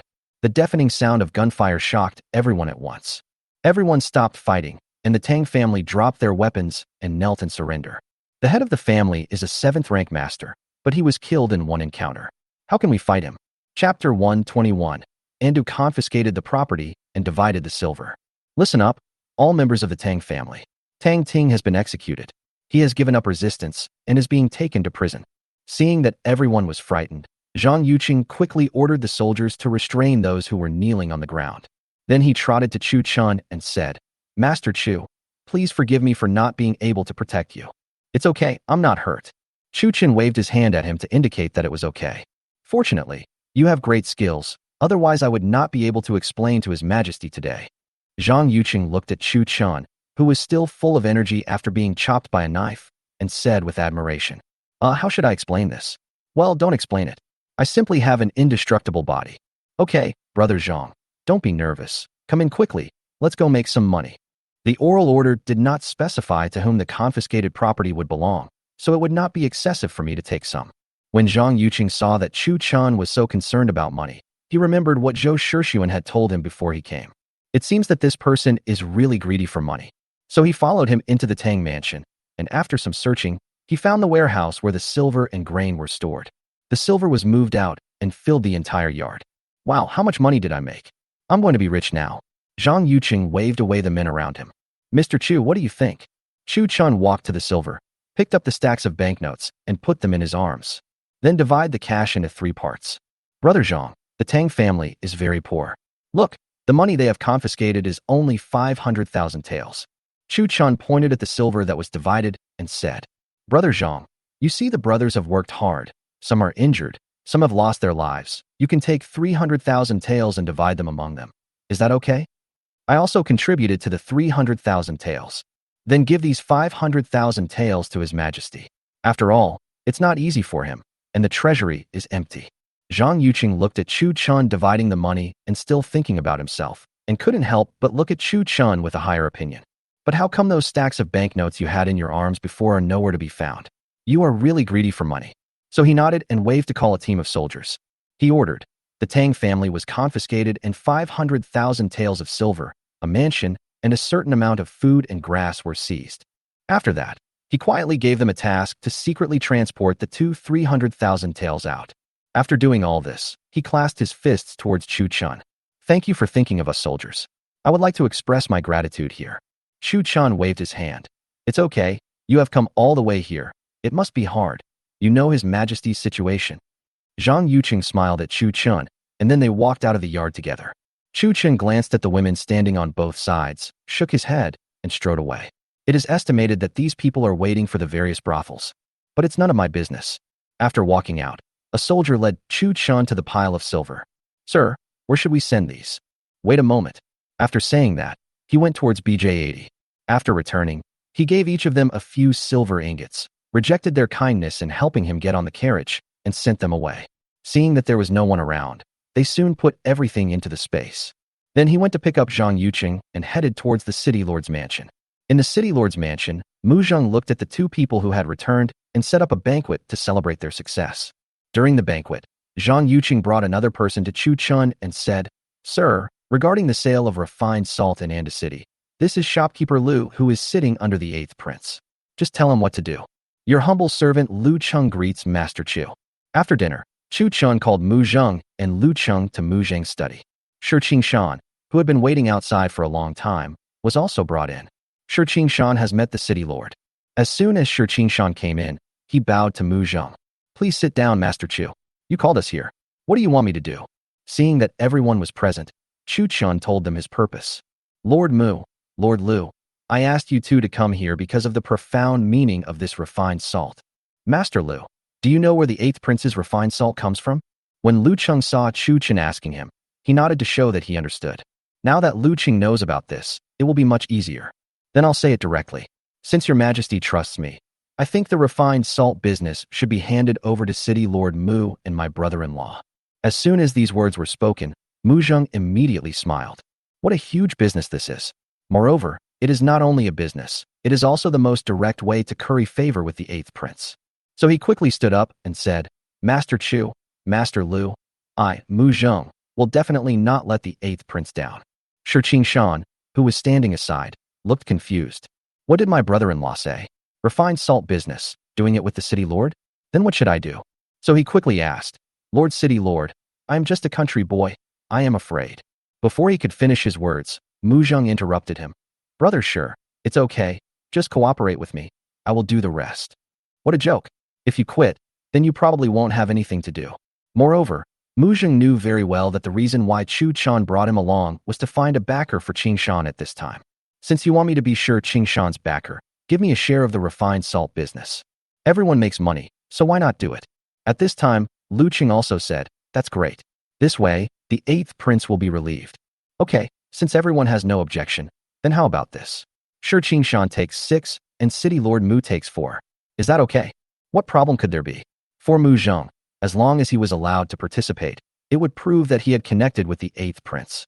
Although money is important, as a city lord, would you still be short of money? Whether you earn more or less, that's just icing on the cake. So the decision was made happily.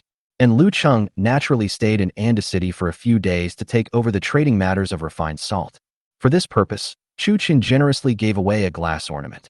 This made Lu Cheng very grateful. After Shi Qingshan figured it out, he couldn't help but feel ecstatic.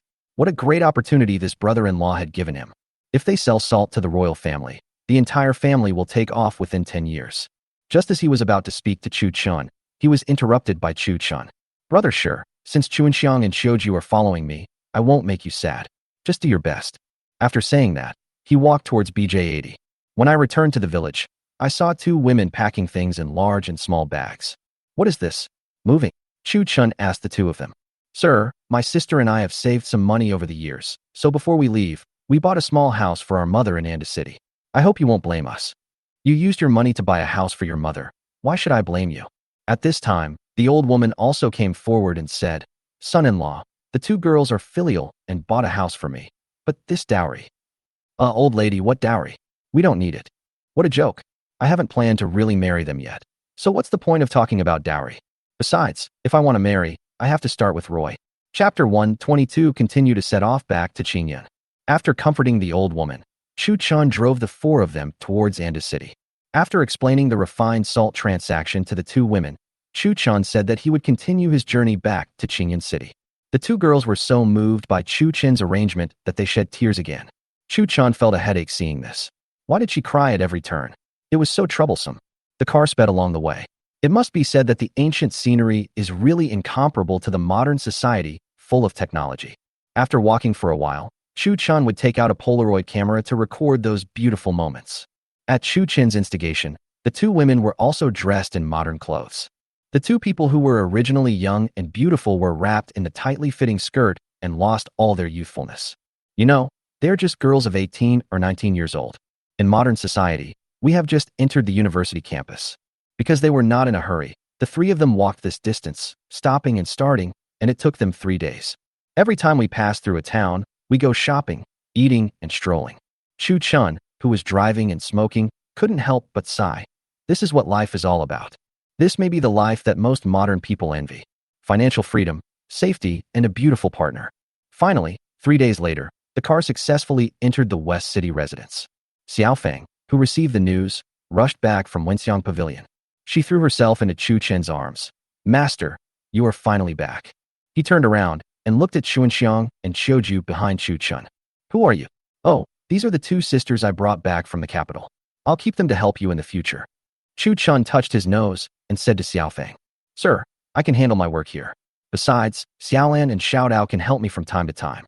Seeing the two girls were graceful and well-mannered, Xiaofeng thought they were ladies from wealthy families in the capital. They are all pampered people. How can they be capable of handling such complicated tasks? Just use them. They used to be maids in the palace, and they also endured hardships. Chu Chen saw through her thoughts at once, so he quickly explained. Besides, you will be able to relax a lot with their help. I don't want you to be so tired. Xiaofeng was touched by these words. He immediately took the two girls to arrange a room and provided them with a series of toiletries. After finishing the work, he said to Chu Chen, Sir, I will train Xuanxiang and Xiuju tomorrow, starting with the basic shopping guide. Okay, you take care of the arrangements. You are the shopkeeper. Chu Chen said nonchalantly, being a hands-off boss is the real deal. Xiaofeng seemed to have something on her mind. She did not leave after she finished speaking, but stared at Chu Chen. Xiaofeng, what's wrong with you? Chu Chen couldn't help but frown and asked. After a long time, Xiaofeng whispered in Chu Chen's ear.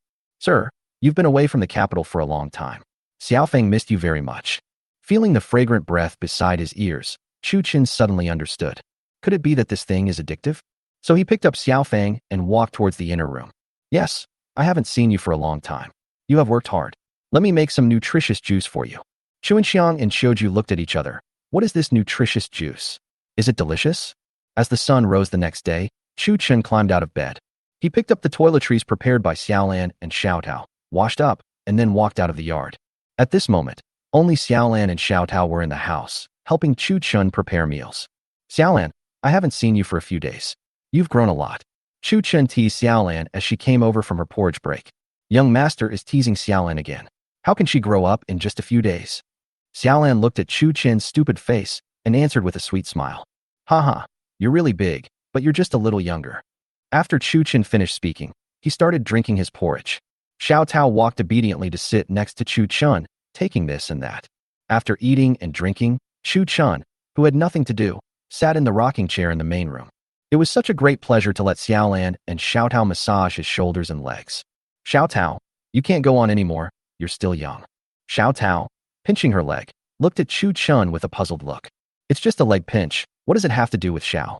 This little girl has no idea that there are some places that cannot be pinched. They are too small.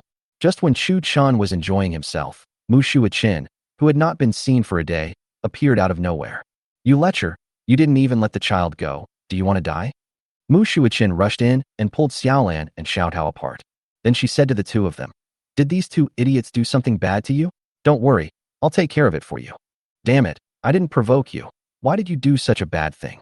They are my maids. So he quickly said, Lady Hero, what are you doing? Are you trying to get rid of harm for the people? I was just wondering why the woman was not in Xiaofeng's room last night, and now she appeared out of nowhere. Sister Shuichin, we are giving the young master a massage. He is not doing anything bad. Oh, what's a massage? This is what the master taught us. We don't know it either, but the master said it was very comfortable. After the two of them finished talking, Mu Shuichin couldn't help but look at Chu Chen, who was sitting on the rocking chair again. You idiot, this massage. Well, lady, massage is the process of using techniques to make the person being massaged feel comfortable.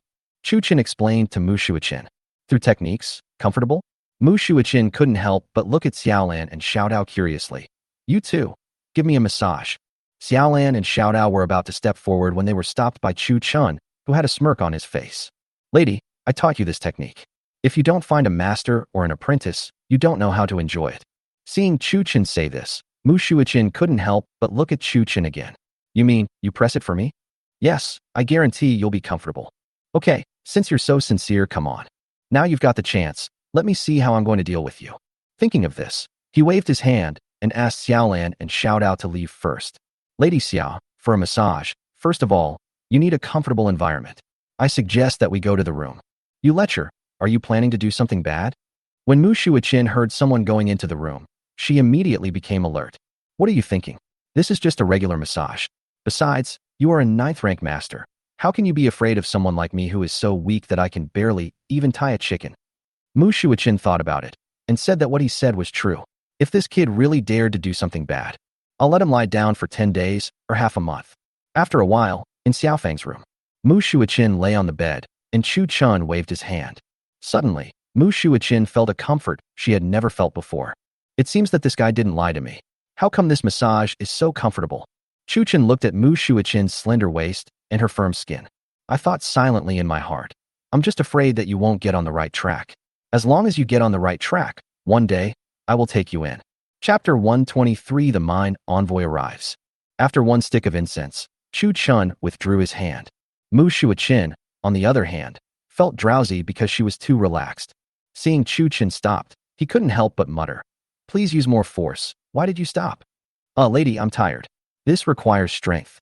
Come on, if you just don't want to do it to me, at worst I'll be gentler to you next time. Mu Shuachin raised her head and spoke to Chu Chun. Her tone softened a lot. Okay, this is your first time. Next time, I have many new tricks. When Chu Chun said that, Mu Shuachin instantly became interested. New tricks? Tell me about it. Well, like adding some oil to your back or a full body spa. What do you mean by tearing the handkerchief? Tearing the handkerchief? Mu Shuachin was confused and sat up and asked Chu Chun. This little massage seemed to open the door to a new world for her. When people are extremely comfortable, even their thoughts will become lazy and irrational. At this moment, Mu Shuachin became very interested in what Chu Chun said. This made Chu Chun think of adding more projects to Hongmenlang. Just when Mu Shuachin was about to get to the bottom of the matter, Xiao Tao's voice rang out from outside the door. Sir, there is a man outside who claims to be the manager of the Jade Mine. Hearing the voice, Chu Chun immediately climbed up. What did you say? Jade Mine, please invite people over here quickly. Hey, you idiot. What should I do? Mu Shuachin looked at the hurried Chu Chun and couldn't help but regain her former heroic spirit. I'll give you another massage tonight. There's something happy happening here. After Chu Chun finished speaking, he walked towards the main hall without looking back. Mu Shuachin also got up and followed. Your subordinate Chiozei greets Master Chu. A man in his 40s saw Chu Chun and immediately stepped forward to salute. Chu Chun laughed. Thank you for your hard work, Lord Chiu. What is the purpose of this trip? Your Majesty has sent me here to take Master Chu to take over the Jade Mine. When Chiozei saw the young man in front of him, he couldn't help but be surprised. Such a young person could actually be gifted a jade mine by His Majesty. What a great achievement it must be to deserve such treatment. Chu Chun was secretly delighted. It seemed that he didn't have to worry about the jade now. So he said to Chiozei, then I'll have to trouble Master Chiu to lead the way. We'll go now. Master Chu, this jade mine is 1,000 miles away from Qingyan City. Are we going there now? After some understanding, Chu Chun realized that this was the jade mine given by the royal family. There is a small border town to the west of Qingyan City, named Yundian City. This place borders the Ganpu Kingdom to the west and has a harsh environment. Although this place is rich in jade, the Ganpu Kingdom has been invading over the years and harassing the Yundian City from time to time. It's mainly for the food and beauties of Daxia. Hearing this, Chu Chun felt a deep sense of malice. This Zhou Shixuan is creating trouble for himself under the pretext of giving away jade mines. Is this a test for yourself? But the entire space requires jade. What should I do, connect it or not? If you accept it, you will have to face the external enemy. If you don't accept it, the duck in your hand will fly away. But Chu Chun came back to his mind immediately. With so many weapons in his own space, his own safety is not a problem. Even in this great Xia, this jade is a valuable item. Do you want to take a chance, go and have a look first, and then decide whether to go or not? But before going there, we have to arrange things in Masan Village. At present, Masan Village is still lacking a gentleman and a doctor. So after thinking for a while, he said to Chiozei, in this case, please stay in Qingyan City for a few days. I will take care of things here and go with you. That's great. I'll find an inn in Qingyan City and wait for Master Chu's call. What a joke. How can I let you stay in an inn when you come to Qingyan City? So he called him and walked towards Honglang together. Uncle, you're back. As soon as Chu Chun entered this red romance, Lan Pingyun came out to greet him with dark circles under his eyes. Chu Chun looked at Lan Pingyun in surprise. You don't stay here every day without going home. Uncle, what are you talking about? I was studying hard in the study last night and I am a little tired. I don't believe you. Your father has 7 wives, so you can't be much worse. But thinking of this, Chu Chun also became worried. He used Lan Pingyun to do business and ended up killing this guy. How is Lan Tianlei going to explain this? So he quickly said, now I'll give you a rule. You can only come to Honglingman 6 times within a month.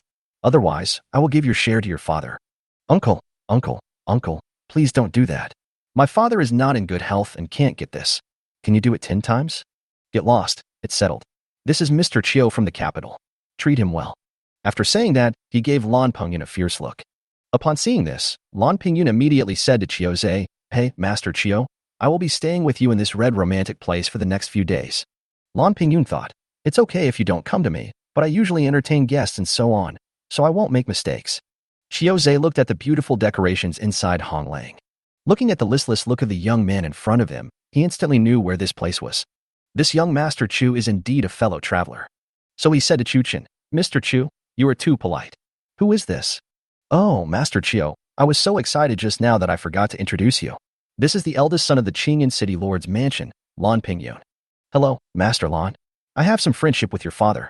I will definitely visit you tomorrow. Damn, this is Lan Tianlei's friend, so if I give it to Lan Pingyun, he will definitely be satisfied. Then Chuchen saw the two of them eager to go inside. Say goodbye and leave immediately. This place is harmful to your health. After returning to the yard, he said hello to Xiaodao and headed towards Masan village. As soon as she climbed into the car, Mu Shuichen sat in the passenger seat. What are you doing? Where are you going, idiot? I'm going back to Masan village. I don't think Shen Qingxian will welcome you very much. If he dares, you have to give me a massage tonight, and we won't care about him. Okay, since you want to go back, then go back. Who has the time for a massage at night? Li Qinglian is still waiting for her. And Roy, I'm too busy to do anything else, so I'll give you a massage. The car headed towards Masan village, and after a bumpy ride, we finally arrived at the concrete road. Seeing Mu Shuichen being tossed up and down, it really felt difficult for her. However, as soon as the car drove into the village, Chen Qingxian on the roof immediately stood up. For a 9th-rank master, his eyesight is amazing. Fuck, she's here. Chen Qingxian quickly picked up the telescope and confirmed that Mu Shuichen was sitting in the co-pilot seat. He flashed and headed towards his second uncle's villa. Come on, Huzi, hurry up, drive into the city. Chapter 124 Qingshuan's nemesis goes to Masan. Huzi was still in a daze as he was dragged by Chen Qingxian to the van. Brother Qingxian, what is this? Stop talking nonsense and drive quickly. I'll pay for all the expenses of Hong romance tonight. When Huzi heard this, he instantly became energetic. The van made a loud roar, and the power of the rear-wheel drive caused it to spin in place. Then head towards Qingyan City. On the cement road, Chuchen looked at the speeding van and quickly got out of the way. Huzi is crazy. Has something happened in this village? Why don't you stop the car when you see me? But when Chuchen heard Mu Shuichen leaning out of the window and shouting loudly, he immediately understood what was going on. Chen Qingxian, if you have the guts, never see me again, or I will break your legs. Master Mu, maybe they have something urgent. Chuchen persuaded Mu Shuichen. It's urgent. You've led that drunkard astray. You still have the nerve to say that. Seeing Mu Shuichen's angry face, Chuchen shut his mouth obediently. This woman is too nosy. Chen Qingxian is already so old. Why are you controlling him? But Chuchen would not say this in front of her. It would be too troublesome if this woman went crazy. This is Mu Shuichen's first time to come to Masan village. When you see the neat rows of houses and the large square, and there is the 3-story villa at the top. Suddenly, Mu Shuichen seemed to have calmed down. He looked at the entire Masan village and said, Second idiot, did you build this village? Yes, how about it? Beautiful, isn't it? The car stopped steadily in front of the villa. After some introductions, Li Qinglian liked Mu Shuichen very much. This person is more powerful than young Master Qingxian. If this person can stay with my husband, then my husband will be safe. So he quickly said, Miss Shuichen, please come in quickly. The weather is too hot. Drink some mung bean porridge to cool down. Looking at Li Qinglian with an enthusiastic face, Mu Shuichen glanced at Chuchen with contempt again. Why does he go out and have affairs with other women when he has such a virtuous wife at home? So he said, Sister Qinglian is so beautiful. I will sleep with you tonight. Damn it, Chuchen was helpless about this unexpected disaster. Li Qinglian acted like a person with nothing to do. That's great. If you think Masan village is good, then stay a few more days. Okay, with Sister Qinglian here. I'm sure I'll like it here. After saying that, he gave Chuchen a provocative look. See, I'm afraid of your hidden weapons, so I'll sleep with your woman. Chuchen, go to sleep. Roy should be back soon. When night fell, Roy came back from the workshop and looked at Chuchen with stars in his eyes. I thought that this long-missed young man had finally returned.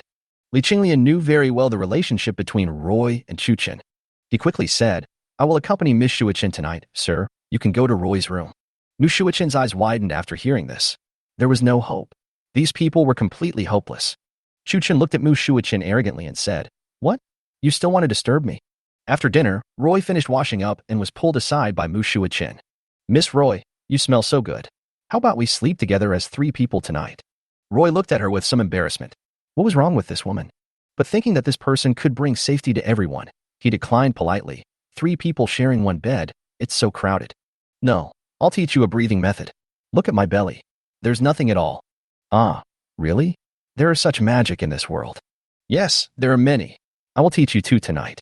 Chuchen was still feeling smug, not expecting that Mu Shuichen had already instigated the 2 of them to rebel. After watching the 3 people talking and laughing as they entered the master bedroom, Only then did Chuchen realize that the situation was not good. What happened? At this moment, both women were taken away. So he shouted loudly, Mushuichin, what do you mean? Be careful or I will be rude to you. Come on if you're brave enough. Mushuichin challenged in the room. Okay, you win. I still have some shame. If you don't, I'll take out my Uzi and beat all three of you down. Chuchen, who was sitting in the tea room, couldn't fall asleep for a long time, so he simply flashed into the space. With his hands behind his back, he wandered around the mall. When passing by an outdoor equipment store, suddenly his eyes lit up. Inside the counter, I saw several identical walkie-talkies quietly placed there. It clearly says, high-power walkie-talkie, straight-line communication distance of 10 kilometers. 10 kilometers is the straight-line distance of 20 miles. Although Masan village is in the mountains, it is only about 5 or 6 kilometers away from Qingyan City in a straight line. The road to Qingyan City is more than 20 miles long, which is due to the detour. This is a treasure. I'll get a few from my home in Qingyan City, Masan village, and various stores. This will make it easier to keep in touch. In ancient times, there was no electromagnetic pollution, so the communication distance might be further improved. So Chuchen immediately took out more than 10 walkie-talkies and chargers from the counter. After turning on the machine, I tuned to a channel and started trying them one by one. It really works, ha ha ha ha. I'm rich. Chuchen laughed out loud in the tea room. It seems that after arranging things tomorrow, I can go to Yundian City with confidence. He waved open the sliding door of the tea room and stood on the balcony. Looking at the starry sky, Chuchen once again started to have some thoughts. Although the lights are on in this quiet Masan village, everyone has gone to bed early at this time. After the excitement on the intercom just now, Chuchen found that he had no desire to sleep at all. So he took out a flashlight and walked towards the back of the villa. I still remember that lawn. How beautiful it was with the stars twinkling on that night. On the lawn, Chuchen turned off the flashlight and lay on the soft grass with a cigarette in his mouth. Feel the chirping of insects throughout the mountain village and the occasional roar of the big yellow dog. This is what life is all about. Just when Chuchen was thinking about closing his eyes and feeling the tranquility, a sound of footsteps came quietly. Who else could it be but Gu Xiaofang? Chuwazi, are you waiting for your sister-in-law? Damn, how could I forget about this woman? Thinking of her fiery beauty. Chuchen became interested immediately. In the quiet Masan village, at this moment, it was probably only Da Huang who could occasionally hear the occasional moans coming from time to time. Da Huang looked up in the direction of the villa. Then he lay on the ground again. For it, this sound would come at night whenever the person who gave it meat came back. It didn't even have the desire to go forward and take a look. I've become numb to it and no longer surprised by it. That's nothing. I've heard louder ones. In a dog's world, how can it understand human happiness? For a long time, Chuchen looked at Gu Xiaofang walking away.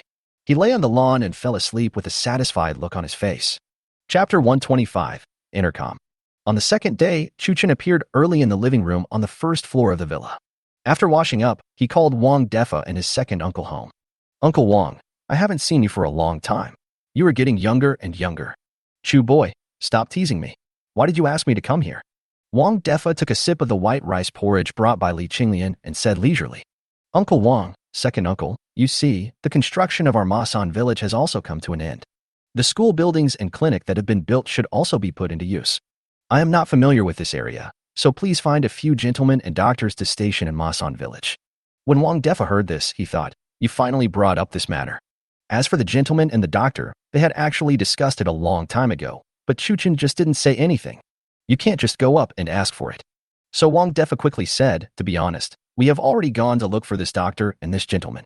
The price they offered was very high, 5 ounces of silver a month, plus a house. 5 taels of silver can allow all the children in Masan village to go to school. For Chuchen, this is simply too cheap. So he waved his hand and called Roy over. Uncle Wang, second uncle, go to Roy to get the money and invite him here as soon as possible. Also, as for the relevant books, listen to the teacher and give each child a set. In the clinic, some commonly used medicinal materials are also fully stocked. I'll leave this matter to you. I have a lot to do, so I won't get involved. After saying this, he bowed to Wang Defa and his second uncle. Wang Defa quickly stood up. Chuwazi, on behalf of all the children in Masan village, thank you. Seeing Wang Defa doing this again, Chuchen quickly stood up. He stopped Wang Defa who was about to bow to salute. Uncle Wang, don't. As a member of Masan village, this is what I should do. Don't do this again in the future. So they chatted for a while, and then Wang Defa and his second uncle said goodbye and left. They were very happy, and Wang Defa wanted to inform all the villagers of the good news as soon as possible. This Chu boy has made another contribution to Masan village. Just think about it. Everyone in Masan village has an education, and if so, there will be a few top scholars in the imperial examination. Namashan village really took off. After Chuchen explained all this, he said hello to Li Qinglian and the others. He said he had something very important to do. He took Roy and drove the off-road vehicle towards Qingyan City. After driving the car into the house in the west of the city, seeing that Stalan and Xiaodao were the only ones left in the room, Chuchen put Roy down behind his back and walked towards the outskirts of the city with his hands behind his back. In an uninhabited place, he easily drove out an explosion-proof vehicle. The reason why they took out the explosion-proof vehicle was because of the danger in Yundian City. With this damn box, I can bring Chen Qinxian with me when the time comes, and there's nothing to be afraid of. Driving the explosion-proof vehicle towards Honglang. The people around Chuchen were no longer surprised by the appearance of the vehicles. He parked the explosion-proof vehicle in the red romantic place and then headed inside. Wang Xingchuan looked at Chuchen, who was approaching, and immediately went to greet him. "Sir, you are here. Come and sit down." Chuchen smiled at Wang Qingchuan and started looking at the account book at the counter. Then, he turned to Wang Qingchuan and asked, "Go and call Hu Zi and Chen Qixian for me." After a while, Chen Qixian and Hu Zi came to Chuchen with sleepy eyes. These two just got up now. It seems that this gentle land is too harmful to men. But since you want to play, Chuchen said it doesn't matter. Anyway, the red and romantic girls are there, so you can do it based on your own abilities. Take the two of them with you and go to Winxiang Pavilion to pick up Xiao Feng. Only then did he return to his house in the west of the city. In the hall of the mansion, everyone was holding the black lumps in their hands with a curious look on their faces. "You idiot, you said this is the wind earring ear?" Chen Qixian weighed the walkie-talkie in his hand and asked. Chuchen tuned all the machines to one channel and gave instructions to Hu Zi.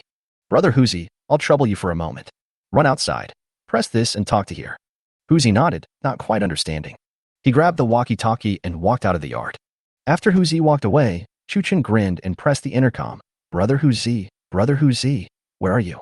On the street, Hu Zi, who was in the crowd, heard Chuchen's voice coming from the black lump. He was so scared that his hands shook and he dropped the walkie-talkie on the ground. "Oh my God, it's a ghost."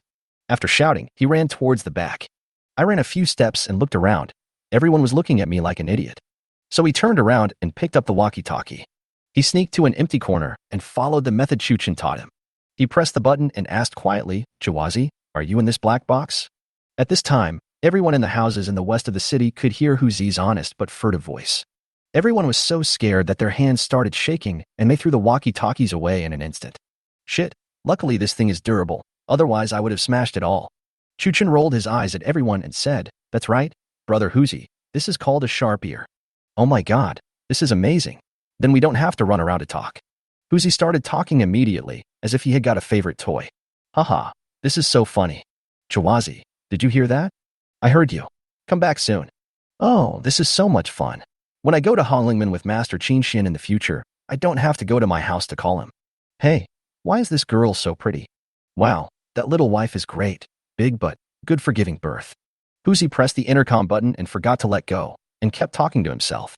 Everyone in the mansion in the west of the city was stunned when they heard this. "I never knew this tiger was so dull on weekdays. I never thought he was so." And this young Master Qinxian actually went to Honglingman with Hu Zi. While everyone was enjoying the show, they unexpectedly found out that Chen Qinxian had disappeared. Immediately afterwards, a scream was heard from the intercom. "Brother Qinxian, why are you here? Hey, why are you kicking me? Hey, don't hit me in the face, don't hit me in the face." In the end, Hu Zi was carried back by Chen Qinxian with a bruised face and nose, and was thrown to the ground. "Okay, stop it, Hu Zi, and stop talking so much next time. After you finish your sentence, you should let go of this button." At this moment, Hu Zi also discovered this problem. It turned out that what he had just said was heard by them. "This thing is careless. Okay, Brother Hu Zi, drive the car and take Miss Roy back home. When you get home, use this to talk to me." "What? This thing can convey a message from Masan village to Qingyan City?" Amidst everyone's surprise, Chuchen took out the charger and taught them how to charge and how to change channels. Only then were Hu Zi and Roy sent into the van. Chapter 126, Getting Ready to Set Off for Yundian City. When Hu Zi got home, he called Li Qinglian in a hurry.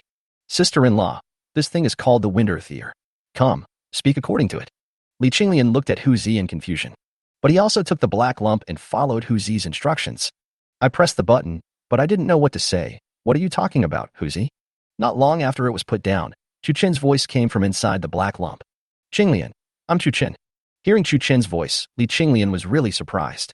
Could this be a divine trick, the legendary super hearing ear? So he followed suit. "Chuchen, is it really you?" It's me. You can use this to talk to them at home in the future. After a brief conversation, Chuchen cut off the call. There is nothing else to do. You need to prepare in advance before going to Yunding. He staggered onto the explosion-proof vehicle, turned around, and entered the space. Half an hour later, in the back seat of the explosion-proof vehicle, in front of Chuchen were 2 Type 95 automatic rifles and 2 Type 95 machine guns. There is also a CN sniper rifle. There were also a dozen grenades, stab-proof suits, and helmets in the box. He also thoughtfully prepared a dozen steel swords for Chen Xian, as he liked this stuff. Compressed biscuits, bread, milk, and various foods were also piled up. Chuchen was leisurely pressing the bullets behind the car, looking at the dozens of magazines in the pile of weapons placed in front of him. Chuchen smiled. With all these weapons and that grenade launcher on the roof, you little Ganpu country, come and harass my jade mine and see what happens.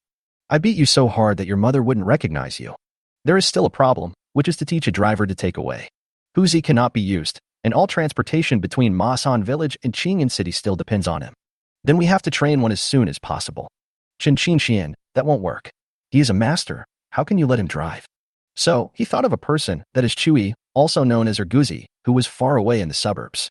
Thinking of this, Chuchen put away all the weapons, hid them in the explosion-proof vehicle, and drove towards the house on the outskirts of the city. Inside the house, there were constant sounds of shouting, killing, and reading. Hearing the roar of the engine, Chui immediately opened the door. Mr. Chu hasn't been here for some time. Sir, you're here. I have nothing to do, so I came to check on your progress. After some understanding, Chuchen gave Erguzi Chui an appreciative look. After such a long period of training, the 21 children have become plump and white, and their faces are no longer pale.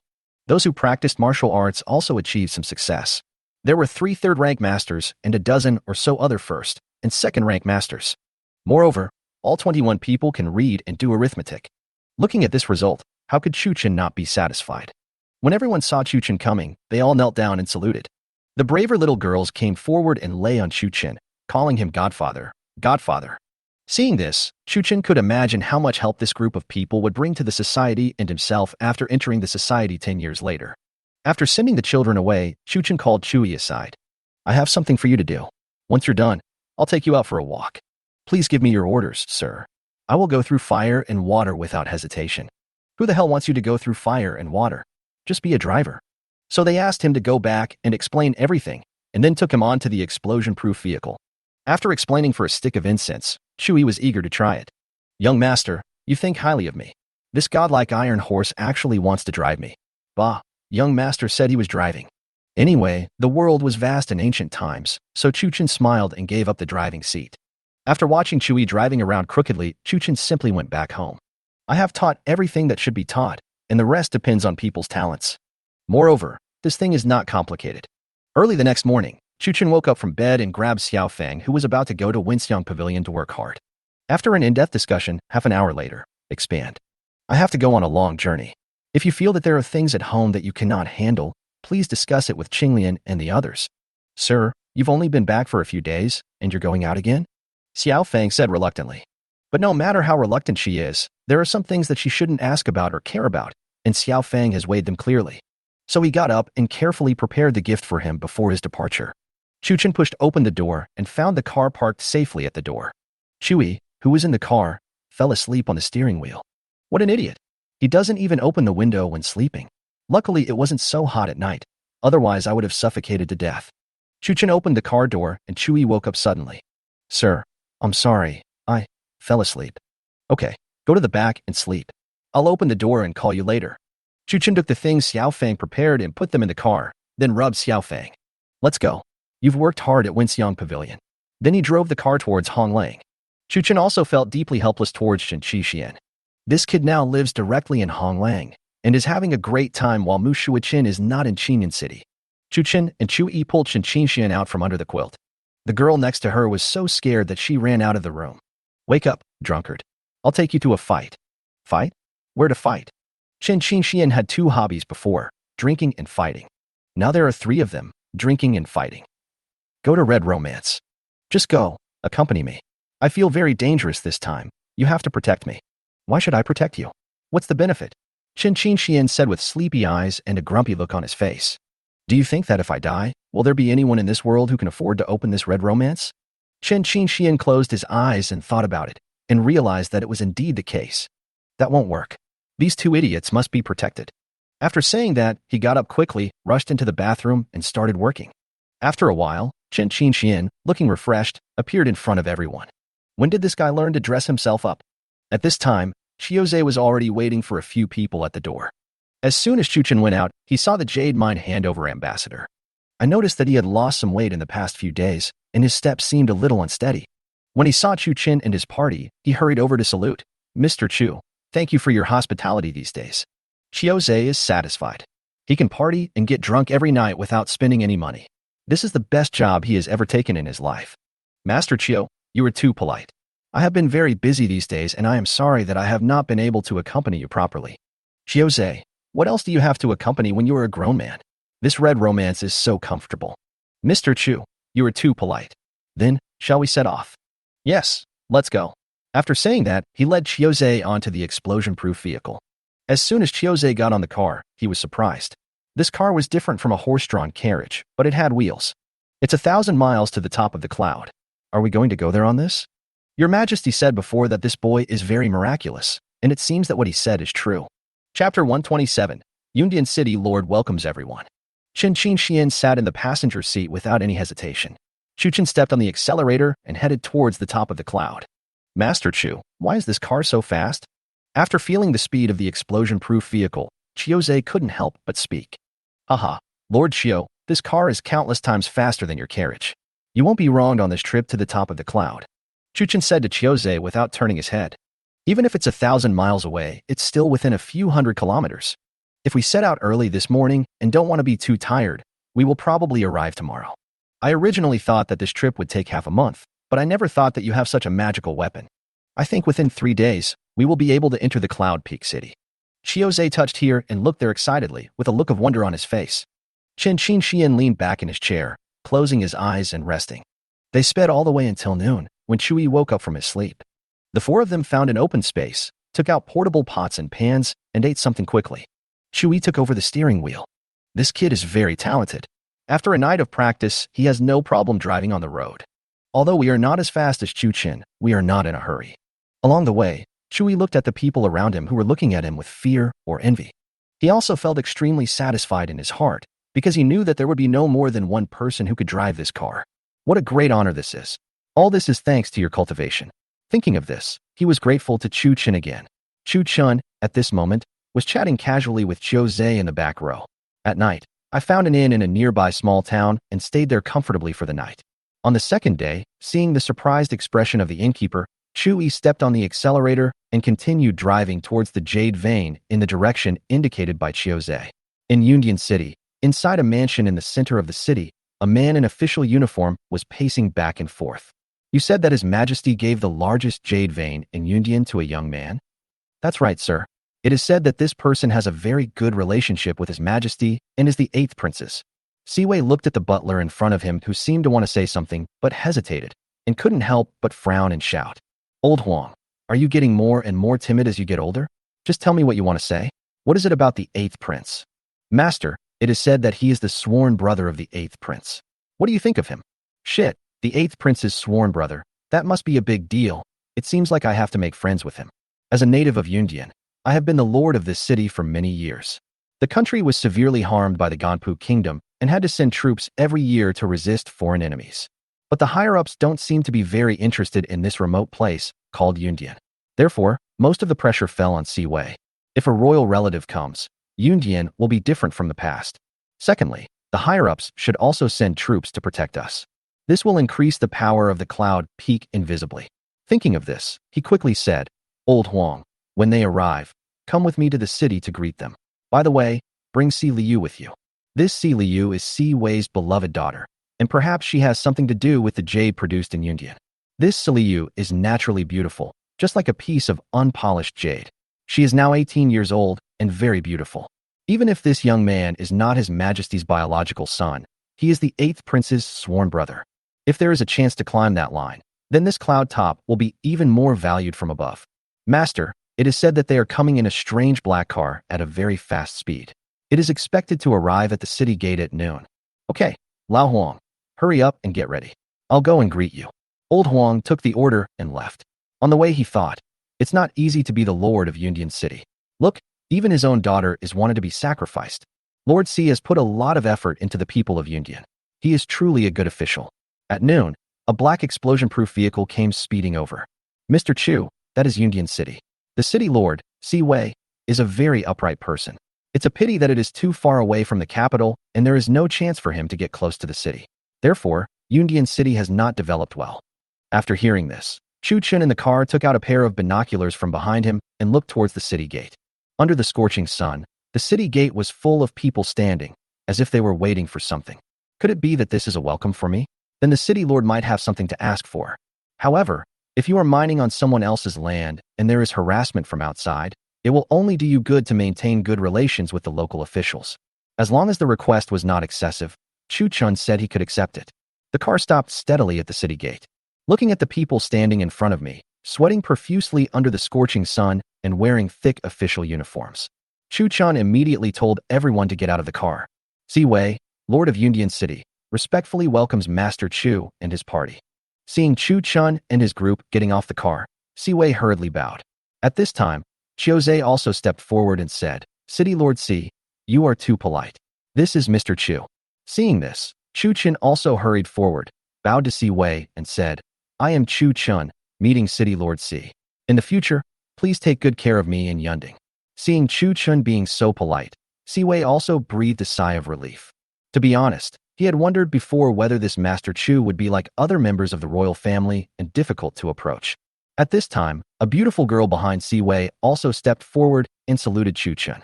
My humble self, Si Liu, greets Master Chu. When Chu Chun heard this, he looked up and was shocked. Oh my god, where did this beautiful girl come from? She was wearing a light gauze dress, had a good figure, fair skin, and two big watery eyes that seemed to be able to lower the temperature of the scorching sun.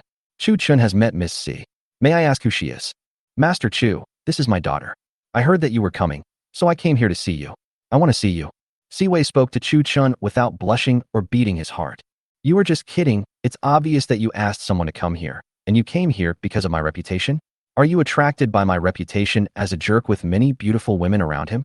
But after all, she is the daughter of the city lord, and in this ancient time, it is a remote small town. This is totally the existence of a princess of earth. So he turned around and took out a bottle of perfume from the backpack behind Chewy. It's rare that Miss C thinks highly of me. This small gift is not a token of respect. After saying that, he handed over the perfume. When Si Wei saw the transparent glass bottle, he thought that Mr. Chu was too generous. Is this glass? No, it should be crystal. Otherwise, why is it so transparent? So he quickly said, Master Chu, this gift is too valuable. How can I accept it? Haha, City Lord C, this thing is called perfume. Miss C is so beautiful. She deserves this thing. After Chu Chin finished speaking, he did not forget to open the lid and sprayed it a few times in front of the people. Instantly, a very pleasant fragrance emanated from the middle. Oh, this thing is really magical. Liu, why don't you thank the young master quickly? Seeing this, Si Liu on the side took the perfume from Chu Chen's hand. He bowed slightly. Thank you, Master Chu. Okay, City Lord C. The sun is too scorching. Let's just... Yes.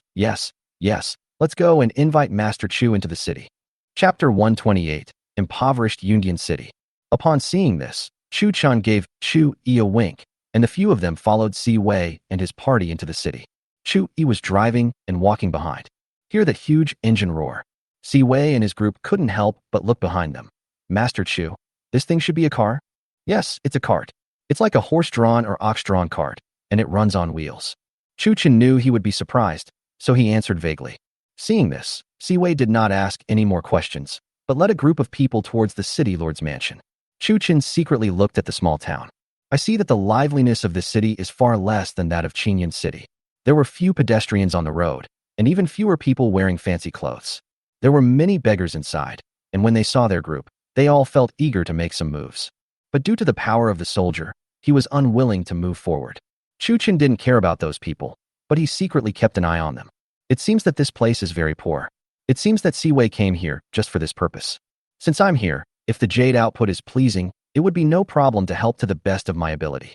The group arrived in front of a mansion. I saw that the mansion covered a large area, but it looked dilapidated. Compared with Lan Tianlei's city lord's mansion, it is like heaven and earth. There was a soldier guarding the door. When he saw Si Wei and his party coming, he hurriedly saluted. Chu Chen smiled at them as he passed by, but his eyes were fixed on the knives in their hands. The weapons in their hands also looked dilapidated. The notches are notches, the blade is curled, and the materials used are also very ordinary. Is it possible that Union City is so poor? A banquet had already been set up in the main hall of the city lord's mansion. After the host and the guests sat down, Si Wei spoke up. Mr. Chu has come from afar, so the city lord's mansion has prepared some simple food and drinks to welcome Mr. Chu. You are too polite, Lord Si. I am flattered by such good food and wine. After saying that, he raised his glass and toasted to Si Wei. At this time, a servant brought a plate of meat and placed it on the table. When Si Wei saw this, he shouted at the servant, "Who told you to bring this cheap meat to the table? Do you have any manners? Come here, arrest this man with bad intentions." After saying that, several soldiers stepped forward and controlled the man. Seeing this, Chu Chen didn't say anything and waited to watch his performance. Because this plate of meat is nothing but pork. I don't know whether Si Wei did it on purpose or if he really sent the wrong person. The man said quickly, "Master, I deserve to die. I mistakenly brought the servant's food to the table. Please spare my life." The soldiers took the man away without further explanation. At this time, Si Wei turned to Chu Chen and said, "Mr. Chu, blame me for not disciplining you properly and letting this meat pollute your eyes." Chu Chen stood up, stopped the soldier who was about to take the meat away, and asked Si Wei, "Lord Si, what are you going to do with that servant? If you dare to pollute your eyes, you must chop off your head. Don't worry, you won't bleed." "Oh shit, really chop it off, this is too much." In fact, Si Wei was helpless as he ate like this on weekdays. Who knew that the servant had a bad brain and brought it up accidentally? To be honest, he was not willing to chop him off, but if he offended him for a plate of meat, it would be a huge loss for the people of Yundian. So, since Chu Chen asked, he had to kill him. Seeing this, Chu Chen hurriedly stopped him and said, "Lord Si, I'll ask for mercy for that little brother, forget it." After saying that, Chu Chen picked up a piece of pork and stuffed it into his mouth, regardless of everyone's eyes. "Mr. Chu, you can't do that. How can you, a person of your wealth, eat such a cheap thing?" Before Si Wei finished speaking, Chu Chen started chewing with big mouthfuls. Seeing this scene, Si Wei and several officials from Yundian couldn't help but look up to Chu Chen. You know, in this great Xia, pork is a cheap meat, and it is not something that noble people can eat. However, Mr. Chu, who came from afar, ate it without even thinking about it, and did not show any disgust at all. Chu Chen ate the pork and said, "Lord Si, this meat actually tastes really good, but the whole of Daxia doesn't know how to process it, so it tastes weird." Hearing this, everyone became interested. They looked at Chu Chen, especially Si Wei, with expectation, wondering if they could solve this problem. The people of Yundian City didn't have meat every day, but they could eat it a few times occasionally. It will also give us more strength to deal with the barbarians from Ganpu Kingdom. So he quickly said to Chu Chen, "Mr. Chu, please give me some advice. I'll tell you about this later. Let me tell you about the jade mine that His Majesty gave me." Seeing that Chu Chen was halfway through his words and turned the topic to the jade mine, Si Wei looked at Chu Chen meaningfully. It turns out that this person is the kind of person who won't release the eagle until he sees the rabbit. But it's also true that no one can give you benefits for no reason. Benefits are meant to be exchanged. So after everyone finished eating, Chu Yi drove the car, took Si Wei and everyone else to the jade mine. The explosion-proof vehicle twisted and turned along the mountain road for a long time. Only then did we reach the jade mine. Chu Chen looked at the road and frowned deeply. "The bumpy ride has made my bones almost fall apart. It seems that this environment is really harsh. If it weren't for the strong passing ability of this explosion-proof vehicle, it probably wouldn't have been able to get in. How will I mine and transport thee or in the future? I can't stay here all the time." As soon as he entered the mine, Chu Chen felt even more uncomfortable. I saw a hilltop that was full of holes, and there was no vegetation on the bare yellow soil. Some ragged miners were working on the ground under the scorching sun. A shack built of wood became dilapidated after being exposed to wind and sun. Dozens of soldiers with weapons in hand were patrolling the hilltop. Seeing someone coming, the leading soldier immediately walked towards Chu Chen and the others. This subordinate greets the Lord City Lord and all the lords. The sergeant saluted everyone. At this time, Chiozei stepped forward and said to the man, "This is the new owner of this mine, Master Chu Chen Chu. From now on, you belong to Mr. Chu." The soldier raised his head and looked at Chu Chen closely and said helplessly, "I am Zhao Tianlong, honored to meet Master Chu." "Well, get up, go to your quarters, and tell me what's going on here." Zhao Tianlong didn't say anything, but led everyone towards a shack. I thought to myself, "Your Majesty, if you want to give me the mine, then just give it to me. But why do you also give yourself and your entire group to the young man in front of you? Seeing how young he is, how can he guard this mine? When the Ganpu barbarians arrive, all of them will suffer as well. It was previously occupied by the royal mine, so the Ganpu barbarians were wary of this. But under such circumstances, he didn't know how many of his brothers had died. What's more, with someone like you coming, you can imagine what the future will be like. Chapter 129. The mines are under constant control. A few people endured the scorching sun and sat down in the mine shack. Looking at the working miners and the dilapidated shack below, Chu Chun asked Zhao Tianlong, "Brother Zhao, why are the living conditions here so bad?" "Well, that's not right. The person who came shouldn't ask about the reserves and output. Why does this young man ask about life issues as soon as he arrives? Could he be a wise leader?" But as a soldier, and with the city lord present, Zhao Tianlong was speechless for a moment. At this time, Chu Chan turned to look at Si Wei. "Lord City Lord, how about you tell me?" Before Si Wei could speak, Chiu Zhe on the side took over the conversation. "Mr. Chu, not all miners are like this.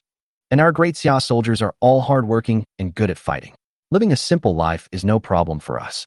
Chu Chun turned around and looked at Chiu Zhe, who had an anxious look on his face, and smiled meaningfully. He turned to Zhao Tianlong and asked, "Brother Zhao, what are the reserves of this mine?" Seeing Chu Chun change the subject, Zhao Tianlong also spoke out everything he knew. But he felt sad in his heart, thinking that the arrival of Mr. Chu might not change anything. After some understanding, Chu Chun had a general idea of this mine.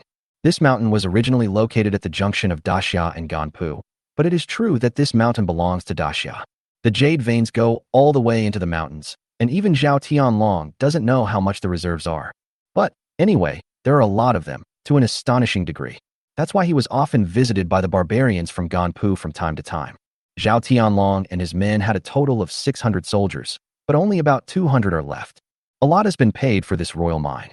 After hearing this, Chu Chen couldn't help but curse inwardly. Zhou Shishuan is giving me a hot potato. But now that I have taken over it, and the reserves are abundant, I will manage it well. After a brief understanding, Chu Chen showed little interest and returned to the city lord's mansion. Taking advantage of the opportunity to walk around, he took out a van and a lot of gasoline from the space. He secretly told Chu Yi to bring Uncle Feng from Mashan village here. That's right. He wanted to carry out large-scale construction and turn this mine into an iron barrel. There are countless jade mines. It is no exaggeration to say that this thing is mine. In space, jade can be exchanged for everything. Although he could get some on the market, Chu Chun still had another fantasy. If there are too many jade stones, what if the space changes? Who can tell? Chiu Zhe brought Chu Chun to Union City, and after seeing the jade mines, he immediately said goodbye and left. Shortly after Chiu Zhe left, there was a knock on the door of the room. "Mr. Chu, are you available? Si Wei has something to discuss with you." Well, I didn't dare to say it in the afternoon because Chiu Zhe stopped me. It seems that Si Wei is feeling sad. Look, he's here. So I quickly opened the door. After opening the door, I saw someone following Si Wei. If it wasn't Zhao Tianlong, then who else could it be? Chu Chun brought the two to the room and arranged for them to sit down. He said to Zhao Tianlong, "Go ahead, you can tell me anything." Seeing this, Zhao Tianlong bent down and was about to kneel on the ground. Seeing this, Chu Chen quickly pulled him up. "Stand up and talk. You are a soldier, you cannot kneel before others. Just salute me." Zhao Tianlong was delighted when he saw this. "Mr. Chu, if you really take over this jade mine, please have mercy on us soldiers and miners. Tell me what happened." After a stick of incense, Chu Chen finally understood the general situation. It turned out that Zhao Tianlong and others were people who had made mistakes in the army. And those miners were mostly those who were exiled. This royal mineral vein, to put it nicely, is royal.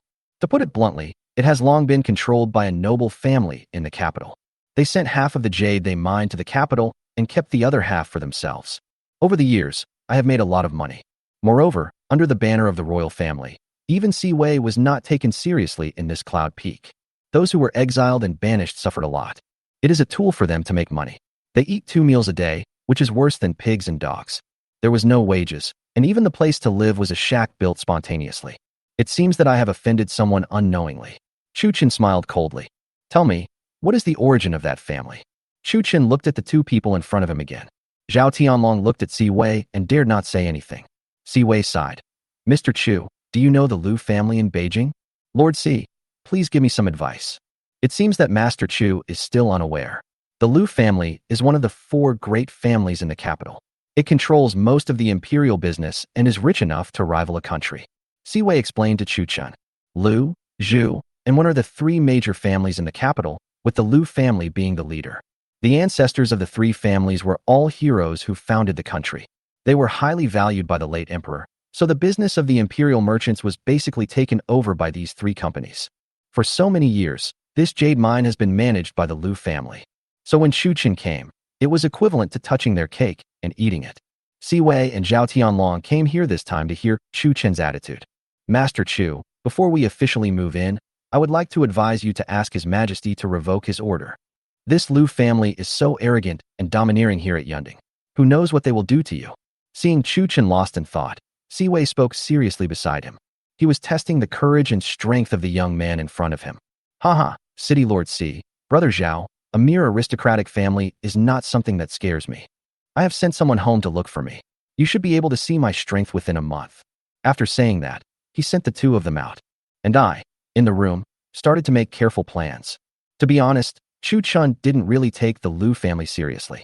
It's nothing more than threats and assassinations. Chen Qingxian is here. What he was worried about was Gan Pu's harassment. How would he resist it if he and Chen Qingxian left? In the era of cold weapons, let's start with construction. So he turned and walked out of the room. The first thing he had to do was to build a warehouse in Yundian City to store the materials in a hidden way. This is just a small matter. There isn't much else in Yundian City, but there are a lot of empty houses. Due to the continuous harassment from Gan Pu over the years, many wealthy people have fled here. After a while, a huge house was found for Chu Qin. In order to conceal his tracks, Chu Qin sent Chen Qingxian to the only brothel in Yundian City. The porter mode started. After staying in the house for 5 days, Chu Qin let out a breath of relief as he looked at the house full of cement. At this time, Feng Wu, led by Chu Yi, drove the van to Yundian City. When Feng Wu saw Chu Qin, he knew something was about to happen. So he quickly said, Chawazi, what are you doing this time? Building houses and putting up walls, the same old routine. Okay, give me the manual labor, and I will definitely make it beautiful for you. Uncle Feng looked at the cement on the house and rubbed his hands excitedly. Chapter 130 The Lu family sends people to cause trouble. On the second day, Chu Qin drove Feng Wu and Chen Qingxian to the jade mine. Chu Yi was recruiting workers in Yundian City. For a wage of 20 cents a day, Chu Yi's job was extremely easy. The scene was in chaos for a while, and it was only later that Si Wei sent troops to restore order. Chu Qin and Feng Wu drove to the mine and were greeted by Zhao Tianlong. I am honored to meet you, sir. May I ask what you want me to do for you this time? Chu Qin glanced at the entire mine calmly. He said to Zhao Tianlong, you have 1 stick of incense time to gather everyone here. Sir, everyone, this will not affect the mining progress. Just go ahead. Jade can still fly. Go quickly. Hearing Chu Qin's order, Zhao Tianlong strongly felt the difference of this new master.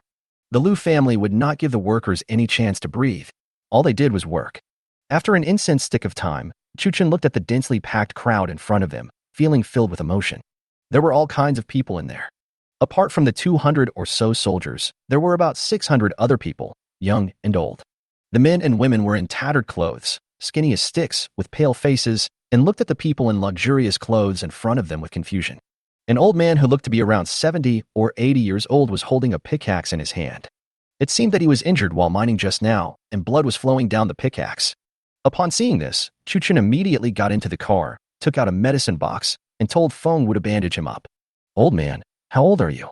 My lord, I am 54 years old this year.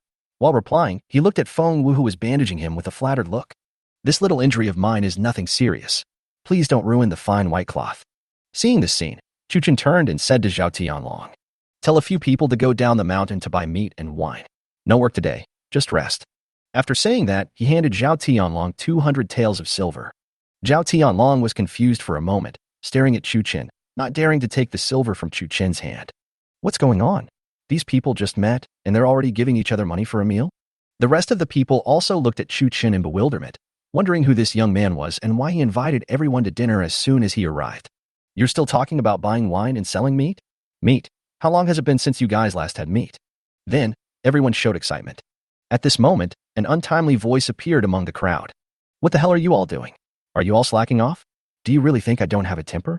I saw a few scoundrels coming down the mountain, dressed in extravagant clothes, pointing at the crowd and shouting at them. Where's Zhao Tianlong? Come out here. The leading man rushed down the mountain with an arrogant look on his face, not paying any attention to Chu Qin and the others. It was as if Chu Qin and the others were like air, and they were completely invisible. How the hell did you manage me? I was only away for half a month and you let them slack off.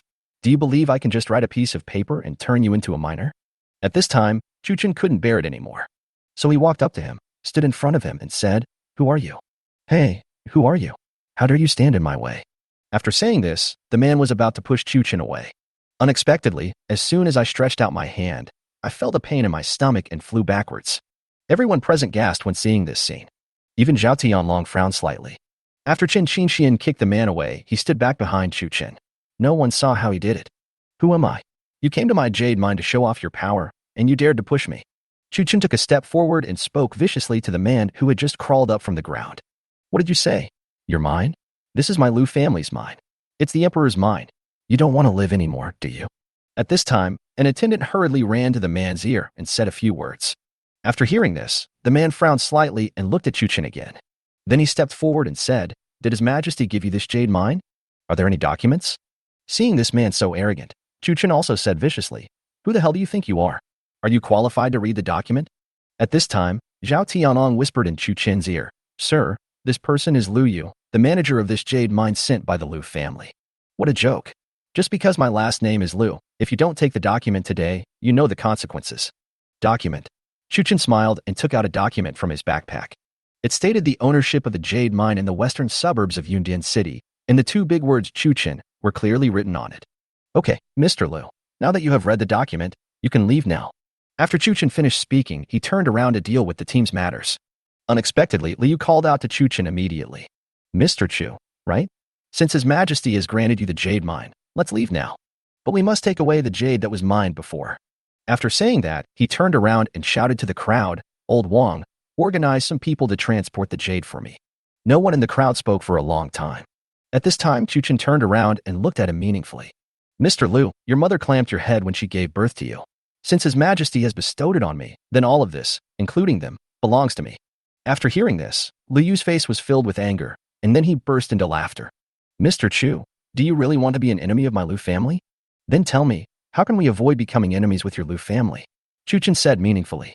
Liu patted the dirt off his body and walked up to Chuchen in a proud manner. "Since Master Chu has spoken, I will tell you my conditions for your disrespect to me today. Can you represent the Lu family?" Chuchen looked at the man in front of him, who seemed not very smart with confusion. "Haha, let alone the Lu family. In Yundian City, ask Siwei if he dares to disrespect me." Liu still looked unconcerned.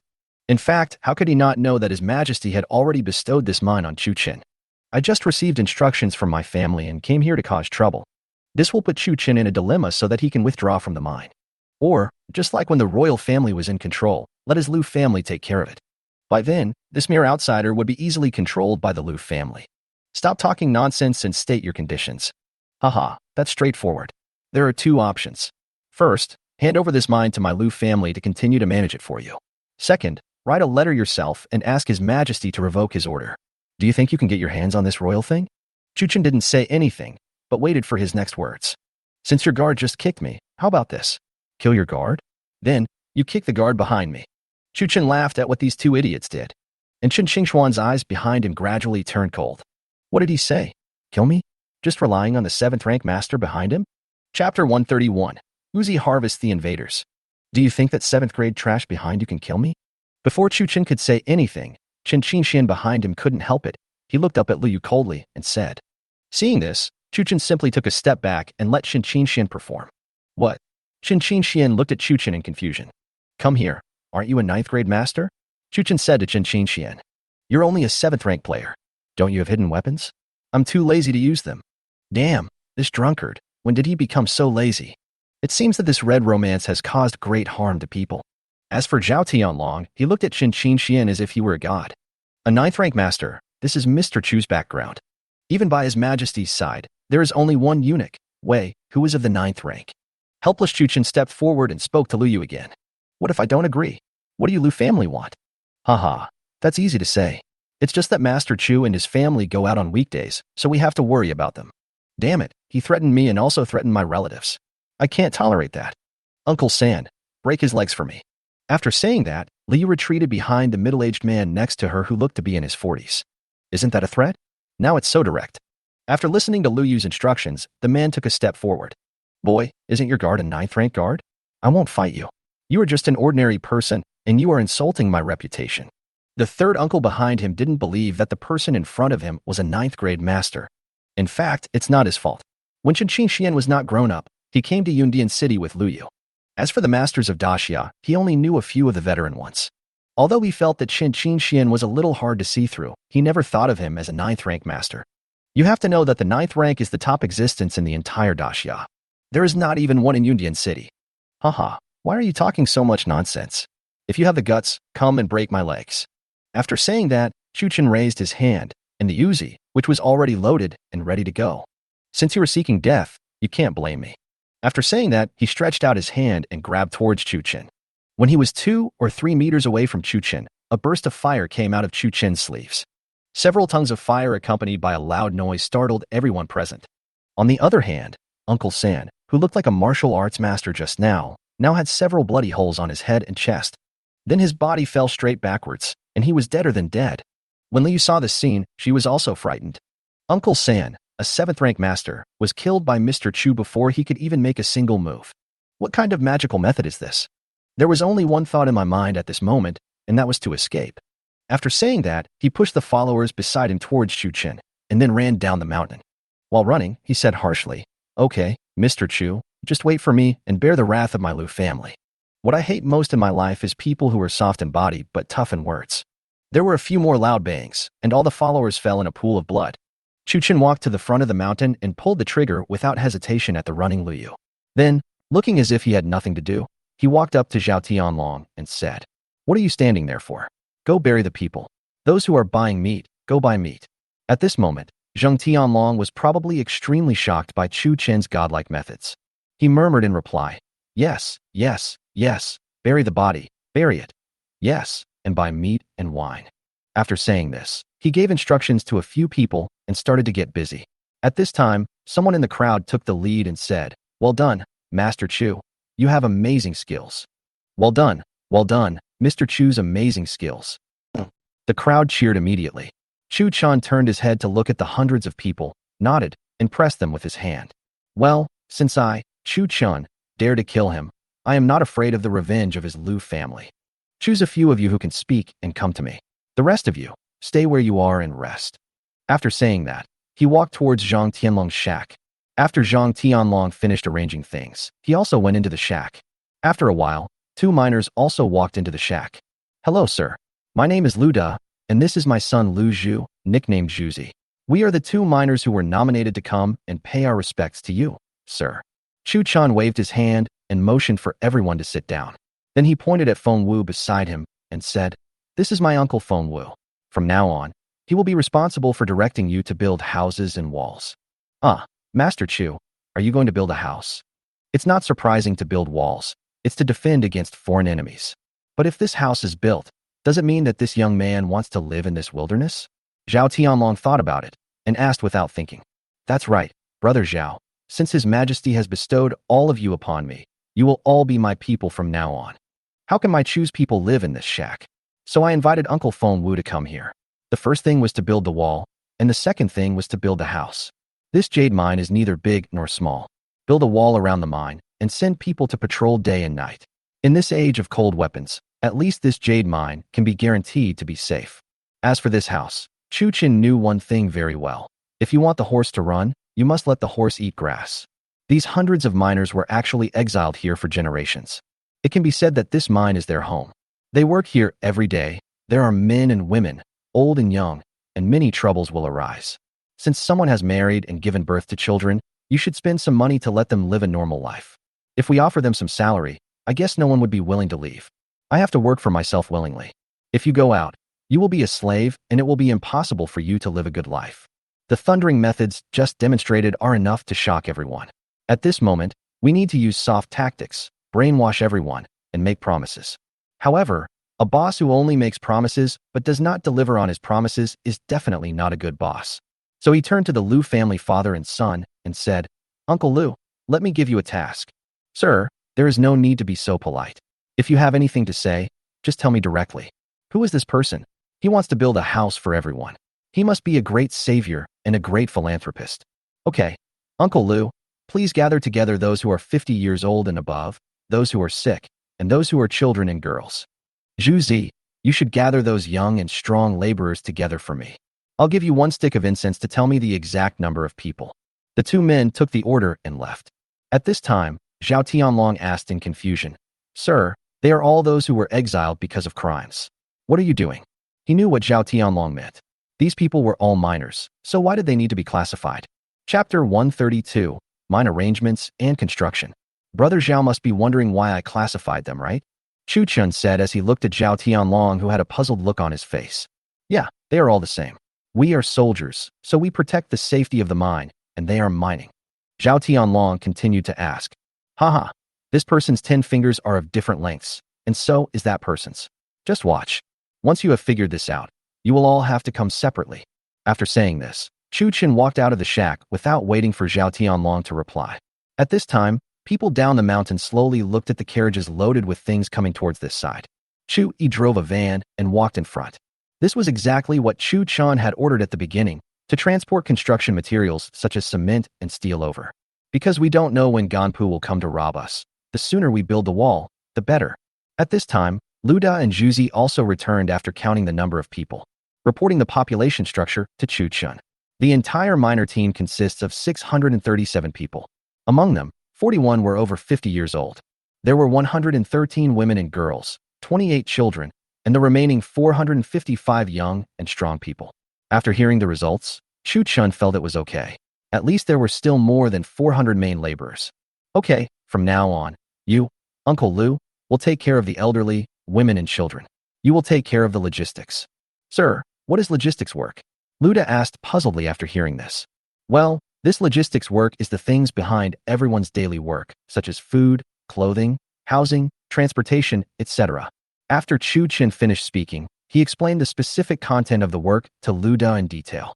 Then he turned to Juzi and said, "The remaining 455 people will be managed by you, Juzi.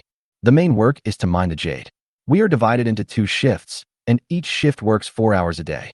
The remaining 4 hours of the day are used for rest, summary, and meetings." Then, Chu Chan patiently explained to Juzi the purpose and specific operations of what he said. In fact, mining for 8 hours a day, or 16 hours, is more than enough for Chu Chun to do his homework. When the construction is completed, LED street lights and other lighting equipment will definitely be installed. Otherwise, how can I work in the dark? This is much better than their previous practice of working from dawn to dusk. Moreover, the elderly, the weak, the sick and the disabled do not have to go mining. Everyone eats from a big pot and sets up a canteen. Whether it is efficiency or everyone's cohesion, it will be many times better. After that, he said to the 3 people, "The biggest task at present is this wall. Everyone, stop mining and do construction." So, under the leadership of Feng Wu, those young and strong women all got busy. The elderly, children and girls stayed at home to cook and wash clothes. After giving all these instructions, Chu Chun called Zhao Tianlong over again. "Hurry up, bring your 200 soldiers and gather here." Zhao Tianlong bowed to Chu Chun, then turned and left. After a while, 182 soldiers in armor stood neatly in front of Chu Chun. "Sir, except for the 20 people patrolling the mountain and those who are out shopping, all the personnel are here." Okay. Chu Chun looked around at everyone and nodded to Zhao Tianlong. "Since His Majesty has given me the entire mine and everyone here, then everyone belongs to me. Chu Chun. Now, the first thing is to get the weapons." After saying that, Chu Chun lifted the long sword covered with cloth behind him and spoke to everyone. Seeing this, Zhao Tianlong immediately walked forward and came in front of the group of long swords. This was specially selected from the space by Chu Chun after he saw the weapons in their hands. Also, there is a crossbow. The reason for taking out the crossbow was to let them get familiar with it first, and then see if there is a sharpshooter among them. When the time comes, we will select some of them and have them serve as snipers on the observation tower built on the wall. Zhao Tianlong picked up a knife, and suddenly his eyes lit up. As an old soldier who has fought for many years, how could he not see how powerful these knives are? "Okay, Brother Zhao, you've also seen this batch of weapons. What do you think?" Zhao Tianlong waved his sword and said excitedly, "Sir, if you can take over soon, my 400 brothers will not die. With this magic weapon in hand, the Ganpu barbarians will surely not dare to attack us." "Okay, in that case, let me tell you my request. You 200 people are nominally all my Chu Chen's guards, but my first requirement is absolute loyalty. Loyalty to me personally." As soon as Chu Chen finished speaking, everyone shouted in unison, "We are willing to serve you, sir." Chu Chen smiled at everyone. Don't be so confident. We have only met a few times, and this is the first time I've met some of you. In the future, after we have been together for a long time, you can give me more ambitions." After saying that, he instructed Zhao Tianlong to distribute all the weapons. Then he picked up the crossbow from the ground and said to everyone, "This thing is called a crossbow. It is more powerful than the crossbows you usually use, has a longer range, and is more accurate." After saying that, he raised the crossbow, strung the arrow, and shot it at the slope behind everyone. With a puff sound, the crossbow arrow hit the slope and penetrated deeply into the soil. Even the tail of the arrow had no trace left. Looking at the powerful crossbow in front of them, everyone showed excitement. If I had one, I wouldn't have to be afraid of the Ganpu barbarians. Seeing this, Chu Chun called Zhao Tianlong over and began to give him hands-on guidance in front of all the soldiers. After a while, Zhao Tianlong also shot a sword towards the place just now. After feeling it for a while, he respectfully handed the crossbow to Chu Chun. "What are you doing for me? Take it. This for me. I'm not giving it to you. I'm asking you to select a dozen or so people from among the brothers who can make good use of it. 20 of them. Then the young master must have a lot of them in his hands." So Zhao Tianlong nodded quickly and left. "Okay, the third thing is to talk about the salary." "What? There is also money for the army, sir. Are you serious?" "Sir, we are a group of sinners who deserve to die. How can we receive your great kindness?" As soon as Chu Chin finished speaking, the crowd started talking. "These people are really stubborn. Those who are guilty should have died long ago. The opportunity is here. Why do you care so much?" In fact, many of the soldiers, their wives, children, and the elderly were sent to this mine. Chu Chin also understood this situation. For Chu Chin, this is a good thing. For a man with a family to support, protecting the mine is equivalent to protecting his relatives. I built the mine into an impregnable fortress and then promised them benefits and stability. Then these soldiers have no reason not to be loyal to themselves. As long as the soldier is loyal to him, the mine will be safe and stable. Chapter 133. The city lord and his daughter come to beg for alms. Okay, don't say too much, ordinary soldiers. Each person gets 1 tael of silver per month, but I hope you understand that if you take this money, you must be prepared to risk your life. After that, he turned to Zhao Tianlong and said, "Brother Zhao, you have a heavier responsibility, so I will give you 2 taels of silver every month. Also, anyone who kills an enemy will receive all the rewards from the government. If 1 tael of silver a month is a bomb, then the reward to an individual is a blockbuster bomb. You have to know that they had killed quite a few Ganpu barbarians before, and the government paid 1 tael of silver for each one. But all that money was taken away by the Liu family, without a single cent left." Chu Chin's action invisibly increased the courage of this team of soldiers to fight bravely. "Master Chu, don't worry. As long as we are here, we will not let the bandits enter this mine." Zhao Tianlong saluted Chu Chun and said seriously, "Okay, that's all I have to say. Let's go help cook. After dinner, the miners will build the wall. You must not slack off and protect everyone." Soon after, the aroma of meat slowly wafted over the entire mine. Everyone sniffed. It had been a long time since they last smelled the long-lost aroma of meat. Whether it is the elderly, children, or the young and strong, everyone was sighing. After being exiled to this mine for so many years, they finally met a good master. During the meal, Chu Chun did not act pretentiously. He talked and laughed with everyone and became one of them. Since we still had to work in the afternoon, everyone was conscious of not drinking too much at noon. In the afternoon, Chu Chun looked at the people moving and a smile appeared on the corner of his mouth. Under the leadership of Zhao Tianlong, Chu Chun came to the warehouse where the raw jade stones were stored. He ordered everyone to load the remaining raw jade stones into the car. Chu Yi's van and his own explosion-proof vehicle were both filled to the brim. The two of them then drove towards Union City. The remaining construction matters were left to Feng Wu, who knew nothing about architecture. Before leaving, Chu Chun told Zhao Tianlong to protect Uncle Feng. Currently, he is the only one who knows how to use this cement. The money and materials he gave him were enough to build the wall. After returning to Union City, he did not sit idle, but continued to fill the house with materials. Chu Yi would command the recruited workers to continue transporting materials to the mine. Before leaving, Feng Wu vowed that as long as the materials and people arrived, they would be there. Within half a month, the entire mine will be built like an iron barrel, safe and comfortable. Chu Chin doesn't have high requirements for the house. It doesn't have to be as comfortable as Mashan Village or Qingyan City. It's enough to meet basic needs. In Union City, Si Wei found another house for Chu Chin to live in. Chu Chun ordered Chu Yi to unload all the raw jade stones in the yard. He sent him and Chen Qingxian out to buy food, and then put all the raw stones into the space. After doing all this, Chu Chun drove the car again and headed towards the house where Si Wei found the materials. They were busy until nightfall before they finally moved all the cement and steel bars out. After all this operation, Chu Chun was exhausted. The raw jade stones originally purchased from Jinxing Trading Company have been almost consumed. Fortunately, we arrived at the jade mine in time and were able to replenish it. It seems that the materials used in these 2 rooms are quite expensive. But thinking that I now own an entire jade mine, my mood couldn't help but improve. He lit a cigarette for himself, put his feet on the dashboard, and took a deep puff. Hold on for another 20 days. Once the wall is built, I'll see who can shake this jade mine. Ganpu can't do it, and the Liu family is even less likely to do it. After saying that, he smiled and drove back to the house. At this moment, Si Wei was already waiting inside the mansion, and with him came his daughter Si Liu. Seeing Chu Chun coming back, Si Wei quickly stood up and said to Chu Chun, "Mr. Chu, please forgive me for my intrusive visit."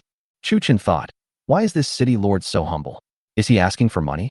So he bowed and said, "Lord Si, why are you so anxious that I asked you to come here in person?"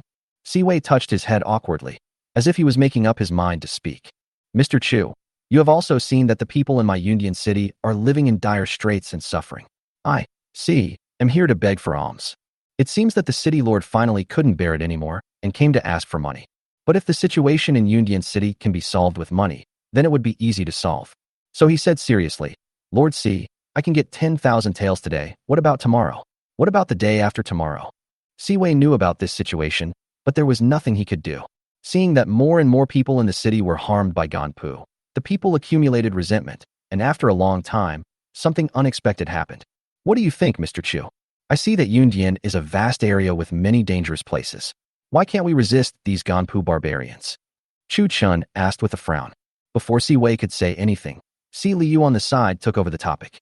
"Sir, Yundian is located on the border of Daxia. It has been a barren land since ancient times with scarce resources. I think it is because the higher-ups did not pay enough attention to it that the barbarians took advantage of the situation and entered. Years of harassment have made people lose interest in farming and displaced, leading to the current situation." Chu Chun looked at Si Liu with some surprise. In ancient times, women all stayed at home and learned how to do housework. Si Wei's daughter was a little different. So he looked up at her and said softly, "Miss Si, what you said makes sense, but there is another reason. That is, the people have been disappointed for too long, which has caused Yundian City to become a mess. Without unity, how can we resist foreign enemies?" "Master Chu, I know this too, but look at the defenders of Yundian City. They don't have enough food or clothes, and even their weapons haven't been replaced for a long time. We are powerless." Si Wei took over Chu Chen's topic. Chu Chen's mouth curled up when he heard this. Damn, this father and daughter are finding all kinds of ways to ask for money. After talking so much nonsense, I ended up back at the same place. So he pretended to ponder for a while and said, "Well, your majesty has given me the jade mine in Yundian City, and I can't just ignore it. I can provide some weapons. As for money, I see that the city wall is in such a dilapidated state. I will go get you some." How to get some? Isn't it his own doing? After hearing Chu Chen's words, Si Wei and Si Liu both frowned. Chu Chen thought, it's not difficult to ask for money. Doesn't the Liu family have a house in Yundian City? Why not just ask Qin Qingxian to go over and touch it? But if you want me to pay for it, forget it. Killing the people of the Liu family means offending the Liu family. Chu Chen doesn't believe that the Liu family will not come to investigate. Since I've offended you, I might as well die. Chapter 134 Qingxian Taoist steals the vault. After agreeing with Si Wei that he would provide a batch of weapons in 3 days, Chu Chen sent the 2 away. After the 2 left, Chu Chen secretly called Qin Qingxian over. "Jiomingzi, I'll help you make a little fortune. Do you want to come?" "Get rich, aren't you rich?" "Why should I get rich?" "Forehead, this is a mouthful of blood. It's going to kill you. I don't have enough money, so please accompany me to make some money." After much persuasion, the drunkard was finally convinced. Chu Chen then told Chu Yi to go out. Ask about the location of the Liu family mansion. Within an hour, Chu Yi found out everything. The 3 of them went out together, and Chu Chen put 2 sets of night clothes in his backpack. Chu Yi took advantage of the evening, disguised himself as a peddler, and wandered around the door of the Liu family. What they didn't know at the moment was that the Liu family was in chaos. Liu Yu, the manager in front of the scene, didn't know what instructions he received from above. He hasn't been home for several days, and even the guards and entourage he brought with him have not returned. Second young master, do you think that the eldest young master has encountered some kind of misfortune? Why hasn't he returned home in the past few days? In a few days, it will be the day for those things to be handed over, and the young master is not here. An old man who looked like a butler said to a young man, "Why are you panicking? The young master has a 7th-rank expert by his side. How could there be any danger in this small Indian city? Well, send everyone in the mansion out to look for her immediately. I have to go out for a while." After saying this, he ordered his servants to drive out in a carriage. Isn't it just a transfer of property? It's just right that he's not here. I can show my face too. To be honest, he really hoped that Lu Yu would die. In this Union City, he is always one step ahead of me. This guy hasn't come back for a few days. I can finally go out and have fun. After saying that, he ordered his servants to drive the carriage towards the only brothel in Union City. When the housekeeper heard the second young master's instructions, he quickly gathered the servants in the mansion and headed towards various places in Union City. Chui saw this at the gate and secretly took out the walkie-talkie. "Sir, something big seems to have happened in the Lu family. Many servants have gone out." Chu Chin smiled after hearing this, thinking that God is really helping me. What else could it be? It was probably that Lu Yu hadn't returned for several days, so someone was sent out to look for him. So he took Qin Qingxian and waited until it was completely dark. The two men put on their night clothes and headed towards Lu Mansion at high speed. Well, it was Qin Qingxian who carried Chu Chun and headed towards Lu Mansion at a very fast speed. Under the wall of Lu Mansion, Qin Qingxian quickly reached the rooftop. "Jiao Mengzi, where is I? You don't want it anymore." Seeing this, Chu Qin immediately shouted at Qin Qingxian. Qin Qingxian shook his head helplessly, flew down to the ground, and carried Chu Chun to the roof together. Chu Chun took out a night vision goggles and quietly observed the situation in Lu Mansion. In the afternoon, when Shui came back, the Lu Mansion, which was bustling with activity, now only some maids were busy. At the end of the courtyard, at the door of a house, there were two servants with knives. He stood at the door like a wooden stake, as if guarding something. Chu Chun winked at Qin Qingxian.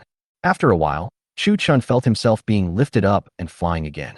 After leaving Chu Chun at a corner, Qin Qingxuan's ghostly figure quickly moved towards the two people at the door. There were 2 clicks, and the two people were like a wooden stake. The body was stiff, the eyes were empty, and he could not be deader. Seeing this, Chu Chun walked forward and slipped into the room under the cover of night. It was pitch black inside, empty. Could it be that I came to the wrong place? What the hell are those 2 people guarding at the door? Air. So he turned on the night vision goggles and started searching inch by inch. After searching for a long time and finding nothing, I was about to go out and look for the next one. Qin Qingxian, who was watching coldly from the side, said slowly, behind the cabinet. "Fuck, why didn't you tell me earlier? You didn't ask me to find you. My job is to get you here." Qin Qingxian said this in a boastful tone, then turned his head and began to observe the outside again. Seeing this, Chu Chun ignored him and gently pushed the cabinet, and a staircase appeared underground. Damn, the Lu family is so vigilant. Who are they guarding against? In this Union City, no one should dare to touch his Lu family. But Chu Chin slowly figured it out. This thing should be used to prevent royal people from coming to check suddenly. "Jiao Mengzi, contact me via intercom if anything happens." After saying that, Chu Chun strode down the stairs. When Chu Chun came to a basement of about 20 square meters, he was numb. I saw that it was filled with gold and silver, as well as some jade that looked to be of very good quality. This is the money I have saved from selling jade for a long time. Now that I have come across this, I might as well make some contribution to the people of Union. According to a rough estimate, the value of these gold and silver converted into silver should be around 2 million taels. As for that pile of jade, it would be difficult to estimate its value. I'm rich. Stealing makes more money than doing business. Chu Chin thought to himself. His hands did not stop, and with a wave of his hand, he collected the yellow and white things into the space. Only 1 box of Dashao General silver notes was left, about 500,000 taels. He put the banknote in his pocket and quickly went to the room. Then he called Qin Qingxian, and the others flew out of the Lu family mansion. The 3 of them returned to the house. Qin Qingxian looked at the stack of banknotes and turned his head away without interest. For him, as long as he has food, drink and fun, money is just dirt. There was no way. He had followed his master in the mountains since he was a child. Then he went to the Taoist temple and was then brought to the secular world by Chu Chun. You will have no worries about food and clothing along the way, even if you have just discovered a new way of playing, visiting brothels. If I don't have money, I can just ask Chu Chin for money. In his words, I'm not interested in money. Chu Chin took out 10,000 taels and handed it to Chu Yi. The mine in Mashan is going to build houses. You can go shopping and buy the best for me. Anyway, it was not his own money that was being spent, so Chu Chin said he did not feel any heartache at all. Chu Yi took the money and his eyes widened. This was too much. How could it cost so much to build houses in a mine? But he will do whatever the young master says. Don't ask when you shouldn't ask. Don't say when you shouldn't say. These are the basic qualities of a lackey. After Chu Chen finished speaking, he asked Chen Qingxian, "Do you want it?" "No, not interested." Chen Qingxian took a sip of erguo without even turning his head. With a whoosh, he reached the roof again. "Okay, you are noble, you are capable, and you are not interested in money." Chu Chen thought helplessly. There was no other way. If this person needed it, just lend him a hand. However, I still couldn't refuse. "Okay, give 480,000 taels to Si Wei and give him some advice. It shouldn't be a big problem to build that city wall." Chapter 135. A mission arrives from the capital. 5 days later, Si Wei couldn't wait to bring Si Liu to Chu Chen's house. "Mr. Chu, I am here to disturb you again." "Haha, City Lord Si, please don't bother me." After a brief exchange of greetings, the two sat down in the main hall as host and guest. Why didn't City Lord Si say he would come in 3 days? Why did he delay for 2 days? Chu Chen asked Si Wei with great interest. "Oh, don't mention it. I've been busy these days and can't spare the time." Si Wei picked up the tea that Chu Yi brought over, took a big gulp, and said helplessly, "Oh, City Lord Si, is there something bothering you? Tell me. I am willing to share your concerns." "Haha. Thank you, Master Chu. But this matter, neither you nor I can solve it." Finally, under Chu Chen's repeated concern, Si Wei told the truth. The Lu family was robbed. It's such a big deal, why wouldn't they ask Si Wei for help? It turned out that the 3rd day after Chu Chen and his men looted the Lu family was the day when the Lu family took over from the capital. The Lu family in Yundian City is more than just a jade agent. It also has many industries under its umbrella. In Chu Chen's words, it is money laundering, so the income from these industries must be submitted to the capital on a regular basis. Unexpectedly, the visitor from the capital this time was so enraged by the second son of the Yundian Lu family that he flew into a rage. Not only did the eldest son Lu Yu and his entourage disappear, but even the income for the past 6 months disappeared. What's even more infuriating is that on the night of the incident, the second brother slept in the brothel for the entire night. So someone from the capital cut off the second brother's head with a knife. He turned around and came to Si Wei to ask for an explanation. It is said that this person and the money were lost in Yundian City. As the city lord, Si Wei has an unshirkable responsibility. Si Wei felt very sad. He thought, "I don't know anything. What does it have to do with me if your house was robbed?" So the matter spread to the capital. The Lu family sued Si Wei with a memorial. Originally, Si Wei thought he had no way to escape this time, but he didn't expect what the emperor saw. He just scolded the head of the Lu family, and the matter was left unresolved. No one knows how the Lu family managed to endure this humiliation. I guess only Zhou Shixuan understands. Chu Chen smiled after hearing this. It seemed like Zhou Shixuan was secretly supporting him. "Yes, it's well deserved to call you uncle. But Zhou Shixuan should know clearly what I did in Yundian City. Shit, do I have to return the things I took from the house?" Just as he was wondering, an arrow came flying at him at high speed. With a plop, it was nailed to the wall. The detached Chen Qingxian and Chu Yi, who was pouring tea, were now standing in front of Chu Chen. But the arrow did not come towards anyone, and Chen Qingxian was too lazy to catch it. Chu Chen was deeply moved by this scene. These two guys can really get along well. Chu Yi quickly walked to the wall and pulled out the arrow. There was a letter attached to the arrow. Chu Chen took it and looked at it, and saw 4 big words written on it. Chu Chen personally wrote it. So he waved the 2 men away, turned around, and took out the letter. After a closer look, it was not written by Zhou Shixuan, but by someone else. Who dares to use this seal? There is just 1 sentence on it. Yundian City has been weak for a long time. Let's see what you can do. What the hell is going on? Look at my methods. This is not my business. It seems that everything I said and did not escape Zhou Shixuan's eyes. What should I do? Help Si Wei build this Yundian City and resist foreign enemies? But I just want to give up and go home to sleep after digging the jade mine. Can I agree to this? I can't agree to this. But it's not good to not agree. Who is he, the king of a country? Even if he has strong protection, he can't resist an entire country attacking him. The reason why Zhou Shixuan was so polite to me was because he saw that I had no interest in his throne. And they can also come up with strange and weird things. How about you give me some help? At this moment, a sharp voice was heard outside the door. The imperial edict has arrived. Hearing the voice, Si Wei quickly stood up and walked outside with everyone. When he walked out of the door, he saw Eunuch Wei looking at Chu Chen with a smile. Si Wei accepted the order. Eunuch Wei howled, and Si Wei and everyone else knelt down. Chu Chen and Chen Qingxian looked as if it had nothing to do with them and stood there indifferently. Seeing this scene, Siwei couldn't help but worry for the two of them. But Eunuch Wei began to read the imperial edict with an expression of being accustomed to it. The emperor, in compliance with the will of heaven, proclaims that Yundian City has been weak for a long time and foreign tribes have frequently invaded. 10,000 soldiers are now stationed at the border. Siwei is ordered to build the city wall within 100 days to resist foreign enemies. Chuchen will assist Siwei in his work. I decree this. After hearing this, Siwei burst into tears. After waiting for so many years, the troops were finally sent. But Chuchen jumped up after hearing this. He walked up to Eunuch Wei and spoke softly. Uncle Wei, what do you mean? I'm just here to dig some minerals. I'm not the village chief or the head of the village. What does it have to do with me? When Eunuch Wei heard this, he acted as if he didn't hear anything and shouted loudly to Siwei and others. Your Majesty still remembers Master Chu's words that every citizen has a share of responsibility for the fate of a country. Your Majesty, considering your youth and potential, has entrusted you with this important task. Your Majesty also said that since Great Xia has a righteous man like Prince Chu, there is no need to worry about Great Xia's failure to prosper. After saying that, he stopped talking and looked at everyone with a smile on his face. Every citizen has a share of responsibility for the fate of a country. Siwei would like to thank Mr. Chu on behalf of the people of Yundian. When Siwei heard these words, Chu Chen's status in his heart instantly rose, and even the title of Young Master became Sir. After hearing this, the people on the street all knelt down in front of Chu Chun and said, "We thank you, Mr. Chu." Looking at the crowd in tattered clothes, Siwei's serious attitude, and Si Liyu's eyes full of stars, Chu Chen thought to himself that it was all over. This time he was clearly tricked by Zhou Shixuan. This matter will probably spread all over the country soon, which is equivalent to forcing myself to help Siwei build the Yundian city. Okay, in that case, let's put it off for a while.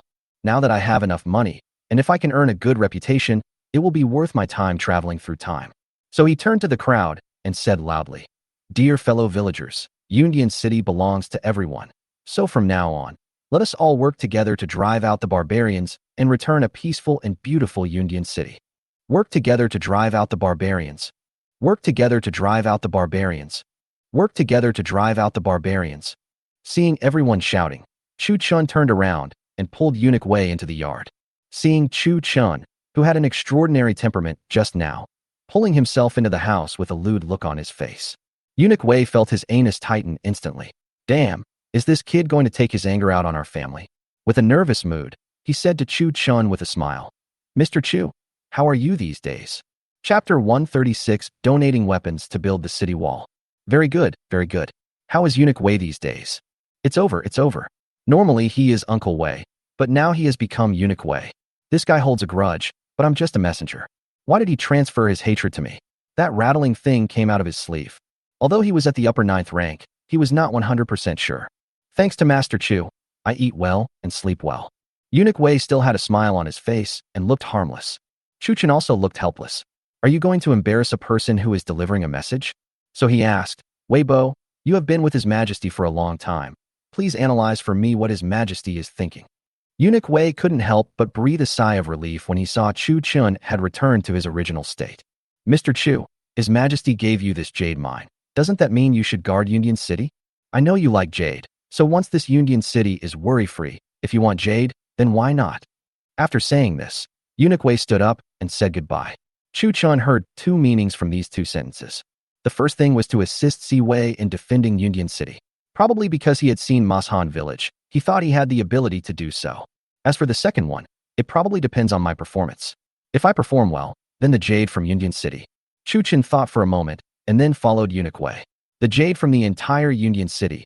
That's a big idea. I'm going to make a fortune. Wei Bo, go back and tell His Majesty that I, Chu Chun, will never let him down. After saying that, he asked Chu Yi to bring out 3 boxes of instant noodles and stuff them into Eunuch Wei's hands. Eunuch Wei, the journey is long. It will be convenient to take this with you. When seeing the long-lost instant noodles, Eunuch Wei's old face suddenly smiled like a chrysanthemum. Oh, look at how polite Mr. Chu is. How can I be so embarrassed? Chu Chun, if you came here by carriage, try eating it every day. I guarantee you will get rid of your hemorrhoids. At this time, Siwei saw Eunuch Wei was about to leave and took out a small bag from his pocket. Father-in-law, the journey is long and you must have worked hard. As she said this, she secretly stuffed the silver into his hand. Eunuch Wei smiled and nodded, saying, Don't be a fool if you have money. Okay, everyone, don't send me off anymore. Siwei seemed very anxious. Please wait, eunuch. How about these 10,000 soldiers? Don't worry, City Lord C, we will arrive soon. After saying that, he led a group of people and walked forward. After a while, Chu Chun heard the sound of the gasoline engine. Damn, Zhou Shishuan is really generous. He even gave him a tricycle? Eunuch Wei, there is no such thing. I can be so fast. Although I am a top 9th rank, others are not. After saying that, he turned the accelerator and headed towards the capital.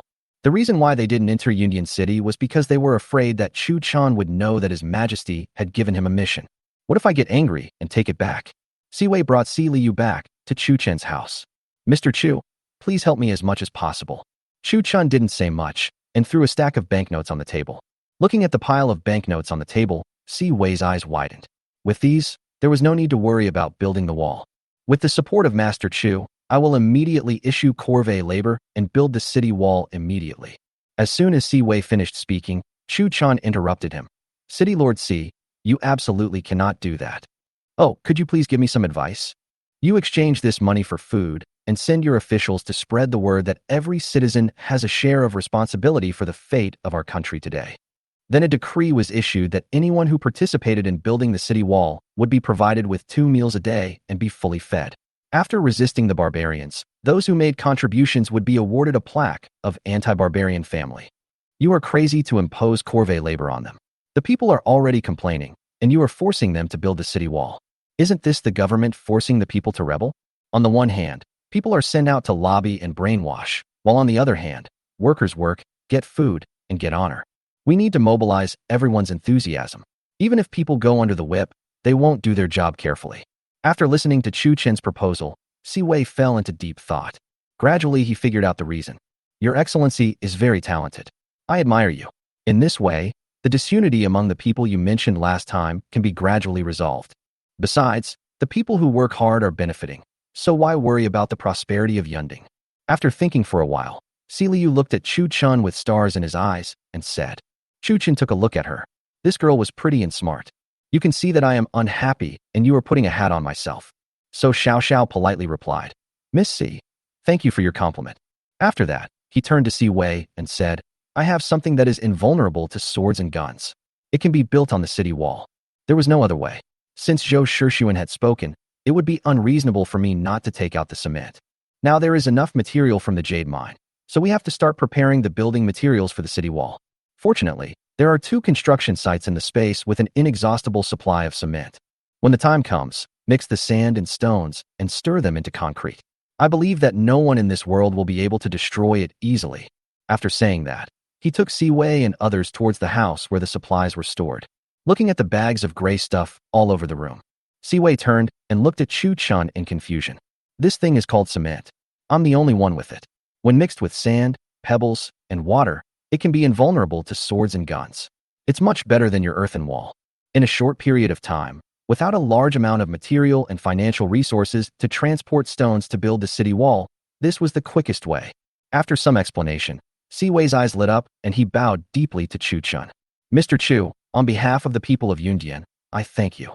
Well, since His Majesty has given the order and asked me to assist you, I will not be stingy. In that room, do you see? I have prepared 3,000 fine steel knives for you. Take them first. After saying that, Chu Chun pushed open the door and saw a pile of steel knives placed inside. These knives made of modern steel are enough to defeat the world's iron smelting technology. Siwei was also a martial artist, so he picked up a sword. The result was obvious, just like it was when everyone else saw the knife for the first time. Master Chu, this is undoubtedly an immortal weapon. With this weapon in hand, our great Xia warriors will surely be more powerful and invincible. He then called an attendant close to him, and soon a team of soldiers drove a horse-drawn carriage and took away all the knives. You can see it on the faces of those soldiers. All of them had expressions of surprise and excitement. It is so much better than the scrap metal they have. After doing all this, at the invitation of City Lord Siwei, Chu Chun and the other 2 came to the City Lord's mansion. Mr. Chu, please prepare some wine and food tonight. You and I will not leave until we are drunk. Siwei was in high spirits as if he was celebrating a good event. The more he looked at Chu Chun in front of him, the more he liked him. Chu Chun felt frightened by Siwei's gaze, and then looked at Si Liu next to him. No matter how he looked at it, He felt like Si Wei was looking at his son-in-law. Chapter 137. The wall is built, and the barbarians come. After the meal, Chu Chan hurriedly fled back with the two of them. Because of Si Wei, he intentionally or unintentionally arranged Si Liu to be next to him. He poured wine and picked up food. It's not that Chu Chan is aloof, nor is it that Si Liu is ugly. But Chu Chan really didn't want to cause this kind of trouble again. There were already enough women in his family. Little did he know that after Chu Chan left, Si Liu tossed and turned in bed, unable to sleep. An 18-year-old girl. No, in ancient times, she should be called an old girl. When love begins for the first time, once you fall in love, you're probably out of control. Time flies, and in the blink of an eye, a month has passed. After the hot summer, Mashan ushered in the autumn harvest. After a month of hard work, everyone in Union City was able to participate. The more than 10-meter-high city wall stands on the border between Daxia and Ganpu. Chu Chin's mine also borders the city wall, but the difference is that the mine has an independent wall that surrounds the entire mine. Chu Chin was not idle during this month. He secretly built a large warehouse outside Union City. A large amount of building materials were transported into Union City. Si Wei touched the solid city wall with his hand, and a deep smile appeared on the corner of his mouth. Fortunately, the city wall was completed before the autumn harvest. Let's see how Ganpu will rob us this year. At this time, Chu Chun and Qin Qingxian were sitting on the roof of a 3-story building in the jade mine, drinking tea leisurely. Chu Yi was serving on the side. Looking up, this jade mine has undergone tremendous changes. There were hundreds of houses arranged in an orderly manner on the open space. There is a cafeteria, a square, street lights, an auditorium, and a large indestructible warehouse. The workers' lives have improved greatly. Although they were forced into slavery, they saw hope in life under the leadership of Chu Chun. And none of these people are not grateful to Chu Chun, and none of them do not admire Chu Chun. Chu Chun reclassified the workers, selected managers, and divided them into classes and groups. Everything was in order. A large amount of raw jade was transported from the mine to the warehouse. Chu Chun would go in and take out a portion every time. The other part was transported to a warehouse outside Union City. After sending Qin Qingxian and Chu Yi away, he put it into the space. In his words, the other party was unwilling to reveal his name and was only willing to trade with him. Qin Qingxian has always been indifferent to such things. As for Chu Yi, whatever Chu Chen said was his, and he never doubted it. After a month of mining, Chu Chen sent a large amount of raw jade into the space. At this rate, if he wanted to, he could raise a group of death warriors and provide them with weapons. There is no problem in taking Zhou Shixuan's throne. But Chu Chun is not stupid enough to act like this. That would be too boring. My goal is to make money and then relax. After the autumn, since there were no invasions from the Ganpu barbarians, the crops grown by the people also had a certain output. It is estimated that this year in Union City, with the support of the city lord's mansion, there will be no more people starving to death. But the calmer he got, the more Chu Chun felt something was wrong. In his opinion, how could the Ganpu kingdom stop invading just because of this city wall? So in the past few days, Chu Chun has instructed Zhao Tianlong to always pay attention to the movements on the border. In order to facilitate his observation, Chu Chun installed a pair of telescopes on each tall turret on the wall. There are 2 people patrolling in each turret, equipped with 2 crossbows and some arrows. At the top of the mine, Chu Chun also instructed Uncle Feng to build several platforms that explosion-proof vehicles could drive up to. The purpose is to be able to kill the enemy in the car if a fight breaks out. There is no way. My hot weapons are too shocking, and I don't want to expose them for the time being. If possible, Chu Chin never wants to be exposed. Who knows what Zhou Shixuan is thinking? People's hearts are hidden, and when faced with the temptation of powerful weapons, who would not be tempted? So that's why he has so many children. If one day I were threatened, those 20 or so children would be my strongest force. That day, Chu Chun was chatting and laughing with Qin Qingxian. Suddenly, a rapid shout came from the intercom on the table. Sir, please step aside. There is something going on at the border. The Ganpu barbarians are coming to attack. The person who spoke was Zhao Tianlong. When he first came into contact with the walkie-talkie, he was even more excited than Hu Zi. He knelt on the ground and kowtowed, shouting, God, please spare my life. Did you see clearly how many people were coming for us? Chu Chun frowned slightly, picked up the intercom, and walked into the room while talking. My lord, they are probably the scouts ahead. We can see through the telescope that there are no less than 20,000 soldiers behind them. Damn it, either don't come, or come and do something big. This is not an extortionate act. This is an attack on the city. Report to Siwei quickly. All of us should be on high alert and wait for my order. After Chu Chun finished speaking, he threw the walkie-talkie to the ground. He took out a stab-proof suit, an explosion-proof helmet and various protective gear from the closet and wrapped himself up. As he walked out of the room, Chen Qingxian looked at Chu Chun in surprise. You idiot, you want to go to war? Fight? What kind of fight? Can't I protect myself? Coward. Looking at Chu Chun, who was wrapped tightly, Chen Qingxian said to Chu Chun with contempt. Life is the most important thing in the world. Don't you two have a set? Put it on quickly. After saying that, he pushed Chen Qingxian and Chu Yi into the room. After a while, Chen Qingxian put on a stab-proof suit and held a steel sword. But Chu Yi obediently put on all the protective gear and held a steel sword in his hand. Drunkard, what's wrong with you? Ganpu is coming in force. Go put on your helmet. Although you are a 9th rank master, who knows if those people will not shoot a sneak attack? These ancient people had amazing arm strength and could shoot very far. This thing is ugly to wear. If I don't go out, who can hurt me?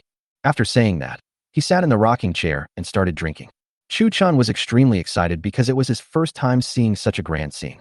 He waved away Chu Yi, who was about to follow him to guard, and drove the explosion-proof vehicle towards the platform. At this moment, Si Wei also received the news and hurried to the top of the city wall. He discussed countermeasures with the general sent from above and the original general defending Union City. The soldiers also started to move, stepped onto the city wall, and waited for battle. Chu Chun sat in the explosion-proof car, opened the sunroof, and observed with great interest using a telescope. I saw the vanguard of the Ganpu state, about 200 people, riding horses, rushing towards the city gate. And behind these 200 people, at the foot of the cliff about 500 meters away, there were densely packed people preparing for an attack. Because of the difference in terrain, the soldiers of Union City could not see it. Chu Chun also had to use a telescope to see clearly. Chapter 138 Sniper Tutorial, being the 6th. Amid the crowd, several large wooden racks were placed in the open space. Chu Chun had never seen them before, but he could guess that these should be siege ladders and catapults. Chu Chun thought for a moment, turned around and got into the car, and took out the CN sniper rifle from the equipment warehouse. They also thoughtfully installed a silencer for him. I also thoughtfully prepared a book called Basic Sniper Tutorial for myself, which of course, I got from there. Haha, I'll be the 6th one for once. As Chu Chun spoke, he placed the sniper rifle on the roof of the car with several magazines placed beside him. Chu Chun had never used this thing before, so he just happened to be trying it out today. At this time, the leader of the Ganpu Kingdom's team was already standing outside the city wall on a tall horse. And it was beyond the range of bows and arrows in this era.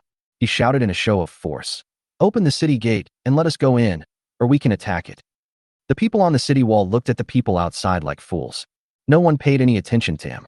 Chu Chun, who was not afraid of trouble, loaded the sniper rifle and shot through the scope.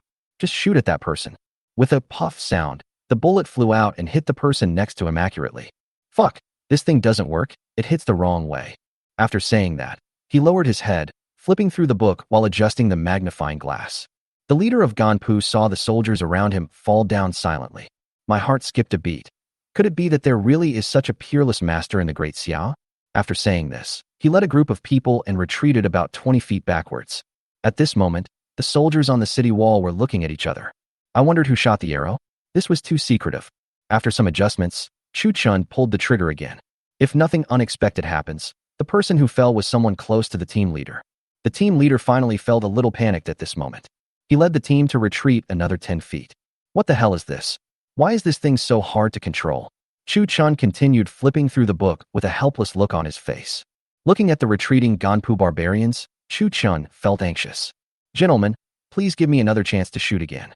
After a series of operations, Chu Chun took a deep breath and followed the instructions in the book. A bullet flew out of the air and went straight into the chest of the leader of the Ganpu squad. Looking at the leader, who fell straight down, someone in the crowd howled, "The Great Xia Immortal is coming, run away." After shouting, the entire team turned their horses around and headed towards the base camp. Looking at this scene, a smile appeared on Chu Chun's lips. The maximum range of this CN sniper rifle is about 600 meters. Ganpu's base camp was located about 500 meters below the mountain, which was well within the range of the attack. It is said that a good sharpshooter is fed by bullets, but Chu Chun has no shortage of bullets. So he turned the gun and aimed at the base camp at the foot of the mountain. The leading team had just escaped back to base camp and had not yet reported to their general. Suddenly, I found that people around me were falling down one by one. Silently, in less than an instant stick of time, more than 20 people fell. But not only that, the number of people falling continues. Not only their team members who took the lead, but even the sergeant stationed in the base camp would ascend from time to time. At this moment, we are in a huge tent behind the Ganpu base camp. A capable middle-aged man held a steel knife tightly in his hand and listened to the report below. His eyes were about to bleed. What did you say? Our people died for no reason. That's right. General Sang Bo, Captain Lai San, and the brothers fell silently. After listening to his subordinate's report, Sang Bo frowned tightly. After thinking for a while, he continued, You mean, our people fell one by one, instead of falling down in large numbers at the same time? To General Sangbo, yes. Haha, what a mortal. It's probably just a super weapon, and there aren't many of them. It must be said that Sangbo is very smart. I immediately saw the problem. So he ordered his men, Pass the order, all soldiers, listen up, send out 10,000 soldiers to attack the city. After saying this, his men took the order and left. Chu Chun was lying on the roof of the car, his shoulders numb from the shock, looking at the pile of bullet shells around him. Chu Chun showed a satisfied smile after training with more than 100 bullets.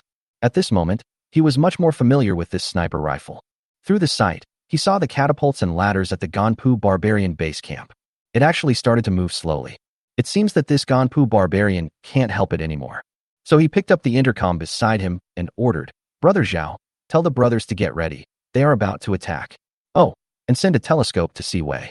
After saying that, he got out of the car and drove towards the parking platform closest to the city gate. On the high platform, Chu Chun turned the car around, held up a telescope, and looked steadily at the Ganpu barbarians who were rushing towards him.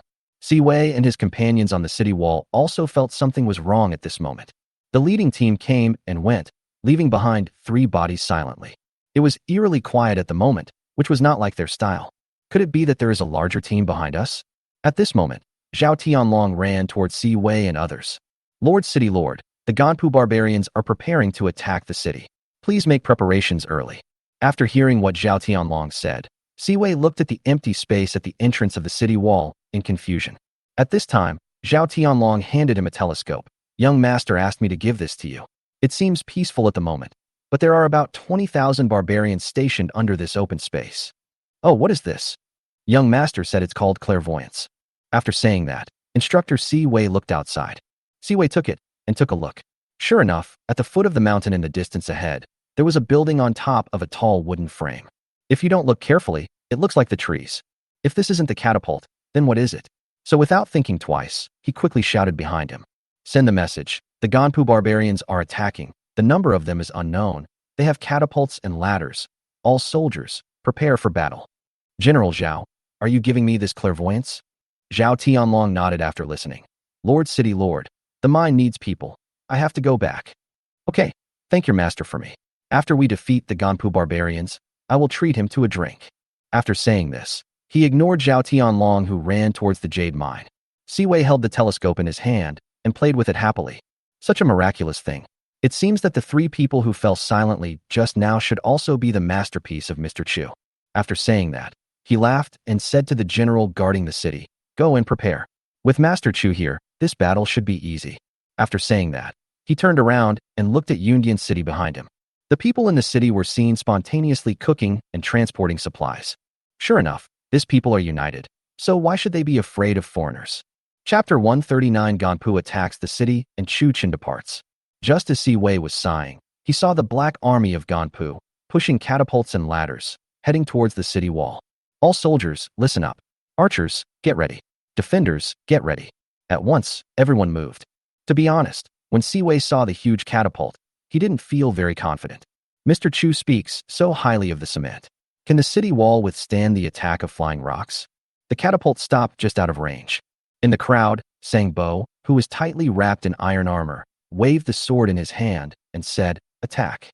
In an instant, a black crowd of people, holding weapons in their hands, pushed the ladder and rushed towards Yundian City. Sang Bo was also full of regret at this moment. This Yundian City had been robbed by them all the time. It has had little resistance over the years, and the city walls are dilapidated. So they just regarded Yundian City as their granary and would rob it if they wanted. I didn't expect that in just a month since I last visited, the city wall looks as good as new. As Ganpu's army set out, there were shouts of killing, curses, and the whizzing sounds of arrows in the hands of the defenders. It filled the entire battlefield in an instant. Chu Chen stood in the car, set up the sniper rifle, and watched everything coldly. To be honest, he was not worried at all at this moment. The only thing that interested him was the sniper rifle. With so many moving targets, this was a good opportunity to practice. The only annoying thing is that the catapults behind us would suddenly fire stones at the mine walls. So Chu Chun turned the gun and aimed at the catapult. But as a sniper rookie, breaking the rope of the catapult is obviously not something that can be done with just 1 or 2 shots. So Chu Chun frantically pulled the trigger at the catapults. It was not until dozens of bullets were fired that one was finally taken down. This efficiency is so damn slow. Siwei was surprised to find that the huge rock came flying at a high speed and hit the city wall. This thick city wall only shook a little. Haha, it seems that what Mr. Chu said is true. In this case, the battle will be much easier. All we have to do is destroy his ladder and let the soldiers harvest heads. Seeing that the catapult was ineffective, Sang Bo became a little anxious. It seems that only the main force can attack the city. Because the cost of climbing the ladder was too high, the troops were called back. As the crowd left, Siwei laughed. After a while, 3 fast horses came towards the city wall.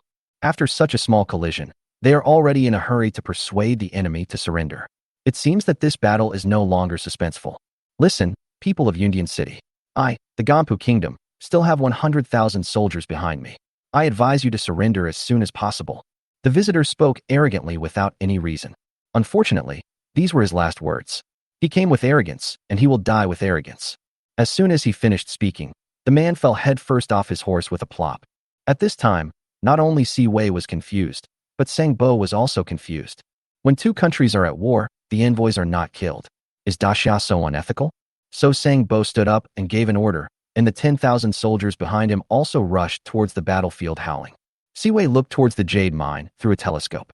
On a high platform, on the roof of Mr. Chu's black car, Chu Chun was smiling and waving at him. Siwei helplessly gave Chu Chun a bitter smile and said, Mr. Chu, this is against the rules. Chu Chun rules. The gun in my hand is the rules. At this moment, a voice came from the intercom. You idiot. I know that the messenger was killed by your hidden weapon, but this is against the rules. As soon as Chu Chen heard it, he knew it was Chun Qingshuan's voice. I don't understand. I just want to know if my hidden weapon can kill from such a distance. Okay, your hidden weapon is powerful, but it will probably take less than an instant stick of time for Ganpu to send out his entire army. By then, Si Wei will be under great pressure. Chu Chen didn't expect that just practicing his skills would cause such trouble. But I don't care much. At this moment, he was thinking about a question. That is, if he drove out in this explosion-proof vehicle equipped with a 95 machine gun, would it be dangerous? So he said to Chen Qingxian on the intercom, Jiao Mengzi, if I drive my car in, can you save me if I'm in danger? What do you want to do, idiot? Just tell me, with your 9th rank strength, can you lead me out of here? With luck, it should be fine. That's fine.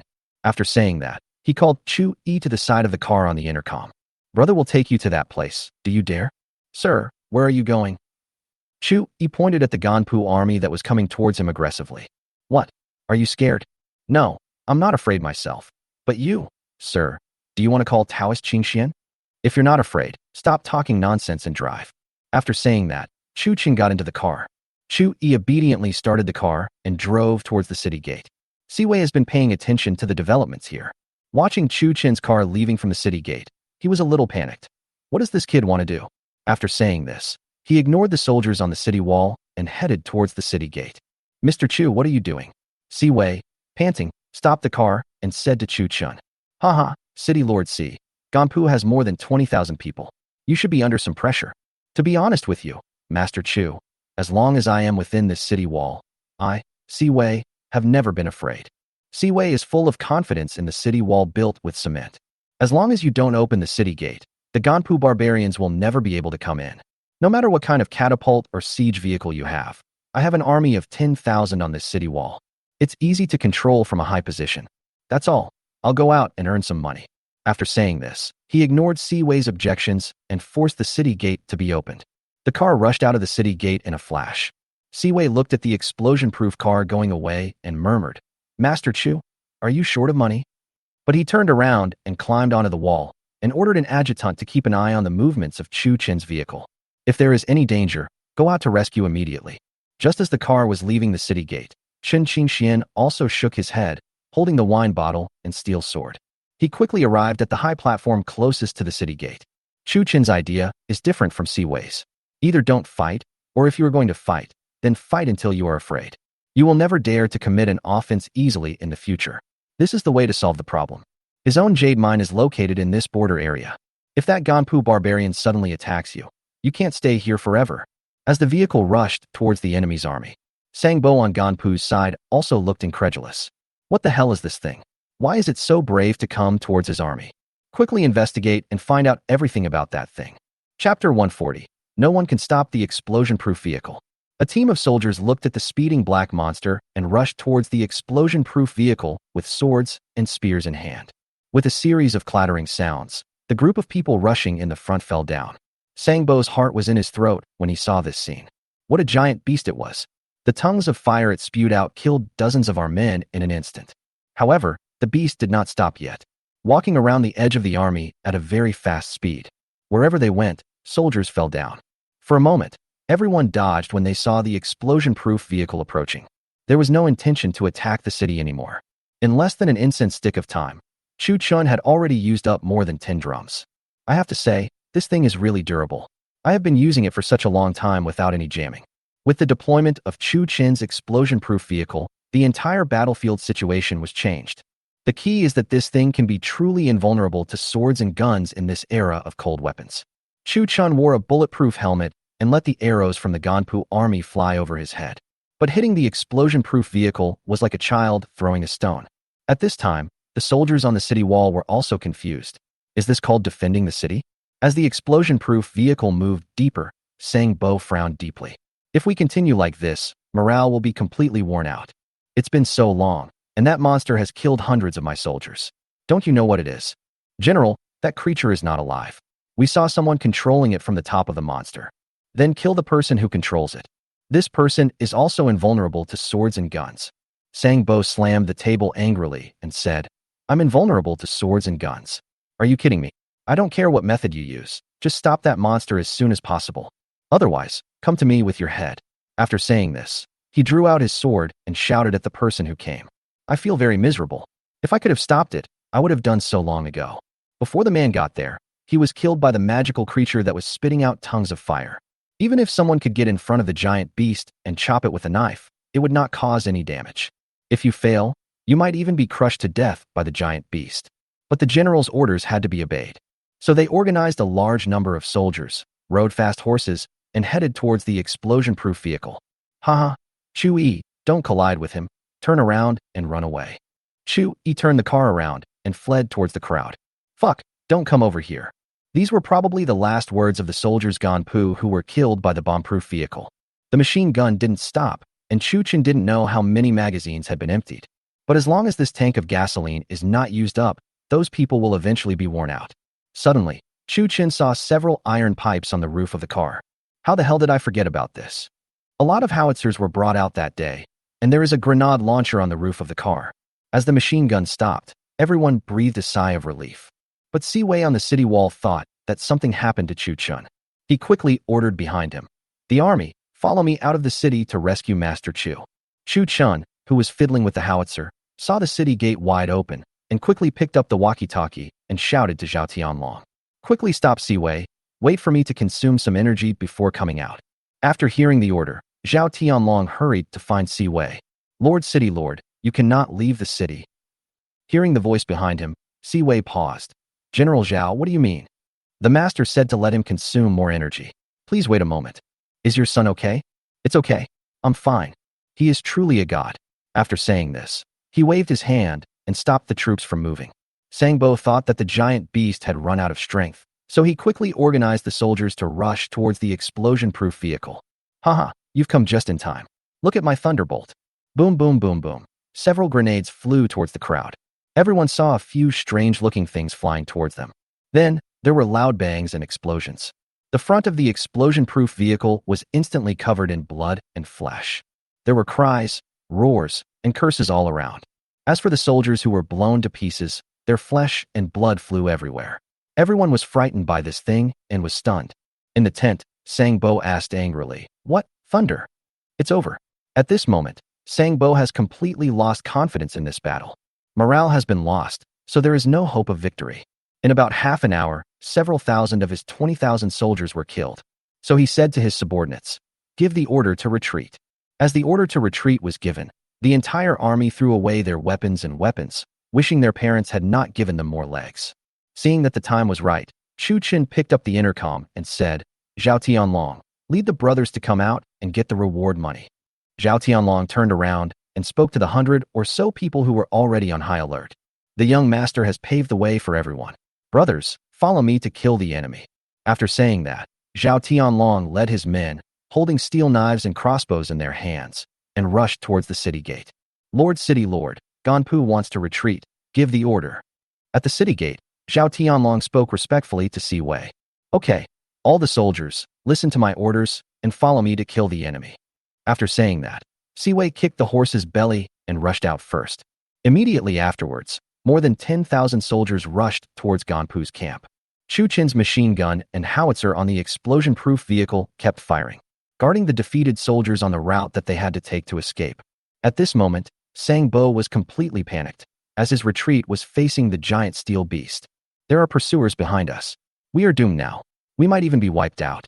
The soldiers of Xia had been holding their breath for a long time, although they admired Chu Chen's miraculous skills. But the Ganpu barbarians on the battlefield are worth silver, 1 tael of silver each. Who doesn't want to make money? Who doesn't want to marry a woman? At this time, morale was high and they soon caught up with the fleeing army. Suddenly, there were shouts of killing, steel knives piercing flesh, and arrows piercing hearts. The blood of the Ganpu barbarians dyed the land red. Chu Chun watched as the two armies joined forces, and the Daxiao army was extremely brave. After a few encounters, they killed most of the Ganpu barbarians. So he ordered Chu Yi to drive the explosion-proof vehicle towards the big tent in the middle. "If we catch the leader, it will be much easier to ask for money." The explosion-proof vehicle drove smoothly all the way and sped towards Sang Bo. "Hurry, hurry, raise the flag." As soon as Sang Bo finished speaking, a huge white flag was raised in the tent. At this moment, of the 20,000 soldiers he brought, only less than 2,000 were left. This was a heavy loss for the entire Ganpu kingdom. Seeing the white flag rising, Si Wei let out a breath of foul air. "After so many years, I can finally hold my head high and show off." When the Ganpu soldiers saw the white flag raised in the big tent, they threw their weapons to the ground. Then everyone knelt down as well. Saving their lives was the most important thing. This damned General Sang Bo finally surrendered. The surrendered Ganpu people also breathed a sigh of relief. Chapter 141. Capture the Sangbo envoy. After instructing his men to hang the white flag, Sangbo rode a fast horse alone and rushed out in the other direction of the tent. "I would rather die than let my friends die. When it's time to run, I will never stop." "Look, sir, that is..." Chu Yi pointed at the horse galloping out and said to Chu Chun, "Oh shit, this is definitely a big fish. Hurry up and catch it." When Chu Chun saw that the man was wearing iron armor, he knew he was definitely not an ordinary person. Looking at so many soldiers, the best ones only wear leather armor, and the worst ones wear rattan armor. This guy is wearing armor. He must be a high-ranking official. Under Chu Chen's instructions, Chu Yi stepped on the accelerator and chased after the galloping horse. Sangbo was marveling at the running speed of his horse. Unexpectedly, when I turned my head, I saw the black monster chasing me. Seeing the speed of the pursuit, the little eggs were frightened so much that they jumped up and down one after another. "What is this thing? How was I discovered? Also, why is it so fast?" "You know, he is a prince of the Ganpu royal family, which means he is the younger brother of the Emperor of Daxia, in charge of several cities adjacent to Daxia. On this beautiful day, countless beauties are waiting for him in Ganpu. If I get caught, it's all over." So he swung the whip and hit the horses, but hard. The horse felt pain and ran wildly forward. But no matter how hard it tried, it could not catch up with the speed of the explosion-proof vehicle. After a while, Chu Yi drove slowly beside him, keeping the same speed as him. "General, if you don't take a break, the horse will die if you run again. You despicable Daxia people, don't even think about catching me. If you have the guts, fight me one-on-one."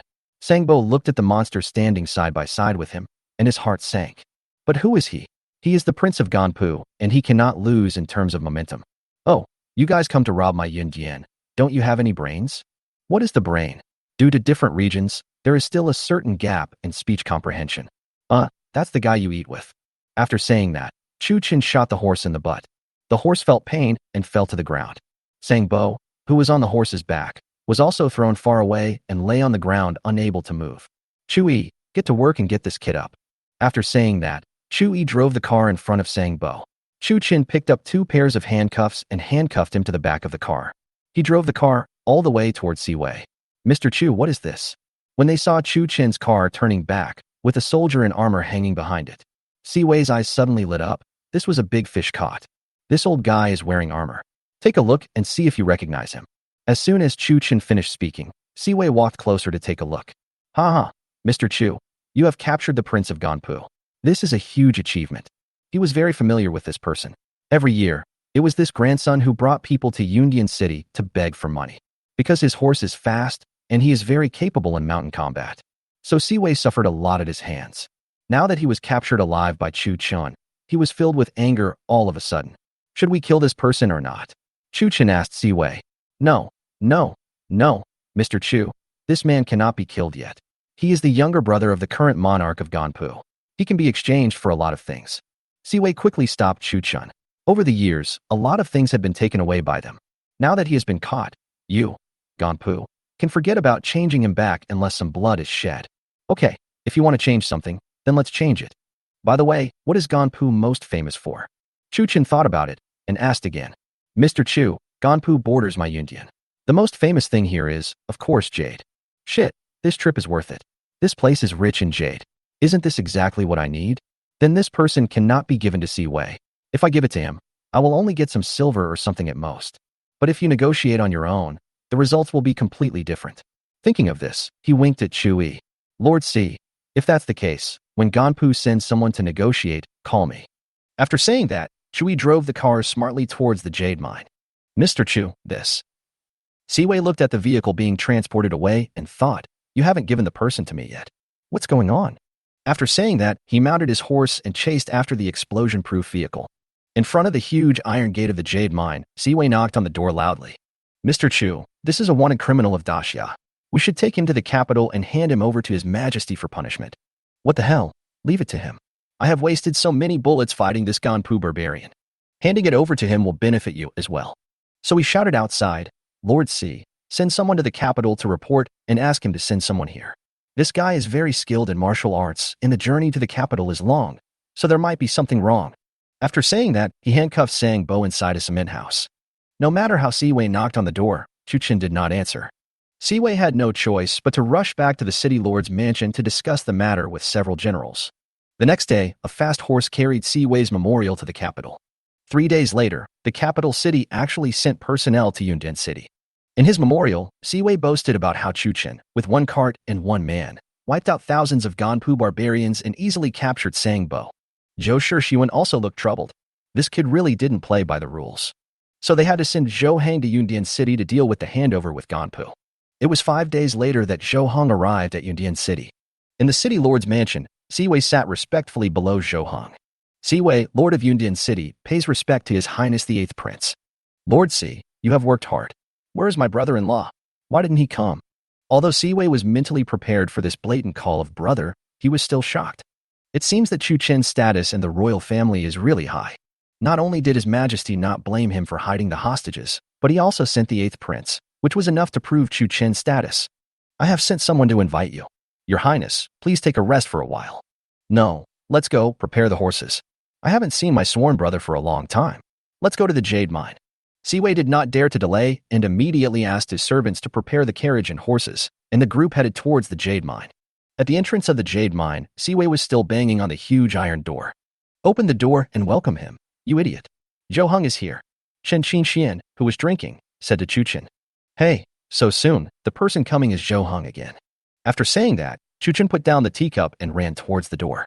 I must give the 8th Prince the face he deserves. Chapter 142 Negotiation completed. Killing Sang Bo. Brother Zhou, I haven't seen you for a long time. You are becoming more and more handsome. At the gate, Chu Chen looked at Zhou Heng with a smile on his face and said, Haha, brother, stop teasing me. Get some good food and wine ready. I'm starving. After Zhou Heng finished speaking, he strode towards the most beautiful house.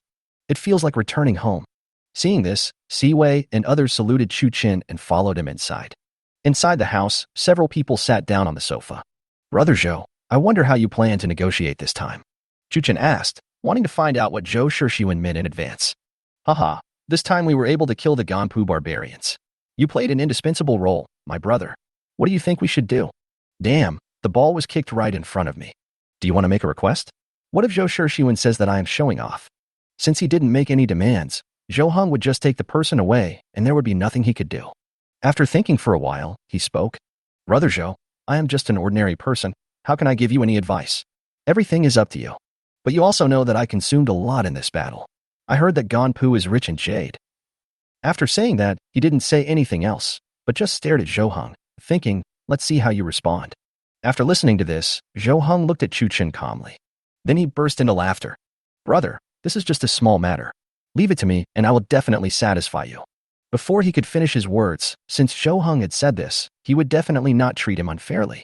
Chu Chen laughed after hearing this and waved his hand. The people below came to the table carrying various dishes.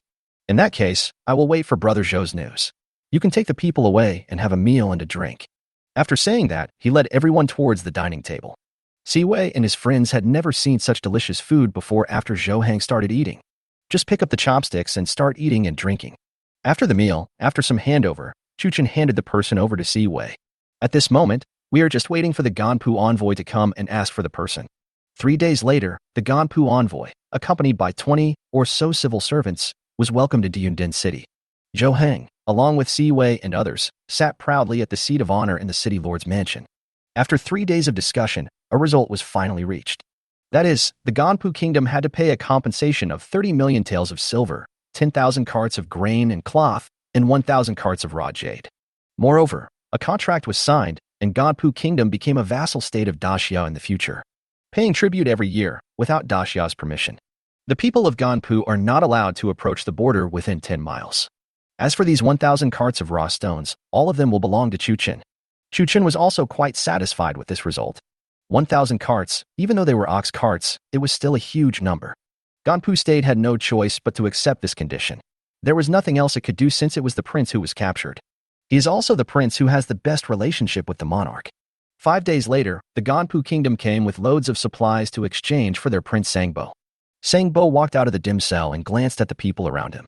A satisfied smile appeared at the corner of his mouth. Finally, Chu Chen was found in the crowd. He walked up to Chu Chen and said, Boy, no matter how powerful you are just one person. Ganpu is a vast land with abundant resources and a huge population. You are in trouble, you know that. Please pay attention to safety in your jade mine. After saying that, he turned around and climbed onto the carriage that came to pick him up.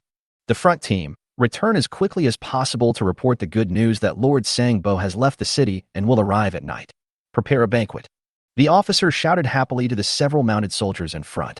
There is no way. No matter how powerful you great Xia are, my Lord Sangbo still returned to Ganpu safely. Looking at the arrogant Sangbo and the excited envoy, Chu Chen's eyes changed from teasing to murderous. How dare you threaten me? You're simply looking for death. Zhou Heng, who was standing by, also saw Sangbo's arrogant look. After they walked out of the city gate, he walked up to Chu Chen and said, Brother, some things are your personal behavior and have nothing to do with Daxia, but try to keep it a little mysterious. After saying that, he took Siwei and set out on the journey back to the capital. After listening to this, Chu Chen turned around and drove back to the jade mine. Jiaomingzi, if you take me flying, it should be no problem for us to catch up with the Ganpu envoys in a short time. I can't fly. The kind that jumps around? Tell me, what do you want to do? Kill Sangbo, he threatened me. As soon as Chu Chen finished speaking, he felt himself being lifted up and flying. Half an hour later, the two saw the delegation in Ganpu. Chu Chen secretly took the Uzi from his waist. After a few breaths, the two men arrived in front of the delegation's carriage and blocked their way. How dare you stop our Ganpu envoys? Are you looking for death? The leading Ganpu soldier saw the two people suddenly appear and immediately drew the knife from his waist. As the carriage stopped, Sangbo frowned, grabbed the knife in his hand, and got off the carriage. Haha, who am I, kid? Are you really going to die? Chu Chen watched him slowly raise the Uzi in his hand. Idiot, remember, you died today in this feng shui treasured place near the river and the mountains. The only thing you can blame is that you were too arrogant. Ha ha ha, kid, without that monster, do you think you can still? Before Sangbo could finish his words, Chu Chen pulled the trigger. With a series of clattering sounds, Sangbo never expected this in his dreams. It was not the so-called beast that defeated him, but the man in front of him. As the gunshots rang out, Chen Qingxian also moved. I saw him moving among the Ganpu soldiers with ghostly movements. After dozens of breaths, no one at the scene could breathe except Chu Chen and Chen Qingxian.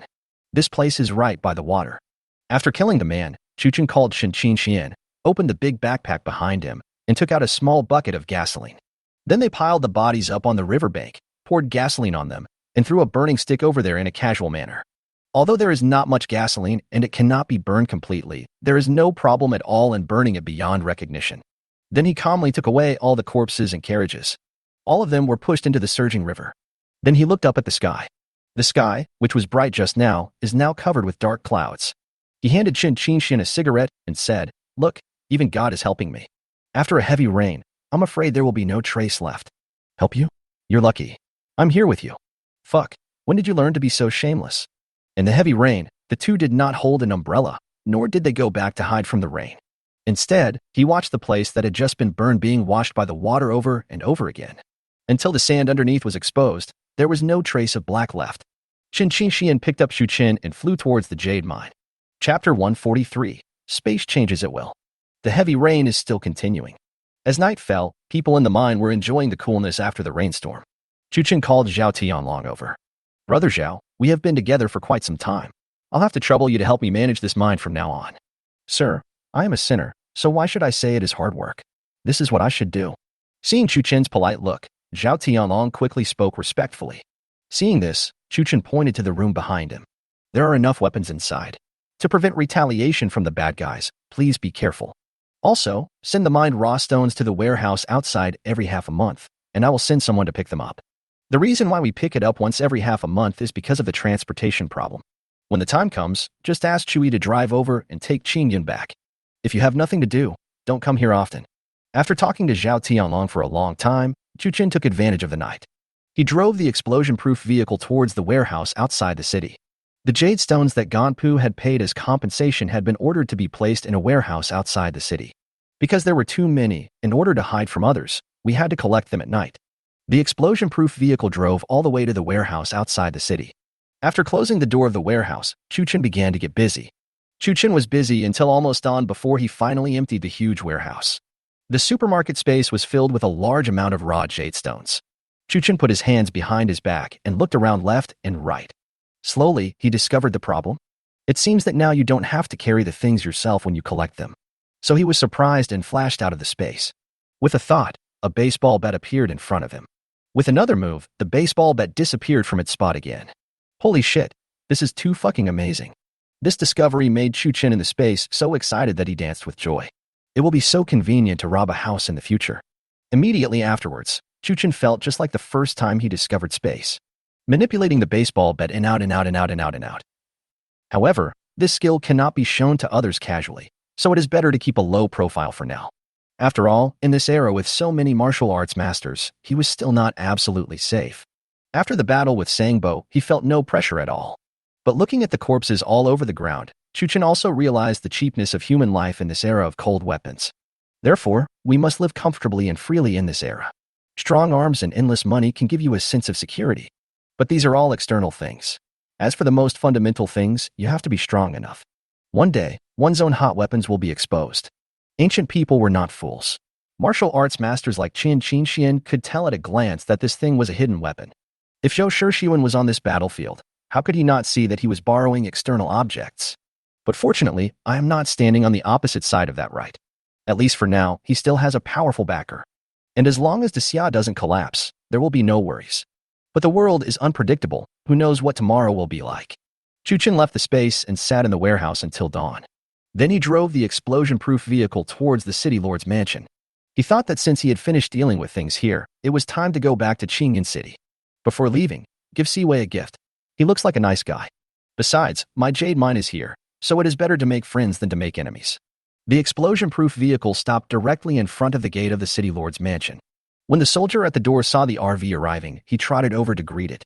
"My lord god of war, you are here." As soon as the guard came over, he greeted Shu Qin with a smile on his face. "God of war, damn, when did you give yourself this title? This is not a good idea. When I become famous, Ganpu will become my #1 enemy." So he quickly said to the guard, "My dear brother, you can't yell like that. Sir, don't be so modest. Everyone in Yundian knows that you, with your own car, have made Ganpu flee in terror." Shu Qin smiled helplessly at the guard. "Let him call you whatever you want. He was going to leave anyway. Brother, please help me move the things." After saying this, he handed a silver ingot to the guard. "Sir, how can I take your money? You are my great benefactor at Yundian." After saying that, he called a few people and carried the gifts from the car into the house. Yundian's benefactor, that sounds pretty good. Immediately afterwards, Chu Chen also followed in. Mr. Chu, I apologize for not coming to meet you in person. Seeing Chu Chen coming, Si Wei hurried out to greet him. Haha, City Lord Si, I'm going to leave soon. Before I leave, I'll bring you some gifts. Chu Chen bowed to Si Wei and pointed at the pile of things on the ground. Oh, Master Chu, you are embarrassing me. How can I be so embarrassed? Nothing else, just a token of my appreciation. That's very kind of you. Gifts are just ordinary things. For example, rice, flour, oil, and so on. But these are not things that can be found in Daxia. The two exchanged greetings for a while and then sat down as host and guest. Si Liu went forward obediently to pour tea, glancing at Chu Chen from time to time. Chu Chen looked helpless. Little sister, you are still young. Just blame your brother for having too many women. Master Chu, are you in such a hurry to leave? Si Wei asked with some reluctance. In his mind, it would be great if this god of warlike figure could stay on top of the clouds. Haha, City Lord Si, there are many things waiting for me in Qingyan City, so I came here to say goodbye to you this time. Ah, Master Chu, are you going back? Before Si Wei could say anything, Si Liu couldn't wait to blurt out the answer. That's right, Miss Si, I have to go back to Qingyun. My wife at home is still waiting for me. Since I don't have that idea, then just stop thinking about it. But Chu Chen was wrong. This was ancient times. Who cared whether you had a wife at home? Therefore, this matter has no impact on Si Liu. Qingyun City, that's a great place. I've never been there before. After saying that, Si Liu's beautiful eyes flashed, and she kept staring at Chu Chen. I was thinking to myself, please accept the call and invite me to Qingyun. Chu Chen knew what she was thinking. Qingyun is not bad. If there is a chance, ask City Lord Si to take you there to have a look. After saying that, he turned to Si Wei and said, it's getting late. I should go back to the mine. Bye. After saying that, he stood up, saluted to a few people, and strode out of the City Lord's mansion without looking back. Among the gifts, an envelope with instructions on how to deodorize pork was no longer included. Damn it, luckily I ran fast, otherwise I would have been entangled by the City Lord's daughter, which would have been so troublesome. Si Wei, isn't it late? It's early in the morning, okay? Si Liu looked at Chu Chen's back as he walked away, then turned around and went back to his room. Chapter 144. Stride forward back to Qingyun. Chu Chen returned to the jade mine without stopping. While it was still early, a few people in charge were called together for a brief meeting. He took Chen Qingxian, Chui, and Uncle Feng and drove towards Qingyun City. At the city gate, a beautiful figure watched the explosion-proof vehicle speeding away. It seems like he has made a great decision. Miss, go back. The master will come out to look for you soon. A person who looked like a maid nearby spoke anxiously to the woman in white. Xiaxue, do you dare to accompany me to Qingyun City? Miss, you. After a while, a carriage rushed out and headed towards Qingyun City. Si Wei listened to the report from his subordinates, sighed and shook his head. Girls can't be kept at home when they grow up. Let her go. Just send someone to protect her. At this time, Chui drove the explosion-proof vehicle very fast. Chen Qingxian was sleeping soundly in the back seat, while Chu Chen was enjoying the scenery along the way. Who would care about the speeding carriage? On the second day, Chu Chen jumped off the explosion-proof vehicle and smelled the lingering fragrance on Xiao Fang's body. I'm finally back. Young master, are the people in Yundian all right? Xiao Fang hugged Chu Chen tightly and asked with her head raised. You think I'm not good? Haha, let's go and eat. After saying that, he took Xiao Fang in his arms and walked into the house. Where are Chuanxiang and Qiujiu? Why aren't they at home? Looking at Staolan and Xiaoda who were busy in the house, Chu Chen turned to Xiao Fang and asked, Sir, they are more capable than you think. Now I just need to go to the Winxiang Pavilion once in a while. It seems that these two women are pretty good. How could they get the upper hand so quickly? At this moment, Chui was standing respectfully outside the door. Sir, the truck carrying the goods is still at the top of the cloud. I'll drive it back. As for the van, Chu Chen left it there on purpose. For me, I can have as much of that thing as I want. So when he came back, in order to avoid driving, he parked the car in the Yundian mine. It's okay. I'll give you one tomorrow. You've worked hard, so go back and have a rest. Chui didn't say anything after hearing this. He bowed to Chu Chen and Xiao Fang and headed towards the suburban yard. As soon as Chen Qingxian returned to his house in the west of the city, he disappeared. Everyone is already accustomed to this kind of master who appears and disappears mysteriously. He always shows up on time for dinner. If he didn't show up, he probably went out to play. Everyone guessed correctly. Chen Qingxian has now arrived at the door of Honglang. Hey, Xiaolan, I haven't seen you for a long time. You have grown up again. What delicious food did you make today? Xiaolan laughed sweetly. Sir, it's not a big deal. We have something delicious to eat today. Chu Chen shifted his gaze and looked towards the table. Damn, where can we get seafood in this inland area? I saw 2 lobsters lying on top. Where did this thing come from? Chuchen asked Stalan in confusion. I bought it in the West Market this morning. The one the young master brought back last time was very similar to this one. The fishmonger said that this thing came from the sea and was great for women. I saw that Sister Xiaofeng and Sister Chuanxiang Qiuju looked so tired, so I bought a few. Seeing this, Chuchen couldn't wait to break one open and take a bite. It had been a long time since he had tasted this flavor. This stuff is also available in the space, but they are all frozen goods. Even in modern times, Chuchen had only eaten it once, when he went to the beach. In an instant, an idea came into my mind. Qingyan City is not very far from the seaside and can be reached in a day's drive. How about taking a few women with you and going out for a trip? In ancient times, people went to the sea to hunt for food, so the resources must have been abundant. I've been here for a long time, but this is the first time I've seen this thing for sale. I guess it's a transportation problem. In that case, I'll just do it myself. Xiaofeng saw that Chuchen was so interested in this strange thing. So he said to Xiaolan, "Go buy some more for the young master."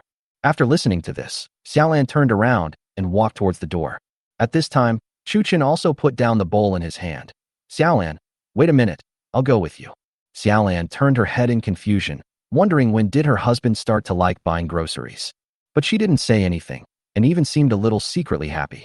This opportunity to go out on the street alone with Chuchen is a rare opportunity. Under Xiaolan's guidance, Chuchen soon met the fishmonger. There were several dead lobsters on his stall, but that head is not small. So he quickly stepped forward and said, "Big brother, this strange fish of yours has never been seen before in Qingyan City. This gentleman is obviously a connoisseur of valuables. This thing is not easy to come by. I got it from the depths of the ocean 800 miles away." "Oh, then this fish hasn't died yet after coming all this way." "Yes, look, he is dead." This fishmonger is very honest, but he is right. Anyone with a standard of eyes can tell that the fish is dead. "So, brother, how do you sell this?" "Sir, it took a lot of effort to transport this thing here. Since you look solid, I'll give you 2 taels of silver for one." "Fuck you, do you think I'm stupid? They weigh 2 taels each, and if you leave them out until the evening, they will start to stink. Why don't you just go and rob it?"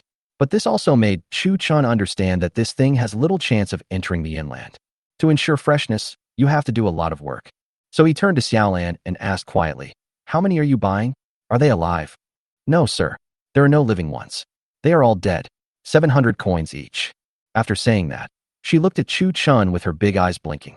Chuchen turned around and glared at the fishmonger fiercely. "Do you really think I'm stupid?" After glaring at him, he pulled Xiaolan up and left the market without looking back. "Sir, you don't want to buy it?" Xiaolan asked quietly as she looked at Chuchen, who suddenly pulled her away. "No, this thing is not fresh. I can't have it. I'll go get something delicious." After returning home, Chuchen pretended to get into the car and took out a few hairtails and some dark abalone. "As soon as you enter the kitchen, you start working." "Sir, what kind of fish is this? Why does it look so fierce?" Xiaofeng asked, looking at the sharp teeth of the cutlass fish. This is called hairtail, and it's only found in the sea." Ever since he saw the dead lobster, Chuchen developed a deep dislike for the ones on the table. But I can't throw away Xiaolan's kindness. However, the desire to go out to sea to fish is becoming stronger and stronger. Qinglian has been in Namishan village for a long time, right? How about taking her out for some fun? Chuchen was thinking while eating. It seems that I should go back to Mashan village tomorrow and take her to the beach. I don't know if Jimengzi will go with them. If he goes, it will provide an extra layer of security. In fact, what he didn't expect was that Mu Shuaqin now had a very good relationship with Li Qinglian. Having made such a decision, it would not be easy to get rid of Mu Shuaqin. Chapter 145, Strolling in the Village with Satisfaction. The next day, after breakfast, Chuchen drove to Masan village. Under the enthusiastic calls and greetings of the crowd, I returned to the villa. Li Qinglian sat quietly beside Chuchen, pouring tea and peeling fruit for him. Chuchen turned his head and looked at Li Qinglian quietly. "I have been so busy over the past year that I have paid too little attention to her." Ignoring everyone's surprised looks, he pulled Li Qinglian and walked towards the room. "Husband, it's a long journey. Aren't you tired? Did you miss me when your husband was not at home?" Li Qinglian was an ancient woman after all. How could she accept such explicit love words? She buried her head in Chuchen's chest and uttered the word, "want," in a mosquito-like voice. This soft moan made Chuchen fall deeply into it. In the smoothness and happiness, the two stayed until nightfall and then walked out of the room. "Husband, is the beach you mentioned really that fun?" Li Qinglian asked Chuchen softly. "You've stayed at home and haven't traveled far, so let's go out and take a look this time. Take Sister Roy with you. She's been having a hard time these days." The two of them discussed the matter with each other. At this time, a voice came over in a loud voice. "What? You're going to the beach? Damn, you have such a good hearing. Looking at Mu Shuichin, who was dressed in tight clothes, Chuchin felt deeply helpless. How could I forget about this stuff? Yes, Miss Shuichin, my husband said he would take everyone to the beach. Before Chuchin could speak, Li Qinglian stepped forward, took Mu Shuichin's hand and said, Okay, when are you going? I'll get ready. Damn it, did I call you? Just go. But since Li Qinglian is so happy, it would be impossible for me to object at this moment. So he smiled awkwardly and said to Mu Shuichin, Go ahead, I'll leave your safety along the way to you. But Chuchin was deeply calculating in his heart. This woman is in the way. But he is of the 9th rank and cannot deal with such a master. Either kill her or take her in. With her elusive skills, it's not easy to get rid of her. It seems that I need to have a good chat with her at night. It doesn't matter if you're tired, because you're so handsome. The tables on the first floor were already filled with food and wine. It was a rare occasion for Chuchin to come back, so Wang Defa, his second uncle Hu Zi, and the others came. Uncle Wang, I haven't seen you for a long time. You look so radiant. Hey, what's wrong with Hu Zi? Is he getting married? Looking at everyone with smiles on their faces, Chuchin sat down while joking. The second uncle picked up a small notebook and came to Chuchin. Report to him the income during this period. Chuchin thought about the piles of gold and silver in his space. In fact, this account didn't matter. But the fact that my second uncle took the initiative shows that he cares about it. After settling the bill, Chuchin said to his second uncle and Wang Defa, Uncle Wang, second uncle, since this salt factory is making good profits, let's double everyone's monthly salary. Chuchin has never been stingy with the villagers of Masan village. But even if it doubles, it won't make much more money for the salt factory. This month's profit is enough to pay several years' wages. But we can't let people eat too much. It is easy to go from frugality to luxury, but it is difficult to go from luxury to frugality. Giving too much is not a good thing. Everyone has money, so who the hell would work for you? Chuchin, who came from modern society, deeply understands this truth. Hearing Chuchin's decision, Wang Defa suddenly began to cry again. Uncle Wang, don't get excited. Your little wife is still waiting for you. To be honest, Wang Defa cannot die. He can help with so many things. No, Chuwazi, I'm just happy.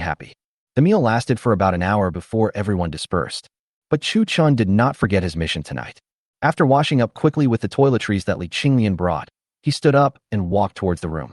But to his surprise, Mu Shuichin was not in her room.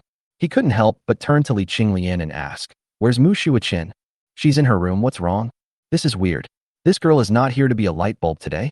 She has changed her personality. In that case, forget it. As long as she doesn't disturb me and Li Qinglian from discussing the Kuan character formula, let her be. What Chuchin didn't know was that at this time, Mu Shuichin was lying quietly on the bed in her room. Thinking of what I saw today, my face turned red enough to drip water. Yes, she saw it, but she saw it outside the balcony. During the day, he was just sitting on the balcony doing nothing when he saw Li Qinglian and Chuchin enter the house. Perhaps the two of them were in too much of a hurry and didn't notice her at all. So, those scenes kept flashing in Mu Shuichin's mind all day long. But now I am lying in bed alone, and those fragments can't be erased. It seems that the things that I despised before are not that. On the second day, Chuchin brought Hu Zi to a large cave behind the mountain. Hu Zi went forward and opened the iron gate, only to see that it was filled with food. This was all Chuchin had instructed him to do before, telling him to stock up on food. He should not stockpile food in times of peace and prosperity, because if there was a war, this stuff could save lives. Although he owns such a large supermarket space with inexhaustible supplies. But you can't just show it out blatantly. By spending some money and stockpiling some food, I will be the savior of the entire Masan village. Then, Hu Zi took him to the school building and the clinic. Listening to the sound of reading and the full cabinets of medicinal materials in the clinic, Chuchin smiled with satisfaction. The doctor saw this, and the strange man followed Hu Zi into the clinic. He quickly came out to greet her. Hu Zi, who is this? Dr. Sun, this is Chuchin. As soon as Hu Zi finished speaking, Dr. Sun bowed deeply to Chuchin. So it's Master Chu who is here. I'm sorry for not welcoming you from afar. Please forgive me. You're too polite, Dr. Sunday. I'm just here to take a look around. Thank you for your hard work in Masan village. Seeing that the other person was so polite, Chuchin also spoke to him respectfully. Master Chu is righteous. As doctors, our duty is to cure diseases and save lives. I would love to have such an environment. How can I say it is hard work? Then, the two exchanged greetings for a while, and then Chuchin took Hu Zi to bid farewell to Dr. Sun. Walking towards the dam, it was autumn, the dry season, but the water in the dam had not decreased at all. It seems that the water conservation in the back mountain of Masan village is extremely good. Inside the dam, the fish are playing happily. Hu Zi dove in and said, Chu Hua Zi, take a bath. Chapter 146, take Qing Lian to the sea. Fuck, you are really a tiger. Isn't it cold in this autumn? Besides, can you let me know next time you go into the water? Chu Chen looked at Hu Zi, who was making a fuss in the water. This kid was so damn fierce. If you are not careful, you will fall into the reservoir. Why is it so cold? Do you remember when we were kids? We caught so many fish in this season. Hu Zi said as he wandered around. After a while, Hu Zi, who was wet, caught a big grass carp in his hands. He walked up to Chu Chen showing off and said, "Here, I'll take it back for you to replenish your body." Damn it, how can you tell that I'm weak? Chu Chen just cursed his cousin verbally. In fact, he knew that if he was in danger one day, there would be people standing in front of him. The first one is definitely him. Eat it yourself. I can't eat it this early in the morning. Seeing that Chu Chen was not interested, Hu Zi quickly said, "If you don't want it, I want it." You want it? You want it? Go back and change your clothes, or you'll be sick soon. You think I'm you, you're so weak. After Hu Zi finished speaking, he took the fish and walked towards his new house. Chu Chen also walked all the way back to the villa and lay on the rocking chair on the roof, quietly enjoying this rare leisure time. At night, Roy's room was filled with laughter. Li Qinglian fell asleep happily in her room. The only one who couldn't sleep was Mu Shuiqin. The masters above the 9th rank have amazing hearing ability, so they can hear the whispers that come from far away. It made it even harder for her to sleep. Maybe there is another person who hasn't slept like her, and that's Da Huang. At this moment, Da Huang has become stronger due to the daily diet of fish and meat. He glanced in the direction of the villa, turned around, and walked into his doghouse. Inside the doghouse, at some point, a beautiful little female dog was lying down. After staying happily in Mashan village for 3 or 4 days, Chu Chen decided to set off for Linhai City. Early in the morning, Li Qinglian and Roy were packing things in large and small bags. Hu Zi moved the things into the explosion-proof vehicle. Mu Shuiqin had nothing on her and was currently sleeping soundly in the back of the explosion-proof vehicle. When the sun rose, Chu Chen stepped on the accelerator and took the 3 women towards Linhai City. For Li Qinglian and Roy, this was the first time they traveled far away, and they were extremely excited. Mu Shuiqin continued to sleep soundly, as if all this had nothing to do with her. The reason why Chu Chen did not bring anyone else was because he had Mu Shuiqin, who was above the 9th rank, by his side. With so many hot weapons, safety is absolutely no problem. The more people I bring, the more I seem to be unable to let go. Among the 3 women, 2 are my own women, and the remaining one seems to have grown up now. This trip is just like a honeymoon, just going to the beach to relax. The car drove around Qingyan City and headed towards the sea. On the way, Chu Chen saw many passers-by. There were merchants pushing wheelbarrows, caravans riding tall horses, and bodyguards holding steel knives. The car drove over the muddy and rocky official road at such a high speed that passers-by came to watch. However, this official road was too small, and every time Chu Chen encountered a large caravan, he had to stop the car and give way. There was no other way. My car was too big. If I squeezed through, both the car and the people would fall over. After walking and stopping along the way, we finally arrived at a small town. In the town, Chu Chen took 3 beautiful women to find a restaurant and went in. After a big meal, we ate and drank a lot and then set off again. This time, it seemed that there were fewer caravans on the road. Most of the people coming and going are solo traders. This greatly increases the speed of the explosion-proof vehicle. It was not until night fell that they arrived at the gate of Linhai City. At the city gate, we saw a large black box suddenly approaching at high speed. The soldiers stopped the explosion-proof vehicle in the same way. The bright car lights illuminated the city gate clearly. The sergeant saw Chu Chen through the windshield and quickly walked over with a steel knife in hand. What is this thing, and why is it rushing towards my Linhai City gate? I was just entering the city normally. How did it turn into attacking the city gate? So he said to the sergeant, "Sir, I am a man of high rank, and I am here to play in Linhai. Please give me some convenience." After saying this, he secretly handed over an ingot of silver. The soldier took the silver, and his attitude immediately became much kinder. He took a look at the explosion-proof vehicle and frowned. This thing looks like a car, but there are no horses. Besides, it's late at night. How can it go into the city? Who would believe that you are coming to Linhai for fun?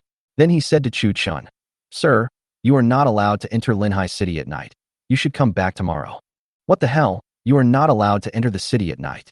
So Chu Chen handed over another ingot of silver. "Military, please take some wine and do me a favor." Unexpectedly, this time the soldier pushed the silver back. "Sir, I can tell from the looks of it that you are either rich or noble, so please don't embarrass us." "Well, I originally wanted to communicate with you as an ordinary person, but now I won't pretend anymore. Chu Chun didn't say anything, but took out a sign that was shining with golden light. Sir, can I come in now? The sergeant took the sign, looked at it carefully, and then fell to his knees with a thud. He respectfully raised the sign and the silver above his head and handed them to Chu Chun. I didn't know you were coming. Please forgive me. After that, he directed his order to the back. Open the city gate quickly and let the young master in. Chu Chun took back the token with a smile, but did not take the silver. Get up and open the city gates. Just as the door was opening, a sergeant spoke through the door. A fast horse inside headed towards the inner city. Linhai City, City Lord's mansion. The City Lord Murong Huai asked outside while rustling his clothes. What did you say? Holding His Majesty's token, entering the city at night?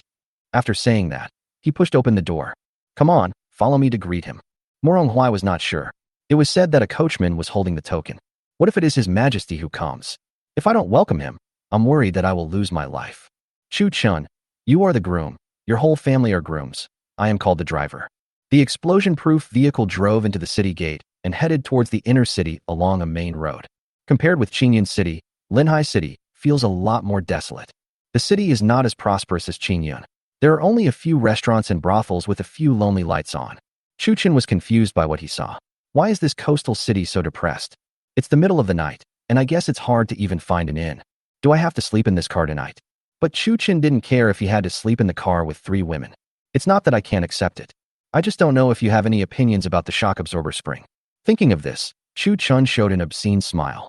However, after turning a corner, when the car lights shone over, a team of soldiers suddenly blocked the way of the explosion-proof vehicle. Chapter 147 Linhai City, Lord Murong Huai. The team of soldiers saw Chu Chun's car coming. They all knelt down in unison, and another person hurried towards the car. What the hell is going on? Chu Chun looked at this scene and frowned in confusion. But when a man in the official uniform of the Great Xia dynasty walked in front of the car, Chu Chun suddenly understood. This person is definitely coming here for this token. So he rolled down the car door, got out, and walked up to the man in official uniform. Sir, what is this? Linhai City, Lord Murong Huai did not know that you were coming, so I failed to welcome you. I hope you will forgive me. After saying that, Murong Huai secretly glanced at Chu Chun. I wondered in my heart, who is this? I have never seen such a person around His Majesty. But since he can take out the token, at least we can't offend him. Seeing Murong Huai's puzzled eyes, Chu Chun quickly took out the token. He handed it over and said, I am Chu Chun, a Qingyun man. Please come to visit me, City Lord. Murong Huai took the token and looked at it. Then he was about to kneel down like the soldier at the door. But Chu Chun held him tightly. City Lord Murong, what are you doing? His Majesty is not here. Get up quickly.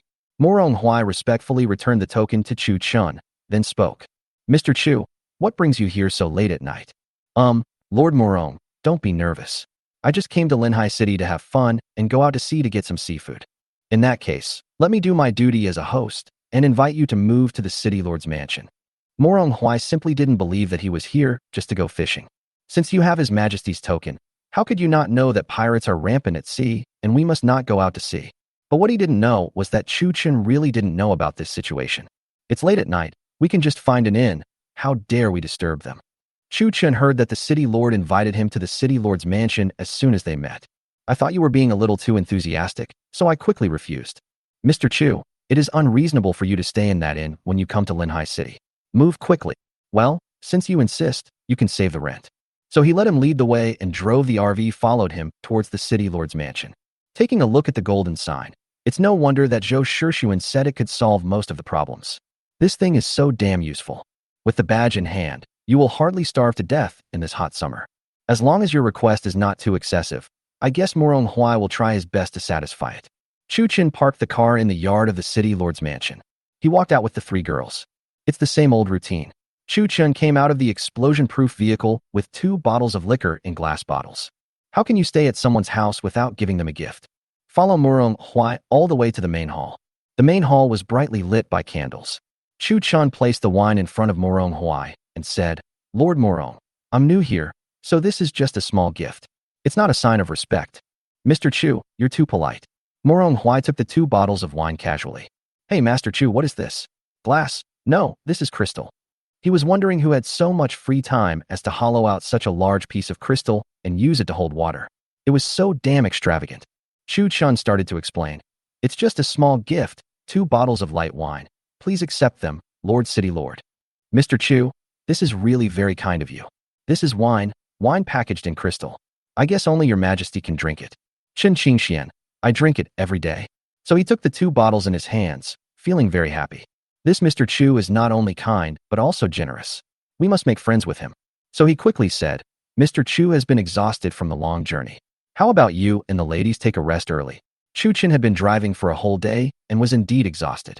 So he nodded and, led by a servant, walked towards a small courtyard.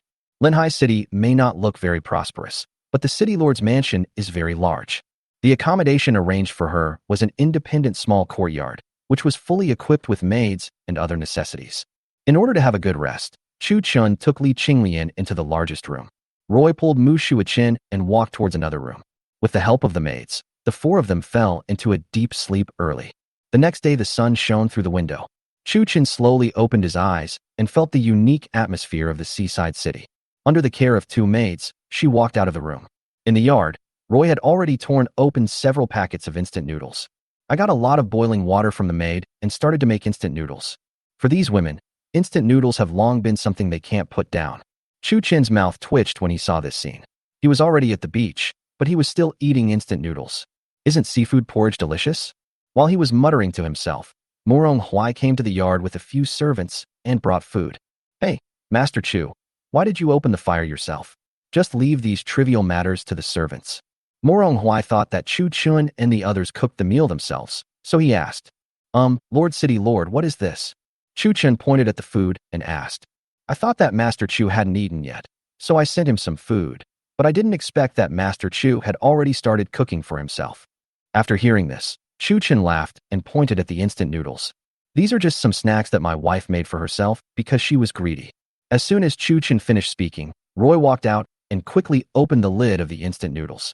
In an instant, the aroma of instant noodles filled the entire yard. Hey, Master Chu, what kind of food is this? Why does it smell so good? After listening to this, Chu Chun looked at Roy, who was eating instant noodles. Please explain it to the Lord Mayor. Since you want instant noodles, then you come.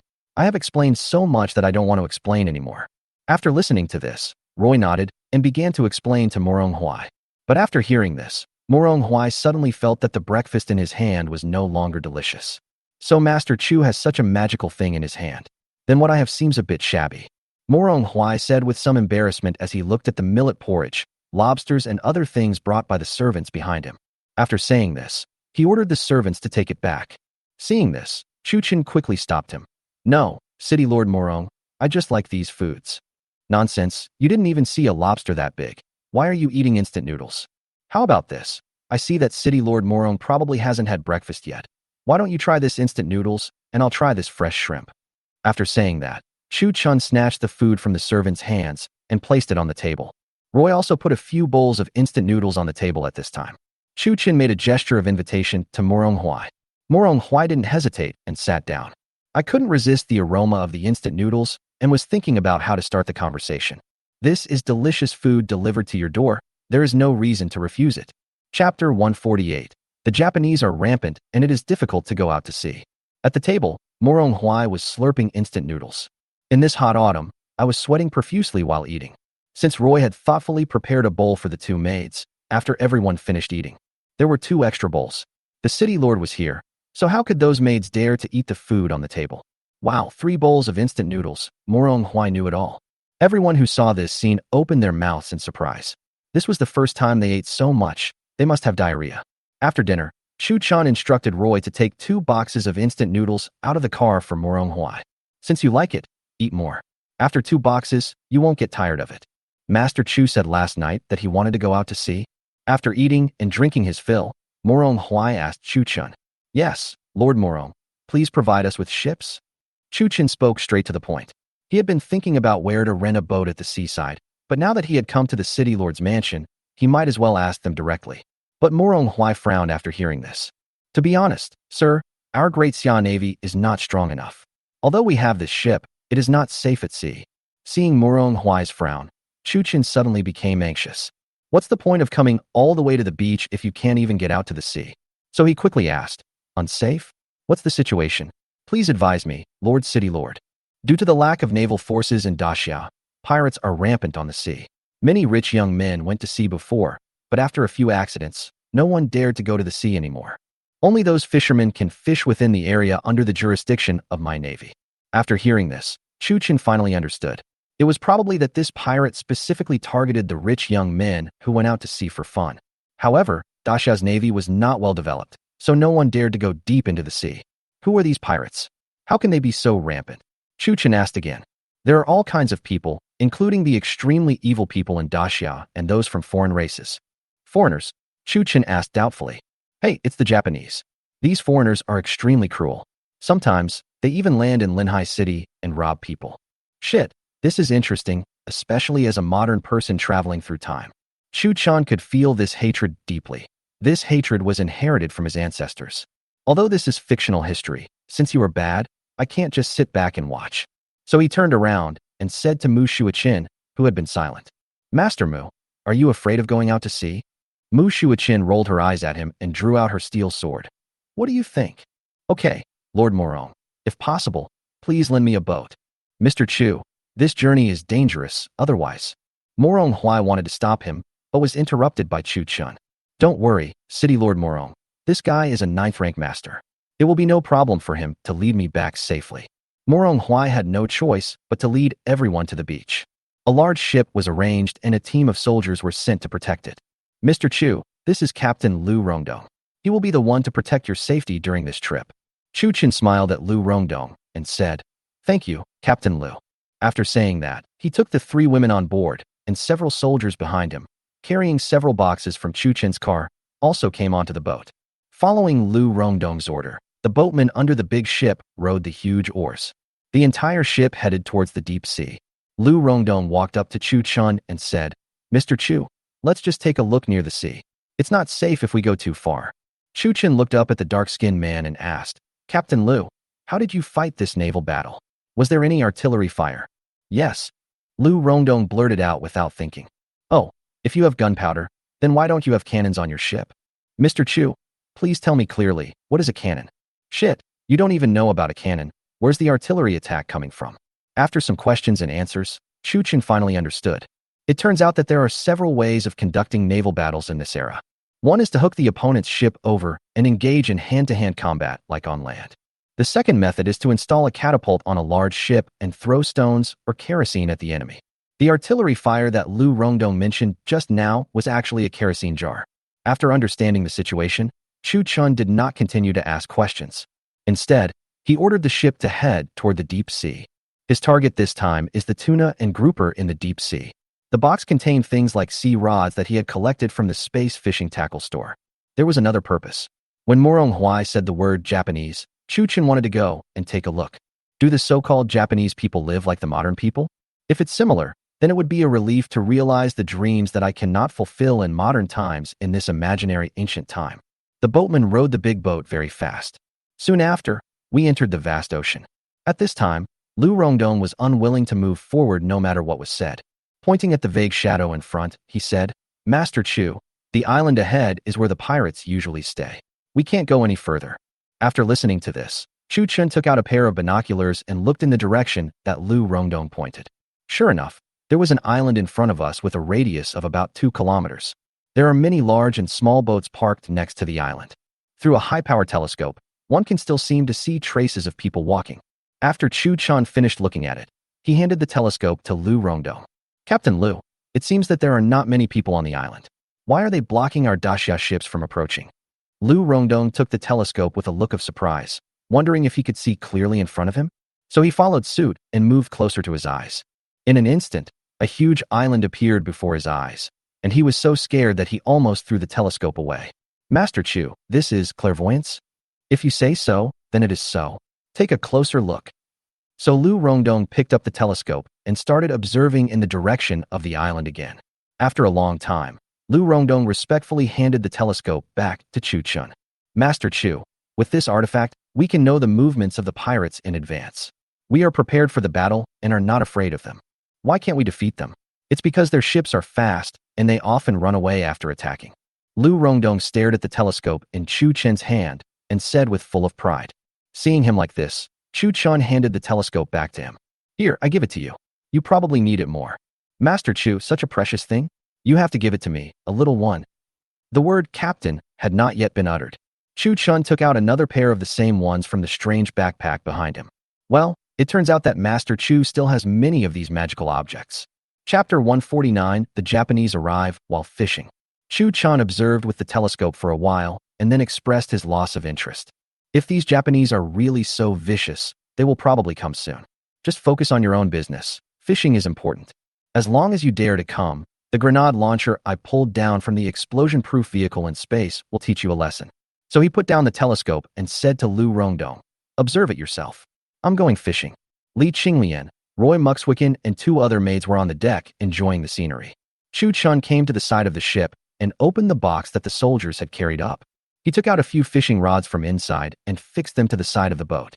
Then he took out a book called A Quick Guide to Sea Fishing and started fishing while reading it. I don't have any bait, so I took the opportunity to go to the toilet and pulled out a bunch of bait and lures from the space. Whether it's freshwater or sea fishing, there wasn't so much high technology in ancient times. The resources here must be extremely abundant. Sure enough, under the guidance of A Quick Guide to Sea Fishing, within a stick of incense, several unknown small sea fish were caught. Having tasted the sweetness, Chu Chun cut the small sea fish into 2 pieces, and the bait was here. Today's target fish is tuna. I wonder if this existed in ancient times. An hour later, the catch was good, but trouble also followed.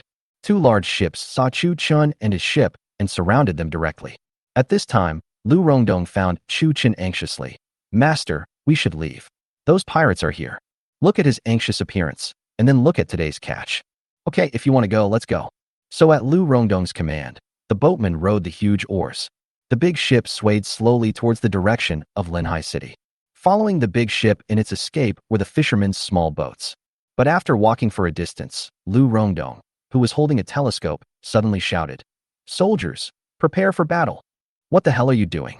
You're preparing for battle. Aren't the 2 ships chasing you still right behind you? Chu Chun held a telescope, stared at the 2 large ships behind, and said to Lu Rongdong beside him, Sir, a ship has rushed over from the front at some point.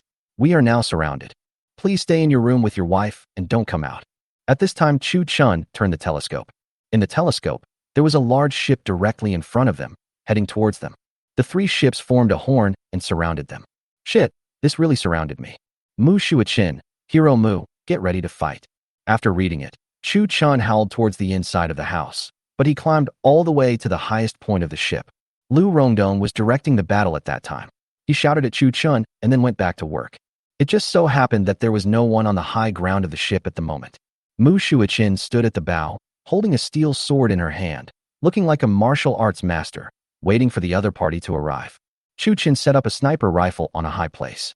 There was also a Type 95 machine gun next to him. As long as you dare to board the ship, just wait to be harvested. In a short while, several thick ropes with hooks were thrown onto Chu Chun and his crew's boat. Immediately afterwards, a long ladder was raised from the 3 boats. The Japanese are about to attack the ship. Soldiers, prepare to kill them. Mu Shuichin, holding a sword, blocked the top of a ladder and waited for battle. Chu Chun was holding a sniper rifle, looking for targets of those commanders. In order to avoid being too shocking, he installed silencers on both the sniper rifle and the 95 machine gun. A man who looked like a commander drew his sword and pointed it at Chu Chun and his crew's boat. Immediately, a team of soldiers came towards the ladder. Okay, it's you. Congratulations on being the first to die. Chu Chun aimed his sniper rifle at the commander and pulled the trigger without hesitation. In the noisy battlefield, no one heard that tiny sound. The commander still thought he had caught a big fish today. Unexpectedly, the next second, a bloody hole appeared in the chest, and after a burst of pain, he lost consciousness. The sergeant standing next to him was also frightened when he saw the commander fall down for no reason. He immediately supported him and checked his injuries, but apart from a bleeding hole in his chest, there were no external injuries. He stood up and shouted, "The other party has..." But before he could finish his words, he fell head first onto the deck. It was only then that the surrounding soldiers discovered this problem and began to hide away. Seeing that his attack was effective, Chu Chun aimed at the commander on another warship. I had fed so many bullets at Yundian before, and the effect was really good. In just a few minutes, the commanders of the 3 warships all set off westward without knowing why. Those soldiers who rushed over were suppressed by Mu Shuichin and could not move forward. The other 2 were also destroyed by Lu Rongdong and his men. At this time, Chu-chun put away the sniper rifle and set up the 95 machine gun. Tongues of fire gushed out in an instant, onto a large ship on the opposite side. The Japanese who were standing on the deck with their fangs and claws bared fell down one after another. After attacking one ship after another and contributing 3 drums of ammunition, the Japanese ships finally became frightened, cut the ropes, and retreated one after another. Only then did Lu Rongdong react. Looking at the retreating Japanese warship, he turned around to look at Chu-chun, who was smiling at him from high up, and Mu Shuichin, who had a cold expression on her face. I had been thinking about protecting them before, but now I feel that these two are the reincarnations of the god of war. The strangest thing was that of Master Chu. Flames appeared around him, and there were puffing sounds. The Japanese on the opposite boat fell down in groups. What kind of magical method is this? No wonder he looked so relaxed and calm when the Japanese came. So he quickly walked up to Chu-chun and Mu Shuichin. He gave a great Siam military salute. On behalf of all the soldiers, Lu Rongdong thanks you too for saving my life and killing the enemy. Please stay in Linhai City for a while longer to help the people of Linhai drive out the Japanese and restore peace to this sea area.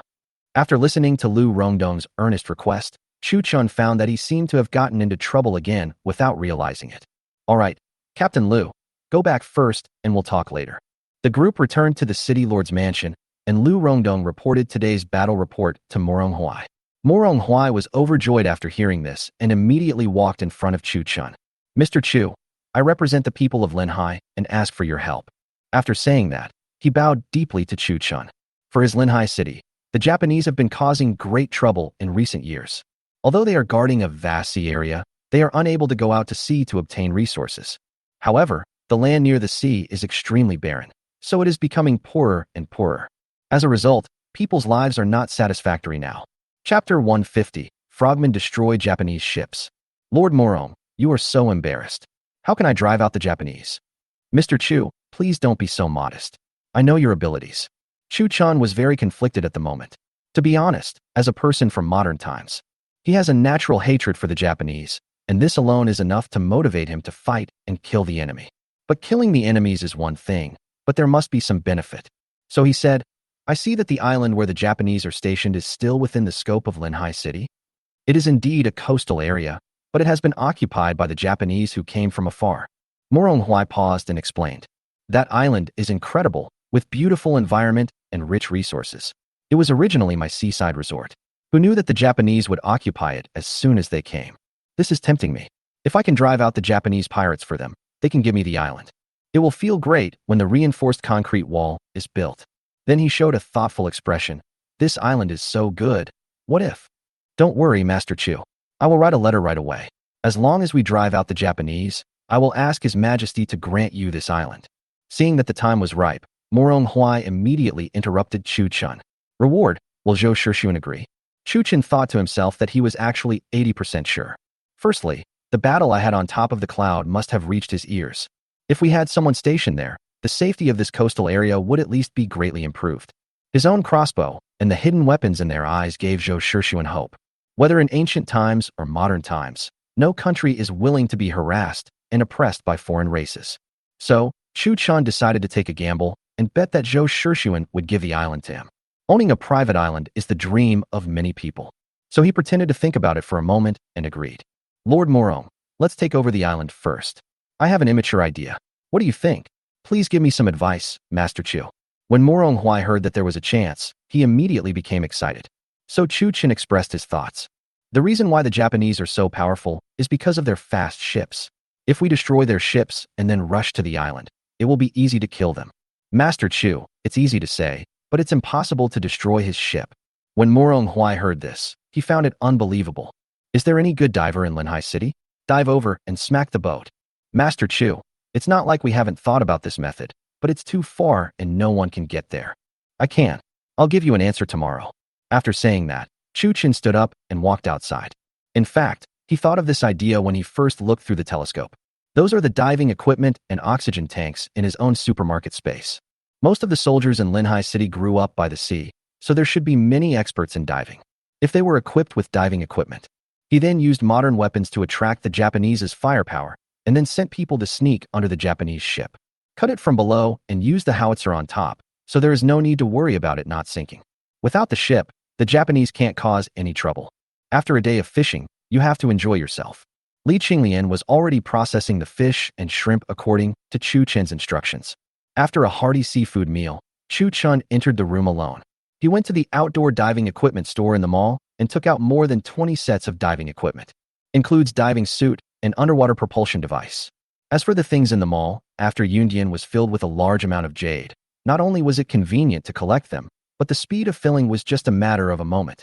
On the second day, Chu Chun welcomed Morong Huai, Lu Rongdong, and others early in the morning.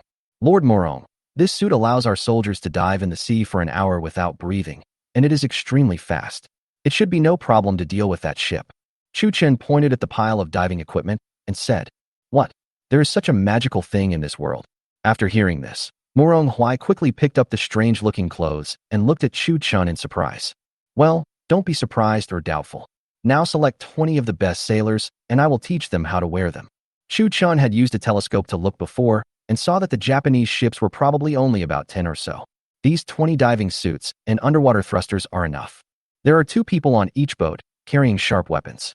I believe that as long as they reach the bottom of the boat, they will have a way. So after a while, Lu Rongdong came into the yard with about 20 strong men. Chu Chun called a soldier and started teaching them how to wear, how to breathe. In fact, for those experts who have been engaged in underwater activities for many years, this is extremely simple. Half an hour later, 20 soldiers arrived at the beach, neatly dressed. Due to the issue of oxygen tanks, each person was only given 5 minutes to adapt. After a while, all 20 people expressed their confidence. With this magical weapon in hand, sinking the Japanese pirate ship will be no problem at all. The ships of this era were all wooden boats, so as long as they were given time, there was definitely a chance. Moreover, his howitzer is no pushover and will definitely give them great help. So he discussed a battle plan with Morong Huai and others that day. 2 days later, Chu Chun climbed to the highest point of a Daxiao warship. In order to make it easier for himself, he asked Morong Huai to build a sturdy little house at the highest point. One is to conceal their tracks, and the other is to guard against the catapults on the Japanese warships. It can be said that Chu Chen also took certain risks. Mu Shuichin was also on Chu Chen's bed, and Chu Chan considerately put on a stab-proof suit for her. She was also given a bulletproof helmet which she had disliked for a long time. Li Qinglian and Roy were arranged to wait in Linhai City. At dawn, 6 warships of Daxia set out together and headed towards the island occupied by the Japanese. Because it was early in the morning and it was a surprise attack, the Japanese had to wait until they were ready to fight. At this moment, the Great Xiao warships. We have already driven to the outskirts of the island, only about 2 miles away. The Japanese also reacted extremely quickly, watching the 6 warships of Daxiao rushing towards them desperately. Immediately, a dozen warships started moving and headed towards Chu Chun and his group. Chu Chun held the telescope and looked at the dozen or so warships coming towards him with a smile on his face. He shouted to Lu Rongdong, "Retreat and lead them to the deep water." At this moment, 20 soldiers wearing diving suits and holding thrusters also quietly went into the water, heading towards the Japanese warships. They worked in groups of 2 and ran towards the 10 ships. Chapter 151. Working together to defeat the Japanese. Under the command of Lu Rongdong, this side has always maintained a distance of about 1 mile from the other side. About half an instant stick of time later, Chu Chun took out a box of grenades from the warship closest to the Japanese. A few shots were fired at the opposite ship. The huge explosion stunned everyone present, whether they were the soldiers of Daxia or the Japanese. Everyone had the same thought. Could this be a divine thunderbolt from the sky? It was seen that the Japanese ships could not withstand the attack of howitzers.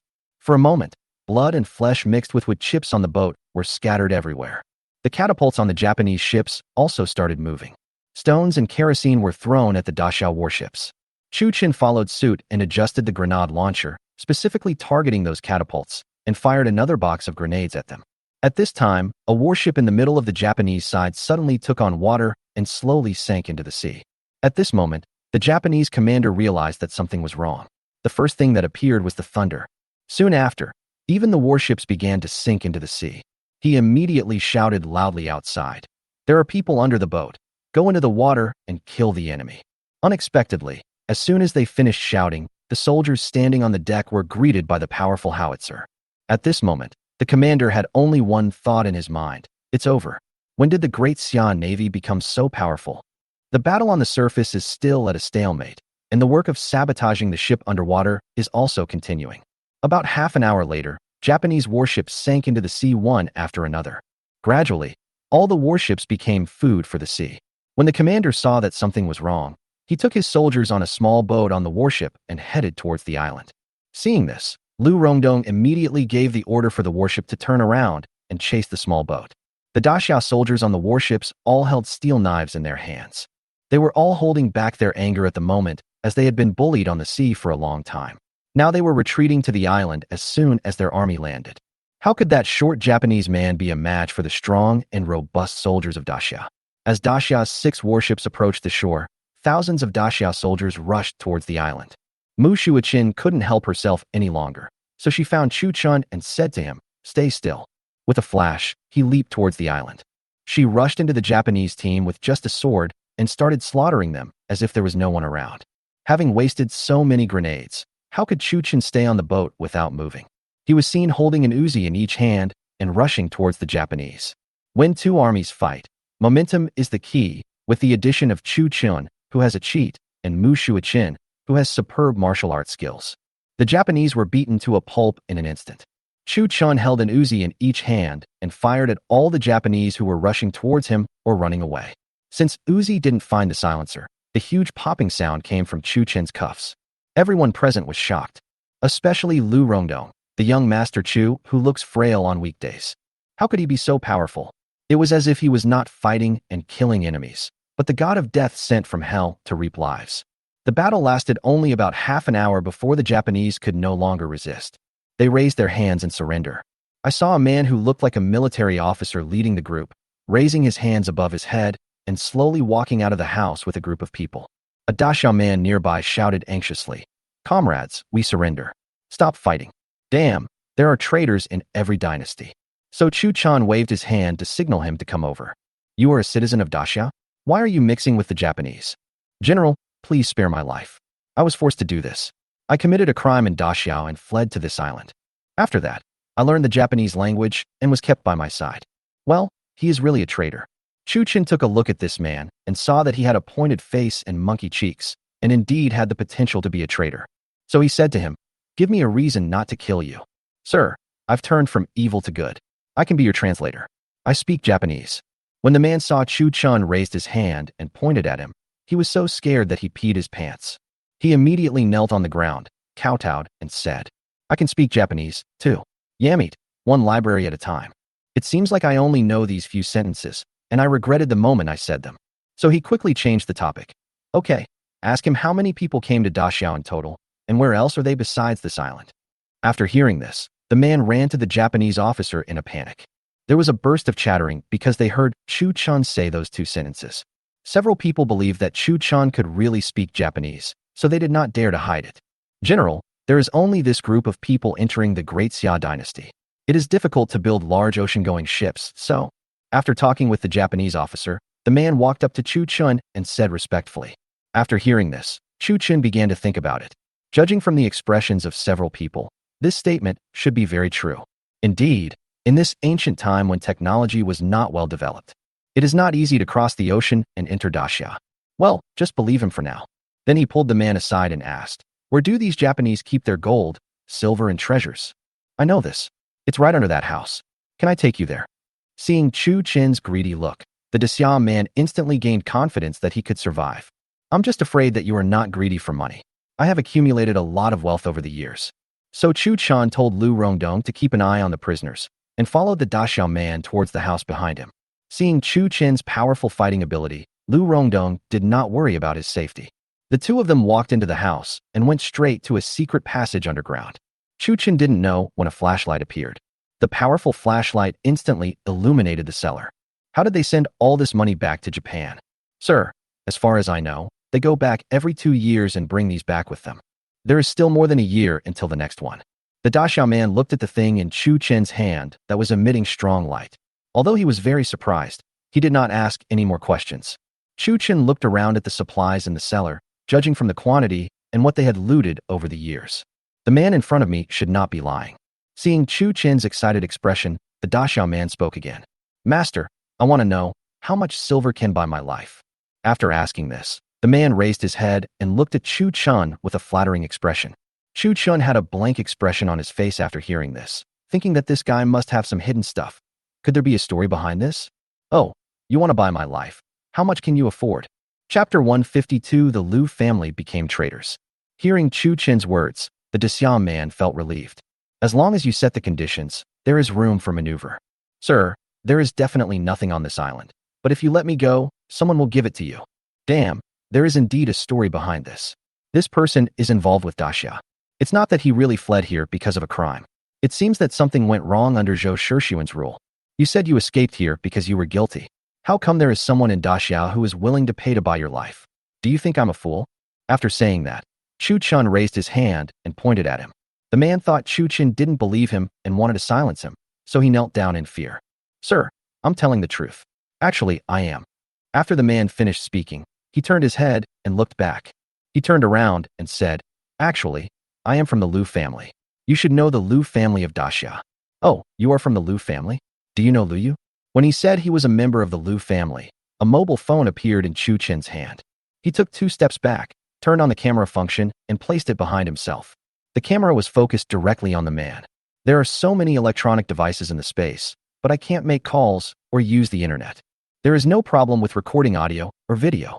The man in front of him had no idea what Chu Chen took out and was not on guard. Young master, are you acquainted with the young master of my Liu family? When the man heard Chu Chen say the name Liu Yu, he instantly guessed the result. That is, this person was probably acquainted with Liu Yu. Haha, it's not that the flood washed away the Dragon King temple. You're Liu Yu and I drank a lot at Yunding.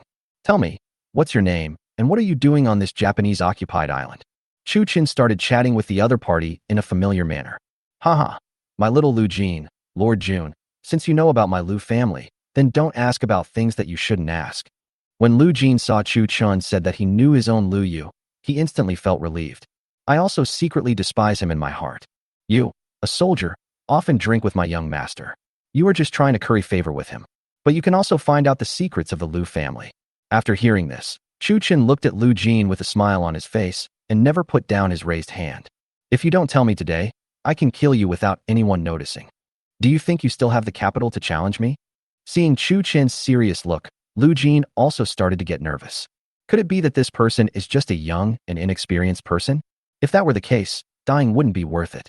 But if you want to get yourself out of this situation, inform your family as quickly as possible. Use the power of the family to kill everyone around this person. Although there are risks, it is better than death. Moreover, he would definitely not tell anyone about the matter until the money he promised was given to him. So Liu Jin immediately put on a smiling face again. We are all family, why bother with weapons? Just tell me, how much do you want in exchange for my life? Well, 50,000 taels, no room for negotiation. After hearing this, Chu Chen quoted a price that was neither high nor low. But for a sergeant leading such a small team, the income is definitely not high. 50,000 taels is reasonable and enough for Chu Chen to live a good life for the rest of his life. Okay, sir, as long as I can leave today, the silver will appear in your house tomorrow morning. Chu Chen nodded with a smile and continued with a smile. Tell me what you were doing with this Japanese? Sir, there are some things that the more you know, the more dangerous it is. Liu Jin posed another threat. Chu Chen looked at him nonchalantly. I can't help it. You aroused my curiosity. Okay, good luck to you then. After that, Liu Jin started talking. It turned out that 10 years ago, the Liu family had colluded with the Japanese. The purpose is that the Japanese want to use the power of the Liu family to open the door to Daxia.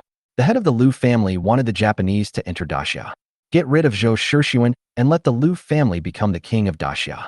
After Liu Jin finished speaking, he looked at Chu Chen meaningfully. I thought, can't you just stop asking and live a good life? 50,000 taels is enough for you to live a good life for the rest of your life. Master Jun, I will take my leave now then. Chu Chen did not stop him, but watched him come to the ground. Walking into another room, another secret passage was revealed. Chu Chen sent him to the entrance of the tunnel and considerately used a flashlight to illuminate the way forward for him. Mr. Liu, have a pleasant journey.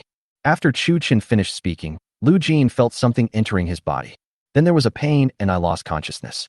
It was the biggest mistake for the Liu family to send someone like you. After saying this, Chu Chen quickly walked to the cellar. With a wave of his hand, all the gold, silver, and valuables were collected. Only 2 boxes were left, containing about 20,000 taels of silver. At this time, Liu Rongdong, who heard the gunshots, also rushed over with his men. Mr. Chu, are you okay? It's okay. What about those people outside? How do we deal with them? All arrangements will be made by Master Chu. Lu Rongdong said respectfully to Chu Chun. Take these out first and distribute them to the brothers later. After saying that, Chu Chun led them out of the house. Coming to the kneeling Japanese, Chu Chun raised his hand and started firing. Without blinking, he watched those short bodies fall down one by one. The soldiers standing by felt a chill in their spine. This young man, who looked frail, was so ruthless in his attacks. Chu Chun looked at the shocked soldiers and said, "Okay, this hatred is inherited from our ancestors. Let's divide the box of silver among ourselves." After saying that, he called Mu Shuachin and walked towards the boat. Mu Shuachin took off the helmet and handed it to Chu Chun. "How ugly. How can you be so cowardly in such an easy battle? Sister, I can't bear to see you get hurt." After saying that, Chu Chun walked towards the boat on his own. Just these one sentence made Mu Shuachin's heart, which was as cold as iron, seem to feel a warm current. Looking at Chu Chin's back and his invincibility on the battlefield just now, I sighed silently in my heart. This is the man in my heart, Mu Shuachin. Chu Chun, who was walking in front, suddenly felt a sense of crisis as if he was being stared at by a tiger. He couldn't help but turn his head and look behind him in confusion. I saw Mu Shuachin staring at me. Shit, is this woman up to something evil again? Hey, what are you doing? Go away. You like looking at corpses here. Mu Shuachin was awakened from her thoughts by Chu Chin's voice and saw Chu Chin staring at her. A blush appeared on her face involuntarily. Damn, the sun is rising from the west, and this woman is blushing? Thinking of this, Chu Chin couldn't help but take a few steps back. He reached out and pulled her up and walked towards the big ship. On the top of the ship, Chu Chun said to Mu Shuachin beside him, "You said, I want to fence off this island, and then I can take you guys fishing when I have nothing to do. That would be so cool." Chapter 153, Going to Beijing to see the emperor and asking for an island. Then you fence it off. Mu Shuachin felt that her eyes were a little confused at this moment. After all, she is still a woman, no matter how strong and domineering she is. She can kill people without hesitation, but she also longs to spend the sunrise and sunset with the man she loves on the small island surrounded by water. Okay, let's go to the capital. Do you want to continue playing at the beach? Go to the capital? You go ahead. I'll take them to relax on the beach. Chu Chin thought that it would only take 2 or 3 days to drive from here to the capital. The first is that now that you know what the Liu family is thinking, go and tell Zhou Shishun about it. Another thing is, after we defeat the Japanese, we must get control of the island, even if we have to buy it. Li Qinglian and Roy should not be in any danger since they have Mu Shuachin by their side. Then I will go to the capital early tomorrow morning to meet Zhou Shishun. Following Lu Rongdong's order, the ship slowly set sail, heading towards Linhai City with the good news of victory. After receiving the news, Morong Huai was waiting for them on the coast. As soon as the Japanese were defeated, Lu Rongdong couldn't wait to send a small boat back to deliver the message. After so many years, Morong Huai finally breathed a sigh of relief. The small island occupied by the Japanese was like a huge rock, pressing deeply on his chest. It also weighed heavily on the hearts of the people of Linhai City. At this moment, the Japanese were completely wiped out, and the stone was gone, causing the entire Linhai City to almost boil. The big ship docked at the pier, and Morong Huai came to greet it with the first-class officials and the dense crowds of people behind him.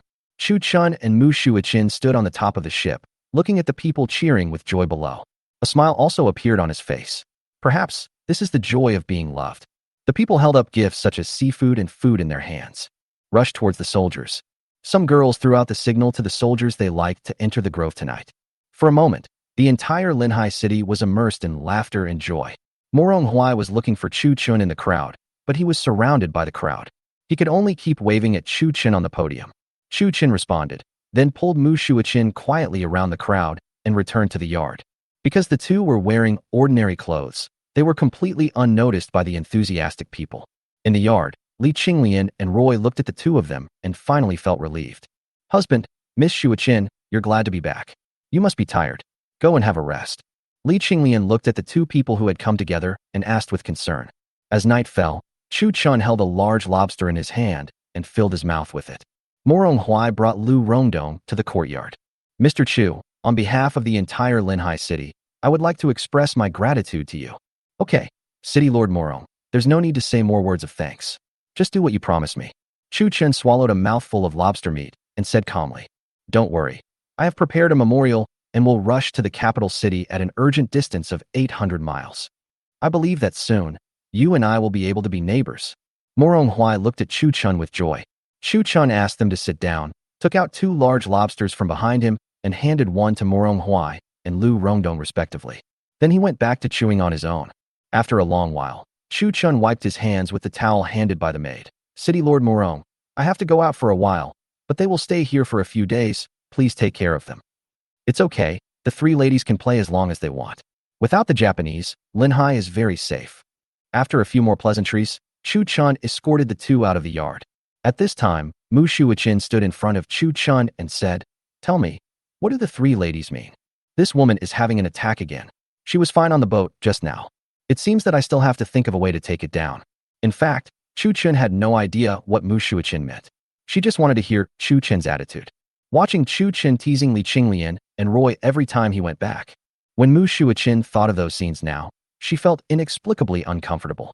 Chu Chun ignored her and fled out of the yard. At night, Chu Chun took the 3 of them to the beach, enjoying the sea breeze and walking on the soft sand. Li Qinglian and Roy couldn't help but hold Chu Chin's hands. Seeing this scene, Mu Shuichin felt even more uncomfortable.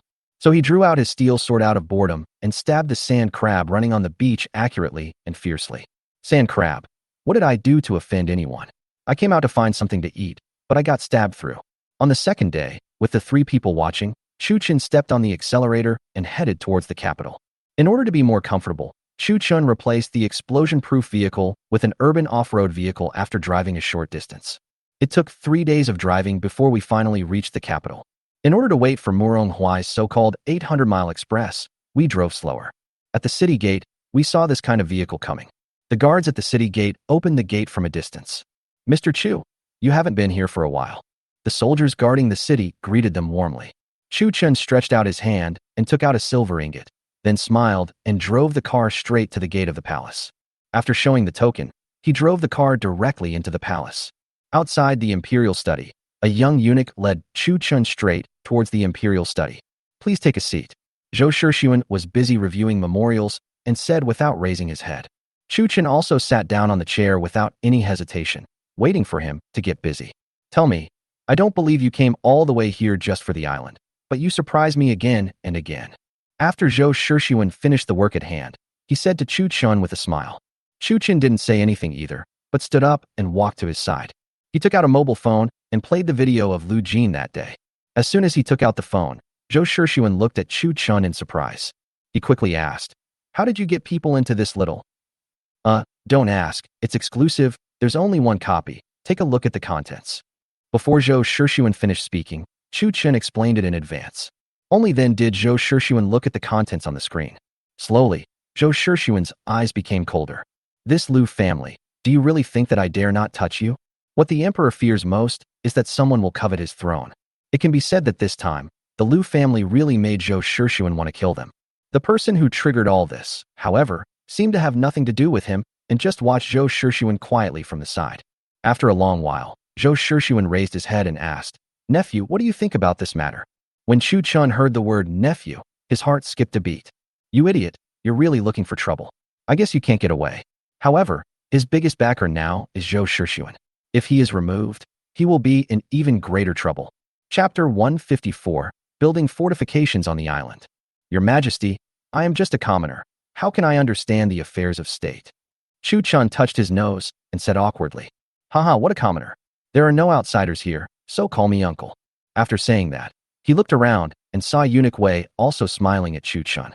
1 man and 1 cart. You killed thousands of Ganpu barbarians, brought a 9th-rank warrior with you, and dared to challenge the Japanese's base. You say you are just an ordinary citizen. In response to Zhou Shixuan's joking questioning, Chu Chun shook his head helplessly. Uncle Zhou, since the Lu family can connect with the Japanese, there must be more than just Lu Jin. If the Lu family really starts a rebellion, I will ensure that the Japanese cannot enter Daxia from Linhai. After saying this, Chu Chun consciously closed his mouth. Zhou Shixuan looked at Chu Chun and suddenly burst into laughter. Okay, as you said, the island will belong to you from now on. Tell me how many troops you need. Tell me now. The island is in our hands. Wow. Now we can make our own conditions. When he fought the Japanese before, he actually observed the terrain along the coast closely. The islands occupied by the Japanese are actually the only places that provide access to the coast of Daxia. Other places are full of unknown waters and reefs. If you dare to go there, they they will sink you. To be honest, if we give ourselves enough time, there will be no problem in putting up the reinforced concrete and defending the place. It is almost impossible to transport troops from other places. Even if there was a small path that could accommodate one person, there would not be enough time for them to transport the troops up. So Chu Chen's proposal to guard this place for him was a decision made after careful consideration. Uncle Zhou, just give me the team led by Captain Lu Rongdong of Linhai. Also, I want to build a castle on the sea, which requires a lot of manpower and resources. Castle on the sea?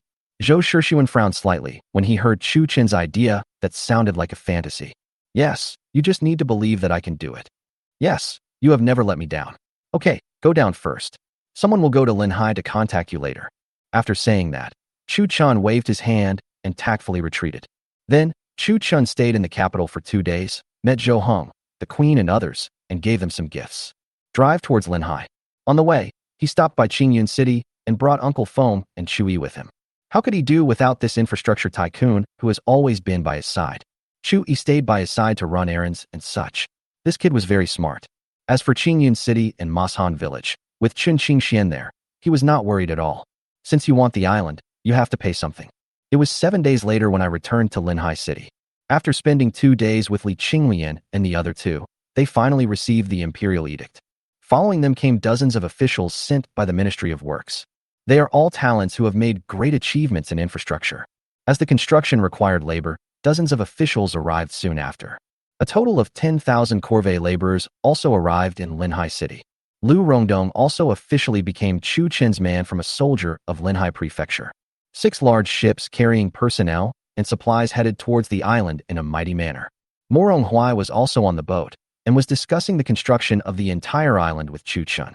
Mr. Chu, since the emperor has given you the island, please give it a name. Yes, this island is still an unnamed island. What should I call it? Still on the big ship, Chu Chen picked up the telescope and observed the entire island. For a long time, Chu Chen looked at the peach trees on the island, swaying in the wind. In that case, let's call it Peach Blossom Fairy Island. How wonderful! With Master Chu's magical skills, coupled with this beautiful island full of peach trees, this Peach Blossom Island is wonderful. After hearing the name of Peach Blossom Fairy Island, Morong Huai flattered it. He traveled 800 miles in an urgent manner, not just to deliver the battle report, but also to find out almost everything about Chu Chen. Such a powerful person must be befriended on this island. City Lord Morong, you are too kind. Chu Chen smiled at Morong Huai and continued observing with the telescope. At this time, Mu Shuachin, who had been silent, spoke. You idiot, do you think the name Mu Shuachin, the island master of Peach Blossom Fairy Island, sounds good? Damn it. I haven't even done anything to you yet, and you're already making a big deal out of it. So he quickly said, the island master of Peach Blossom Fairy Island, Chu Chen, sounds better. Okay, it's not finished yet. Once it's finished, everyone can go fishing. It will be so cool. On the island, Chu Chen entered the group of houses built by the Japanese alone. They found a huge house inside and used it as a warehouse. With a wave of their hands, piles of cement and steel bars soon filled the entire warehouse. Then he walked outside and looked at the dense crowd below. He waved and took out a loudspeaker. My dear superiors from the Ministry of Industry, fellow villagers, and all the soldiers. Since His Majesty has given us the mission of defending the coast of Dashao Linhai City, we should all work together to accomplish it. Before we start, let me make an announcement. To all the folks who have come to do corvée labor, thank you for participating in the construction of Dashao. In order to prevent you from suffering losses, I have decided to pay each person 10 coins a day for their hard work. When they heard the 10-cent wage, the entire corvée team became excited. I have served corvée labor all my life, but I have never been paid. It seems that this time the official is a good one. As soon as these words were spoken, Morong Huai on the side opened his eyes wide. He said quietly to Chu Chen, Mr. Chu, this is a full 10,000 people. This is a considerable expense. I am poor in Linhai. Don't worry, I'll pay for it. Chu Chen interrupted Morong Huai's complaints directly and generously. How efficient can corvée labor and free labor be? The news of the massacre of the Japanese people will surely be spread to Japan by the Liu family soon. Time is short and the task is urgent, so we have to resort to some abnormal means. Moreover, if there are 10,000 people and each person gets 10 cents a day, that would only be 100,000 cents a day, or 100 taels of silver. The thing I have the least of right now is money. This little money is really nothing to Chu Chen. That's only 3,000 taels a month. As long as these 10,000 people really get moving, The construction period will be about 1 month. After pacifying Moronghuai, he then shouted to the people below, "Now, every 100 people form a team. Select a manager and come to assemble." As soon as Chu Chen finished speaking, Lu Rongdong led 100 soldiers and walked towards the crowd. Let them assign their own teams and wait for them to leave. After that, he walked over to the officials from the Ministry of Works in the house and said, "My dear superiors, thank you for your hard work." After saying that, he asked Chu Yi behind him to bring out dozens of small glass ornaments. "It's just a small token of my respect." Chapter 155, the 9th grade collected on the boulder. "Mr. Chu, you think too highly of us." "Yes, people call His Majesty uncle, but they are so polite to people like us. This crystal ornament would be worth at least several hundred taels if we bring it back to the capital. Everyone has worked hard, and it's what we deserve. However, we still need to carefully and meticulously build this peach blossom fairy island during the construction process." After saying that, he called Feng Wu and introduced him to everyone. "This is my uncle Feng Wu. He knows how to use my material. When the time comes, please let us know more." Then he whispered to Feng Wu, "Thank you for your hard work, Uncle Feng. I'll exchange your share for silver. This thing is not very useful." "What are you talking about, Chu boy? Without you, there would be no Feng Wu today. Don't say these polite words anymore." Chu Chen chuckled after hearing this. The people in Masan village are really simple and honest. But since you have contributed, how can you not get any benefits? We brought you out because you understand this technology and are a talent, so you should be treated well. The hardworking villagers in Masan village should receive equal and upward compensation for their labor, but the compensation should not be too much. Once a person becomes rich, he will definitely become lazy. Okay, tonight, I will take out the blueprints for the construction of Peach Blossom Fairy Island. I'll be thanking you all for your hard work then." After saying that, he bowed to everyone and walked out of the room. In the room, everyone was holding a box carefully, as if it was more precious than their half-month-old son. "Uncle Feng, we will be under your command from now on. Please give us your guidance." This action directly frightened Feng Wu, because the people in front of him were all the high and mighty officials who usually acted superior to others. All the nice words he said to me at this moment, wasn't it all given by Chu Wazi? After going out, the 100 selected corvée leaders were also brought to Chu Chen. Chu Chen looked at these men who were dressed in rags, but had muscles accumulated from years of working. "Everyone, this is both corvée labor and a time to contribute to the peace of Great Xia. The 10 cents a day is a recognition of your hard work. But if there are those who are lazy and slacking off, then please supervise them carefully. Once you are found, you will all be punished together. But if you can exceed the task, I will not hesitate to reward you 100 people." After saying that, he smiled at everyone and walked towards the depths of the island with Mu Shuiqin. But behind him came the confident shouts of the 100 people. "Sir, just wait and see. I will definitely do everything beautifully for you." "Yes, sir. Without Dxia's protection, we don't know if we can survive. Please don't worry." Chu Chen smiled knowingly as he listened to these bold words. "This thing, if you raise the height, draw a pie and sprinkle some sesame seeds on it, you won't have to worry about not working hard." Then he waved to everyone and continued to move towards the depths of the island with Mu Shuiqin. "You idiot, tell me, that pool down there is so much fun to play in." When Mu Shuiqin said this, she felt her heartbeat accelerate rapidly, as if it was about to jump out. Chu Chen looked back at her heaving chest, wondering what happened to the woman in the past few days. It seems that his carefree character of drawing his sword at any time has changed a lot, and she looks more and more like a woman. For your own safety, just do it. I have to say that this island is really beautiful. Walk to the center. On a mountain in the center, the flat stones are like a natural observation deck, from which you can see the scenery of the entire island. There is a pond of about 200 square meters at the foot of the mountain, and a stream flows directly into the pond above it. Perhaps it is because the island has excellent water conservation that there is no sign of water drying up during this dry season in autumn. At this moment, Chu Chan was taking Mu Shuiqin to the flat stone. "Who knows what's in that pool? Once it's built, I'll build you a big paddling pool." "Really? You idiot, don't regret it." "Haha, I'll give you some new clothes then, you'll definitely like them." Chu Chun immediately thought of the scene of taking his beautiful girls to play in the huge swimming pool in bikinis. "Just add some barbecue and beer. How the hell are you going to make any money?" As they were talking, the two of them lay down on the big rock. At this moment, neither of them spoke except for the rhythmic sound of waves hitting the rocks in the distance. Looking up at the vast sky, perhaps everyone has their own thoughts, or perhaps everyone is sighing at the depth of the sky. After a long while, Chu Chan said to Mu Shuiqin, "What are you thinking about?" "I'm thinking of a person who is like a gangster and a hero. He is skilled in the use of hidden weapons and is extremely brave. but he is also a womanizer. It seems that he will never be satisfied and has peach blossoms everywhere. Damn, this woman has fallen in love with me. Today is the day for the bed and the quilt. Under the deep gaze of God, why not fire cannons to celebrate? What are you thinking about? After saying that, Mu Shuichin stared at Chu Chun and asked, I'm also thinking of someone. That person has an enchanting figure and great martial arts skills. The back view of him holding a sword is always unforgettable to me. You scoundrel. As soon as Chu Chun finished speaking, Mu Shuichin lightly punched Chu Chun.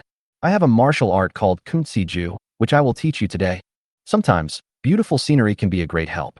Look, that big rock. No matter how you toss it, it won't move at all. Only the rhythmic sound of waves hitting the rocks echoed throughout the island. Expand.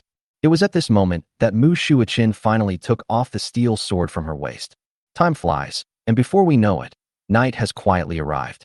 Until the stars climb up the entire deep sky. Chu Chun shook Mu Shuichin, who was lying on his chest, and said, Let's go back. You can't stay here overnight, right? Why not, idiot? Here, at this moment, you belong to me alone. Then wait for my stuff. After Chu Chun finished speaking, he walked down the mountain. When I came back, I had a tent and some camping equipment. While Mu Shuichin felt happy, she was also surprised that Chu Chun built a small house in such a short time. The inflatable mattress is made of thick material, so there is no need to worry about it being punctured by the huge impact force. Mu Shuichin slept soundly that night, letting the sea breeze blow against the tent, making rustling sounds. But apart from the sound of the wind, the whole world was so quiet, a reassuring silence. As soon as the sky was slightly bright, Chu Chun came out of the tent. Under the stone, he slipped into the space. Combined with the general terrain of the entire island seen yesterday, he took out a pen and paper and started planning quickly. He worked until half the morning before quietly coming out of the space. Chapter 156 Peach Blossom Island Construction. On the stone, Mu Shuichin, dressed in white, was still sleeping soundly, perhaps because she had watched the stars too late last night. Chu Chun did not wake him up, but took the blueprint and walked towards the house built by the Japanese. In front of a large table, Chu Chun spread out the drawings. Uncle Feng, gentlemen, this is the construction plan I came up with last night. Feng Wu was already accustomed to this kind of drawings. After looking at them for a while, he had an implementation plan in his mind. But the officials were different. Sometimes they lamented the paper, sometimes the painter, and sometimes the pencil marks. What a joke. I drew it according to the book and ruler. How can you not be surprised? After giving them some instructions, he took Feng Wu into the house filled with steel bars and concrete. Uncle Feng, please use as much as you want. Don't save it for me. Feng Wu smiled and nodded. The whole Masan village knows that you are a disciple of the immortal. Chu Wazi's things are always inexhaustible. Don't worry, leave it to me. I will definitely satisfy you. The planning of the island is similar to that of the jade mine. The first step is to enclose those places where landing can be made. Build watchtowers and observation platforms, and build houses, roads, warehouses, swimming pools, squares, and other facilities in the middle. This time, Chu Chun also specially built several bunkers on the wall facing several directions. Nothing else to do but install the grenade launcher. To deal with ships of this era, the grenade launcher on the explosion-proof vehicle is more than enough. If it doesn't work, equip it with a machine gun. This is a real dimensionality reduction attack. I'm just afraid that the Japanese won't come. In a few years, when those children grow up, they will be their greatest strength. People like Chu Yi can be easily controlled as long as they are given weapons. As for the soldiers led by Lu Rongdong, Chu Chun did not plan to give them hot weapons for the time being. The best way is to keep the core things in your own hands. The construction plan was given to Uncle Feng, so he could focus on fishing for tuna. Little did they know that at this moment in Qingyun City, a girl knocked on the door of the city lord's mansion. Miss, what can I do for you? The servant of the city lord's mansion opened the door. Looking at Si Liu, who was dressed gorgeously but looked dusty, he asked, I'm looking for Uncle Lon. Please let him know. Uncle Lon, although this girl looks a little disheveled, judging from her clothes and temperament, she is undoubtedly a lady from a noble family. After hearing this, the servant turned around and ran inside. After a while, Si Liu was brought in. Niece Si, why are you here? Where is your father? Lon Tianlei recognized Si Liu at the first sight and greeted him quickly. I came to Qingyun for some business, so I came to visit Uncle Lon and aunts. Daddy was busy and didn't come with us. Haha, good to see you, good to see you. I haven't seen you for many years. My niece has become more and more beautiful. Lon Tianlei welcomed Si Liu in and called a few maids to take their luggage. Then the ladies were called out. The ladies also liked their niece very much and immediately began to ask about her well-being. Come on, niece, I'll take you to buy some perfume. Oh no, you smell like perfume too. Have you been to the scent pavilion? The eldest lady pulled Si Liu and asked in surprise. Is this what you were talking about, Auntie? After hearing this, Si Liu took out a bottle of perfume from his small bag. Hey, it's quite high-end. It must cost a lot of money. Next time, don't buy it yourself. Go with your aunt. Wenxiang Pavilion has a 40% discount for aunts. As soon as the eldest lady saw the perfume, she started to criticize it. Aunt, this was given to me by an old friend, not bought. Si Liu's main purpose of coming to Qingyan this time was to find Chu Chun. Since the madam and the others said that this perfume shop could give them a discount, they must know the owner. Since Chu Chun could casually take out this rare item and give it to someone, he must be familiar with the shopkeeper. Maybe he can find Master Chu easily. It was given by an old friend. Which young master is it? He can give such a valuable thing. He must be in love with my niece, Yu. After saying that, the group of ladies officially started gossiping mode. He started asking Si Liu about something. The purpose of Si Liu's trip was to find Chu Chun. In addition, this girl was brave and not as shy as other young ladies. So he told everything. When the ladies heard this, they thought it was a coincidence. This eldest niece actually fell in love with her little brother, so she took the responsibility of taking care of the matter.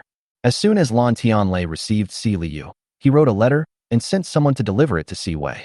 The general meaning is that Si Liu arrived in Qingyun safely and lived in the city lord's mansion, so he could rest assured. How could Chu Chun, who was far away in Linhai City, know these things?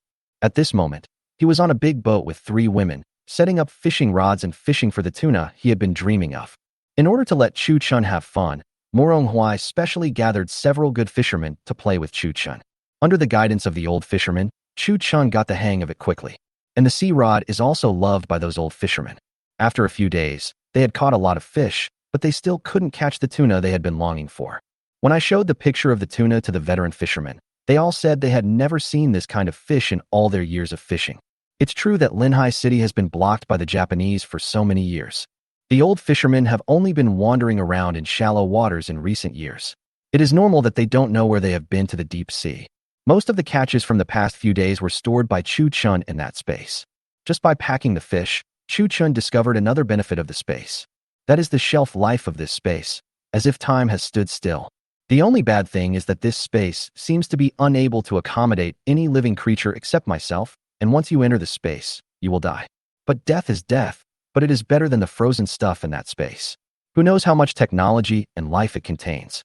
Under the guidance of the old fisherman and the 20 soldiers who were good at diving and digging boats, he went into the water day and night to catch lobsters, sea urchins, and the like for him. There are more and more seafood in shopping malls. Later, Chu Chun also understood that tuna is only found in the deep sea, but people should not be satisfied with it. So after staying for about 10 days, Chu Chun took the 3 women and drove towards Qingyun City. The construction of Peach Blossom Fairy Island will take some time, so Chu Chun wants to take advantage of this time to go back to Mashan Village to spend a few days of leisurely life. We set out in the morning and arrived in Qingyun City that evening.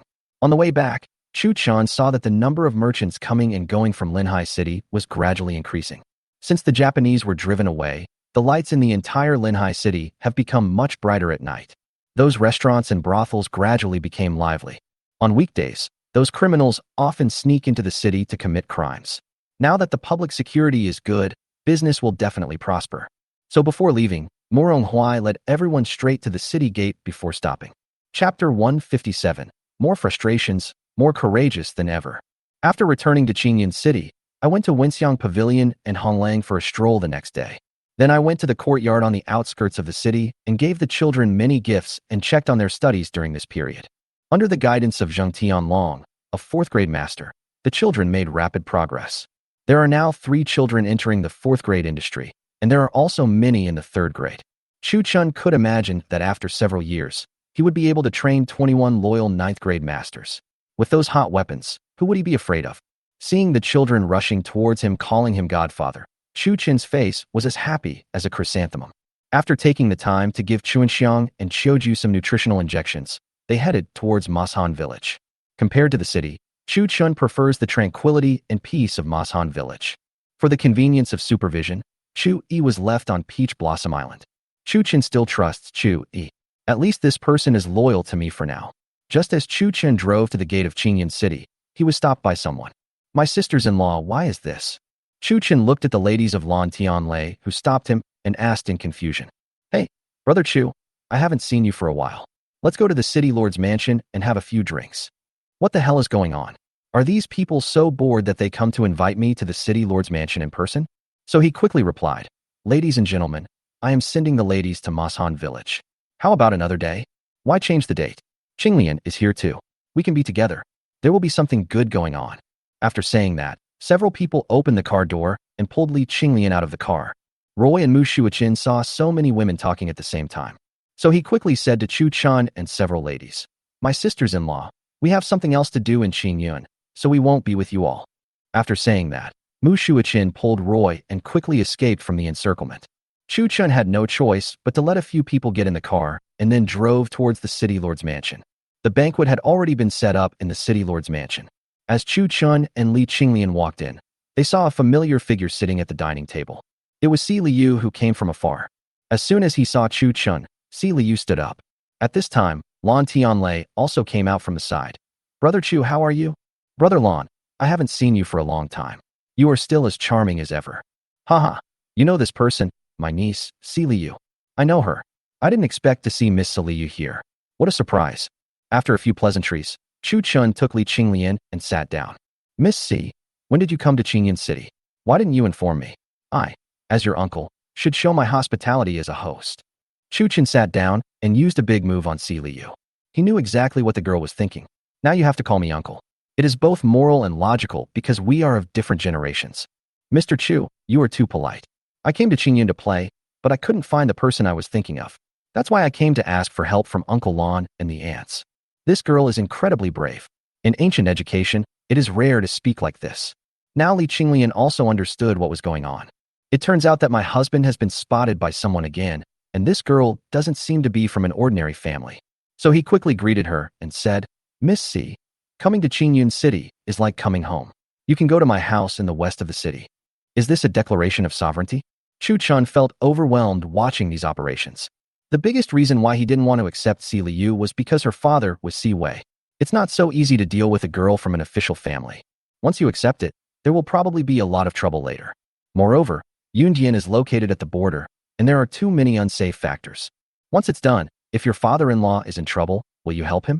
So during the whole meal, Chu Chun was chatting with Lan Tianlei about things happening in Linhai City. However, he was very cold towards Si Liu, hoping that she would give up when faced with difficulties. As for Si Liu, on the surface, he was having a very pleasant chat with Li Qinglian and the others. But he was listening absent-mindedly to what Chu Chun saw and heard. Fighting the Japanese, seizing islands, fishing in the sea, etc., all of these made her yearn for it. If Chu Chun and I were to go sailing on the sea in a small boat, each with a fishing rod, fishing as the sun sets, it would be such a beautiful picture. It's fascinating to think about. If Chu Chun knew what Si Liu was thinking at the moment, he would have to take out his gun and shoot himself. There's nothing wrong. Why are you saying these things? At this time, the eldest lady spoke up. Brother Chu, my niece has come all the way to Qingyun City. I want to ask you for a marriage in front of Qinglian. Oh, sister-in-law, our niece has taken a fancy to a young man from a certain family. Just say the word, and I will snatch him away from her. Seeing Chu Chin's answer so straightforwardly, Si Liu hurriedly pulled the lady's clothes.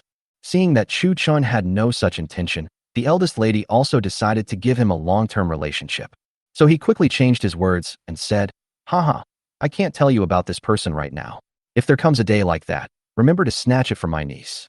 Seeing the eldest lady say this, Chu Chun thought that tonight was over. So he took Li Qinglian and was about to leave. Mr. Chu, can Li Yu ask for a discount at your Wenxiang pavilion?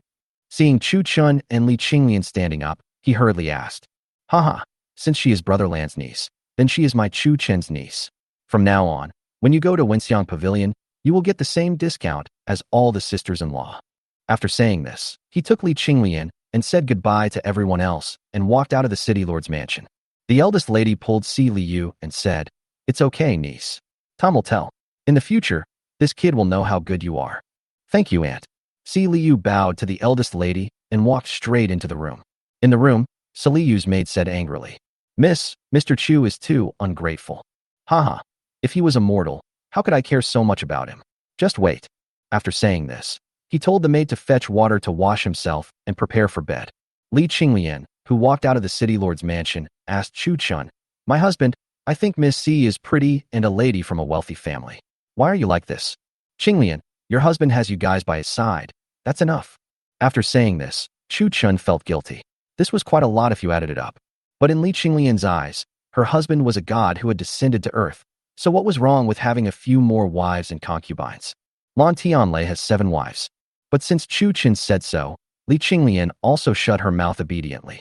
Since they had wasted time in the city lord's mansion, Chu Chun went to the mansion in the west of the city to pick up Roy and Mu Shuachin after leaving the mansion. I drove back to Mashan village overnight.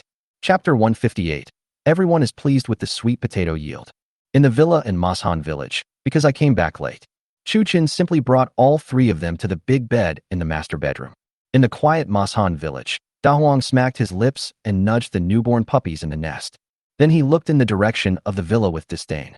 He buried his head deeply in the straw. On the second day, Chu Chun woke up slowly, washed up, had breakfast on the first floor, and then climbed to the roof of the villa. Without Chun Qingshuan's presence on the recliner, it seemed like something was missing. However, I haven't seen him in Qingyun City for a few days. He should still be in Honglenmen at this moment. Just as he was leisurely enjoying this peaceful time, the village chief Wang Defa shouted loudly downstairs. Chu Wazi, is Chu Wazi at home? Hearing Wang Defa's anxious shout, Chu Chin hurried downstairs.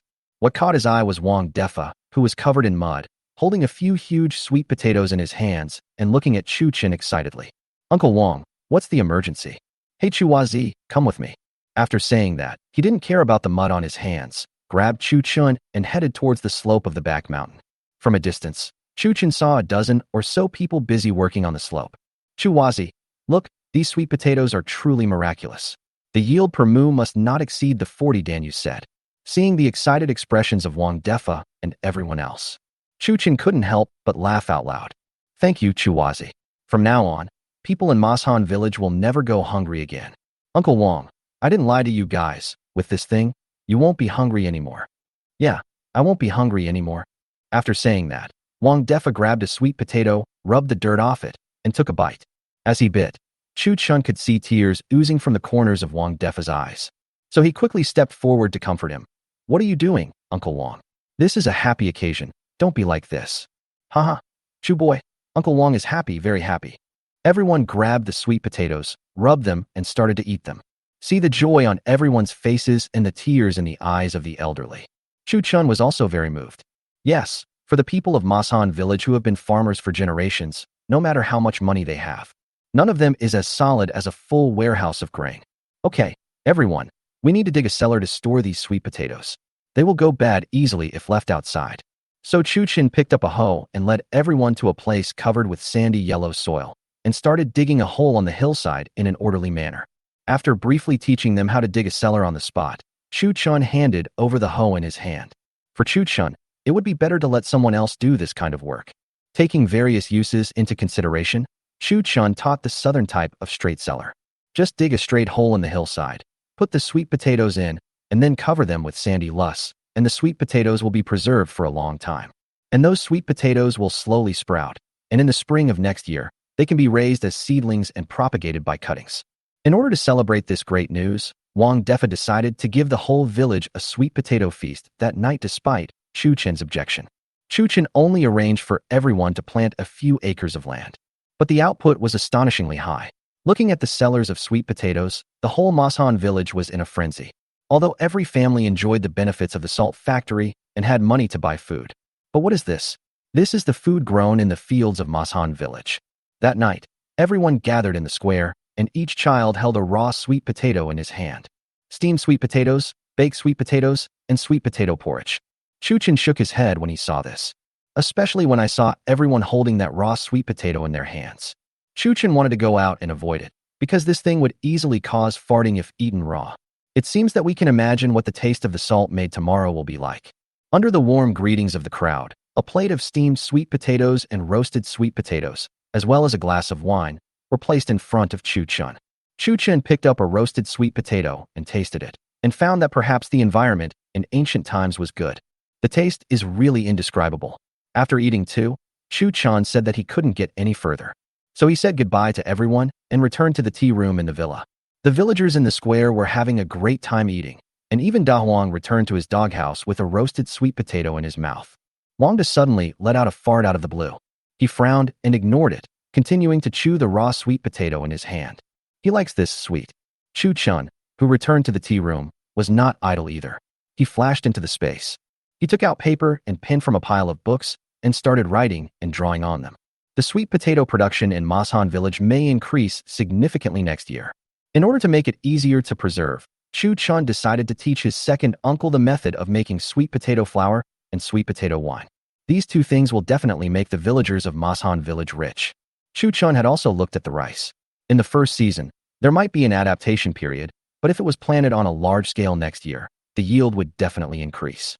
Rice and sweet potato flour can fill your stomach, but sweet potato wine is even better and absolutely popular. No reason. It's because there is no distilled liquor in this world. When Chu Chun woke up the next day, he suddenly felt that the entire Mashan village had a different smell. Immediately, he thought of something. Damn, I made you eat so many raw sweet potatoes. Tell Huzi to call Chu Dezhuang over. At the gate of the villa, Chu Dezhuang blushed and refused to enter Chu Chin's villa no matter what. Of course, Chu Chun understood what was going on, so he taught him the method of making sweet potato wine and sweet potato flour that he had written last night on the stone at the door. Whenever Chu Dezhuang had nothing to do, he would go to the private school teacher to seek advice. I can roughly understand what Chu Chun wrote. After Chu Chin's explanation, Chu Dezhuang suddenly understood what these two things meant to Mashan village. If Chu Chin's previous construction of the salt workshop was to lead everyone out of poverty, then once these two things were put into use, it would lead Mashan village to prosperity. Chu Wazi, have you really taught this secret recipe to everyone? No, second uncle. I believe in you, so I need you to organize a team, make these two things, and manage them well. Of course, sooner or later, someone will learn it, but it doesn't really matter. In fact, Chu Chun had thought about it, but sooner or later, the sweet potato would have to go out into the world.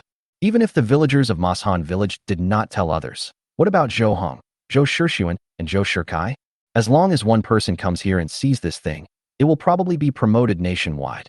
After all, this is no trivial matter. It concerns the entire Daxiao no longer having to go hungry. No matter how powerful he is, Zhou Shishuan will find ways to get it. It would be better to do a favor, which would also consolidate his position in Zhou Shishuan's eyes. At this moment, try to delay it as much as possible before Mashan village grows large quantities of crops. After all, feed yourself first before worrying about others. Chapter 159 Read Romantic Linhai City Store. Chu Dezhuang carefully held the paper against his chest and put it away. Chu kid, this can be kept as a secret of our Chu family. You really? Uncle, there is no such thing as a wall that is impenetrable.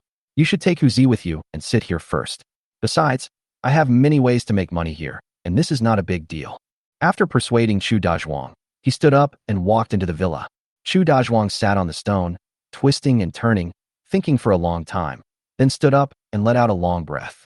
I thought to myself, how can our Chu family be stingy?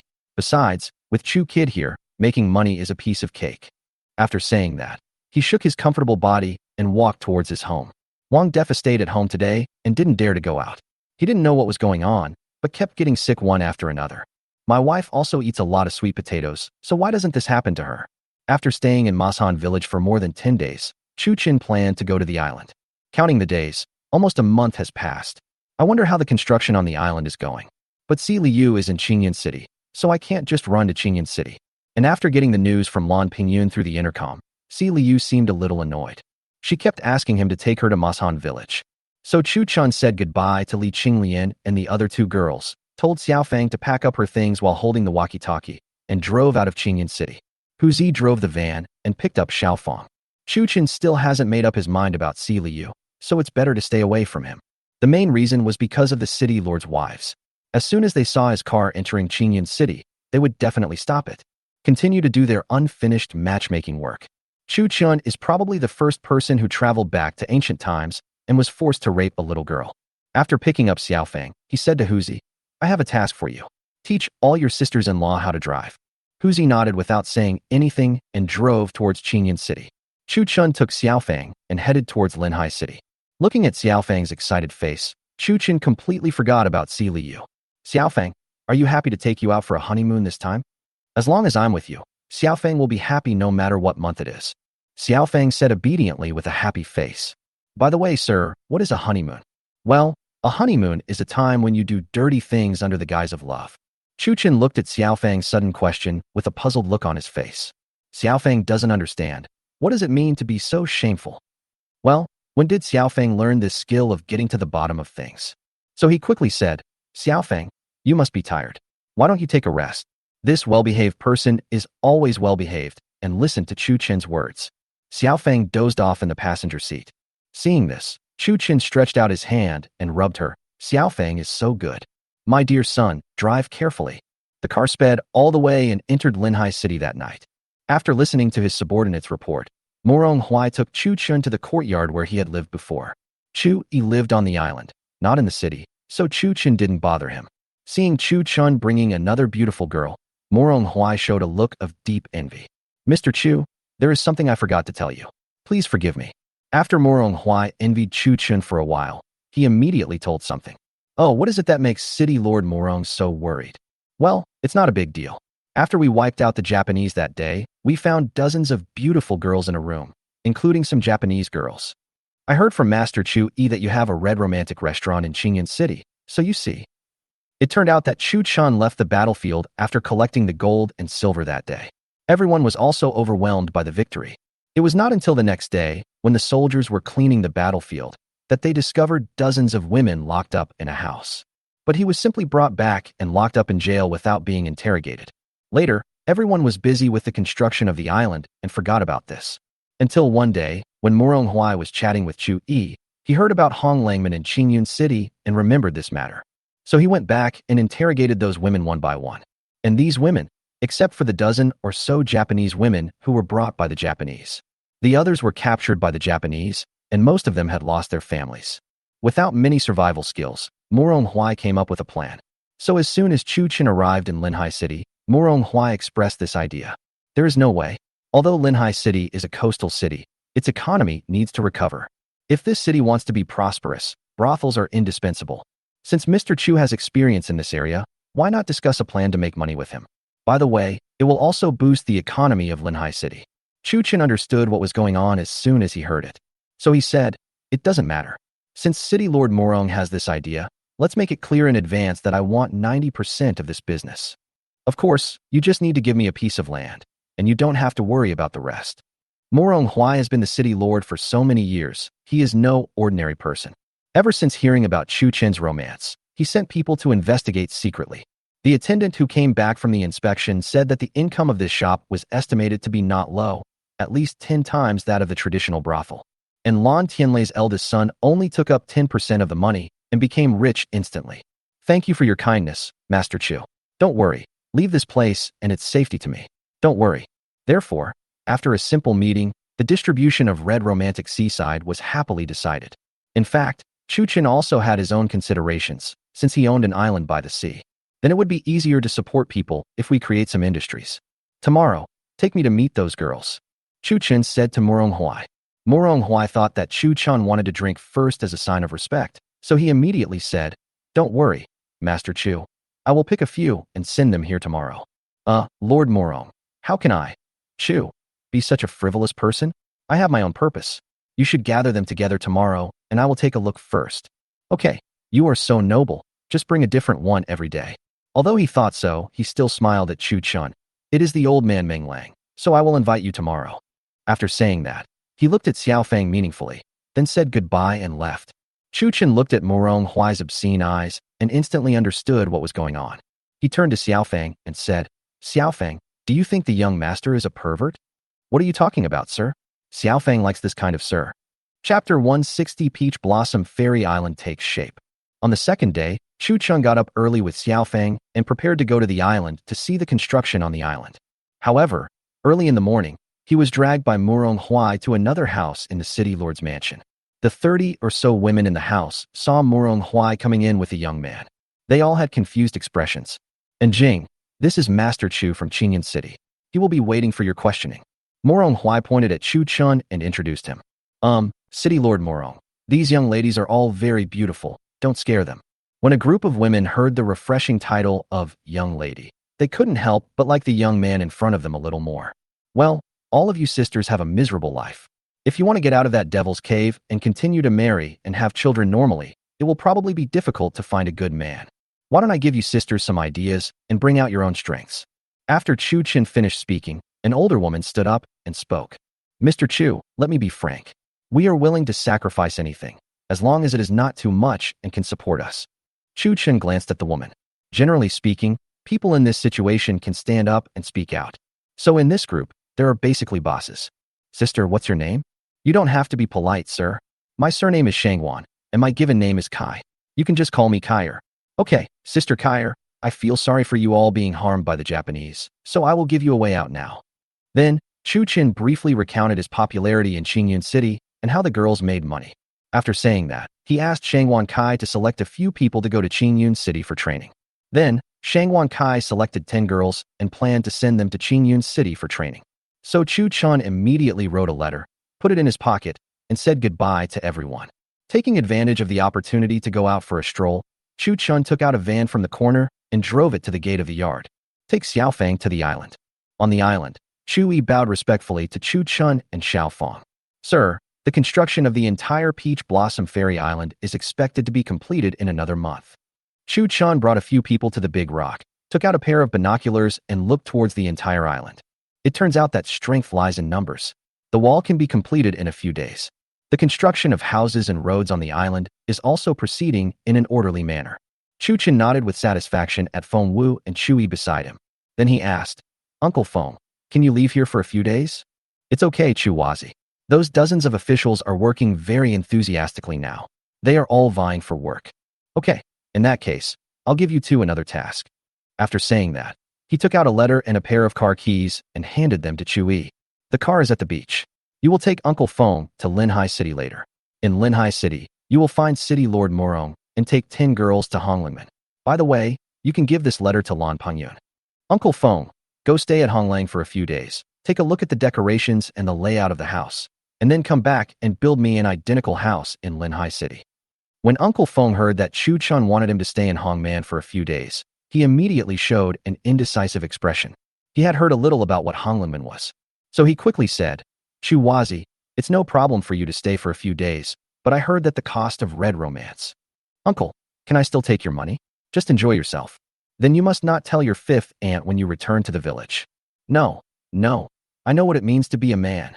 Looking at the excited expressions of Feng Wu and Chu Yi, Chu Chen showed a smile that showed deep understanding. Haha, Chu boy, then your uncle will go and enjoy himself. Feng Wu changed his usual shocked look and now looked wretched. Chu Yi on the side also showed an excited expression.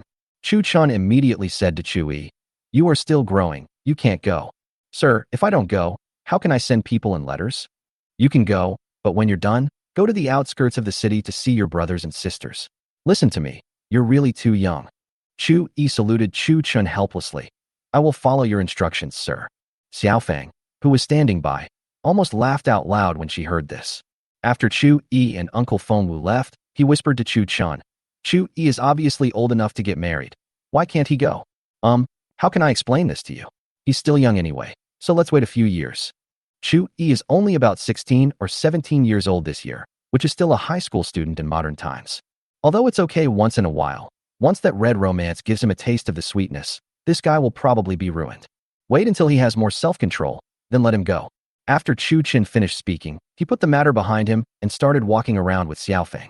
This place with a big rock on the top of the mountain is the highest point on the entire island. So Chu Chen planned a super large villa in this place. Outside the pool below, a huge freshwater swimming pool was also dug out. Although it is by the sea, digging a swimming pool is a bit like taking off your pants to fart. This freshwater swimming pool on the island, isn't it safe? When there is electricity for the villa's domestic water, we can just use a water pump to pump water from the stream above the pond. Although the wall is high, it does not block the sightseeing of this mountaintop villa. Chu Chen arranged the barracks of the defenders at the foot of the mountain, so the villas above were relatively private. Behind the barracks, on the hillside, Chu Chen also plans to build some small standalone villas with yards. This is to facilitate future receptions and the like. The entire island is connected by roads, and all the roads have been hardened according to Chu Chen's requirements. I guess after this island is built, once Chen Qingxian comes, he will not want to go back. Looking at the island which was taking shape, Chu Chen took Xiaofang down from the platform and boarded a warship. Get out those fishing rods and keep on messing around. Lu Rongdong accompanied him respectfully beside him. By the way, I reported to him some of the situations at sea during this period. Ever since the Japanese were completely annihilated, the Liu family has thought about secretly going out to sea more than once. But to go out to sea, you need a large ship. At this moment, Daxia has not yet traded with the outside world, and there are no large merchant ships. So they organized a team to attack Liu Rongdong's ship, hoping to steal the ship and go out to sea. But they were all killed by Liu Rongdong and his men. In this way, the information cannot be transmitted. The entire Daxia coastline is very narrow, and this is the only place where large ships can go out to sea. Therefore, the Liu family probably has no choice but to wait for the Japanese to come and collect the gold and silver and take the news out. Chu Chen laughed after hearing this and said, "You can go back so easily just because you came here. Continue to cast the rod and catch his fish. The current foreign war is something Zhou Shixuan should consider and has nothing to do with him." Chapter 161 officially settled in Peach Blossom Island. Besides, all I want is a resort. By the way, he just promised Zhou Shixuan to help him guard the sea gate. After a great opportunity to travel through time, of course the goal is to make money, get married, and travel around. But looking back over the past period of time, Chu Chun is slowly and invisibly influencing this world. Those miraculous, hidden weapons, and those indestructible roads and city walls. Solar panels that harness the power of the sun, air conditioners that keep you cool in the summer. In fact, Zhou Shixuan saw it all deeply and kept it in mind. What Zhou Shixuan lacks now is just an opportunity to ask for it. The reason why Chu Chan wanted this island was not just as simple as a place for vacation. If one day a powerful force really sets its sights on me, this small island will be my retreat. Of course, neither Zhou Shixuan nor Chu Chen probably want such a day to come. Half a month later, the construction of the island was officially completed, and all those corvée laborers and officials withdrew. Under Chu Chen's instruction, the entire roof and a quarter of the island were covered with photovoltaic panels. The island has all the necessary facilities. Liu Rongdong and his 1,000 soldiers were stationed on the island. Liu Rongdong was originally a captain of 1,000 men, so there were only 1,000 soldiers following him. But for Chu Chun, 1,000 people are more than enough for such an ironclad island. Whether it is the villa on the top of the mountain, the reception villa on the mountainside, or the barracks, all modern facilities are available. Except for radio, everything else like electricity, refrigerator, air conditioner, etc. was provided. Chu Chun even equipped washing machines in every place. Each watchtower is equipped with an intercom and electric fans. Liu Rongdong and the other 1,000 soldiers looked at these magical things and thought, this was not just a garrison, this was a place to enjoy themselves. There is a beach in the north, and Chu Chun also made the entire wall with steel bars so that the beach can lead to the island. The soldiers were no longer wearing heavy leather jackets, but were changed into camouflage uniforms by Chu Chun. Each sentry post and watchtower is equipped with a crossbow. Once the Japanese arrived, Chu Chun also considered providing them with stab-proof clothing and helmets. With such a team armed to the teeth, there will be no problem in defending this sea gate. On this day, the entire island was decorated with red and colorful ribbons, and Murong Huai brought along all the officials and merchants from Linhai, carrying gifts, celebrating the completion of the island. For this grand ceremony, Chu Chun pulled all the romantic girls from King Yunhong over. The main focus is on service first. Those officials and businessmen have never seen such bold and open reception girls. Everyone was drooling. The banquet lasted for a whole day before these people left satisfied. During the dinner, most people were asking about the girls who exuded a charming fragrance and were dressed coolly. Invisibly, it also gave a wave of advertising to the Linhai Honglang which was about to open. Murong Huai was also happy about this. As long as Linhai Honglang opened for business, even the businessmen who came to visit would raise the economy of Linhai to a higher level. Many people from Mashan village and Qingyun city were also invited. With Chu Chen's permission, Hu Zi trained a number of drivers, including Li Qinglian, Roy Mu Shuaqin, and even Chun Qing Xian, who was too lazy to cook snakes. All drove vans in a very arrogant manner. For the inexhaustible supply of vehicles and fuel in the shopping mall. For this reason, Chu Chun was also generous and took out 10 vans from the space, equipping each group in Mashan Village and Honglinmen Wenxiang Pavilion with 1 van each. Brother Huzi also indulged in the role of a coach and arrogantly scolded his students. Considering that many people in Mashan Village have never seen the sea, Chu Chun asked them to come in batches in the future and try to get everyone to stay on the island for a few days. After busying himself with the check-in on the island, Chu Chun was exhausted. After leaving Li Qinglian, Mu Shuaqin, and Chu Yi on the island, the rest were sent back. The next day, Chu Chun was making tea in the pavilion that Uncle Feng had built for him on the big rock on the top of the mountain. Liu Rongdong stood aside respectfully. "Sir, All the soldiers have been assigned. Please go down the mountain to check. Before this, Chu Chun had flipped through the pile of books in the space and compiled a set of manuals for modern sergeant training. Let Lu Rongdong retrain these 1,000 soldiers according to each person's specialties. Considering that the island is too small, if they continue to relax, these people will become useless sooner or later. Since Zhou Shixuan gave me these 1,000 people in this island, that means these 1,000 people have now officially become his private soldiers.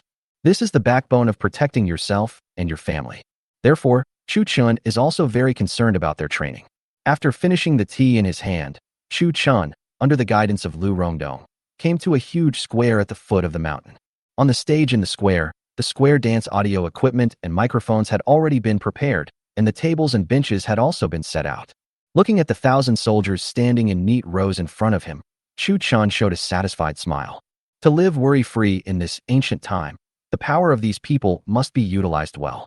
Everyone, since His Majesty has given you all to lead, I, Chu Chun, will not treat you unfairly. As soon as he finished speaking, there was warm applause from the audience. Chu Chun couldn't help but look at Lu Rongdong, who was sitting next to him with confusion. I muttered to myself, is he so well trained? In fact, Chu Chun was wrong. This was not training at all. These soldiers used to serve in Linhai City, and their treatment was completely different from that on the island.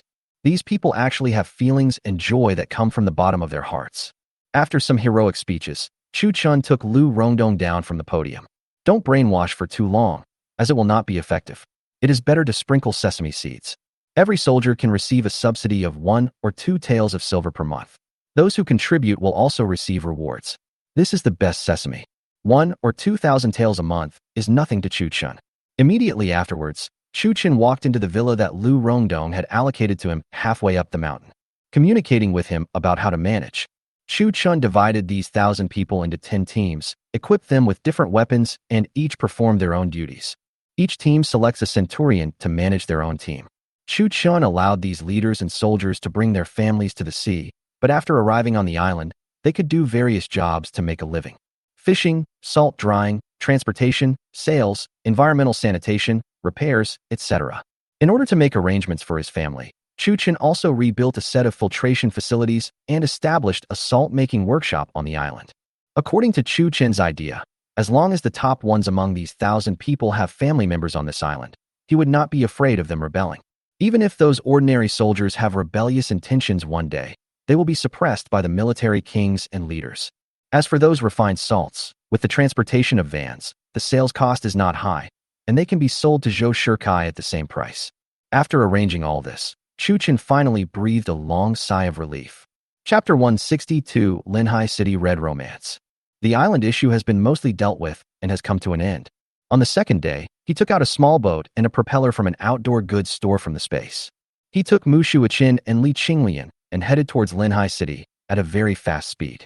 With the help of the propeller, this small boat runs much faster than those ships. As they returned along the way, they attracted many fishermen to watch. Even the soldiers on the island were seeing this thing for the first time. I couldn't help but marvel at my young master's magical skills. No matter how magical the thing is, he can always take it out. Drive the boat all the way to the seaside pier and hand it over to the pier manager to keep an eye on the boat. He took the 2 girls and headed straight into the city. In the center of Linhai City, at the corner of a cross street, a new 5-story reinforced concrete building is rising from the ground. At this moment, we have entered the soft decoration stage. Behind the building is a huge yard, which Chu Chun also designed into a structure similar to a steel frame greenhouse. Photovoltaic panels are laid on it to ensure sufficient electricity supply. The entire layout of Linhai Homenmin is similar to that of Qingyun City. The first floor is still a reception and related leisure area. There is a lobby on the second floor, private rooms on the third floor, guest rooms on the fourth floor, and offices on the fifth floor. Chu Chun took the 2 girls to the second floor, where he saw the 10 girls who had been sent to Qingyun City to study were training the 20 or so people. Seeing Chu Chun coming, they all came to greet him. Sir, welcome to Red Romance. After hearing this, Chu Chun nodded with satisfaction. This has a bit of the flavor of Qingyun City. Li Qinglian also looked at the group of girls in front of her with a smile on her face. I thought that these people could bring huge benefits to my husband, so it would be better to be polite to them. Mu Shuaqin looked at Chu Chun deeply with a look of contempt. He thought that it was these people who led his junior fellow apprentice astray, which resulted in him not seeing that drunkard for a long time. If Chu Chun knew what she was thinking, It would mean that even if your master came, he would be reluctant to leave. A normal man has some sexual interests. Chu Chun ignored Mu Shuichin's contemptuous look and looked at the girls in front of him with a smile. Everyone, work harder and learn more. In a few days, it will be time for you to demonstrate your own value and achieve your life goals. Then he drew a few cakes for them and walked out with the two of them. Came straight to Murong Huai's city lord's mansion. Mr. Chu, madams, if you have time today, please come and visit me. After seeing the situation on the island, Murong Huai admired Chu Chun from the bottom of his heart.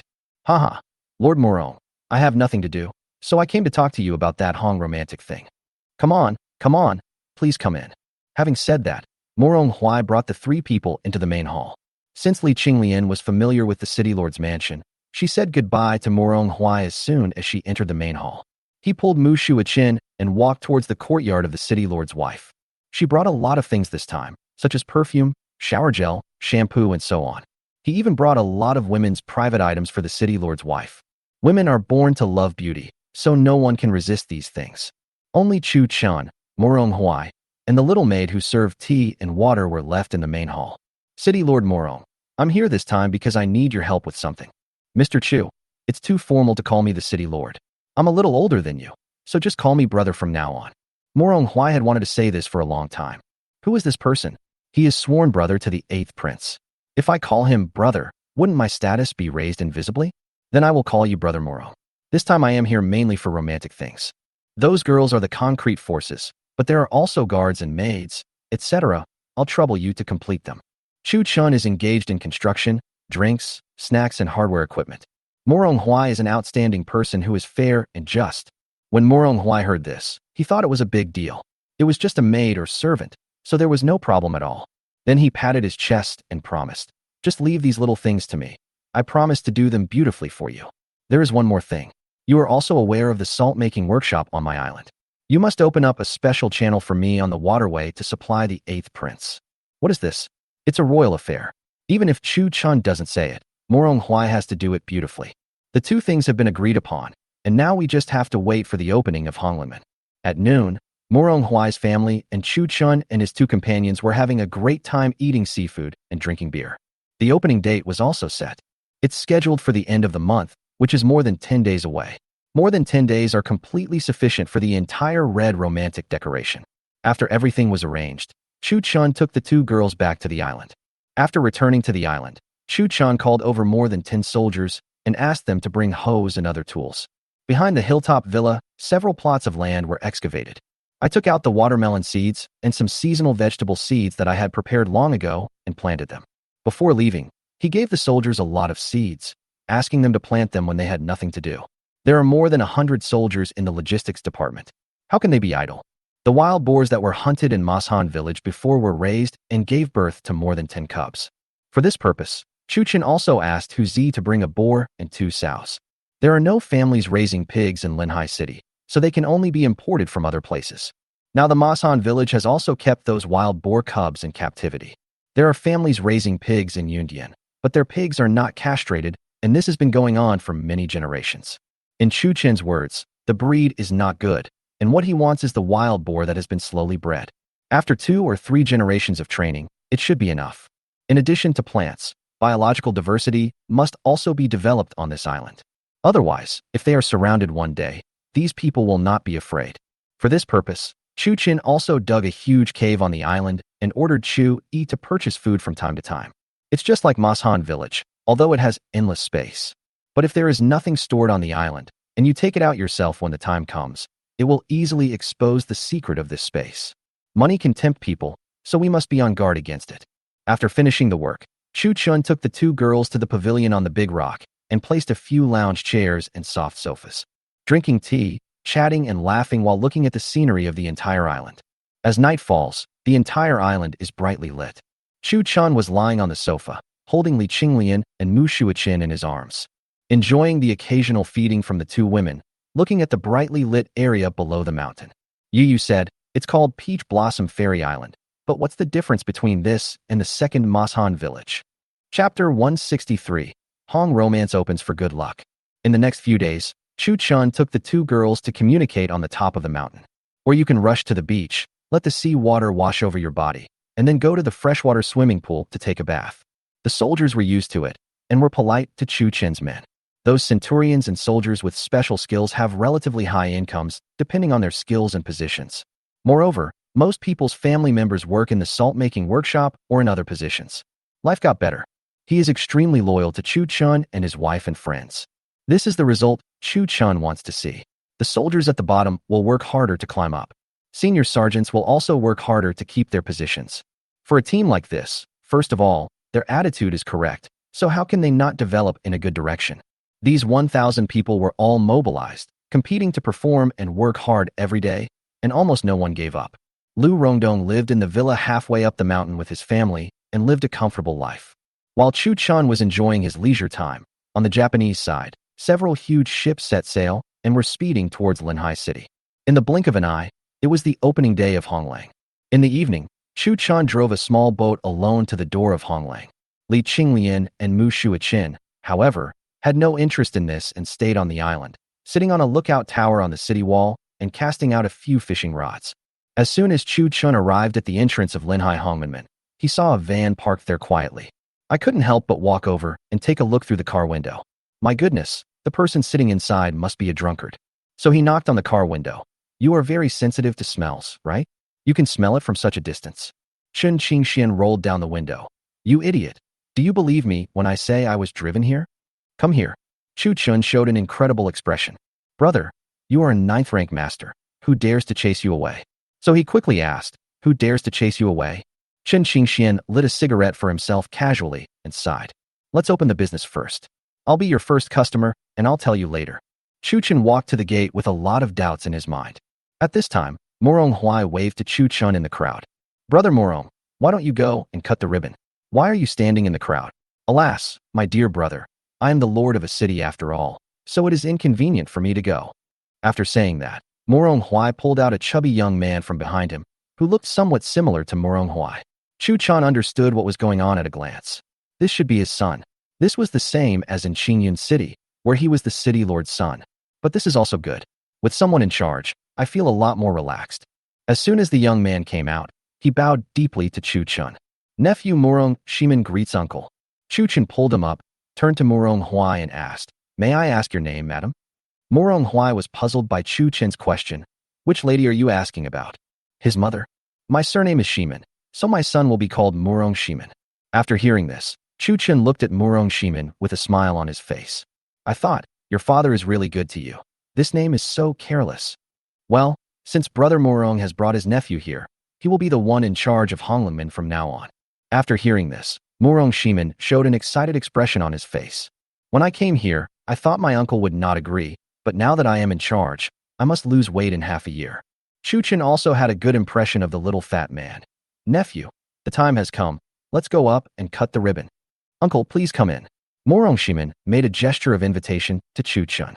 Then he followed Chu Chen to the door. The entrance was the same as it was in Qingyun City at that time. Shangwan Kaier and the other girls, wearing high-slit cheongsams, stood in 2 rows at the door. A breeze blew, lifting the hem of the dress, causing bursts of exclamations. Everyone, today is the opening day of my red romance. Thank you all for coming. After some speeches, Chu Chun pulled Morong Shiman in front of him. This is the young master of the Linhai City Lord's Mansion, young Master Shiman. Now, please invite him to announce the official opening of the Linhai Red Romantic Leisure Club. After listening, Morong Shiman walked forward, cleared his throat, and took the microphone handed to him by the maid. I hereby announce that Linhai Hong Romantic is opening for business. Good luck. Accompanied by the sound of firecrackers and fireworks, the onlookers shouted sweetly, Welcome to Honglingmen. Squeezed into the clubhouse. Chu Chun brought Morong Shiman and Shangwan Kaier to the 5th floor. He was told that all of Chun Qingshuan's expenses from now on would be free of charge. He was then given a few walkie-talkies and told how to operate them, then walked out of the club. As for matters like this, Chu Chen felt relieved because Shangwan Kaier was in charge of the girls. And as for Morong Shiman, he is in charge here, and his title as the city lord's son is enough. Many scoundrels did not dare to come in and cause trouble. Even if there were those short-sighted people who came to cause trouble, Chu Chen believed that Morong Huai would be able to handle the matter. After a few days of accounting, we will know that this 10% stake will bring a surprise to Morong Huai.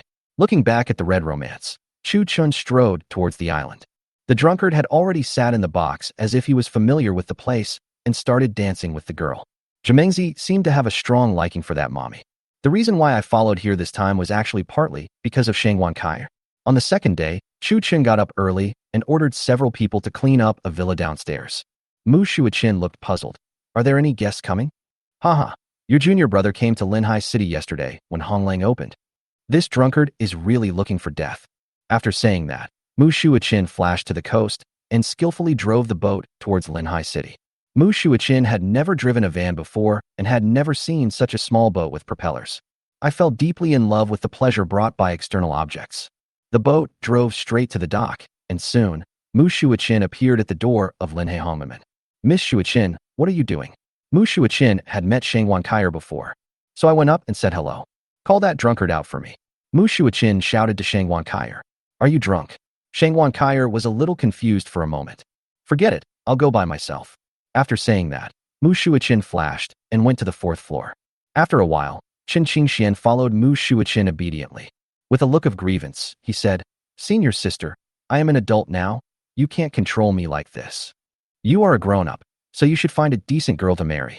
If the master sees you like this, he will be so angry that he will die.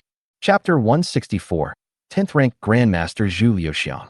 After one stick of incense, we arrived at the mountaintop villa on Peach Blossom Island. Chen Qingxian yawned and sat on the chair with a helpless look on his face. Opposite them were Chu Chun, Mu Shuiqin, and Li Qinglian. Mu Shuiqin gave Chu Chen a murderous look. Chu Chen also walked obediently to the opposite side and sat next to Chen Qingxian. Tell me the truth. Who asked you to come to Linhai? Was it this idiot? Mu Shuiqin pointed at Chu Chen and asked Chen Qingxian. What the hell does this have to do with me? Don't accuse me falsely. Before Chen Qingxian could say anything, Chu Chen started to resist vigorously. I don't want to be a sucker. To be honest, Chen Qingxian is really hateful. Is it necessary for him to stay in there every day? If I continue like this, I wonder if my martial arts skills will be downgraded. After Chu Chen finished speaking, he looked at Mu Shuiqin, then turned to look at Chen Qingxian. Jiumengzi, tell me, did that kid Chui tell you? Chen Qingxian looked at the people in front of him and leisurely took out a cigarette from his pocket. He sighed. Master forced me to come here. When these words came out, the three people present were stunned. What's going on? Did their master come down the mountain? Chu Chen looked at Li Qinglian, who shook her head, indicating that she didn't know either. Mu Shuiqin almost jumped up and stepped over the coffee table in the middle. What did you say? The master has come down the mountain. Where is he? Take me to see him. Hearing the word master, it seemed that all the heavenly rules that Chen Qingxian had violated no longer mattered. No wonder Mu Shuiqin was raised by his master Zhu Liuxiang since childhood. This feeling is just like having a biological father. After I grew up, my master was always traveling, so we met less often. How could I not be excited when I knew that my master had come down the mountain? Chen Qingxian broke away from Mu Shuiqin and began to talk in a serious tone about how he came to Linhai City. It turned out that Chu Yi sent Shang Wankaier and others to Qingyan City. This drunkard fell in love with Shang Wankaier. After they finished their training, Jimengzi got the information that Chu Chan was going to open a romantic restaurant in Linhai City. Just a few days before the opening, their master Zhu Liuxiang came to Qingyan City. He successfully found Chen Qingxian, who was in the middle of a romantic relationship, and took him to the city lord's mansion. During the conversation with Lan Tianlei, I learned that the place where I met Chen Qingxian was a new high-end club. That is, the brothel, with a curious mind. As the host, Lan Tianlei had to make arrangements, so the two of them made an appointment to go and experience it. Unexpectedly, I had this feeling and stayed there for 3 days and 3 nights, and I didn't want to leave. This made Chen Qingxian suffer, as his master was there, and he couldn't go with him. So he returned to his house in the west of the city and drank for a few days. I found myself getting increasingly uncomfortable, so I thought of Shang Wankaier. So he drove to Linhai City that day without telling his master. Just then, I happened to encounter the opening of Honglingman. You mean, master, you stayed in there for 3 days and 3 nights? That was with Lan Tianlei. I don't know if he is still with Hong Langlang now. After hearing what happened, Mu Shuiqin looked at Chu Chen deeply. I will settle the accounts with you after I come back for the good things you have done. After saying that, he turned away. That's right, Mu Shuiqin was going to find her master. On the way, she became more and more confused. What is the magic of this red romance? How could the master, who has always been very focused, be addicted to it? The master has never married and treats them as his own children, so why can't he escape the secular world? Arriving at King Yanhong romance, we looked at the bright lights and people coming and going. Mu Shuiqin seemed to understand everything all of a sudden. After all, whether it is the master, Chen Qingxian, or Chu Chun, they are all mortals. As a mortal, who doesn't yearn for beautiful things? Even though the master is a 10th grade master, he is still a mortal, and even more so a man. To be honest, Mu Shuiqin recalled the day she and Chu Chen spent on the big rock. It was such a beautiful day. Mu Shuiqin, who was originally about to rush into King Yunhong romance with great momentum, also slowly retreated. He just released his aura at the door and headed towards the house in the west of the city. Zhu Liuxiang, who was romantically in red romance, could feel the breath of Mu Shuiqin. He quickly climbed up from the soft Simmons mattress. "Hey, my daughter is here." After saying this, he put on his clothes and walked out of Honglang regardless of the girl's attempts to keep him, flying quickly towards the house in the west of the city. Mu Shuiqin sat down in the yard of the house in the west of the city. The aura on his body was not restrained. It was guiding the master in the right direction. Xiaolan and Xiaodao saw Mu Shuiqin suddenly appear. He quickly came to her with tea. "Sister Shuiqin, have you just returned?" "Yes, Xiaolan, go make me something to eat." Xiaolan nodded and took Xiaotao into the kitchen. As soon as they walked into the kitchen, a figure flew down and entered the yard. "My girl, you are in Qingyan City. Didn't you say you went to Linhai?" All I saw was Zhu Liuxiang's tall figure. He said as he walked towards Mu Shuiqin. "Master, you finally came down the mountain. How long will you be here this time? When will you return?" Mu Shuiqin looked at the master in front of her and immediately asked anxiously. "Go back. Master has been traveling around these years. He has been to many places and seen many new things. The world outside is no worse than the mountains. I won't go back for the time being." Neither of them mentioned anything about his romance with Red. Although, this wish leaves a lingering scent of perfume all over your body. Afterwards, Zhu Liuxiang and Mu Shuiqin chatted with each other in the yard for a long time. Xiaolan and Xiaotao served tea to Zhu Liuxiang and then refrained from disturbing her. During the conversation, Mu Shuiqin also told him about Chu Chun. Zhu Liuxiang didn't say much after hearing this. In Lan Tianlei's opinion, Chu Chun was praised as being fantastic and flawless. The only problem is that there are too many women around him. Before, Zhu Liuxiang felt a little uncomfortable, but after being baptized by Hong romance, he felt relieved. As a man, this is called ability. Find a time for me to meet Chu Chun. After all, you are still my daughter. Zhu Liuxiang took a sip of tea and spoke slowly. "Master, I came back this time to take you to the Peach Blossom Island. I think you will like it there." Peach Blossom Fairy Island? Okay, just hearing the name, it's worth a trip for this old man. After the two of them stayed in the house in the west of the city for one night, Mu Shuiqin drove a van and took him to Linhai City. Along the way, Zhu Liuxiang was extremely curious about the van. One moment he sat in the passenger seat. The next moment he jumped to the back. Touch here and there. Moreover, I was particularly curious about the car's audio system. How can he be called a master? He is just a fool who has never seen the world. As the car sped along, we finally entered the Peach Blossom Island when night fell. Chapter 165. Welcome to the 10th Tasting Wine Mengzi. That night, Chu Chun, Li Qinglian, and Chen Qingxian received Zhu Liuxiang on the island. "You idiot, come and meet my master." Following Mu Shuiqin's call, Chu Chen looked up. I saw a man about 60 years old walking up to him. He exuded an intimidating aura, the likes of which he had only seen in two other people. One is Zhou Shixuan, the emperor of Daxia, and the other is the one in front of you. Chu Chen greets you, senior. Your presence here makes my humble place shine. Are you Chu Chen? Zhu Liuxiang looked up and down at Chu Chen in front of him. He nodded and said, "Yes, he is handsome and has done what a real man should do. It's not a loss for my daughter to follow you. In that case, don't call me senior from now on. I'm Zhu Liuxiang, and I'm known as Xiaoyao Sanren in the martial arts world. From now on, you can just call me Taoist." After saying that, Chu Chun pulled Li Qinglian forward to salute. "Chu Chun, meet Taoist Xiaoyao. I thought you were really free and easy, waiting for Hong romance for 3 days and 3 nights without coming out. You must be in good health despite your old age." Li Qinglian also took over the conversation sensibly. "Master, you have come a long way and must have worked hard. Please take a rest. Qinglian will make some side dishes for you. Have a couple of drinks."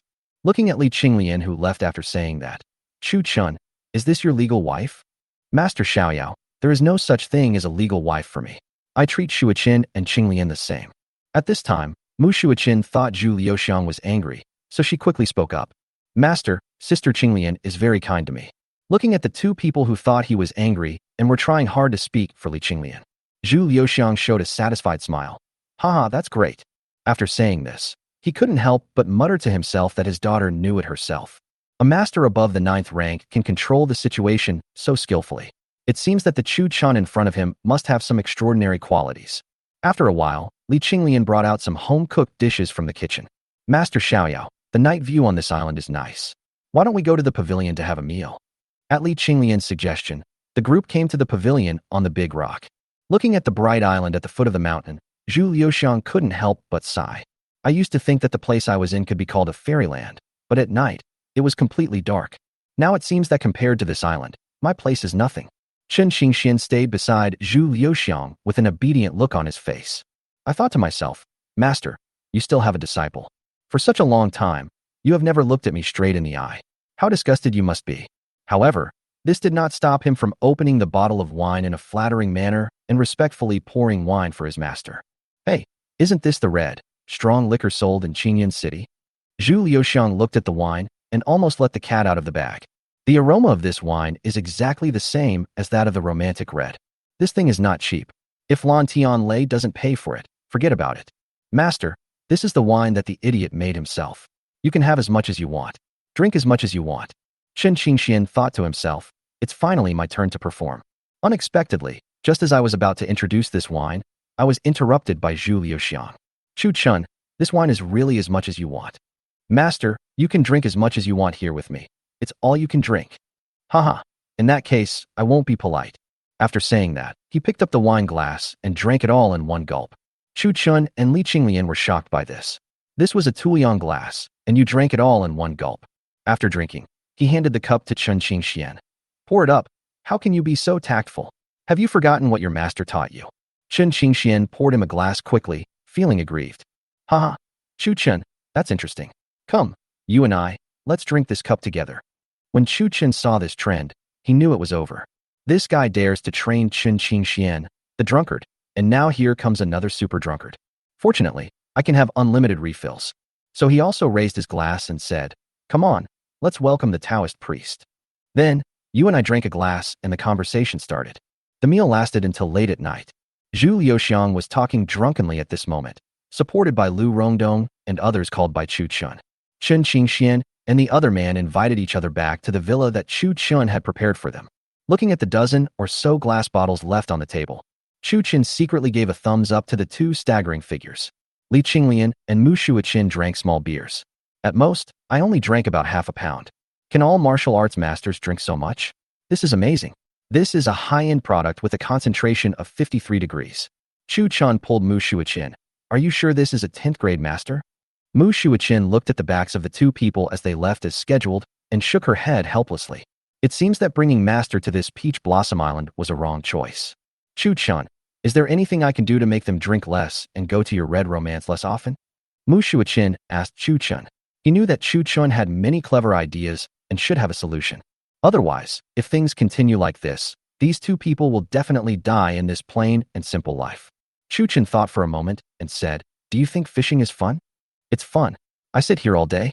Does this have anything to do with them? Haha, you really don't understand fishing, guys. If you train them well, the island has so many rich resources, you can give them a lot of equipment. A bottle of wine and a pack of cigarettes should be enough for a day of fishing. Looking at Chu Chin's confident expression, Mu Shuiqin immediately understood. Okay, tomorrow, let's go together and let them have a taste of what it's like to catch a fish. Well, give it a try. Not everyone is addicted to this stuff. Indeed, some people can be very addicted to fishing, but some people have no interest in it no matter how hard they try. Especially for these martial arts masters, catching fish is too easy for them. Chu Chin couldn't guarantee that they would have the patience. But since it's an idea, we have to try it. To be honest, running towards Honglang all day long will also affect business. So as soon as she got up the next day, Mu Shuiqin went to Zhu Liuxiang's villa. Master, shall we go fishing today? Zhu Liuxiang opened her eyes sleepily and listened to the shouts outside. What? Fishing? How boring. Why don't you take your fellow apprentice with you? Master, have you ever thought that sitting on the city wall in white clothes, with a pole and a pot of wine, is particularly in line with your style as a master? After listening to Mu Shuiqin's words, Zhu Liuxiang sat down on the bed. It seems that this is the truth. Who am I? A 10th grade master. I want someone to paint a picture of me fishing. That would surely fascinate the romantic girl. Please wait for a moment, my girl. We will be there soon. By the way, is there a painter? Painter? Yes, I will give you a pole and a pot of wine, and I will ask a painter to paint for me. Chapter 166, falling in love with fishing old boy. After a while, even Chen Qingxian was grabbed by Zhu Liuxiang. The purpose is to let his disciples witness his fishing style. Chu Chan waved the Polaroid camera in his hand towards Mu Shuiqin. What kind of artist do you want? After saying that, he clicked the photo towards Mu Shuiqin and it was developed from the bottom. Mu Shuiqin looked at the beautiful self in the photo and said, "This is very good."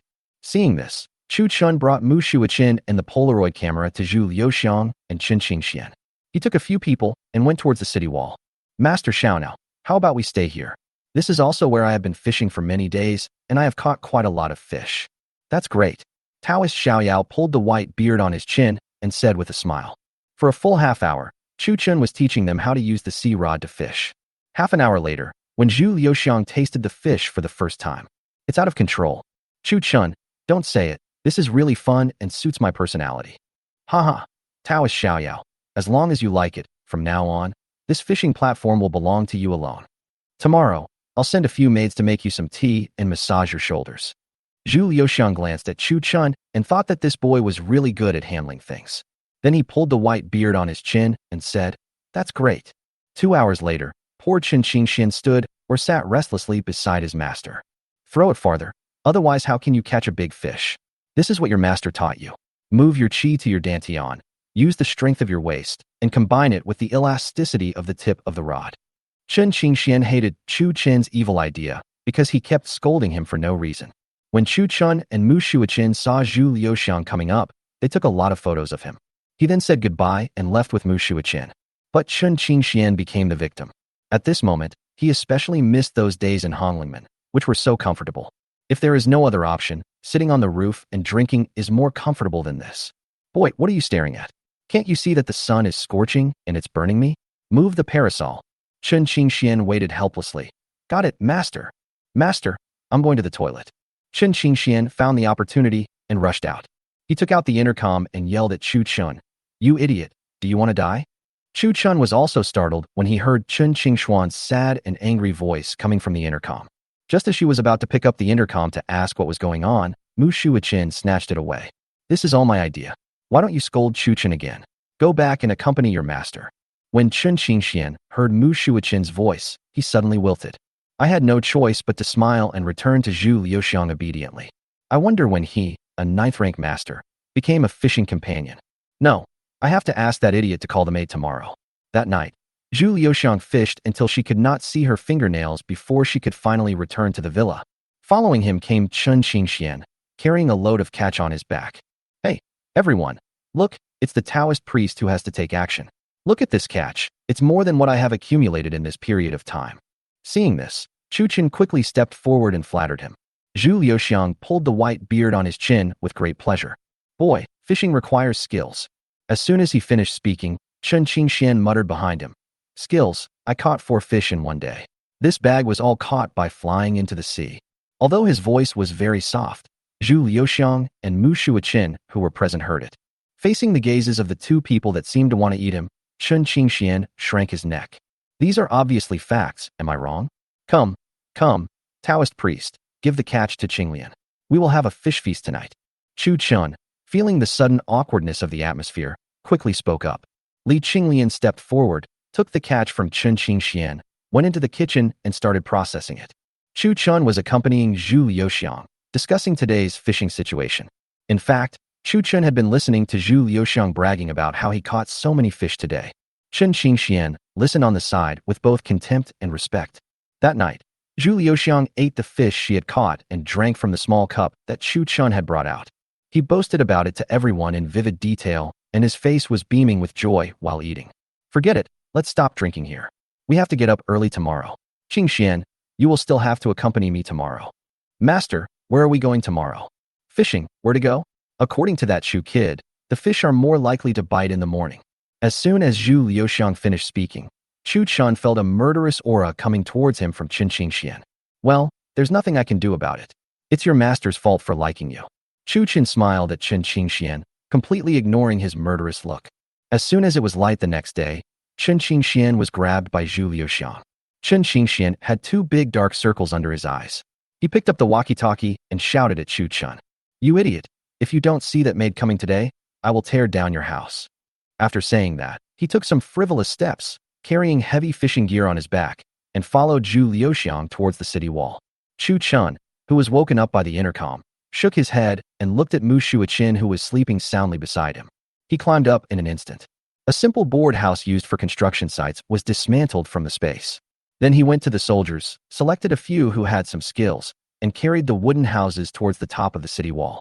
By the way, he asked Chu Yi to go to Linhai City and buy a dozen maids to serve them when they went fishing.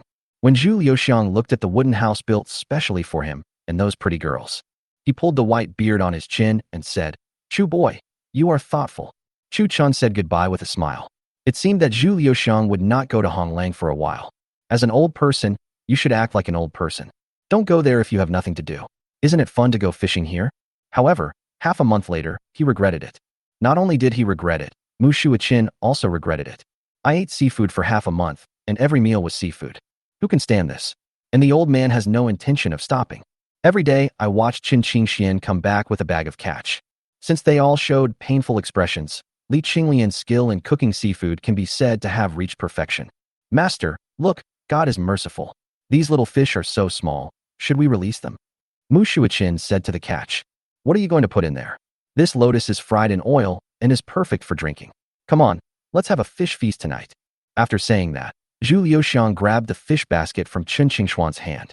He handed it to Li Qinglian and said, Girl, go and burn it for this old man. Chapter 167, Returning to Mashan to avoid seafood. Li Qinglian took the fish basket and turned to walk towards the kitchen. But in my heart, I was thinking that I must go to the pawn shop tomorrow to buy a maid who can cook seafood. If this continues, I will be exhausted to death. The key is that I can't stand eating seafood every day. Chu Chun saw Li Qinglian enter the kitchen and followed her in. I will go find a maid right away. You teach her how to do it. Try to teach her in a few days. Then I will take you back to Mashan village. My husband, you still understand me. After saying that, Chu Chin walked out of the villa. When he came back, he was followed by a maid who had accompanied Zhu Liuxiang fishing. Master, you see Qinglian will eventually return to Namishan village. How about asking her to cook a meal for you today? Zhu Liuxiang looked at the familiar maid in front of her and thought that as long as she could do it, anyone could do it. Then he pulled the white beard on his chin and said, That's great. Chu Chun took the maid to the kitchen. Miss, you should learn from Qinglian. Once you learn, you can become the first maid beside the Taoist priest. Thank you for your cultivation, master and madam. I grew up by the sea, so I knew a little bit. The maid bowed to the two of them and said, Ha ha ha, that's great. Chu Chin walked out of the kitchen with a big laugh and said, You can do it? That's great. It will save you a lot of trouble. 3 days later, the maid was able to cook by herself. Looking at Zhu Liuxiang's rosy face from eating, Li Qinglian and Chu Chin both let out a long sigh of relief. Master, there are some trivial matters in Mashan village that need to be dealt with when we return. We plan to set off tomorrow. Yes, master, and I also have some things to do in Qingyan City. Seeing Chu Chun and Li Qinglian were going back to Mashan, Mu Shuichin hurriedly spoke. At this time, Chen Qingxian seemed to see hope. Master, I also. Go away. You are alone. What are you doing here? Stay and go fishing with me. Chen Qingxian. Fuck you. You idiot. You guys are teaming up to mess with me. However, facing Zhu Liuxiang, Chen Qingxian had no way to deal with him. After all, he was someone else's disciple. Junior brother, you should stay and accompany master. Seeing this, Mu Shuichin quickly said, What a joke. Anyone can leave, but you can't. But they all overlooked one problem. Zhu Liuxiang was really hoping that they would leave. On the second day, Chu Chun drove the boat all the way to Linhai City under the watchful eyes of Zhu Liuxiang and Chen Qingxian. After sending the three away, Chen Qingxian mechanically carried his fishing gear and said, Let's go, master. Where are you going? Fishing. Isn't this something you enjoy doing every day? Master, I'm a little tired today. I need to go to Linhai. You can go fishing by yourself. After saying that, he walked towards the beach with his hands behind his back. Seeing this scene, Chen Qingxian was confused. What happened to the master today? He didn't want to go fishing. If I don't want to fish, then I won't fish. Today I'm going to Honglang. So he dropped his fishing gear and headed towards the seaside. Chu Yi, who was standing on the city wall, was confused when he saw the two of them making an appointment to go out. Don't the two Taoist priests make appointments to go fishing every day? What's the matter? Is there something going on today? However, since these two Taoist priests didn't say anything, I wouldn't ask any more questions. Half an hour later, Chu Chin's car was seen driving out of the Linhai City gate.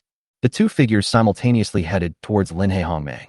At the entrance of Linhai Honglang, Chen Qingxian looked at Zhu Liuxiang with an expression that said, I understand. Master, what are you doing? Well, to be honest, I really like fishing, but there are some things in this world that are better than fishing. I, your teacher, have been eating sea fish for half a month, and I finally got your senior sister away. After saying this, he was not afraid of embarrassment and strode into the door of red romance. Well, it's true. Some things are much more fun than fishing. Chen Qingxian muttered to himself and walked into the red romantic door. As soon as Shang Wankaier saw Chen Qingxian, she started telling stories.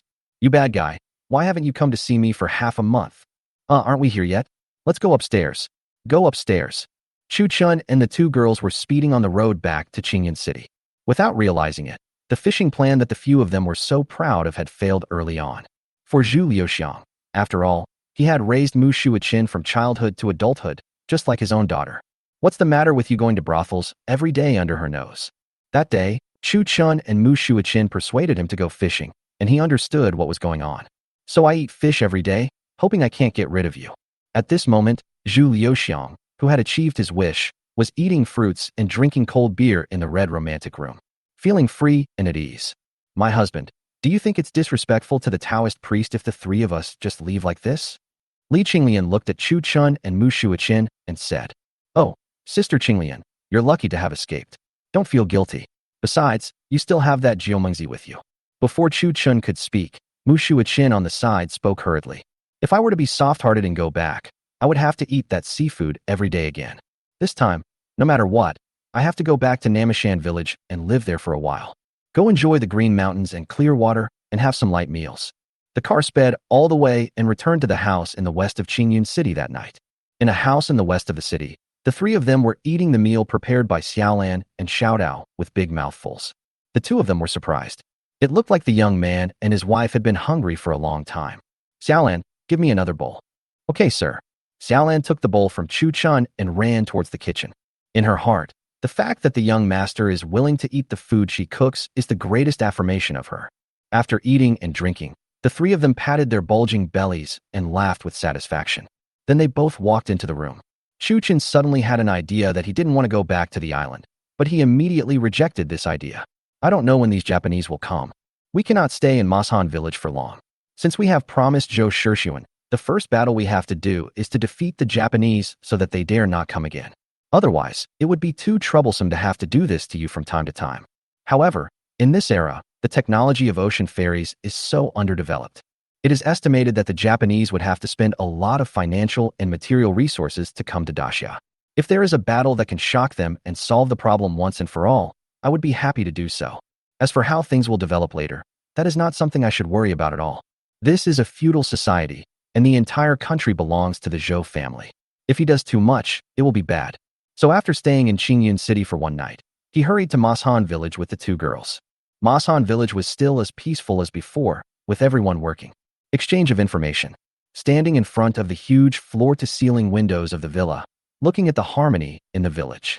Isn't this the paradise on earth that Lao Tao talked about? Chapter 168. The ruffian father-in-law comes to the door. Little did we know that the next day after returning to Mashan village, Huzi came to the door with a ragged old man and a woman. Is Qinglian at home? The old man called outside the villa door. Hearing the shouting, Li Qinglian's mother looked outside and was so frightened that the spoon in her hand fell to the ground. You guys, why are you here? What are you talking about? This is our daughter's house. Why can't I come? The people who came were Li Qinglian's father and brother and sister-in-law. At this time, Chu Chun and Li Qinglian, who heard the sound, also walked downstairs. Ah, dear son-in-law, I finally see you. It's been so easy for us to find you. It turned out that Li Lauer had eaten up all the food and meat that Chu Chun bought not long after Chu Chun and his companions left. Moreover, he smoked one pack and sold one pack of the cigarette that Chu Chun gave him for 10 taels of silver. Li Lauer is not stupid. Since the snakes are so valuable and he has 2 of them, he might as well sell one for some wine. So after giving a few cigarettes to the drinking buddies outside, they immediately became addicted. He sold the cigarettes, which cost 10 yuan a pack, for 12 taels of silver. With the 12 taels of silver in his pocket, he never went hungry in this past year. But I felt very uncomfortable because I had run out of cigarettes, so I planned to ask Chu Chin for some more. I came here once this spring, but was driven out of Mashan village by the uncles and aunts working at the information exchange center at the entrance of the village. The reason is that he doesn't look like a good person. It doesn't make sense to say that he is Chu Chen's father-in-law, since Chu Chen became rich. The old men and women at the information exchange center at the entrance of the village have met many of Chu Chen's relatives. But who would believe that? At the very least, Chu Wazi's relatives could drive a donkey cart. He is so ragged, he must be a liar. In order to see Chu Chen, the three tried every possible means, but the entire Mashan village was like an iron barrel. This time, I begged for a long time at the door and said a lot of nice things before I convinced the old men and women at the village entrance. Finally, the uncles and aunts called Hu Zi and brought the three people in. "Oh, it's my father-in-law. Please come in." After seeing that the person coming was Li Lauer, Li Qinglian took her mother and turned to the second floor. Li Lauer also knew that the lady and daughter didn't like him, but it was enough that the son-in-law liked him. So he ignored Lu Damei and Li Qinglian, who looked unhappy, and walked into the villa with his son and daughter-in-law. "Oh, my dear son-in-law, look at this. I'm causing you trouble again." After saying that, he pulled the man behind him and said, "Come and meet your brother-in-law." The man saluted stiffly to Chu Chen, then stood blankly behind Li Lauer in silence. And Li Qinglian's sister-in-law became excited. He kept calling him brother-in-law, which made Hu Zi more enthusiastic towards all three of them. He quickly moved chairs for them and called them father-in-law. Chu Chen pretended to be unaware of all this and acted enthusiastically. "My son-in-law is very busy and I don't have time to visit you. Please don't be offended." As Chu Chen spoke, he handed a cigarette to him and his brother-in-law. Li Lauer quickly snatched the cigarette, took out the lighter from his body, and took a big puff in an instant. His brother-in-law didn't understand what was going on, and the cigarette in his hand was snatched away by Li Lauer. "Hey, he won't, don't waste it." After saying that, he put the cigarette in his hand back into his clothes in a mean manner. Chu Chen didn't know that he was selling cigarettes, so he was surprised. "You have to know that I only gave him 2 packs of cigarettes at the beginning. It has been more than a year now. Now that he has run out of food, he must have quit smoking. Why does it seem that he is still so addicted to smoking?" But he didn't care about such trivial matters. He asked randomly, "Father-in-law, why are you here this time?" "My dear son-in-law, this time I came here. First of all, I want you to have pity on your eldest brother-in-law. Our family can hardly make ends meet. The second reason is that I want to bring your mother-in-law back home. It won't work if there is no woman at home." Originally, Li Lauer thought that Lu Damei couldn't stand him and ran away secretly. Later, I found out at the information exchange center at the entrance of their village that this Lu Damei was most likely taken away by her daughter. The first thing I saw when I came here this time was Lu Damei, which confirmed my previous guess. So I thought to myself that Lu Damei was used to a good life in Mashan village. He definitely doesn't want to go back, so it's better to go with the flow. If the son-in-law is soft-hearted, he might let the three of them stay as well. Looking at the novel decorations in the house, Li Lauer became more determined to stay in Mashan village. So he pretended to take Lu Damei back home. Chu Chen knew what he was thinking, so he quickly said, "Okay, I'll give you some money later and ask my brother-in-law to take my mother-in-law back." When Li Lauer heard this, he thought it was not right. Why didn't they play by the rules? So I didn't know what to say for a moment. Seeing her father-in-law in a dilemma, the daughter-in-law immediately said, "Brother-in-law, your house looks solid. It must have cost a lot of money." Chu Chen ignored the pointed-faced woman and spoke to Li Lauer. "Father-in-law, you came all the way here. You must be hungry. I'll ask Hu Zi to prepare something for you to eat later."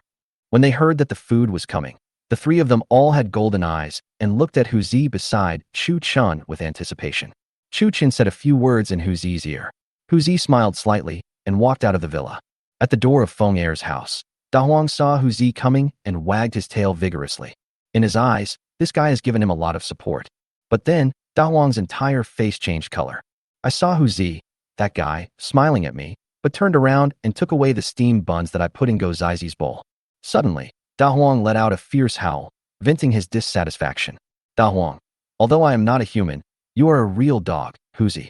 You even steal the food of the puppies. Why are you yelling? I'll give you some meat bones tonight."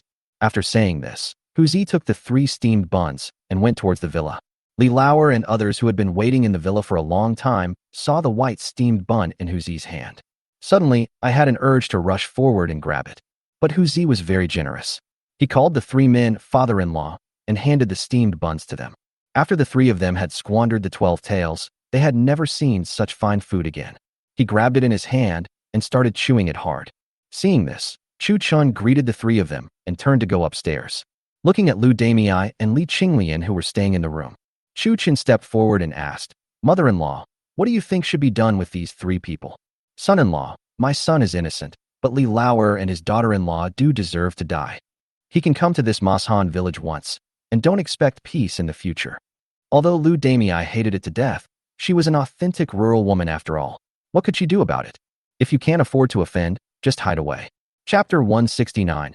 Cephalexin and wine to send you away. Chu Chen looked at Lu Damei's gnashing hatred and instantly understood what she was thinking. Since you don't want to see him again, then don't see him again. Then he turned to look at Li Qinglian again. Qinglian, what do you think? What should we do? My husband, I only have two relatives in this life, my mother and you. After saying that, he stopped talking and raised his eyes, looking at Chu Chen firmly. Okay, I see what you mean. After saying that, he went downstairs again. Looking at Chu Chen who went and came back, Li Lauer showed a cunning look. Then he leaned close to Chu Chen's ear and whispered, I've seen large carriages coming in and out of your Mashan village from time to time. I think you're in the refined salt business. Oh, how did my father-in-law know? Seeing Chu Chen's puzzled expression, Li Lauer showed a triumphant smile on his face. My dear son-in-law, I was strolling around the entrance of Mashan village that day and secretly saw the supplies left behind from the carriage. But don't worry, I'm the only one who knows about this, not even your eldest brother-in-law. Halfway through his words, Li Lauer stretched out two fingers, motioning Chu Chen to give him a cigarette. Chu Chen smiled and took out a pack of cigarettes, took out one and lit it for him. Li Lauer enjoyed a mouthful and then said leisurely, My dear son-in-law, selling refined salt is a serious crime. Fortunately, I saw it. If someone with ulterior motives saw it and reported it to the government, the consequences would be. Li Lauer did not say anything further. He believed that Chu Chen could understand it. What I mean is that I am the only one who knows about this. If you don't feed me, then one day, the news that you are secretly selling refined salt will spread. After listening to Li Lauer's calm narration, Chu Chen laughed at him. Oh, it has to be my father-in-law. If it were someone else, this matter would have been exposed long ago. But I thought in my heart, you are looking for death. It seems that my father-in-law is evil to the core. Don't you have to investigate it before threatening me? I don't have the ability to sell this thing. But since you use this as a bargaining chip, it is enough to prove the character of Li Lauer. If I didn't have such strong power, I would have been intimidated by you. Of course not. I am your father-in-law. Don't worry. I will take this secret with me even to my grave. Seeing Chu Chen's enthusiasm, Li Lauer was completely relieved. I thought to myself, boy, let's see if you dare not worship me this time. This time, Chu Chen waved his hand to call Hu Zi over. Brother Hu Zi, what are you standing there for? Prepare some wine and food for your father-in-law. Hu Zi glanced at Chu Chen. Why did this kid keep changing his mind so quickly? Maybe he's got something wrong in his brain. But he did not stop his actions, and soon, a table full of steaming food was served on the table. Chu Chen also took out 2 bottles of 53-degree technology and hard work for the first time. In that case, I'll let you eat a few more meals. After eating and drinking, Li Lauer did not even suggest taking Lu Damei back home. I actually wanted to live in this villa. How is this possible? To Chu Chen, since you threatened him, you are an enemy. So while it was still early, he said to Li Lauer, Father-in-law, I see that your house is also very dilapidated. How about I go and take a look at it for you when I'm free this afternoon? See if I can improve it for you and build you a house like my son-in-law. Hearing Chu Chen say this, Li Lauer's eyes suddenly lit up. This son-in-law is pretty good. He even wants to build a house like this for himself. Then why are you still standing there? The sooner the better. Let's go now. Li Lauer felt that he was sober in an instant and pulled Chu Chen to go out. Father-in-law, please let me prepare for it. After saying that, he went up to the second floor and walked into the tea room. He took out a box of cephalosporin capsules and a whole box of 53-proof liquor. Then he walked downstairs and said, It is not right for a son-in-law to go to his father-in-law's house empty-handed. After saying that, he asked Hu Zi to drive the mule cart and carry a few people outside. On the mule cart, Li Lauer was smoking a cigarette and chewing something called betel nut that his son-in-law had just taken out. Looking at the box of wine at Chu Chen's feet, a satisfied smile appeared on his face. Haha, so what if you, Lu Damei Li Qinglian, don't like me? With just a little trick from me, this rich son-in-law will be completely obedient. Hu Zi drove the mule cart very fast, and when he sent the 4 of them to Li Lauer's house, he was sent back by Chu Chen.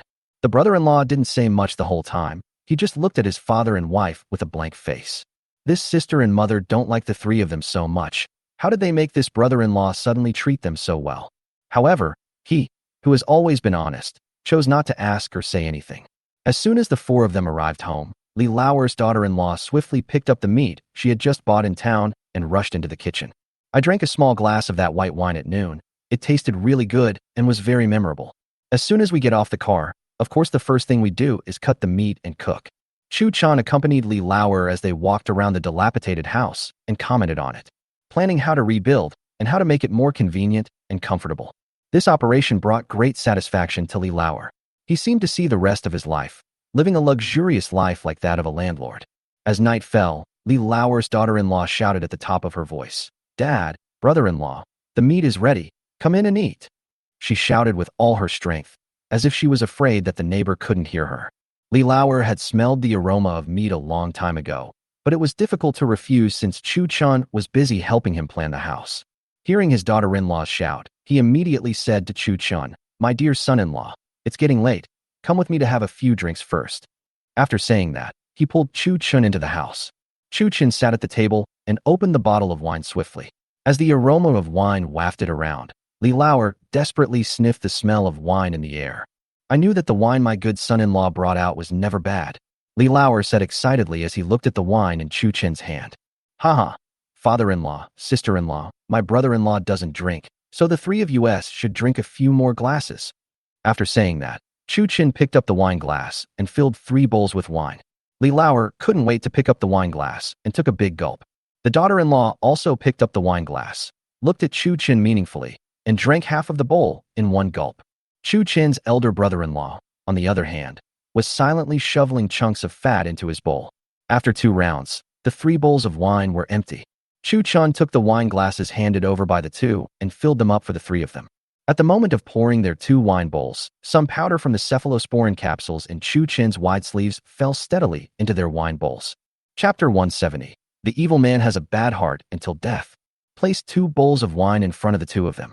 "Wait a minute, father-in-law, this strong liquor is really delicious when paired with this sugar." "Oh, my dear son-in-law, what is white sugar?"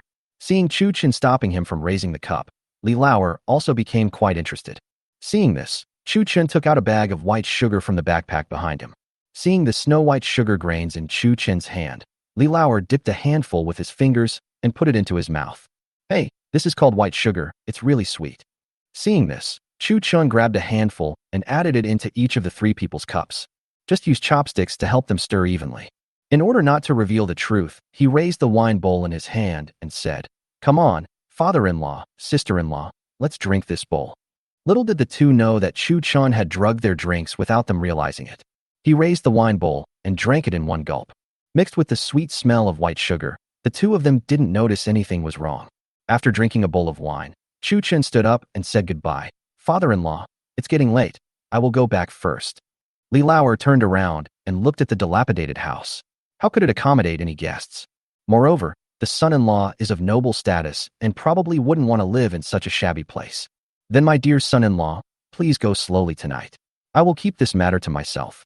After saying this, he did not go to see Chu Chen off, but instead opened a bottle of wine and started drinking with his daughter-in-law. But the honest and dull brother sent Chu Chen out. Chu Chen looked at his brother who had escorted him out. "Brother, that wine bottle is made of colored glass. It can be sold for a good price. Don't let that bad guy take it away." After saying that, he walked outside, found a deserted place, and a motorcycle appeared when he waved his hand. We got on the motorcycle and headed towards Mashan village. After tonight, no one should come to harass Li Qinglian and her mother-in-law anymore. Since you can't open your mouth and can't do it, then you evil people, just do it yourself. In fact, Chu Chen didn't intend to kill Li Lauer at first. What a coincidence. This Li Lauer actually dared to threaten him, which gave Chu Chen no reason to kill him. What's more, Li Qinglian's brother doesn't drink, so that's just perfect. Although his brother was honest, dull, timid, and afraid of trouble, he did not dare to speak out when Li Qinglian was suffering. But the crime does not deserve the death penalty. Some people deserve to die, so let them die. The few glass bottles left at home will probably allow his brother to live a good life for the rest of his life. This can also be considered as the betrothal gift for Chu Chen to marry Li Qinglian. At this moment, Li Lauer and his daughter-in-law were still eating meat and drinking wine. I didn't notice anything wrong with my body. As they drank, they got drunk. Li Lauer stared at his daughter-in-law with his eyes fixed on her. "Do you know why Chu Chen has suddenly become so obedient?" "Dad, this is all because of Qinglian. How can our son-in-law not be obedient?" "Haha, you're wrong. Qinglian, that damn girl, doesn't want to care about this family. Is it because of her?"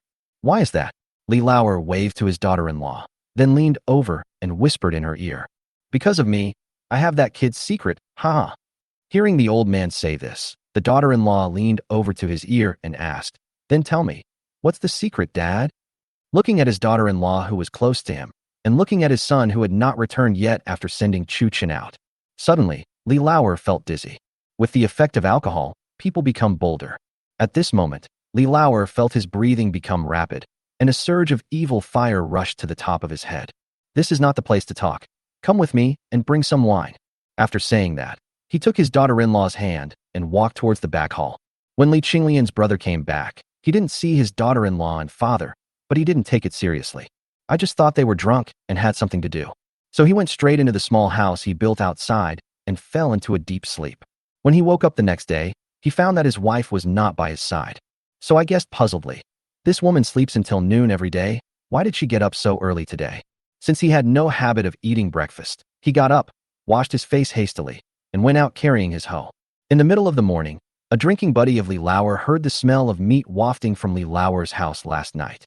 Knowing that Li Lauer's son-in-law was coming, I thought about going there today to see if I could have a snack. Li Lauer, Li Lauer," the man shouted as he walked into the house. The main room was in a mess, with last night's food and wine scattered on the table. After shouting a few times but no one answered, he grabbed a piece of meat and stuffed it into his mouth. Then he walked towards the inner hall, and when he entered, he saw something that shocked the whole village. I saw Li Lauer and his daughter-in-law rolling on the bed in the back hall. He was naked and had a ferocious expression on his face. The man boldly stepped forward and shook Li Lauer's skinny body, but found it cold and stiff.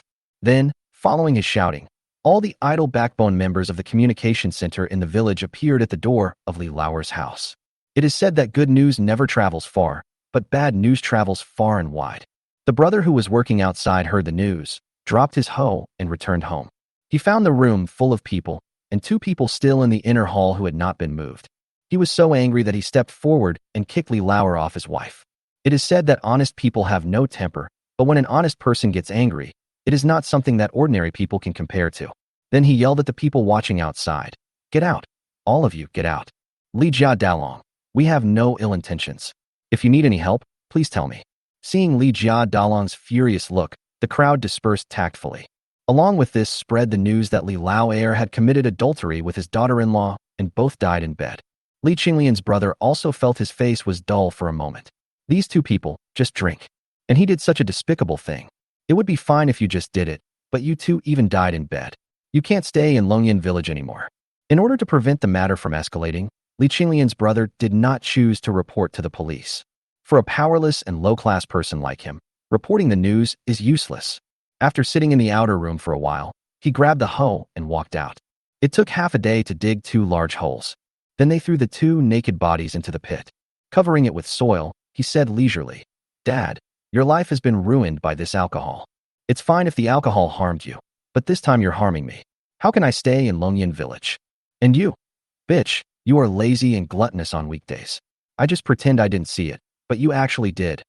Li Jiadalang calmed himself down, threw down his hoe, and returned to his home. He walked to his room without looking back, packed a few clothes, and walked out. Chapter 171 Chuanxiang Qiuju goes to Linhai. As soon as I walked to the door, I remembered what Chu Chun had told me last night. Yes, that wine bottle. After saying that, he went towards the main room. When he came back, he had 6 more wine bottles in his hands. He stuffed them into the bag on his shoulder and left the house without looking back. It was 3 days later that Chu Chun heard the news. He was not overly surprised, but he was deeply shocked to see the old man and his daughter-in-law cuddling together. This person is not a human being at all. He is worse than an animal. It seems that sending him away with this combination of cephalexin and alcohol is a light punishment. This thing will fire a volley of bullets at him using a Gatling gun that makes a rattling sound and emits blue flames. But now that this has happened, let's just let it go. He believed that after seeing that scene, his brother-in-law would definitely not pursue the matter any further. After all, this house is ugly, really ugly. If he was smart, he would probably sell the wine bottle and go to another city. Chu Chen did not tell Li Qinglian and Lu Damei the news. Life went on as usual. After staying in Mashan village for a full month, the weather seemed to have turned cold overnight.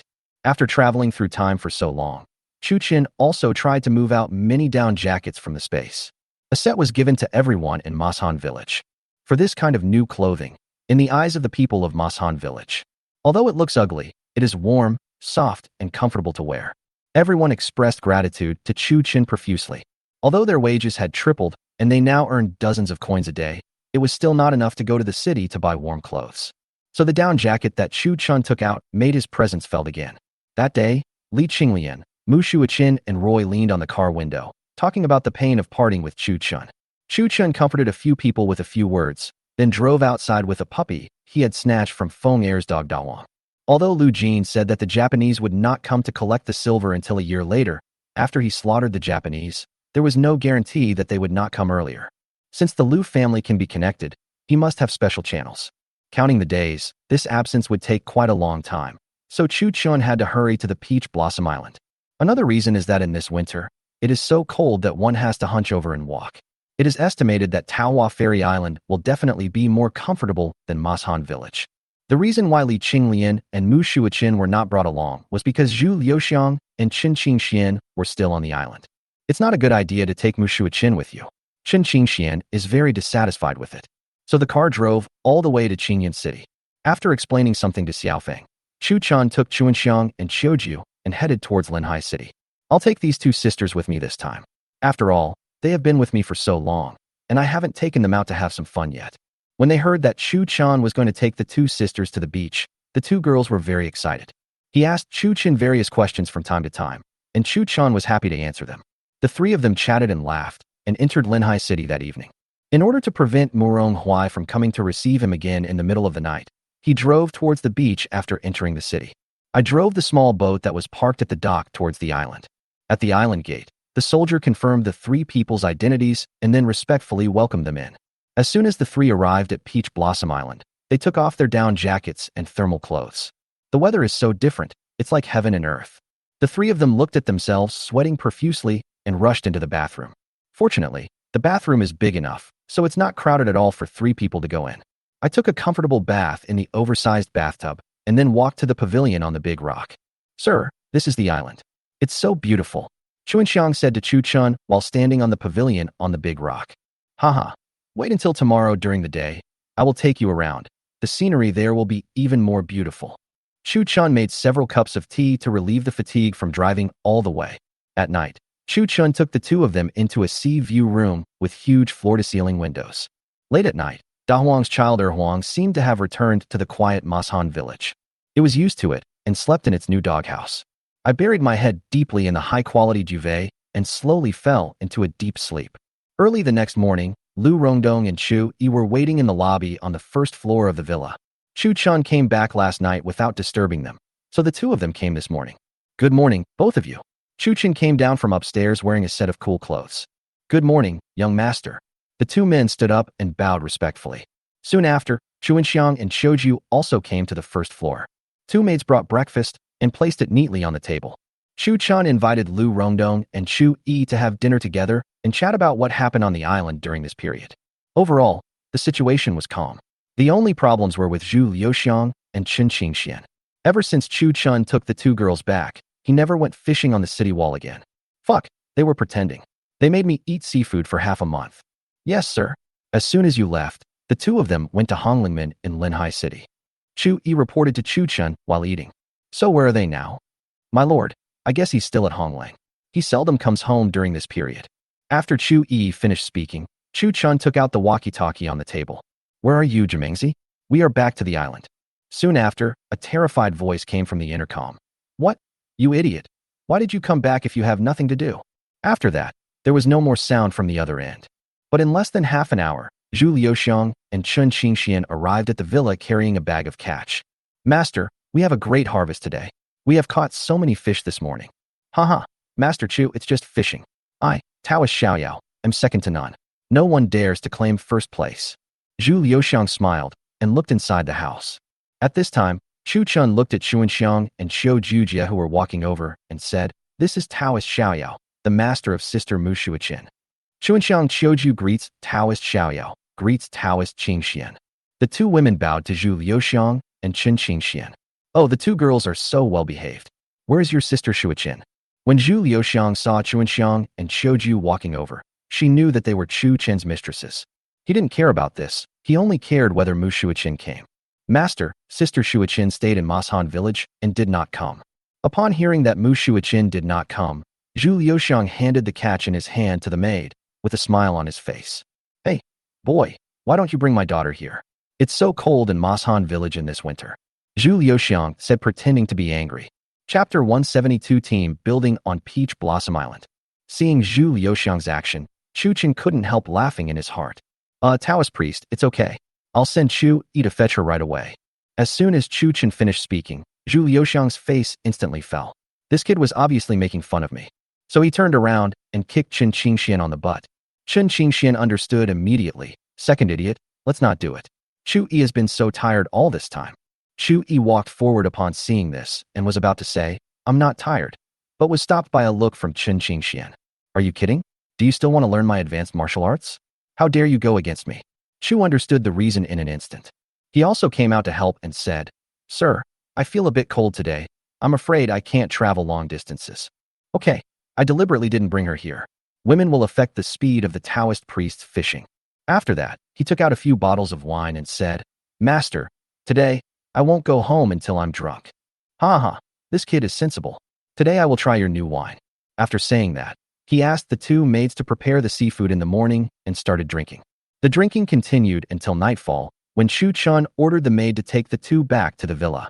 Chu Chen also showed deep helplessness towards these two drunkards, one big and one small.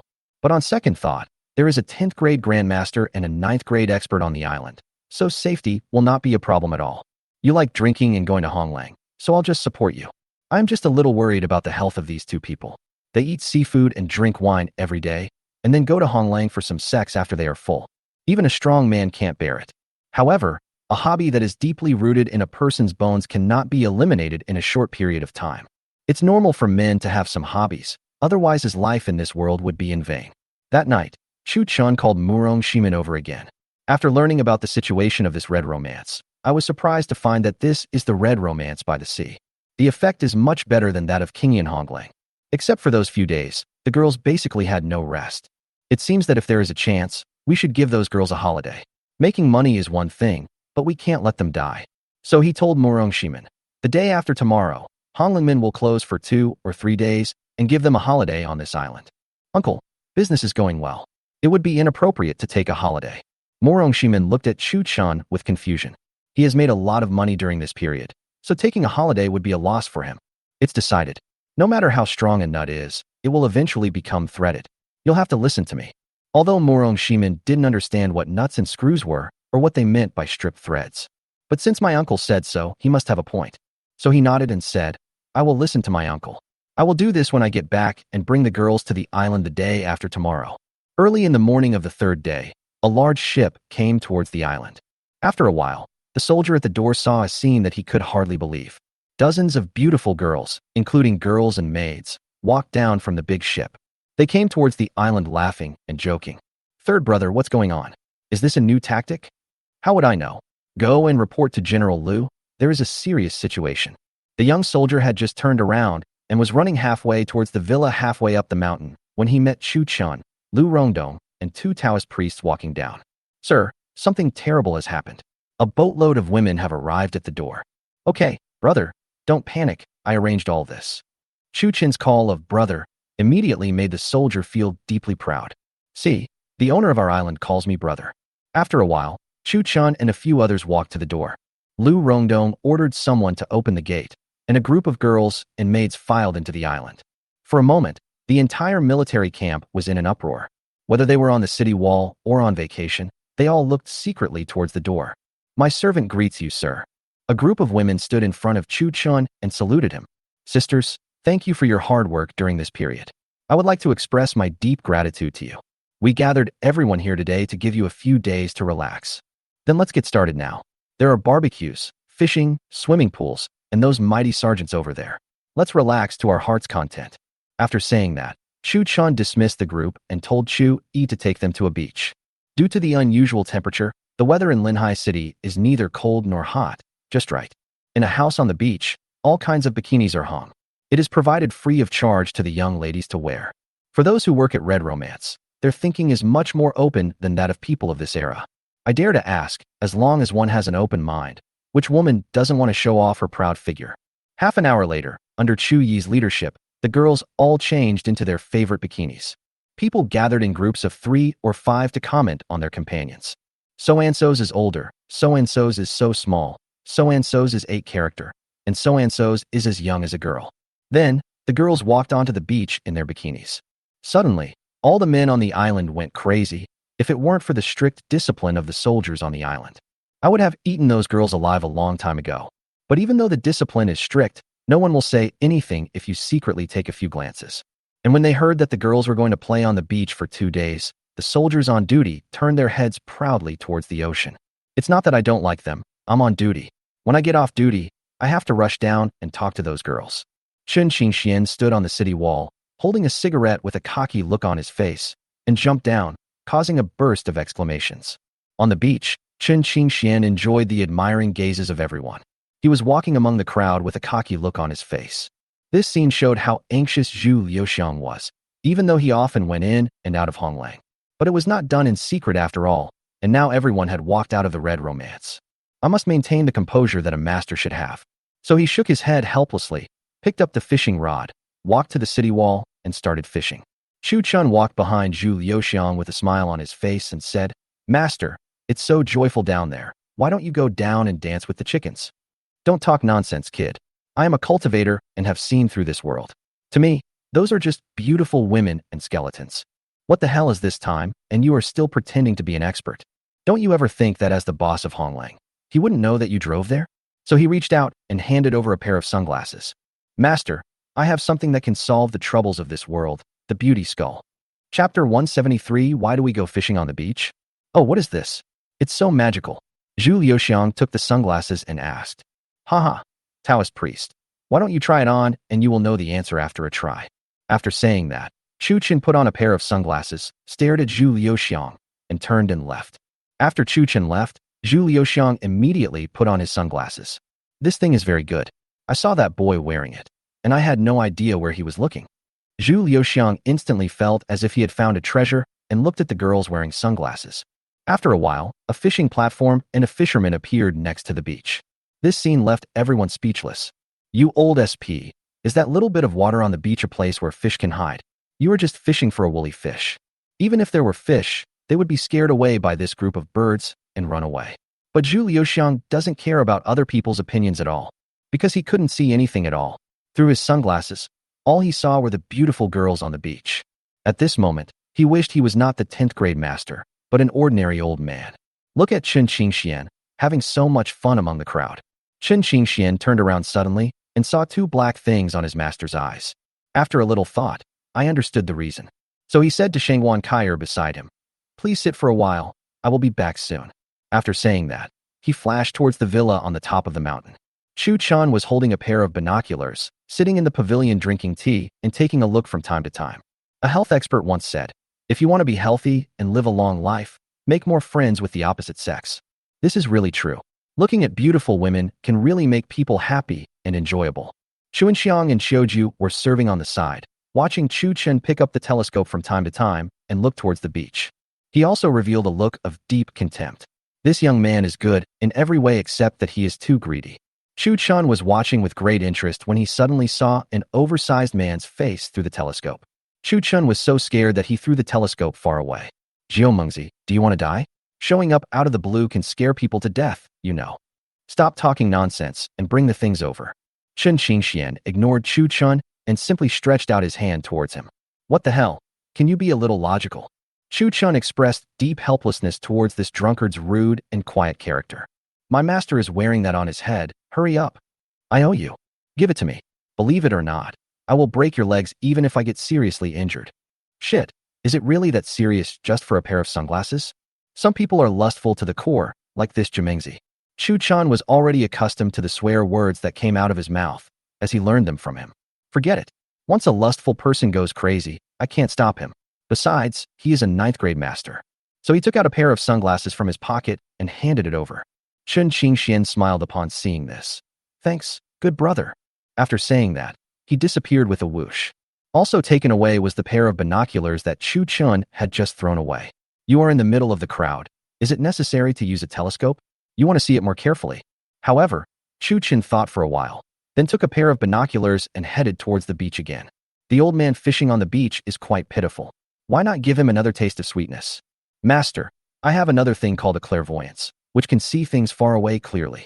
Oh, there is such a wonderful thing in this world. Bring it to me for a look.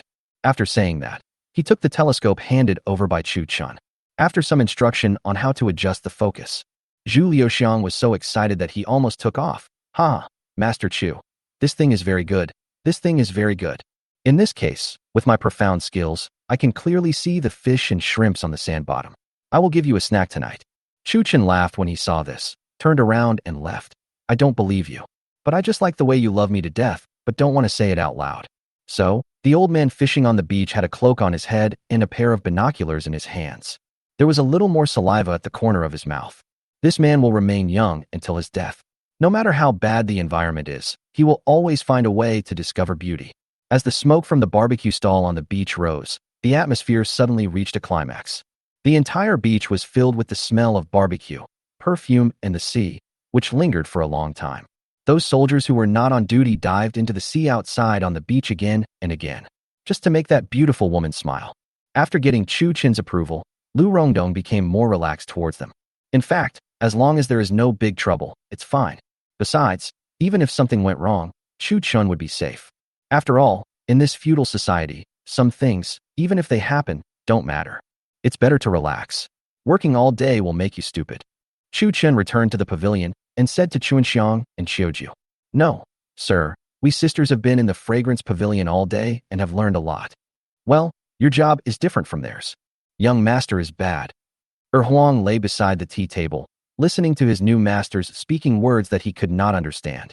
He raised his head in confusion, looked around, and then fell asleep again. In my dream, I seemed to hear the voice again, which I could hear in Mashan village whenever the new owner appeared. However, under Da Huang's education, it deeply understood one truth. If you ignore it and treat it calmly, you will get big bones. Otherwise, it will be placed on the dinner table and become a snack for the hosts. No matter what, be a good dog. You know, curiosity kills the dog. In the evening, Chu Chun, Chuanxiang, and Xiuju ate vegetables grown on the island. As for Zhu Liuxiang's suggestion of having a seafood dinner tonight, forget it, it's just talk.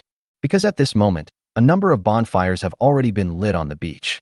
At the place where the old man was fishing on the beach, there was only a lonely fishing rod standing there.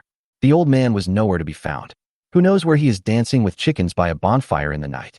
In order to make them have fun, Chu Chun did not leave the villa all day except for going out to deliver things a few times. They also thoughtfully provided everyone with dozens of boxes of beer. Assign it to Chu E for management, but the bottle must be taken back, just like the rule in Honglang. Under the night sky, the square dance speakers emit explosive beats. Those happy people gathered around the campfire, singing and dancing, talking and laughing. They were so happy. At this moment, laughter, gasps, and the crackling of the campfire mixed with the rhythmic beating of waves against the rocks. It adds a touch of colorfulness to the night view of the entire island. Chapter 174: The Japanese Army Attacks the Island. The feast lasted for 2 days and 1 night before the girls returned to Linhai City, dragging their exhausted bodies.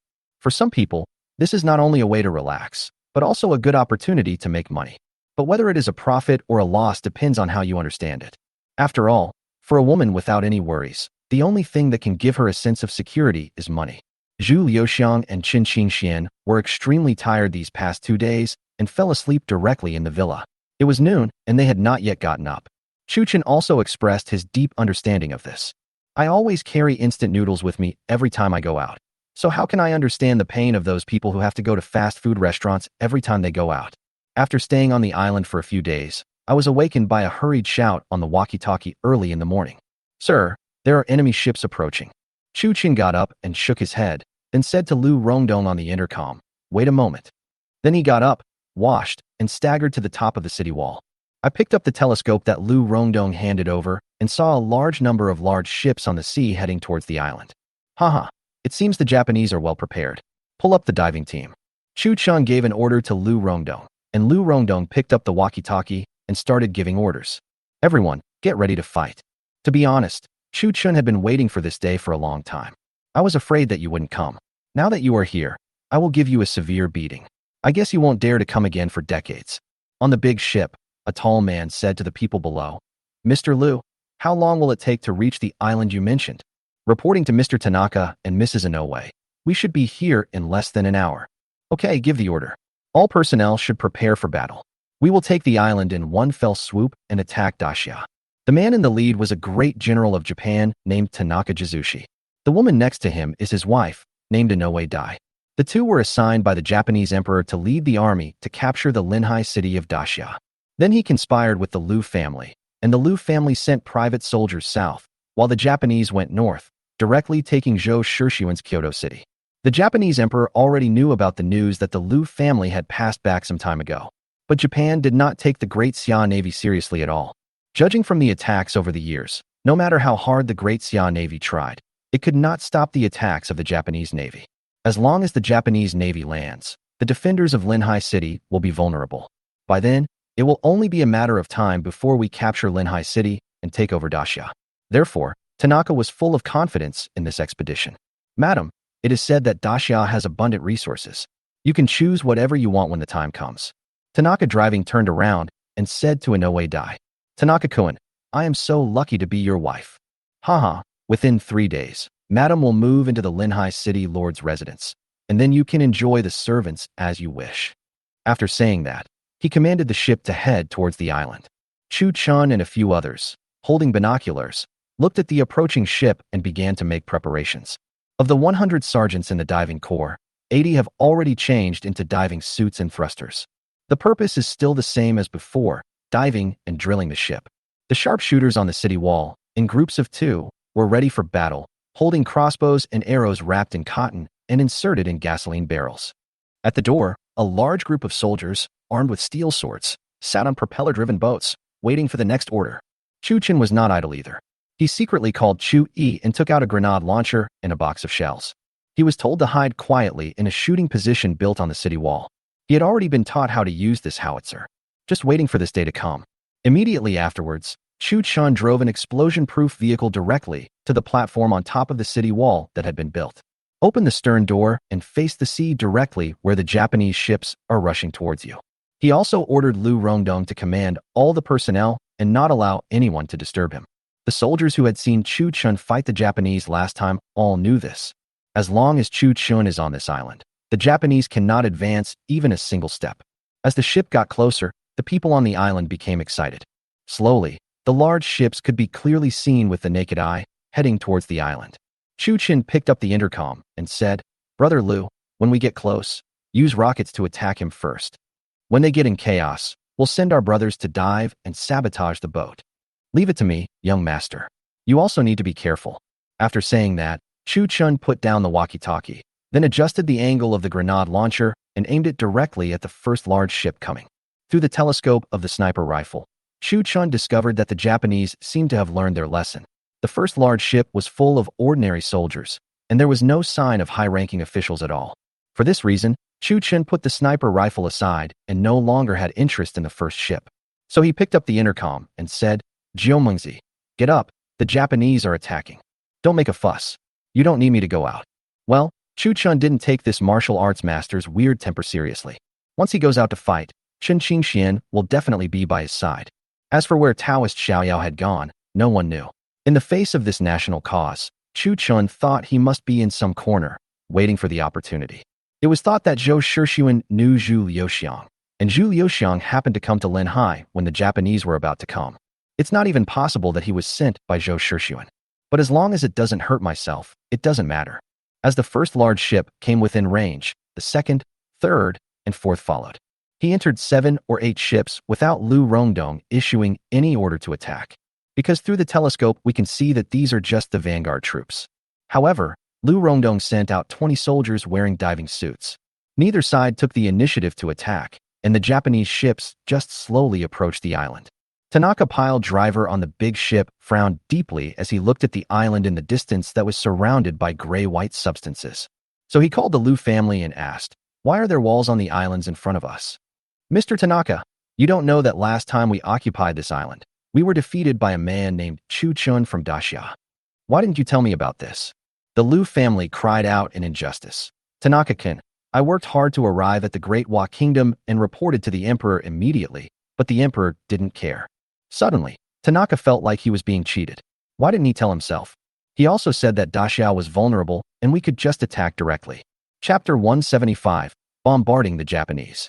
However, Tanaka was not afraid of this. This army will not land on the island, and you have to come out to stop my army from landing in Linhai City. I will have to mobilize your Linhai Navy, but how can the Linhai Navy be comparable to mine? Alright, we'll talk about this later. Since the leading fleet has arrived at the island and there are no signs of attack, then all the troops will land. As the sailors rowed hard, the speed of the ship suddenly increased. Chu-Chen looked through the telescope and thought to himself that you finally couldn't help it. He took out the intercom and tuned to Chu-Yi's channel. Don't worry about the 8 ships in front. I believe they will sink soon. When the big ships behind come up, you have to bomb them as hard as you can. Got it, sir. After saying that, Chu-Yi put down the walkie-talkie, adjusted the angle of the howitzer, and waited for the arrival of the army behind. Lu Rongdong also received the news, which asked him to let the divers put them in without anyone noticing and then sink them. The big fish is behind. Chu-Chen looked through the telescope of the sniper rifle and saw a huge ship behind. A vague man and a few others were standing at the bow, planning something. Looking at the huge ship coming towards here behind the army, Chu-Chen showed a beautiful smile. If this thing doesn't work, then let Jimengzi take me on board and slaughter some people. 20 divers successfully reached the bottom of the ship. With the help of oxygen tanks and thrusters, it was extremely easy. He used a rope hook to secure himself to the bottom of the boat, took out his tools, and started digging. The Japanese on the 8 large ships in front looked at the small island on the gray and white wall that showed no resistance at all. I thought that this Daxia soldier was getting scared, so I burst into laughter towards the direction of the island. Immediately afterwards, the 8 ships crossed the island and headed towards the sea. At this moment, Tanaka driving saw how easily he had crossed the island and felt that he was overthinking it. I thought that the Lord of Linhai City was probably packing up his valuables and preparing to escape. Slowly, all the large ships behind appeared in everyone's eyes. In addition to the super large ship in the middle, there were about 22 large ships on the periphery, the same as the ones they sank last time. Together with the previous 8 ships, the total fleet consists of 30 warships and 1 command ship. This Japanese must have paid a huge price. Personnel were also sent from the island to connect with the seaside side, with the aim of killing those who are good at swimming. The Japanese were able to swim to the shore even after their ship sank. Moronghua said that this small task was no problem at all. As the fleet got closer, half of the ships were already within range. Lu Rongdong finally gave the order to attack. The soldiers hiding on the city wall suddenly stood up. He picked up a crossbow and shot gasoline-soaked rockets at the ship. The Japanese on the big ship were stunned by the first wave of attacks. They organized themselves in an instant and brought buckets of water to put out the fire. But they were wrong, deeply wrong. That was gasoline. Could water be used to put out a fire in gasoline? Suddenly, smoke billowed from the ship. At this moment, the howitzer in Chu-Yi's hand also started firing, and the shells flew towards the ships. The wooden ship had no resistance to the howitzer and was blown to pieces in an instant. Chu-Chen went even further and took out all kinds of grenades, incendiary bombs, high-explosive bombs, and armor-piercing bombs. They all rushed towards the ship. Tanaka, pile driver on the big ship, was completely panicked when he saw this sudden scene. Didn't they say that the Daxiao Navy was vulnerable? Didn't they say that Linhai City was vulnerable? He reached out and grabbed a member of the Lu family and roared loudly. In a rage, he drew the long sword from his waist and chopped the Lu family translator to death with one blow. And at this moment, he saw another scene that horrified him. I saw that the 8 large ships that had just passed the island were all sinking into the sea. It's over. The battle had just begun, and we had already lost 8 large ships. How can he fight this battle? At this moment, he had only one thought in his mind. He was being tricked. To be precise, I was deceived by the Japanese emperor. Why did he hide such important information from me? At this time, the large ship was getting closer and closer to the island. If it wanted to retreat, the ships of Daxiao would definitely chase it. There is no other way but to go ahead with it. So, under his command, the catapults on the ship also started moving one after another. Chu-Chen saw the catapult moving and picked up the intercom. Chu-Yi, blow up his catapult specifically. After blowing up those catapults, it can be said that the Japanese had no other long-range weapons except bows and arrows. But how many soldiers holding police shields can be hit by bows and arrows? Catapults carrying boulders or burning kerosene stones came towards the island. But they had no idea what was happening on the island from the boat, so they were just fighting blindly. Some even controlled catapults and smashed them against the city walls. But when the big stone hit the city wall, it only left a white mark. The same goes for those kerosene bombs. When they hit the city wall, all of their own kerosene will be burned out. Chu Yi's shots became more and more accurate, and the grenades were heading towards the catapult on the ship. In a short while, all the catapults within range were destroyed by him. The Japanese were helpless and sought cover on the ship to avoid the deadly crossbow arrows. At this time, Chu Chen lay on the roof of the car, took out the sniper rifle, and launched a series of precise attacks on the Japanese on the boat. The wooden shelter can protect against the crossbow, but how can it protect against the bullets from the sniper rifle? For Chu Chen, it was just a practice. After all, there are not many opportunities to practice like this. Suddenly, Chu Chen saw through the bullet holes made by the sniper rifle that the super ship was emitting bursts of brilliant light. So he quickly took out the intercom and said to Lu Rongdong and Chu Yi, "Everyone, pay attention, don't touch the big ship in the middle. There may be unexpected gains." The two men obeyed the order, and instantly all the soldiers stopped attacking the ship. Lu Rongdong also sent out the remaining 80 divers to specifically target the 22 warships other than the super ship. Tanaka Piling, who was on the super large ship, took an OAD to stand on the high-top observation deck. The attacks from the island seemed to have weakened, and no one was attacking their large ships. He showed a puzzled expression, and even the magical weapon that could knock down his soldiers silently was nowhere to be found. Could it be that this kind of attack cannot continue? But at this moment he did not dare to act rashly. He stood on the big ship and quietly observed the sea. Suddenly, a warship next to him began to sink slowly, just like the 8 warships before it. Then, the second, third, fourth, fifth. Chapter 176. Flying onto the ship to kill the Japanese pirates. At this moment, he finally realized that the problem was not serious. He quickly said to the people below, "Start the boat and return the same way."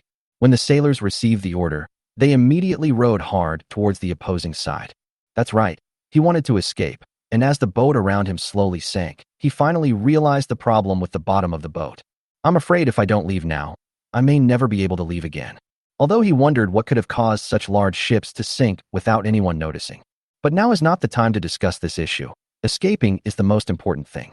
Seeing that he was about to escape, Chu Chen quickly took out the intercom and said, "Jiomingzi, come on, let's go aboard and kill people with me." As soon as he finished speaking, Chen Qingxian came to Chu Chen's side. "Which ship?" "The biggest one, go get rich." Chen Qingxian looked at Chu Chen with contempt, then picked him up and flew towards the big ship. As soon as he got on the boat, Chu Chen took out 2 Uzis and put them into his sleeves. But soon after, the usually unreliable Zhu Liuxiang also came onto the boat. "Mr. Chu, this place is dangerous, please come back with me." After saying that, he grabbed towards Chu Chen. "Wait, Taoist priest, don't worry, ordinary swords and knives can't hurt me." "Oh, Master Chu has practiced iron shirt? Just watch it later." Chu Chen had already vaguely guessed something about Zhu Liuxiang, who followed closely behind. "It seems that Zhou Shixuan is quite nice to me." The Japanese soldiers on the ship were instantly stunned by the 3 people who suddenly appeared. But Tanaka driving pile reacted very quickly and surrounded the 3 people at the command. He spoke in the Daxia dialect he learned at the Liu family. "How dare you board the warship of my great country of Japan? Have you had enough of living? Hey, this old guy can speak my Daxia language." Chu Chen turned and said to Chen Qingxian, "Look at the woman next to him. I like her. Don't beat her to death later."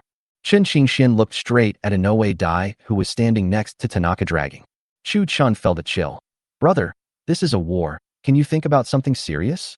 With the master here, these people are not good enough." Looking at the 3 people who were calm and composed, the 2 young men were actually chatting while surrounded by his big Japanese soldiers. Tanaka was furious. What was this? This was a blatant disregard for himself. Moreover, the handsome man looked at his wife without any hesitation. "Do you really think that there is no one left in our great country of Japan? Come on, kill them." As Tanaka Draxler uttered something in Japanese that Chu Chun and the others could not understand, the surrounding soldiers shouted and slashed at the 3 men with their swords. At this moment, Zhu Liuxiang and Chen Qingxian drew their swords and rushed towards the Japanese. Chu Chen also pulled the trigger of Uzi, followed by the sound of da-da-da. Except for Chen Qingxian, who was not surprised, the Japanese and Zhu Liuxiang were all stunned. What kind of hidden weapon is this? A burst of fire came out from Chu Chen's sleeves. Those Japanese soldiers who rushed towards Chu Chen all fell down one after another. "Your Majesty has spent so much effort to persuade me to protect this person, but in this situation, why does this person need protection?" But looking at the Japanese people who were coming towards Chu Chen one after another, Zhu Liuxiang still kept a certain distance from Chu Chen. As the gunshot stopped, Chu Chen suddenly squatted on the ground. "Master, wait for me for a moment." Zhu Liuxiang didn't know what Chu Chun was doing and didn't look at it for long. But after a few breaths, the tap-ta-ta sound started again. This is just Tanaka's command ship, and there is only a guard team inside. Don't be fooled by the size of the ship. It is loaded with supplies and servants brought by the people in the field who are afraid that they may not be used to the big country. According to the Japanese emperor, Tanaka can enter Daxiao whenever he wants. So he almost moved his entire home here, including all the gold, silver, jewelry, wives, concubines, servants, and maids. The only ones who were capable of fighting were the guards, but that guard team of about 200 people could not withstand a massacre by 3 people. The soldiers on the other ships couldn't even take care of themselves at this moment. Those who are good at swimming can still struggle a few times and swim towards the shore. Those with average swimming ability sank directly to the bottom of the sea along with the warship. At this moment, on the sea, dozens of small boats equipped with propellers were circling around to harvest the lives of the Japanese. The crossbow archers on the city wall were also enjoying practicing targeting. On the shore, Murong Huai and his men were searching for the lone Japanese. In less than an incense stick's time, only Tanaka the pile driver and his family were left on the huge ship. Tanaka drew the sword from his waist and said, "Emperor, you cheated me like this. Aren't you afraid of retribution?"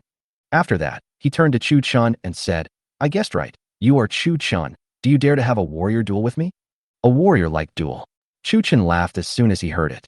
"Okay, since you can speak Daxia and know my name, come on. Let's see how fast you are. I have always been a coward, but I have to be tough this time, otherwise I will always be laughed at by that drunkard. Mr. Chu, this man is very powerful. Are you sure?" Zhu Liuxiang, who was standing by, saw that Chu Chun was going to fight Tanaka alone and asked with some concern, "Don't worry, Taoist priest, you have seen it." After saying that, Chu Chun took a step forward and stretched out his wide sleeves towards Tanaka provocatively. Tanaka Dragging had just witnessed Chu Chun's miraculous skills in using hidden weapons. At this moment, he also had 3 more darts in his hand. He thought, now it all depends on who is faster. As long as he is fast enough, the boy opposite won't be able to use his hidden weapon. Since I'm going to die anyway, I might as well drag someone down with me. Moreover, this person is Chu Chun. In the eyes of the Liu family, he is like the god of war of Great Xia. Kill him and you'll win. Since you are so arrogant, let me send you to heaven. As soon as Tanaka Driving finished his words, he twisted his body and 3 darts flew towards Chu Chun's chest. Not good, this person is cheating. Just as Tanaka twisted his body while driving the pile, both Zhu Liuxiang and Chun Qingxian moved. Each man and his sword picked up 2 darts, but there was still one that instantly stabbed into Chu Chun's chest.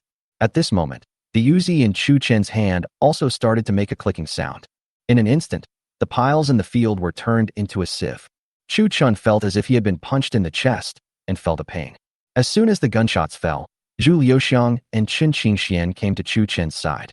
"How is it, Master Chu, are you okay? You idiot, are you dead? That man is at least at the 7th rank. You should be dead soon after being hit by his dart." Chun Qingxian shouted at Chu Chun with an anxious look on his face. "Fuck, it hurts so much," Chu Chun said, and sat down on the ground. Chapter 177. Japan sends a girl 1,000 miles away. He can still speak, so he shouldn't be dead.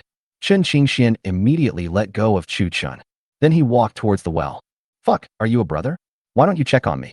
Chu Chun jumped up and cursed loudly at Chun Qingxian. Chun Qingxian pretended not to hear it, waved his hand, and continued walking towards the well. Only then did Chu Chun look at Zhu Liuxiang and see his nervous expression. "Master, I'm fine. That thing can't hurt me." "Haha, I'm glad you're okay. I'll go down and take a look." After saying that, he walked towards the cabin, not for any other reason but to see his disciple walking towards the group of women. Since I have put in the effort, I should at least get it on a first-come, first-served basis. Chu Chun was completely blown away by this scene in the sea breeze, but the posture of the 2 people rushing towards him with hidden weapons was very handsome. It seems that Zhou Shixuan spent a lot of money to invite the 10th grade Grandmaster Zhu Liuxiang. Then Chu Chun tidied his clothes and walked into the cabin. His goal was simple, which was the room with a hole he had punched and which was glowing with golden light. He had seen too many of these women before he traveled through time, so he wasn't very interested in them. Chu Chun came alone to the outside of the room, shining with golden light. He knocked the lock off the door with one move and pushed the door open easily. There were dozens of boxes inside. After opening a few doors, a lot of gold, silver, jewelry, and a box of jade appeared inside. Chu Chun waved his hand and put the boxes away. He was not as interested in gold and silver as in jade. These carved jades are very pure and much better than the raw stones. But since we are here to get something, we must be quick. Otherwise, those two drunkards would be worried about their safety and would see me waving my hand to collect my things. That's hard to explain, because the first principle in ancient times is that space cannot be exposed. After collecting these things, Chu Chun slowly went up to the deck. At this moment, on the deck, there was a group of Japanese people tied up with ropes sitting in the middle, and Lu Rongdong, along with a team of men, also boarded the ship. The only ones missing were the drunkard and the woman who was standing next to Tanaka when he was pounding the ground. Chu Chun immediately figured out the problem. Jimingzi, you are really not picky about food. About an incense stick later, the wine mist appeared from nowhere, and the woman also walked out of the cabin. Sir, please don't kill us. We can be your slaves. Listening to the woman speaking the Xia dialect, Chu Chun turned around and looked at her with interest. Can you speak the language of our great Xia country? What's your name? My name is Inoue Dai. Mr. Tianzhong said he would bring us to Daxia, so I learned the Daxia dialect from the Lu family. Chu Chun laughed after reading it. You must have heard of this name, Jimingzi. I don't know how many times this thing has been folded. It has a very strong taste. This makes communication much easier. Okay, separate your people. The men and old people will be in one group, and the young women will be in another. When Chu Chun said this, Inoue Dai realized what this young man was going to do. After all, the men in Japan are short and the old men are useless, so death is probably what awaits them. No, sir, you can't treat us like this. It goes against the will of heaven. Ha ha ha, it's a blessing from heaven and earth. Chu Chun raised his hand and fired a volley of bullets at the sailors. Hurry up, or I will kill you all. This action directly shocked Inoue Dai. Why? Why does the young master treat us like this? Why? This hatred of mine is inherited from my ancestors, even though this is a fight. Chu Chun realized that he had said the wrong thing and quickly shut his mouth. After saying that, he whispered a few words in Lu Rongdong's ear and then shouted at Chen Qingxian. Drunkard, go back and drink. At this moment, Chen Qingxian had an attitude of completely refusing to admit his mistake. He picked up Chu Chun and headed towards Peach Blossom Island. In the pavilion of the villa on the top of the mountain, Chu Chun made a cup of tea for Chen Qingxian. Jiumingzi, how do you feel? What do you feel? You're sick again, idiot, aren't you? What about that Japanese woman? Stop pretending. Red romance is there. You will know if you try it. After saying that, Chen Qingxian no longer looked at Chu Chun, picked up the teacup and drank it in one gulp. Damn, it smells like the sea. It's a terrible experience. After drinking his tea, Chen Qingxian suddenly said this, which made Chu Chun burst out laughing. If this drunkard could be brought to modern times, no one would be able to tell from the way he speaks that he is from ancient times. It's okay, there are some things that can cure it. Bah, I don't want it even if I can be cured. Shangwan Kaier is better. She smells so good. Huang, who was under the table, looked up at the two of them, then lay down again and continued to sleep. Since I can't understand it anyway, I might as well not listen. After discussing with Jimingzi for a few words in the pavilion, Lu Rongdong and Murong Huai came out of the pavilion. My dear brother, after this battle, the Japanese will probably not dare to invade Daxia for hundreds of years. Haha, brother Murong, brother Lu, come and have some tea. Chu Chun asked the two to sit down.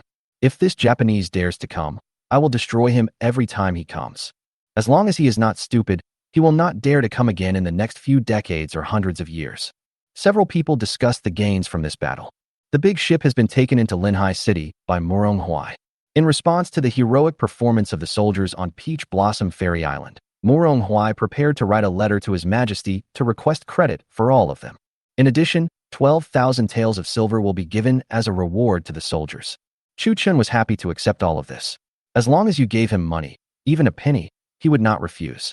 Although Murong Huai was puzzled as to why no silver was seized on the ship, he tactfully did not bring it up again. And those men and old people have already been dealt with by Lu Rongdong. Murong Huai was going to train those women and arrange them with Hong Langman. Make some contribution to Linhai's economy. Chu Chun said that all of this was fine. He would definitely not accept something that even Jiumingzi didn't like. After seeing Murong Huai off, Chu Chun took out 30,000 taels of silver from behind and handed it to Lu Rongdong. Follow me, Chu Chun. If you have made contributions, you will be rewarded. If you have made mistakes, don't blame me for being rude. Divide these among the brothers. As for how to distribute it, that was left to Lu Rongdong. I couldn't possibly take care of those things. The injured should be treated, and the dead should be resettled. Lu Rongdong called a few people, carried the boxes, saluted Chu Chun, and left. At this time Chu Chun reacted. Jiumingzi, where is Taoist Xiaoyao? Why is there no sign of him? Chapter 178 The Blizzard is Strange. Master? I didn't see it. In response to Chu Chen's question, Chen Qingxian looked at Chu Chen with confusion. But then he said arrogantly, Master's whereabouts are not something you and I can know. Based on his understanding of his master during this period of time, he probably took advantage of this opportunity. You must have entered the romantic Red Sea side. Well, the new year is coming soon. Let's pack up and go back to Mashan to celebrate the new year. After saying that, he put the teacup on the table, turned around, and walked into the villa. After entering the villa, the sharp-eyed Chu Chun saw a letter on the table. When I picked it up, I saw only one sentence. Boy, treat Shu Chin well. I am leaving now. The signature is 3 big words, Zhu Liuxiang. Chu Chin shook his head after reading it. This master-level expert really came and went like the wind. Little did people know that Zhu Liuxiang was currently drinking wine leisurely in the red romantic place by the sea. Immediately afterwards, Chu Chun called Chu Yi over the intercom. Take the grenade launcher and remaining grenades from his hands. Chu Yi, just stay on this peach blossom island. You have grown up now, and it's time for you to stand on your own. After hearing this, Chu Yi bowed deeply to Chu Chun and said, Thank you for your cultivation, young master. For him, staying on this peach blossom island. That is, Chu Chun trusted him and handed over the island and the red romance to him. With so many things, how could he not be excited? I can finally do something for you, sir.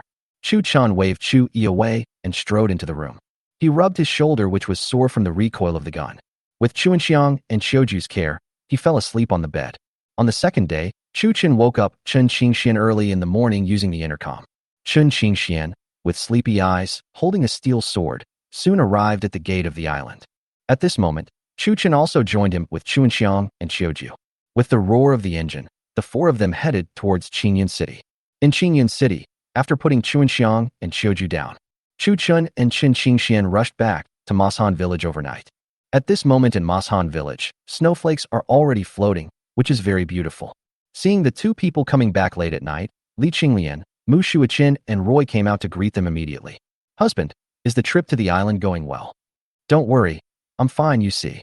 After saying that, Chu Chun gave Li Qinglian and the other 2 a big hug.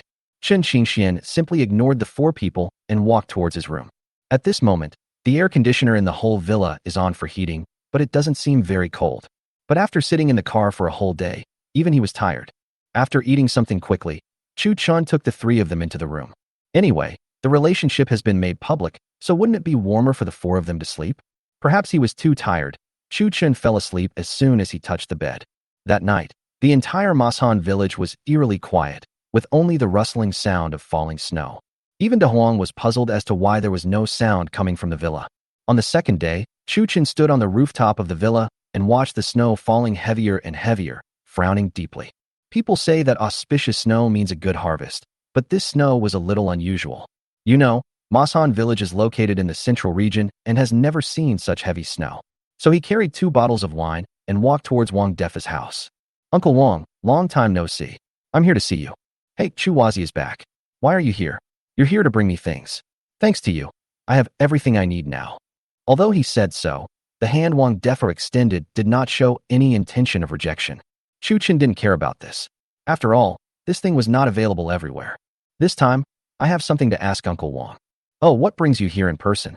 So Chu Chun talked about the strange situation of heavy snow this year. After listening to this, Wang Defa put on a down jacket given by Chu Chen Fa and walked out of the house with him. The 2 walked straight to the back mountain and looked at Mashan village, which had turned into a vast expanse of white overnight. Wang Defa also frowned tightly. Strange, strange.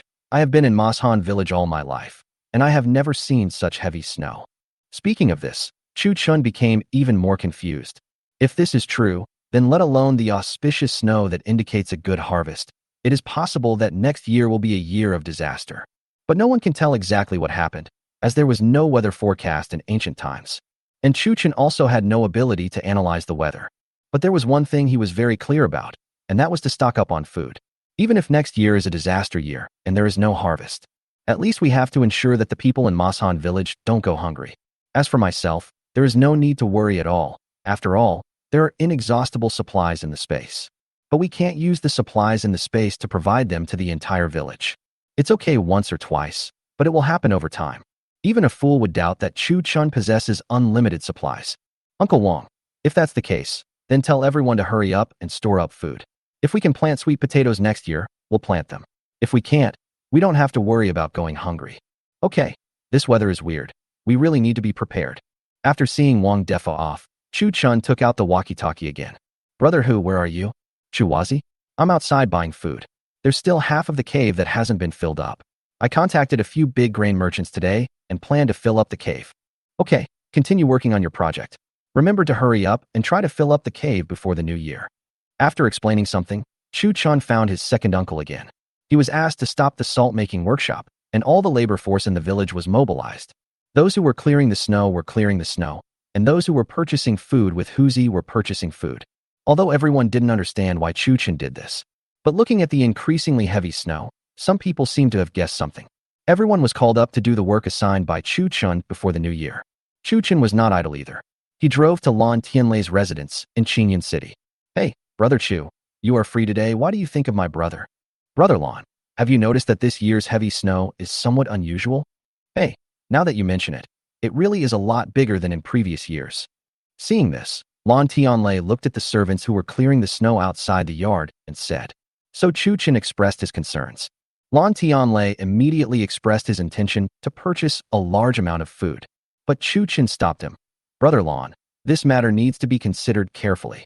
Oh, what do you mean? You have to spread out and do the purchase quietly, otherwise the price of grain will definitely rise sharply. After listening to this, Lan Tianlei thought about it for a while and instantly understood the reason. So he looked at Chu Chun with appreciation and said, Brother Chu, I know what to do. Thank you for reminding me. After saying that, he whispered a few words into the housekeeper's ear, and the housekeeper trotted out. Chapter 179, Snowstorm in Daxia and Civil Unrest. After seeing Chu Chun off, Lan Tianlei went straight into the study. After drafting a memorial, he sent someone to deliver it to Zhou Shixuan by express horse. At this moment, Zhou Shixuan was in the imperial study, looking at the memorials sent in from all over the country. He also frowned deeply.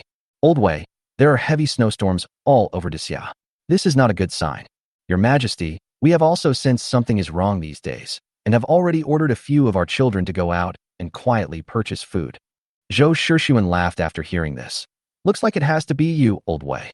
Not only that, His Highness the 8th Prince seems to have been secretly hoarding food during this period. Oh, then why didn't he tell me? In response to this, Zhou Shixuan frowned slightly, and then he let it go in an instant. Lao Ba has been a smart and sensible person since he was young.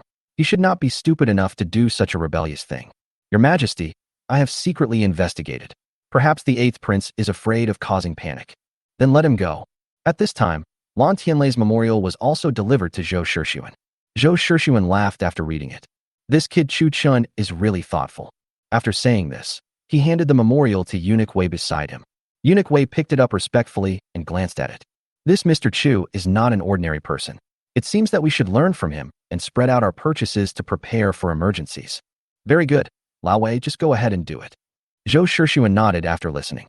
Then he added, after the new year, call this kid over. I have many curious things to ask him. Then I will send someone to do it right away.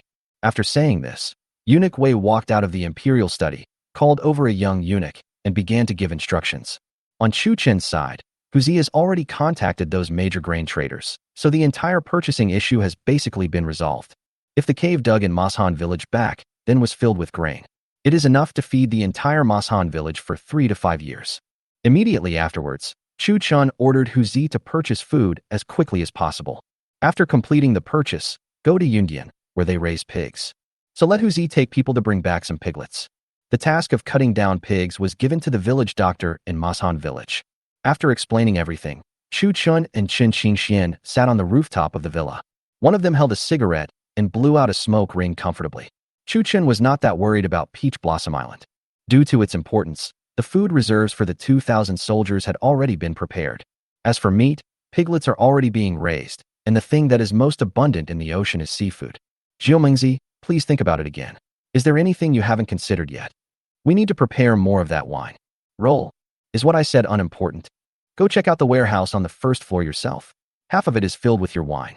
Chu Chun rolled his eyes at him unhappily and turned to think.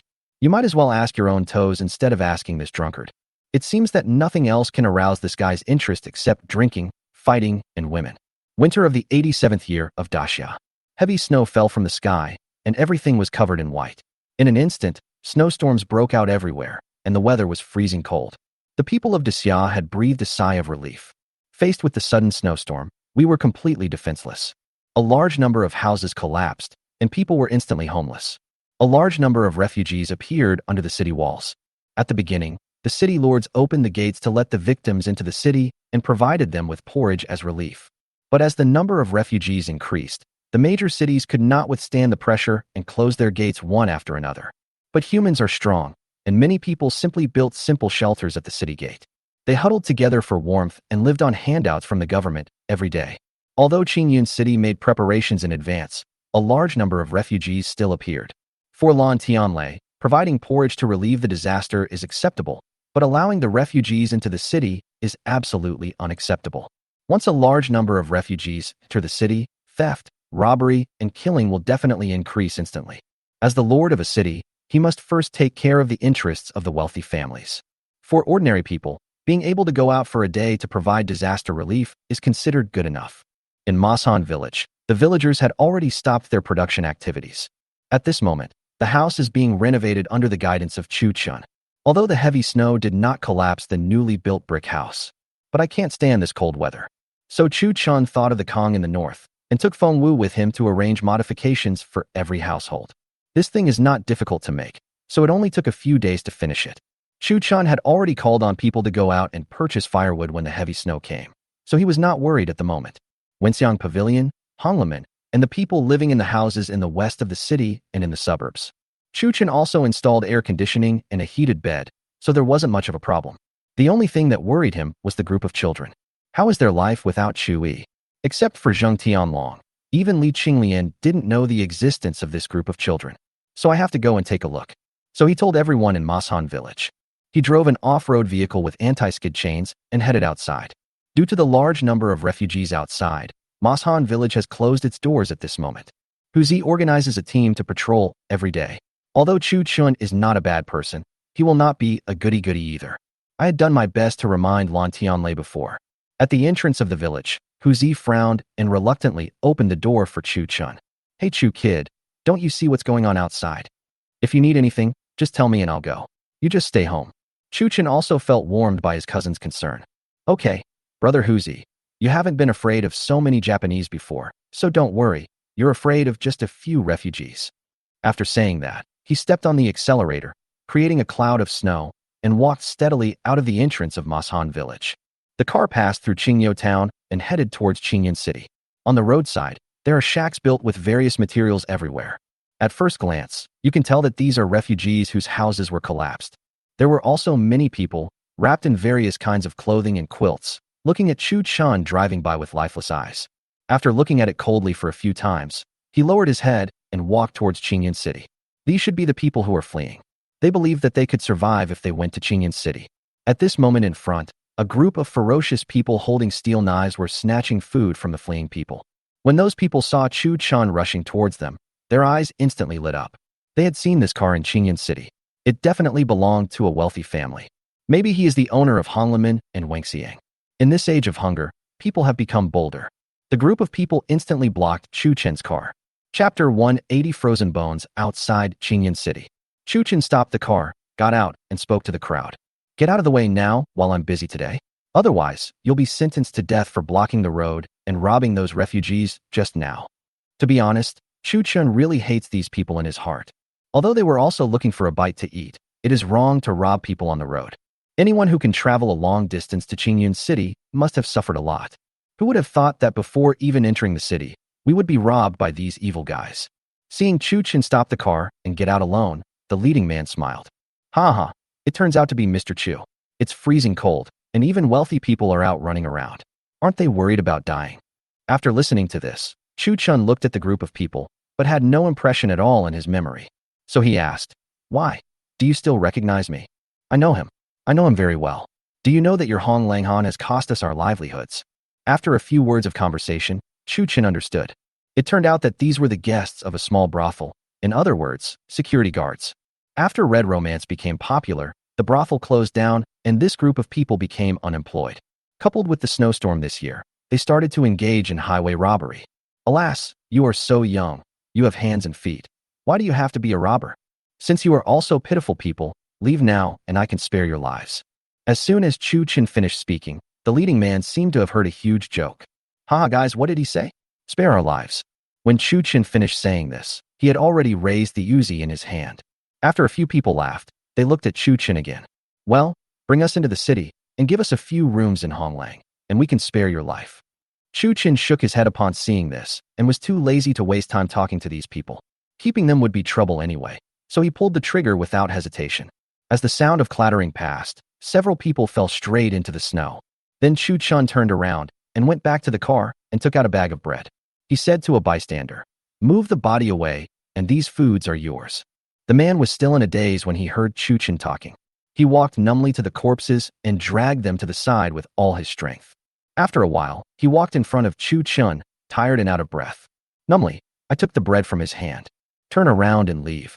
Chu Chen turned around, got in the car, and drove towards Qingyun City.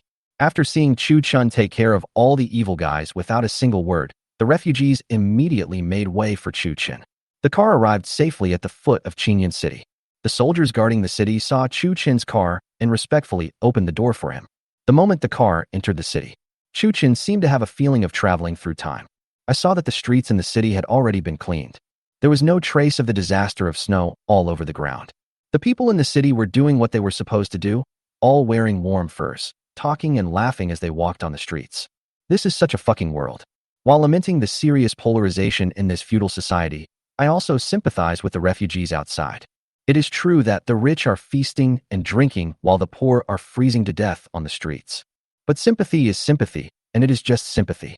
It is already good enough that I can ensure that the Mashan village and the people who follow me have enough food and clothing. Although there were endless supplies in the space, he wasn't stupid enough to take them out and make them conspicuous. After entering the city, Chu Chen drove the car straight to the villa in the west of the city. Xiaofeng, Xiaolan, Xiaotao and others were keeping warm in the house. Hey, where are Chuanxiang and Qiuju? Chu Chen asked Xiaofeng. Sir, they are in the Wenxiang pavilion and will be back in the evening. Didn't I tell you to close the shop and go home to rest? Why are you still open? Sir, you don't know. It's not that we don't want to rest. It's those ladies who won't let us rest. After learning about the situation, Chu Chen sighed deeply again. No matter when, those who suffer are always the people living at the bottom of society. So after saying hello to them, Chu Chen drove towards the suburban house. The children saw that Chu Chen still came to see them even though it was freezing cold. In an instant, he was surrounded by girls and boys. He called him Godfather one by one. Okay, Chu Chi, you are already 14 years old. You should understand that men and women should not be intimate with each other. Little 21, don't touch it. You have that thing too. Afterwards, Chu Chen asked about their lives one by one. Chu Er stood respectfully beside Chu Chen and answered all the questions he knew. After understanding the situation, Chu Chen felt relieved. Seeing that the snow was getting heavier, Chu Er led a few older boys to purchase a large amount of food using the silver given by Chu Chen. Although their food was much worse during this period, at least they didn't go hungry. There is white rice every day, and there is enough firewood, so there is no problem with heating. After Chu Chen checked their dormitories and food, a lot of rice, flour, grain and oil were taken out for them in the car. There is also a lot of meat, and in this cold weather, there is no need to worry about it going bad. In the children's clothing store in the space, Chu Chen waved his hand and took out many down jackets and cotton coats. In fact, older kids like Chu Er are already 15 or 16 years old. With enough supplies, we can take good care of these younger brothers and sisters. Before leaving, Chu Chen pulled Chu Er aside. Give him a walkie-talkie and a solar charging device. Although the power is not as sufficient as other places, it is more than enough to charge this walkie-talkie. Chu Er, brother Chu E is not at home, so you are the parent of these younger brothers and sisters. This is called a walkie-talkie. If you encounter any difficulties, you can talk to me through it. After that, he taught him about the channel and how to use it, and opened a special channel for them. After doing all this, Chu Chen stepped on the accelerator and left with confidence under the gaze of everyone. As soon as the car arrived at the house in the west of the city, Chu Chen saw from afar Lan Tianlei and a few others standing at the gate of the house. Brother Lan, it's so cold. Why don't you go inside and rest? Chu Chen got out of the car and said to Lan Tianlei, Hey, Brother Chu, you're finally back. Brother Lan, what's the matter that's so urgent? Come on, let's go inside and talk. As Chu Chen spoke, he led Lan Tianlei and a few others into the house. Feeling the warmth brought by the air conditioner in the room and drinking the hot tea brought by Xiaolan, several people showed envious looks. Brother Lan, you came as soon as I entered the city. Just tell me if you need my help." When Chu Chen saw how anxious these people looked, he knew something must have happened. Otherwise, he wouldn't be waiting for me at the gate of this house in such a hurry. Moreover, Chu Chen also had a rough guess as to why he came. Chapter 181. The Stink of Wine and Meat in Qingyun City. Brother Chu, I'm really in trouble. You must have seen the scene outside the city on your way here. That's right, Brother Lan should have stockpiled food, right? What are you going to do? Chu Chen saw Lan Tianlei's intention at a glance. For him, it was a very worrying moment, as he did have food in his hands. But I really don't dare let in the refugees outside the city. Once we enter the city, who can guarantee that Qingyun City will not fall into chaos? That's why when I saw Chu Chen coming back, I wanted to ask him if he had any good ideas. Brother Lan, this problem is not without a solution.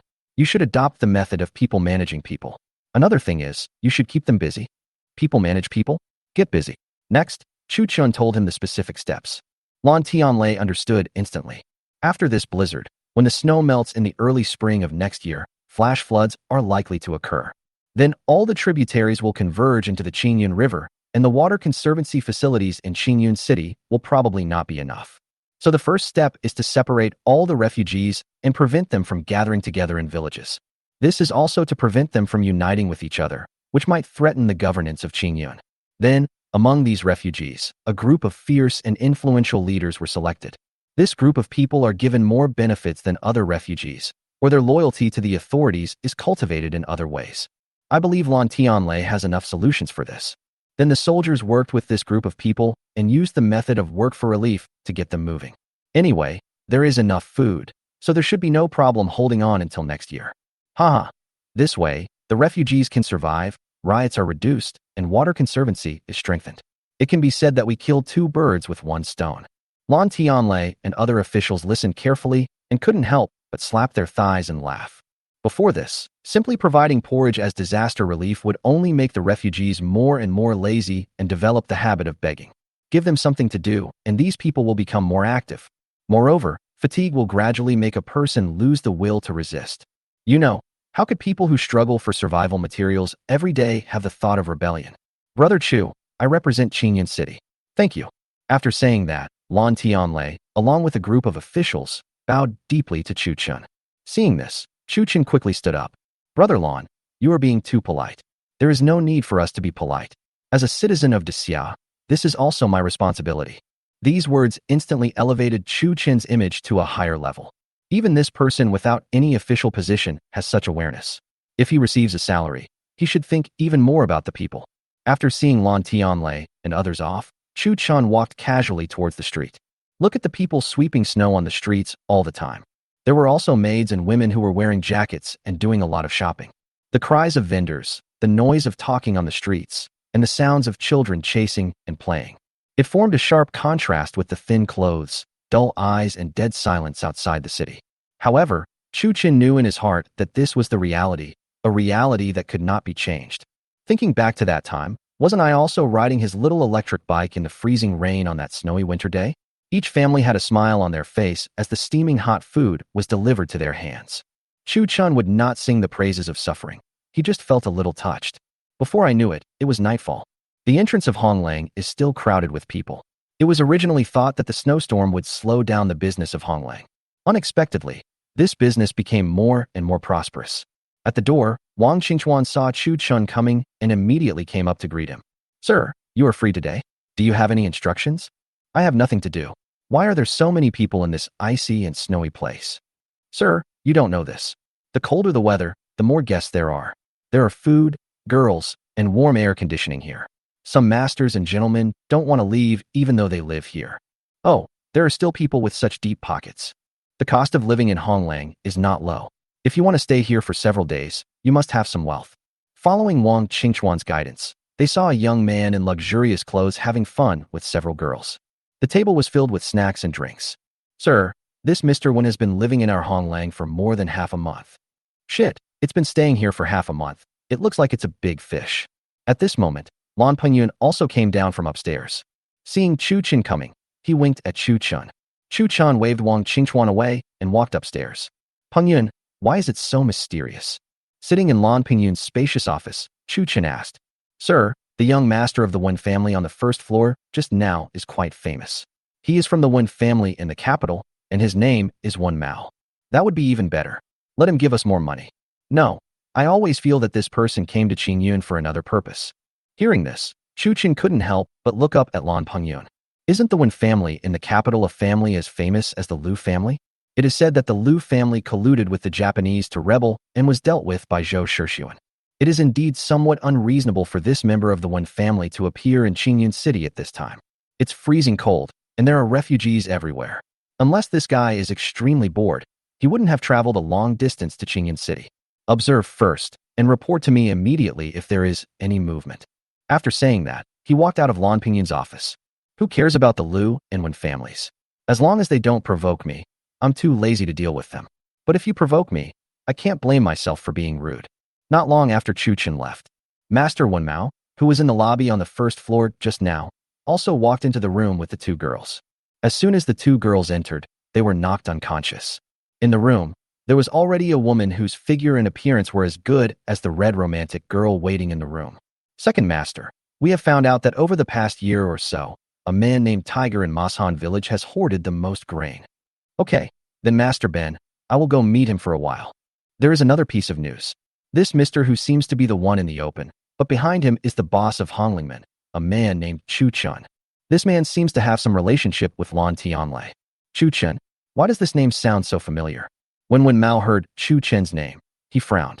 The Liu family in the capital was taken down by His Majesty, and it was said to be related to a man named Master Chu. Could it be this man named Chu Chen? If this is the case, then you need to think more about this trip. But the family is in a critical situation. If we can't get food, next year's plan will be affected. Okay, the situation is urgent. My Wen family is not afraid of that person, so why should we be afraid of a big family in this small place?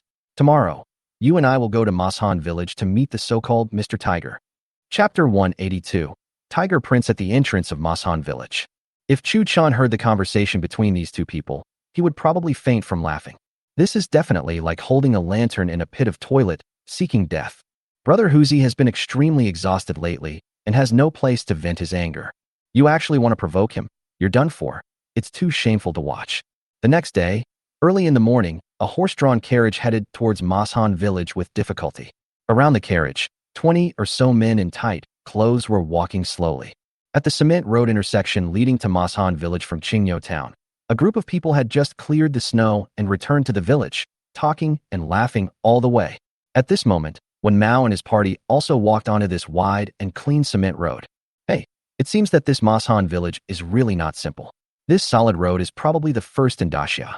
Wen Mao lifted the curtain, looked at the clean cement road, and said. Immediately afterwards, the carriage continued all the way to the entrance of Masan village.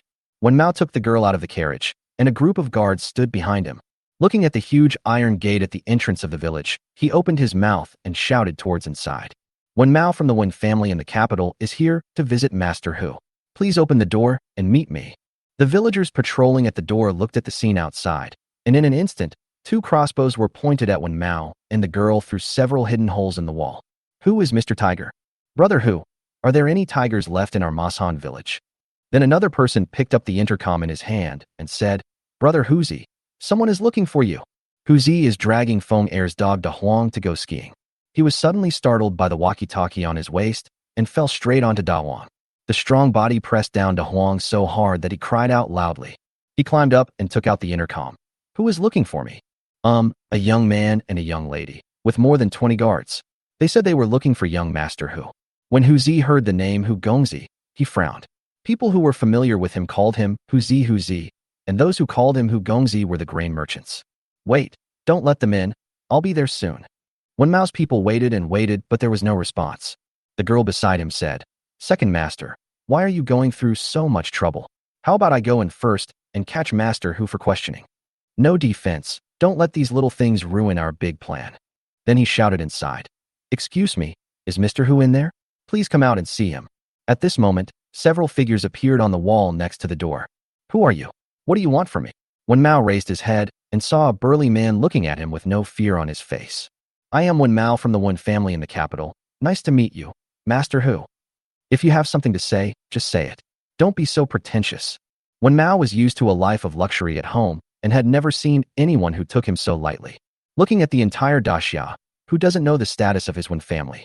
But considering that this was a country bumpkin, he just frowned and continued to ask Hu Zi in a friendly manner. Mr. Hu, it's freezing cold. Why don't you let me wait and go into the village first, and then sit down and talk with you? Hu Zi smiled at him and said, this is an emergency. If you have something to say it quickly. If you don't, leave quickly.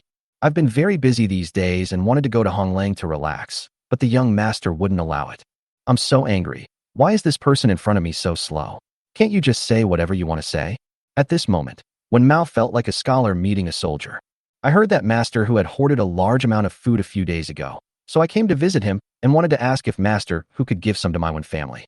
Don't worry, I will pay twice the market price. What the hell? Buying food? Is this person crazy? Who would be willing to sell food in this freezing cold weather? Hu Zi was amused by Wen Mao's action, but he was not the kind of person who would act on impulse. He picked up the walkie-talkie beside him and tuned it to Chu Chen's special channel. Chu Wazi, there is a guy named Wen Mao. Is he your friend? Chu Chun, who was still in Qinyun City, didn't expect the Wen family to act so quickly, but since they had found Hu Zi, he let Hu Zi solve it. Then he picked up the intercom and said, I don't know him. What is he doing here? I don't know where they got the news that I was hoarding food, and they said they would buy our food at twice the price. After Hu Zi told Chu Chen the purpose of Wen Mao's visit, Chu Chen replied, let them go away. There was no more sound from the intercom. You guys should go now. We don't have enough for ourselves. Let's go now while it's still early. Otherwise, it will be too late, and those refugees outside will eat your tender skin and flesh. After saying that, Hu Zi was ready to leave, but De Huang was still waiting for him to go skiing. Mr. Hu, it's freezing cold and the world is not peaceful. With your small village, it's better to sell the food to my Wen family. Seeing that Hu Zi had no room for negotiation, Wen Mao started to threaten him. But who is on the other side? It's brother Hu Zi, who is fearless. Hey, you dare to threaten me? Hu Zi turned around, and his eyes became cold, staring at Wen Mao. He casually picked up a villager's crossbow and pointed it at Wen Mao, saying, get out of here right now. If you don't, I'll shoot you through. Ha ha ha. Since when did a small villager dare to become an enemy of our Wen family? At this time, the woman next to him also said, Sir, I have said it before, when dealing with these unruly people, just take them down directly. After saying that, the woman flew towards the wall, ready to capture Hu Zi. At this moment, Hu Zi was the first to pull the trigger of the crossbow aimed at Wen Mao. An arrow flew through the air and headed straight for Wen Mao. But just as the arrow was about to hit Wen Mao, it was caught by a slender hand. The one who caught the arrow was the woman who turned back. Seeing that Hu Zi attacked without saying a word, and the arrow was flying very fast, the woman had no choice but to turn back. After all, your master is the most important thing. Then the woman shouted, protect the second young master. The 20 or so men in black behind him instantly surrounded Wen Mao. At the same time, 2 arrows flew out from 2 secret holes in the wall, and one was caught by the woman. The other one pierced straight into the body of a man in black, penetrating deeply into the chest. Even though he was wearing armor, he could not withstand the huge force of the crossbow, and fell to the ground and died instantly. How dare you, you rude villain, to kill someone from my Wen family? When I catch you, I will definitely skin you alive and tear out your tendons. When the woman saw that a man was shot to death without even touching the other person's hair, she was furious. He took a quick step and rushed towards Hu Zi on the wall. His master was now surrounded by guards, so he had nothing to worry about. Although these arrows are much more powerful than those from ordinary bows and arrows, an expert like her can still dodge them. After dodging 3 arrows, the woman suddenly reached the top of the wall. But before she could stand firmly, someone kicked her down. How dare you call me old lady in front of me? Have you had enough of living? Chapter 183. The Wen family hoards food and intends to start a rebellion. After being kicked off the wall, the woman got up and shouted loudly, protect the second young master, there are experts here. Wen Mao was also dumbfounded at this moment, because his woman had the strength of the 8th rank. But he didn't even get a clear look before he was knocked down the wall. Could it be that there really is a hidden dragon and crouching tiger in this small Masan village? Combined with what was said last night about Chu Chun, could it be that this person is the young Master Chu who was related to the destruction of the Lu family? If this is the case, then you have to think carefully about it. It seems that I was too impatient. I originally wanted to take advantage of the cold weather while Zhou Shixuan was busy with disaster relief. Stock up on food and supplies, and strike you while you are sick. 10 days later, we will capture the capital in one fell swoop. These food and supplies will arrive in about half a month to prevent the Zhou family from counterattacking. Who would have thought that in this small village, there would be such resistance? At this time, Mu Shuiqin stood on the wall looking coldly at the people outside. If anyone dared to take over Mashan village, it would be like disturbing her own comfort zone. How could she tolerate this? At this moment, Chen Qingxian also arrived here. Calm down, senior sister. I'll go down and catch it for you. After saying that, he flew down. At this time, the woman saw another handsome master coming down. I was so confused at the moment, wondering if I had disturbed a master's lair. Before she could react, she was kicked to the ground by Chen Qingxian. Immediately afterwards, those guards turned into corpses within a few breaths. Chen Qingxian picked up the two men who had no resistance and entered the village. He threw them into an iron cage and ignored them. What should we do, Jimengzi? Senior sister, just call me Qingxian. Okay, Jimengzi, let me ask you how to deal with these two people. Well, wait for the second idiot to come back. When has the Wen family ever been short of food? The second son of the Wen family must have a different mind. After saying that, Chen Qingxian went up to the third floor of the villa, gulped down a few gulps of wine, and dived into the warm bed. After Chu Chen finished dealing with the matters in Qingyan City, he drove towards Mashan village. On the way back, many refugees were mostly led by some soldiers and a few fierce-looking men, slowly coming towards Qingyan City. Chu Chen looked at these people and thought that Lan Tianlei was quite quick. He probably made plans and assigned personnel overnight. But all this had nothing to do with him. Mashan village was still more comfortable. After Chu Chen's car stopped, Mu Shuiqin told him everything about the second young master of the Wen family. You said they were hoarding food in large quantities? That's right. The Wen family is the same as the Lu family. It seems that something big is happening in Daxia. After thinking about it carefully, Chu Chen couldn't help but frown. If the Wen family really took advantage of Zhou Shixuan's busy disaster relief to attack the capital, it would be hard to say. It seems that I have to get busy again. It is reasonable for me to stand on Zhou Shixuan's side. First of all, if Zhou Shixuan fell, he would definitely be implicated and would be in endless trouble. Another thing is that under Zhou Shixuan's governance, natural disasters and wars occurred from time to time in Daxia. But this was the feudal era, and it was good enough that Zhou Shixuan could think a little bit about the people. Although the people's lives are not rich, they do not complain or live in poverty. So after understanding the situation, he walked towards the iron cage. It is said that the two of you intend to attack our Mashan village? Chu Chun said as he looked at Wen Mao and the woman in the iron cage. You are? Chu Chun. Wen Mao, who was feeling aggrieved, looked at Chu Chun fiercely. Not bad. You even know my name. Tell me, how long have you been investigating me? I have heard of your great name for a long time. You are the host of Hong Lang and Lan Tianlei. Now, you have a group of unruly people protecting you. Mr. Chu is like a fish in water in Qingyan City. That's all you found out? It seems like your Wen family is nothing special. Chu Chen shook his head at him, looking uninterested. The Wen family is known as one of the three major families in Kyoto, but now it is one of the two major families. Why are you also short of food? Humph, since you know I'm from the Wen family, why don't you let me go? Otherwise, when my army. Wen Mao realized that he had said the wrong thing and quickly shut his mouth. Chu Chen shook his head when he saw this. How can such a big Wen family send out a fool like you who is even worse than a drunkard? What's going on? Are you still raising private soldiers? Are you rebelling? Aren't you afraid that I will tell that kid Zhouhan? After listening to this, Wen Mao looked at Chu Chen seriously and then burst into laughter. Haha, the Zhou family is doomed. You can't fly in this icy and snowy place. Could it be that Lan Tianlei can fly? Mr. Chu, I see that you are a capable person. Why don't you join my Wen family? 10 days later, the property of Qingyan City will still be yours. He who knows the current situation is a hero. I think Mr. Chu should understand this. Chu Chen listened to his blabbering and couldn't help but feel worried. If we drive there in 10 days, it should be in time. But these two idiots are still collecting food now. What use will it be in 10 days? Could it be that after occupying Kyoto, they knew that Kyoto's granaries were empty due to disaster relief, so they were on guard against Zhou Shixuan's counterattack? In that case, let's go to Kyoto. As long as Zhou Shixuan is fine, we can be safe too. Besides, even if I don't go, Zhou Shixuan will probably come to find me if something happens to him. It is impossible for Zhou Shixuan not to remember the powerful strength he showed in defeating Ganpu and eliminating the Japanese. Moreover, the Wen family mobilized troops privately, and Zhou Shixuan probably heard some rumors, so he might have sent people to look for him. In fact, Chu Chun guessed correctly. At this moment, in Zhou Shixuan's imperial study, Eunuch Wei was reporting to him in a whisper. Your Majesty, the Wen family, has made some unusual moves. Zhou Shixuan frowned after hearing this. Is there any way to deal with it? At present, there is an ice disaster. Most of the defenders in the capital are outside the city to provide disaster relief. It is a bit difficult. I have sent fast horses to Yundian. The 10,000 soldiers sent from Yundian will be able to enter the capital soon. We will be heading to Andu with 20,000 soldiers available. Is there anyone else going to Qingyan? After hearing this, Zhou Shixuan frowned slightly. Qingyan, Your Majesty, have you forgotten Master Chu's thunderous methods? Eunuch Wei smiled mysteriously at Zhou Shixuan, and Zhou Shixuan immediately understood. Ha ha ha ha. Lao Wei, you are really thoughtful. How could you forget about that kid? Seeing that Eunuch Wei had almost finished the arrangements, I breathed a sigh of relief. Then, he seemed to have thought of something.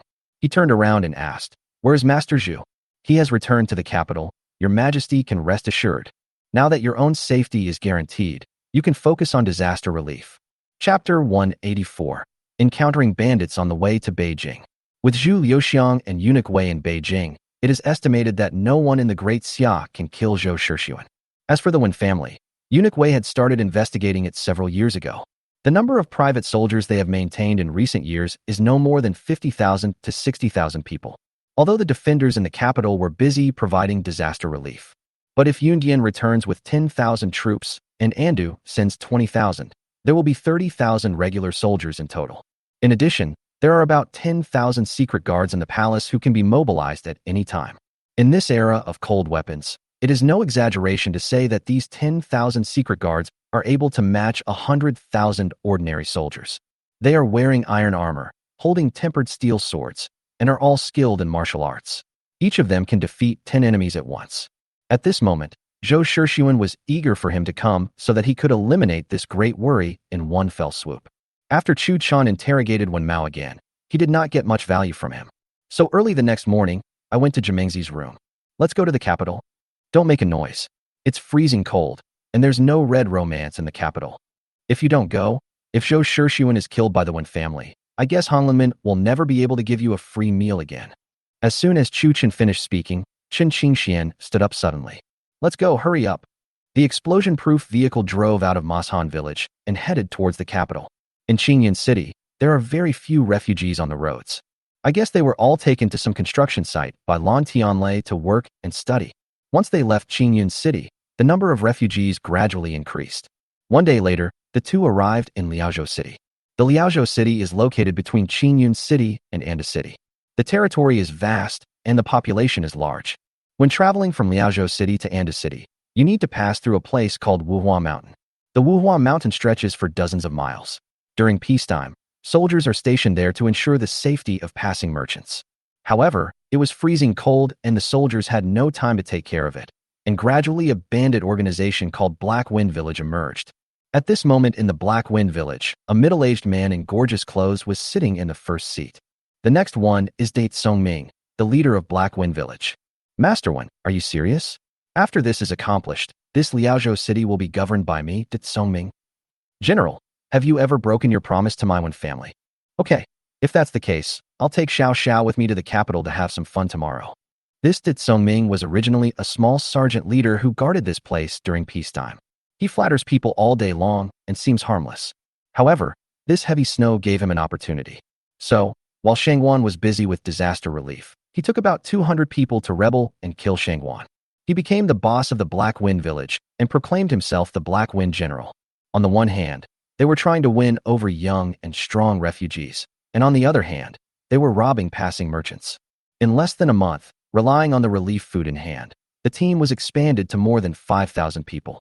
This action was noticed by the Wen family, so they sent people to contact them. In the face of so-called huge benefits, Date Songming thought that he was not cut out for making it big and powerful and just wanted to be a free and easy city lord in Liaozhou City. So the two of them hit it off immediately. The main purpose of Date Songming's 5,000 men is to provide external support and intercept any fish that escape from the capital. Another thing is to give the Wen family army a boost in momentum.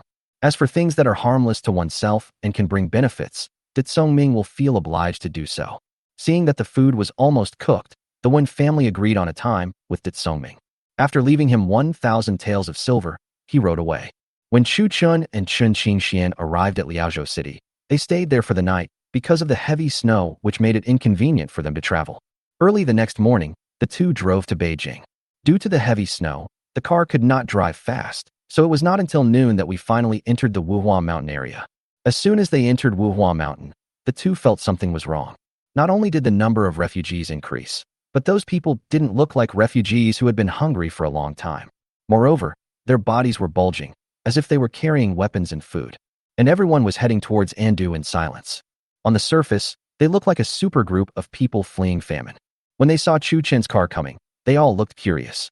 At the front of the team, a carriage was moving forward with difficulty. Directly in front of the carriage, a snow-clearing team of about 100 people was working hard to clear a path. As his way was blocked by such a group of refugees, Chen Qingxian dodged and headed forward. After seeing the snow-clearing team and carriage ahead, they turned back. "You idiot, this team is not simple." So he told Chu Chen what he saw. Chu Chen immediately thought that these were probably the private soldiers of the Wen family, who were heading to Kyoto to gather under the identity of refugees. So I decided to follow along. He had an iron shell and hot weapons in his hands, and with the help of the powerful Chen Qingxian, he did not feel the slightest bit of fear. Even if the situation is terrible, I still have the ability to enter space and become invisible. At this moment, De Songming was listening to the reports from his subordinates outside the carriage. "You said, there's a weird car coming up behind? Can it travel in the snow?" "Yes, General, I seem to have some impression of this thing. It seems that we have seen a vehicle that looks very similar to this one speeding past here before." After hearing this, De Songming also recalled it. After hearing what his subordinates said, he also remembered it. "When I was on duty here in the summer, I saw a strange vehicle speeding past. At that time, everyone was wondering what this thing was and why it could be so fast. If I owned this magical weapon, I could travel anywhere in the world." So he quickly ordered, "Make way and surround this thing. I want to see who it is." Chu Chen and Chen Qingxian, who were following behind, saw the team suddenly make way. A strange smile appeared at the corner of Chu Chen's mouth. "Jiomingzi, it seems that this car will be conspicuous when it goes out, and everyone wants it. Don't disturb my sleep. You are just a petty thief. Your hidden weapon will do. Don't you see how many people there are? There must be at least 4,000 or 5,000 of them. If they attack together, how can you sleep peacefully?" Chen Qingxian opened his eyes impatiently and glanced out the car window. "You on the right, I on the left." After saying that, he closed his eyes again. Chu Chen glanced at Chen Qingxian next to him and thought, "That's right, if you don't go out, how can I take out the machine gun?" After dividing the work, Chu Chen stepped on the accelerator and headed forward.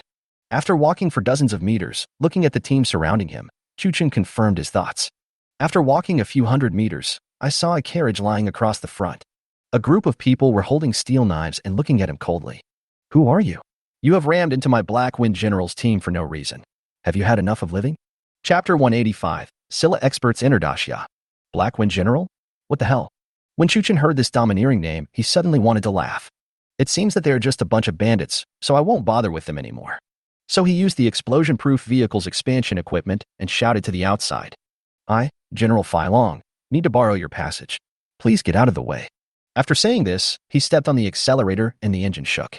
Seeing this, De Songming also wrapped himself in a thick coat and got off the carriage. He had seen the speed of this thing before. If this so-called flying dragon general suddenly flew up and hit his carriage, it would be a waste of time. But who is he? General Blackwind. He cannot lose in momentum, otherwise how can he lead the team? De Songming got out of the car and made some room for himself. "General Fai Long, when has there ever been such a person in Daxia? I think you have ulterior motives. What is your intention in going to Kyoto now?"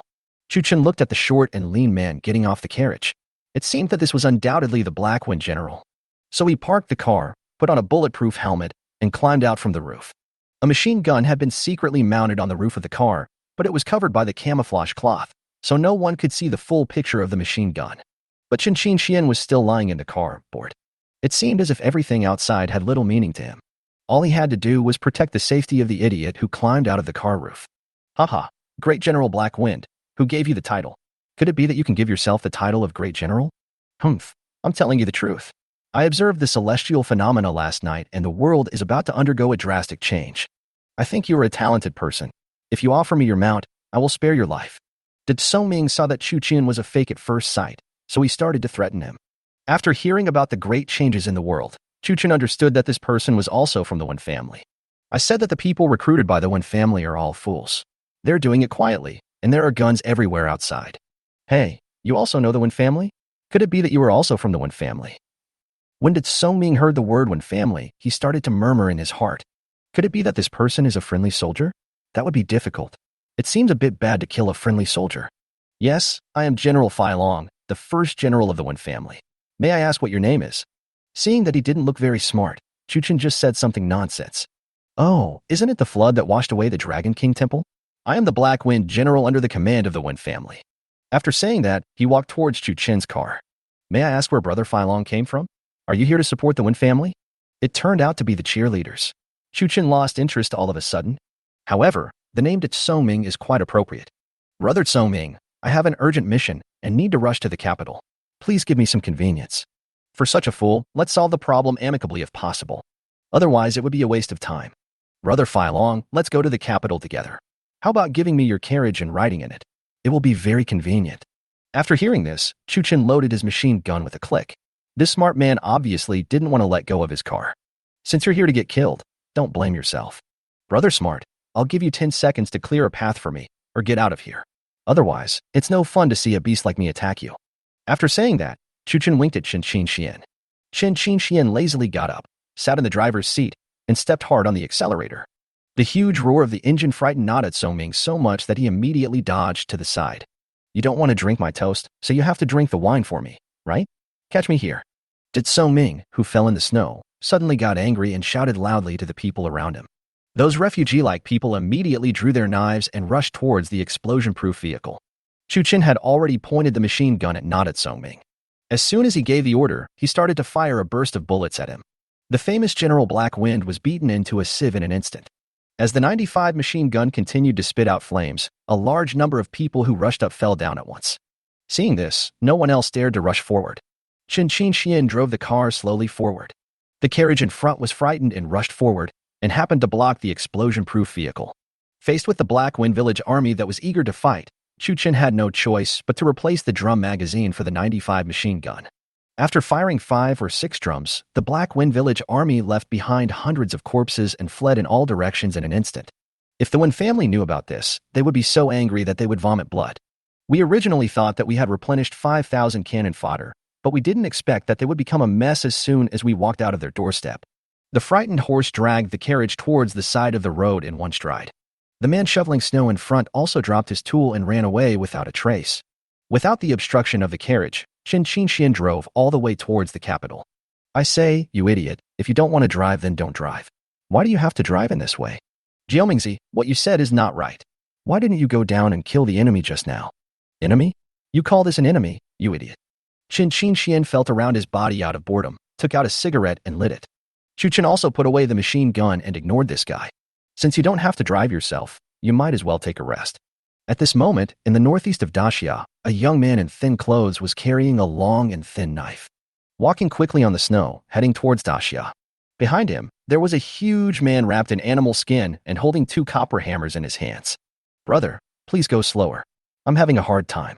The man holding the copper hammer shouted at the young man in front of him. I told you not to come. Don't come. I'm enough to kill the emperor of Daxia. Hee, isn't it said that the girl from Daxia is pretty? Old Pooh, must go and see her anyway. If Chuchen was here, he would be able to hear it immediately. These 2 people spoke the language of the Korean country. That's right, these 2 people were also helpers hired by the Wen family at a great price. I know that there is an inhuman master like Eunuchwei in the palace. So they invited 2 masters from Silla.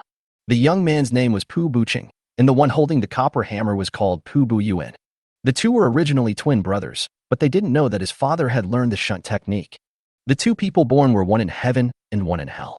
But the 2 of them have one thing in common, that is, they have amazing talent in martial arts. Both of them are only 30 years old. He was already the best swordsman and the strongest man in Silla. This trip to Daxia was also instructed by the Emperor of Silla, which was to help the Wen family and kill Zhou Shixuan. Then he stayed in Daxia and slowly turned the Wen family into a puppet of Silla. The 2 of them moved very fast, and in less than a few breaths, they had already flown a long distance away. Chapter 186, Wen family's 80,000 siege troops. Chen Xian drove slowly and leisurely on the official road covered with snow and refugees. It would be nice to have a plane. This is too slow. Chuchen, who was sitting in the passenger seat, suddenly said this. What is an airplane, you idiot? It's a chicken that can fly in the sky. That thing is everywhere in Masan village. Feng'er's family keeps quite a few of them. After hearing this, Chuchen turned his head and ignored it. I can't say at all. The closer you get to the capital, the thicker the snow becomes. It was not until the evening of the next day that the car arrived at Anda City and Chuchen took over the steering wheel. These huge guys weighing several tons were about to be dug into the ditch by Chen Qingxian. If you can't use your own space openly, it will be abandoned halfway. But the good thing is that the off-road performance of this explosion-proof vehicle is really amazing. As long as you give it oil, it will work hard without any problems. Seeing that it was getting late, Chuchen simply stopped the car, opened the windows and doors, and set up a small truck stove and iron pot at the rear of the car. The delicious frying of steak immediately whetted Chen Xingshuan's appetite. He quickly opened a bottle of wine and gulped down a few gulps. Then he picked up a piece of steak and went into his stomach in a few bites. Hurry up, you idiot. This little bit of meat is not enough to fill the gaps between your teeth. Chuchen shook his head when seeing this scene. He should have known it would be a bad idea to stew some meat bones for him. But come to think of it, this thing is really not that big. In the freezing cold, who cares about your knife and fork? It's just a matter of a few bites. It took more than 10 pieces to fill the two of them, but most of it went into the drunkard's stomach. After drinking a bottle of white wine, Chen Qingxian fell back and fell into a deep sleep. Late at night, a rustling sound woke Chuchen up. I looked outside and saw that there were zombies surrounding the city. I saw that the car was surrounded by all kinds of refugees. Chuchen turned on the car lights with a snap. In an instant, the refugees outside were illuminated brightly. The dazzling light illuminated the snow-white earth and could be seen from far away. At this moment, several refugees who were lying outside the window looking inside were frightened by the sudden light and fell suddenly into the snow. Chuchen stared outside. This was going to be difficult. To put it bluntly, these are ordinary people who can't survive. We can't just take out a machine gun and shoot at them.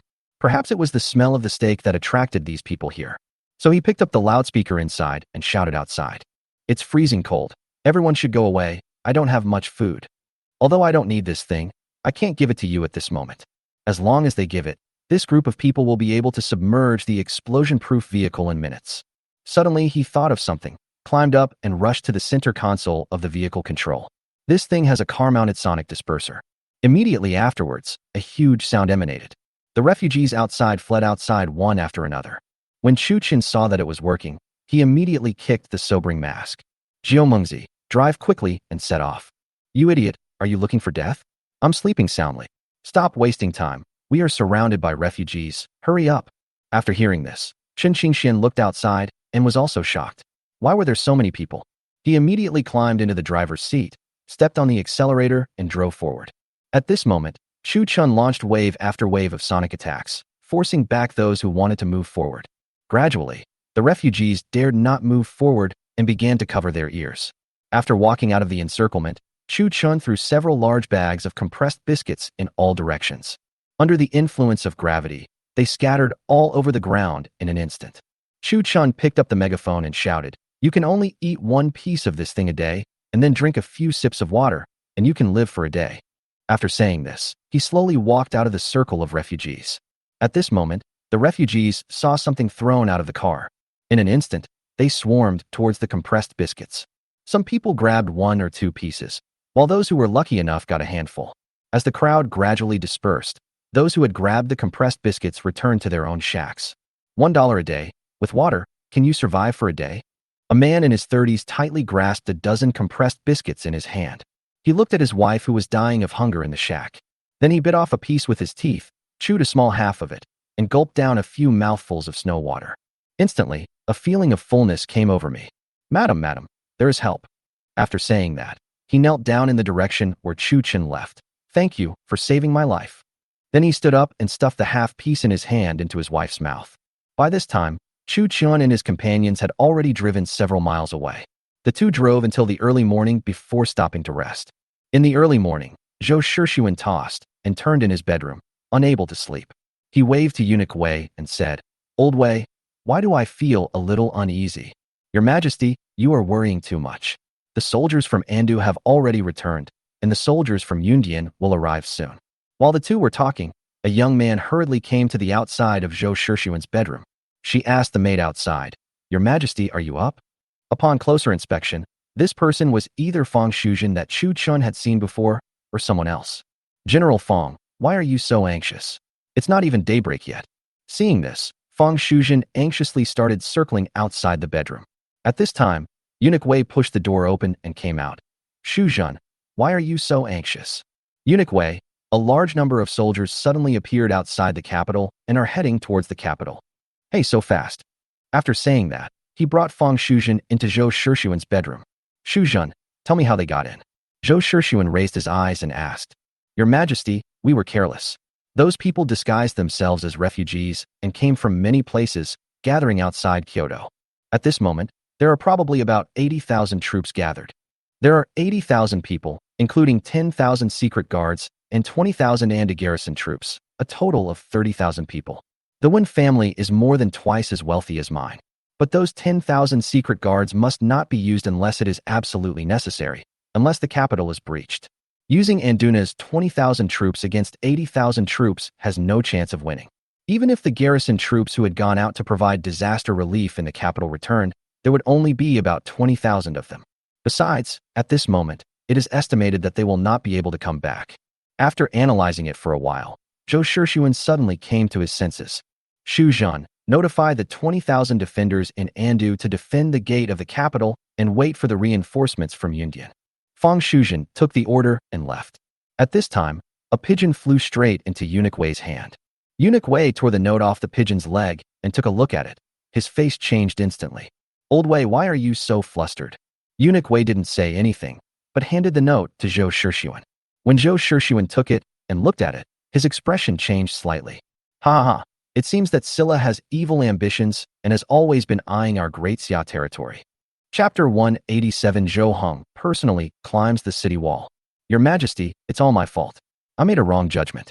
I didn't expect that the Wen family was able to invite those two brothers. A few years ago, there was news that they had reached the 9th rank. I'm afraid they are now comparable to Taoist Zhu. After reading it, Eunuch Wei knelt down in front of Zhou Shixuan and said. Seeing this, Zhou Shixuan helped him up. How can I blame you for this? I underestimated you.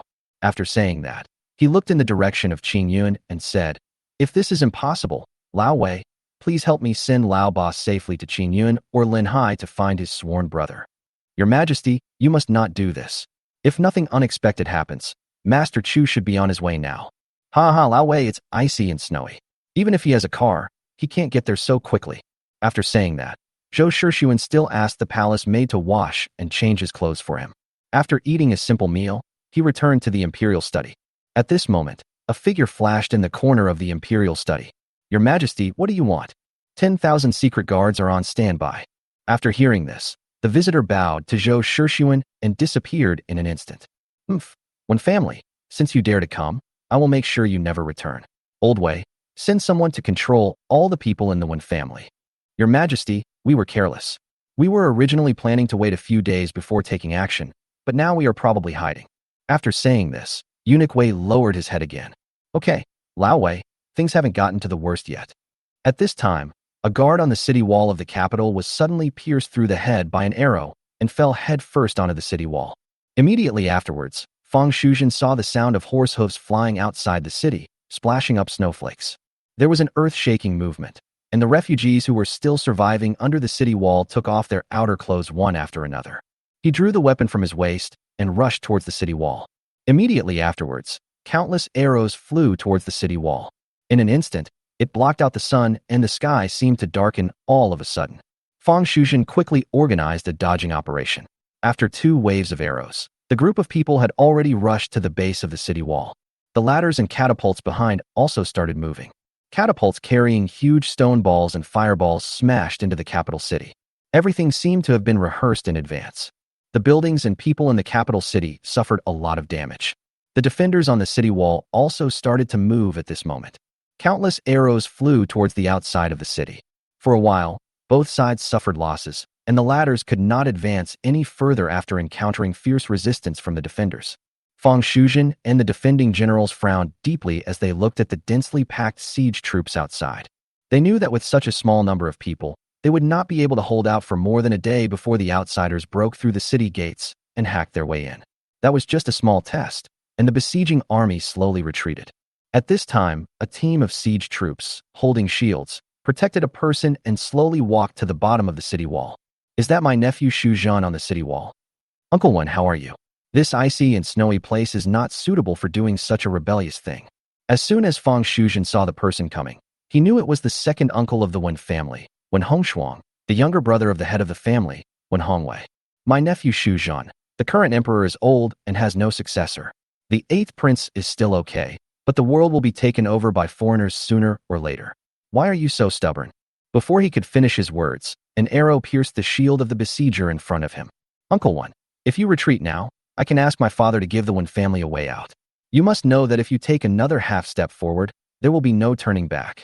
Just as Fang Shuzhen was about to speak, his words were interrupted. Looking up, I saw Zhou Heng holding a longbow and looking coldly at Wen Hongshuang.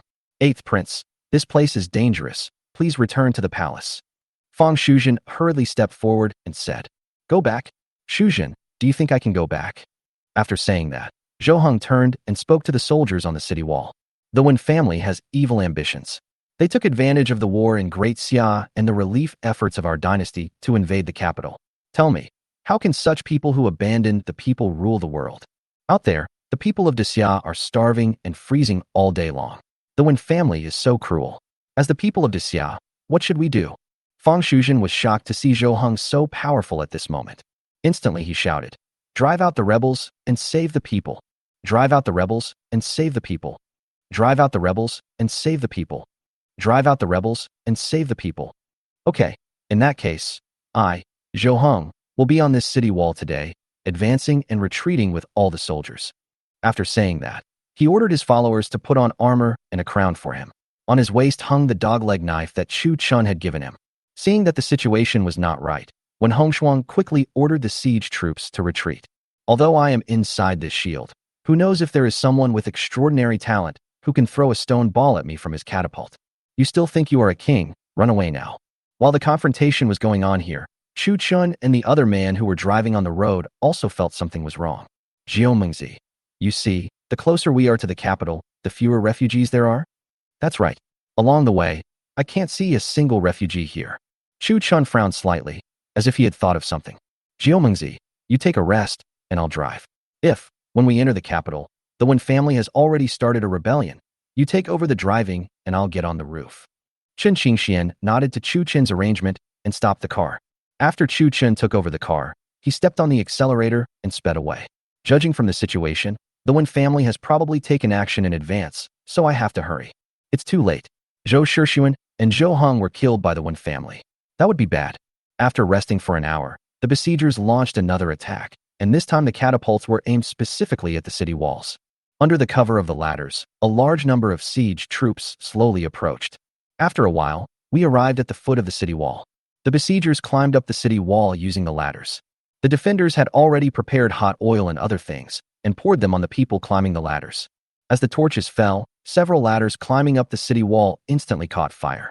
Those siege troops who had climbed halfway up the city were burned or shot, and a large number of them were wiped out in an instant. Looking at the dozens of ladders behind him, Zhou Heng also seemed to be panicking. These 20,000 defenders can hold off 1, 2, and 3 waves, but what about the rest? In 2 attacks, their side lost nearly 5,000 soldiers. They were all hurt by the bows and catapults.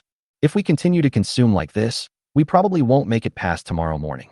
As the attacking army retreated, Zhou Heng and Fang Shuzhen hurriedly discussed countermeasures with the defending generals.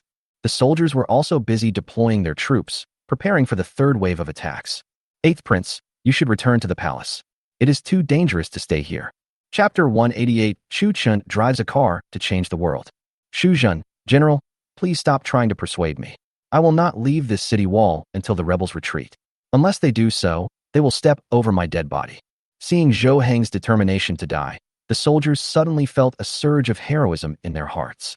The great 8th Prince is not afraid, so soldiers like me should fight bravely. Why should we be afraid? This time, the 3rd wave of attack did not arrive until dusk in the afternoon.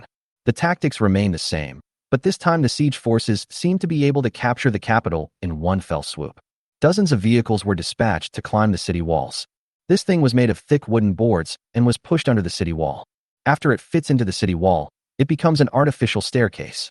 As long as there are enough siege troops, there is still a great chance of rushing up the city wall. Looking at the dozens of densely packed vehicles, the defenders were a little panicked. But with Zhou Heng, Fang Shuzhen, and several generals present, the defenders reacted quickly. Archers shot down their targets from above. The boiling oil and the huge rocks fell towards the bottom of the city wall. For a while, the battle entered a state of intense fighting. But Zhou Heng, who was standing on the city wall with a dagger in his hand, had a very ugly expression on his face. Several places were breached one after another by the besieging army, and some had already climbed onto the city walls. although he will be killed soon after coming up, as long as this hole is opened. The two sides were exhausting each other, and sooner or later the remaining 10,000 or so defenders would be wiped out by them. By that time, the people in the capital would suffer. Once the siege army enters the capital, they will definitely rest and then head towards the imperial city. During this period of rest, they basically committed all kinds of evil, including burning, killing, looting, and other crimes. So he called Fang Shuzhen and said, "Organize the people to evacuate. This city will be lost sooner or later." No, 8th Prince. Once the people are relocated, their morale will drop drastically, and we can only accelerate the destruction of the city. So what? I can't just watch the people of Xia being harmed by the Wen family. After Zhou Heng finished speaking, Fang Shuzhen also fell into deep thought. But, Your Highness, where can we transfer to? It's covered in ice and snow everywhere. How can the people of the capital endure this hardship? It seems that there is no better way than resistance at this moment. For this reason, both of them were silent. Could it be that this world was really going to be taken over by a single noble family? At this moment, a black shadow gave Zhou Heng hope. The explosion-proof vehicle driven by Chu Chun and Chen Qingxian was seen speeding through the siege troops. Most of the siege troops had never seen this thing. After several people who tried to stop it with their bodies were knocked away. Wherever the explosion-proof vehicle passed, the attacking troops took shelter. Drunkard, if a fight breaks out, you drive the car while I go to the roof of the car to give them some sweet treats. Chu Chen stopped the car after he finished speaking. Chen Qingxian took over the steering wheel. Chu Chan went around to the back and instantly turned on the sonic disperser. No one had ever seen such an attack with such a deafening high decibel sound. They were instantly shocked and stepped back, suffering from severe headaches. Everyone, cover your ears quickly. This is a magical technique, a sonic attack. After hearing this, the commander of the siege army shouted loudly to the outside. But how could his little noise drown out the sound of the explosion-proof vehicle? In an instant, a large area around the explosion-proof vehicle was cleared. At this time, Chu Chun, wearing a bulletproof helmet, climbed out of the roof of the explosion-proof vehicle through the automatic lifting platform of the explosion-proof vehicle. Through the loudspeaker, he shouted towards the city wall, "Zhou Heng, I'm here to save you." In fact, at the beginning, Chen Qingxian saw Zhou Heng on the city wall through the telescope. After hearing this, Zhou Heng grabbed Fang Shuzhen and said, "Ha ha, we're saved, we're saved. Shuzhen, my sworn brother is here." Fang Shuzhen was still confused. 8th Prince, that is? Master Chu. Before the two of them could finish their conversation, they heard a loud explosion. Chu Chen took out a grenade launcher and bombarded the city vehicles. "Drive slower, drunkard. I can't aim well. I'm just having fun. Hurry up and blow it up. Yes, yes, that's over there."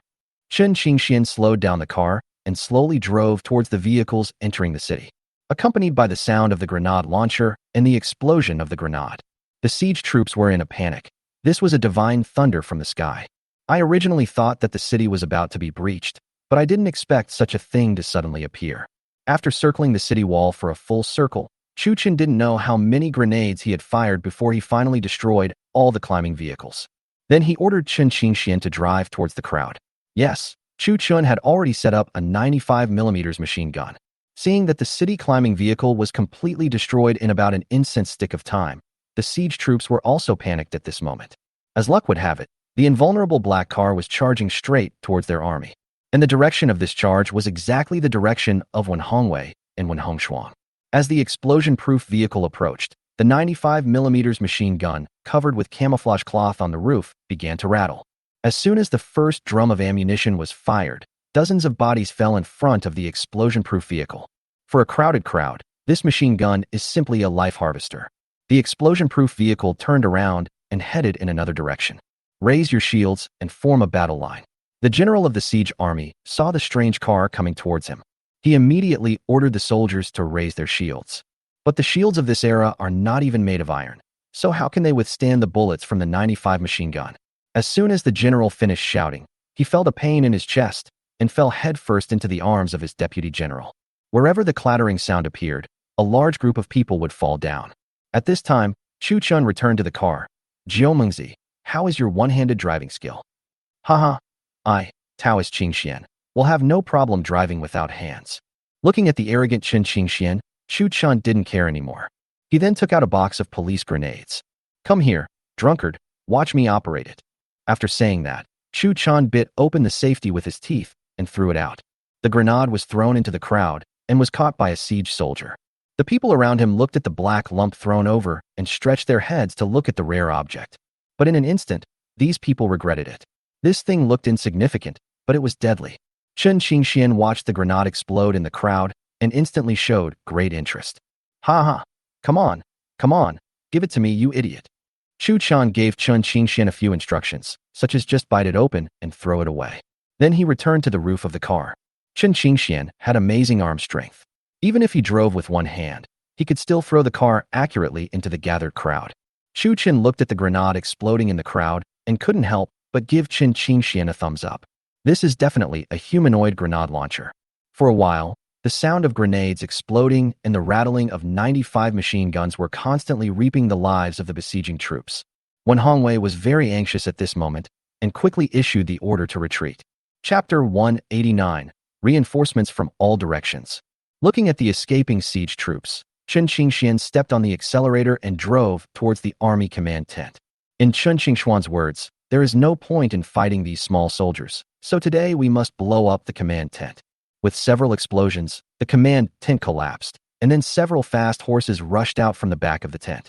But as soon as they ran out, they were knocked to the ground by Chu Chen's volley of bullets. At this moment, Fang Shuzhen rushed out with the defenders and charged towards the attacking army. The reinforcements from Yundian City also rushed towards the attacking troops. The defenders and reinforcements, with their morale greatly boosted, immediately rushed into the crowd. Watching the two armies fighting each other, the attacking army showed signs of fleeing.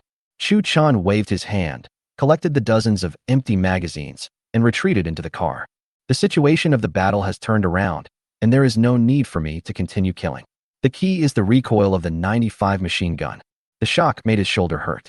What's the matter? You don't want to fight anymore? Why are they still fighting when they've almost won? But I'm not satisfied yet. Do you still have that thing? Seeing this, Chu Chun took out another box of police grenades while he was still driving. There's another box. Haha. Then you drive and let me have fun. After saying that, Chen Qingxian stepped on the brakes to stop the car and quickly came to the back. Chu Chun put a bulletproof helmet on him and lifted it out of the roof of the car through a lift. He drove towards the attacking army. Ha ha ha ha, cool. Come on, take my divine thunder. Don't run, kid. If you don't run, I won't blow you up. You idiot. I said I won't bomb you. But I didn't say I won't kill you. Chen Qingxian was having a lot of fun playing on the roof of the car. Gradually, wherever the explosion-proof vehicle passed, the siege troops dropped their weapons and knelt down in surrender. After throwing a whole box of grenades, Chen Qingxian sat in the passenger seat with a cigarette in his mouth. At this time, of the 80,000 besieging troops, 50,000 corpses were left behind, and the rest all knelt down in surrender. The Wen brothers were also beaten into pieces by Chu Chun and trampled into a bloody mess by the horses and the people fleeing. Looking at the corpses on the ground, Chu Chun drove towards the capital. The smell of blood all over the floor is so overpowering that I'd probably vomit if I stayed there for too long. At this time, Zhou Hong, riding a fast horse and holding a bloody dogleg knife in his hand, also came to the city gate. Brother, you saved our entire Zhou family and the entire Great Xia Empire. Please accept my respect as your brother. After saying that, Zhou Hong was about to kneel down in front of Chu Chun. This damn prince must be made to kneel. Otherwise, when the people spread the news, his achievements will shock the emperor. It's possible that Zhou Shixuan is thinking of killing himself. So Chu Chun quickly grabbed Zhou Hong and said, "What are you doing? I don't like this. Since we are sworn brothers, we don't care about these empty formalities. I save you, and I am also saving myself." After saying that, he dragged him into the car and drove towards the palace. No, brother, if it weren't for you and Taoist Qingxian, not only would my Zhou family be in trouble, but even the people of this world would be plunged into dire straits. The Wen family colluded with Silla and sold out their country for glory. At this moment, Silla has sent experts to take my father's life. Please hurry up, brother. Silla. Chu Chan kept searching in his mind after hearing this. Could it be that Korean country? But this is an imaginary world. Is there a Korean country too? But judging from the Ganpu and Japanese who appeared before, it is normal to have a Korean. Perhaps this world, although fictional, has a similar structure. However, the only thing that puzzled him was that the coastline of Daxiao was very short, which was only the point of Linhai City. This is different from the world you live in. But since I have traveled through time, I don't have to worry about him. Just live a carefree life. So he said to Zhou Hong, "Master, isn't that eunuch Wei here?" No, this time they sent out two brothers, one named Pu Buqing and the other Pu Buyuan. According to Eunuch Wei, both of them may have reached the level of Taoist Master Zhu. Shit, 2 10th grade masters, that's troublesome. I wonder if this Uzi can turn them into sieves with one volley of bullets. When Chun Qingxian heard the names of Pu Buqing and Pu Buyuan, he also frowned. 8th Prince, are you saying that the 2 great masters of Silla have come to Daxia? That's right, Taoist Qingxian, the crisis has not been resolved yet. Okay, you're here, drive faster, idiot. Seeing Chun Qingxian so anxious, Chu Chen looked at him in confusion. It seems like this drunkard has a grudge against those 2. So he stepped on the accelerator and sped towards the palace. At this moment in the Imperial Palace, Zhou Shixuan and Zhu Liuxiang were sitting at the door of a hall. Eunuch Wei stood behind Zhou Shixuan. Around the hall, the secret guards held their weapons tightly in their hands. The entire hall was silent, so quiet that one could hear a pin drop. Your Majesty, you'd better go inside and take shelter. Eunuch Wei asked Zhou Shixuan softly. Old Wei, Taoist priest, if I hide now, doesn't that prove that I, Daxia, have no one and cannot defeat that little Silla? Your Majesty, these 2 brothers are quite strong, and I am not completely sure of your ability. What do you want? Zhu Liuxiang also persuaded Zhou Shixuan. Master, you and I are both this old. We have seen all kinds of storms. There is no need to persuade us anymore. At this moment, 2 figures rushed in from outside at a high speed. Brother, wait for me. How about we go to the capital to have some fun before we kill the Emperor of Daxia? No, stop making trouble. Finish your business first. You can have fun in Daxia as you like. Looking at the 2 people who didn't care at all, Zhu Liuxiang stood up immediately. Eunuch Wei also took a step forward and stood in front of Zhou Shixuan. Haha, everyone says that Daxia is a land of outstanding people and beautiful scenery. Why are you 2 so nervous? Pu Buqing looked at Zhu Liuxiang and Eunuch Wei and immediately burst into laughter, speaking in poor Daxia dialect. At this time, Zhou Shixuan stood up and walked to Eunuch Wei and said, You 2 have come from afar to take my life? No, no, no. Taking your life is just a side job. The main thing is that my silly brother heard that there are so many beautiful women in Daxia, so he plans to come and take some wives back. At this moment, a black shadow rushed in. The threshold of the hall is completely useless to the explosion-proof vehicle. The explosion-proof vehicle drove straight in front of Zhou Shixuan. Chu Chun hid the 2 Uzis in his sleeves and got out of the car with Zhou Heng and Chun Qingxian. Uncle Zhou, Uncle Wei. Why is Taoist Xiaoyao here too? Chu Wazi, have you resolved the issue outside? Zhou Shixuan looked at Chu Chun, who was driving the iron thing, and Zhou Heng, who was holding a dog-leg knife and covered in blood. I knew that the siege troops outside must have been dealt with, otherwise the 2 of them would not have come together. Reporting to the Emperor, those outside have been dealt with by my brother's iron car. Before Chu Chen answered, Zhou Heng stepped forward and bowed to Zhou Shixuan to report. Chapter 190, Silla's Grandmaster. Haha, just solve it. Chu Wazi, your uncle asks you for a favor. Take Lao Ba with you. I believe you have the ability to do it. Zhou Shixuan said to Chu Chun with a firm look in his eyes. Well, Uncle Zhou, there are outsiders here, right? It won't be too late to pick you and the Taoist priest up to go to Qingyun to play after we have dealt with the outsiders. After saying that, he opened the side door of the car, facing Zhou Shixuan and Zhou Heng. The meaning was very clear. If things were impossible, he would get into the car. Even if he was a 10th grade master, he would not be able to break through the defense. Zhou Shixuan pushed Zhou Heng and stuffed him into the car.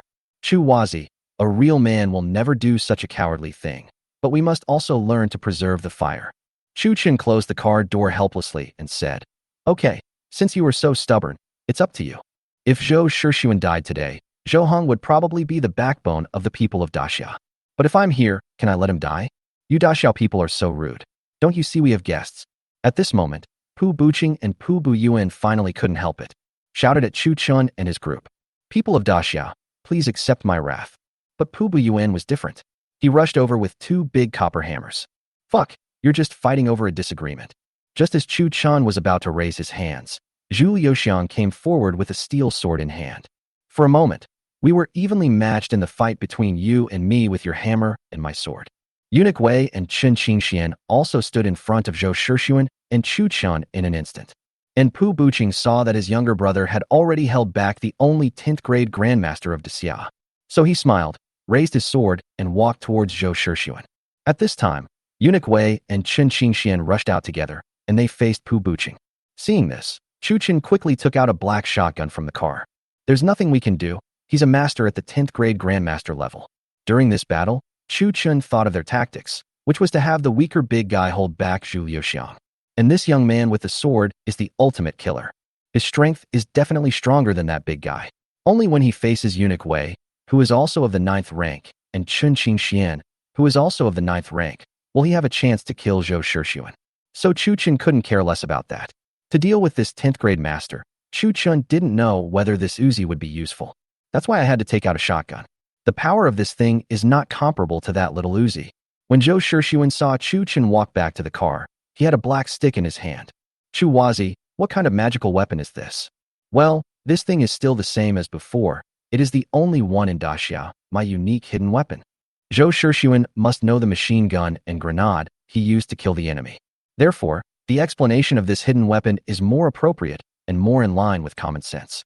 Oh, then could this hidden weapon be the one that killed the Ganpu barbarians and the Japanese at Yundian and Linhai? Don't waste your time. Go hide in the car. If you're alive, I'll tell you later. If you're killed, it's useless to know. At this moment, Chu Chun wished he could pull Zhou Shixuan into the car. But Zhou Shixuan was stubborn. He considered himself the son of heaven and the emperor of a great country. How could he retreat to the small Silla? Chu Chun was also helpless about this. Okay, then you stay behind me and don't move. By the way, what are these two guys called? They are the great masters of Silla. The thin one is the elder brother Pu Buqing, and the fat one is the younger brother Pu Buyuan. Zhou Shixuan pushed Chu Chun away and continued to answer. Seeing this, Chu Chun pulled Zhou Shixuan behind him. Ha ha, are Korean names so interesting? It's so damn sloppy. Why are you trying to touch me? Go hide in the car with Lao Ba. You forgot I have a hidden weapon. I'm here to protect you. Go to the car now. I told you I won't go. With your body, can you protect me? Although Zhou Shixuan knew that Chu Chun was very good at fighting his enemies, according to reports from all sides, he relied on the Black Steel Express train in front of him. If facing the enemy head-on, this guy is just a weakling. What's wrong with my body? I'm invulnerable. Invulnerable to swords and guns? Ha ha ha ha. Chu boy, I appreciate your kindness. If today is really impossible, you can take Lao Ba and escape. With you here, Daxia will not be lost. Chu Chun had no way to deal with Zhou Shixuan, who was stubborn and unyielding. He was just one body position away from him, holding a fully automatic shotgun in his hand, staring closely at the people fighting. Haha, the number one master in Daxia is only this good. Pu Buyuan broke Zhu Liuxiang's attack with a hammer and said arrogantly. Chun Qingxian and Eunuch Wei were gradually losing the battle against Pu Buqing. You know, the difference in a great realm is a huge distance. Drunkard, fuck him. Use your romantic energy. Yes, yes, yes, yes, fuck him in the deep end. Chu Chun looked at the people fighting and was so nervous that he almost jumped up. Eunuch Wei, go after his baseness. If you don't have baseness, you won't be afraid. Looking at Chu Chun, who was yelling and jumping around like a monkey, Zhou Shixuan was speechless. What kind of vicious words were these? Doesn't Eunuch Wei have any respect? You stupid bastard, if you have the guts, look at Grandpa. Chu Chun shouted at Pu Buqing. It was not known whether Pu Buqing was really stubborn or just pretending to be stupid, but he actually looked towards Chu Chun. As soon as Chun Qingxian saw the opportunity, he stabbed him in the lower 3 parts with his sword. But who is Park Busong? The title of Silla's national grandmaster is not earned for nothing. He quickly retreated and avoided Chun Qingxuan's attack. You despicable people of Daxia, are you capable of such despicable tactics? And Chun Qingxian seemed to have tasted the sweetness. You idiot, scold him. You don't know martial arts, so you don't dare to scold him? Chun Qingxuan's action instantly opened Chu Chen's mouth. Hey, that Korean guy. No, your name is Park Buqing. What was your father thinking? Why did he give you this name? And you, Pu Buyuan, are both of you brothers and capable? Look at how big and strong you are. Your thing has shrunk into a hole because of your fatness. Does your brother do that to you often? Chu Chen bombarded the two of them with verbal attacks, not caring whether they could understand him or not. Zhou Shixuan's face was filled with black lines after hearing this.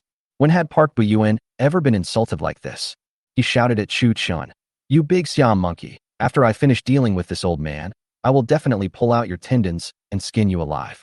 Hey, Pu Buyuan, you speak Daxia language very fluently. Could it be that you are my Daxia's illegitimate child? Look at your appearance. Could it be that you are the son of a brothel madam? At this moment, Pu Buqing spoke. Brother, don't pay attention to this man. Just focus on the battle.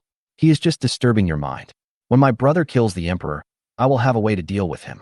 Chapter 191. The sprayer kills the grandmaster. Hey, you look so delicate, and you want to kill me? If you have the guts, look at me again. After Chu Chen finished speaking, He made an international friendly gesture to him. But unfortunately, Park Buching couldn't understand it and didn't understand what he meant at all. Zhou Heng was in a pitiful situation. Although he had ridden in Chu Chen's car before, it was only an off-road vehicle. He couldn't open the door of this explosion-proof car. I could only knock on the windows in the car and look outside nervously. The 5 men fought in a group, and Chu Chen cursed until his mouth was dry. But if you curse for too long, the effect will not be so good. Pu Buching saw that the fighting power unleashed by the 2 people joining forces was getting stronger and stronger. So he fought and retreated, moving not far away towards Pu. "Brother, I leave these 2 to you." After saying this, he forced the 2 men back with one move, then turned around and started fighting with Zhu Liuxiang.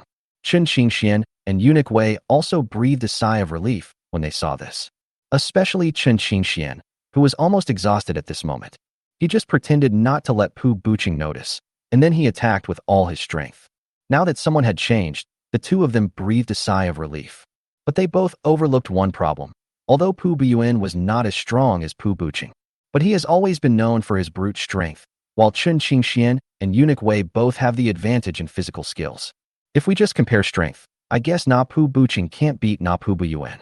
This is also Park Buching's routine, using his younger brother to weaken the endurance of the 3 people, and then kill him in one fell swoop.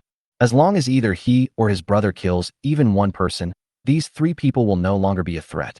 At this moment, the secret guards hiding in the dark, although they have bows and arrows and weapons, are indeed skilled in martial arts. But in a duel between such masters, the only thing you can do is to get killed. Another important reason is that Zhou Shixuan has not issued any orders until now. So those secret guards were all standing by nervously on the spot, waiting for orders. Pu Buyuan seized an opportunity of Chen Qingxian and hit him with a hammer. Chen Qingxian hurriedly raised his sword to block, and although he blocked it, he was still knocked back several steps by the huge force. "Eunuch Wei, this man is incredibly powerful, be careful." Shaking his numb arm, Chen Qingxian reminded Eunuch Wei. Eunuch Wei was also complaining at this moment. "You still have the steel sword to resist, but I only have a whisk, and this weapon is more than 1 level weaker." Immediately afterwards, Eunuch Wei was also knocked back by the huge copper hammer. Seeing that he had forced one of his men to retreat, Pu Buyuan swung a copper hammer at Chen Qingxian, who was rushing towards him. But his body was agile and rushed towards Zhou Shixuan. "Haha, you need brains to fight, you 2 reckless men." After taking a sip of water, Chu Chen saw the big guy coming towards him all of a sudden. He was also startled and immediately pulled Zhou Shixuan behind him. He pulled the trigger at the mountain-like figure. Pu Buyuan was confused. He originally thought that the boy was only good at talking, so why did he suddenly release such a hidden weapon? But at this moment he had to admit the fact that his body seemed to be leaking. The huge power of the shotgun knocked Pu Buyuan, who was rushing over, away heavily. There were several huge bloody holes on the stomach and chest, bleeding out. Chen Qingxian, Eunuch Wei, and Zhu Liuxiang saw Pu Buyuan shake off the 2 of them and head towards Zhou Shixuan. They wanted to come up to rescue immediately, but they didn't expect that Chu Chan gave them another huge surprise. Chen Qingxian turned his body and chased after Pu Buching, who was shot out by the shotgun. Then with a simple sword strike, he cut off his throat. Immediately afterwards, the 2 joined the team that was besieging Park Buching. "Brother, I will grind you to dust." Pu Buching saw that his younger brother was about to succeed, but was killed by that inconspicuous boy. He suddenly became so angry that he spat out a mouthful of blood. Immediately afterwards, he burst out with a powerful fighting force, which immediately bounced Zhu Liuxiang and the other 2 away. He flashed and rushed towards Chu Chun at an extremely fast speed. Seeing this, Chu Chun pulled the trigger of the shotgun again, but Pu Buching's body moved horizontally in an extremely strange way. He dodged the shotgun shot by Chu Chun in one go. What the hell? In a flash, Chu Chun threw away the shotgun in his hand and pulled out 2 loaded Uzis from his waist. Just as he raised his hand, Pu Buching's sharp sword stabbed Chu Chen's stomach. At this moment, both Uzis in Chu Chen's hand spewed out flames. Da-da-da-da, I don't know how many bullets hit Pu Buching's body. But Chu Chun was also knocked away by Pu Buching's huge force and fell to the ground with a bang. Seeing this, Zhou Shixuan immediately ran towards Chu Chun. Chuwazi, how are you? Hurry, call the imperial physician, quickly." Upon seeing this, Eunuch Wei quickly left the yard. The moment Pu Buching was hit by the bullet, Zhu Liuxiang came behind him and pierced his chest with a sword. However, his momentum did not slow down, and he nailed Pu Buching to the door of the hall. At this point, Scylla's only 2 great masters lost their lives in Daxia. But Zhou Shixuan didn't look like an emperor at all at this moment. He hugged Chu Chun and kept calling him Chu Boy. It seemed as if Chu Chun saw his father. I guess the grass on my modern body's grave is already very tall. After the whole village has finished their feast, will they go to the grave to burn some paper money and set off firecrackers every Qingming festival? At this time, Chen Qingxian and Zhu Liuxiang also rushed to Chu Chen's side. Mr. Chu, how do you feel? You idiot, are you okay? Chen Qingxian said as he reached out his hand towards Chu Chen's chest. After feeling around for a while and seeing no signs of injury, he spoke to Zhou Shixuan, who was nervous and sad. Your Majesty, he's okay, not injured? Okay, you idiot, wake up. After saying that, he slapped Chu Chun on the face a few more times. Not injured? Taoist Qingxian, I saw the sword with my own eyes. But he reacted in an instant, and the words Chu Chun said in a boastful manner emerged in his mind. What's wrong with my body? I am invulnerable to swords and guns. Ahem, stop hitting me, drunkard. If you continue, I'll really die. Chu Chun slowly opened his eyes, and what he saw was Zhou Shixuan's anxious old face. Uncle Zhou, let me go. I'm fine. I'll get you a few toothbrushes later. Chu kid, are you okay? Are you really okay? Chu Chun struggled to break free from Zhou Shixuan's arms and sat up. Feeling the pain in my chest, I thought that Pu Buqing was really strong. If I hadn't worn stab-proof clothing, I would have been barbecue today. But the group of people in front of me seemed to care about me a lot. Looking at Zhou Shixuan's old face, Chu Chun felt that this trip was worth it. Chapter 192, The Emperor Wants a Grenade. When everyone quieted down, they heard the sound of someone tapping on the window from inside the car. When they looked up, they saw that Zhou Heng was already in tears. Fuck, Jimengzi, let that guy out. Seeing this, Chen Qingxian walked to the front of the car and opened the door for Zhou Heng. As soon as Zhou Heng came out, he went straight to Chu Chun. Brother, how are you? Are you okay? I'm fine. I'll get you 2 toothbrushes later. At this time, Eunuch Wei came to Chu Chun with a doctor and a medicine box in his hands. When the imperial physician saw Zhou Shixuan and Zhou Heng were both there, he quickly knelt down and saluted. No thanks. Check on my brother and see if he's okay.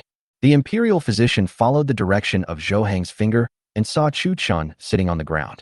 My brother, the 8th prince's brother, I have to take a good look at him. After saying that, he stretched out his hand and placed it on Chu Chen's wrist. Chu Chen did not resist when he saw this. He let him see if he wanted to. Besides, this was the imperial physician. In ancient times, he was definitely the best traditional Chinese doctor, and you wouldn't suffer any loss if you checked his health. But Chu Chun regretted it soon. I watched the old Chinese doctor close his eyes, open his eyes, and frown. Chu Chen's heart was in his throat. Originally, I just had a little pain in my chest, which was caused by Pu Buqing stabbing me. If this old Chinese doctor finds out that I have a terminal illness or something, I will be scared to death. If you want money, you have money.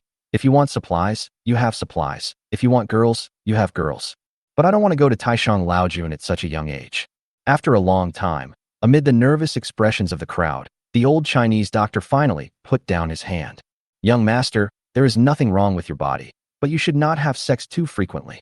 Damn it, old man, I don't care about my face at all, in front of so many people.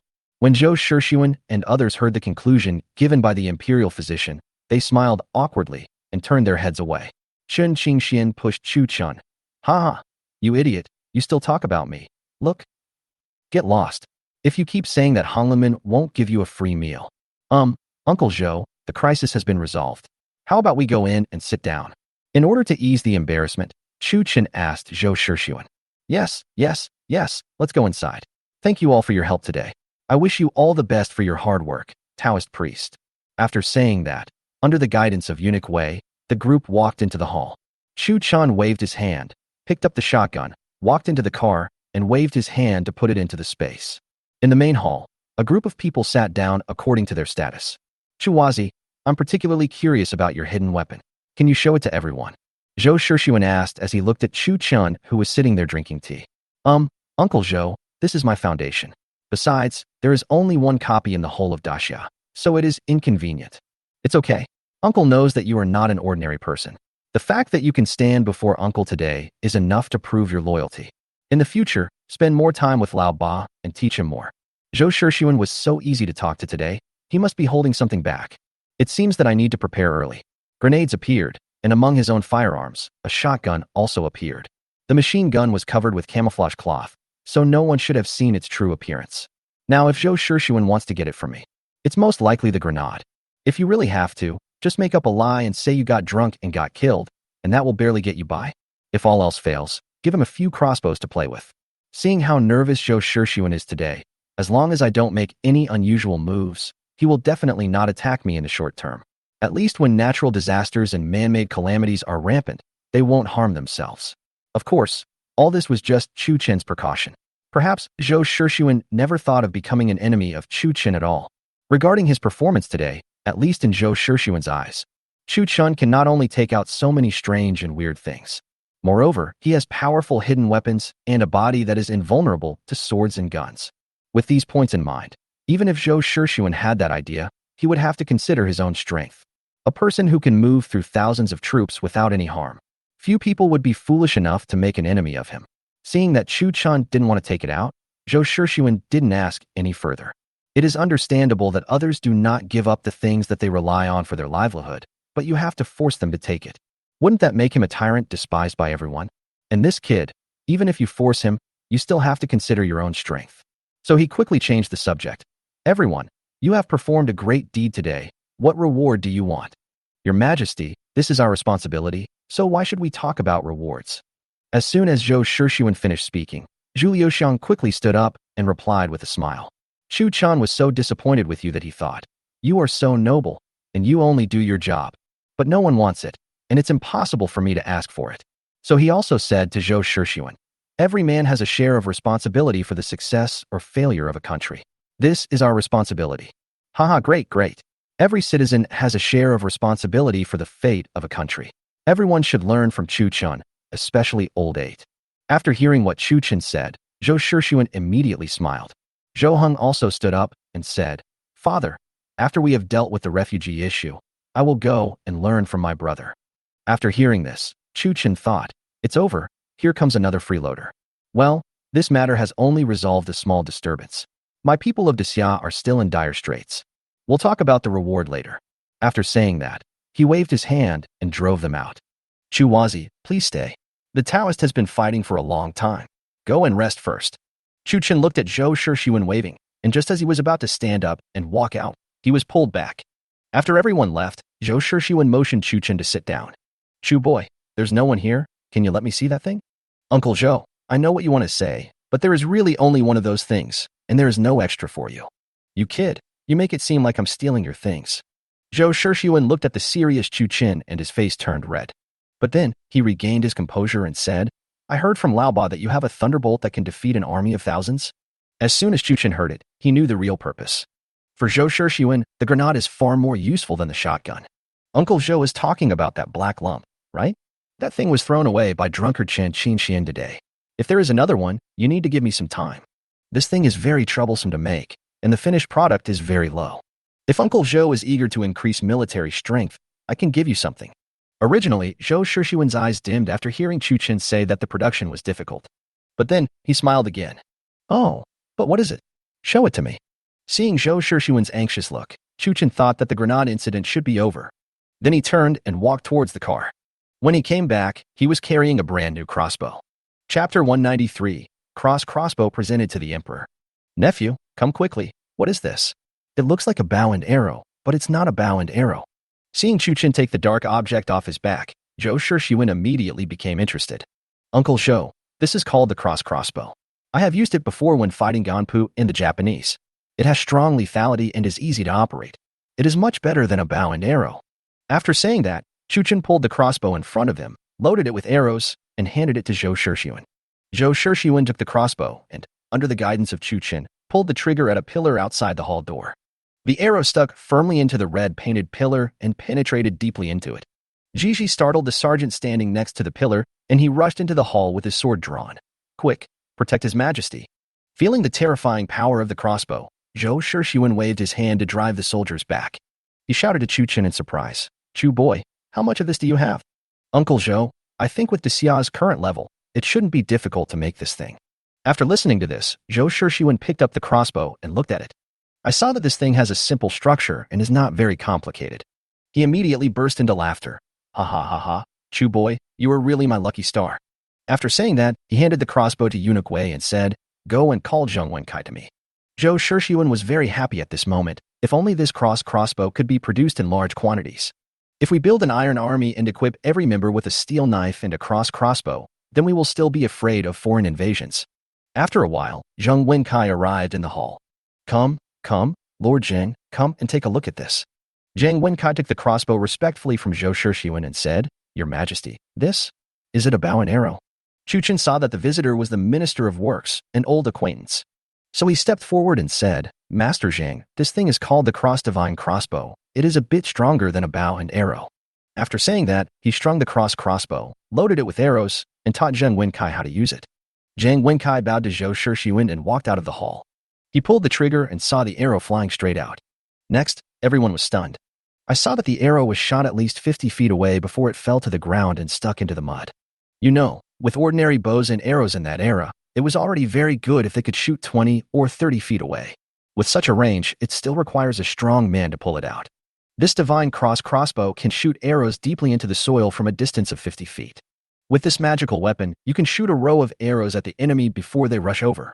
Then which army would dare to invade? Master Chu, this is too amazing. Within 10 feet, I can definitely break the armor. After saying that, Zheng Wenkai ordered someone to bring a set of armor, walked to a distance of about 10 feet, aimed and shot, and the arrow instantly pierced through the armor. Chuchen found this somewhat amusing. In this era, most people wore leather armor, so how could it withstand the power of the crossbow? Even the iron armor worn by the general was based on the iron smelting technology of this world. Thinner leather armor should be able to penetrate it. As the Minister of Works, how could he not know the importance of this divine crossbow? Okay, Zhang Aiqing, there aren't many of these things in Chu, so take them back to your Ministry of Industry and organize someone to make a replica and equip our soldiers as soon as possible. I will definitely live up to your Majesty's expectations. After listening to this, Zheng Wenkai raised the crossbow above his head and knelt down to salute Zhou Shishiyuan. Okay, go ahead, don't waste this magical item on Chuwazi. Chuchen didn't say anything, but was thinking, just when Zheng Wenkai was about to walk out of the hall.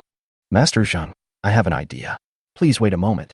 Oh, what good ideas does Chuwazi have? So Chuchen told Zhou Shishiyuan and Zheng Wenkai whether it was possible to enlarge the crossbow and install it on the chariot. Zheng Wenkai reacted instantly to this reminder. Your Majesty, this is a brilliant plan. If this thing is enlarged several times, and the arrow is also enlarged several times, then what is the range? After saying that, everyone became excited. Zheng Wenkai already had some preliminary ideas in his mind at this moment. Chuwazi, this plan was proposed by you. Why don't you help me here in the Ministry of Industry? After listening to this, Zhou Shishiyuan turned to Chuchen and asked. At this moment, Chuchen really wanted to slap himself twice. It was so shameless. If Zhou Shishiyuan asked me alone, I might be able to refuse. But this happened in front of Zheng Wenkai and others. If I refused, where would the royal dignity be? I don't understand the structure of this place either. In that case, I will go to the Ministry of Works with Lord Zheng to take a look. Zheng Wenkai was even happier when he heard that Mr. Chu was going. In his eyes, this Master Chu is not only magical, but also of high status, and is the sworn brother of the 8th prince. With him joining, I won't be punished too much regardless of whether I succeed or not. So he quickly bowed to Chuchen and said, Mr. Chu, I'll trouble you. Mr. Zheng is too polite. Let's go. After saying that, Chuchen said goodbye to Zhou Shishiyuan and walked towards the explosion-proof vehicle with Zheng Wenkai. Master Chu, is this the chariot that can come and go freely in the enemy camp? Well, forget about it. With Daxia's current strength, there is no chance of making it. After saying that, Chuchen opened the car door for him and motioned for him to sit in. And Jimengzi appeared in the passenger seat as promised. Go back to Qingyun? You idiot. Return to Mouse in Qingyun, go to the Ministry of Industry, and make a crossbow. After listening to this, Chen Qingxian didn't say anything. He took out a cigarette and lit it with a snap. Zheng Wenkai, who was standing behind him, stared at the lighter in Chen Qingshuan's hand with his eyes wide open. I wanted to ask, but didn't dare to open my mouth. Among these officials, many of them knew Chen Qingxian. After all, whenever Zhu Liuxiang came to the palace before, she would bring Chen Qingxian with her. Chuchen turned his head to look at Zheng Wenkai, took one out of his pocket and handed it to him. This thing, Daxia can't make it at the moment, so I'll give it to you. Zheng Wenkai happily took the lighter and pressed the button, imitating Chen Qingshuan's example. Looking at the flame coming out of the lighter, I exclaimed it was magical. He put the lighter in his arms and then showed Chuchen the way. The Ministry of Works and the Imperial Palace are not in the same place, which made Chuchen very confused. After crossing a main street in the capital, we saw a huge palace. When pedestrians on the street saw Chuchen's black explosion-proof car, they all showed their goodwill.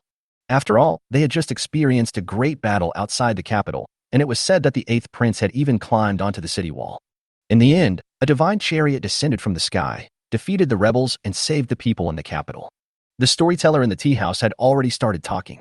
Chuchen honked the horn all the way and communicated with the people who were showing goodwill. Only then did he slowly enter the palace. Zheng Wenkai took Chuchen and Chen Xixian and walked towards the inner room. But he held the crossbow tightly in his hand. Chapter 194. The young master of the Ministry of Industry is Zhang Jing. Mr. Chu, Taoist priest, this place is simple and crude. Please bear with me. It's freezing cold, but for Chuchen, it doesn't matter where he lives. Seeing the chariot coming in, many officials from the Ministry of Works gathered around. After all, this is the legendary artifact that killed the rebels in a panic. Immediately afterwards, Zheng Wenkai took the two of them to visit the entire Ministry of Industry. Neither Chuchen nor Chen Xixian showed much interest in this. But since Zheng Wenkai has invited us so graciously, we cannot just deny him the honor. Okay, Mr. Zheng, please organize the people quickly. We have to go back to Qingyan City to celebrate the new year. Chuchen didn't want to stay in the capital any longer. The longer he stayed, the more troubles he would get into. Okay, you two gentlemen, please take a rest for a while. I'll be there soon. After saying that, Zheng Wenkai walked outside and arranged for two maids to serve the two of them. You idiot. I see you took out a lot of these things. Just give them to them. Why bother with so much trouble? Jiao Mingzi, you don't understand. It's better to teach a man to fish than to give him a fish. What fish? I want to sleep.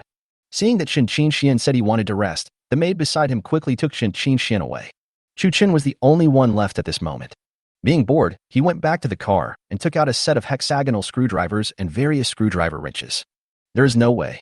Considering the level of the Xia, it is estimated that they cannot even dismantle the crossbow. After a while, Zhang Wenkai brought someone to Chuchen. Master Zheng, are you alone? No, Master Chu has misunderstood. The others are waiting behind. This is my unfilial son, Zheng Jing. Since he has been fond of the art of studying things since he was young, he was called to meet Master Chu. Zheng Wenkai, your name is a bit hasty. Seeing this, Chuchen couldn't help but look up at Zheng Jing. I saw that this man had a handsome face and different from other playboys. His eyes were clear. Zheng Jing, meet your uncle. Shit, it's not appropriate to call him uncle right away. Zheng Jing looks about the same age as me. But there is no way. Lan Pingyun and Morong Shimin are both the same age as me. It seems that after this time travel, my nephew has learned a lot. But since he calls me uncle, I should at least give him a gift. Get up. Do you like this art of studying things? Uncle, Zheng Jing has been fond of studying since he was young. So he is not good at studying and has no achievements. Not good at studying? There is no such thing as physics in this big country. This poor study probably means that the problem lies in nitpicking. However, in the eyes of modern people, it is not called poor study, but the world is too ignorant. But this kid has a good father. Otherwise, without any achievements, how could he come to work in the Ministry of Industry? In that case, Uncle will give you a set of tools today. After saying that, he handed him a batch of various screwdrivers in his hand. Zheng Jing took it respectfully and started playing with it in his hand. Master Chu, this tool? Zheng Wenkai looked at the tools in his son's hands and was also curious. But what Chu Chun gave away must not be ordinary items. But looking at the strange shapes of length, he couldn't help but look at Chu Chun in confusion. Haha, Lord Zheng, bring us the crossbow. After a while, Chu Chun handed the crossbow to Zheng Jing. Can you see anything? Zheng Jing took the crossbow and looked at it, then looked at the tool in his hand. Uncle, could this be a tool specifically designed for the crossbow? Yes, this crossbow can indeed be dismantled harmlessly with this tool, but this tool can do more than just dismantle the crossbow. Then, Chu Chun took the crossbow and used the hexagon socket to remove a screw on it. Would you like to observe more carefully? Zheng Jing picked up the screw and looked at the screw hole on the crossbow. After a long time, a look of excitement appeared on his face. Uncle, I understand. This thing can be rotated inside to firmly fix the two iron objects together. After saying that, he knelt down towards Chu Chun and said, Thank you for your teachings, Uncle. Please accept Zheng Jing as your apprentice. What the hell? Why did he accept him as his disciple? This kid is too eager to learn. In fact, the people that Zheng Wenkai had sent to install photovoltaic and electrical appliances had seen screws before. It's just that no one cares. As the Minister of Industry, Zheng Wenkai was in charge of all the work at the time, so he naturally did not know the secret of the screw. Haha, you have an eager heart to learn, but I never accept apprentices, nor am I qualified to do so. So, during the time I stay in this Ministry of Industry, you will follow me. Chu Chun said as he helped him up. Zheng Wenkai and Zheng Kyoto were very happy about this. In Zheng Wenkai's heart, Chu Chun was a godlike figure. If he wants to be a disciple of a god, his silly son is not qualified. But being able to follow him, I learned a lot. Yung Kyung thanks uncle. Okay, find me a place to dismantle this crossbow. After Chu Chun finished speaking, he motioned for the two to lead the way. But in order to keep this divine crossbow secret, only the three of us will be present while I disassemble it. Listening to Chu Chin's instructions, Zheng Wenkai also frowned. With the three of them present, even if I have learned it, if your majesty wants to produce in large quantities in the future, I will be exhausted to death. Mr. Chu, I am from the Ministry of Industry and can keep this secret. Just let us know. What if you need a large amount in the future? Don't worry, I have a way to solve it. Chu Chin took one look at Zheng Wenkai and knew what he was thinking. This made Chu Chun immediately think of modern factories. So he told Zheng Wenkai about this operating mode. Take this thing apart and distribute the parts, with each place being responsible for one part. Then just select a group of people and assemble it using an assembly line method, and that's all. In this case, the manufacturers of accessories don't know what to do. The assemblers are all on the assembly line, each with a different process. If confidentiality is to be maintained, the people must be separated. This will greatly reduce the occurrence of leaks. After listening to Chu Chen's statement, Zheng Wenkai and Zheng Jing understood instantly. Haha, Master Chu is truly an amazing person. This assembly line not only greatly increases the speed, but also greatly reduces the occurrence of leaks. It's amazing. Chu Chen was not surprised by Zheng Wenkai's flattery. The only thing that worries him now is the material used for the crossbow. With Daxia's iron smelting technology, it is estimated that the things produced will not meet the requirements. But Yetya himself doesn't know how to do it, so it seems I have to find a chance to enter the space once at night. Go and see if there are any books on iron smelting. If you have any, you might as well teach it to Zheng Jing. This kid has clear eyes and a strong desire for knowledge. He should not be the kind of person who would do evil. When the time comes, I will teach him the iron smelting technology, and I will feel more at ease. Chapter 195 Daxia First Arsenal. But once this thing comes out, it is only a matter of time before people learn it. The longer this secret can be kept, the more benefits it will bring to Daxia. Then, the three of them came into a house. There were all kinds of things placed inside, on a long table. It is filled with various drawings drawn with a brush. Chu Chun was a little surprised. It seemed that the Ministry of Industry of Daxia was also slowly developing technology. Among the pile of drawings, a drawing of Zhou Shixuan's three-wheeled motorcycle piqued Chu Chen's interest. This thing? Lord Zheng has also studied it. Please excuse my embarrassment, Master Chu. This is Zheng Jing's research room. This is the first time I know that Zheng Jing is still researching the car that your majesty has. It turns out to be Zheng Jing's private research institute. It's really shocking. See how important it is to have a good father. But if you can build that three-wheeled motorcycle, I lose. Chu Chen nodded without saying anything. He took out a set of tools and started disassembling the crossbow. In fact, I don't understand it myself. If I disassemble it, I will just show them how the screws are connected. In this modern industry. However, he believed that with Zheng Jing's smart brain, he would be able to understand it. At this moment, Zheng Jing was also watching Chu Chen's operations intently. He looked thoughtful. In a short while, the powerful crossbow turned into a pile of parts. Master Zheng, you just need to measure the precise dimensions of these items and distribute them to your subordinates for production. Produce one set first, then try to assemble it. I believe it will succeed. Zheng Wenkai smiled and nodded, then picked up the materials and weighed them in his hand. Mr. Chu, this material is not something Daxia has. With what Daxia has now, I'm afraid that what we create won't be able to reach the power of this thing. Chu Chun understood what he meant, but there was no good solution at the moment. He really didn't understand the iron smelting and steel making technology, so he could only look up some books at night. So he said to Zheng Wenkai, I can give you an answer about this matter tomorrow. For the sake of keeping this thing secret, let's stop here today. After saying this, he bowed to the two of them and walked outside. Zheng Wenkai waved his hand and called a few maids and took Chu Chun into a courtyard. This was the room he specially vacated for Chu Chun and Chen Qingxian. Chu Chun returned to the room, drove away everyone who wanted to serve him, and flashed into the space. Suddenly, his eyes lit up in the corner of the pile of books. Chu Chun grabbed a book titled, How the Steel Was Tempered in his hand. I flipped through it and said, it's a novel. Then, he searched inside for half an hour before he saw some fragmentary information. I sorted out all the book information on A4 paper before leaving the space. He called Zheng Jing and handed him the stack of A4 paper. Do you know the importance of this thing? Zheng Jing read the information carefully, and his eyes instantly flashed with excitement. Uncle, don't worry, I won't tell a word, not even to my father. Chuchin didn't ask him to do so. Even if it was leaked, it would not be a big deal for him. Okay, now that you know, just go ahead and do it. As for the crossbow, I believe that with your intelligence and talent, I will be able to see the finished product in a few days. Zheng Jing took the stack of papers, knelt down in front of Chu Chun, and plunged into his private research institute. Bored, Chu Chun walked out of the yard and headed towards the streets of Kyoto. He believed that once this high-strength steel was released, the combat effectiveness of the entire daxiao would definitely increase exponentially. Walking on the streets of Kyoto, watching the people coming and going. There is no way to connect it with that disastrous year. Before I knew it, I had arrived at the city gate. Who are you, Mr. Chu? Why are you here? The mighty soldier at the city gate recognized Chu Chun at once and immediately put on a smiling face and said. At this moment, the sound of horse hooves appeared behind him, and Chu Chun quickly moved away. Getting stepped on by this thing is no joke. But in the next moment, he saw Zhou Heng, who had changed his clothes, coming towards the city gate. Behind him were countless carriages and horses, pulling large, steaming wooden barrels. Brother, why are you here? Come on, follow me to help with the disaster relief. When Zhou Heng saw Chu Chun, he immediately dismounted and walked towards Chu Chun. Disaster relief? How to provide disaster relief? What's behind you? Chu Chun looked at the impetuous Zhou Heng and couldn't help but ask. My brother, you may not know that whenever there is a major disaster in Daxiao, officials from all regions will come forward to provide relief. As the Prince of Daxiao, it is your duty. After saying that, he wanted to take Chu Chun with him. Wait a minute. It's not that it has no effect, but it doesn't make much sense. After saying that, Chu Chun pulled him aside and carefully repeated to him what he had said to Lan Tianlei.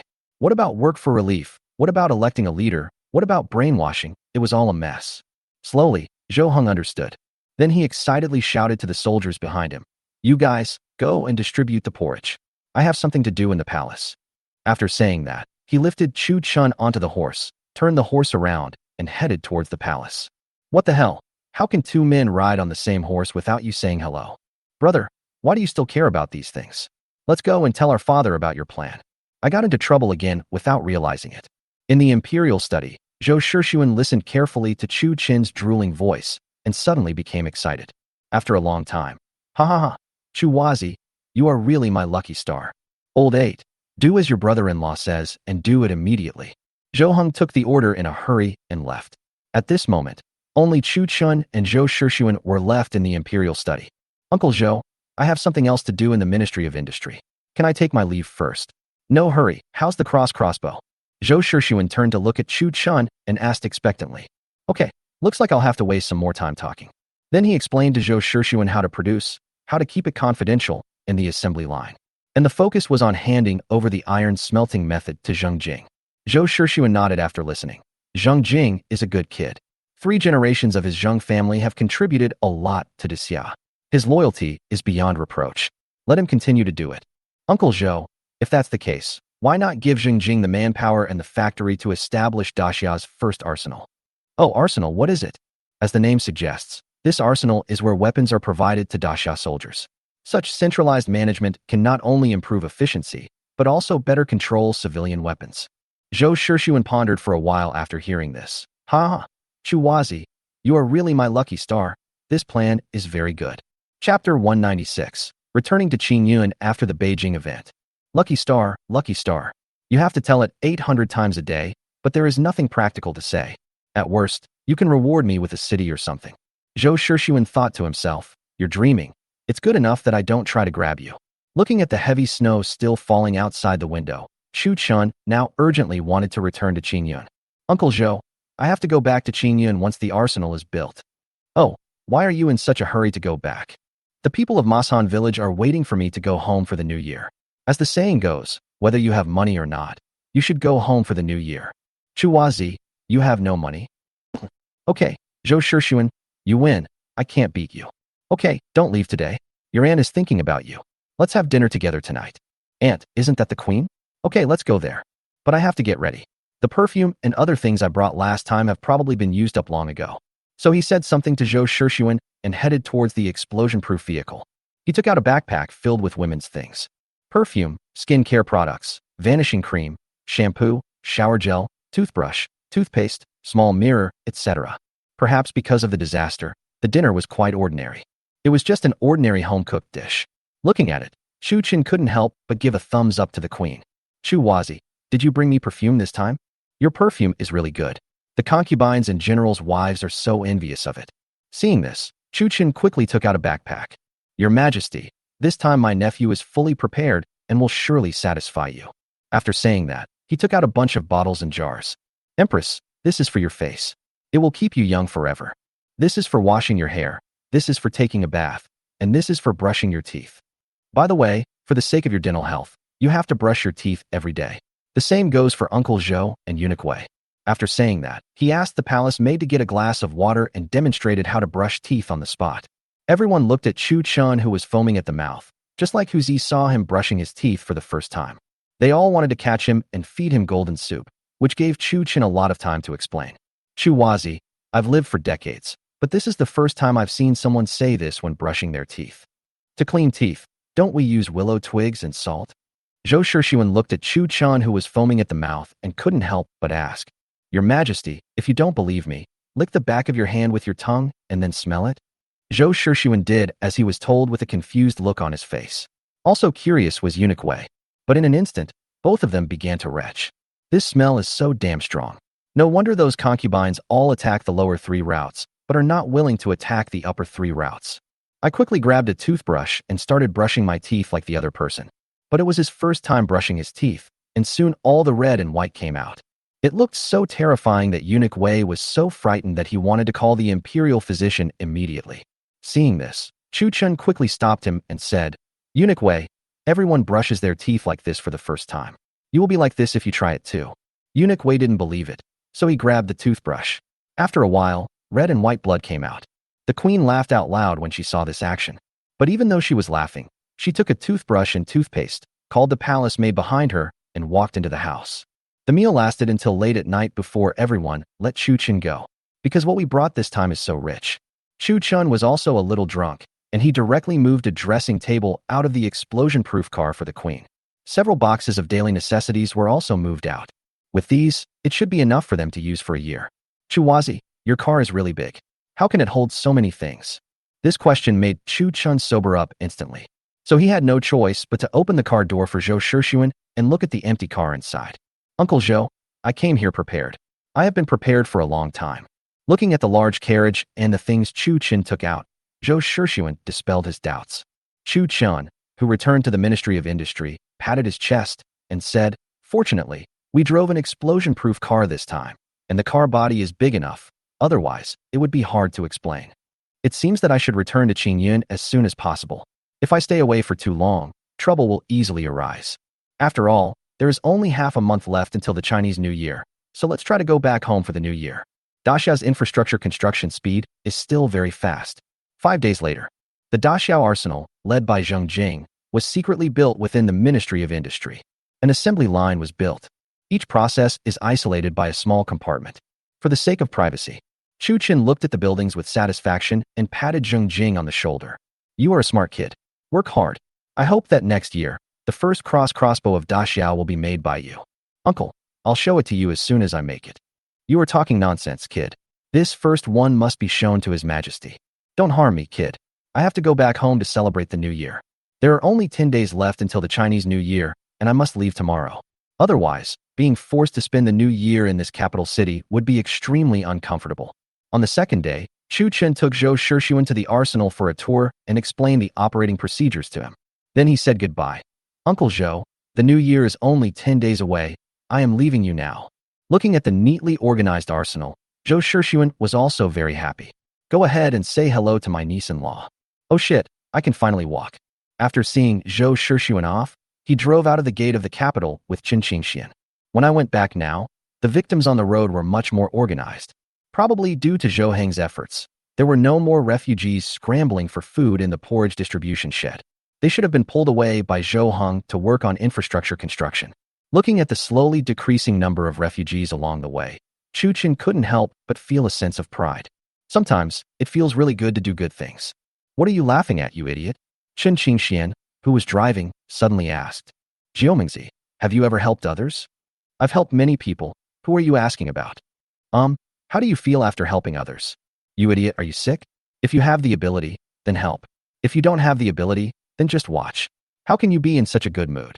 Well, if we don't agree, there's no point in talking. Whatever you say goes. The snow is still falling, and the whole world is still freezing cold. I wonder what the whole summer will look like after this heavy snow. Chu Chun held a cigarette in his mouth, opened the window, and felt the cold wind. For a moment, I missed the modern society and those relatives and friends. But then I thought, no matter how much I run every day, I can't escape the so-called happy life. That world is probably countless times worse than this one. The car sped along without any obstruction, and after 3 days, it successfully entered Qingyun City. Chapter 197. Tiger's heart falls in love with the refugee girl. At this time, it is only 1 week away from the Chinese New Year. The two decided to stay in Qingyun City for one night before returning to Masan. As soon as the car stopped, Chen Qingxian disappeared. No need to guess, he must have gone to Honglangman. Chu Chun had a more difficult task, looking at Xiaofang hanging on his body, as well as Chuanxiang and Qiuju standing beside him. Could it be that I have to take out the magic medicine that I gave to Tao Depang at that time? But at the age of 20-something, I can still do that as a living. So how can I just say no? That night, Xiaolan and Xiaotao slept in the same bed. Sister, why did the young master beat Sister Xiaofang as soon as he came back? Xiaotao, don't talk nonsense. That's not true. Go to sleep. Oh, Sister Xiaofang is so miserable. She's crying and wailing. Go to sleep. You will know when you grow up. Xiaolan took Xiaotao with her and fell into a deep sleep while Xiaotao was feeling anxious. Nothing happened all night, and it was not until the morning that Chu Chun got everyone up. After friendly negotiations last night, we decided to take everyone back to Mashan village to celebrate the new year. The Wenxiang Pavilion will be closed during the Chinese New Year.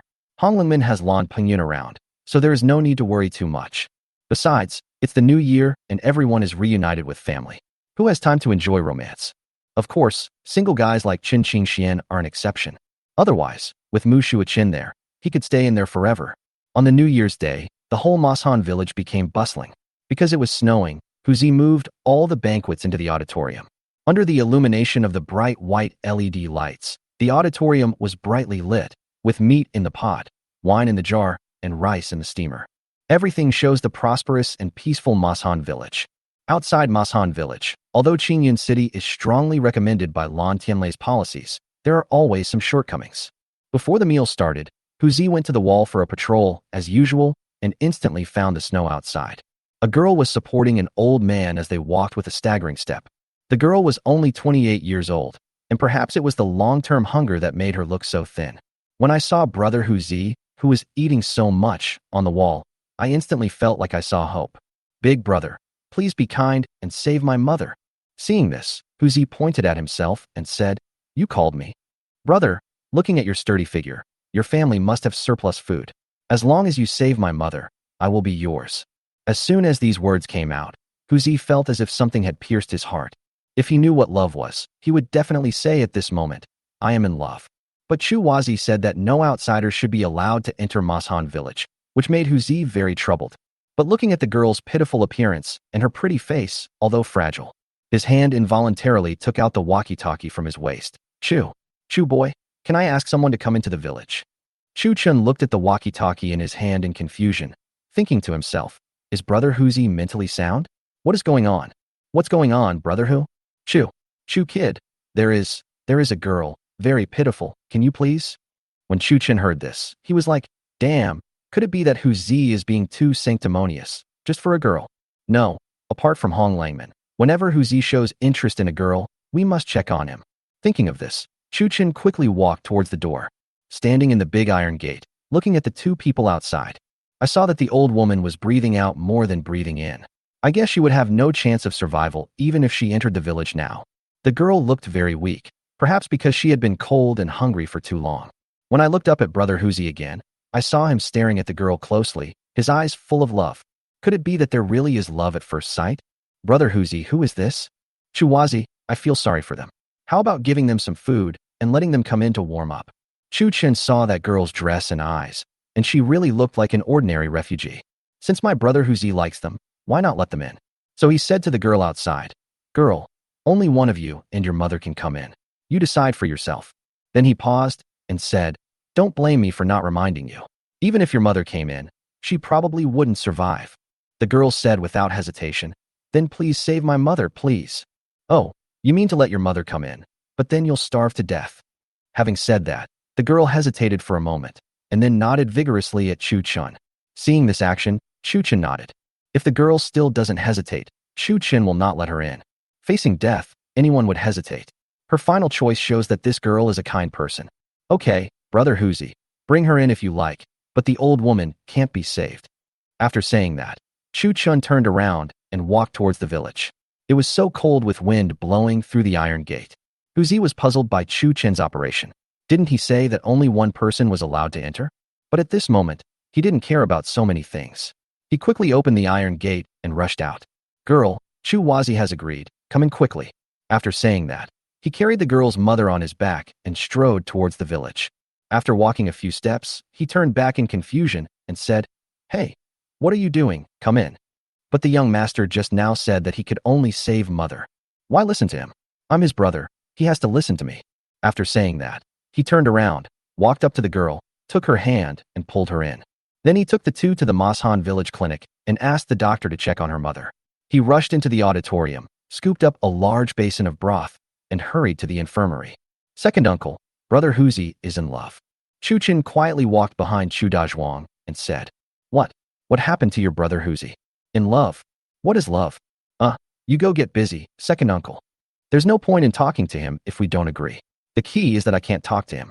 He turned around and walked towards his second aunt. Second aunt, Brother Huzi has fallen in love with a girl.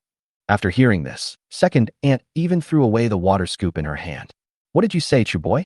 Huzi has finally come to his senses. Oh, that's great. This tiger has finally come to his senses. Which girl is this? How does she look? What's her family background? Second aunt was so happy after hearing this. The Chu family only had two boys, Chu Chun and Huzi, and he had a lot of wives, but they just didn't have any children. One of them is like a blockhead, refusing to understand anything, which makes her very worried. I was so happy to hear that Huzi liked the girl. Seeing second aunt's reaction, Chu Chun said it was all expected. So he stretched out his finger and pointed in the direction of the infirmary. Second aunt looked in the direction of Chu Chin's finger and immediately ran over in a hurry, twisting her big butt. Chapter 198. The girl from the Feng family is named Feng Fong. When Huzi saw his mother coming, he immediately stuffed the food in his hand into the girl's arms. Just like a child who has made a mistake, he stood up and said, Mom, why are you here? Huzi's mother glanced at Huzi, ignored him, and walked up to the girl. Girl, what are you calling? Where are you from? How old are you? Is this your mother?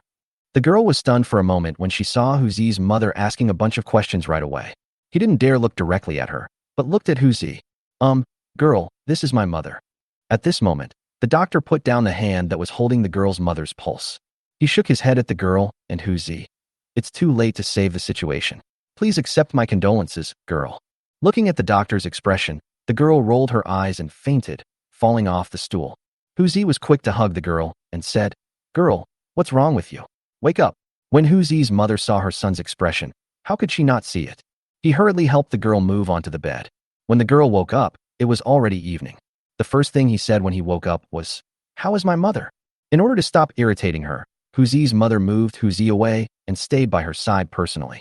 Your mother and the doctor are still trying their best to save you, but you have to get up and eat something. You are too weak. In fact, the girl was not stupid and knew that Huzi's mother was comforting her. But since I have promised him, as long as my mother and I are allowed to come in, we will belong to that man. You can't go without food and drink. It will only be a burden to others.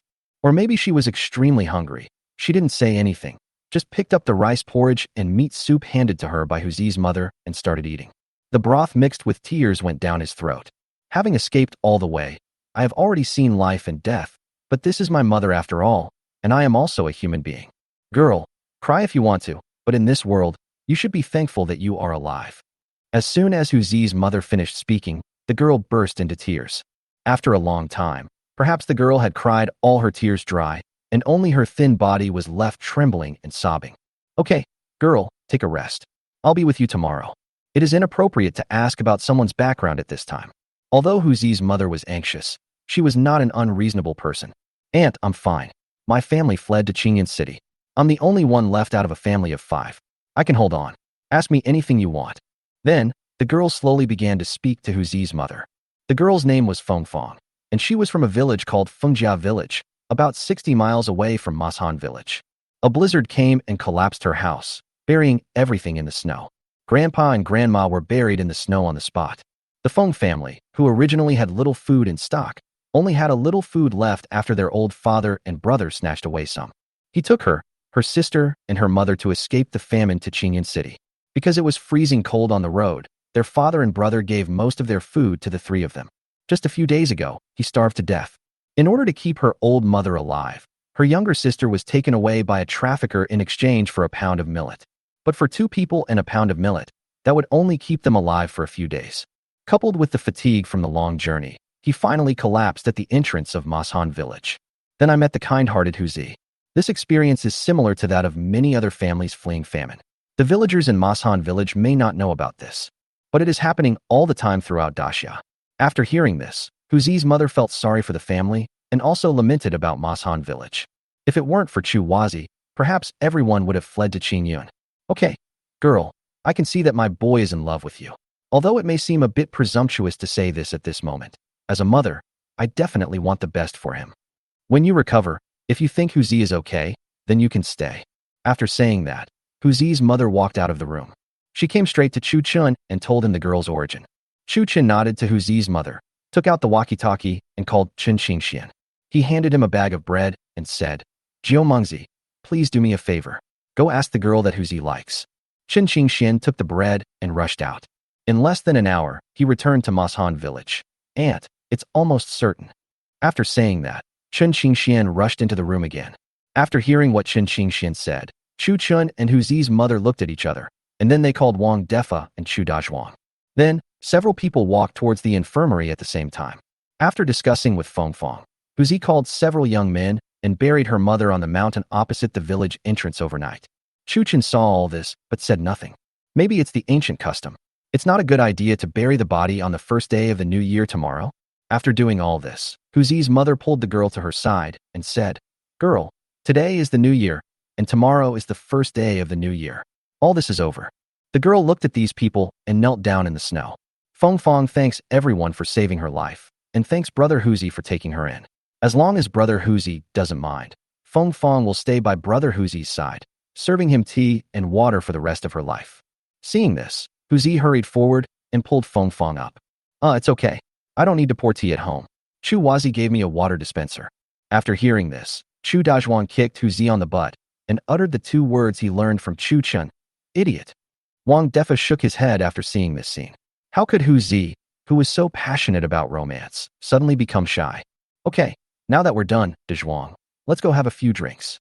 "Okay, let's have a few drinks. How could I have given birth to this thing?" After saying that, the 2 of them walked towards the auditorium together.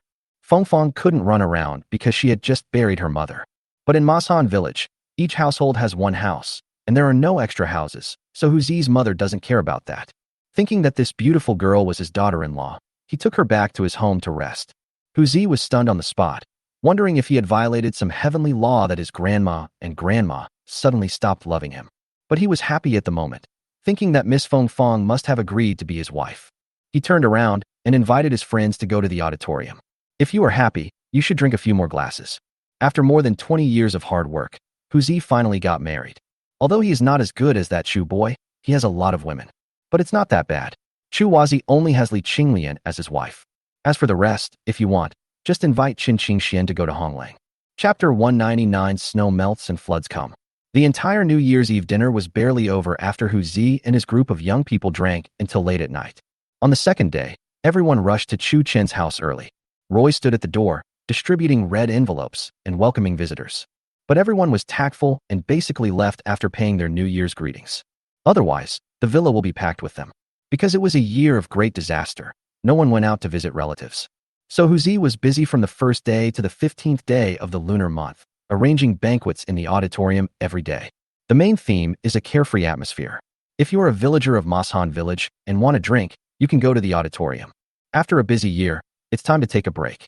Chu Chun gave all of this year's year-end bonus to food. In this snowy place, food is much better than silver. There was enough food left in the warehouse on the back mountain to feed the entire village for several years. But giving for free and distributing are 2 completely different things.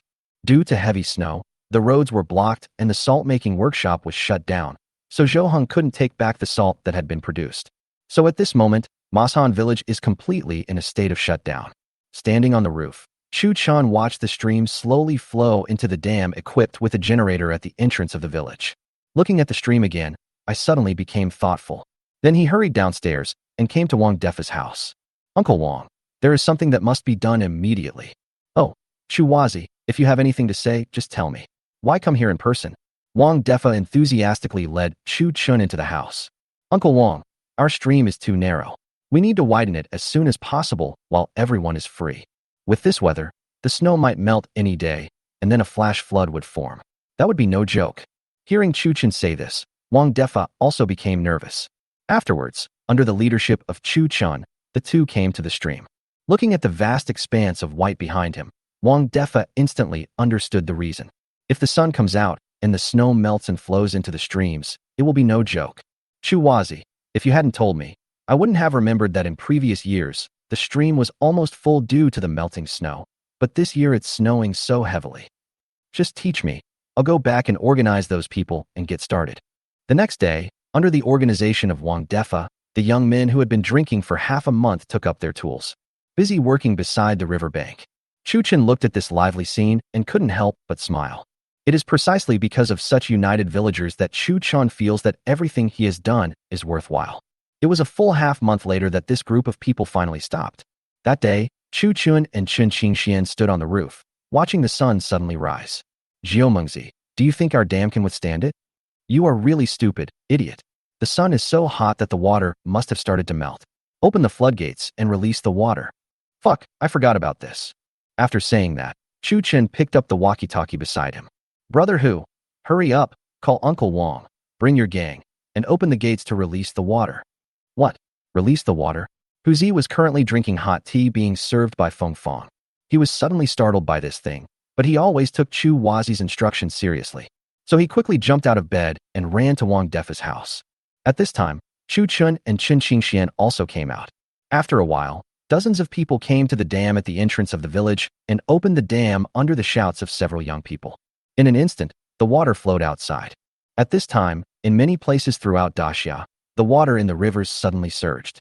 Lan Tianlei stood by the Qingyun River, watching the water level slowly rise, then turned and spoke to the officials behind him. Brother Chu is indeed foresight, otherwise this would be another disaster. This is all thanks to your good leadership, Lord City Lord. The officials behind him immediately started to flatter Lan Tianlei. However, many places in Daxia were hit by disasters because of imperfect water conservancy or late issuance of policies and had not yet been fully repaired. This is simply adding insult to injury for the people of Daxia. When the people suffer from the disaster, all the pressure will be put on the government.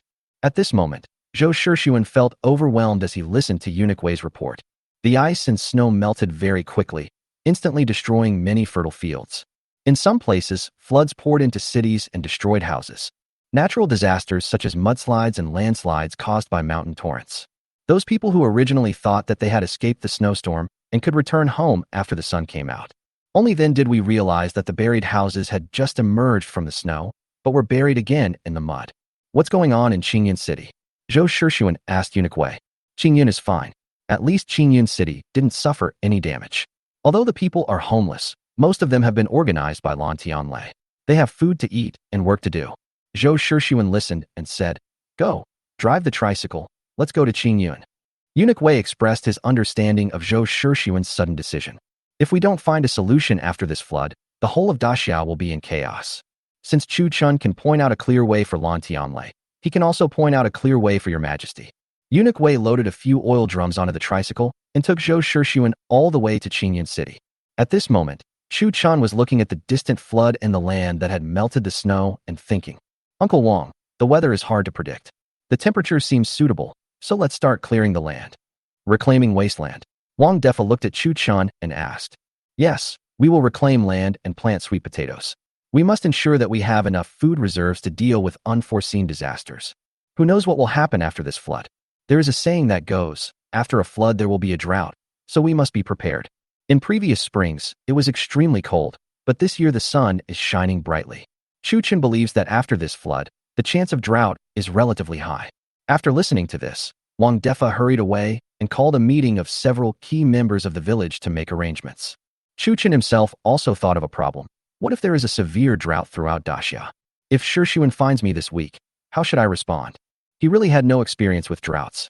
After all, he was a delivery man in his previous life. Then 2 potatoes appeared in his hand. It is said that this thing is drought resistant. I wonder if it is true. This thing is also a tuber plant, which provides an inexhaustible space for yourself. Things can be taken out continuously from there.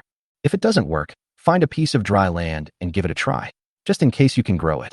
Thinking of this, Chu Chun put the potatoes away again, ready to give them to Wang Defa when the crops had blossomed.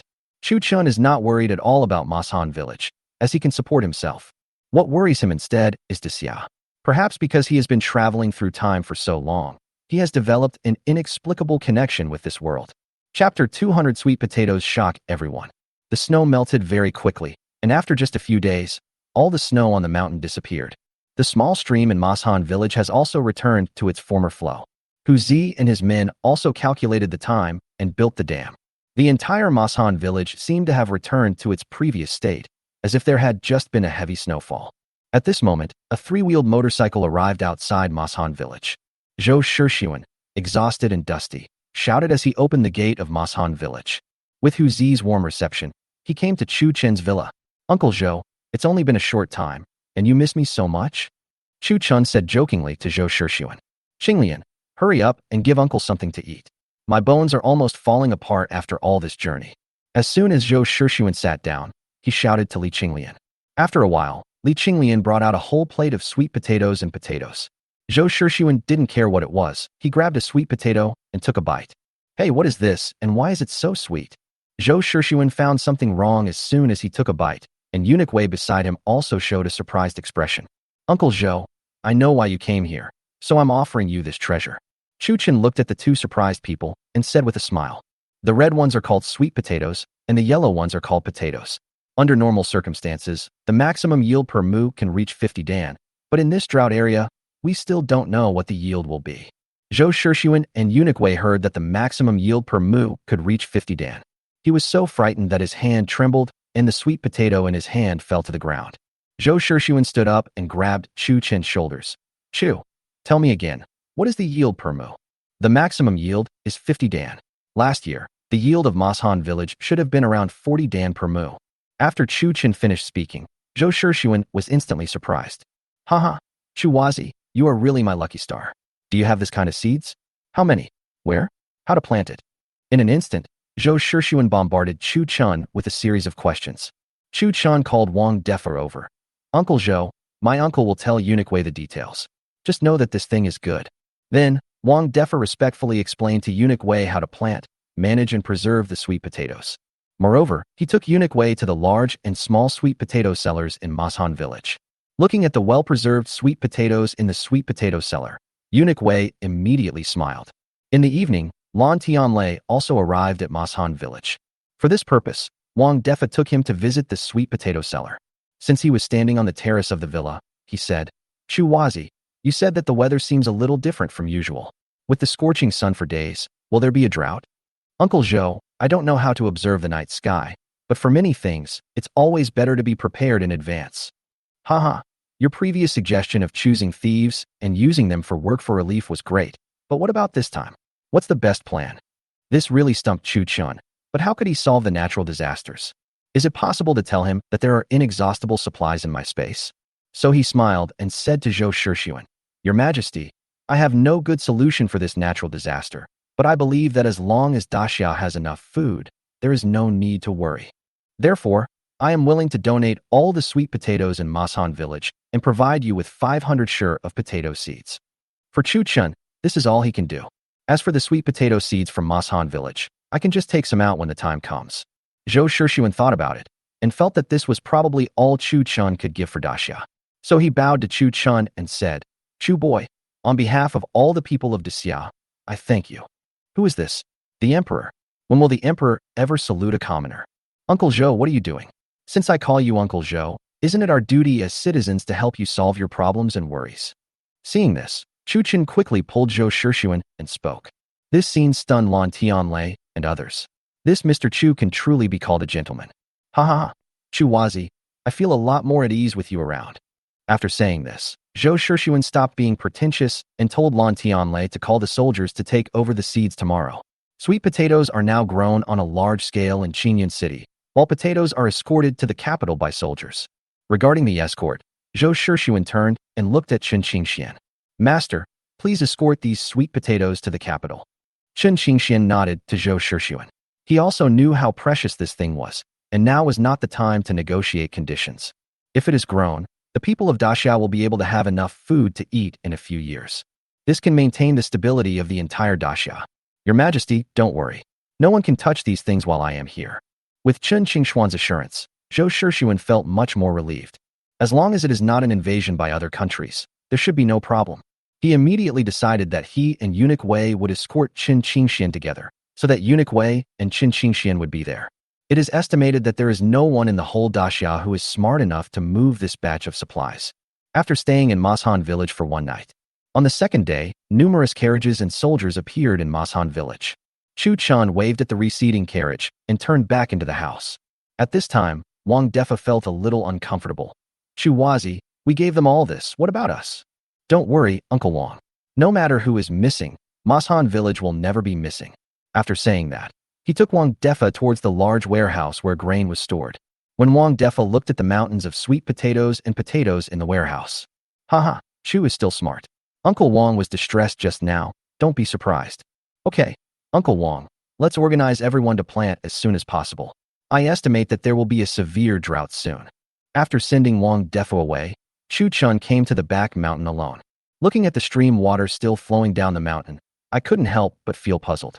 In the memory of the original owner, and in the past few years, I have never seen this stream stop flowing. I really don't understand where this stream comes from.